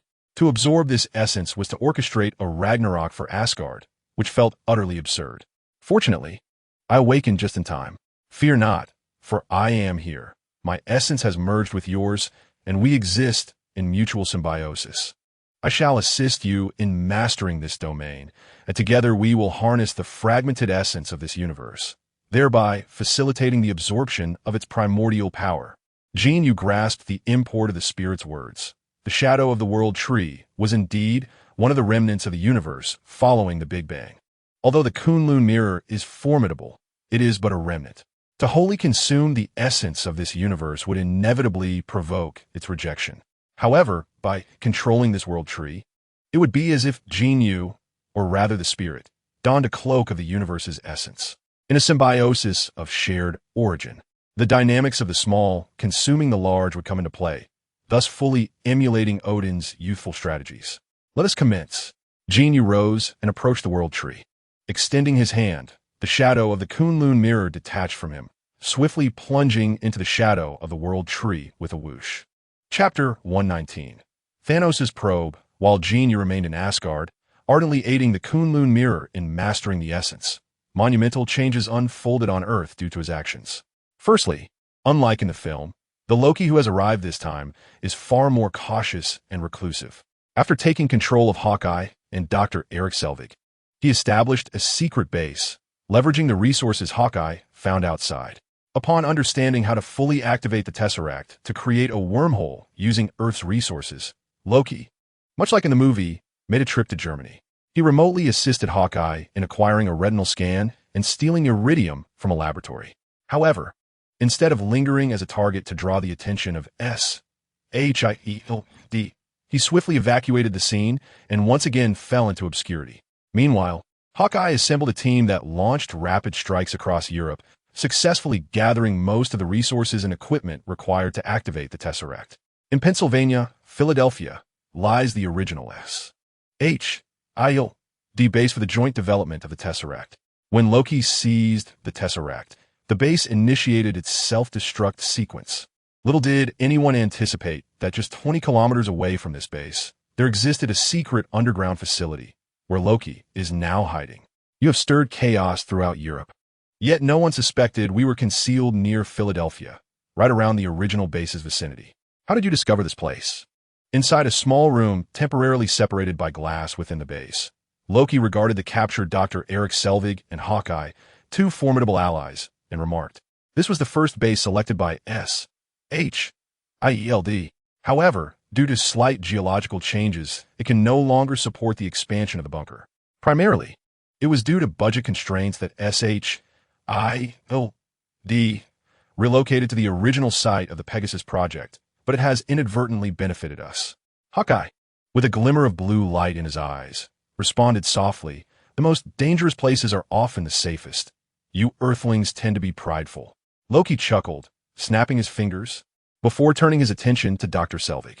"All the materials are prepared. Do you have any issues on your end, Doctor?" "None whatsoever," exclaimed Dr. Selvig, his face alight with excitement. "The cosmic magic is truly wondrous. It is utterly contemptible for SHIELD to exploit it as an energy source for weaponry. It embodies the most profound knowledge of the universe, the very essence of truth. It allows me to glimpse the most beautiful vistas at the other end of the cosmos. I have everything ready here. 3 days are sufficient for my preparations. There remains but one final task, the energy required for activation, which you must resolve." Dr. Selvig's eyes sparkled with the same blue light, but his insatiable thirst for knowledge as a scientist remained unchanged. The mere thought of utilizing the Tesseract to open a wormhole to a distant universe filled him with exhilaration. "Excellent. Leave the energy matter to us," Loki declared, tapping his scepter rhythmically against the table. After a moment of contemplation, he once again inquired of Hawkeye, "Is your intelligence source accurate? Has that fellow truly been absent for nearly a year? Despite drifting through the cosmos for so long and witnessing the vast universe beyond the 9 realms. The mere thought of Jin Yu instills in Loki a sense of formidable threat, compelling him to exercise utmost caution. I can assure you that he has not made an appearance in the past 10 months. In the last month alone, agents from SHIELD, Tony Stark, Bruce Banner, and even your thunderous brother have all surfaced, yet that individual remains untraceable." Hearing Hawkeye's words, Loki felt a sense of reassurance. Weighing the powers involved and recalling the overwhelming Zeta army, he recognized this as a war of civilization. The outcome would not be swayed by individual strength. As long as a stable wormhole is successfully opened, even if that individual emerges, it would be of no consequence. Well done. In a week's time, arrange for some minor disturbances in Europe to fully capture their attention. Doctor, conduct another verification here, and, after 1 week, we shall proceed to New York to unveil the gates of the universe. On the distant side of the cosmos, aboard the Sanctuary 2, Thanos sat upon his elevated throne in the command bridge, facing a peculiar Zittery elder draped in a black cloak. My lord, Sanctuary I is fully prepared, and our army stands at the ready. That Asgardian lad has acquired the Space Stone. We should command him to surrender it directly. Why prepare a battalion for him to fulfill his ridiculous dream of kingship? The throne, hovering several meters above the ground, slowly turned as Thanos, with his imposing purple visage, regarded the elder with a hint of disdainful amusement. That boy is indeed laughable, but Asgard is no trivial realm, especially with Odin. You must have heard tales of his youthful exploits. Had it not been for the curse of Ragnarok draining his strength, no civilization in the universe would dare confront him. This is a test. To me, Earth holds no significance. It is a trial of Odin's might. Even if we fail, as long as we ascertain Odin's true capabilities, the stone can remain on Earth, and I can retrieve it at any time. Prepare your army. I wish to see if Earth can stage a grand performance. The Zittery elder bowed in acquiescence, while Thanos turned his gaze to the celestial expanse, lost in contemplation. Over the skies of the east coast of America, the helicarrier, with Jin Yu absent from Earth, Nick Fury proceeded as planned, initiating the so-called Avengers Initiative, and the name Avengers began to circulate among S.H.I.L.D. personnel.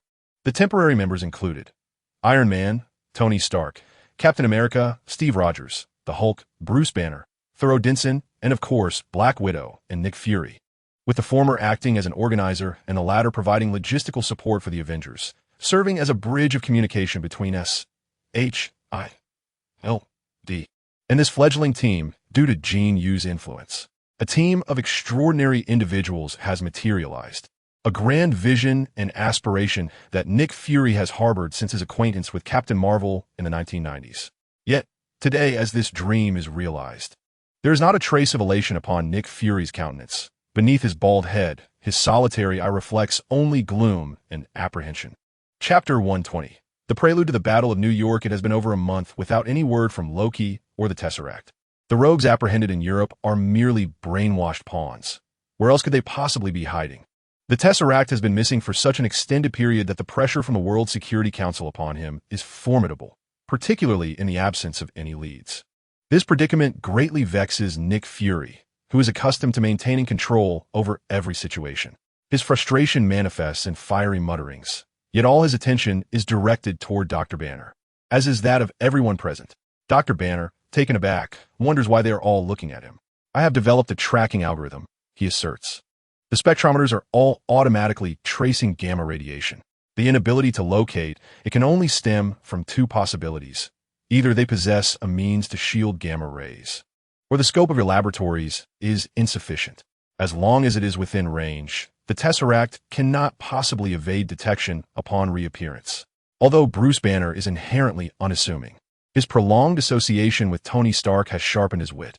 He refuses to shoulder the blame for the Tesseract's disappearance. Nick Fury rubs his slightly throbbing head and inquires about Hawkeye's whereabouts. None, replies Black Widow, her expression equally grim.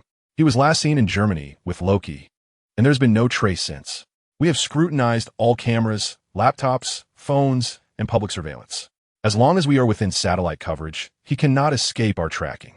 However, if Hawkeye wishes to remain hidden, he certainly possesses his own methods. Friends, we cannot simply sit idly by, Captain America interjects, unable to tolerate the low morale.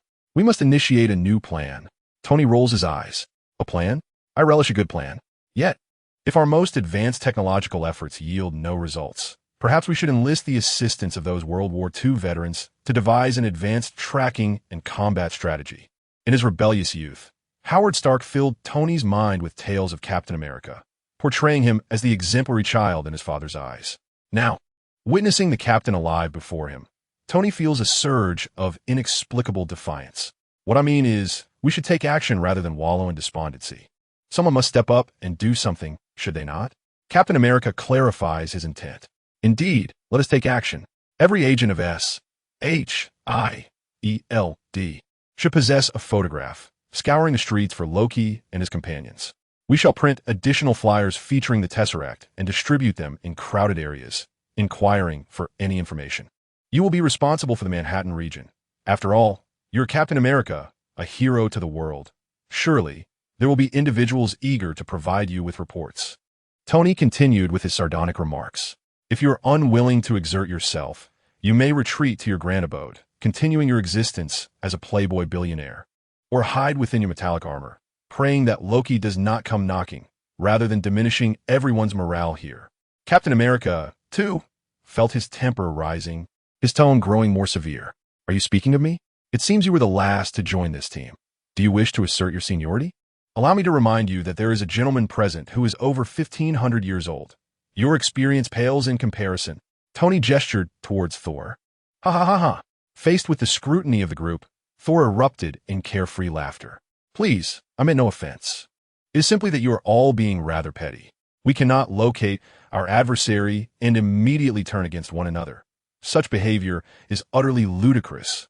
Mind your language, Mr. Thor. Our current foe is your brother, and his faction is conspiring to wage war upon Earth. If I were in your position, I would be traversing the globe upon my hammer in search of that wretched brother of mine, who nearly obliterated Manhattan last time and now seeks to dominate the entire planet. Should you not be devising strategies rather than indulging in mockery? Nick Fury could no longer contain himself and directed his ire towards Thor. Loki has been manipulated by others. The fact that other civilizations have declared war upon Earth is an issue for Earth to address. Do not place the entirety of the blame upon Loki. He remains the Prince of Asgard, my brother. Do you understand? Thor exhibited his protective nature. To date, his actions have resulted, directly or indirectly, in the loss of over 80 lives. Natasha interjected coldly. Well, he was adopted, you know. He is actually a frost giant. As Natasha spoke, Thor found himself unable to retort, retracting slightly. Setting aside the internal discord within the Avengers, Loki was methodically progressing with his plans, just as depicted in the films. He had locked the Tesseract's portal activation at Stark Tower. This was not merely for its prominence, but because Stark Tower's independent energy supply was more than capable of enduring the consumption required to activate the Tesseract. Tony had constructed a massive reactor beneath the ocean, with a dedicated underwater cable leading directly to Stark Tower. Not only could this building sustain its own energy needs, but even half of Manhattan's daily consumption could be easily managed by that reactor. A week swiftly passed, and Jin Yu had yet to make an appearance. Loki was preparing to commence his operation, but, for safety's sake, he dispatched Hawkeye to launch a surprise attack on the helicarrier, to capture their attention and to allow Dr. Eric Selvig ample time to activate the cosmic wormhole atop Stark Tower. Loki understood that the Chitauri army was already on standby. Hawkeye's meager force was of little consequence. The paramount objective was to ensure the wormhole's opening. The thought of rising from a total failure on Earth ignited an exhilarating fervor within him. Above New York City, two Quinjet fighters, one large and one small, roared through the skies. Upon reaching Manhattan, the smaller jet executed a daring maneuver, plunging downward, while the larger one sped toward the eastern coastline, heading for the airborne mothership. In Asgard, the ethereal reflection of the Kunlun mirror swirled rapidly within the confines of the World Tree, golden strands of energy emanating from it, forging an inseparable bond with the tree. As the connections between the Kunlun mirror and the World Tree multiplied, Jin Yu felt an escalating sense of mastery over the World Tree, and indeed, over the entirety of the Asgardian realm. With a mere thought, his consciousness soared above Asgard. Chapter 121. Jin Yu emerges from seclusion. The sensation of control was profound. At that moment, Jin Yu resembled an omniscient deity, gazing down upon the world. Towering mountains, boundless seas, and a shattered rainbow bridge. Asgard appeared as a virtual map etched within his mind. The energy fluctuations of the diverse populace could be pinpointed with ease at his will. Now that he had truly grasped dominion over this realm, Jin Yu comprehended that the notion of the 9 realms being unified was a mere farce. While indeed, the 9 realms had evolved from the World Tree, the foundational essence and laws had long been appropriated by the ancestors of the Aesir for Asgard. The other celestial bodies were, but estranged siblings.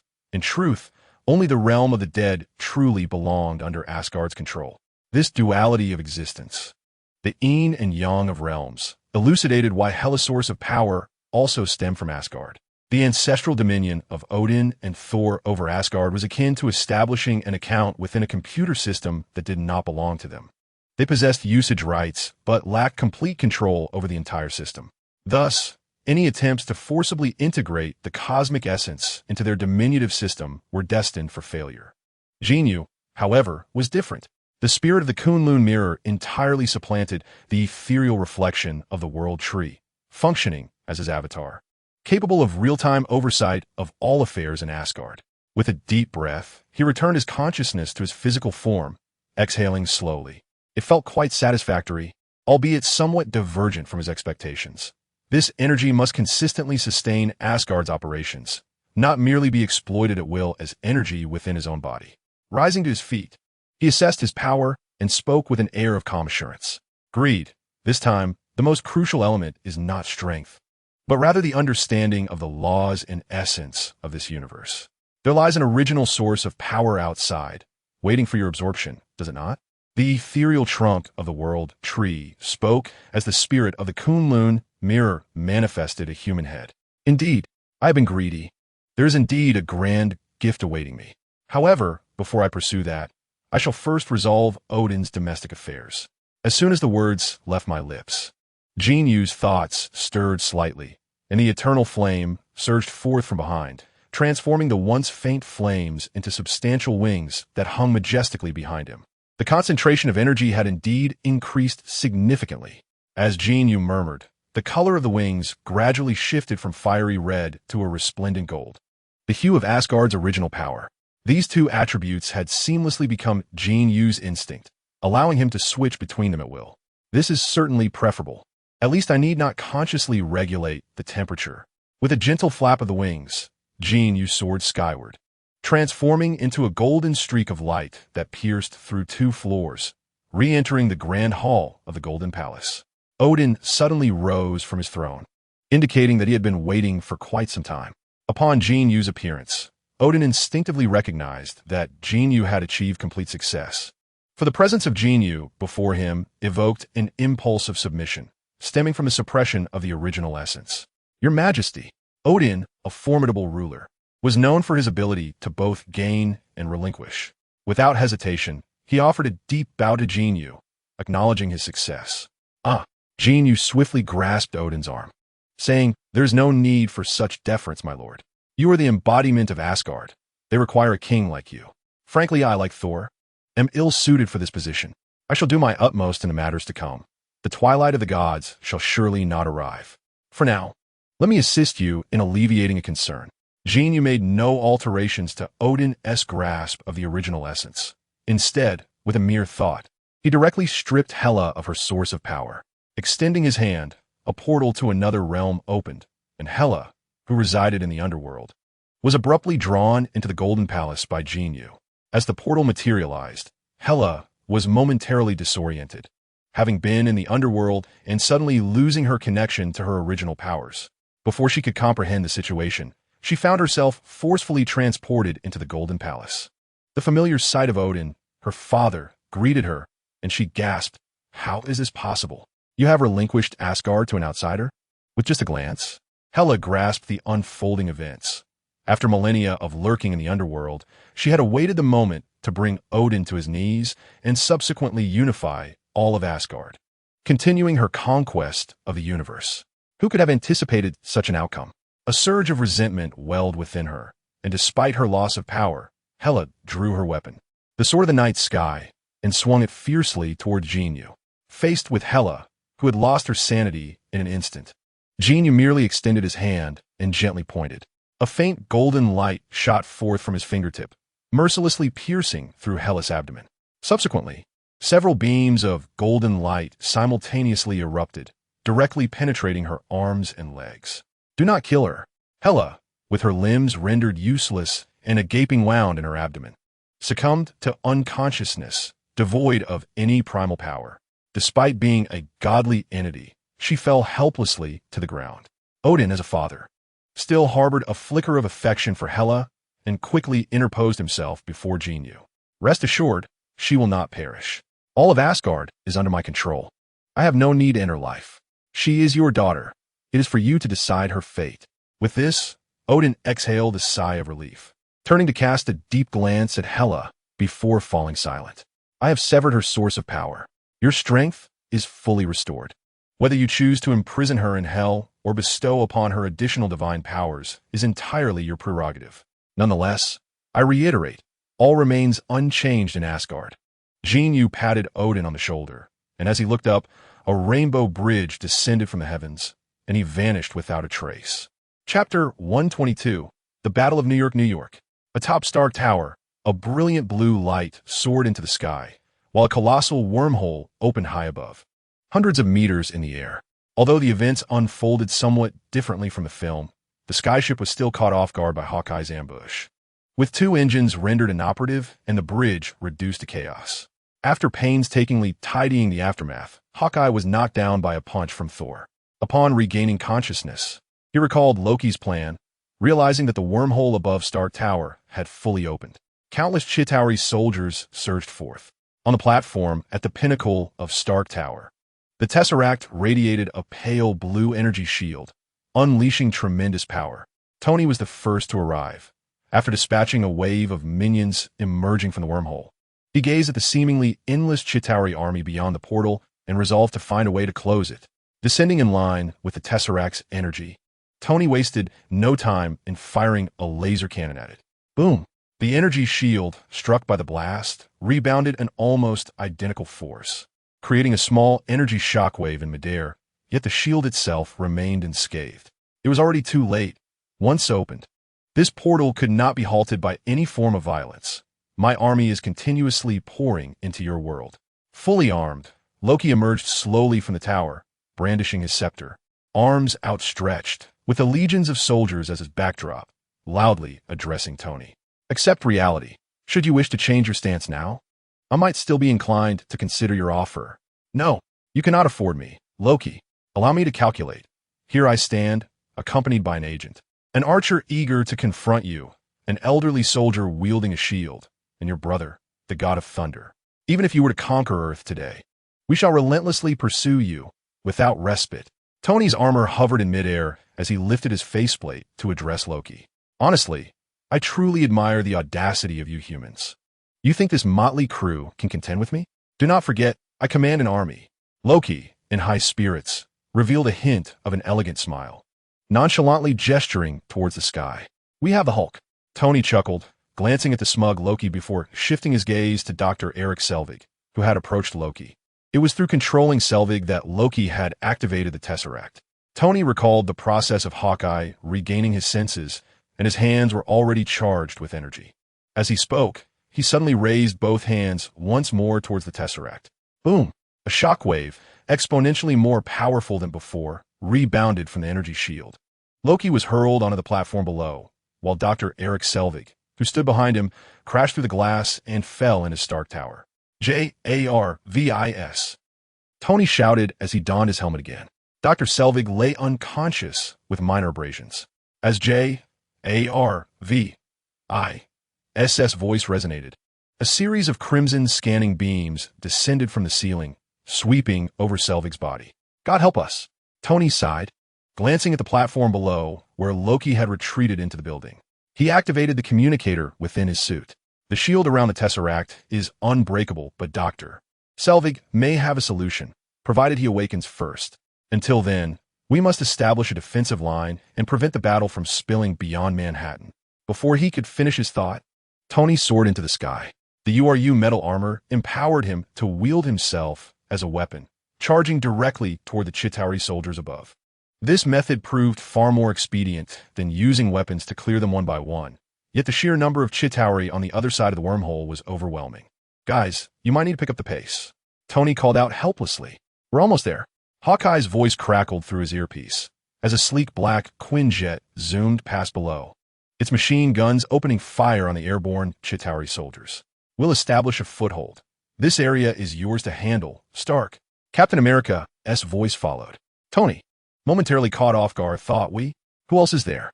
Before his words had fully escaped his lips, a brilliant blue lightning bolt surged skyward, propelling Thor from the tail into the aircraft. The Chitauri soldiers, clad in metallic armor and equipped with flying apparatus, were no match for Thor's electrifying might. A single strike of lightning cleared a vast expanse around the wormhole. Well done, Thor. I'll leave this to you while I cleanse the surrounding blocks. But do keep your wits about you. It appears a formidable foe is about to emerge. After a substantial area around the wormhole had been cleared, the enormous head of a Leviathan spacecraft became visible. Without hesitation, Tony sped towards the streets behind him. The wormhole had only just opened, and Captain America and his team were establishing a perimeter.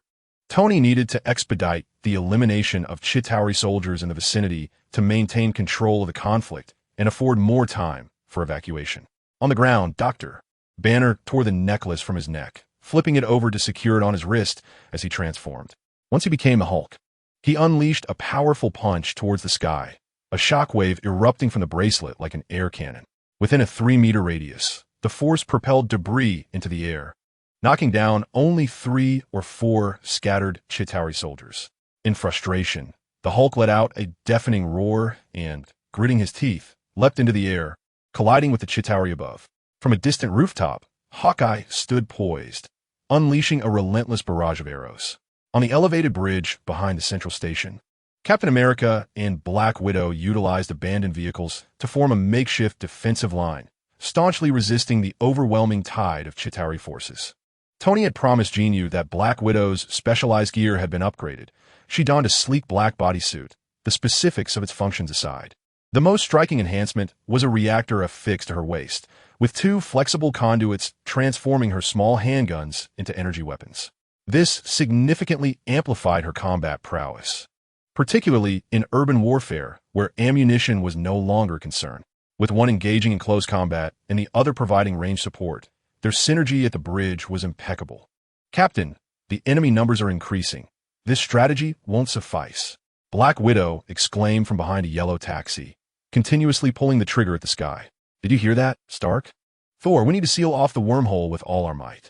Captain America hurled his shield, dispatching 2 approaching soldiers before catching his breath and speaking into his earpiece. Trust me, I'm doing my utmost. I'm currently out shopping with a big guy. Archer, could you keep an eye out for the giant? I'm ready to deliver a package. Tony was followed by a Leviathan-class flying vessel, preparing to confront the Hulk, although Dr. Banner could control himself after transforming. In the heat of battle, he often found himself deaf to the voices of others, his mind consumed by the presence of enemies. Turn right ahead, Stark. Captain America called out, exasperatedly summoning Thor. I just accidentally got stabbed by Loki. He fled, but I'm heading up now. Thor sighed deeply, swinging his hammer as he ascended to the rooftop of a nearby building. With all his might, he summoned a colossal bolt of lightning that intercepted 2 Leviathan vessels and countless Chitauri soldiers in midair. Above the wormhole, it was as if a celestial maiden scattered flowers.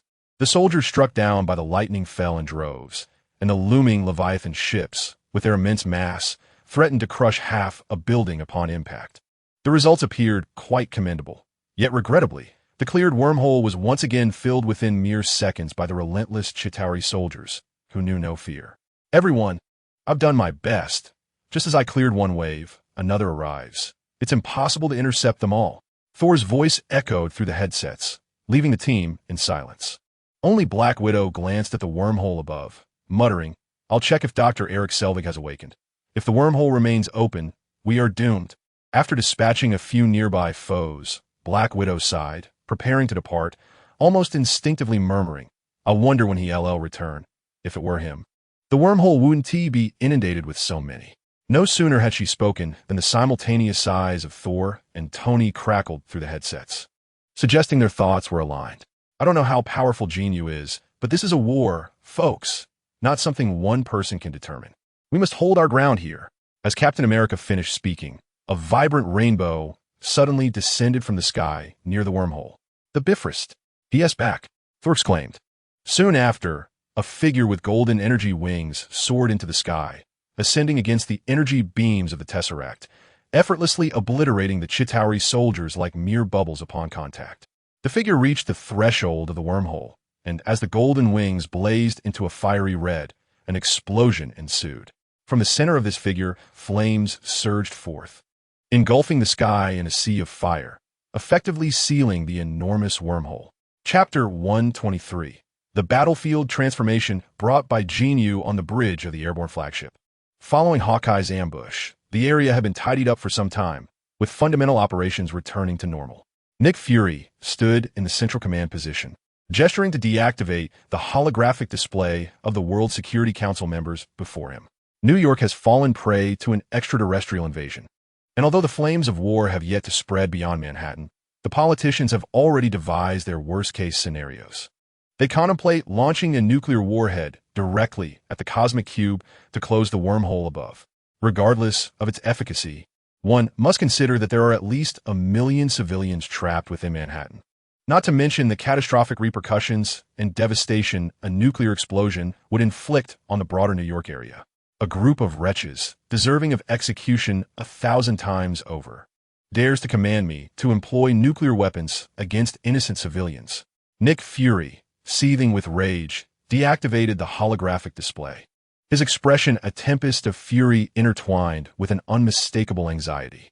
He understood that should the situation spiral beyond control, he would be powerless to prevent the detonation of that nuclear warhead. Director, if it truly comes to that, should we not notify?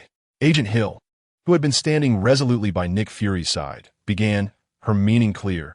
If the World Security Council were to abandon Manhattan and New York, it would be prudent to recall Captain America and Hawkeye. No need. We'll discuss it if we reach that critical juncture. There is still hope. Inform Stark to divert from the battlefield and check on Dr. Eric Selvig.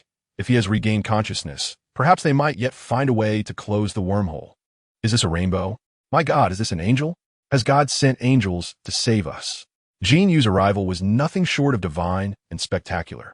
Not only did the citizens of New York witness this, but even the SHALD agents observing the battlefield through Manhattan's network cameras and satellites were profoundly moved. The Rainbow Bridge, wings, an inferno reminiscent of divine wrath. Suddenly, the command bridge erupted in cheers. What has transpired? Nick Fury inquired, glancing around. Agent Hill swiftly switched between 2 different feeds displayed on screens, flanking Nick Fury. These images were sourced from cameras scattered throughout Manhattan, their distances varying.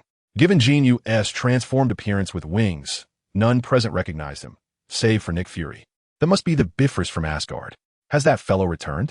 Nick Fury murmured to himself. A roar erupted as the Hulk descended from an unknown building, landing squarely on the head of a Leviathan, the monstrous creature that had been relentlessly pursuing Tony through the streets. The impact drove the beast into the ground, carving a long trench in the street. Boom, boom, boom. The Hulk's massive fists rained down upon the dragon's head like a tempest, until the exterior was completely caved in, rendering the head limp against the ground. Finally, he leaped high, targeting the minions hovering in the air. Splendid work, Bruce. Wait for me to send you another big one.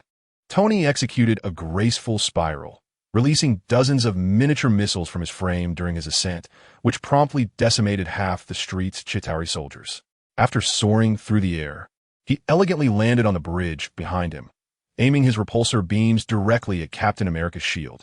Understanding the cue, Captain America slightly adjusted his shield, unleashing a reflected surge of energy that cleared the bridge of all soldiers. Not far above, Thor commanded lightning to pierce through the belly of a Leviathan. Jin Yu's return signified not merely the prowess of an angelic warrior, but also instilled immense morale and encouragement within the team, particularly among Tony, Black Widow, Thor, and the Hulk, who felt that with Jin Yu's return, victory was assured. With a long exhale, Captain America gazed at the winged figure emerging from the wormhole and turned to Black Widow, saying, I retract my earlier statement. He indeed possesses the power to turn the tide of battle. However, we must still close the wormhole. Do you have any thoughts? Hello? Hello? Is anyone there? God bless. I hope everyone's communication channels are still intact. Hello?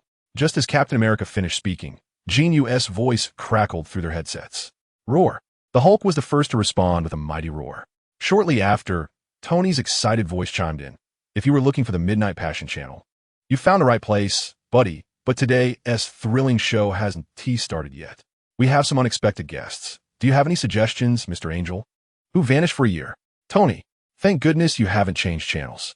I don't know when my headset got shattered, but fortunately I had a spare. By the way, why did I hear your voice first? Where's Natasha? Don't you want to welcome me? Jin Yu's voice resonated through the headset. Despite everyone believing it was indeed Jin Yu returning, they had not seen him clearly from afar. Hearing his familiar voice brought genuine relief. I'm quite busy. If you want a welcome party, you'd best close that damned wormhole first. Natasha stood her ground, her eyes slightly red, as she spoke with a trembling voice into the headset. Jin Yu felt a warmth in his heart. He realized how much time had passed since he had directly joined the battle in New York, and he hadn't even had the chance to inform anyone before leaving, filling him with guilt. Hearing Natasha's effort to suppress her excitement brought a smile to his lips. At your service, ma'am. Take care of yourself, and find a safe spot to pick off some enemies. I shall return shortly. With those words, Jin Yu unleashed another sweeping wave of fire upon the vicinity of the wormhole, obliterating all nearby foes before soaring back towards the Tesseract. His voice carried a lightness and playful tone, reassuring those familiar with him, although it caused Captain America to feel a slight tightening in his chest. Greetings, Jin Yu. I am Steve Rogers, also known as Captain America. Welcome back. How are you adapting to this splendid new world? Jin Yu stepped onto the terrace of Stark Tower with a faint smile. With the emergence of increasingly numerous mystical powers and abilities, such as those of the Ancient One, Asgard, and Odin, he felt liberated from his previous reservations, thus showing no sign of surprise at Captain America's arrival. Thank you. I'm doing well. I must say, the energy of the Tesseract is boundless. The protective shield cannot be breached through brute force. You would do well to consult Dr. Eric Selvig, as he is currently inside the tower. Captain America paused momentarily. Individuals from his era tended to be somewhat more traditional, particularly on the battlefield, where conversations were scarce compared to the more carefree exchanges of Tony and Jin Yu. However, this was not the moment for such reflections. Closing the wormhole was of utmost priority. Captain America observed the faith others had in Jin Yu. Noting the casual tone in Jin Yu's voice, he feared he might underestimate the Tesseract's power, prompting him to issue a timely reminder through his earpiece. Thank you for the reminder, Captain. But a certain rogue friend of mine named Tony Stark once told me that one must always take the plunge to truly ascertain their capabilities. As he spoke, Jin Yu approached the Tesseract, extending his hand, palm facing downward, and sliced through the energy shield with ease, slipping inside without any hindrance, just as he had anticipated. In the film, it was Black Widow who used the Mind Stone scepter to penetrate the energy shield, as both the Mind Stone and the Space Stone stem from the essence of the universe and do not conflict with each other. Jin Yu surmised that Asgard's essence was also derived from this cosmic source and decided to test this theory, resulting in a similar outcome. Otherwise, the Kunlun Mirror had claimed that its greatest gain from this encounter was assimilation, enabling it to better absorb the power of the cosmic essence in the future. Stop. Cease. Halt. The earpiece echoed with 3 sharp voices, nearly causing Jin Yu to unleash energy from his ears, shattering the earpiece.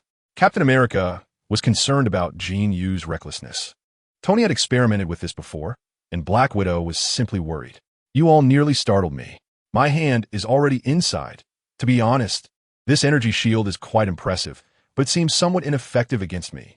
Jin Yu's voice retained a hint of languor. The responses to his declaration were distinctly varied. Black Widow relaxed, confidently raising 2 energy pistols to target the Chitauri soldiers in the sky. Meanwhile, as Tony soared through the air, eliminating foes while simultaneously musing, he thought to himself, I wonder how much stronger this guy has become in a year. Perhaps it's time to upgrade my armor once again. Captain America's initial reaction was one of disbelief. In his era, this was the pinnacle of technological marvels, and even though he had encountered extraordinary individuals like Tony, Thor, and the Hulk, with their amalgamation of technology, magic, and mutations, he had yet to fully acclimatize to this modern world. Shaking his head to dispel the chaotic thoughts swirling in his mind, he promptly addressed Jin Yu. Shut it down immediately. Though these words originated from Captain America, they echoed the sentiments of all present. Close that wormhole. No, I cannot do that just yet. However, Jin Yu's response surpassed everyone's expectations. Jin Yu, why? Nick Fury's voice suddenly pierced through the earpiece. He had clearly heard Jin Yu state that it could not be done, rather than it being impossible.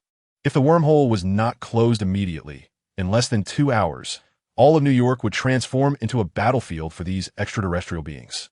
Do you have any idea how many people are out there? Following his inquiry, Nick Fury launched into a lengthy discourse. Stop. Stop. Director, I knew you were eavesdropping from some corner. Listen, I can shut down this wormhole right now. But we in Huaxia have a saying, coming without reciprocation is impolite. It means if someone places a green hat upon you, it is only right to retaliate against all the women in their household. Jin Yu retracted his hand. I appreciate that analogy. An eye for an eye. Thor's voice chimed in at just the right moment.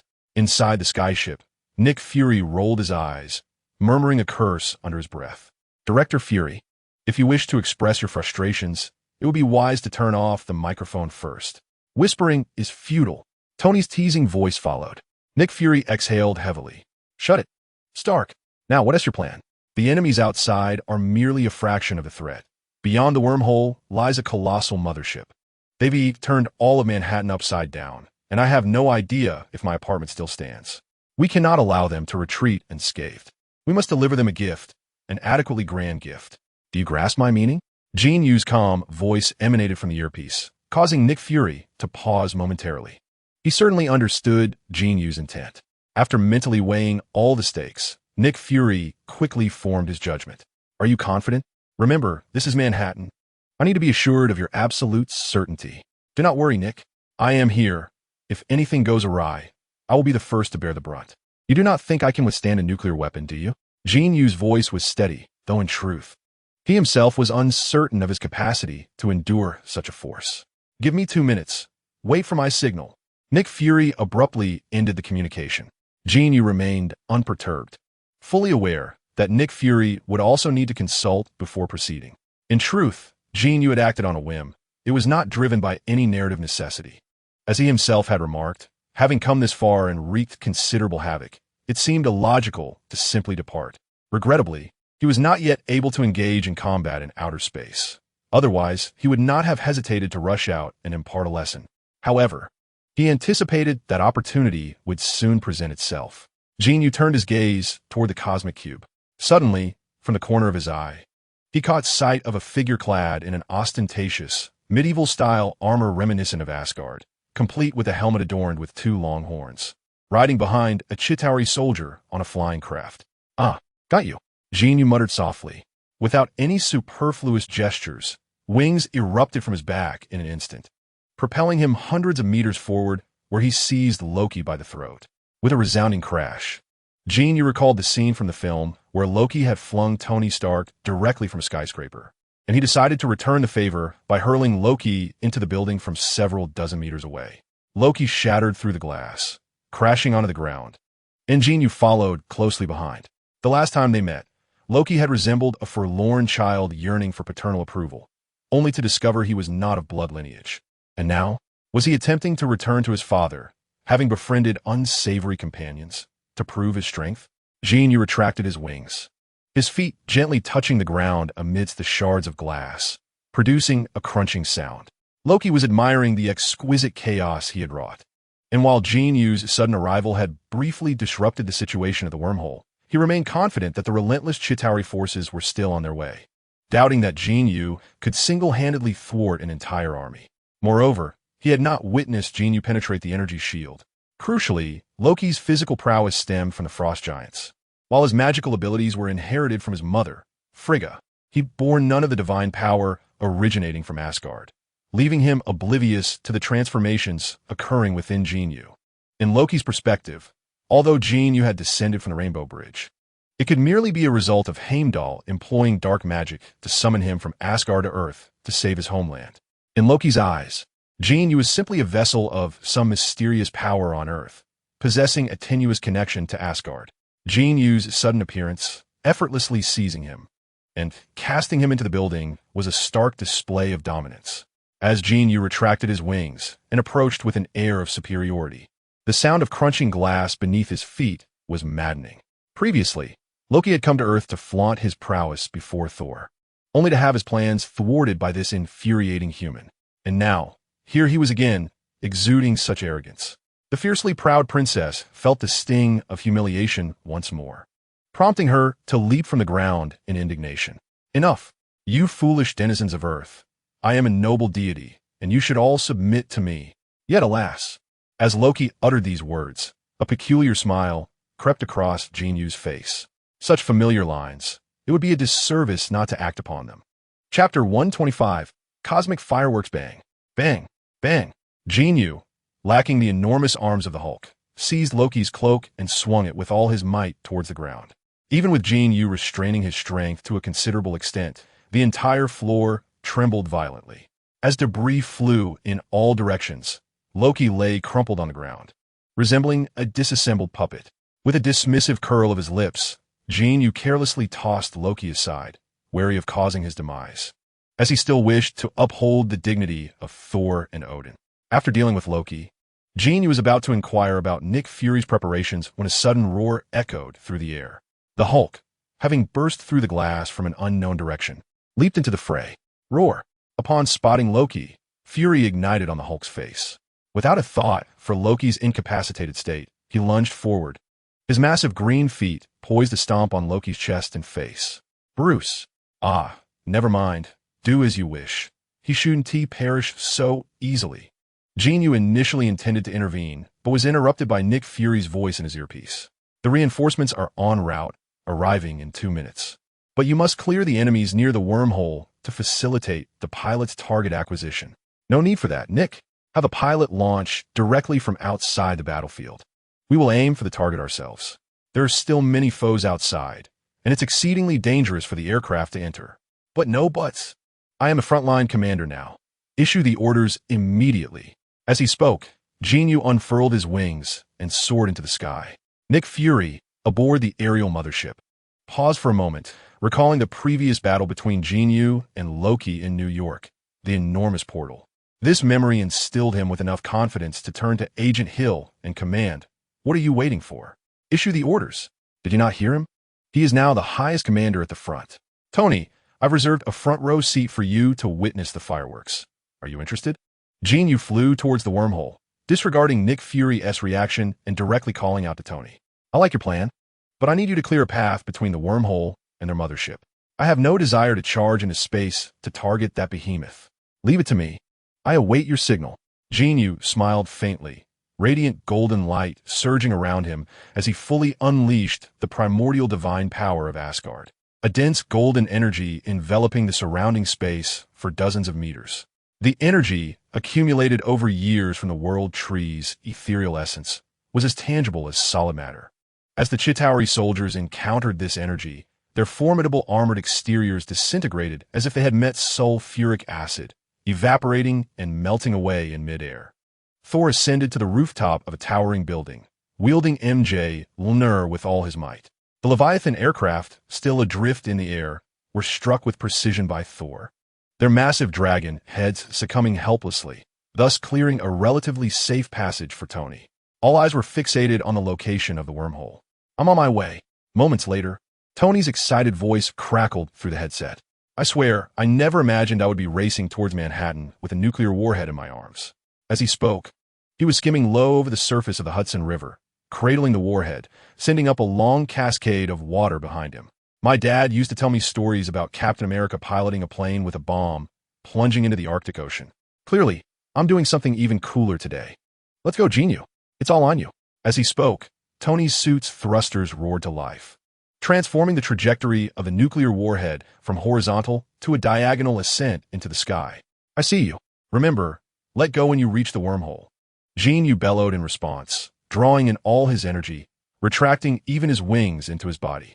In a microsecond pause, he erupted in a column of golden energy, a beam as wide as a massive starship's annihilation cannon, piercing through the wormhole and into the cosmos.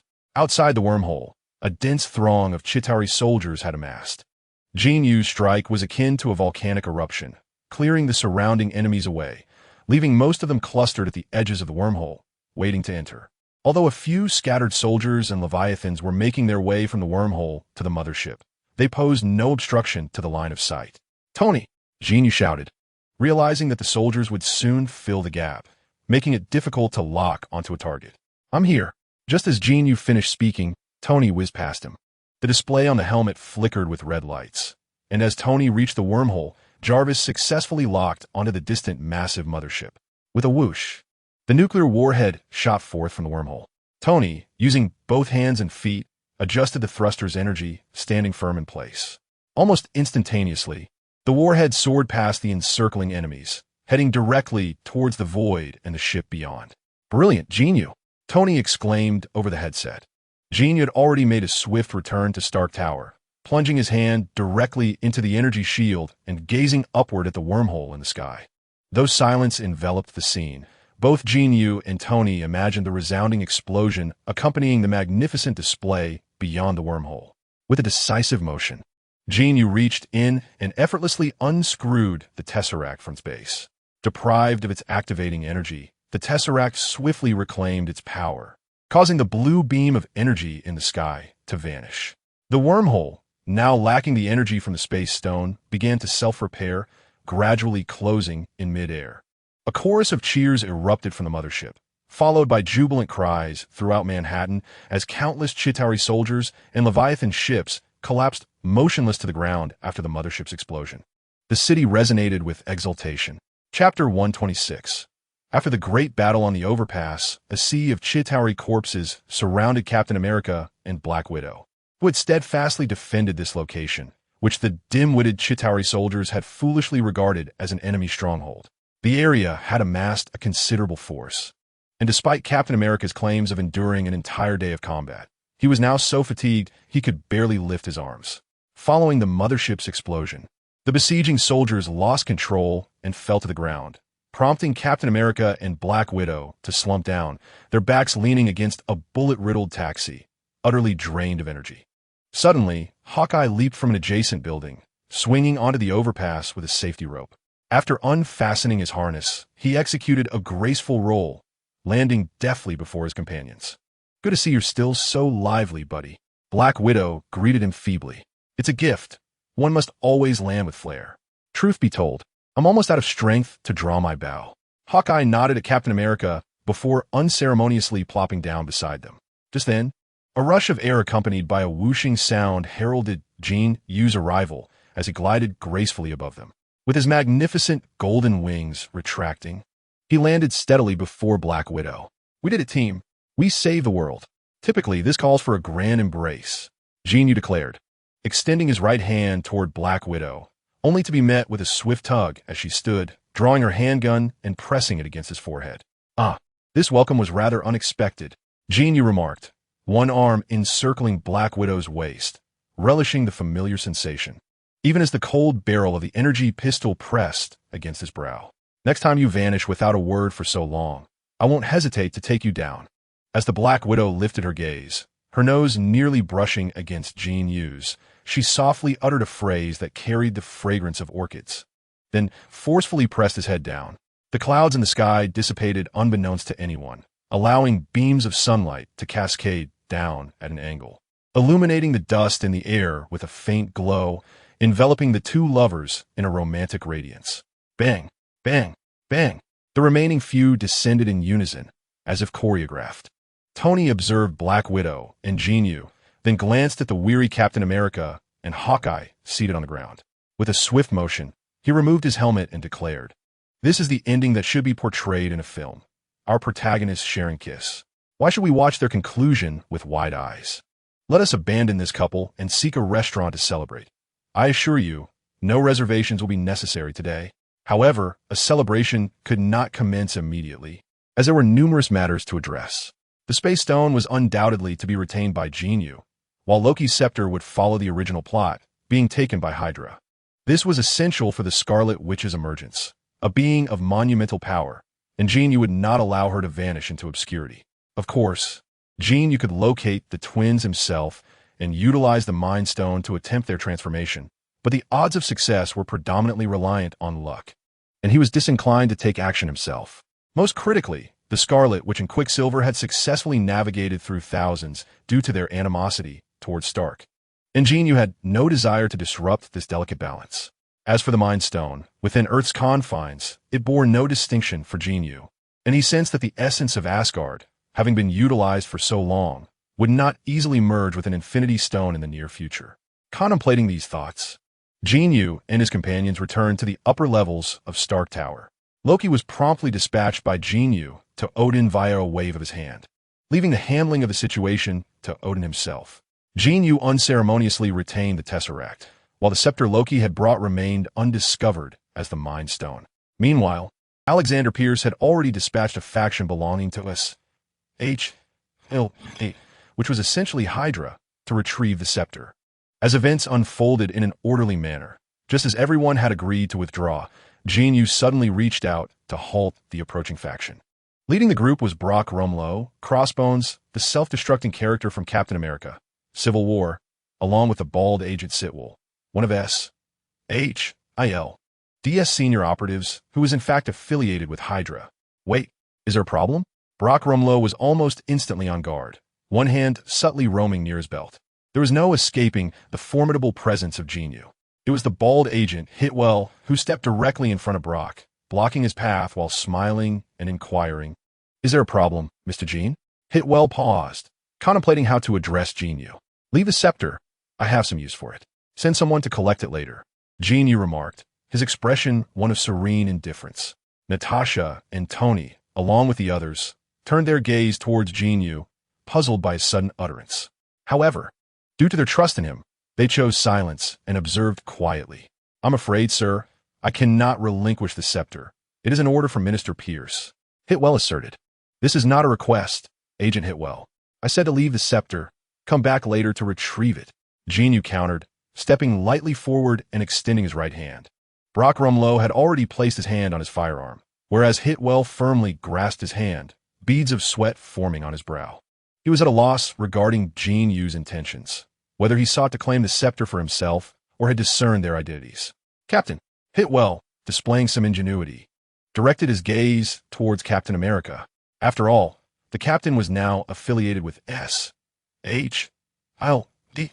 Captain America glanced at Jin Yu, preparing to step forward to speak with him, but the ringing of a phone shattered the silence. The call was from Alexander Pierce, intended for Brock Rumlow. Yes, Minister. The scepter is currently in our possession. However, Mr. Jin Yu has requested to inspect it, and we should send someone later to retrieve it. With this statement, Brock fell silent. After what felt like an eternity, he finally responded on the line, yes. Minister, I understand. Following this, Brock decisively handed the scepter's case to Jin Yu and, without further ado, turned to leave with his team. Jin Yu accepted the case with a faint smile, saying nothing, while the other 6 individuals waited in quiet anticipation for an explanation after they had departed. Once everyone was in the elevator, Jin Yu did not directly confront their quizzical stares. Instead, he slightly turned and called out towards the opposite side of the hall. Come out. I sense you, Tony. Or rather, the future Tony Stark. At this proclamation, the entire room fell into a hushed silence. Chapter 127. The Avengers from the Future, what on earth just transpired? Captain America inquired, stepping closer to Jin Yu.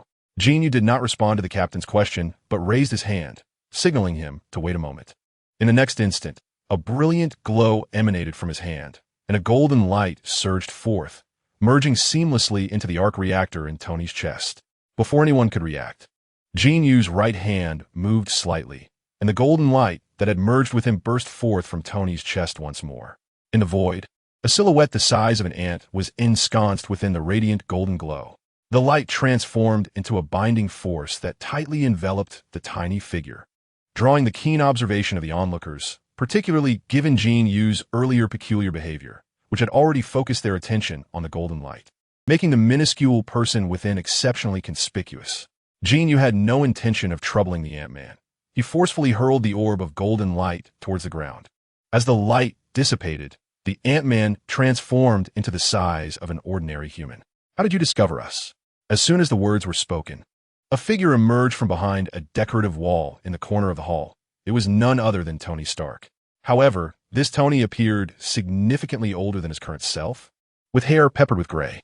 The shock was greater than that of the Ant-Man's transformation, leaving everyone in stunned silence. Only Tony, glancing at his future self, stepped forward to examine the reactor on his chest, which housed a nano-storage device, and asked with a tone that was more assertion than inquiry, "You are the future me?" This question, though phrased interrogatively, carried an unmistakable certainty. The design of the reactor and nano-storage device had long been conceived in his mind, almost identical to his own thoughts. Not to mention their strikingly similar appearances. 5 minutes later, a portal opened above Stark Tower, and a group of individuals gradually stepped through. On the other side of the portal lay the Sanctum Sanctorum in New York, where not only the Ancient One was present, but also Bruce Banner from the future, embodying both the Hulk and the brilliant scientist, Dr. Green. Inside the Sanctum Sanctorum, an elegantly styled oval dining table was filled with more than a dozen superheroes. Though the composition of this assembly was rather complex, 2 Iron Men, 2 Captain Americas, and 2 Hulks. What transpired in the future had become somewhat clearer. Thanos' invasion. The struggle for the Infinity Stones, the annihilation of half the universe with a snap of his fingers, and the disbandment of the Avengers. Ultimately, Ant-Man had evaded disaster through the quantum realm, returning 5 years later, while he himself felt as if only 5 hours had passed. With this revelation, the future Avengers resolved to traverse back in time to reclaim the Infinity Stones and save the universe. The 4 of them had come specifically for 3 Infinity Stones during this time period in New York. The Space Stone contained within the Tesseract, the Mind Stone embedded in Loki's scepter, and the Time Stone possessed by the Ancient One. This encapsulates the sequence of events. We cannot divulge too many details, as every word spoken here may influence your reality, potentially leading to the emergence of multiple parallel universes. Having stated the purpose of their visit, the future Tony remarked, "It has already begun, has it not? This place diverges entirely from the past as we know it. The Avengers have gained an additional member who appears remarkably formidable. Dr. Banner has seamlessly integrated with the Hulk from the very beginning. What exactly does this signify? Is this our past? Or perhaps an alternate parallel universe?" Ant-Man articulated what several of them were pondering, particularly the future Tony Stark, who had originally calculated the precise coordinates of time and space to arrive here. Logically, there should not be any other alterations. While some changes have indeed occurred, they do not encompass everything. The more you divulge, the more branches emerge. The future version of myself was correct. We only need a general understanding. Regarding the current situation, you mentioned that you constructed a time machine through the quantum realm, utilizing quantum fluctuations to breach the Planck scale and subsequently trigger the Deutsch effect. Am I right? How can you ensure your safe return to your original timeline? This seems an improbable feat. Tony began to respond to half of Ant-Man's inquiry, but subsequently introduced a new question. "Oh my God, your words mirror those you uttered before. Truly, you are Tony Stark. Though I may not fully grasp what you are saying, it is you, or rather, your future self, who devised a method capable of accurately pinpointing time and space within the quantum realm." Ant-Man proudly gestured towards his wrist. "It was merely luck. I never anticipated success." The future Tony replied nonchalantly before continuing. "Let us resume our previous discussion. Firstly, we require the Infinity Stones to save the world of the future. After we utilize these stones, they will be returned to the same moment in time, minimizing any impact on distant universes. Secondly, it is evident that this place is distinctly different from our past world, entirely so. However, I am certain that this is indeed our past. In other words, the situation deviates from our expectations, leading to unforeseen circumstances.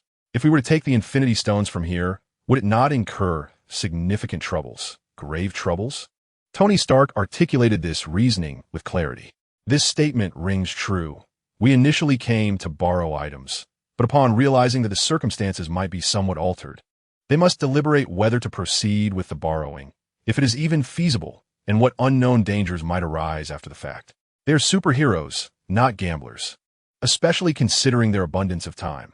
Even if they remain here for a year, they would return to the exact moment they departed, with no repercussions on their affairs.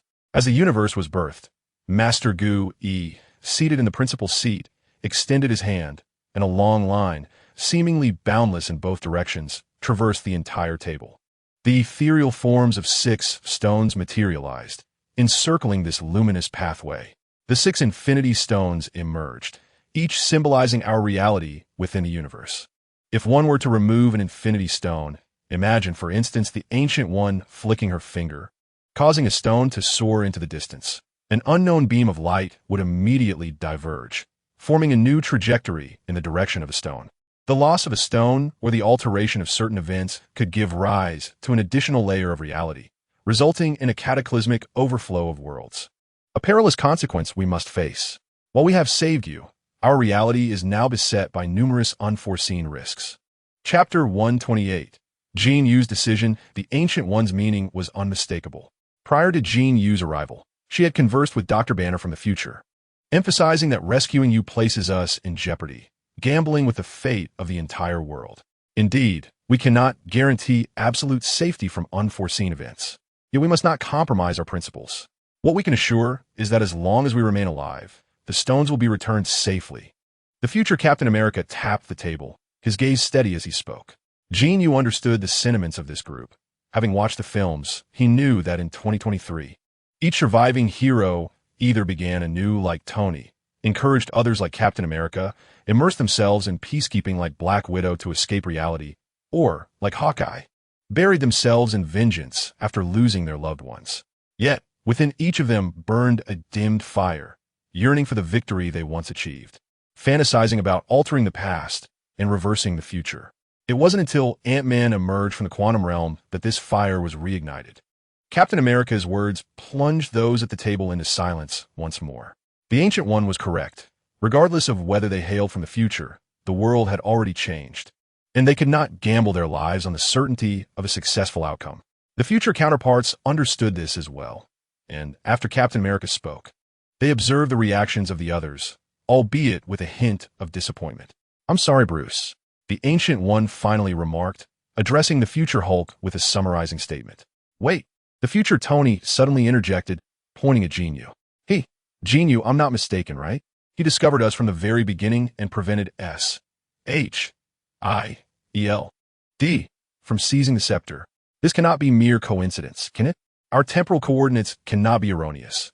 This is indeed New York from 11 years ago, the timeline I experienced. Yet, there's no trace of you in my memories. Tell us why, do you know something?" Jin Yu was aware, though many things eluded explanation. The Ancient One, however, seized upon Tony's inquiry and responded directly.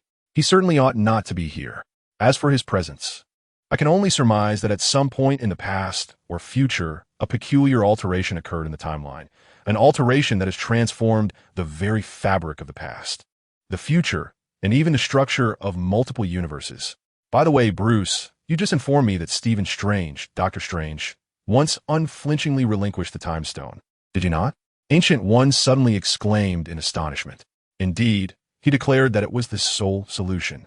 No sooner had she spoken than Ancient One, disregarding those around her, formed a series of intricate hand seals and sat cross-legged, levitating effortlessly. It was as if she had summoned an array of phantasmal duplicates, layers upon layers of shimmering illusions enveloping her. For a full 2 or 3 minutes, the myriad apparitions surrounding the supreme sorceress gradually dissipated. She took a deep breath, appearing utterly exhausted, and collapsed into her seat. All eyes were upon her, yet she merely shook her head in silence, directing her gaze toward Jin Yu. "You have come for 3 Infinity Stones. 2 lie in your possession, and it is you who shall determine the fate of this one." As she spoke, the supreme sorceress formed another seal, and the pendant at her chest slowly unfurled, revealing a floating green gem. "This is the Eye of Agamotto, the Time Stone." Jin Yu extended his hand, receiving the stone, while Loki's scepter and the Tesseract were likewise drawn forth from the ether and placed upon the table. Meeting the gazes of the future selves, Jin Yu first turned to the future Tony, his finger pointing towards the future Ant-Man. "The moment you entered, I discerned your presence. Your discussions and objectives were crystal clear to me. Though you did not reveal your reasons, I still wish to assist you. First, let us secure the scepter, after all. You are Tony Stark, even if your memories do not rival mine." With this statement, Jin Yu indirectly clarified matters to Tony. He surveyed the room, casting a glance at the original 6 heroes of the Avengers. "I cannot speak for all of you, but Ancient One has made a compelling argument. However, we cannot stand idly by as our future selves descend into suffering, even if that may no longer be our future." Jin Yu shrugged, a hint of amusement in his tone. "You understand, this is Captain, this is Tony Stark. They are the Avengers. This is the name we have just adopted for ourselves. Is it not?" His words ignited a spark of recognition in the eyes of the future individuals, while Tony and Captain America exchanged glances, ultimately leading Tony to turn his attention to Jin Yu. Once again, the question arises, how can we ensure the safe and timely return of these precious gems? What if they fail? Trust me, my future companions, I harbor no ill will towards you. I am willing to take risks for the sake of aiding my future self. Yet we cannot gamble with the safety of the entire universe. As the Supreme Sorcerer has stated, this world is still plagued by myriad monsters from other dimensions, which we must combat with the power of these gems. As for the future, the dangers these gems may present have irrevocably altered our destiny. Haven they? We are prepared to assist you in reclaiming all that has been lost, provided we can ensure the safety and prosperity of our own reality. Tony's words resonate deeply, reminiscent of the future Tony's promise to Captain America to reverse the future, contingent upon preserving all that he holds dear, only to ultimately sacrifice himself. His remarks, though seemingly directed at a select few from the future, subtly advise Jin Yu against recklessness. Without absolute certainty, one should not place themselves in peril. Understood. The consensus is clear. We are willing to help, but how can we guarantee their victory, correct? Jin Yu smiled faintly, having reached a resolution. The solution is quite simple. Since everyone is hesitant to entrust the gems to them, I shall accompany them, and I will retrieve the gems for everyone. As soon as the words left his lips, Jin Yu exerted a slight pressure, reducing the cosmic cube to mere powder. The space gem transformed into a streak of light and seamlessly merged into Jin Yu's being. Chapter 129, Absorbing the Cosmic Cube Bang. The entire realm of Asgard reverberated with a profound tremor. The ground remained still. Not a single drop of water spilled from the filled cups upon the tables, yet everyone felt a vibration that seemed to resonate within their very souls. This sensation was akin to that of a colossal giant, long dormant, suddenly stretching after countless years, imparting a sense of revival to the entirety of Asgard. To the ordinary observer, the change felt like an augmentation of Asgard's might, as though the energies of the divine realm had become more abundant. For Odin, this moment was akin to Asgard acquiring its own essence of life. With a wave of his hand, disregarding the need to reprimand his son, he cast Loki into the dungeons of Asgard and swiftly appeared at the shores of the endless sea. Crack! The endless sea remained as tranquil as ever, save for the fractured Rainbow Bridge and the Temple of the Rainbow Bridge, now appearing almost sentient, with the broken sections emanating light and shadow that gradually coalesced into form. The Rainbow Bridge and its temple engaged in self-repair, and it seemed as though all of Asgard was undergoing a restoration of its own. Odin could see the endless sea slowly expanding its reach into the void beyond. Heimdall, do you feel it? Odin addressed Heimdall, who had long stood at the edge of the boundless sea. The heavens rise and the mountains grow. Asgard is regaining its former glorious might, your majesty. Heimdall, leaning on his mighty sword, replied with a hint of detachment. No, Asgard is becoming even more powerful. Jin Yu has accomplished feats that were once deemed impossible. Odin's single eye brimmed with nostalgia. In such a brief span, the long-standing dilemma of Hela had been resolved, and his troublesome younger son had returned. The entirety of Asgard now absorbed the primordial essence of the universe, growing ever more formidable.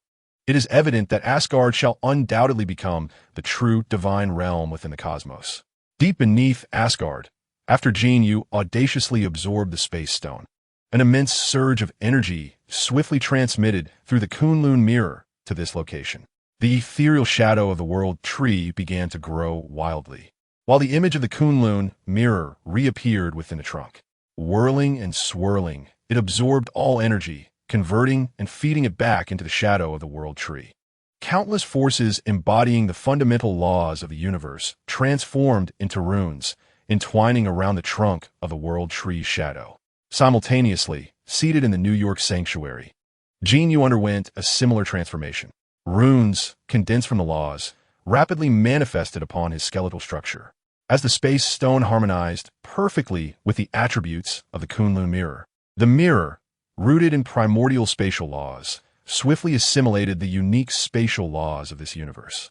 The cosmic cube, renowned for its boundless energy, derived its reputation not from an intrinsic reservoir of power, but from its innate ability to extract energy from the cosmos at will. When viewed as a cohesive whole, the primary attribute of the six infinity stones is undoubtedly that of a power source. Thus, the quantity of energy holds little significance for Jin Yu's future. His focus must now shift to refining energy from within, augmenting his physical form, enabling him to unleash vast amounts of energy in a single surge. To put it simply, Jin Yu has become akin to having infinite ammunition. His aim is to evolve gradually from small pistol to a machine gun, a rifle, or a Gatling gun, a process that requires patience. There is no rush. The merging with the shards of the Kunlun mirror has bestowed upon Jin Yu an almost invincible physical strength. To enhance this strength, he must extract energy and transform it into a higher-tier energy to mend the remnants within his body, a painstaking endeavor that cannot be hurried. The moment Jin Yu absorbed the Space Stone, not only did transformations occur within Asgard and his own being, but even the fabric of space surrounding him began to warp inexplicably. The onlookers were taken by surprise as Jin Yu effortlessly crushed the cosmic cube, and one of its gems radiated a brilliant light before merging directly into his body. What has he done? Ant-Man, unable to contain his impatience, slammed his hand on the table and leapt up abruptly, before the Black Widow, who stood beside Jin Yu, could react. Ant-Man's form suddenly diminished to the size of an ant. Utilizing the momentum from his earlier leap, he swiftly reached Jin Yu's side. In an instant, a crack in space flashed beside Jin Yu, sending Ant-Man hurtling away, restoring him to his normal size, where he crashed into the shelf behind the table. With a resounding crash, the future Bruce Banner shattered the table with a single blow. Both parties instinctively rose to their feet, save for Ancient One, who observed the scene with serene composure. You absorbed the Tesseract? Future Tony inquired as he watched Jin Yu slowly open his eyes, disbelief etched across his face. Although his nanotech armor had been deactivated, he still wore sunglasses that completely scanned the surge of energy emanating from Jin Yu, observing the gradual stabilization of that energy. Indeed, having decided to accompany you, it is imperative that I bolster my combat capabilities and ensure my survival. At the very least, if faced with defeat, I can escape with the gem. Jin Yu extended his hand, and a swirling mass of blue-black energy coalesced, opening a portal to Stark Tower, which promptly closed. You cannot accompany us. Traversing the quantum realm requires a substance known as PIM particles, which are currently only sufficient for our return. Moreover, you have damaged one gem, making it impossible to gather all 6. Our return would be utterly meaningless.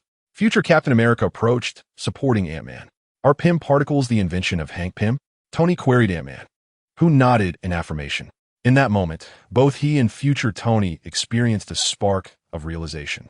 I recall a period when the Tesseract and PIM particles coexisted in the same location. They each exclaimed simultaneously, sharing a knowing smile. With determination, the group conferred, and future Tony along with Captain America set off for the S.H.I.L.D. base in the 1970s, where both the Tesseract and sufficient PIM particles awaited them. They planned to return to this timeline and bring Jin Yu along to the future. Meanwhile, the future Hulk and Ant-Man took the Time Stone and the Scepter and directly returned to their time. In this moment, time held no significance. Future Tony and Captain America had scarcely departed when they reappeared before the others. Chapter 130. Time travel with all his might. Jin Yu clenched his fist, causing the air within his palm to explode with a surprising sound of compressed air. He gently thrust his fist forward, causing the air to momentarily stagnate, followed by a sharp sound of detonation, transforming into a shockwave that surged forward. Movie special effects are misleading, Jin Yu mused inwardly. The cinematic portrayal inevitably rendered the battles between superheroes and villains rather mundane. Indeed, upon entering this world, particularly as he grew increasingly powerful, he began to sense the destructive potential of superhumans within it. Take the Hulk, for instance. In cinematic battles, he might merely send a soldier flying with a single swipe. Yet, in reality, should Dr. Banner unleash his full strength, he could effortlessly transform an individual into a shooting star, flinging them skyward with a mere flick, disappearing in an instant. The shockwave generated by the clash of his hands could destabilize those nearby. Otherwise, Dr. Banner's early disdain for his identity, coupled with his attempts to avoid his girlfriend, would seem trivial. Even a casual sneeze could prove fatal to those around him. At present, Jin Yu resonates deeply with this sentiment. Standing in the grand hall of Stark Tower, gazing out through the shattered floor-to-ceiling glass, he felt the weight of his thoughts. Natasha approached him slowly from behind, her hand delicately slipping around his waist in an embrace. Jin Yu shivered, his hands stiffly rising. What is the matter? The others had retreated for rest, while the two Tonys were in the lab, crafting a new set of equipment for traversing the quantum realm. Observing Jin Yu standing alone, Natasha stepped closer. Jin Yu sighed softly. I overindulged. I have yet to acclimate to my newfound strength. I can sense it continues to grow. Just now, I attempted to enjoy a drink and inadvertently crushed 3 glasses. I will adapt swiftly. He gently brushed aside Natasha's hair, contemplating the potential for Asgard to bestow additional divine power. Initially, he had not considered this avenue due to Asgard's limited resources, but after absorbing the Tesseract, energy was no longer a concern. Jin Yu pondered the implications of human longevity and physicality on Earth, determining that he must address this issue promptly upon his return. I do not concern myself with this matter. I trust in your capabilities. However, are you certain you wish to venture alone? Turning to face her, Natasha unhesitatingly buried her face in his embrace, her voice soft as she replied. Though the Ancient One spoke of the inevitable entanglements within the multiverse for safety's sake, it is prudent to avoid contact with beings or occurrences from parallel universes until we are truly formidable. Allow me to proceed first, to gauge the strength of our future adversaries. Jin Yu smiled, offering gentle encouragement, for he carried within him the narratives of his past life. In the events of Avengers Endgame, Natasha's sacrifice and Tony's fateful snap had left an indelible mark on Marvel fans. While he had traversed to this world, transforming the characters of the films into living beings, many events had altered due to his presence. Yet, for him, this felt more like a new beginning.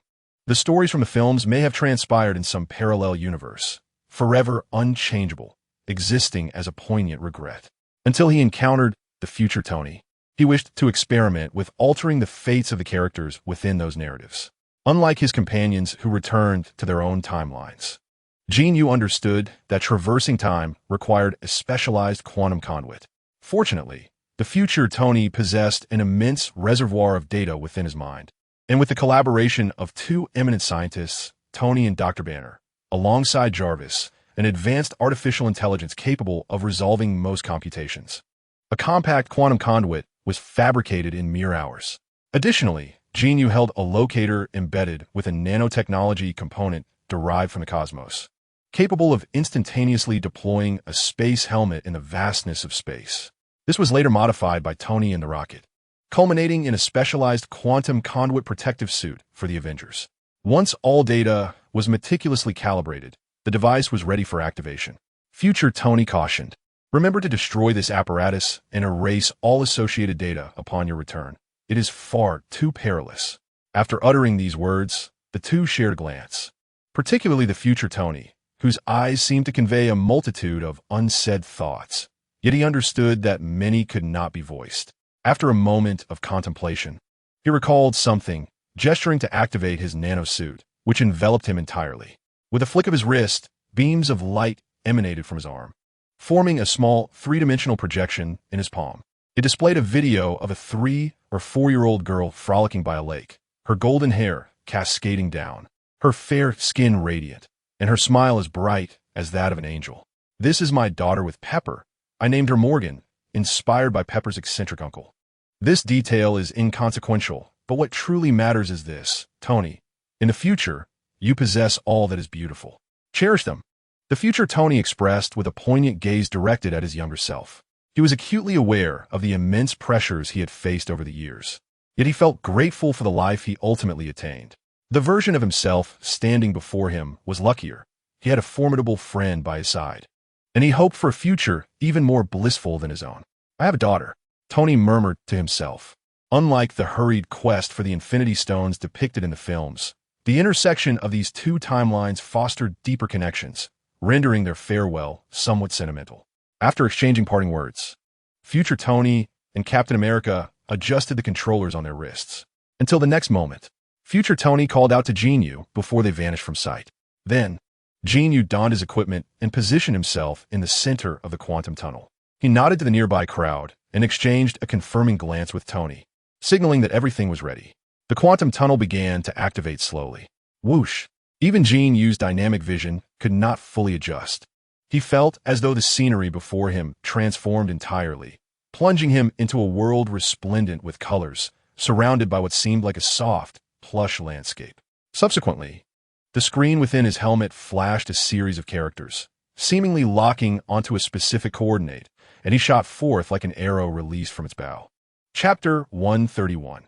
Losing control upon meeting Jin Yu. Who among you can recall how many individuals ventured back in time to retrieve the Infinity Stones during Avengers Endgame? 3 teams, 6 stones. While watching the film, one's mind was undoubtedly filled with the excitement of the mission's commencement and Captain America's stirring speech. Jin Yu was no exception. Thus, he began mentally counting on his fingers. In 2012, in New York, there were 4 individuals: Captain America, Tony, Ant-Man, and the Hulk. The second team comprised 2 groups that traveled to 2014, where Black Widow and Hawkeye sought the Soul Stone, but only Hawkeye returned. War Machine, Rhodes, and Nebula intercepted the foolish Star-Lord to secure the Power Stone. Lastly, the portly Thor and Rocket ventured to Asgard in 2013. In summary, 10 individuals set out, suggesting a sense of completeness, yet only 9 returned. Jin Yu had not studied Taoist texts, but as a person of Chinese heritage, he had absorbed some of this philosophy. The number 9 symbolizes the ultimate, suggesting that imperfection is normal in life. After all, even the celestial order bears its flaws, let alone humans and their endeavors. Thus, 9 represented a significant completeness. Contemplating this, Jin Yu mused that the disparity between the number of individuals who departed and those who returned in Endgame seemed to carry profound meaning, subtly resonating with the natural order. Regrettably, there was now an additional Jin Yu among them. 1, 2, 3, 4, 5, 6, 7, 8, 9, 10. Indeed, upon my arrival, it seemed I was destined to fulfill a cosmic balance. As Jin Yu pondered this, his gaze settled upon Rocket, who stood significantly shorter than the others. Wait, 11 individuals? Before he could delve deeper into his thoughts, everyone swiftly removed their protective suits, revealing their original attire. Did we secure the stones? We succeeded. We did it. They all proudly displayed the stones in their hands. Only Jin Yu remained clad in his pristine quantum combat suit, exchanging glances with the others. We encountered a minor obstacle, but overall, it went quite smoothly. We've even brought a new ally, who is here to retrieve the stones. Of course, we must wait until we snap our fingers. I believe we will complete our task shortly. However, you are welcome to stay a while, as time is of no consequence, is it? Perhaps it was due to the fact that in that particular timeline, he and Jin Yu were the best of friends. That Tony approached with great enthusiasm to introduce Jin Yu. Tony patted Jin Yu on the shoulder, prompting Jin Yu to remove his protective suit and greet the gathering with a cheerful smile. Hey, it's you, you insufferable scoundrel. The moment he revealed his face to greet the crowd, the rotund figure of Thor swung his hammer towards Jin Yu with astonishing speed. No one had time to react. The hammer was already poised before Jin Yu, and Thor was leaping high, crackling with electricity, evidently preparing to follow up with a barehanded strike. Jin Yu swiftly pushed Tony aside, slightly turning his body, allowing Thor's hammer to graze past his cheek. With a deft motion, he caught the hammer firmly in his grasp. With a swift arc, he swung the hammer in a grand arc, striking Thor squarely on the chin. Boom! A pile of boxes, whose purpose was unknown, was utterly demolished as Thor's body crashed into them. See, he struck first. I was merely acting in self-defense. Moreover, I do not know him. I do not know the rotund Thor. Jin Yu shrugged innocently, while the others were still trying to comprehend the unfolding events. Black Widow and Hawkeye stepped forward to confront Jin Yu. It's you. Thank you. Thank you for helping us secure the Soul Stone. Jin Yu, upon seeing Black Widow, who appeared significantly aged, felt a pang of compassion mixed with awkwardness. While I truly wish to accept your gratitude, I genuinely have no recollection of what transpired, he explained. Hands outstretched. You insufferable scoundrel, return my hammer. Before the situation could be clarified, the enraged Thor, having been knocked away, shone with radiant light, donning his Asgardian armor. Even his disheveled beard magically tied itself up, radiating electricity as serpentine bolts danced around him. In contrast to his former self, despite having gained considerable weight, Thor's appearance and power were magnitudes greater than when Jin Yu had last encountered him. With a swift movement, a battle axe soared through the air toward him, and Jin Yu stood between the Stormbreaker and Thor. It was well known that the Stormbreaker had even cleaved Thanos, and Jin Yu was caught precariously in the middle. It would be a wonder if he were not wholly severed in two by the axe. Stop! He is not our enemy. Captain America and Tony quickly intervened. But it was too late. The axe, moving with terrifying speed, was already hovering ominously above Jin Yu's head. However, the next moment, the axe's action left everyone utterly astonished. The Stormbreaker, with the force of thunder, swung directly towards Jin Yu's nape. Yet, as it approached, it unexpectedly decelerated, coming to a complete halt and hovering in midair before gracefully rotating to face Jin Yu. In a mere turn, it skillfully avoided its own blade, gently brushing the back of Jin Yu's head with its flat side, then joyfully commenced a circular flight around him. Indeed, it radiated sheer delight as the Stormbreaker, through its swift and rhythmic dance, epitomized the essence of joy. Similarly, the Mjolnir in Jin Yu's grasp mirrored this exuberance. As he relaxed his hold, the hammer began to orbit him like an exuberant puppy. This was an impossibility. Thor, resembling a heartbroken soul, gazed at Jin Yu with a defeated spirit, muttering to himself, prompting Rocket to leap down from the platform to console him. Once the tumult of emotions subsided, the crowd formed a circle, striving to comprehend the unfolding events.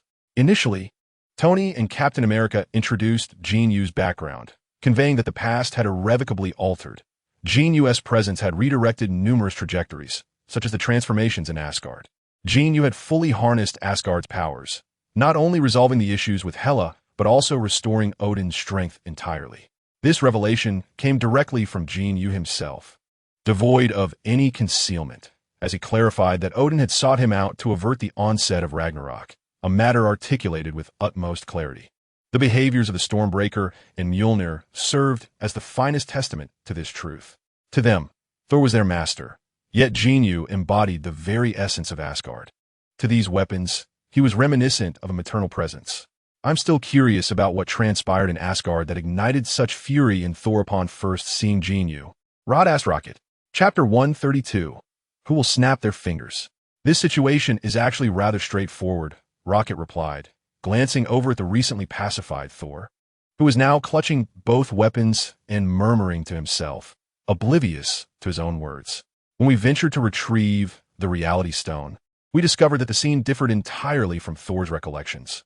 His former girlfriend was not in Asgard at all, and the Reality Stone was, in fact, in his possession. Rocket pointed a claw at Jin Yu. All eyes turned towards Jin Yu, who helplessly spread his hands. I hail from 2012. So what? Did he cause you any trouble? Ant-Man inquired earnestly, his expression resembling that of a listener captivated by a tale. Not at all.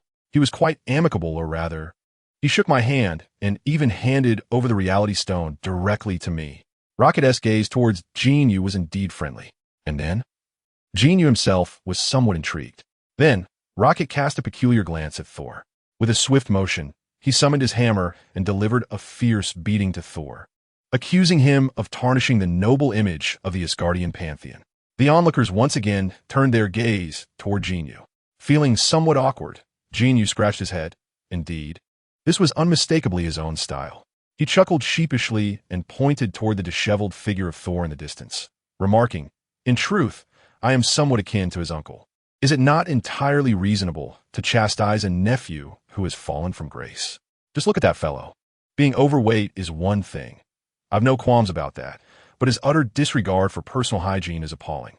I cannot fathom the last time he bathed. His garments are marred with grease, hardly befitting the god of thunder." Indeed, you articulated it just so, Rocket exclaimed, directing an accusatory finger at Jin Yu. Jin Yu finally grasped the intricacies of the Asgardian matters. Next on the agenda was the Soul Stone. The tale of Black Widow and Hawkeye took a rather bizarre turn. They alighted on Vormir aboard the spacecraft provided by Rocket, and as they ascended the mountains where the Soul Stone resided, they encountered the Red Skull, hovering ominously in the air. The Red Skull? Captain America detected the weight of this term. Indeed, he possessed a crimson visage, as though he were devoid of skin. Black Widow described the Red Skull's appearance. Initially, I did not connect him to the Red Skull. He proclaimed himself cursed by the Infinity Stones, bound to guard the Soul Stone. Only through the sacrifice of one's beloved could one obtain the Soul Stone, exchanging souls for souls. Hawkeye and I both contemplated self-sacrifice. But unexpectedly, a spatial wormhole appeared, and Captain America emerged. It was then that I realized the guardian of the Soul Stone was none other than Johann Schmidt, the leader of Hydra. He and Captain America engaged the Red Skull in battle, and just as Black Widow was about to continue her narration, she abruptly turned her gaze toward Hawkeye. And then this fellow. Hawkeye pointed an exasperated finger at Jin Yu. He somehow manipulated me, ensnaring my mind to fall in love with the Red Skull, and then using my own hand, he cast the Red Skull over the cliff as a sacrifice to the Soul Stone. Hawkeye's expression was a complex tapestry of gratitude intertwined with a deeper vein of anger and hatred. Though he had been hypnotized, the moment he took the life of his beloved was undeniably real. The shame of being compelled to love a monster, particularly a male one, weighed heavily on his heart.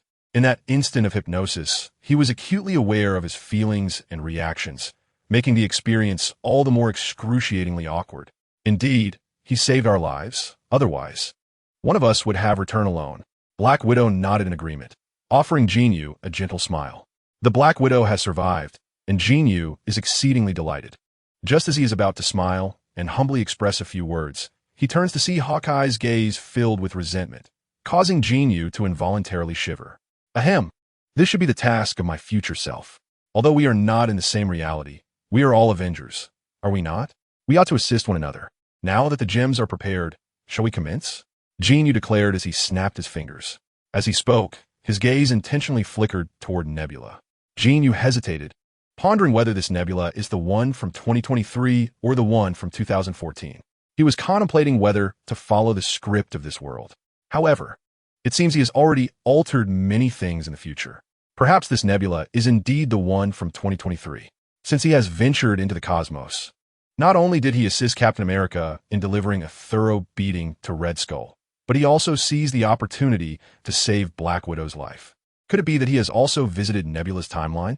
Jin Yu then looked toward Rhodes, who appeared quite normal, suggesting that their endeavors had proceeded smoothly without encountering any chaotic interruptions. The energy of the Infinity Stones is beyond imagination. We cannot forge tools capable of harboring their power with our mere materials. We need to retrieve some resources from New Asgard to craft a new Infinity Gauntlet. Tony's words interrupted Jin Yu's train of thought. This was something he had not anticipated. In the film, it was merely a fleeting moment where everyone reminisced about Black Widow, followed by Tony and Rocket swiftly creating a gauntlet without elaborating on the time it took. To discover that there is another story here is quite unexpected. In retrospect, it makes sense, for during Jin Yu's time, especially after he had subdued Asgard, he had inquired about the state of the Dwarven Kingdom, which was functioning normally. Given Nebula's portrayal in the film, this implies that in 2014, Thanos had not yet commenced the creation of the Infinity Gauntlet. This explains why, after everyone gathered the stones and successfully snapped their fingers with the gauntlet, Nebula activated the quantum tunnel to welcome Thanos from 2014. With this understanding, Jin Yu resolved not to overthink it any longer. There is still time. At worst, he would keep an eye on Nebula when the moment arises. In the following days, Jin Yu remained at the Avengers base on the outskirts of New York. Immersing oneself in a tangible reality for a period of time reveals the profound impact that the abrupt disappearance of half of life can have on a civilization. Nevertheless, it must be said that after the initial chaos, human society unexpectedly exhibited a thriving and healthy vitality. Just as Captain America remarked in the film, he witnessed a pod of whales in the Hudson River, and the waters had become significantly clearer, a notion once unfathomable. From a macrocosmic perspective, Thanos' actions may not necessarily be deemed erroneous. Yet, life, after all, is fleeting. His purple-skinned essence does not signify destiny, and there are always alternative methods to gradually foster improvement.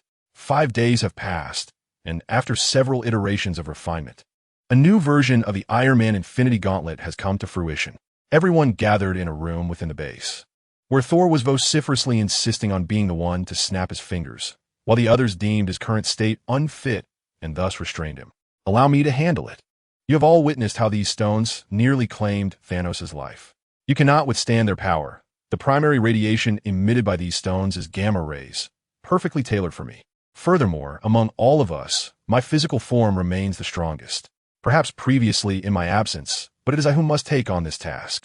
Otherwise, my visit here would feel like a monumental waste of effort merely to retrieve the stones. Jin Yu languidly appeared at the doorway. Chapter 133. Iron Man's Infinity Gauntlet. Upon Jin Yu's utterance, The room fell into a profound silence. It was not that they doubted Jin Yu. Rather, it was the weight of half the universe's existence struggling in vain for 5 years. Having finally glimpsed a sliver of hope, they could not afford even the slightest miscalculation. Should Jin Yu harbor any ulterior motives, there would be no opportunity for regret. I understand the sacrifices you have made for today. It is only natural that you remain wary of an outsider operating this. However, I assure you, this is one of my primary purposes for being here. Besides ensuring the safe return of those stones, I wish to gauge just how vast the chasm is between myself and Thanos. You must comprehend that he is indeed one of the adversaries I am destined to confront in the future. Jin Yu spoke from the depths of his heart. A confrontation with the purple potato demon was inevitable. The cinematic portrayals could hardly provide an accurate assessment of Thanos' might. If possible, using the 6 Infinity Stones as a benchmark to snap my fingers would serve as an excellent reference. As for the potential for injury, Jin Yu felt no trepidation. When he absorbed the cosmic cube, he had already communicated with the artifact's spirit and absorbed the essence of that universe. Even damage stemming from the cosmic source could be wholly remedied by his energy. This constituted Jin Yu's greatest confidence. With deliberate strides, he approached the center of the room and spoke once more. Moreover, aside from the space and power stones, the remaining ones are more or less within my purview. In terms of these Infinity Stones, I am the largest stakeholder, am I not? Coming to a halt at the center, Jin Yu surveyed the surroundings, gazing at everyone. Listen, my friends, I do not wish to offend you, but the Infinity Stones do not belong to anyone as personal property. Although you can wield that hammer and send Thor flying, it does not prove your physique exceeds that of Dr. Banner. War Machine regarded Jin Yu with a serious expression. Then, let us see you prove it. Jin Yu cracked his neck, and, as his words fell, he charged directly towards the Hulk, bending his front legs slightly and delivering a straightforward punch towards the green giant. The speed at the forefront was astonishingly swift. However, when Jin Yu stood before the green giant, he deliberately slowed his pace, granting the behemoth ample time. Although Bruce Banner was not as fervently inclined towards combat as his Hulk alter ego, having embraced his identity as the Green Giant, he had never neglected his physical training over the years.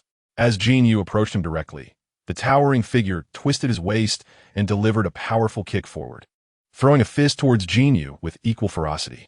The colossal fist, akin to a sandbag, was no mere exaggeration. The disparity between Jin Yu's fist and that of the Green Giant was akin to comparing a bun to a soup dumpling. The two fists, differing vastly in size, collided, and time seemed to momentarily stand still. With a resounding boom, the clash of their formidable physiques generated an unparalleled shockwave, creating a visible ripple in the air that sent everything in its path tumbling. The various furnishings and equipment within the room were scattered across the floor. The Green Giant was sent hurtling backward, his massive form shattering the bulletproof glass outside the base, and upon landing, he carved a deep trench in the lawn, extending over 20 meters. In the room, only Thor remained steadfast, albeit noticeably bulkier. Nonetheless, his strength had undeniably awakened, far surpassing Jin Yu's prowess. Captain America, too, remained unharmed, having crouched down, propping himself with a shield. After sending the Green Giant flying, Jin Yu had no desire for further confrontation. A flash of golden light enveloped him, and a tangible energy propelled everyone against the walls, including the still-dazed Thor. Jin Yu's energy could not entirely immobilize everyone, but seizing the moment while their attention wavered, he utilized it to create a repelling aura. Once that maneuver was executed, he bent down to retrieve the Infinity Gauntlet that had fallen to the ground. After a brief hesitation, he donned it on his right hand. The gauntlet, imbued with intelligence, adjusted itself to fit the size of his palm, snugly adhering to his skin. As soon as it made contact, a tingling sensation coursed through his hand. The 6 Infinity Stones, through the medium of the gauntlet, unleashed their vibrant energies into Jin Yu's body: blue, orange, green, red, purple, and yellow. The 6 powers, intensely heated, transformed the fabric of his arm into ash upon entering his being. 6 strands of energy intertwined and spiraled from his wrist throughout his entire form. Jin Yu felt like 6 currents of electricity surged within him, prompting an involuntary, euphoric howl to escape his lips. After a span of 4 to 5 seconds, that tingling sensation gradually began to dissipate. Though that sensation had dissipated, Jin Yu discovered that these 6 strands of energy continuously eroded his body. Unlike the sensation of being attacked by energy, these 6 forces were persistently infiltrating and transforming him from within. To put it plainly, one must perpetually don the Infinity Gauntlet, engaging in a relentless battle against these 6 energies. Even if one withstands their onslaught, they remain unable to prevent the subtle, pervasive erosion occurring within. No matter how formidable one's physique may be, akin to that of Thanos, the moment one begins to wield the power of the gems, it inadvertently intensifies the erosion, a process that is irreversible, until the user completely dissipates into the cosmos, becoming one with the essence of the universe. This erosion persists. It is no wonder that, in the films, Thanos often utilized the gems in solitude, resorting to the combined power of multiple gems only when absolutely necessary, for this erosion is cumulative. With a mere thought, the blue gem representing space on the gauntlet illuminated, conjuring a portal that quickly closed. Subsequently, Jin Yu harnessed its energy to create a small energy shield before him. A crimson radiance ignited, as the power of the reality gem transformed a table into a sofa, which then morphed into a handgun. Just as Jin Yu contemplated transforming the handgun into a small bird, he felt a tingling sensation coursing through his arm. He understood that manifesting life, even something as trivial as a bird, exacted a significant toll. Chapter 134. After the snap, the power gem, however, was an entirely different matter. Upon harnessing its strength, it was as if one had unleashed a torrent of power, an overwhelming surge that seemed boundless. If not curtailed in time, even someone of Jin Yu's stature would find his body incapable of enduring such force. At the very least, his current form could scarcely withstand it. Should he persist in its use, it was likely that besides the bones most fused with the fragments of the Kunlun mirror, nothing would remain of his physical being. Consider the absurdity of Ronan attempting to betray Thanos after acquiring the gem, obliterating the planet Xander with its might. The legend spoke of a celestial being capable of annihilating an entire planet using the power gem, wielded through a scepter. For an ordinary individual, even one as formidable as Ronan, a Kree warrior capable of decimating a city, such power would lead to complete bodily collapse. In a matter of mere seconds, Jin Yu had already employed the powers of 3 gems. Aside from the space gem, which inflicted no harm upon his body, the other 2 gems had caused varying degrees of erosion to his right arm, likely due to his prior absorption of the space gem's energy. This erosion, irreversible for others, Jin Yu was able to gradually dissipate using the energy within him, albeit at a somewhat sluggish pace. He had intended to experiment with the remaining gems, but before he could move, the Hulk, having been thrown, returned with a mighty leap from afar. Upon witnessing Jin Yu don the Infinity Gauntlet, a flicker of trepidation crossed the Hulk's eyes. He immediately addressed Jin Yu, imploring him, "Cease your fiddling with that artifact. If you wish to assist us, promptly execute that cursed snap and remove the gauntlet. If you are reluctant to snap your fingers, then hand the gauntlet over to me." The Hulk's words were laden with caution, and Jin Yu noticed the others fervently nodding in agreement. Moments earlier, when Jin Yu was testing the gems, they had stood by, not daring to breathe, fearful that he might conjure some unforeseen calamity. This underscored the profound psychological shadow the Infinity Gauntlet cast over them. "Very well. My apologies for my curiosity. Let us proceed," Jin Yu declared, treating the act like a wish. He mentally rehearsed his desire before extending his right hand, placing his index and middle fingers upon his thumb. "Wait, hold on," Tony interjected, raising both hands. "Friday, activate the entire base's defense system," he shouted into the void. Instantly, thick metal panels descended from every wall of the room, sealing off the outside world. Tony activated his suit, conjuring an energy shield to protect himself and Hawkeye. The Hulk shielded Black Widow, while Thor positioned himself in front of Rocket, and Captain America raised a shield, with Rhodes standing before Ant-Man. "Perhaps you should all step outside first," Jin Yu remarked, lowering his hand. The group no longer resembled a cadre of superheroes. They appeared akin to mischievous village children on New Year's, staring wide-eyed at a pile of firecrackers, eager yet fearful of the impending explosion. "No, continue as you are," they chorused, peering out cautiously and shaking their heads. "Remember, my friend, the stakes involve half the universe's life. The implications are monumental. We shall not have a second chance." Altering anything else will only exacerbate matters. Just bring back all the lives extinguished 5 years ago. Return to this moment. Do not change anything else, I implore you. Tony earnestly admonished. Jin Yu reflected silently for a moment before raising his hand in the gesture to snap his fingers. A tingling sensation surged throughout his body, particularly in his right arm, thanks to his spider sense-like perception of danger. Jin Yu recognized that the impending surge of energy was not as overwhelming as he had anticipated and fell within tolerable limits. With resolute determination, he snapped his fingers. With a thunderous boom, as the snap echoed, Jin Yu felt as though his entire arm was ablaze from within. A torrent of energy surged forth from the gauntlet, violently coursing through the right side of his body. Ah! Jin Yu uttered a pained cry, and with a flick of his wrist, the infinity gauntlet slipped from his grasp, leaving his right arm charred and lifeless. A collective gasp resonated among the crowd as Tony stepped forward decisively, raising his hand to employ the nanotech suit for Jin Yu's healing. With great effort, Jin Yu lifted his right hand, signaling for everyone to halt. I'm fine. Hee. Upon uttering these words, Jin Yu unexpectedly revealed a grotesque smile, and astonishingly, his charred right arm was raised, delivering a forceful punch to the ground. Bang! The earth was cleaved open by his strike, creating a gaping crater over a meter wide. Notably, as his fist descended, the muscles in Jin Yu's entire right arm bulged grotesquely, and the charred skin erupted, exposing a gruesome mix of half-raw, half-carbonized muscle beneath. A sharp intake of breath escaped Jin Yu, echoing painfully in the minds of all present. The skin on his arm, along with a small portion of his neck and shoulder, had nearly vanished, a sight that was excruciatingly distressing. Particularly striking was the fact that after snapping his fingers, Jin Yu had autonomously punched through his own skin, displaying a ferocity that eclipsed even Thanos' act. Damn it, what are you all staring at? Hurry up, Tony. I'm about to die from the pain, for crying out loud. Jin Yu shouted through gritted teeth. Only then did the onlookers spring into action.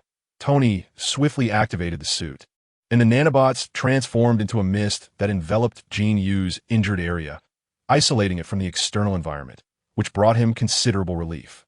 Energy surged within him, continuously facilitating the repair of his wounds. Jin Yu realized he had stumbled upon a fortunate circumstance, as the power of the space stone had not corroded him at all.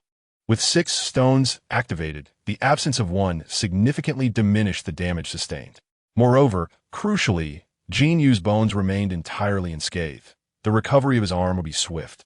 But for his right arm to fully regain its peak strength, it would likely require 10 days to half a month of recuperation. He had gauged his strength accurately. Although he might not match Thanos in absolute power at present, his physical resilience was undoubtedly comparable, with his energy capable of rapidly mending his body. He surmised that a direct confrontation would not pose significant risk. Raising his hand to the crowd, Jin Yu inquired with a smile, "It must have been a success, right, folks?" The others exchanged glances, and at that moment, a vibration emanated from the ground, drawing their collective gaze towards the source. In the corner, a mobile phone screen displayed an incoming call from Laura. Hawkeye's eyes instantly glistened with emotion as he stepped forward to retrieve the phone, trembling as he swiped the screen with a finger. "Did we succeed?" Ant-Man asked, looking around in disbelief at the others. "Indeed, we have succeeded," came the unambiguous confirmation from Hawkeye's call. Just as jubilance washed over them, Jin Yu, clutching his arm, quietly murmured, "Has anyone seen Nebula?" Chapter 135. Nebula in a daze? Where's Nebula? It must certainly be beyond the quantum portal. In truth, even as late as 2014, Jin Yu lacked a comprehensive grasp of the cosmic landscape, despite possessing the power of the space stone, which allowed her to appear anywhere at will. The prerequisite was knowing the precise location. For instance, Thanos remained an enigma to Jin Yu, as she had no inkling of his whereabouts. However, Nebula was different. She had undergone extensive mechanized modifications, affecting not only her physique, but also her mind.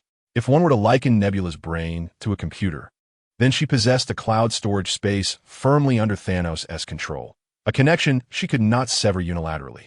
The moment she arrived in 2014, she would inevitably be linked to the server, an escape impossible to achieve. Thus, it was the Nebula of 2014 who accompanied her.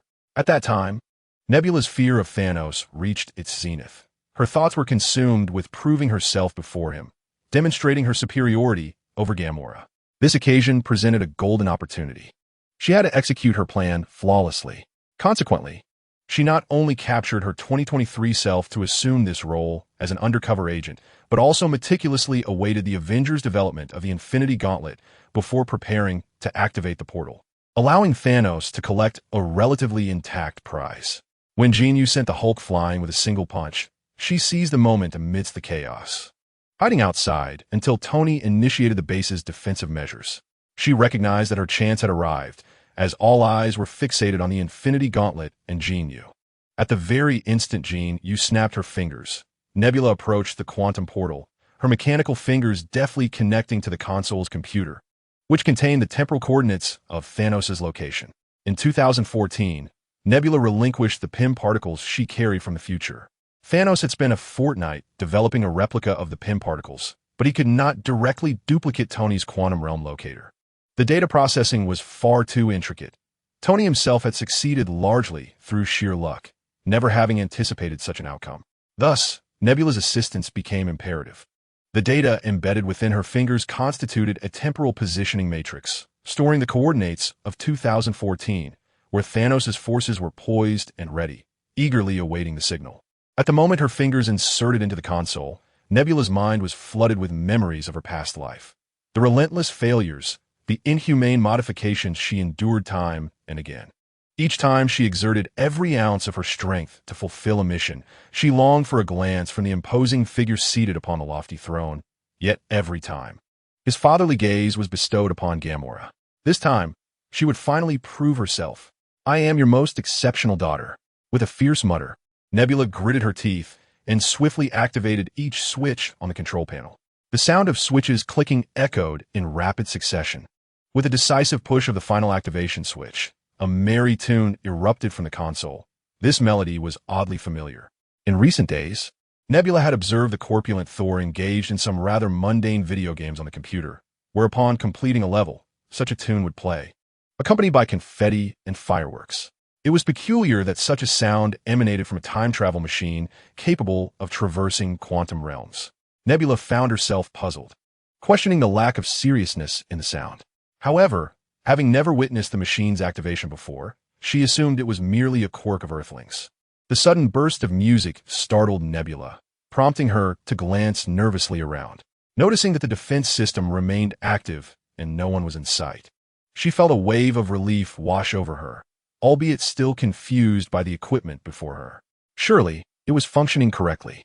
Amidst her bewilderment and anxiety, the lively melody played only twice before falling silent, and then the large quantum passageway, capable of transporting multiple individuals, began to whir to life.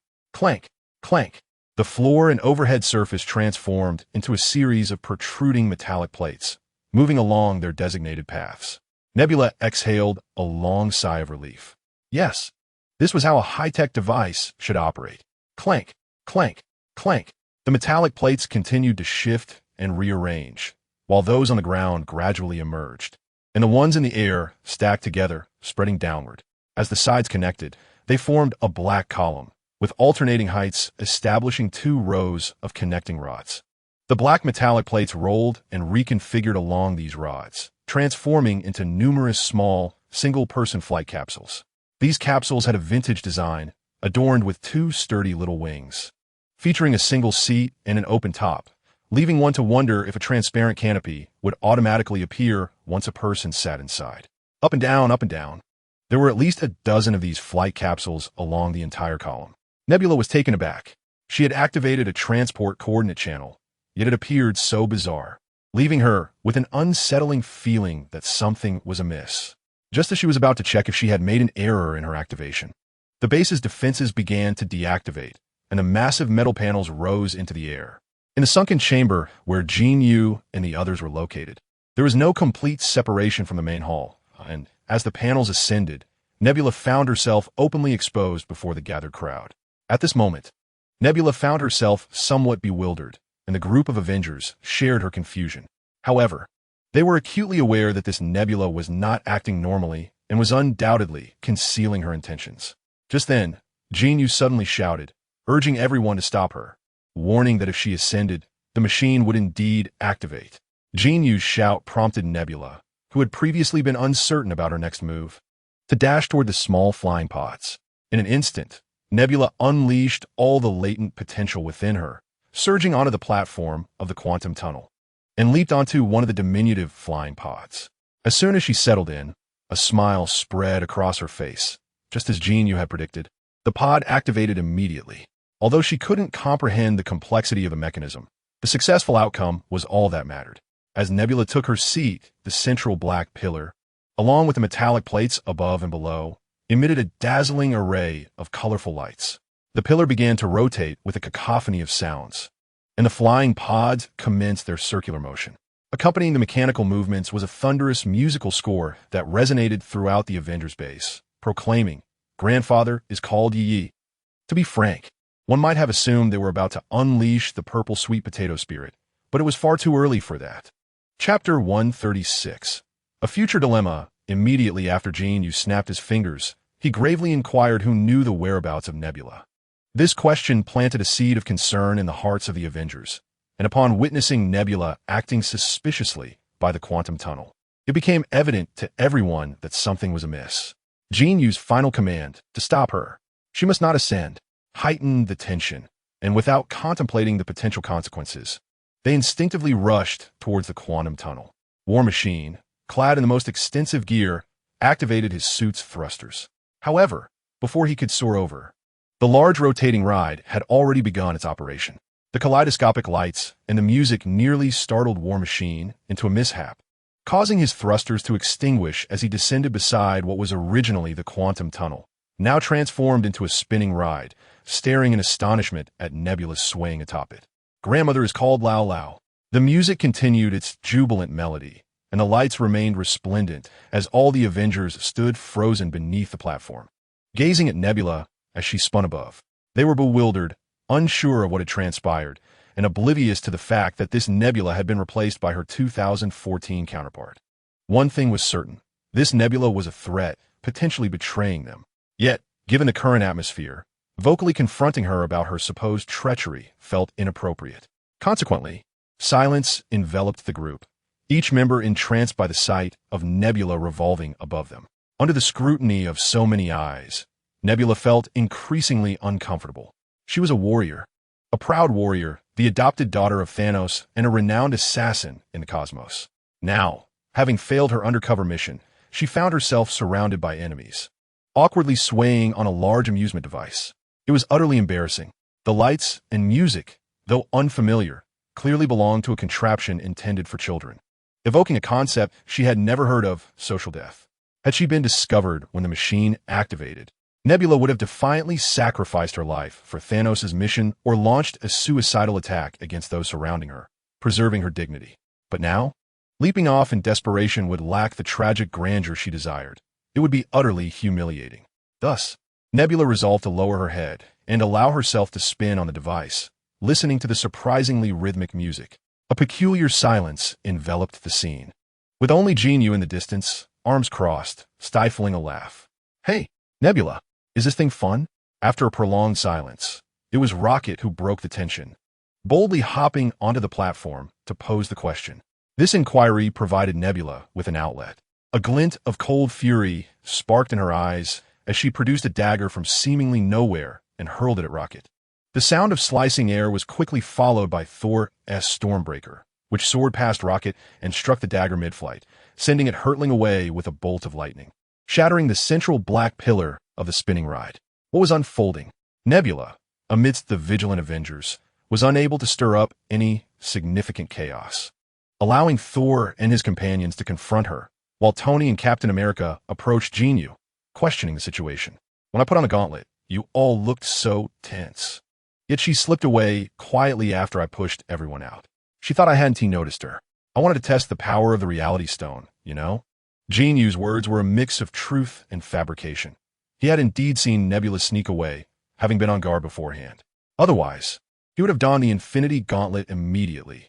With so many people present, who could afford to watch her? Tony and Captain America, however, remained skeptical. What could she possibly want?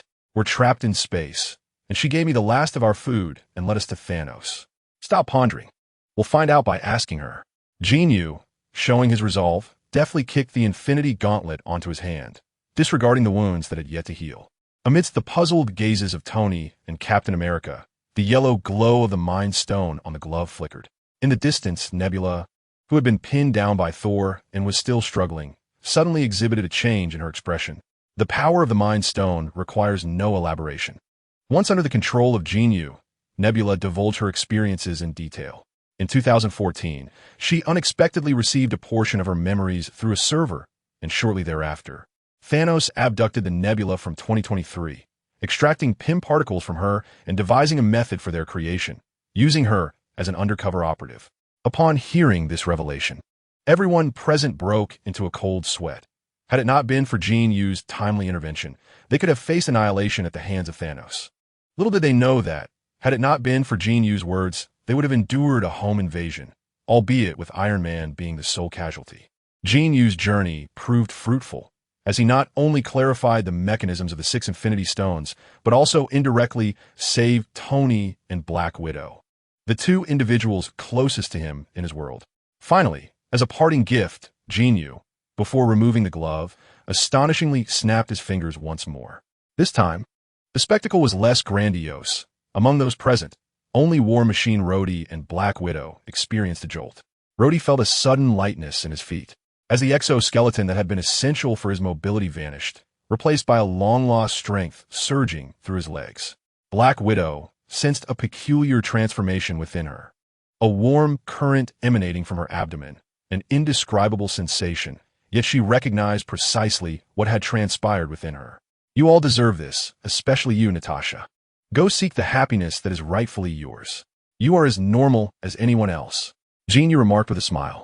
With the Time Stone and Mind Stone in hand, he decided to return the other stones to his future self, sending them back to the 1970s as necessary, for he preferred to avoid an encounter with himself, uncertain of the potential chaos or alternate realities that might ensue. However, he made a promise to rescue that Nebula from 2014. Having completed his tasks, Jin Yu activated his quantum realm battle armor amidst the crowd's expressions of gratitude, disappearing from their sight. Outside the Avengers base, golden lights began to emerge in succession, revealing Wakanda, Titan, and Kamartaj as groups of superheroes, sorcerers, and Wakandan warriors either walked or flew forth. Doctor Strange, with a look of disbelief, pondered, what just happened? Where is Thanos? This is not how it was meant to unfold. At the entrance of the base, a group of Avengers emerged with smiles, welcoming the unexpected turn of events. Doctor Strange eagerly approached, neglecting any pleasantries, driven by an insatiable curiosity about the events of the past 5 years, bewildered by the divergence from his expectations. Tony, what transpired? This is not the conclusion that was meant to unfold. Without even landing, Doctor Strange inquired. The tale is lengthy. In essence, it has all come to an end. Before Tony could elaborate further, a tremendous explosion resonated through the air, a deep blue light flashing as a colossal warship materialized in the sky before them. However, this vessel appeared battered and worn, riddled with numerous gaping holes, and emitting thick plumes of black smoke from various locations. Having appeared seemingly out of nowhere, the warship seemed to be on the brink of collapse, swaying precariously as it descended towards them. Much of the ship plunged into the nearby Hudson River, creating towering waves, while the front of the vessel crashed through a swath of trees before it came to rest just a few dozen meters from the base. Everyone stood in stunned silence, momentarily at a loss for words, unable to comprehend the unfolding chaos. Before anyone could react, a thunderous metallic clang emanated from the warship, and a figure burst forth, hurtling backwards and landing heavily on the lawn, skidding across the ground to carve a trench over a meter deep and more than 20 meters long before finally coming to a halt not far from the base. Upon landing, the figure sprang to their feet. Jin Yu! Tony exclaimed, recognizing the individual as Jin Yu, who had departed not long ago. However, a sense of incongruity washed over Tony. This could not be the same person. Suddenly recalling something, he called out, "Are you the Jin Yu for 2014? The newly emerged Jin Yu, seemingly unscathed, regarded the warship with a wary expression. Upon hearing Tony's words, Jin Yu turned, replying in a grave tone, "Indeed, it is me. Tony, but you have miscalculated the year. I have come from 2017, and we are in grave trouble. Chapter 137. The prototype of the Avengers, combined. Jin Yu was unaware of the significant troubles his future self had stirred. Nor did he know that what he believed to be the successful avoidance of the cataclysmic battle had inadvertently attracted a far more terrifying adversary. Yet, such matters were left for the future Jin Yu to grapple with. Upon his return, Jin Yu explained the sequence of events to the group. The 6 Infinity Stones, Thanos, the annihilation of life across the universe. Despite having been recounted by several individuals from the future, the reality of this world felt utterly beyond their expectations. Beyond Asgard and the 9 realms, this universe is fraught with myriad crises, capable of annihilating half of all beings in an instant. In comparison, the threats posed by terrorists, illegal arms dealers, and even the past actions of Hydra, as well as wars between nations, seem utterly trivial. This world is fragile. It is not merely inhabited by madmen intent on destruction, but also by numerous civilizations whose technological prowess far surpasses that of Earth.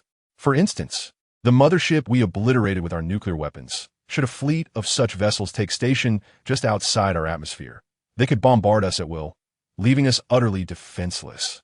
Tony clumsily picked up a piece of beef tripe from the table, mimicking Jin Yu's technique, nervously dipping into the hot pot before taking a bite and mumbling indistinctly. The story recounted by Jin Yu rendered everyone disinterested in dining out, leading them to find a well-appointed meeting room within Stark Tower instead. Jin Yu conjured an abundance of ingredients from his spatial pocket and began preparing hot pot. Nick's concerns were well-founded. The Avengers initiative was indeed designed to confront such dangers. Yet, we remain insufficiently powerful. Certainly, we possess formidable individual combat capabilities, but collectively, we are still too weak. Natasha snatched a piece of beef from Jin Yu's condiment bowl, gasping at the spiciness. Fear not, Asgard will safeguard Earth. A millennium ago, the formidable realms of the universe wielded weapons and warships not dissimilar to those of today. Yet none dared to assault places protected by Asgard. Earth is safe. This was merely an unfortunate incident. Thor, after struggling with chopsticks for a while, managed to find a pair of tongs and clumsily grabbed half a plate of meat, carelessly swishing it in the broth. Once the meat changed color, he shoved it into his mouth without the need for seasoning, reveling in the piquancy. It seems our god of thunder has a poor memory. We had just encountered our future selves, who claimed that Asgard no longer exists, let alone its ability to protect Earth. Hawkeye rolled his eyes. He and Thor were not well acquainted, and he was somewhat unimpressed by Thor's inadvertent display of Asgardian superiority. That is because they do not have Jin Yu. My father has said that with Jin Yu's presence, Ragnarok shall not come, and Asgard will endure eternally. Thor replied, undeterred, his tone brimming with confidence in Jin Yu. Clint was right. We cannot rely on distant places or any singular individual. I mean no offense. I merely believe we must strengthen ourselves. Captain America stated solemnly. I understand. Jin Yu nodded. In truth, I have long devised my own plans regarding all of this. He then recounted the matter of the Hammer Industries shares he had previously entrusted to Tony. We require an organization that is entirely independent in terms of economy, equipment, and even intelligence, not merely confined to Earth, but with a gaze fixed upon the cosmos. This way, should any threats emerge from beyond our planet in the future, we shall be prepared at a moment's notice. Previously, Jin Yu had contemplated this matter, given that he was already ensnared in the maelstrom of this world. The Avengers must emerge as a distinct entity. However, initial preparations in various aspects, including strength, economy, and reputation, were still lacking. Now, having repelled aliens and saved the Earth before the eyes of the entire world, his personal power had grown sufficient to pose a threat to those within the government. It was indeed an opportune moment to formally establish the Avengers. You are not mistaken in your thoughts, but what would our organization be then? Your private arm team? Captain America interjected. His words were not born of dissent towards Jin Yu, but rather a result of their limited familiarity. Moreover, Jin Yu had prepared so many things beforehand that a degree of apprehension lingered in Captain America's mind. You misunderstand my intent, Captain. I merely wish for our organization to be more pure and independent.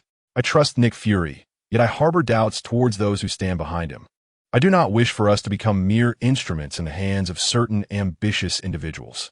As for your earlier statement, I cannot provide you with any assurances. This is a matter of trust.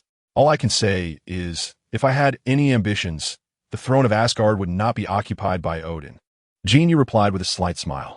Thor, with a large piece of fish in hand, stuffed it into his mouth, and upon hearing Jin Yu's words, the god of thunder remarked, his cheeks bulging, "Indeed, my father relinquished the throne, yet he refused.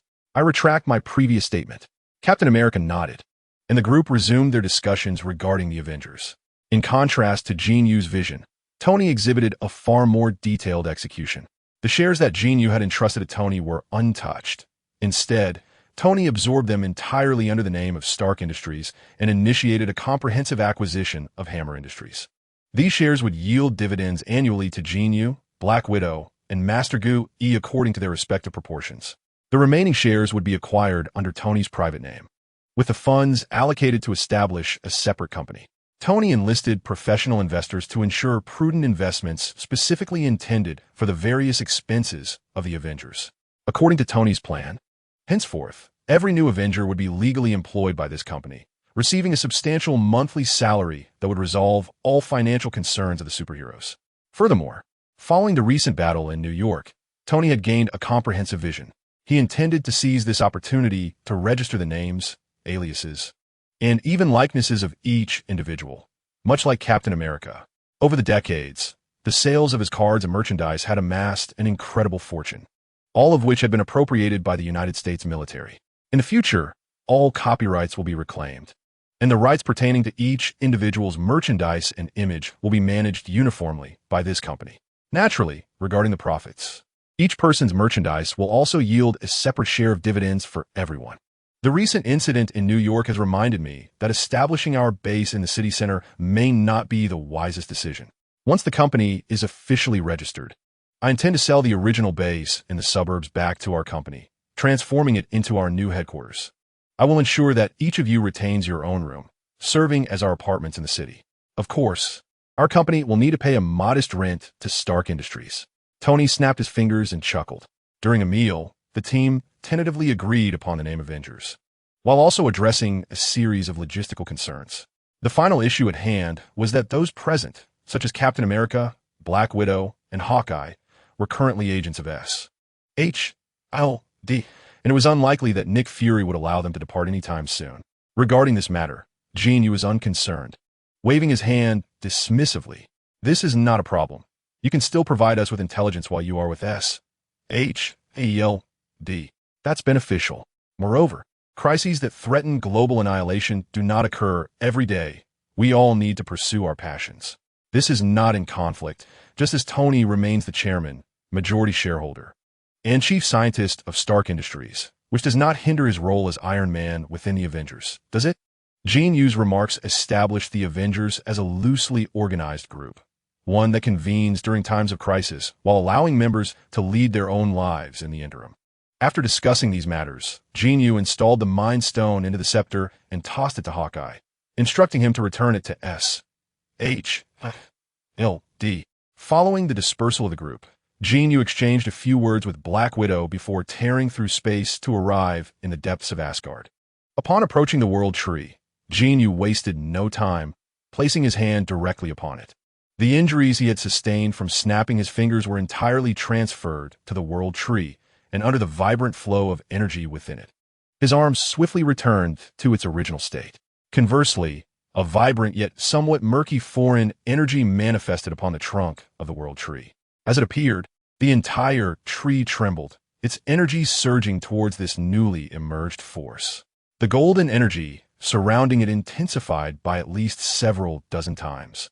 Upon closer inspection, these golden energies resembled countless tiny particles that began to consume and gradually assimilate the foreign energy. "You certainly know how to scheme," lamented the spirit of the Kunlun mirror, its discontent evident as it materialized with a long face upon the trunk. "Having been eroded by the source, you directly transferred the damage onto me. I have already given you my essence, and now I must also assist you in transferring your injuries. Those capable bear more responsibilities. The key is that you are strong enough and remain here. It's quite good to find you something to do," Jin Yu said with a chuckle. "You got some nerve, absorbing certain spatial laws and daring to wield the essence of the universe as your weapon. Fortunately, your usage has been limited, otherwise, It could pose quite a dilemma for me. The artifact's spirit sensed the essence within the world tree and continued. There is no choice but to attempt it. Thankfully, you absorbed that spatial law beforehand, or else you might have rendered that arm useless. Jin Yu recalled the process of snapping his fingers with the infinity gauntlet. Those gems were indeed quite corrosive to the human body. That's not entirely true. If the corrosion increases, it becomes troublesome to absorb them again. You must be cautious next time. Wait until your body has completely digested these fundamental laws before attempting to absorb another gem. It will be much easier that way. As long as you don't use the energy of all 6 gems at once, you should be fine. The artifact spirit advised. The space gem aligns with my attributes, making absorption relatively swift. Once you're ready, seek out the power gem first. With sufficient energy and strength, you will then be able to withstand the cosmic laws of the other gems. Jin Yu nodded in agreement, silently departing Asgard without alerting anyone.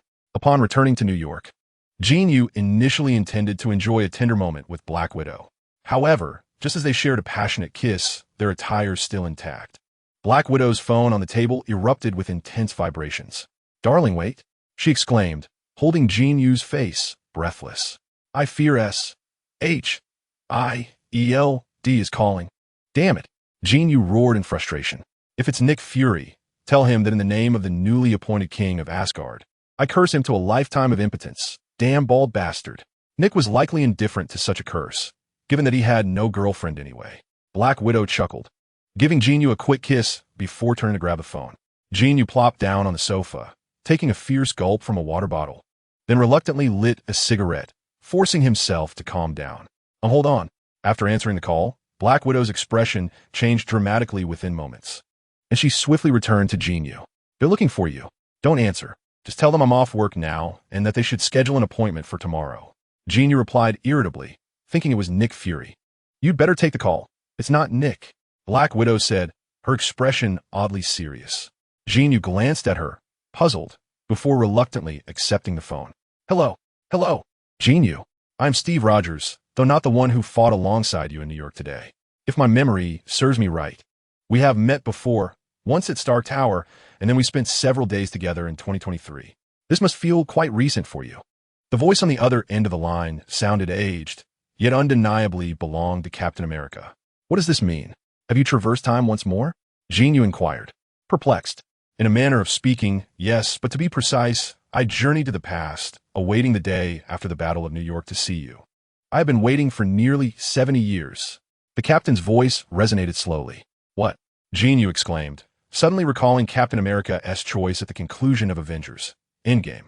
Was he not supposed to return to his own past? Why had he arrived in this timeline? Yet, it made sense when they positioned themselves in 2012. They entered a world of their own. Much like the Ancient One had stated, both past and future had been altered. Jin Yu's mind swirled with thoughts, leaving her momentarily speechless. The captain, however, did not rush her for a response and continued, "Come to London and meet me. Some matters are best discussed face to face, my old friend." "Certainly. Today, no chapters will be divided. Regarding the formidable adversary Jin Yu encountered in 2023, that mystery will be unraveled in due time. Our primary narrative will still follow the Jin Yu of the standard timeline, but you may speculate on the foe she faced." Chapter 138. The elderly Captain America, the aged Captain America, was well aware of Jin Yu's abilities. He understood that she needed a precise location or a general environment to open a portal. He deliberately chose a renowned spot by the River Thames, adjacent to Big Ben, with the Ministry of Defense not far across a bridge. A swirling, dark blue energy materialized beside the Thames as the portal opened, and Jin Yu, accompanied by Black Widow, stepped through. In New York, it was midnight, while in London, dawn was approaching. At 5 in the morning, London was shrouded in mist. The humidity in the air made each breath feel damp. The sun had yet to rise, resulting in low visibility amidst the thick fog, and the riverbank was nearly deserted. Occasionally, a solitary figure could be seen hurrying by with their head bowed.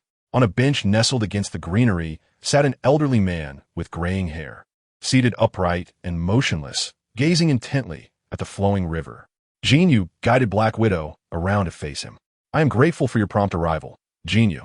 "Hello, Natasha. It is truly a pleasure to see you." The aged captain spoke with a slightly raspy voice. Calculating the time, this version of Captain America must be nearing 100 years of age, despite his graying hair and the appearance of age spots. His complexion suggested that his health remained remarkably good, although the super serum in the film lacks the anti-aging properties depicted in the comics. Captain America's robust physique makes him appear far healthier than his contemporaries. "Captain," Black Widow exclaimed, her eyes wide. Seeing him in person was an entirely different experience from hearing about him over the phone. After fighting alongside him all day, encountering a centenarian version of Captain America in the evening left her quite astonished. "Seeing you two together is perhaps the happiest moment I've experienced in the past 70 years. Right after that date, I managed to catch. I'm genuinely pleased that you've carved out a life for yourself, Natasha. In my world, before my departure, you were always alone, with work being your sole focus. This is truly wonderful."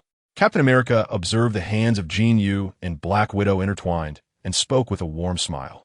The elderly captain's infectious grin, although Black Widow had not shared the decade of camaraderie with him, nonetheless filled her with genuine joy.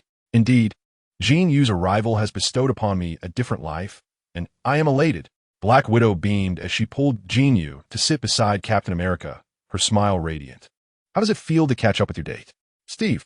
Compared to the captain at her side, Jin Yu felt more familiar with this version of him, having spent several days together in 2023, allowing for a more casual conversation. "Huh, you noticed that, did you?"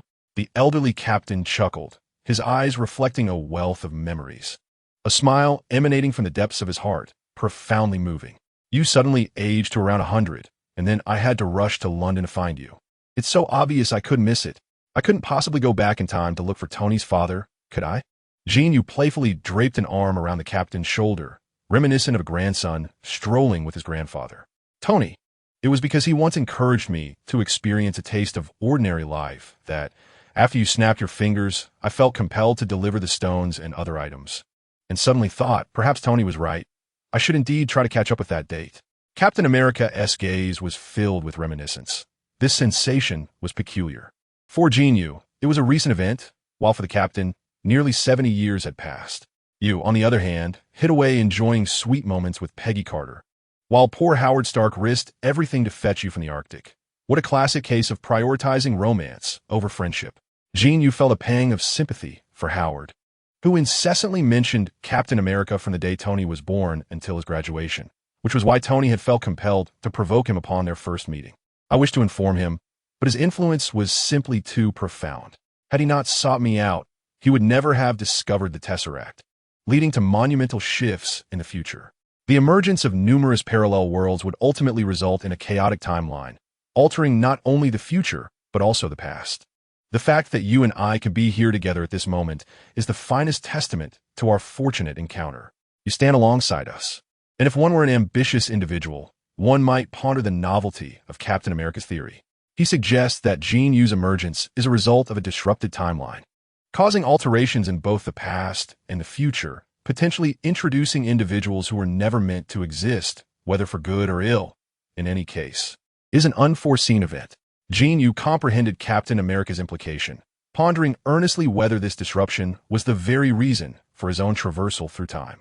Was a random selection of the Kunlun mirror influenced by some form of causality? After a moment of contemplation, Jin Yu vigorously shook his head. These connections were far too intricate. What did it matter? He had arrived, and all he needed to do was to focus on being himself. Casting aside these impractical musings, Jin Yu posed a serious inquiry to Captain America. If you wish to avoid influencing anything, why did you seek me out? When the matter turned serious, Captain America appeared momentarily lost in thought, his mind evidently drifting back to his memories. Years ago, after you snapped your fingers, everyone returned. The Ancient One's portal brought us all back to the base, and we believed victory was ours.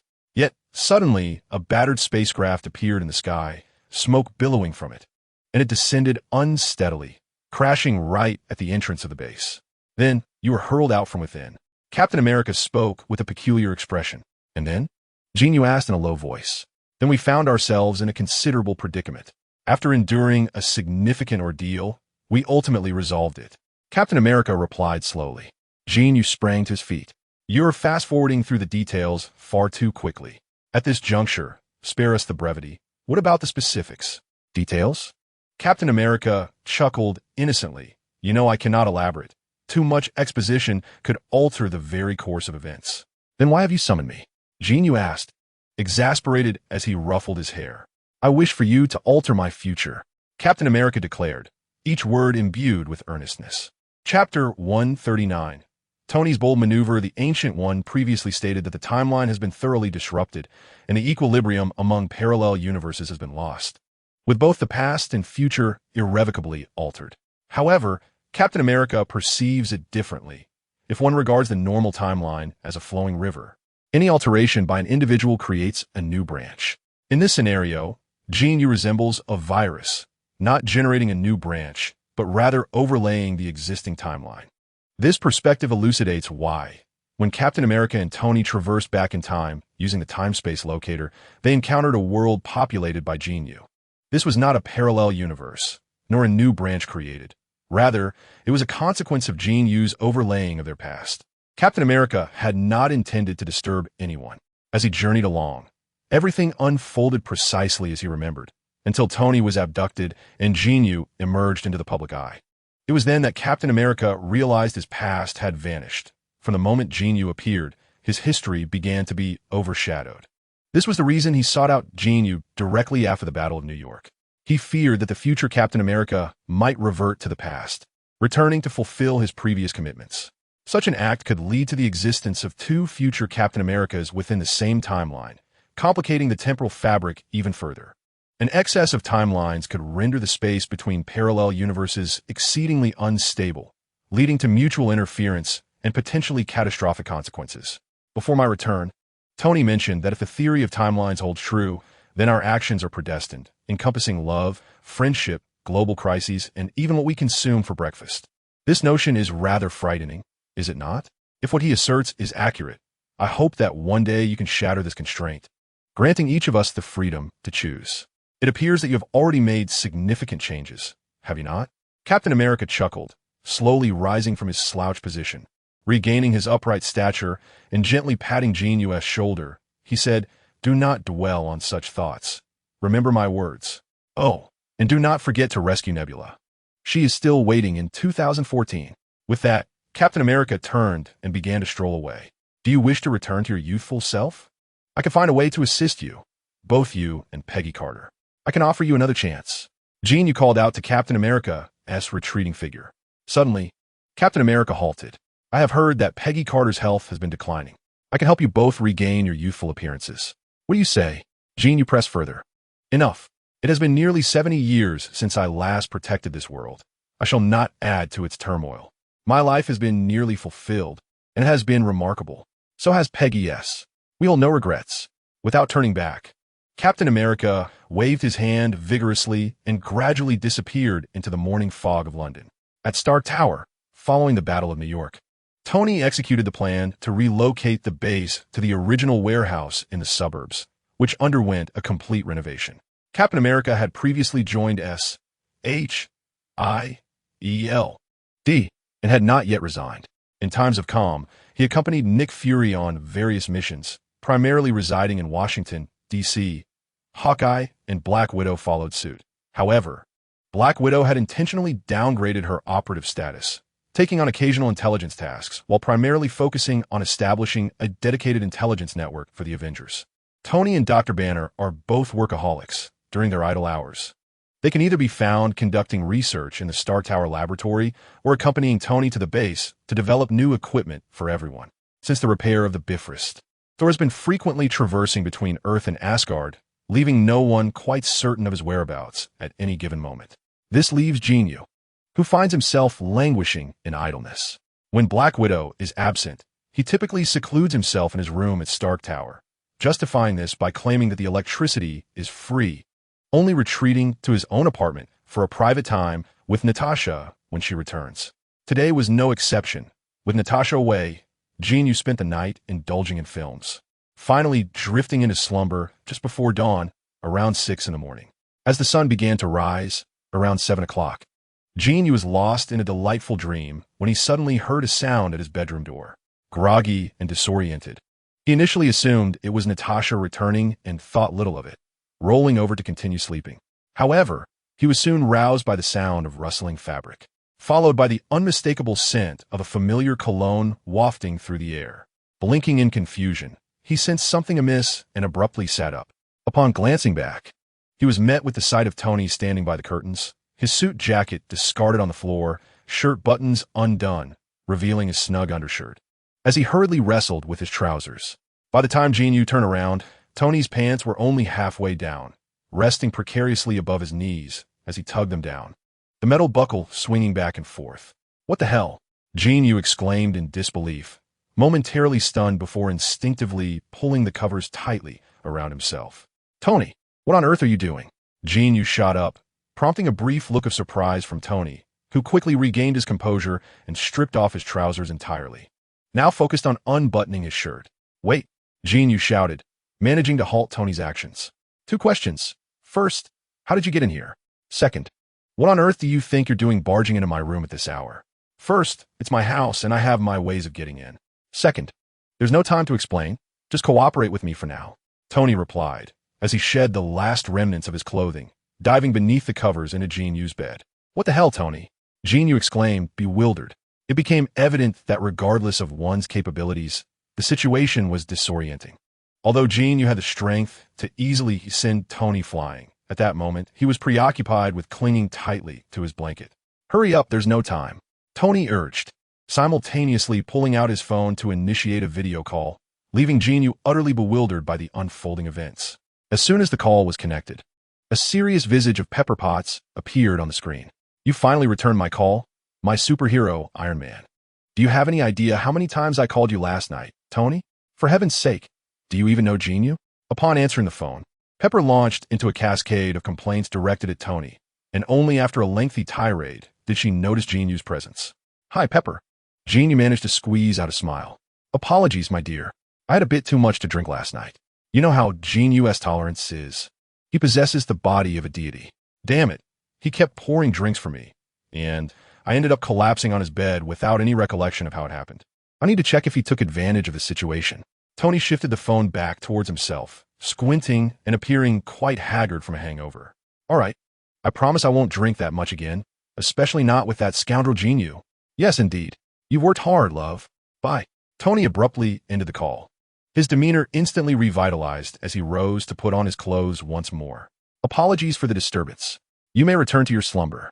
Jin Yu was left in astonishment by this display. Particularly notable was the transformation in Tony's expression.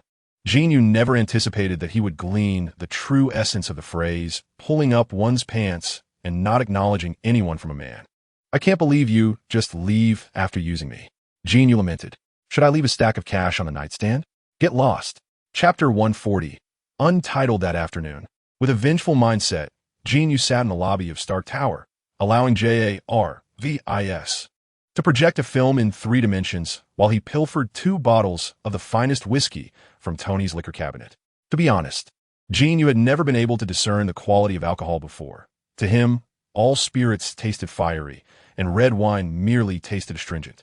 Regardless of the various fruity aromas of foreign liquors or the rich sauce-like essence of Baijiu, he was unable to appreciate any of it. However, since his body began to undergo enhancement, his sensory perceptions had been significantly heightened. He could now detect deeper flavors in food, and naturally, the same applied to alcohol.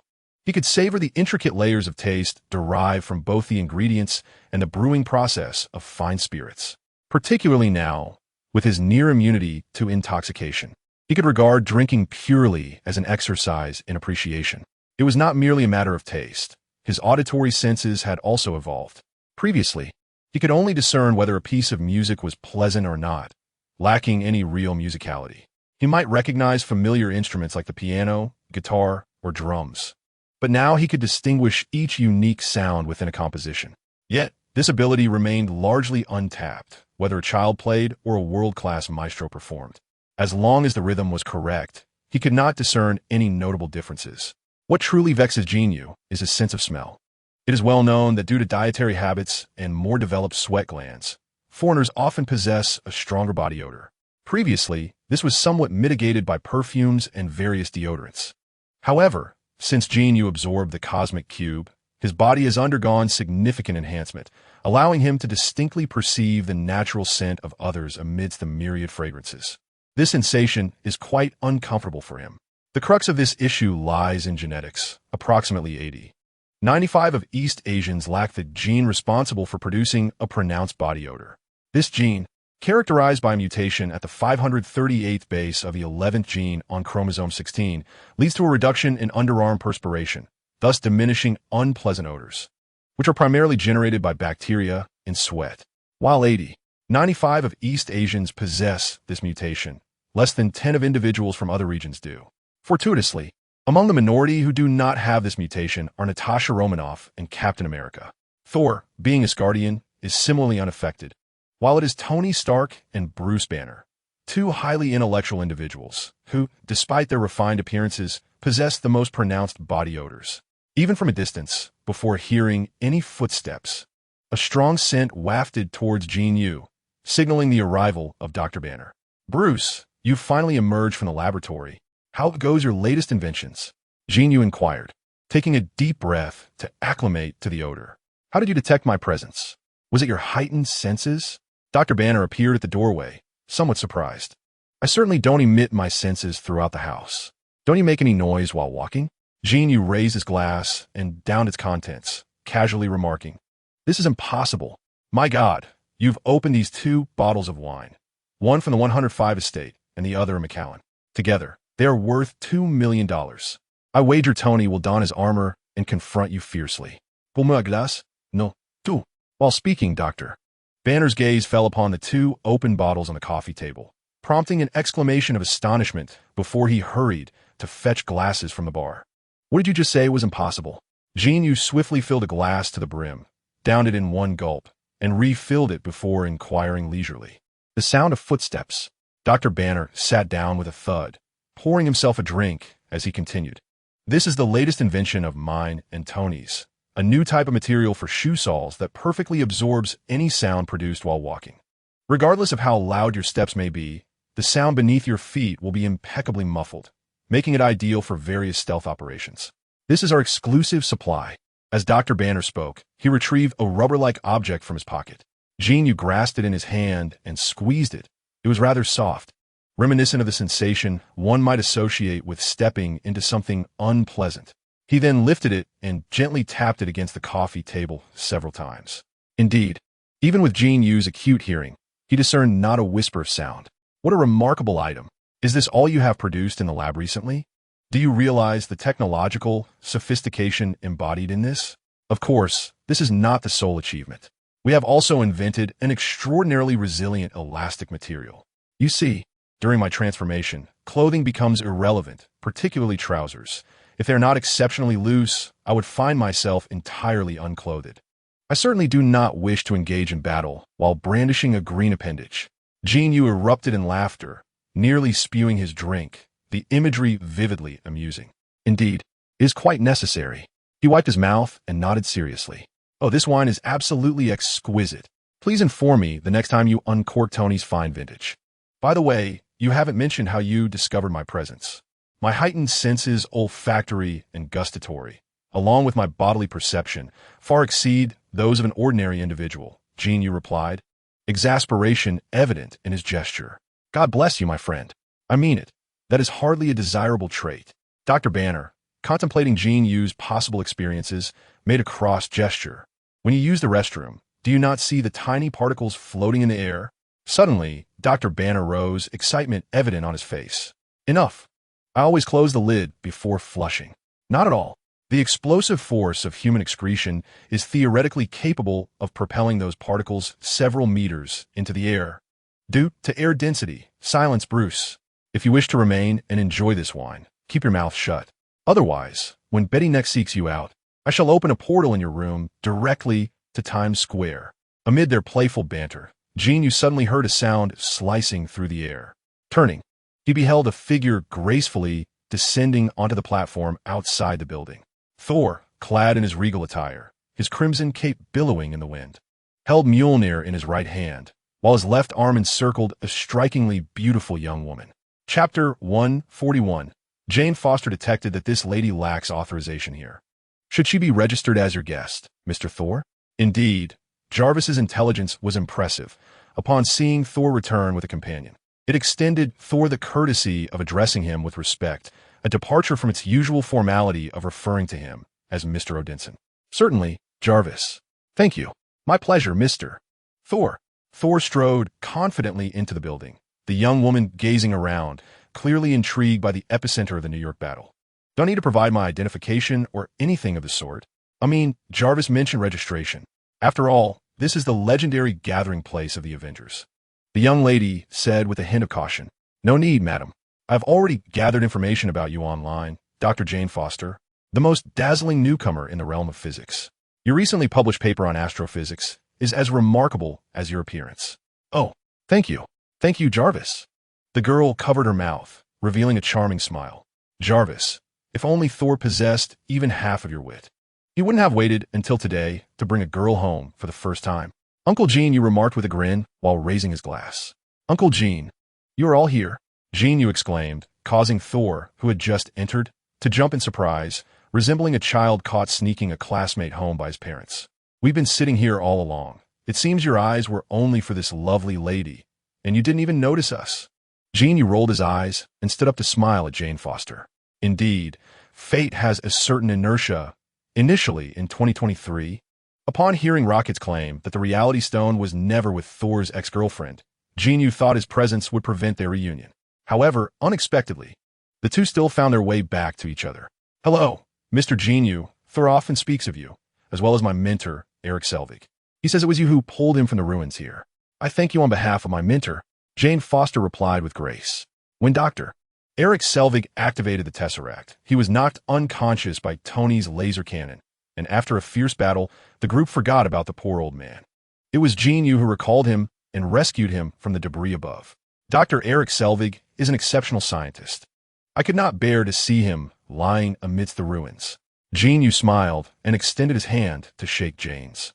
Dr. Bruce Banner, I hear you possess 7 doctoral degrees, covering an unparalleled range of fields. I am impressed that you can also control the transformation into the Hulk, becoming a formidable Avenger. After shaking hands with Jin Yu, Jane extended her hand toward Bruce Banner. Encountering several powerful Avengers, Jane exhibited no signs of nervousness. Rather, her demeanor was composed and graceful, indicating that Thor had indeed found a treasure. That was merely a fluke, and as for my transformation, it is thanks to a gift from Thor's father. A magical artifact from Asgard. Dr. Banner pointed to his necklace, subtly nudging Thor with a hand. Thor, delighted, ran his fingers through his hair, emitting a series of silly chuckles. All right, guests have arrived. Jarvis, please take down the movie. It's not proper to drink during the day, and it's a rare occasion to host a beautiful guest. I must bring out my treasured red tea to entertain. It is not that Jin Yu intentionally denies the two individuals their private space. Rather, it seems that their rendezvous has occurred on multiple occasions. Soul, now, not lacking in financial resources, would not easily bring someone back here. This must be a request from Jane. Furthermore, Jane had just observed the exchanged glances between herself and Dr. Banner, clearly indicative of a matter concerning the Avengers. In the grand hall below, devoid of a tea set, it is only fitting to maintain a sense of formality for guests. With a mere wave of his hand, a swirling blue-black energy tore through the fabric of space, conjuring a portal that led directly to the quaint tea room within Jin Yu's abode. Thanks to Jarvis, the mansion's technology is predominantly intelligent. By the time he stepped into his tea room, the water was already boiling in the kettle as per his earlier command. The group followed suit, but Jane lingered at the back, her curiosity piqued by Jin Yu's portal. This was merely a fundamental application of spatial laws. One could also interpret it as a forceful rending of space. If you are inclined to explore this further, I could arrange for Soul to escort you to the Sanctum in New York, where several fixed portals lead to various locations, easily switched with a button. Quite fascinating. Jin Yu closed his portal with a wave of his hand, brewing tea while casually remarking, You're a mage from Kumar Taj, aren't you? I witnessed your display on Capitol Hill, the father of the gods, Soul, the enigmatic supreme mage safeguarding Earth. It seems that the number of phenomena that science cannot elucidate is ever increasing. Jane Foster shrugged and sat down, self-deprecatingly commenting, Ultimately, it is merely the manipulation of matter and energy. Whether science or magic, their essence is fundamentally the same. It is just that science has developed over a relatively short span and cannot keep pace with the magic that has flowed for millennia. Dr. Banner spoke with utmost seriousness. You are correct, Dr. Banner. After all, humanity has yet to fully comprehend many supernatural phenomena on our own planet. Jane smiled as she accepted the teacup Jin Yu offered and promptly shifted to the main topic. For instance, I recently stumbled upon some intriguing phenomena. As she spoke, Jane presented her phone, displaying a still video. Jin Yu took it, placing it before himself and Dr. Banner, and pressed play. The footage was somewhat dim, captured within an abandoned structure. Two children, no older than 12 or 13, were seen racing about, while the third child, presumably the one filming, trailed behind. Initially, their frolicking appeared normal, but after a mere 10 seconds, the child in the lead inexplicably vanished. The remaining two children were clearly startled. In the next moment, the voice of the missing child echoed from below. The two children hurried downstairs, only to discover that the previously absent child had reappeared below. A group of audacious children boldly approached once more, racing towards a location from earlier. This time, the footage captured was remarkably clear. As they traversed that spot, a subtle ripple appeared in the air. Upon crossing over, the children instantaneously found themselves transported from the third floor back to the entrance on the ground level.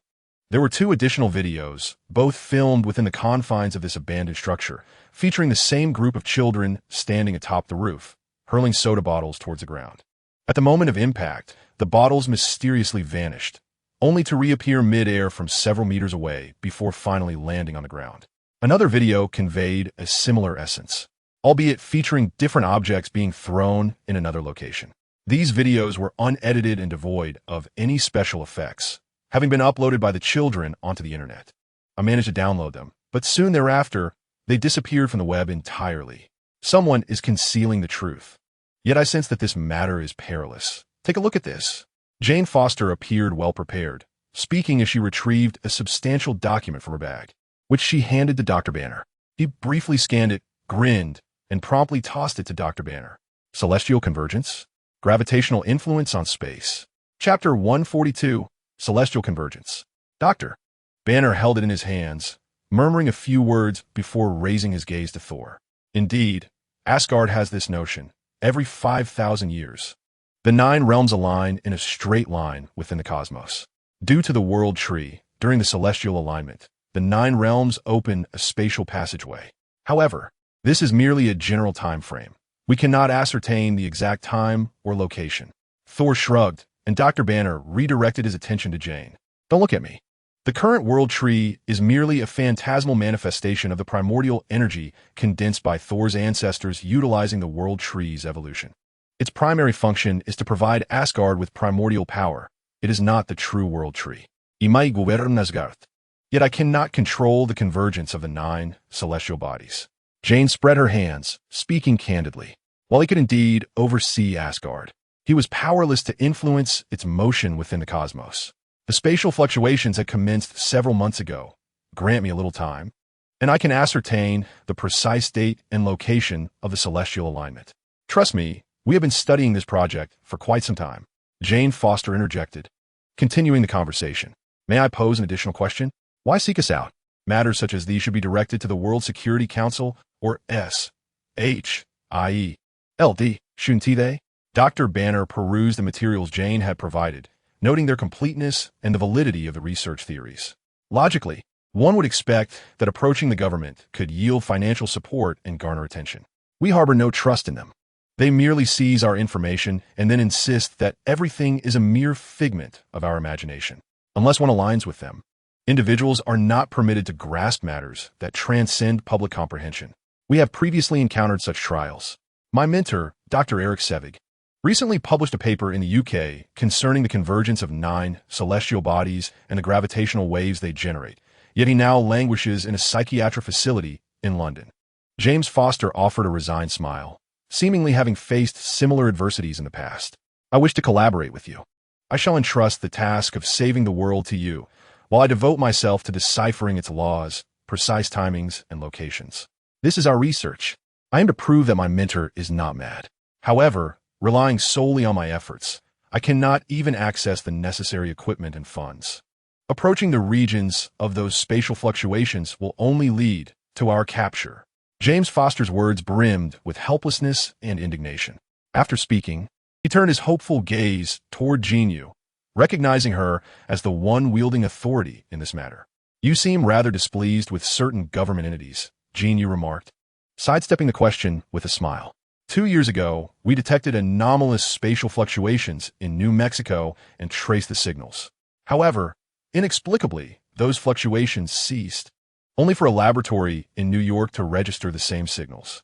We rushed to Manhattan, only to encounter a group in black suits who identified themselves as agents from the Homeland Strategic Defense Attack and Logistics Bureau.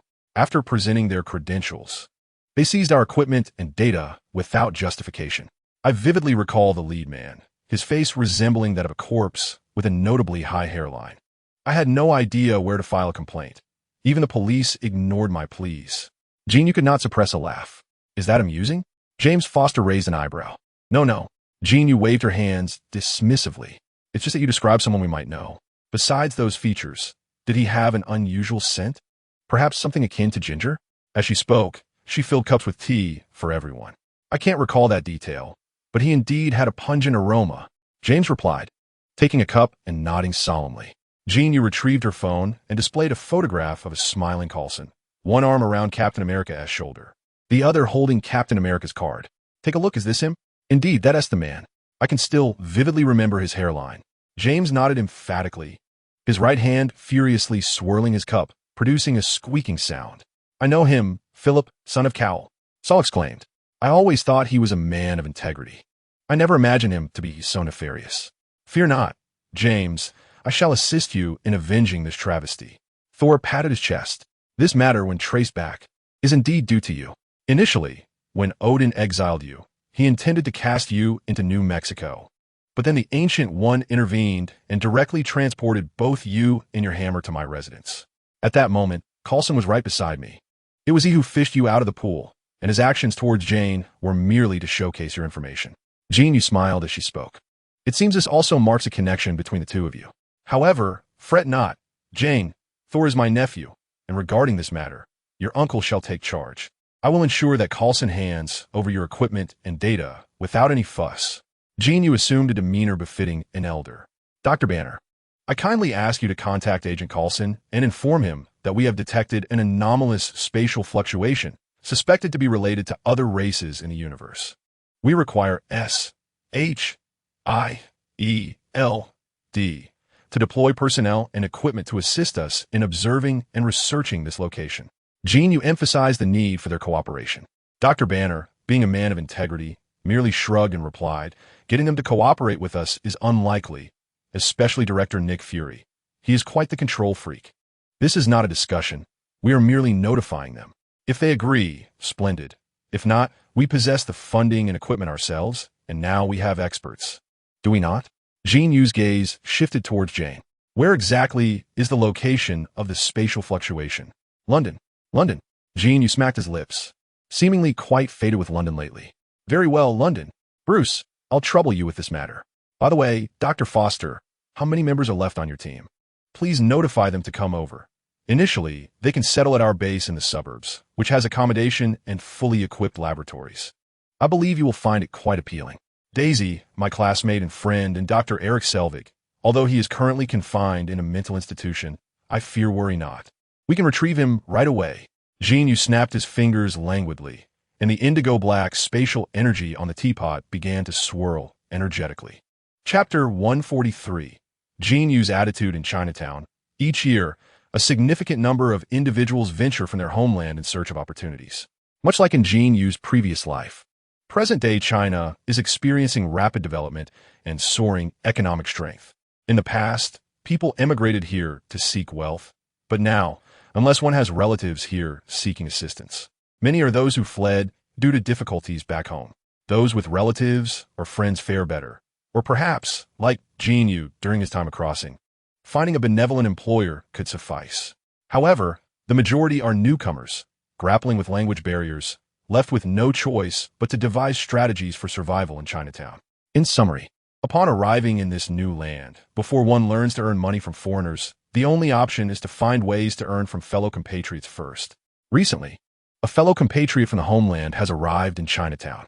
This brother is undoubtedly a talent, having set up a food cart at the corner of the street. complete with a barbecue grill. The sides of the cart display two menus, inscribed in both Chinese and English. The offerings include lamb skewers, grilled tendon, chicken wings, beef skewers, roasted corn, and steamed bun slices, items commonly found at domestic barbecue stalls, all at modest prices. The passing Chinese community often stops to grab a few skewers to go. Alas, one cannot enjoy a drink on the street in America. Otherwise, it would be quite endearing to see a few burly men squatting nearby, each clutching a bottle of beer. Jin Yu squatted on the curb beside the stall, head bowed, holding a generous handful of freshly grilled skewers, devouring them with delight. Eat up, don't be shy. What's wrong? Is the food not to your liking? He mumbled, his mouth full of beef skewers, as he offered about 10 skewers to Nick Fury. Nick Fury stood still, observing the bustling crowd, then glanced at Jin Yu, who was relishing his meal with gusto. He noticed that Jin Yu's bottom was rather restless, bobbing up and down as he ate. Did this posture enhance the flavor of the food? Nick Fury was puzzled. Yet the sight of Jin Yu's enjoyment was indeed tempting, with the aroma of the skewers wafting enticingly. With a determined sigh, he lifted his black trench coat and squatted down to mimic Jin Yu. However, just as he bent over, his balance faltered and he plopped down unceremoniously onto the ground. Ha! Jin Yu, seemingly having acquired a phone at some point, recorded Nick Fury's mishap, unabashedly laughing out loud. I knew it. The Asian squat, just as they say online, he exclaimed, breathless with laughter. Damn it. Nick Fury cursed, momentarily forgetting the skewers in his hand. Hand over that damned phone. Not a chance. I've already contacted Hawkeye and Coulson. $500 a clip. Jin Yu taunted, grinning widely. With a swift motion, Nick Fury produced a stack of cash from his coat pocket, decisively handing over $1,000 to Jin Yu. His face darkened with irritation. CC. This is the demeanor a head of an intelligence agency should possess, Jin Yu exclaimed, stuffing the money into his pocket, his smile almost splitting his face in two. The entire barbecue had cost less than $30. What a profit. As the recipient of the cash, Jin Yu provided exceptional service, promptly deleting the video in front of Nick Fury and even producing a thin cushion from somewhere, thoughtfully placing it on the curb. He even managed to procure a bottle of soda for Nick Fury, placing it in front of him. What exactly is happening in London? I require an explanation. Nick Fury sighed, reached out, and snatched a handful of skewers from Jin Yu, and after devouring them, disregarded his image entirely, mimicking Jin Yu's method of savoring the food. Bite by bite. What explanation can I provide you? We have identified irregularities and have alerted you. It is your negligence that has led to this predicament. We sought our own personnel, established a laboratory, and acquired the necessary equipment, while you contributed nothing. Now you ask for an explanation? Jin Yu spoke rapidly while consuming the meat skewers, his pace of speech not slowing for an instant. You pilfered that equipment from our New York base. Do not deny it. Our warehouse is equipped with surveillance cameras that captured everything. Nick Fury was aware of Jin Yu's obstinate nature and, in response, directly opened his phone. The video displayed a warehouse-like structure wherein a blue-black energy orb materialized and then dispersed to form a portal. Sinister hands emerged from the portal, continuously drawing in boxes marked with serial numbers. This is not me. Based solely on that hand, you presume it to be mine, and you lack even the fingerprint evidence. This is a blatant defamation. Their grilled corn is exceptional. You should try it. Jin Yu, unfazed, extended a skewer of corn towards Nick Fury without batting an eye. For heaven's sake, I specifically flew back from the other side of the earth to confront you, not to listen to your nonsense. I'm not a police officer, nor am I here to trouble you, Jin Yu. Nick Fury's face trembled with anger, his eye patch shaking. Relax, Nick. Setting aside whether that hand is mine or not. Those devices were originally unlawfully seized from others. You did not even provide them with proper procedures. I merely helped return what rightfully belonged to them. Are you willing to admit your involvement? Nick Fury said in a deep voice. Do not fixate on such minutiae. After all, you did not come for those devices. Did you? Jin Yu laughed heartily. You know why I am here. The Avengers saved the world, and the world owes you a debt of gratitude. You have protected this realm, and you are powerful. However, that does not grant you the authority to act beyond the government. You require oversight, Jin Yu. Lest someone become uneasy. You understand what I am saying. Nick Fury grinned, wielding an empty skewer and gesturing emphatically. I certainly grasp your meaning, Nick. As I have stated, I trust you, but not those behind you. We need oversight. Who will oversee you? How much power does S.H.I.E.L.D. possess? Do not speak to me in such an official tone, Nick. You know precisely who we are. If someone behind you is apprehensive or believes we have strayed beyond control, let them come to me. I am right here. Do not regard me with such eyes, Nick. I place my trust in you, and we consider you a friend. This is precisely why Natasha, Clint, and the captain remain with S.H.I.E.L.D. Do you understand? Jin Yu's rare earnestness caught Nick Fury's attention, rendering him momentarily silent. Chapter 144. The terrifying ant. If power escapes its constraints, and an individual's strength poses a threat to the entire world, then who shall restrain such power? Or rather, when one is unwilling to abide by the laws of the world, who shall safeguard the interests of the ordinary people? This is unjust, Jin Yu. After a long silence, Nick Fury spoke with unexpected gravity. Ha ha! Jin Yu laughed uncontrollably, his body trembling with mirth. Justice? Nick Fury, the director of S.H.I.E.L.D., the man privy to the most secrets in the world. You have witnessed the darkness of countless high-ranking officials and wealthy elites, and yet you speak to me of justice? The equipment that Dr. Jane Foster and Dr. Eric Selvig sacrificed their fortunes to procure was seized by you without justification, with no return date or compensation. They cannot even find a government department to lodge their complaints. You call that justice? If Iron Man, the inventor of the armored suit, were not Tony Stark, but rather an unknown individual, he would likely be imprisoned by your S.H.I.E.L.D. or the military in some clandestine facility, crafting weapons for the government. Is that justice? There has never been true equity in this world, and you are acutely aware of that, Nick. It is precisely because my power surpasses what you can restrain that I can, in a certain sense, bring genuine fairness to some matters. All you can do is trust me. Jin Yu suddenly rose, pointing at himself. I, Jin Yu, the true master of Asgard. Should I harbor any ambition towards Earth, I would not require armies or magical warriors. I merely need to open the Bifrost directed at Earth, and I could threaten the entire world, annihilating whatever I desire, and you wouldn't even know my whereabouts, let alone launch an attack. Even if one day I were to develop ambitions, my aspirations would encompass the boundless cosmos, not this insignificant planet. Do you comprehend, Nick? Jin Yu stood before Nick Fury, towering over him with arms wide open.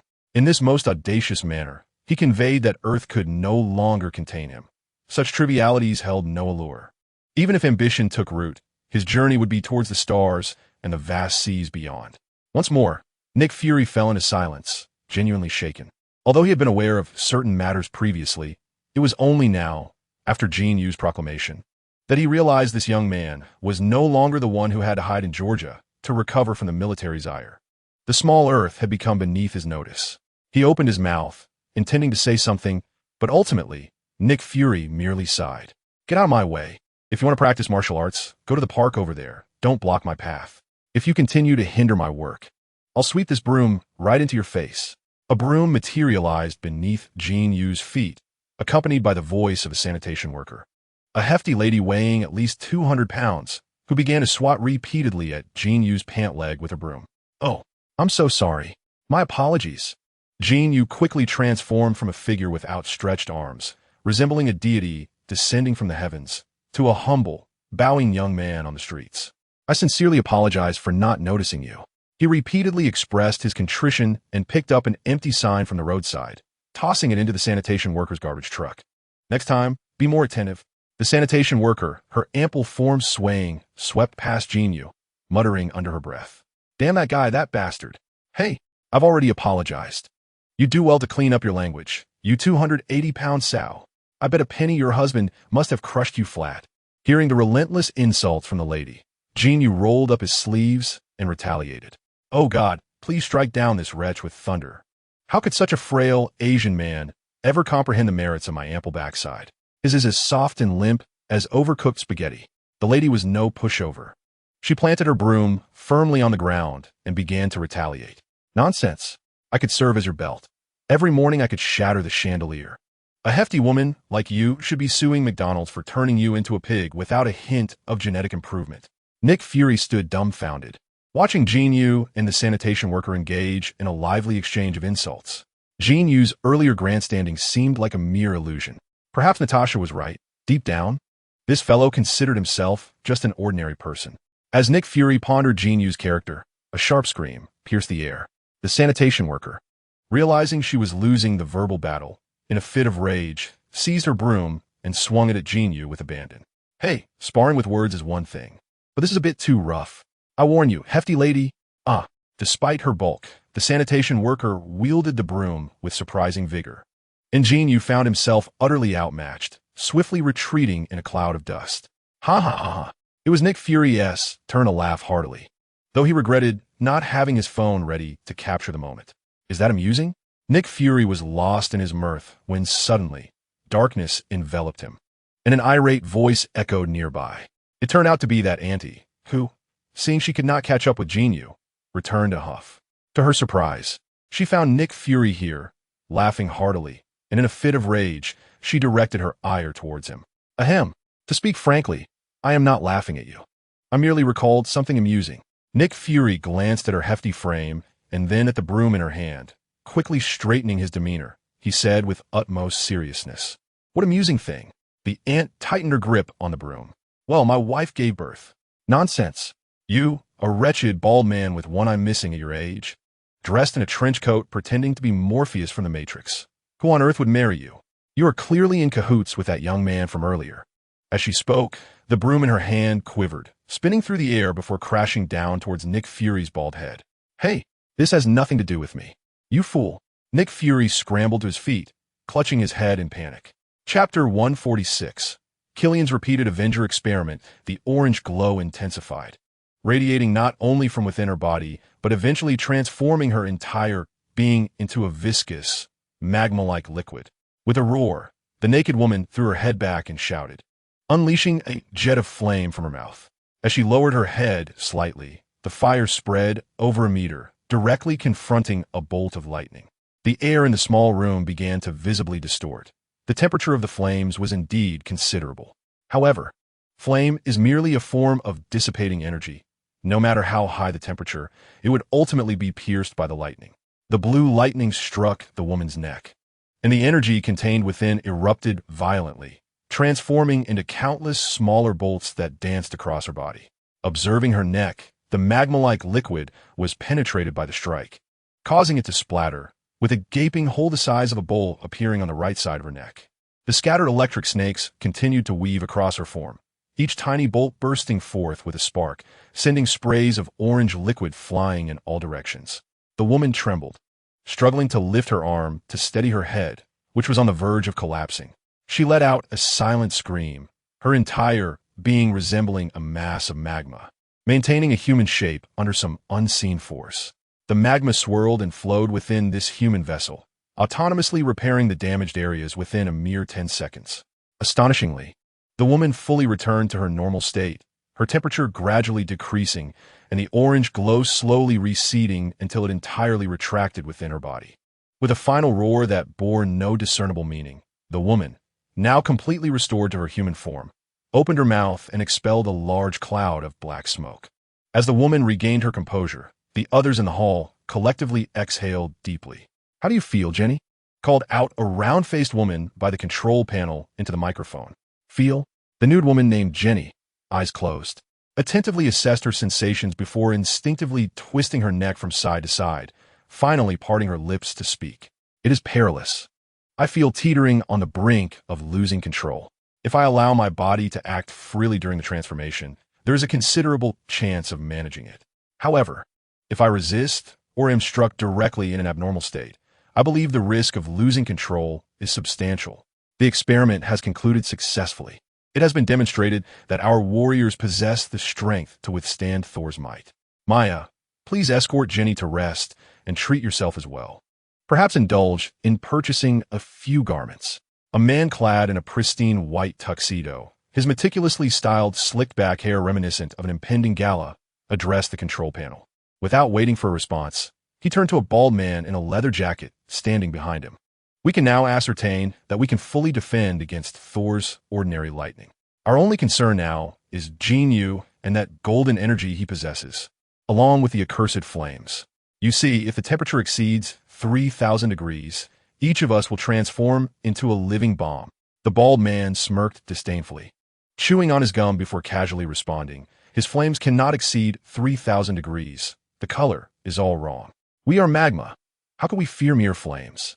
If you remain unconvinced, I shall test him myself.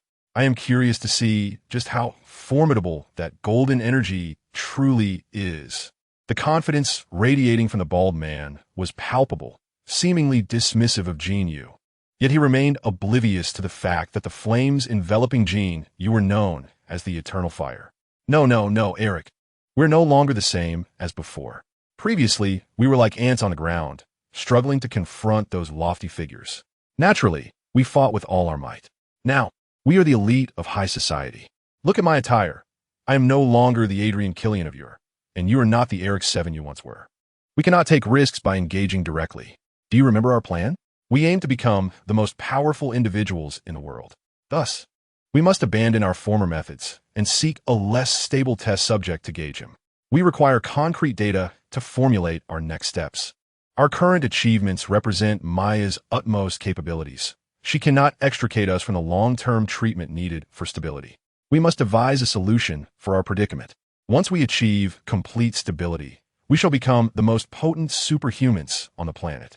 Killian clasped Seven's shoulder, vigorously shaking him before turning to depart. The deities of Asgard possess an innate, or perhaps celestial, ability bestowed upon them by the universe.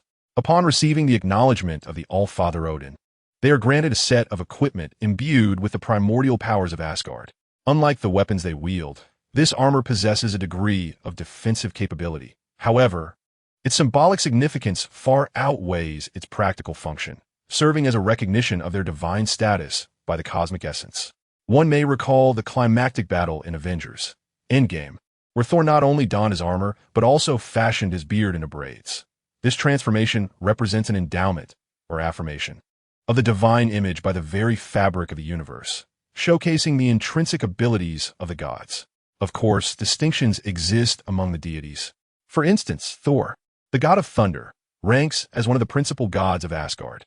Beyond his frequently worn armor, he possesses a more ornate upgraded version, though it is rather ostentatious, rendering it impractical for everyday use. Save for exceptional occasions, those intrigued may refer to Thor, love and thunder, in which he wears at once. Jin Yu does not particularly favor this medieval armor. In fact, he harbors a distaste for the Western-style armaments, especially those adorned with towering horns on the helmets, which do not align with his aesthetic sensibilities. However, he finds himself envious of the swift transformation capabilities they offer. Previously, he had overlooked this matter until a recent encounter where he witnessed Thor's display in front of Jane Foster, which sparked a yearning within him. Believing himself to be the master of Asgard's primordial forces, capable of summoning the Bifrost, he thought such trivialities would pose no challenge. To his dismay, upon attempting to activate this ability, he encountered no response, leaving him somewhat disheartened. Consequently, he tore through the fabric of space and arrived in Asgard. Chapter 147. Who is an Agord baby? Jin Yu initially assumed this endeavor would be straightforward, only to discover from Odin that such abilities are inherent to a divine station and bear no direct correlation to the mastery of Asgard's essence. Nonetheless, Odin was not without solutions. Many divine positions in Asgard had been depleted during the civil war with Hela. However, for over a millennium, Odin's efforts to suppress Hela had severely drained his vitality, stunting the emergence of new powerful deities. With Jin Yu's mastery of Asgard's essence, Odin, now free from Hela's constraints, has not only regained a portion of his strength, but is also gradually restoring his vitality under the nurturing influence of the primordial power. He is now in a position to bestow a divine station upon Jin Yu, albeit at the cost of hindering his own recovery. After hearing Odin's explanation, Jin Yu waved his hand, declining Odin's goodwill. There was no need to expend Odin's vitality for a function that offered no combat enhancement for him. It would be far more prudent for Odin to restore his strength first. As for the divine positions, Jin Yu had his own plans in mind. Moreover, the fluctuations in space have begun to increase significantly, and the convergence of the 9 celestial bodies is imminent. If Jin Yu recalls correctly, the reality gem shall soon emerge. And once it is absorbed, transforming any equipment or attire into whatever one desires will merely be a matter of thought. After advising Odin to swiftly restore his vitality and reserving those divine positions for himself, Jin Yu waved his hand to open a spatial portal and departed from Asgard. Having traversed this realm for several years, Jin Yu's palate remains distinctly Chinese. While American cuisine is occasionally tolerable, the long-term consumption proves rather unbearable for him. Coupled with Jin Yu's culinary prowess, he has developed a habit of venturing out daily to procure fresh ingredients. Although he possesses a personal space brimming with cash, garments, weapons, and various culinary utensils, the advantage of such a space lies in its lack of air and temporal constraints. Thus, anything placed within retains its original state upon retrieval, regardless of the duration. This space is stocked with Jin Yu's reserve provisions, and due to his mild obsessive-compulsive tendencies, he refrains from disturbing the meticulously organized items. Even if he occasionally utilizes some, he promptly replenishes them. Therefore, he has maintained a commendable habit of grocery shopping. The supermarket in Chinatown offers a plethora of seasonings and ingredients hailing from China. It is undeniable that the Chinese are a rather homesick people, even in a city across the ocean. Most items found in Chinese supermarkets here are also available back home. Crucially, Chinatown is situated in Manhattan, conveniently located not far from both Stark Tower and Jin Yu's residence, which are nestled within this so-called most bustling area in the world. This proximity is one of the primary reasons for Jin Yu's frequent visits.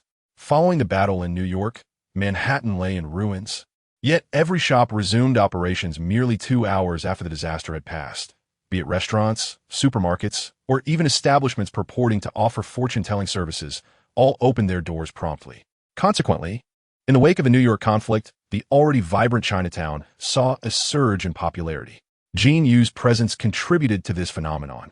The entire city was aware of the so-called strongest Avenger, the Chinese Jin Yu, who occasionally graced the streets of Chinatown, sometimes accompanied by other Avengers such as Thor or the renowned Natasha Romanoff, also known as Black Widow.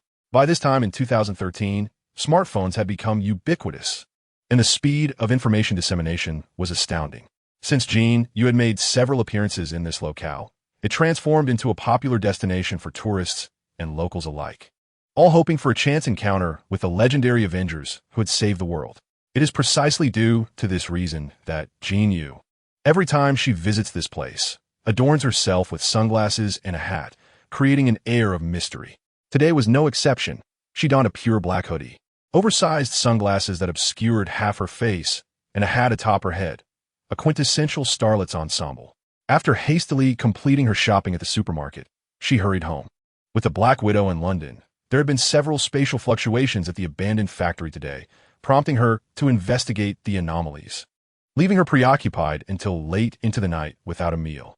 Unable to resist the playful coaxing from the Black Widow over the phone, Jin Yu promised to prepare dinner and then opened a portal to bring her back.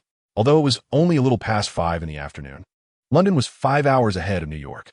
By the time Jin Yu finished cooking, it would be nearing midnight there, causing her to feel a pang of sympathy for her woman as she rushed towards her apartment. As she reached the entrance of Chinatown, a man, similarly attired and equally hurried, approached from across the street, his gaze fixed on the ground ahead. He collided directly into Jin Yu. Though she was in a hurry and had not noticed him, her reflexes were sharp. Just as they were about to collide, she instinctively turned aside, narrowly avoiding the man's advance. Initially dismissing it as a mere accident, Jin Yu was caught off guard when, in the next moment, the man, whom she had evaded, suddenly grasped her wrist with a firm hand. "Hey, buddy, don't get yourself into trouble." Jin Yu sensed no immediate danger and assumed she had encountered a petty street thug seeking to extort her. However, just as she spoke, the man's gaze lifted, and an eerie, enchanting orange glow seeped from beneath his skin. Jin Yu paused, realizing she had encountered a virus warrior from the abyss.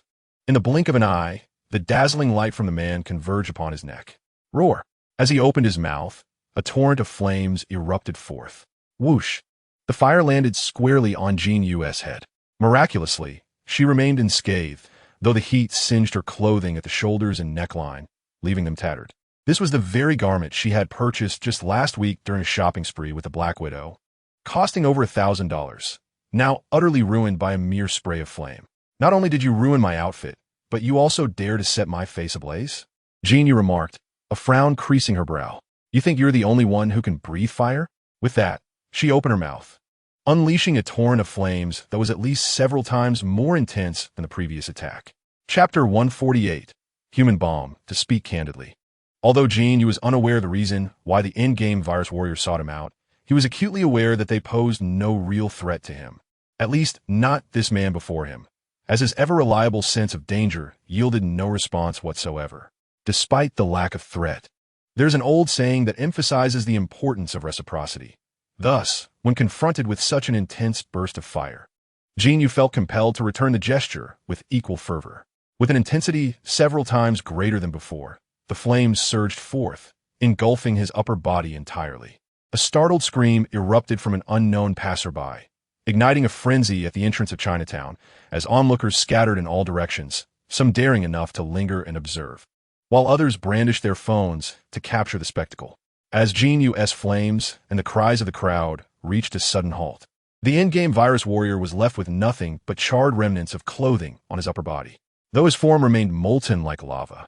The colors had transformed into a more vibrant and sinister hue, radiating an increasingly intense glow, particularly from his facial features, where a dazzling light emanated from his eyes, ears, nose, and mouth, occasionally flickering with tiny tongues of flame.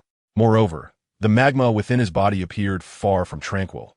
It roiled violently, causing bulges to erupt at various points, reminiscent of a humanoid figure sculpted from molten glass, yet filled with air, perpetually bubbling in a grotesque manner. Jin Yu faced this spectacle with heightened awareness. The warrior's luminosity grew ever more blinding, and the temperature escalated alarmingly. A sense of dread washed over Jin Yu. This was a precursor to self-detonation. He bellowed, "Everyone disperse." With a surge of will, golden energy erupted from his palms, coalescing into an oval-shaped energy shield that encased the in-game warrior.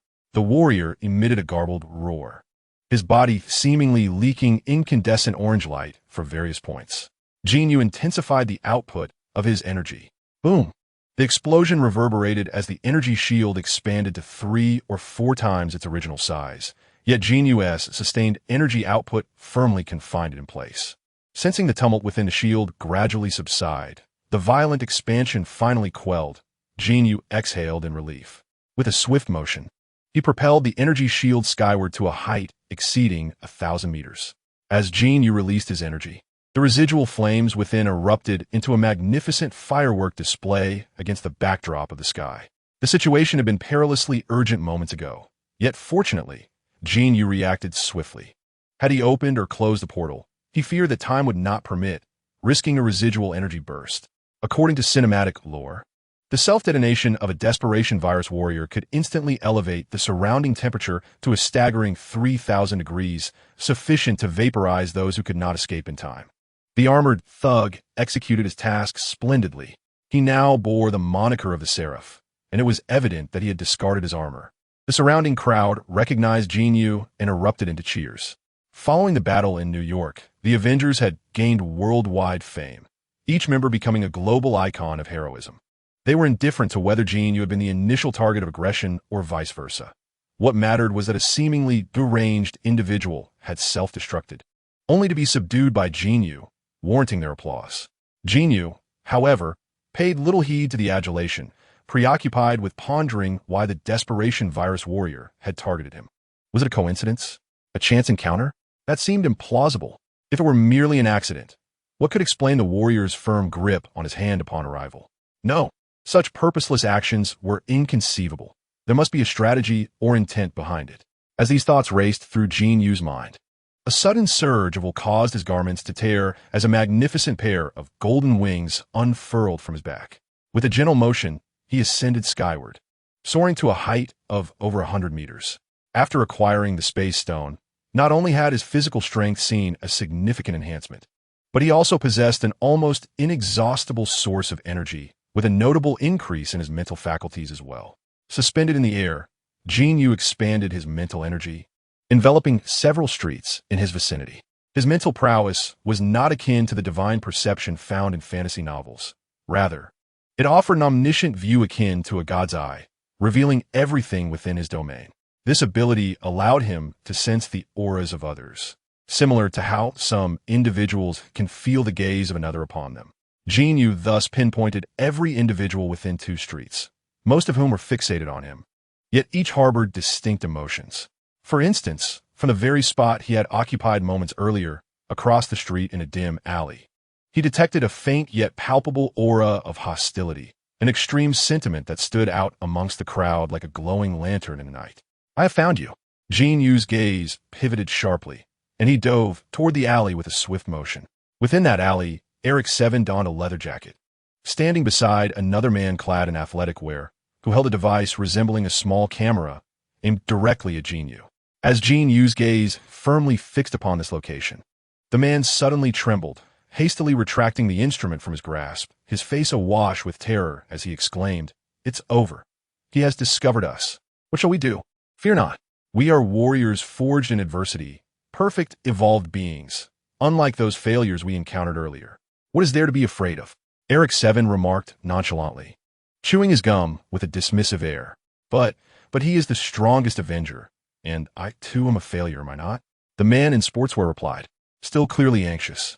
At that moment, Jin Yu had already zeroed in on the 2 of them, preparing to swoop down. "Do not worry. I am here, are you not? You go ahead." A subtle smile graced Eric 7's lips as he took the instrument from the sports-clad man, while his other hand swiftly produced a metallic syringe, plunging it into the man's neck. The injection was nearly instantaneous. The man in sportswear did not even have time to react before his body erupted with an intense heat.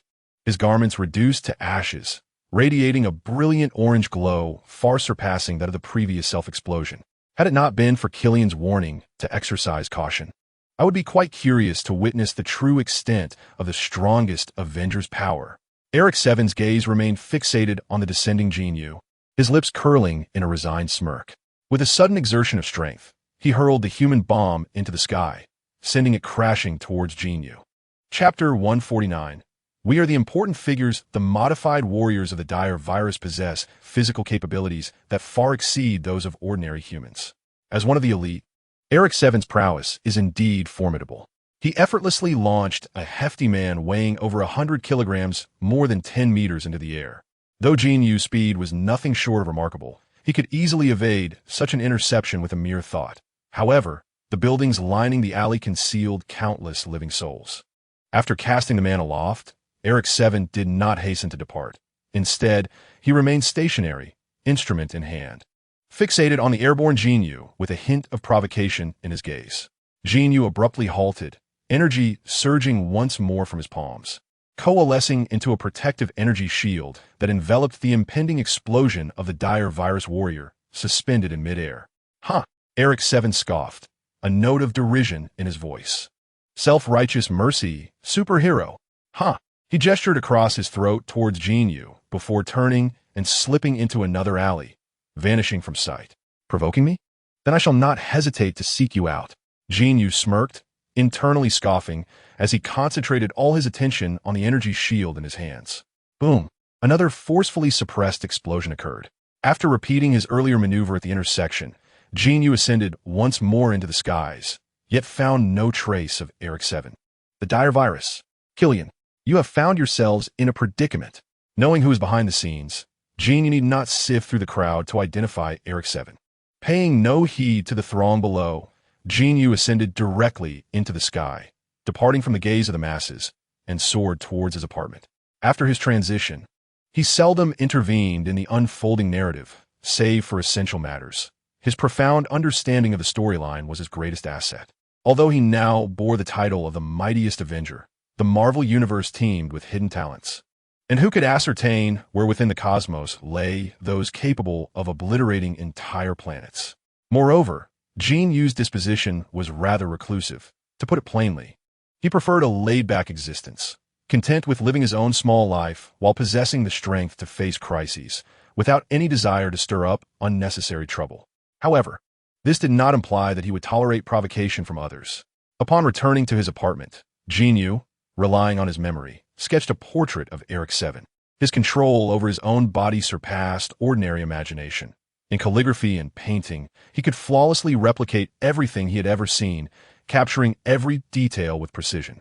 As for the essence of the art, it was a trivial concern, for Jin Yu did not rely on such endeavors for his livelihood. After preparing a meal and welcoming Black Widow back, they dined together, and only then did Jin Yu present the portrait of Eric 7, recounting the events of the day. Is there a problem? Black Widow asked, momentarily taken aback. Of course there is a problem, Jin Yu replied, lighting a cigarette and propping his feet upon the coffee table. If they weren't lacking in intellect, why would they come and provoke me? There must be some ulterior motive. That's not what I meant. The incident occurred in Chinatown, and so many people witnessed it. I only learned of it from you, and yet there hasn't been a single report on television. Black Widow pointed to the television, which had remained untouched for quite some time. Indeed, Jin Yu acknowledged having overlooked this issue, yet it was of little consequence. He was already aware that a vice president stood behind them, though he had not anticipated their swift response. Had he not been left wanting for details from the films, he might have already stormed their lair near Miami. No worries, let's first investigate that bald man. If all else fails, Jin Yu had ways to handle the situation. Handing the portrait to Black Widow, he waved his hand dismissively. It's fine. With this, it is impossible not to locate him. By the way, do not use official SHIELD channels. Black Widow nodded, fully comprehending Jin Yu's intent. The rapid suppression of all online and traditional media could indicate the involvement of a significant figure within the government, not out of fear of offending anyone, but rather to avoid alarming the snakes in the grass. Should they truly go underground, finding them would become exceedingly difficult. Dangerous individuals capable of emitting light, transforming into magma, and even self-destructing were not singular. They were likely part of a mass-produced genetic modification project. Such beings must be dealt with decisively and without hesitation. The company, known as Killian Industries, once extended an invitation to Tony Stark for sponsorship during a time when Killian himself was physically impaired. At that moment, Stark was preoccupied with Maya Hansen, leading him to casually suggest that Killian wait for him on a rooftop. Consequently, Killian spent a lonely night awaiting Stark, who was otherwise engaged, reveling in the company of Hansen while also devising a formula that addressed the instability of the extremist virus's preliminary effects on plants. It can be asserted that the pivotal advancement of the extremist virus's application to the human body was facilitated by Stark himself. Little did he realize that this seemingly trivial assistance to a beautiful scientist would unexpectedly foster a collaboration between her and Killian, which would, over a decade later, evolve into a significant partnership with the U.S. military in biological research. However, Killian's psyche had twisted over time. He perceived the extremist virus not merely as a scientific breakthrough, but as a weapon, an instrument of evolution. The wealth garnered from his company no longer sufficed. He aspired to wield this virus to become the most powerful individual in the world, crushing those like Tony Stark beneath his heel.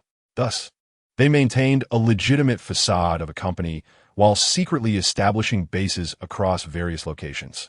On this day, they congregated in a clandestine facility in New York. You are too conspicuous. Your presence before him jeopardizes our plans, Killian exclaimed loudly to Eric, loosening his tie as the day's events had disrupted his strategies, causing him to feel anxious. I have been sufficiently discreet. Had it not been for you, I might have already eliminated him, the mightiest avenger. Oomph. Eric Savin's countenance flickered with hues of orange light, betraying his inner turmoil. We must not underestimate any adversary. We are not yet at our optimal state and still possess flaws. Eric, you are being overly hasty. Killian's voice began to rise in intensity. I simply do not understand why we should fear that band of miscreants clad in peculiar attire. Today's test results indicate that his flame temperature barely reaches 1,500 degrees.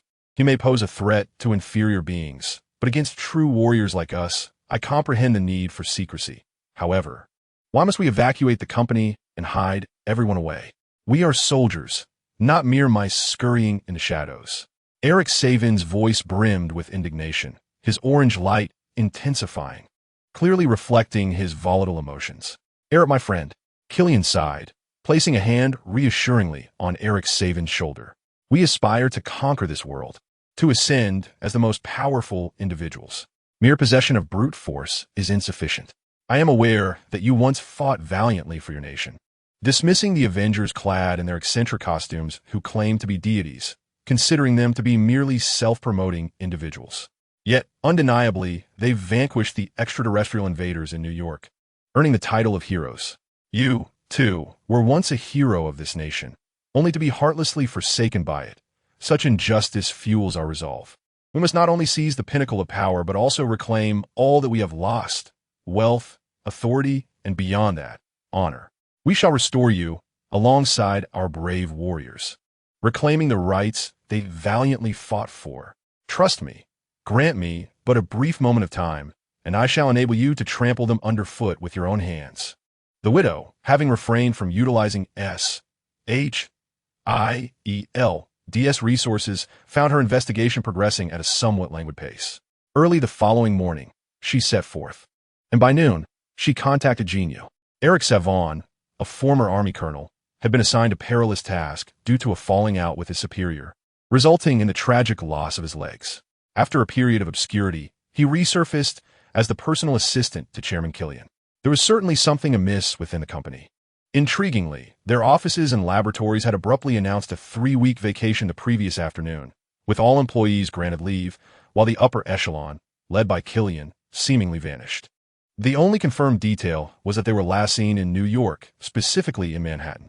Even more curiously, it appeared that someone was aiding them in concealing their movements.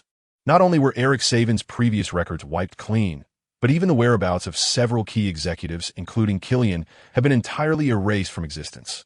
Given the media blackout from the previous day, the only entity capable of orchestrating such an extensive cover-up in a short span would be SHIELD, or perhaps someone even more influential.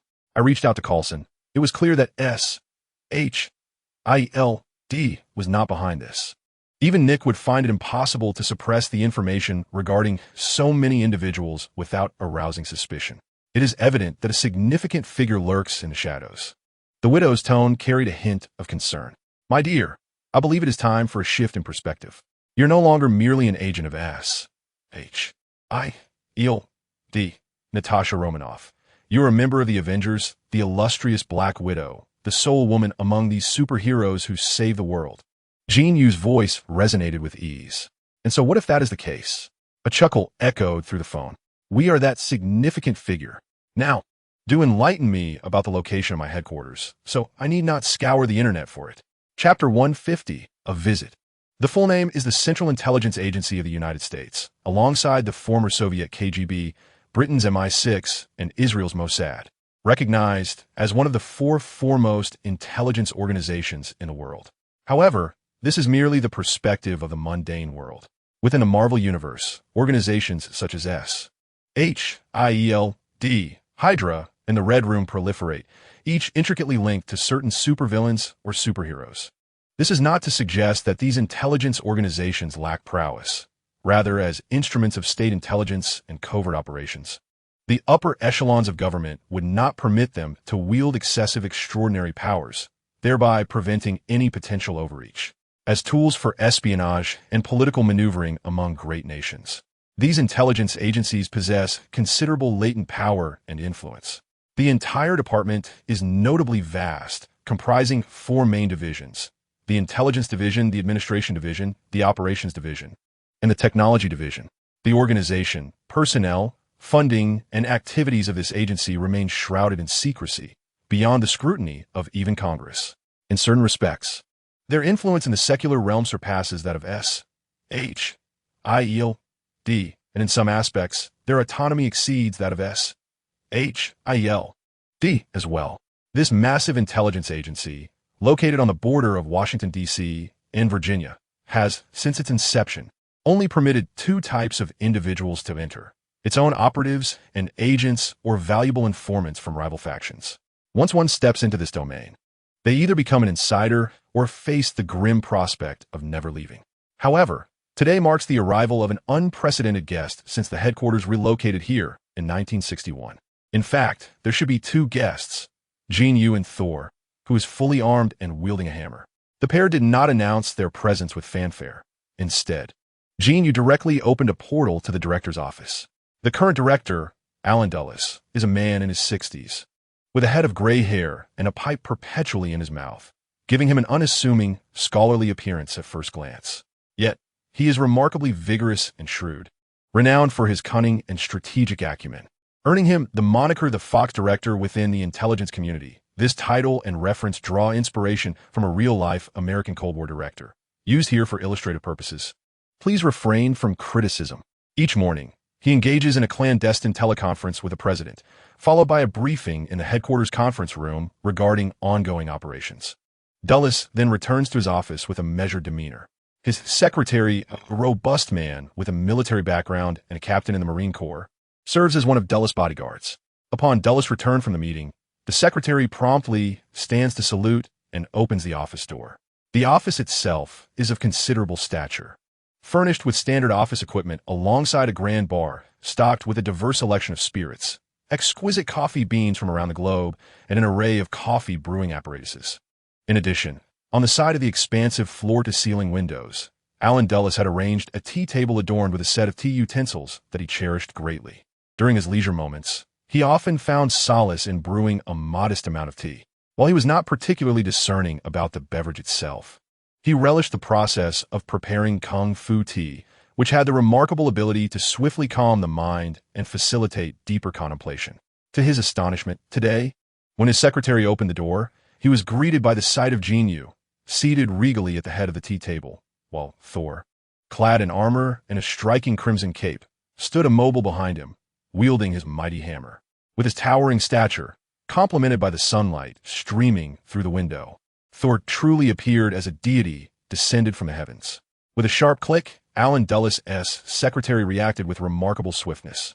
Upon witnessing the scene, his instinct was to shield Alan with his left arm, pushing him towards the door's edge, while his right hand deftly drew his pistol, swiftly chambering around and aiming it at the duo. Upon seeing the weapon raised against him, Thor tightened his grip on the hammer. But Jin Yu extended a hand to restrain him. Pay him no mind. He is merely fulfilling his duty.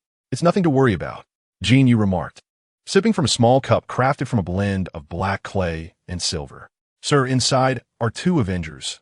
One is the Seraph Jin Yu, and the other is undoubtedly Thor, the god of thunder. After the Battle of New York, Jin Yu had acquired numerous monikers, transitioning from the armored menace to the Seraph, with some even dubbing him the Marvelous Eastern Feather. He had never placed much importance on these titles, nor formally acknowledged any in the media. Thus, when a young man with a gun referred to him as the Seraph, Jin Yu remained unfazed, though he did hold a certain admiration for the military demeanor displayed by the young man, who, recognizing himself and Thor, continued to protect his superior without lowering his weapon. Put the gun down, Connie. They pose no threat to this old man, Alan Dulles said, placing a hand on Connie's arm and gently pressing down, his tone calm and composed. But sir, it's all right, son. They are Avengers, among the most formidable of their kind. If they wish to eliminate me, summoning everyone in this building would be futile. Now, return to your duties. Alan Dulles waved his hand, interrupting Connie, adjusting his glasses with a signature smile as he stepped into his office. I have worked in this place for over 4 years and have never received any guests in my office. I never anticipated my first visitors would be two deities. Alan Dulles strode purposefully towards Jin Yu and Thor, gesturing for Connie to close the door behind him. I am no deity, Mr. Dulles. I am merely a humble citizen residing in Manhattan, New York. Please sit. Jin Yu grasped a teacup with tweezers, poured a cup of tea, and slid it across the table towards Alan Dulles, gesturing for him to take a seat. Dulles, unfazed, promptly settled into the chair opposite Jin Yu, took a sip from the cup, and then spoke. Mr. Jin, you are recognized as the king of Asgard by Odin, the father of all gods. Moreover, the prowess you displayed during the New York battle was nothing short of divine. In the eyes of us mere mortals, you truly embody the exalted essence of a deity. Dulles spoke leisurely, yet his mind raced with thoughts. Although he had never interacted with any member of the Avengers, every detail and preference of each individual was indelibly etched in his memory, particularly with regard to Jin Yu, the mightiest Avenger. He had meticulously recorded every moment from his emergence to his first confrontation with the military. Jin Yu was characterized by a languid demeanor, an independent spirit, and a rebellious nature. Initially, he possessed extraordinary strength, speed, and reflexes. Yet over the years, each display of his abilities had multiplied exponentially. His close ties with Odin and the enigmatic Sorcerer Supreme, Ancient One, raised suspicions that he had acquired some extraordinary skills from both. Jin Yu held little allegiance to the United States and harbored scant goodwill towards governmental entities, having even made threats against the White House. Despite his role in saving the world during the New York battle, he remained perceived as a significant latent threat to national security. After reviewing Jin Yu's profile thoroughly, Dulles reflected on his interactions with each member of the Avengers over the years. Once more lifting the cup, he drained its contents, and upon setting it down again, he had arrived at a conclusion. I have a profound appreciation for Chinese tea culture. The process of brewing tea brings me tranquility and sharpens my focus. However, my skills are rather modest. I did not expect you, Mr. Jin, to brew such exquisite tea at such a young age. By the way, are you here regarding the recent events in Chinatown? Chapter 151, Guidance and Utilization. What do you think? Jin Yu did not respond directly, instead countering with a question as he casually picked up the lid of the teapot, disposing of the tea leaves before randomly selecting another canister of tea to open and smell. Ah, even gods cannot match Director Dulles in the art of enjoyment. This top-grade Hong Pao is quite rare in China, with hardly any available each year. I have yet to see such fine tea in Tony's collection. Truly, wealth is insignificant compared to power. Jin Yu continued to speak to himself, boiling water anew to brew more tea. Dulles' eyelids twitched slightly. This tea had been a gift from the president during his last visit to China, and there were only 4 canisters in total. He had painstakingly managed to procure one. Yet Jin Yu had already opened it. Unable to lament over the precious tea, he decided to be direct and candid with Jin Yu regarding the matters in Chinatown. I have received directives. Typically, it is standard procedure to suppress media reports in such situations. Aside from this incident, I cannot recall any interactions we have had with Mr. Jin. Alan Dulles is astute. Upon reflecting on the situation, it became evident that since Jin Yu had approached us, accompanied by Thor, and adopting such a demeanor, the matter is certainly more complex than it appears. It is prudent to extricate oneself from the periphery while refraining from expressing any stance. I shall not comment on the righteousness or hidden truths of this situation. I am merely executing orders and will not divulge my personal opinions. Dulles' moniker as the Fox director is not without merit. Regrettably, he encountered Jin Yu, for the tactics of the political arena are utterly ineffective against him. As for the media suppression, I shall not concern myself with it. One of the assailants, a former army colonel, brazenly attacked me in Chinatown, yet within mere hours, all records of his prior existence were entirely erased. Director Dulles, do you not find this situation rather peculiar? The matter is quite straightforward. I am indifferent to which laboratory birthed those self-destructive miscreants or their affiliations with the government. They assaulted me and the innocent civilians of Chinatown, and yet you assist those scoundrels in covering their tracks. I cannot help but wonder if you harbor ulterior motives toward me, or if those individuals are indeed your covert weapons. Consequently, I have come here. Do as you will, whether to kill or to capture. Jin Yu spread his hands, presenting a fade of surrender. As his words resonated, a loud thud echoed as Thor forcefully placed his hammer upon the tea tray, causing the delicate porcelain to clatter in disarray. A twinge of discomfort suddenly struck Alan Dulles. Here was Jin Yu, having barged into my office, partaking of my finest tea, and then proclaiming that I could dispose of him as I wished, all while bringing a deity as his enforcer. Was that truly an attitude of submission? Internally, he scoffed. Yet outwardly, Dulles dared not show any semblance of dissatisfaction. He could not bear the weight of the accusations embedded in Jin Yu's words. There was a misunderstanding. We were previously unaware of those individuals' identities. However, following yesterday's events, the White House instructed us to contain the information. You understand, despite the presence of superheroes and even deities, and the arrival of extraterrestrials in New York, the emergence of such extraordinary powers necessitates a degree of discretion in disseminating information. After all, if the public becomes too informed, it may foster a sense of insecurity. As for the individual you mentioned, if I recall correctly, his name is Eric 7. Indeed, he is a former Army colonel, and it was we who deleted his records. However, I assure you it was not to cover for anyone. We stumbled upon him while investigating the events in Chinatown, which led us to a certain company. You must understand, in matters of this nature, discretion is paramount. The deletion of records was purely for confidentiality. We have established a separate file for a comprehensive investigation. There was absolutely no intention to conceal anyone's tracks. In fact, had you not intervened, I would have assumed that attack was aimed at the public, merely fortuitously interrupted by your presence. Ha ha! Jin Yu chuckled, anticipating your response. That is not the answer I seek. Someone has attacked me, and I must bring them to justice. Now that they have fled, it falls upon you to account for this. You answer directly to the president, yet Matthew Ellis would not be foolish enough to provoke me. In this vast nation, the only one who can directly command you is the president, aside from the vice president. You are both from the same party, and as President Ellis's right hand, I suspect he has sought your assistance through private channels. It is either him or you. I need no justification. Assisting my enemies equates to being my enemy. The distinction lies between you or that vice president, or perhaps both of you, Jin Yu stated with an imposing aura. The new tea had already steeped, and this time, he poured himself a cup from the justice cup, neglecting to offer it to Alan Dulles.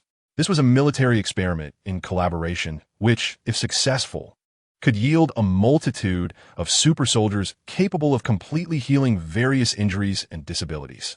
The vice president has a daughter who tragically lost a leg. This project was personally submitted by him to the president for approval.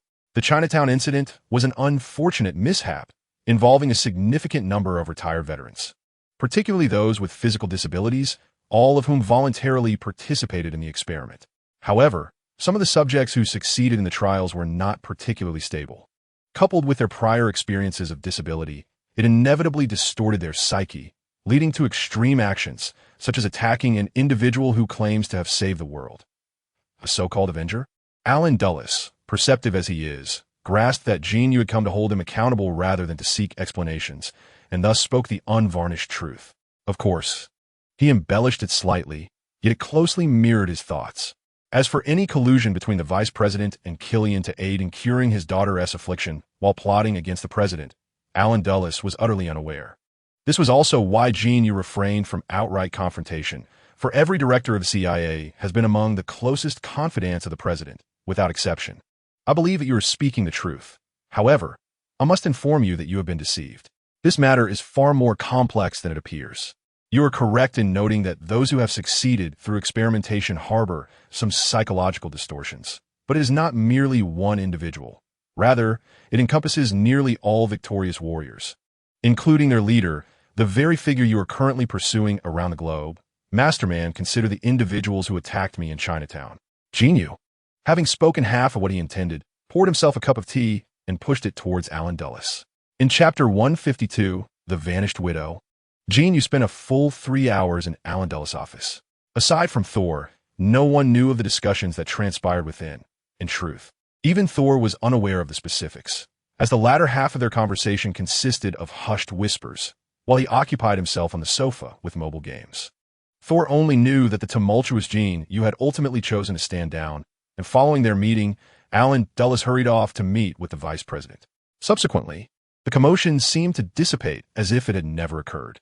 In London, Eric Selvig had spent nearly a year in a psychiatric hospital prior to being rescued by Jin Yu, consuming various medications containing tranquilizers. Once a coherent individual, he now exhibited peculiar behavior, even venturing out in the dead of night in a state of undress, despite his intellectual faculties being nearly depleted in daily life. His insights into astrophysics remained astonishingly acute. The power of innate talent is indeed formidable. Akin to how Maya Hansen's years of research on the extremist virus could not rival a mere formula jotted down by Tony Stark. What is even more exasperating is that genetics is not Tony Stark's area of expertise, illustrating how some individuals can surpass others in ways that are truly demoralizing. Consequently, Jane Foster has taken the lead in London-S affairs, with Dr. Banner merely assisting, while Dr. Eric Selvig has hired several professional caregivers to attend to him. He is consulted only when Jane and her team encounter significant challenges, as is the case now. Over the past 3 months, the frequency of spatial fluctuations within the abandoned factory has increased tenfold. When these fluctuations occur, the energy index that tears through space has surged by at least 30 times, indicating that the random wormholes not only proliferate but also expand in size. Furthermore, similar spatial fluctuations have emerged in other areas of London. Jane Foster picked up a tablet, where a video played, revealing a flock of birds soaring through the sky, only to suddenly vanish, before reappearing from the rooftop of a building over 100 meters away. Fortunately, thanks to the invention of the peak gravity balance instrument, agents of SHIELD are dispersed throughout New York City. Upon detecting any spatial fluctuations, They promptly activate the device. Thus far, apart from a taxi that careened directly into the Thames, no other incidents have occurred, and the driver was rescued safely. Dr. Eric Selvig furrowed his brow, remaining silent for a considerable time before suddenly inquiring, "Is there a record of the frequency and energy increase of the spatial fluctuations?" "Bring it to me." "Yes, indeed. Daily data has been meticulously recorded by dedicated personnel." Jane quickly opened the tablet to display the data collected over the past few months. No. Dr. Selvig frowned even more upon viewing the table. "What's wrong?" Jane asked anxiously. "When I conducted my calculations, I utilized the frequency and energy of the spatial fluctuations to reverse engineer the approach speed of the 9 celestial bodies. However, I overlooked a crucial detail. As the distance between the celestial bodies decreases, they exert gravitational attraction upon one another. Although this force will not lead to a collision, it will accelerate the convergence of these celestial bodies." Dr. Selvig exclaimed, discarding the tablet and swiftly grabbing paper and pen to calculate furiously. Densely packed mathematical formulas filled 2 sheets of paper. After nearly 10 minutes, Dr. Selvig finally exhaled heavily. "This is the latest calculation result. We have less than 2 weeks remaining." His tone turned unusually grave. "I'll notify them immediately," Jane exclaimed, rising quickly to leave. At the abandoned factory on the outskirts of London, it had once been a popular exploration site for local children when the spatial fluctuations first appeared. However, with the involvement of the Avengers and later SHIELD, the area had been designated a restricted zone by the government. The perimeter of the factory complex was completely sealed off by local police and numerous undercover SHIELD agents were strategically positioned in various corners of the premises. Anyone crossing the police line would be swiftly subdued by agents using tranquilizer guns and subsequently escorted out unharmed. When Jane returned to the site, she encountered Natasha hastily exiting a tent in the open area. "There's been a miscalculation. I just consulted with Dr. Selvig. The convergence of the celestial bodies is no longer projected to occur in 3 months, but in less than 2 weeks. We must prepare in advance," Jane urged as she grasped Natasha's arm. "The convergence of celestial bodies means that, apart from Earth, other realms within the 9 kingdoms will harbor formidable and irrational entities. If we do not evacuate in advance, London, as a focal point of spatial amalgamation, could inadvertently incur countless casualties. Moreover, the frequency and locations of spatial fluctuations are increasingly unpredictable. Who can say whether one moment you are peacefully asleep at home, and the next you find yourself submerged in the Thames? What stark contrast! You should head to the tent ahead. Agent Coulson is inside. Deliver the latest findings to him." The Black Widow hurriedly strode toward the exit, a detection device in her hand. "What are you doing?" Jane grasped the Black Widow's arm. "Just now, over a dozen spatial fluctuations suddenly manifested, and 2 of our team members were swept away. The fluctuations ceased, and we lost their signals. Now, as the fluctuations have reappeared, they have not returned with the signals, remaining stationary. I suspect they are in danger, and I must investigate. What about Dr. Banner? Isn't he the one who usually handles such situations?" Having spent considerable time together, Jane, concerned, inquired. "Bruce's cousin graduated from university today, and he has gone to attend the ceremony. Do not worry. I am an Avenger," the Black Widow replied with a slight smile, making her way toward the source of the signal, to a location within the facility where a spatial fluctuation had just emerged. However, as she reached the entrance of the building, her device suddenly emitted a piercing alarm. Another spatial fluctuation had appeared nearby. Judging by the frequency of the alarm, this fluctuation was no more than 10 meters away from the Black Widow. "Natasha!" Jane shouted. "I know," Natasha responded, halting in her tracks. Yet, in the blink of an eye, she felt the ground beneath her vanish, and she disappeared from sight. "Natasha!" Jane called out, seeing the empty space before her. Ignoring her own safety, she rushed forward, but upon arriving at Natasha's previous position, nothing had occurred. Quickly, she retrieved a small detection device from her bag, only to discover that the surrounding spatial fluctuations had already dissipated. Chapter 153. Ether particles. Almost simultaneously with Natasha's disappearance, Jin Yu received a notification from Jarvis. Each member in London carried a detector, which served to alert them when spatial fluctuations occurred, instructing them to remain stationary. Of course, there were instances like Natasha's, where invisible spatial wormholes manifested unexpectedly beneath their feet, transporting them to realms unknown. In such cases, the detector could be utilized to trace back the signals from the facility's central nodes. For as long as the spatial fluctuations persisted, signals from Earth could be detected, providing guidance for their return. Even if the spatial wormholes are closed, there is no need for alarm, for locations where spatial fluctuations manifest are inherently unstable. For instance, Earth, particularly London, is characterized by such instability, with the most notable site being the abandoned factory. Other celestial bodies in the 9 realms share this trait, as the points of connection to Earth are where wormholes frequently emerge. Should a closure occur, there is no cause for panic. As long as a new wormhole connecting to Earth appears, the detector will promptly signal, guiding us toward the source, allowing us to traverse the wormhole and return to Earth. The 2 recently missing S.H.I.L.D. agents find themselves in a similar predicament. However, when a new wormhole reopened, their signals remained unresponsive. Natasha suspects they encountered a threat, prompting her to prepare for an investigation. Unexpectedly, they encountered another wormhole en route, leading them to an unknown location. Initially, the Avengers established their presence in London for the safety of all. After Dr. Banner developed a compact detector, he constructed a service station on-site and summoned JAR-VIS. Any malfunction of the detectors triggers an immediate alert from JAR-VIS. More importantly, JAR-VIS operates autonomously, tracking signals and disseminating specific information about missing personnel without human intervention. Dr. Banner's motive for this initiative primarily center around the safety of Natasha and Jane Foster. After all, one is a comrade and the partner of Jin Yu, while the other is Thor's girlfriend, thereby also a semi-comrade. In this regard, JAR-VIS proves to be more intuitive than humans, as it assesses that among all individuals present, Natasha's safety is paramount. Thus, when her signal first went silent, JAR-VIS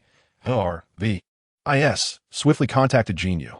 Just as Jane Foster circled the area where Natasha had disappeared and activated her detector, Jin Yu tore through the fabric of space to arrive by Jane's side. "Oh my God!" Jane gasped, startled. "Did she disappear from here?" Jin Yu, unperturbed, immediately inquired. "You know, don't you?" Jane responded incredulously. JAR-VIS informed me. "How often do spatial fluctuations occur here?" Jin Yu asked, his tone serious. "It's unpredictable. There is an active period at irregular intervals each day, lasting roughly 2 to 3 hours. Sometimes several appear simultaneously within seconds, and, at other times, one may emerge after several minutes. There is no discernible pattern. Moreover, even if a fluctuation occurs, it may not necessarily lead to the location where Natasha vanished." Jane hesitated before speaking softly. "That is all right, Jane. Please help me fetch a detector," Jin Yu instructed, then turned his attention skyward, calling out to Heimdall. "Natasha Romanoff. You know who I'm referring to. She is somewhere in one of the 9 realms beyond Earth. Please assist me in locating her." Jin Yu repeated his request thrice, and only upon hearing Heimdall's response did he nod and remain stationary. To claim he was unperturbed would be disingenuous. Previously, he had meticulously advised that safety should be paramount in London, urging against any reckless ventures. The peculiarities of spatial fluctuations posed unpredictable dangers, and within the 9 realms, certain locales and individuals could rival even the might of Thor himself. However, plans often falter in the face of unforeseen circumstances. Who could have anticipated the disappearance of an agent, especially with Dr. Banner absent? As the highest-ranking Avenger present, Black Widow had no choice but to step forward. Within a minute, the anxious Coulson and Jane hurried towards Jin Yu. "I am already aware," he stated, having received information from Jarvis. "Prepare for evacuation. The facility has become exceedingly perilous. We have gathered most of the data, and regarding those 2 endangered agents, I shall summon Thor. You can assist him in the rescue." Jin Yu accepted the detector and spoke directly. Coulson nodded, understanding Jin Yu's concern for Black Widow, and did not dwell on it. He agreed and watched as Jin Yu reopened the portal, bringing Thor forth. Coulson proceeded to organize the evacuation, while Jane took the detector to aid Thor in the rescue. Jin Yu, meanwhile, stood still, quietly smoking a cigarette. "Apologies, esteemed Mr. Jin Yu, but I have scoured every corner of the 9 realms and have not encountered Miss Romanoff." Heimdall's voice resonated after Jin Yu had smoked halfway through a cigarette. "Cursed fate. No wonder Rocket informed me that the reality stone was not with Jane. Who could have guessed it had ended up with Natasha? Jin Yu muttered to himself. By the way, Heimdall, there are two agents from S.H.I.E.L.D. clad in black suits. Please search for them and contact Thor directly. Jin Yu slapped his forehead, realizing he should have summoned Heimdall sooner. Had he remembered, Black Widow might not have gone missing at all. Yet, fortune favored Jin Yu and Black Widow. For just after his conversation with Heimdall, the detector on Jin Yu's person began to signal Black Widow's location. As for Black Widow, upon the detector's alert, she stood still, only to find the ground beneath her give way, causing her to plummet. The scenery shifted abruptly, and she found herself suspended in mid-air within a colossal, long-abandoned structure. Although caught off guard, she fell from merely 2 meters above the ground. Upon landing, she swiftly rolled to absorb the impact, regaining her composure as she surveyed her surroundings. As soon as she raised her head, the widow found herself drenched in cold sweat. She had just realized that the place she had fallen into was a colossal stone slab, situated within the confines of a monumental structure, akin to the atriums found in certain shopping malls. However, beneath this massive stone lay an abyss so dark that its depths were unfathomable, and the distance to the ground was anyone's guess. Moments ago, she had performed a role, and had she ventured even slightly further, she would have surely plummeted into that void. Sweat immediately soaked her entire being as she gradually retreated from the slab. Glancing around, she noted the thick layer of dust covering the ground. This gigantic edifice, reminiscent of a mall, was constructed entirely from enormous stone blocks, with even the pillars hewn from single massive stones. Encircling her were walls on all sides, while the central atrium opened into an unknown depth. Retrieving her detector and examining the signal, she discovered that she had lost contact with Earth. In such circumstances, there was no choice but to await the reactivation of the spatial wormhole. However, the sheer size and desolation of this massive structure felt ominous. Thus, she resolved to explore her surroundings. Even the prospect of encountering a new spatial wormhole that might transport her to another location beyond Earth seemed a safer alternative.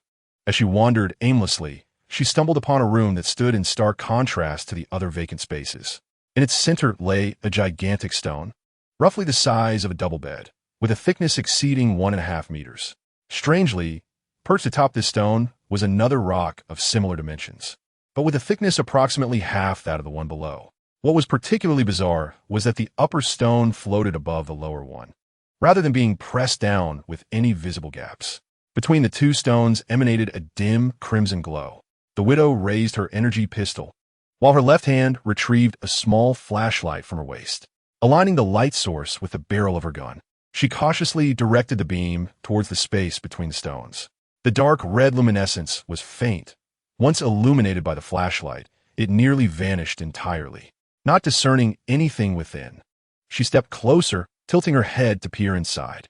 A swirling mass of dark, gelatinous liquid writhed between the stones, exuding an unsettling aura. An inexplicable sense of danger washed over her, prompting an instinctive desire to retreat. Yet, as if sensing her presence, the liquid morphed into a long, serpentine form and lunged towards her. In a flash, she reacted, firing 3 consecutive shots, but the energy beams passed directly through the dark red mass, as though striking nothing but air, eliciting no response whatsoever. In an instant, the crimson liquid coiled around her wrist. No, a portal of deep blue and black materialized abruptly beside Natasha. Jin Yu, with a fierce roar, dashed toward her, raising his hand in an attempt to prevent the ethereal particles from infiltrating her body. Although Jin Yu's speed was commendable, he was still a fraction too late. The liquid manifestation of the ethereal particles made contact with Natasha's body just a moment before Jin Yu's hand plunged into the particles. Chapter 154.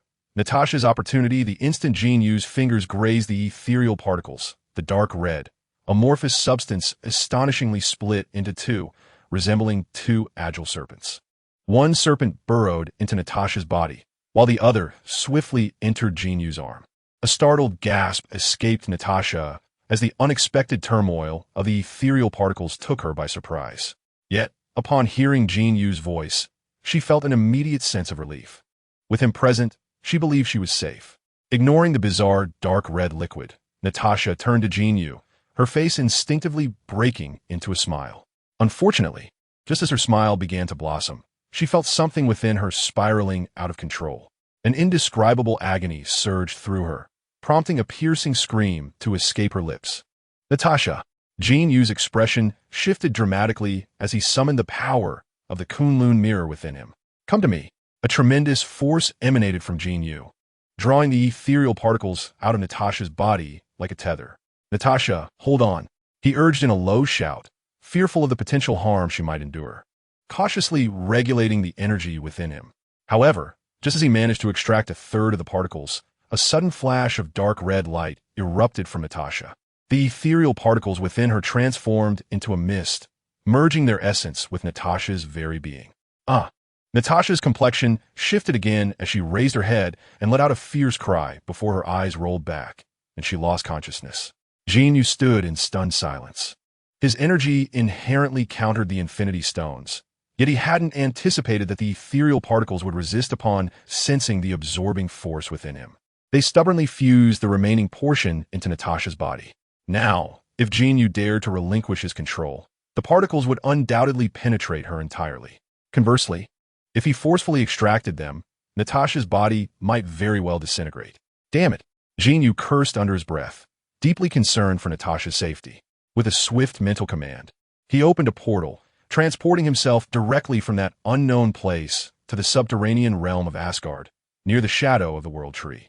You exhibit excessive impulsiveness. I have previously informed you that the power of the Space Stone resonates harmoniously with my essence, making its absorption seem effortless. Nevertheless, your body has reached a bottleneck and cannot fully contain its might. Do you dare to forcibly absorb the reality stone with your own flesh? Without further elaboration from Jin Yu, the spirit of the artifact manifested a visage almost identical to Jin Yu himself upon the trunk, and spoke. Isn't this rather urgent? Had I not stepped forward swiftly, this entity would have entirely entered Natasha's being. Jin Yu embraced the Black Widow with both arms, the power within him continually suppressing the ether particles. Even his voice emerged in a hushed tone.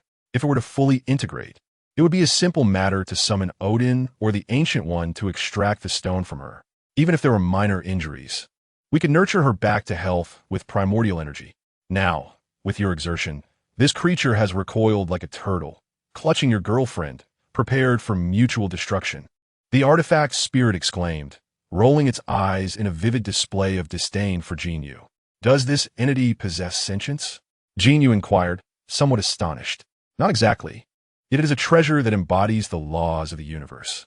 At its core, it retains the instinct to seek benefit and avoid harm. The spirit continued, the face resembling Jin Yu shaking its head in resignation, as if to sigh. Why the theatrics? You lack a neck, so what purpose does shaking your head serve? Speak of a solution. We await a means to save her. Jin Yu urged. At this moment, Jin Yu and the artifact spirit were bound in a symbiotic state. From a mystical perspective, the spirit functioned much like his nascent soul, albeit as a disembodied presence. While not entirely in sync, they could sense each other's emotions. Jin Yu believed the spirit could devise a solution for the predicament at hand. With a resigned sigh, the spirit finally spoke as Jin Yu's eyes threatened to blaze with fury. Place your hand upon the trunk and transfer the stone to me. I shall extract it, but during this process, you must manipulate the energies here to repair and stabilize Natasha's body. For each fragment I withdraw, you must mend a corresponding piece. Do not rush. Take your time. The Kunlun mirror had previously stated that it absorbed the primordial energy of a demon-slaying vessel, capable not only of drawing various energies, but also refining them for self-repair or aiding others in healing. It was akin to possessing innate healing properties. As soon as the spirit finished speaking, Jin Yu wasted no time. He extended one hand into the ethereal form of the World Tree and placed the other upon the Black Widow's shoulder. With his mind focused, a multitude of energies surged towards him, and as a medium, he softened the healing energy, channeling it into his palm without release. Once this was accomplished, Jin Yu turned to the ethereal visage of the World Tree and nodded slowly in affirmation. The artifact spirit had long been prepared. With a nod from Jin Yu, the visage of the artifact spirit vanished, replaced by the ethereal image of the Kunlun mirror appearing within the trunk of the tree. Come forth. As Jin Yu relaxed the energy within him, He relinquished control over the reality gem. The etheric particles seemed to possess a consciousness of their own. As soon as Jin Yu loosened his grip, they surged forth, escaping his body like a tidal wave, initially intending to confine them entirely within the widow's body. Jin Yu was taken aback as the etheric particles, upon their emergence, found themselves within the confines of a seemingly insubstantial tree, particularly as a powerless bronze mirror floated within. This very mirror emanated a suppressive force far more potent than that of the previous human. It felt as though the etheric particles had escaped from a wolf's den only to stumble into a tiger's lair. Unbeknownst to Jin Yu and the artifact spirit, the etheric particles, having just exited his body, were promptly ensnared by the artifact spirit. Jin Yu gave a slight nod. The ethereal image of the Kunlun mirror radiated a golden light far more intense than the surrounding energy, which not only immobilized the etheric particles that had emerged from Jin Yu, but also cast its glow upon the widow. This seemingly warm golden light appeared to draw forth from her a misty, dark red etheric particle, gradually merging it into the mass within the trunk. The energy in Jin Yu's hands ignited, cautiously entering the widow's body, meticulously repairing the damage inflicted by the etheric particles. With every increment, as the artifact spirit expelled a fraction, Jin Yu's energy surged forth, a delicate balance of resistance and restoration. The artifact spirit dared not hasten its pace, fearful of inflicting irreversible harm upon the widow, while Jin Yu devoted himself entirely to the task. Though fraught with danger, this moment represented a profound opportunity for transformation for the widow, and Jin Yu was resolute in his commitment to fortify her body. In a concerted effort to decelerate the process, the entire endeavor extended over a span of more than 10 hours. At last, as the final vestiges of dark red mist emerged from the widow's form, the etheric particles coalesced into a fist-sized liquid dark red substance, reminiscent of floating red wine in the cosmos. With the task complete, the ethereal image of the Kunlun mirror paused momentarily before retracting its golden light, casting it upon the etheric particles, forcibly transmuting them from a liquid mass into a lustrous red gem. With a sigh of relief, Jin Yu exhaled deeply, having successfully restored the widow's body. This incident can be deemed a fortunate turn of events. Not only has the Black Widow's physique been significantly enhanced, but even her internal injuries, previous scars, and a certain organ that had been surgically removed have been meticulously restored by Jin Yu. She appears to have regained several years of youthfulness. Although she was nearing 30, and despite her natural beauty and well-maintained appearance, the genetic predisposition of Westerners had rendered her less exquisite than in her earlier days. Now, however, she resembles a vibrant youth of 17 or 18, her face brimming with collagen and radiating the essence of youth. Natasha, after more than 10 hours of intense concentration, even Jin Yu felt a wave of mental exhaustion wash over him, prompting him to call out to the Black Widow. Suddenly, his expression shifted dramatically. What is happening with this mirror? He nearly ground out through clenched teeth, for he had suddenly realized that although the Black Widow's body appeared intact and even more robust than before, it lay on the ground devoid of heartbeat and breath. How could Jin Yu not feel anxious? This was the Infinity Stone. While it lacked the ferocious attributes of the Power Stone, it is nonetheless one of the fundamental elements of the universe. Moreover, he had made her body a battlefield, engaging in a fierce struggle within her very being. While her body had been restored, the essence of her soul had completely extinguished. A face reemerged on the trunk, calmly addressing Jin Yu. Just tell me how to reignite it.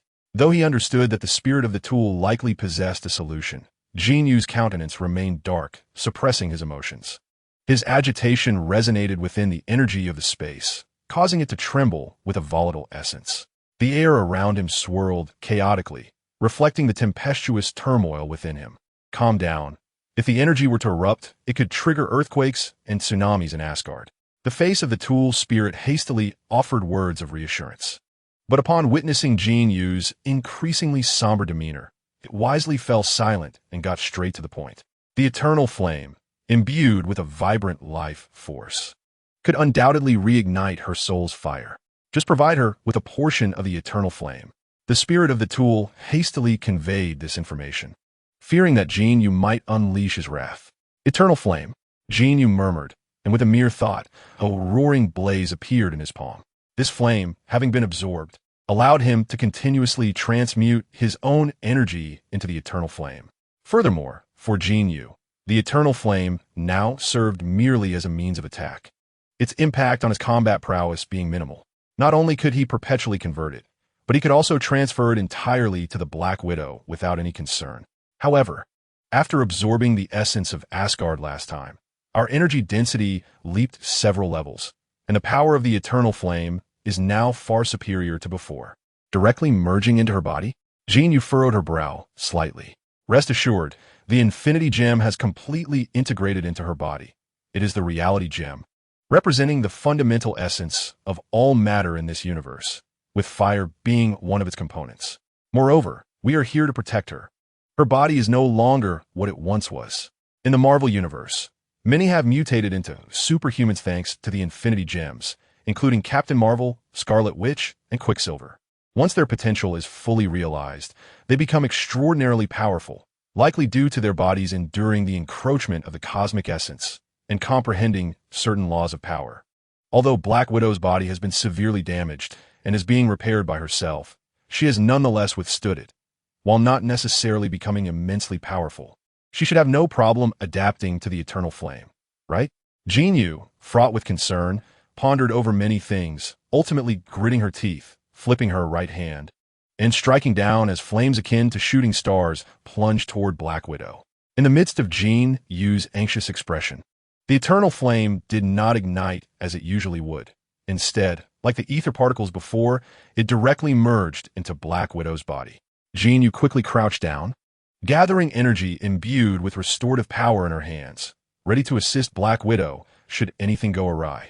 Fortunately, the judgment of the spirit was correct. After the flames entered Black Widow's body, a faint red-yellow glow flickered across her form, and before long, her eyes began to move, gradually opening. Where am I, Jin Yu? Is this heaven? Have we died? Black Widow's gaze was somewhat bewildered. Although Jin Yu had previously mentioned the shadow of the World Tree, it took her a moment to process. Oh my God, thank the heavens, you are truly all right. Jin Yu, filled with relief, rushed forward and embraced Black Widow. I'm fine, my dear. I am better than ever. But where exactly are we? What has happened to us? Feeling Jin Yu's concern and the warmth of the embrace, Black Widow gently patted Jin Yu's back to offer comfort before inquiring again. Jin Yu let out a deep sigh, striving to calm her emotions before responding with a smile. We are in Eden. You were injured, and I stole God's apple for you to eat, Black Widow remarked. No chapters, a 2-in-1. Today is the Double Ninth Festival. Have you visited the elderly at home? I never met my grandfather or maternal grandfather. My grandmother passed away early, and I only had one grandmother who raised me. Unfortunately, she left us this year. I remember watching Avengers Endgame at home. By then, the old lady had already become senile and didn't even know what the television was. When Thanos appeared on screen, she glared at him and shouted, "Who are you? Why are you staring at me? I'll kill you." The charming elderly lady, whom I had initially intended to take on a journey, could not embark on such an adventure due to health reasons. It is truly unfortunate. To those with elder family members, I implore you to treat them with kindness and to offer them your companionship, for when the inevitable day arrives, it may be too late to fulfill any wishes. May every brother's elderly family member enjoy health and longevity. Chapter 155, Training the Widow in Asgard. Within the training grounds of the Golden Palace, a space originally designated for the training of the palace guards, Odin's royal sentinels, has now transformed into a dedicated training arena for the Widow. After emerging from the realm of origins, Jin Yu did not hastily escort the Widow back to Earth. Instead, he lingered for an entire week. This was not only to allow the Widow, visiting for the first time, to fully appreciate the breathtaking vistas of Asgard, but primarily to enable her to thoroughly acclimate to the formidable power residing within her body. Are you prepared? Jin Yu, draped in a long robe characteristic of Asgard, stood several meters away from the Widow, smiling as he addressed her. Wait, the Widow, with utmost seriousness, engaged in a brief warm-up before extending her hands and assuming a crouched stance, readying herself for the challenge. Cool me. All right. Jin Yu's smile widened. But before he could finish his affirmation, his hands transformed into fleeting shadows. In a mere fraction of a second, he launched 8 quail eggs with remarkable precision. These 8 diminutive quail eggs, akin to concealed projectiles, loomed ominously above the Widow, targeting every part of her being. Her eyes fixated intently on the airborne eggs. Evasion was straightforward, and seizing them was not beyond her capability. The true challenge lay in capturing all 8 without shattering even a single one. For they were indeed raw eggs. As Jin Yu initiated his throw, the widow's gaze remained unwavering, tracking the trajectory of each egg. When they were a mere meter away, she sprang into action. In an instant, she became a blur, moving with agility in all directions. Her hands moved in tandem with her keen eyes, employing finesse to neutralize the force Jin Yu had imparted to the eggs, lest she risk shattering them upon receipt. Swish, swish, swish. The widow's innate combat prowess was undeniable. Within just a few days, she had not only adapted to her newfound strength, but had nearly mastered it. The 8 quail eggs, 4 in each hand, nestled perfectly in her palms. The entire sequence, from Jin Yu's throw to the widow's flawless catch, transpired in less than 2 seconds. How was that? The widow, having passed the test, exhaled in relief, her expression one of playful defiance as she challenged Jin Yu. You lost, he replied with a mischievous grin. Impossible, she retorted, raising an eyebrow in disbelief. Look beneath your feet. Jin Yu gestured toward the ground, where a shattered quail egg lay at her toes, its shell partially intact, cradling a small yolk within. Just a moment ago, Jin Yu made 2 attempts. The first consisted of 8, and the second was this one. This does not count. We agreed on 8. I have fulfilled my objective, and this is you cheating. The Black Widow, unwilling to concede defeat, had previously focused solely on the 8. Entirely oblivious to Jin Yu's second attempt. I merely believe you are a tad too anxious. Your potential is inexhaustible, and there remains ample room for growth. Nevertheless, your strength is already exceptionally well controlled, alleviating any concerns about accidentally injuring others or damaging furniture in daily life. Jin Yu remarked with a smile. After emerging from the Source Realm, Jin Yu had conducted a rough assessment of the Black Widow's physical strength, agility, and reflexes, which astonishingly reached the caliber of Captain America.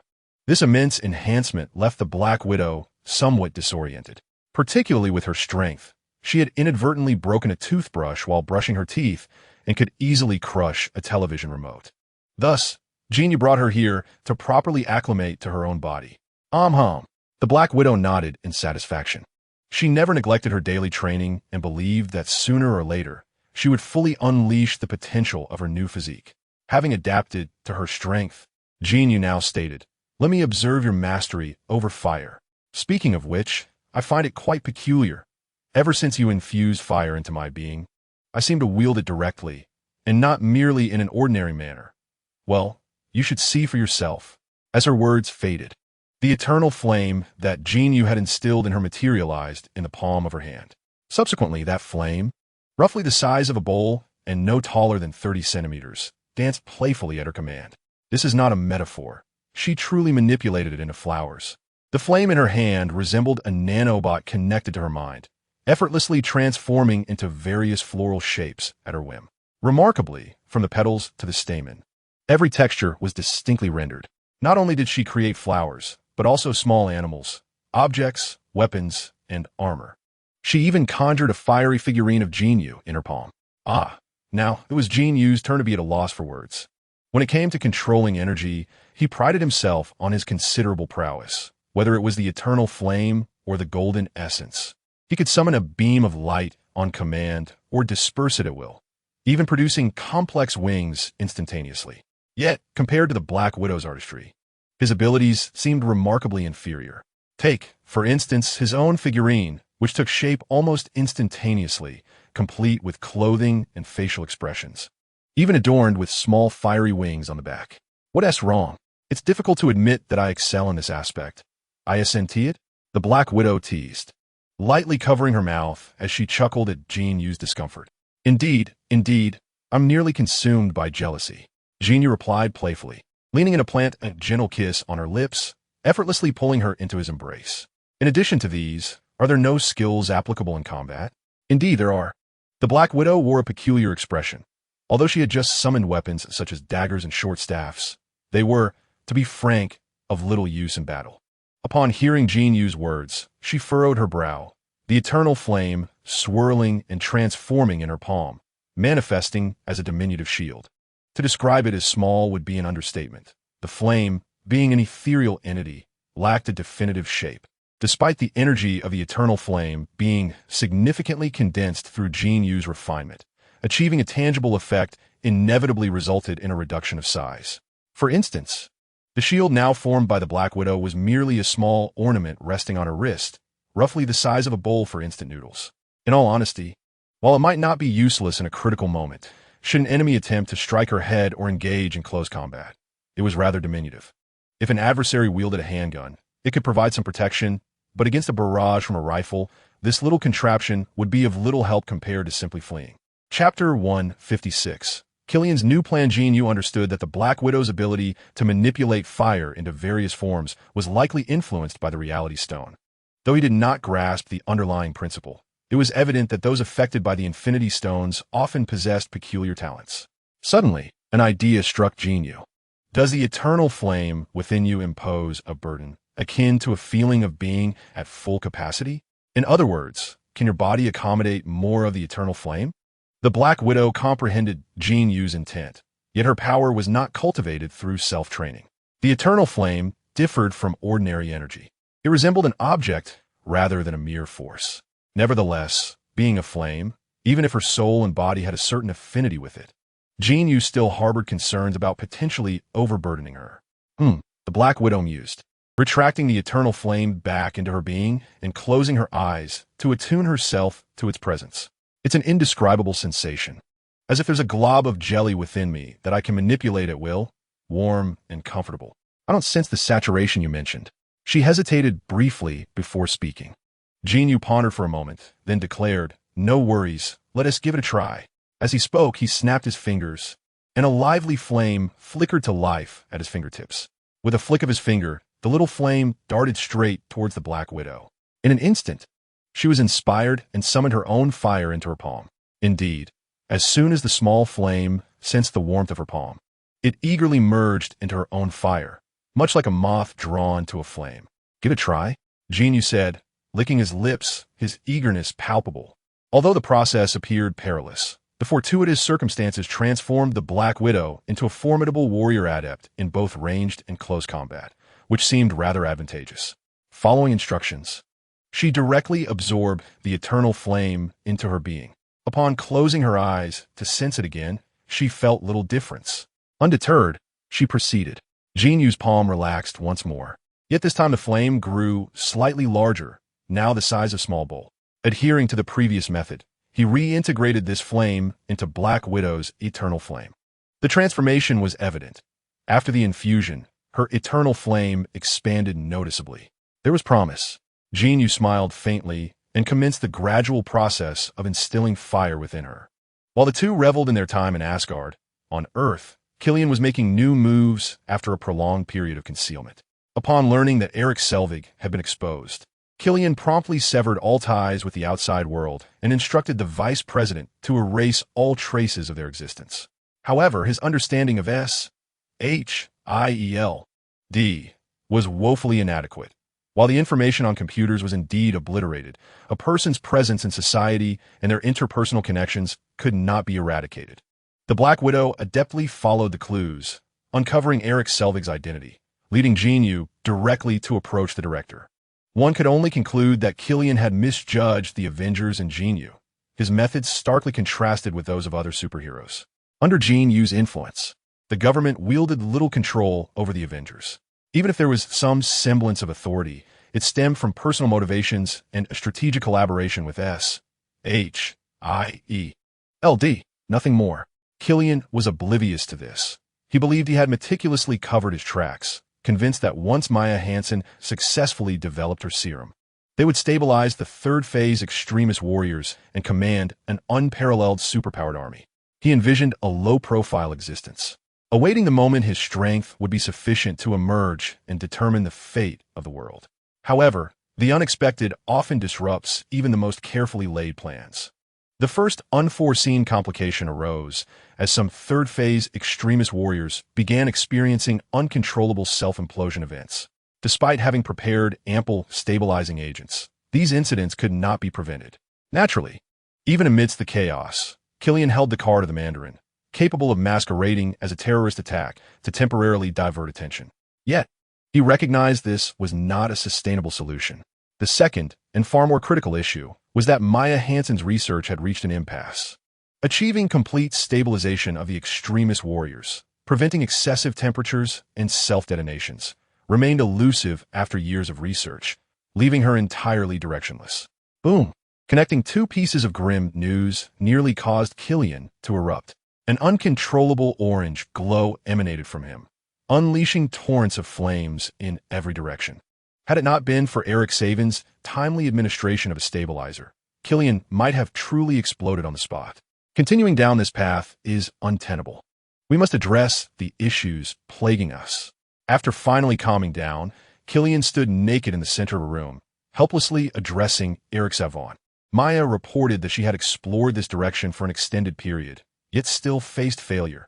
She urgently needed to discover a new approach. Eric Savon handed Killian a set of clothes and spoke somberly. Do not rely on her any longer. The development of the extinction virus represents an evolution beyond human civilization. Her ability to create a prototype is already extraordinary. Achieving complete stability lies within the realm of the divine. We must seek out a super genius. As Killian slowly donned his clothes, his mind raced to reconfigure their strategy. A super genius? Eric Savon appeared perplexed. Yes, a super genius. The individual who, with a mere scribble of a formula, resolved the human experimentation issues of the extinction virus. What about Tony Stark? A flicker of resentment flashed in Killian's eyes. Tony Stark? That notion is rather audacious, yet I find it appealing. I will fetch him. I too find it audacious. It is astonishing that the person who once instilled despair in me is now the one we require for hope. There is no need to rush, Eric. We must devise a flawless plan. Let us first have Mandarin make an appearance, recording 2 videos in which he claims responsibility for these explosions to divert attention. We will begin by targeting those around him. The plan in Killian's mind was gradually taking shape, a confident smile gracing his face. However, he remained unaware that, under Jin Yu's influence, he had become a mere tool in their hands. Any plan of his requiring cooperation could be analyzed through subtle clues, regardless of what orders the vice president issued, ultimately consolidating information in Jin Yu's possession. Chapter 157. Luring the serpent from its den, Black Widow had absorbed an amount of eternal flame nearly equivalent to half her own body size. Finally experiencing the kind of overload that Jin Yu had described, she was quite satisfied with this development, noting that the flames resembled a form of nanotechnology. When combined with her control, it proved far more convenient and swift than the later iterations of Tony's nanotech suits. At the very least, Tony's various forms were pre-programmed and controlled by intelligence. Black Widow merely needed to summon her thoughts to transform weapons and armor at will. Furthermore, this enhancement not only repaired and fortified her body, but also significantly boosted her combat prowess. Yet, what mattered most to her was the complete restoration of her physique and a rejuvenation of over a decade. In the past, the Black Widow harbored a sense of inferiority towards Jin Yu. For one, over the years of their acquaintance, Jin Yu's appearance had remained almost entirely unchanged, still resembling a youthful man in his 20s. In contrast, Black Widow, as a Caucasian woman past the age of 30, understood the implications all too well. Additionally, due to her own internal shortcomings, she had even contemplated quietly departing when Jin Yu reached the age of 30, the typical marrying age, perhaps retreating into the shadows to play the role of a clandestine lover. Yet, unbeknownst to her, this misfortune had turned into a blessing, an occurrence of utmost significance for Black Widow. Of course, there remained a tinge of regret. The eternal flame she possessed was derived from Jin Yu, as she lacked any intrinsic source of energy within her own body. Although the eternal flame was reputed to be unquenchable and remarkably versatile, even possessing a burning effect, it fell short in one crucial aspect. It lacked the energy propulsion necessary for flight. Initially, Jin Yu had relied on his own energy to sustain the eternal flame's jetting state while flying, but Black Widow's flames, though perpetually ablaze, were incapable of generating any thrust, a predicament Jin Yu was currently unable to resolve. After addressing Black Widow's predicament, Jin Yu left the Reality Stone with the spirit of the artifact and returned to Earth with her. At the Avengers base in the outskirts, Jin Yu and Tony were entertaining a guest.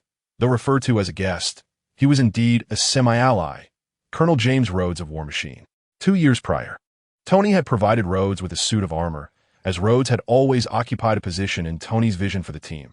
Furthermore, given Tony's intricate ties with the military, it served as a concession to the armed forces.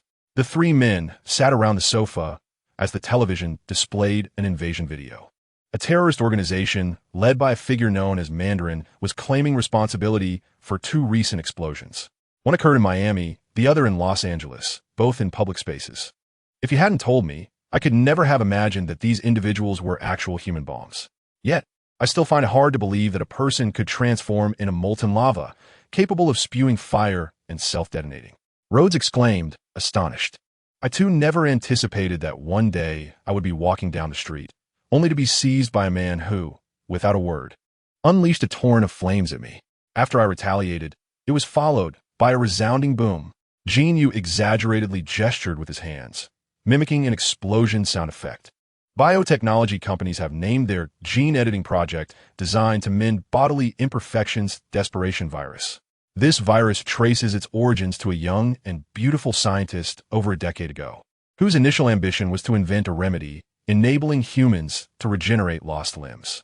Initially, her experiments were confined to plant life, until a flamboyant billionaire, renowned as a genius scientist, casually provided her with a formula after a brief romantic encounter in Switzerland, resolving the issue of the virus's application on human subjects. Ironically, this self-proclaimed libertine stood up the project's founder, Killian, leaving him to experience the depths of despair as he awaited their rooftop rendezvous, while the cad reveled in his indulgences. Compounding the situation, this individual was a cripple, impoverished and filled with fervent hope, only to be spurned, leading to a psychological distortion that ultimately connected him with Maya Hansen, another victim of the cad's fleeting affections. Thus, a perfect antagonist was born from their union. Jin Yu, puffing on a cigar pilfered from Tony, recounted the origins of the desperation virus. Damn it, why not just reveal my social security number while you're at it? Besides, you can't blame me. Who could remember a scruffy cripple while nestled against the bosom of a beautiful scientist? Tony shrugged helplessly. So they created this serum to sell to terrorists? Rhodes asked, his expression grave. No, they are terrorists themselves. The figurehead is merely an excuse, a velvet cover for the truth, akin to a magician's sleight of hand. Jin Yu replied, opening his phone to reveal 2 videos of human experiments. In one, several veterans were restrained on an upright gurney, their bodies aglow in orange light, with severed limbs dripping red, as their forms convulsed and gradually restored to wholeness. Another depicted a soldier succumbing to the torment of transformation, unable to achieve perfect compatibility. The light grew ever brighter until the screen erupted in a final explosion. Their virus is unstable. Even if they endure through 3 phases to become what they call desperation virus warriors, they still risk detonating due to excessive heat or emotional fluctuations. Even with stabilizers, absolute certainty in stability is a fallacy, revealing the truth behind their explosions. Where did you obtain these videos? Shield? Rhodes inquired, astonished by Jin Yu's revelations. Yes, the military provided the initial subjects for the company's experiments. Being military personnel, you must have heard of Banner's situation. Some among you are always eager to create super soldiers, aren't you? Jin Yu scoffed. Damn it, those individuals ought to descend into the abyss. I have heard of this initiative, initially designed for the research benefiting veterans who have lost limbs on the battlefield, but for reasons unknown, it was subsequently halted. I had presumed it was due to a failed experiment. To my surprise, it was indeed Rod who felt a surge of indignation. Upon inquiry, I learned that the military had indeed ceased the project due to its exceedingly low success rate and inherent instability. However, while the military may have withdrawn, Killian has not, and your armor has undergone some modifications and a fresh coat of paint. Which company was responsible for this? Jin Yu's words caused Rod to sit upright suddenly. A look of horror etched across his face as he seemed to recall the name of that very company. What on earth are they planning? I must conduct a thorough inspection of my armor. Ever since Rod donned the suit, he has garnered great favor from the upper echelons of the military and even the White House, often serving as the president's bodyguard in numerous capacities. If there were to be an issue with the armor, Rod could scarcely fathom the consequences. There's no need to panic, my friend. That group has been silent ever since our last encounter in Chinatown. We must devise a strategy to draw them out. Jin Yu smirked ominously, his gaze fixated on Rod's armor. Chapter 158. Jin Yu's version of War Machine Asgard. The transformation of Black Widow has brought about the most significant change for Jin Yu, not merely due to his newfound youthful companion, but rather in comparison to those around him. This contrast is particularly evident with his closest friend, Tony Stark, who is nearing 45 this year. Despite Tony's commitment to maintaining a rigorous fitness regimen, the passage of time is inescapable, and the marks of age cannot be concealed.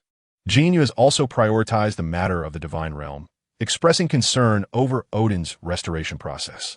Moreover, there is an urgent issue at hand regarding the Dark Elves. With the Reality Stone now in existence, Malekith, the leader of the Dark Elves, possesses an extraordinary sensitivity to the ether particles. It is believed he has awakened, and is likely scheming to reclaim the stone from some hidden location. Although Odin currently suffers from diminished power, he can fully mobilize Asgard's strength following the resolution of hellish troubles.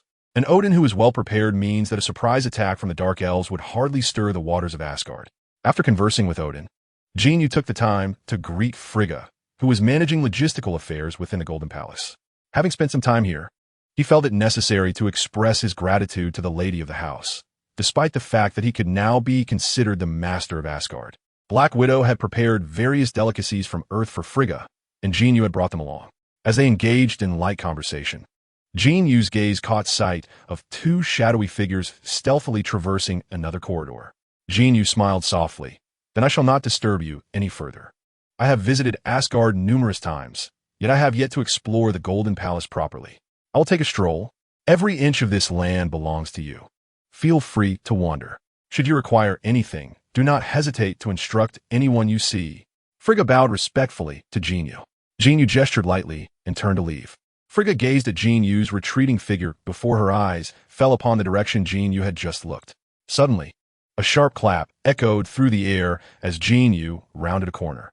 Rocket stood atop a massive stone pillar's base, delivering a resounding slap to the portly version of Thor.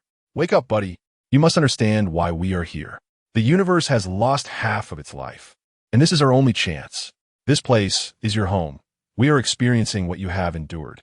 You cannot arrive here without knowing where your ex-girlfriend is. No, I cannot be mistaken. The Reality Stone has embedded itself within Jane's body. I brought her to Asgard for treatment. How could I possibly forget? Perhaps I need a bit of alcohol to jog my memory. There is a cellar where my father has stored an abundance of fine wines. I believe I should go there. The future's rotund Thor stood in a daze, rambling nonsensically to Rocket. You need not go anywhere. We are right here. When you remember where your ex-girlfriend is, we will retrieve the Reality Stone and leave this place.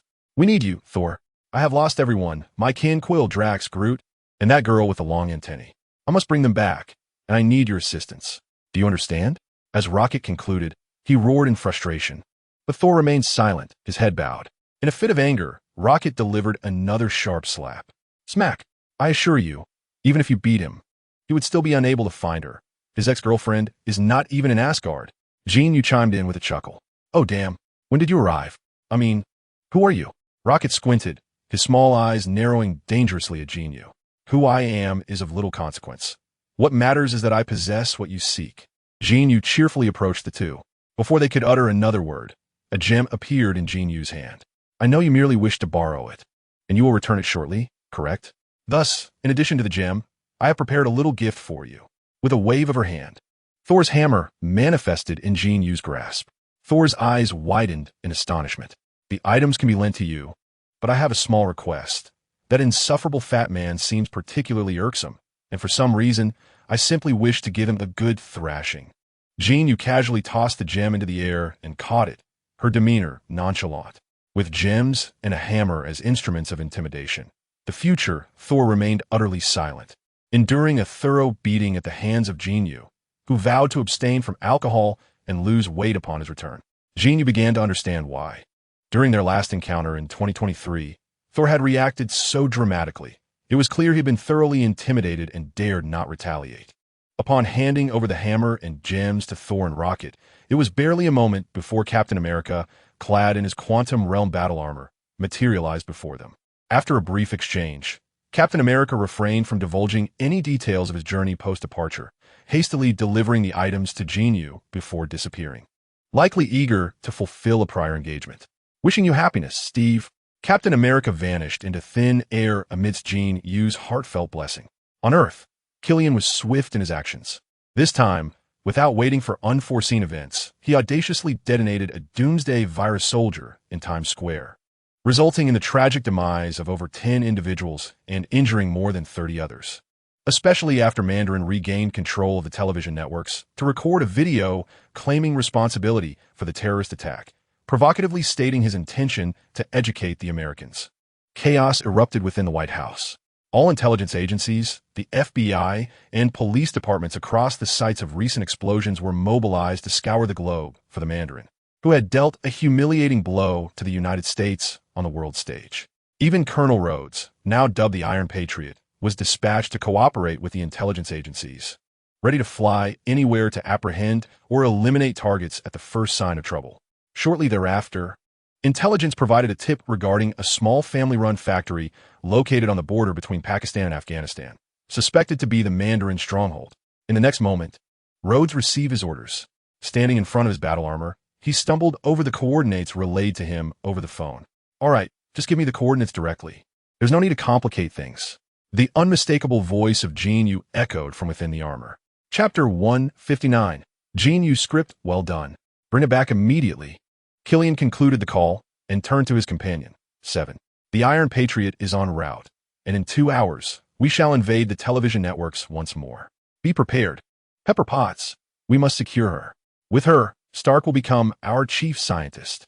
Eric 7 stood by with a sardonic smile. Utilizing moral coercion was indeed a clever tactic against those self-proclaimed superhero fools, but I still have a small request. I know, Killian interjected, cutting off 7's words. You have always aspired to become the mightiest warrior. Fear not, for those so-called Avengers shall eventually find themselves confined within cages, serving as mere stepping stones on your path to strength. A satisfied smile graced the face of Eric 7. Eric, make haste. We require you to don your armor and greet our illustrious president. Soon, we shall ascend to become one of the most powerful entities in the world. The most influential president and the most notorious terrorist will be reduced to mere jesters before us, orchestrating the anti-terrorism war, creating demand and supply. We shall acquire the finest resources this world has to offer. Prepare yourself for all that awaits, my friend. Eric 7 observed the fervor in Killian's eyes, nodding thoughtfully before departing, his heart yearning for the day he could confront Thor, the Hulk, and the likes of Jin Yu, those who were hailed as the mightiest Avengers. This marked the 5th occasion within a year that American television networks and online streaming platforms had been violently breached. Each time an explosion occurred, a self-proclaimed terrorist known as Masterman would appear on screen, not only claiming responsibility, but also adopting a condescending demeanor to chastise the sitting president of the United States. Despite the White House's relentless efforts, they were unable to apprehend this audacious terrorist, causing President Matthew Ellis's approval ratings to plummet to an all-time low. This predicament likely explains why the vice president offered them support, not solely due to the loss of her right-legged daughter, but also the allure of supreme power. With Matthew Ellis's term not yet halfway through, the U.S. Constitution stipulates that should the president be unable to govern due to unforeseen circumstances, the vice president shall temporarily assume presidential duties, becoming the nation's highest authority. By introducing Masterman, provoking the government, and highlighting the president's ineptitude, Killian's plan was undeniably multifaceted. Yet this time, there were no explosions, and Masterman no longer arrogantly lectured the president, but instead directly challenged the Avengers. I am aware that many label me a terrorist. In truth, we are merely freedom fighters battling for liberty. Unlike the flamboyantly dressed fame-seekers of New York, we refuse to submit to politics or compromise for fame and fortune. We were born to fight for our freedom. We are the true superheroes. New York, Avengers await us. In the dim light of the television, Masterman initiated his provocation against the Avengers, raising the stakes of hatred to unprecedented heights by personally executing 5 innocent journalists on video. In an instant, the world was left wondering whether the Avengers would rise to the challenge. The base of the Avengers lies on the outskirts of New York, a fact well known across the globe. We are not the kind of timid creatures that cower behind screens, brandishing our claws like frightened mice. If this is an invitation to a decisive battle, then let it commence. I am quite eager to witness how a rodent lurking in the sewers dares to confront a fierce beast. This was Tony's response to the reporters, who also inquired about Jin Yu and even Thor's whereabouts. In response, Tony merely smiled slightly, exuding an air of arrogance, and declared that dealing with those mice was a task he could manage alone. So where's Jin Yu? On a flight from Afghanistan to America. Through the visor of his armor, Jin Yu gazed at the woman who had ambushed him. To be honest, with her blonde hair and striking blue eyes, she was quite beautiful. The soldiers infected by the desperation virus were, in truth, rather pitiable. Most of them had lost limbs during the war, having bled for their country. Regardless of the political motives, the common soldier has little choice, save for the brutes who indulge in plunder and violence for their own desires. However, upon returning home as disabled veterans, they did not receive fair treatment and were destined to encounter further injustices in society. This is why they fell prey to Killian's brainwashing. Possessing a paranoid disposition, they harbored profound grievances against society and the government. The flight felt interminable for Jin Yu, who found himself bored yet unable to speak for fear of revealing his identity. Fortunately, the helmet of his armor was equipped with soundproofing technology, allowing him to make phone calls during his moments of ennui. Hey, how are things on your end, darling? I'm currently on a plane, uncertain of my destination. The good news is that I'm being watched over by a stunning blonde. The bad news is that I can only hide in my armor and observe her without the liberty to engage directly. Why not try stepping out? You might charm her with your charisma, and in doing so, we could gain an ally within the enemy's ranks. That would certainly be advantageous. I wouldn't mind at all. Why not give it a shot? Natasha's voice was hushed, as if others were nearby. All right, I'll look for an opportunity. How about you? Yesterday, a small tech company met with Pepper. Their three-dimensional imaging system appears quite innovative. From a business perspective, Pepper would certainly not decline. I've researched the company, and it shows signs of cutting-edge technology. Coupled with today's announcement from the general, I'm convinced they are engaging in a feint. Someone coming. It must be them. I need to go. Speak to you soon. Natasha hurriedly ended the call. Initially, she intended to disguise herself as Pepper, which would have been simple for her face. However, given the significant disparity in their physiques, that plan was unfeasible. Instead, Natasha opted for a slight alteration of her features, transforming herself into Pepper's personal assistant, much like in the movies. Originally, the plan was for Black Widow to create a diversion when someone came to take Pepper away, while Tony would stealthily follow the crowd from the shadows. Coupled with Jin Yu clad in his armored suit, the group would converge directly at Killian's hideout, determined to eradicate all the extremist virus soldiers. The script was promising, yet an unexpected turn of events unfolded. Chapter 160. Tony's reinforcements to begin with. The individuals sent by the adversary were not extremist virus soldiers. The first to arrive was Maya Hansen. Over a decade ago, I shared a fleeting romance with Stark in Switzerland.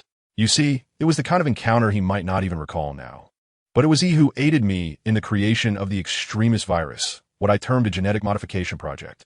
Initially, I intended to use it to activate necrotic tissues in the human body, repairing organs and skeletal muscles. To put it simply, it was a means of limb regeneration. Little did I know that I would become a mere tool for others. Maya Hansen appeared somewhat awkward at first, especially in front of Stark's serious girlfriend. However, as she spoke, her words flowed more freely, pouring out the entirety of Killian's schemes, the extremist virus, and everything else. Naturally, she was only aware of their plan to kidnap Pepper as leverage against Tony Stark. Her role was confined to the research department, and Killian had not disclosed any of his other plans to her. I swear, when they initially sought to apply this project to transform human soldiers, it was in collaboration with the military, all entirely legal.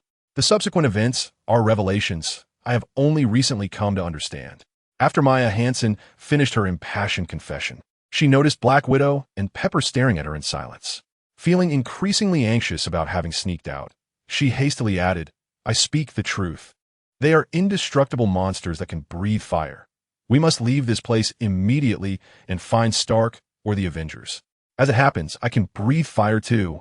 Black Widow interjected, unleashing a torrent of flames before Maya Hansen could react. Moving swiftly, she stepped forward and struck a decisive blow to Hansen's carotid artery, rendering her unconscious. Then, she produced a compact handgun, aiming it at Pepper. "Accompany us, Ms. Potts." "Natasha," Pepper began, only to realize that Maya Hansen's mention of Stark had stirred her thoughts. It took her a moment to process. But Black Widow remained silent, because she had just spotted the figure from Jin Yu's portrait, Eric Selvig, entering through the main door, approaching their meeting room. It was only when Black Widow drew her firearm that Pepper noticed the newcomer. "So, will you come with us, or shall I reduce you to ashes?" Black Widow asked, glancing back at Pepper with a wink before releasing another burst of flames from her mouth. At that moment, Eric Selvig entered, flanked by his entourage. "Scarlett Johansson, I have been by Pepper Potts' side for months now. Killian instructed me to assist in your operations, Mr. Selvig." The Black Widow directly revealed the alias that Jin Yu had used during her time in Georgia. As she spoke, she naturally approached Pepper's side, supporting her with one hand while discreetly pressing a gun against her waist with the other. Miss Potts was feeling unwell today and had canceled all scheduled engagements. She needed rest. The Black Widow forcefully nudged the gun against the petite figure of Pepper and cast a provocative glance at Eric Savon. Indeed, Savon did not immediately choose to call Killian. Instead, with a hint of defiance, he questioned the Black Widow. "If I was summoned, why was another person arranged beside her? Does Killian doubt my capabilities?" He merely took precautions against unforeseen circumstances, which now seem quite warranted, does it not? The Black Widow gestured towards Maya Hansen, who lay on the ground. "Oomph." Savon let out a heavy sigh through his nostrils. Yet upon observing Maya Hansen, he could not help but admire Killian's profound foresight. He had been thoroughly prepared. This was the brilliance of the Black Widow. Upon discovering Savon, she not only cleverly manipulated the angle to reveal her fiery nature, but also exploited his character flaws, effortlessly controlling the rhythm of the conversation and leading Savon by the nose. Although somewhat resentful, he recognized that they were in Stark Industries, and to execute their plan, it was imperative to safely escort Pepper Potts out. With this in mind, Savon waved to his two subordinates, instructing them to promptly prepare the vehicle. He nonchalantly hoisted Maya Hansen over his shoulder, while the Black Widow, holding Pepper hostage, along with Tony's covert assistants, boldly exited Stark Industries. In Washington, one must acknowledge Killian's audacity. It was uncertain whether he had begun to envision the president as his puppet, secretly relocating headquarters to this location, eagerly awaiting the opportunity to seize power. The irony of his chosen base was palpable, situated beneath the World War II Memorial in the National Mall, directly above which lay the memorial for Captain America and the Howling Commandos. Tony, clad in his armor, stood atop a tall building, observing the drone footage that captured their exit from memorial grounds, vanishing from a small workers' shack near the World War II Memorial. He let out a faint sigh, for the shack had been adorned with graffiti depicting an abstract representation of Captain America's uniform and shield. "You should demand some royalties from them, I swear. At least half of the annual ticket revenue comes from your memorial. I do not understand. Having completely grasped their movements, why not collaborate directly with SHIELD or other agencies? Why must we act independently? You mentioned that they possess at least 40 so-called super soldiers, each capable of self-detonation. And this is the city." Captain America and Hawkeye emerged from the rooftop, marking the Avengers' first collaborative operation since the Battle of New York, aside from Thor and Dr. Banner stationed in London. This experiment had been initiated by the military, and one could only speculate how they would react upon discovering that super soldiers might become a reality. Tony, fixated on the images transmitted by the drone, remarked without turning his head that he understood Jin Yu's intentions. Besides Natasha, both Hawkeye and Captain America were also operatives in SHIELD, making this a subtle test from Jin Yu. He was not mistaken, but we require reinforcements, Stark. Even if Natasha and Jin Yu successfully infiltrated, the disparity in combat strength, not to mention sheer numbers, left us vulnerable. There were merely 3 of us on the perimeter, which was far too few. We cannot allow Jin Yu to summon Thor back, just yet, Hawkeye suggested gravely, casting a glance around. "Who says we lack reinforcements?" Tony chuckled. "JRVIS, show them our backup." As soon as he spoke, several small structures resembling brick-built houses with old-fashioned water tanks within began to transform, their walls parting to reveal 2 grand doors opening slowly. 1, 2, 3, 4, 5. 5 small edifices, each with 2 levels, housed 4 distinct suits of Iron Man armor on each floor. Chapter 161. All present and accounted for the armors were encased within boxes, and Jin Yu had no notion of where he was being taken. Fortunately, they were confident that they had severed the armor's systems, preventing any interception of communication signals, which allowed Jin Yu to contact Tony several times. This prevented him from losing patience and breaking free prematurely. Upon finally unsealing the box, Jin Yu realized he was in a hall devoid of windows, likely situated underground. They had welded a metal framework here, suspending the armor for easier disassembly. Standing within the armor, Jin Yu observed the bustling technicians outside, wielding various tools ranging from screwdrivers to crowbars, and even small cutting machines, yet the suit remained immobile. Hadn't they claimed to have upgraded the armor systems? Why could they disable the system, but not unlock the armor directly? This question had lingered in Jin Yu's mind since watching the film. While pondering this conundrum, the outer door swung open, revealing Eric Savon, who had crossed paths with Jin Yu before, escorting Pepper Potts into the room. Beside her stood a woman with a brooding expression, whom Jin Yu recognized from the film as Maya Hansen, known for her brief liaison with Tony. Her presence was unsurprising, yet her demeanor was not, as she had opposed Killian's plans in the film and ultimately met a grim fate at his hands. However, the pressing concern was Pepper's arrival. Where was Black Widow? Hadn't we already infiltrated the armor system? Why couldn't we unlock it directly? Just as Jin Yu contemplated Black Widow's whereabouts, her voice resonated throughout the space. Despite her makeup, Jin Yu recognized her instantly. She had been standing behind Eric Seven, and, for a moment, Jin Yu had not noticed her presence. Now that she had a clearer view, she found herself somewhat bewildered. How did Black Widow infiltrate the opposing camp? Natasha, am I unaware of something? How did you manage to slip in? With most of their allies gathered and Tony not far away, Jin Yu decided to activate their dedicated communication channel. Indeed, we have upgraded the operating system of the armor, but the core permissions remain under Stark's control. With Rhodes inside, we can only sever the system through our back door, but we cannot allow him to exit directly, Eric Seven explained to Black Widow. She playfully winked, seemingly responding to Eric. Yet her gaze drifted towards the armor. Jin Yu understood that she was teasing him. However, there was no time for explanations. As for Eric's words, Jin Yu comprehended them fully.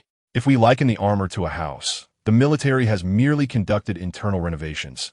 The front door still belongs to Stark. They can embed a few timed explosives during the renovation, ready to destroy it if necessary. But the key to the door remains with Rhodes. To enter the house, one can only resort to physical means. Thus, the scene of the armor being placed on a stand and various tools forcibly dismantling it ensued. Hey, good afternoon, everyone. It's quite a challenge to gather you all together. Let me take a look. Pepper Potts, we've met before, and I must say, I admire all that you have accomplished as the president of Stark Industries. You are undoubtedly the greatest leader in the history of the company. While Jin Yu pondered when Killian would appear, his voice echoed from outside. Killian, ever the epitome of formality, donned the attire of an elite. Perhaps as a means to compensate for his past struggles, meticulously presented each day. Aldrich Killian? How could it be you? Pepper exclaimed, playing her part with a look of disbelief, her shock only half feigned. After all, when she last saw Killian, he had unkempt hair, relied on a cane, and was desperately scouring for investments, a downcast scientist struggling to keep his company afloat. To think that in just a few short years, his demeanor could transform so dramatically. Indeed, it is I, and it is my honor to invite you here, Pepper. Killian reveled in the astonishment reflected in her eyes. As an ambitious scientist who had languished in obscurity for too long, his sudden ascent surely warranted such incredulous gazes, regardless of one's moral standing. Yet, none had ever given him the satisfaction that Pepper's reaction did. After all, she was Tony Stark's woman. Additionally, our government's esteemed military guardians, the ironclad patriots, have Colonel Rhodes from the Air Force, who, thanks to his relationship with Tony Stark, has fortuitously acquired a suit of armor. What a fortunate fellow. So, Colonel Rhodes, aren't you going to greet your friends? Killian stepped forward a few paces towards the armor, speaking in a tone of mockery. Humph. Jin Yu emitted a cold snort. He had originally intended to step out directly, but the captain had alerted the police, initiating perimeter lockdowns and dispersing the surrounding crowd. Jin Yu, feeling helpless, could only comply with a disdainful huff. There were at least dozens of extinction virus warriors within, and even with Jin Yu present, coupled with Tony's reinforcements, there was no assurance of subduing them all without causing harm to those nearby. Have you become irritable from being confined in such a stifling environment for too long? It seems they have been excessively courteous to you before my arrival. Killian glanced at Eric and suddenly noticed Black Widow behind him. She momentarily froze, reaching to grasp the fabric at Pepper Potts' waist, poised to act should the situation demand it. Killian, what exactly do you intend to do? Why you brought me to this place along with Rhodes? Pepper quickly interjected, attempting to divert Killian's attention while stepping forward in an angry inquiry, effectively obstructing his view of Black Widow. Indeed, Killian promptly turned his gaze towards Pepper. Oh, Miss Potts, my apologies for the oversight. We are currently conducting a minor biological experiment, and I trust you have observed the formidable prowess of our evolved warriors. However, there are slight instabilities, and we require Mr. Stark's assistance. For a fleeting moment, Killian had harbored suspicions. The extinction virus warriors were not numerous, and he recognized nearly all of them. Yet over the past year, engrossed in forging connections with military officials and masquerading as a terrorist, he had paid less attention to the infected warriors. Although the woman appeared unfamiliar, she was, after all, associated with Eric Selvig, which alleviated his concerns. Nonetheless, he secretly elevated Eric Selvig's danger level in his mind. Impossible. Even if you have captured Rhodes and me, Tony would never perpetrate anything harmful to the world because of us, Pepper declared vehemently. Indeed, he might outwardly agree, but secretly, he would only be contemplating how to rescue you, accompanied by his eccentric band of friends. But what if you were to become one of us? Killian said with a sinister smile. Take Miss Potts downstairs immediately and commence the first phase of the experiment. Document the proceedings and send the footage directly to Stark. I shall personally attend to this temperamental Colonel Rhodes. Chapter 162. Too Much Nonsense. Two Extinction Warriors, accompanied by Maya Hansen, escorted Black Widow, who willingly guided Pepper Potts along, casting Jin Yu a reassuring glance before their departure. Jin Yu found it somewhat amusing, just as he was about to emphasize the importance of safety. Killian's voice resounded once more. Colonel Rhodes is an exceptional warrior. Your treatment of him has been excessively gentle, and that simply will not do. While speaking, Killian removed his suit jacket and meticulously rolled up the sleeves of his shirt. With a slight exertion, his right hand turned a vivid shade of crimson as he pressed his palm against the armor's exterior. You will damage the armor in doing so. We require this suit to execute our plans, do we not? Seven stood beside Killian, urging caution. The President has only 7 hours before boarding Air Force One. We cannot afford to waste time. Moreover, even if it is damaged, you can repair it, can you not? Eric Seven was a weapons enthusiast, having been a firearms aficionado before becoming a soldier in dire straits. His innate passion for weaponry and mechs had turned him into a skilled expert after years of following Killian. While he might struggle to conjure a suit from thin air, mending a damaged one posed no challenge. As Killian continued speaking, he did not falter in his actions. The heat, exceeding 2,000 degrees, pressed against the armor surface, rapidly turning the surrounding area a fiery red. Although the armor had been heat-insulated, it could not withstand such extreme temperatures for long. Soon, the internal temperature began to soar, triggering a deafening alarm from the system. Did you hear that, Captain? I believe you must hasten your pace. The armor is about to automatically deploy. 2 minutes. Find a way to stall. I will have Tony's armor dispatched immediately to stand by. If necessary, initiate action at once and ensure the battle remains underground. The captain's voice crackled through the earpiece, prompting Jin Yu and the others to prepare for combat. Tony was currently directing Jarvis to maneuver 2 of the suits, which hovered directly above the exhibition hall, scanning the dimensions and depth of the underground base. In addition to the armor he wore, Tony had brought a total of 40 suits, not merely as reinforcements to vanquish all the dire warriors, but, more importantly, to ensure Pepper's immediate safety. Each suit could accommodate a single individual and was entirely controlled by Jarvis. Should Pepper be located, Jarvis would swiftly transport her to a secure location. Amidst the bustling activity outside, Killian and Seven continued their banter. In no more than 12 hours, we shall become among the most powerful individuals in the world. How about you, my friend? Do you have any distinct plans for your future?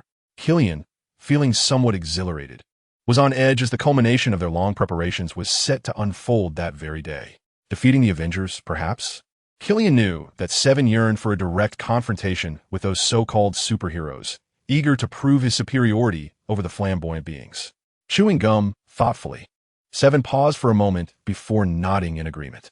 Do you know, my friend, in my heart, you have always been the mightiest warrior? We have conducted experiments, have we not? Thor's lightning cannot entirely vanquish our warriors. And as for Jin Yu, his flames only reach a temperature of slightly over 2,000 degrees. They may suffice against inferior beings, but they certainly cannot affect our true warriors. Once the stability issue is resolved, I truly believe you will be the most formidable psychic on this planet. Killian's words reached Jin Yu without omission, and in that moment, he realized that the previous encounter had been an attempt to gather data. Amused by this thought, Jin Yu chuckled. Setting aside his other means capable of easily dealing with the desperate warriors, he could unleash the eternal flame, which could soar to nearly 5,000 degrees when fully activated. Is this their source of confidence? Collecting fragmented data on himself, or rather, on this group of individuals? Jin Yu suddenly felt he had perhaps overestimated these desperate warriors. In truth, Jin Yu failed to consider that his combat prowess had evidently ascended to the pinnacle of the Marvel Universe. While the desperate virus's portrayal in films displayed both strengths and weaknesses far too conspicuously, merely a minor aspect in the early stages of the Marvel realm. In a certain sense, I believe we currently stand as the most potent force. Killian applied more pressure, yet continued unperturbed, addressing Seven. Seven himself harbored uncertainty, pondering silently without responding. But as Eric Seven remained quiet, Jin Yu felt no need for politeness. It is clear that after regaining your mobility, your confidence has surged. Yet I am surprised by your audacity. Setting aside whether the Avengers are your match, are you aware of the multitude of superhumans concealed on this very planet?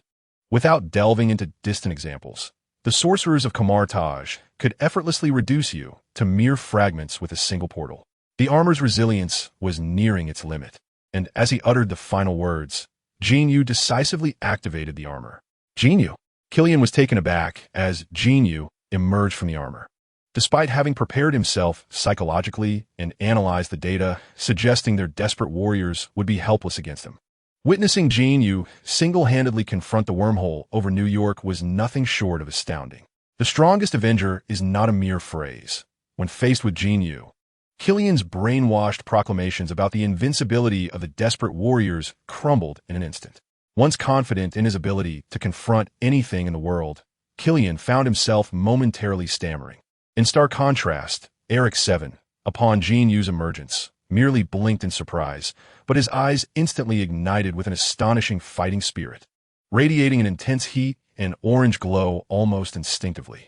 Eric, the opportunity you have long dreamed of has finally arrived. From a once downtrodden scientist to his current state, Killian's intellect is undoubtedly sharp. Once the initial astonishment faded, he immediately surmised that Jin Yu's sudden appearance here signified a disruption in his plans. His first instinct was to instruct Eric to confront Jin Yu, not only to test the true strength of this formidable Avenger, but also to buy time. For while plans may falter, he must ensure the safe extraction of Pepper. As soon as the words left his mouth, Killian rose and retreated a few paces, casting a quick glance at the positioning of those around him. With Jin Yu's arrival, it was only a matter of time before other Avengers followed. He needed to guarantee that he possessed the requisite prowess to break free. Eric Seven, indeed, appeared as Killian had described, eagerly awaiting this moment for an indeterminate duration. His face was flushed a fiery orange, and when he spoke, sparks erupted from his mouth, revealing the intensity of his excitement. I've been waiting for you. If it weren't for Killian's orders last time in Chinatown, you would have, before he could finish, Jin Yu flicked his right hand, conjuring a flame that danced in his palm. Without employing any formal technique, he wielded his hand like a blade, thrusting the inferno directly into Eric Seven's abdomen. The temperature of the eternal flame was beyond Jin Yu's reckoning, certainly exceeding 3,000 degrees. The moment the fire penetrated, Eric's words were abruptly cut off, replaced by a terrified scream as his internal temperatures spiraled out of control. The cry lasted scarcely over a second, and Eric Seven, who had only moments prior been hailed by Killian as the most formidable warrior on the planet, erupted in place. Boom! The searing heat engulfed the entire hall, while Jin Yu radiated golden energy that shielded him from the blast force. Nonchalantly retracting his hand, still clasping the flame, he muttered, "Enough with the chatter. With this time, I could have vanquished you all."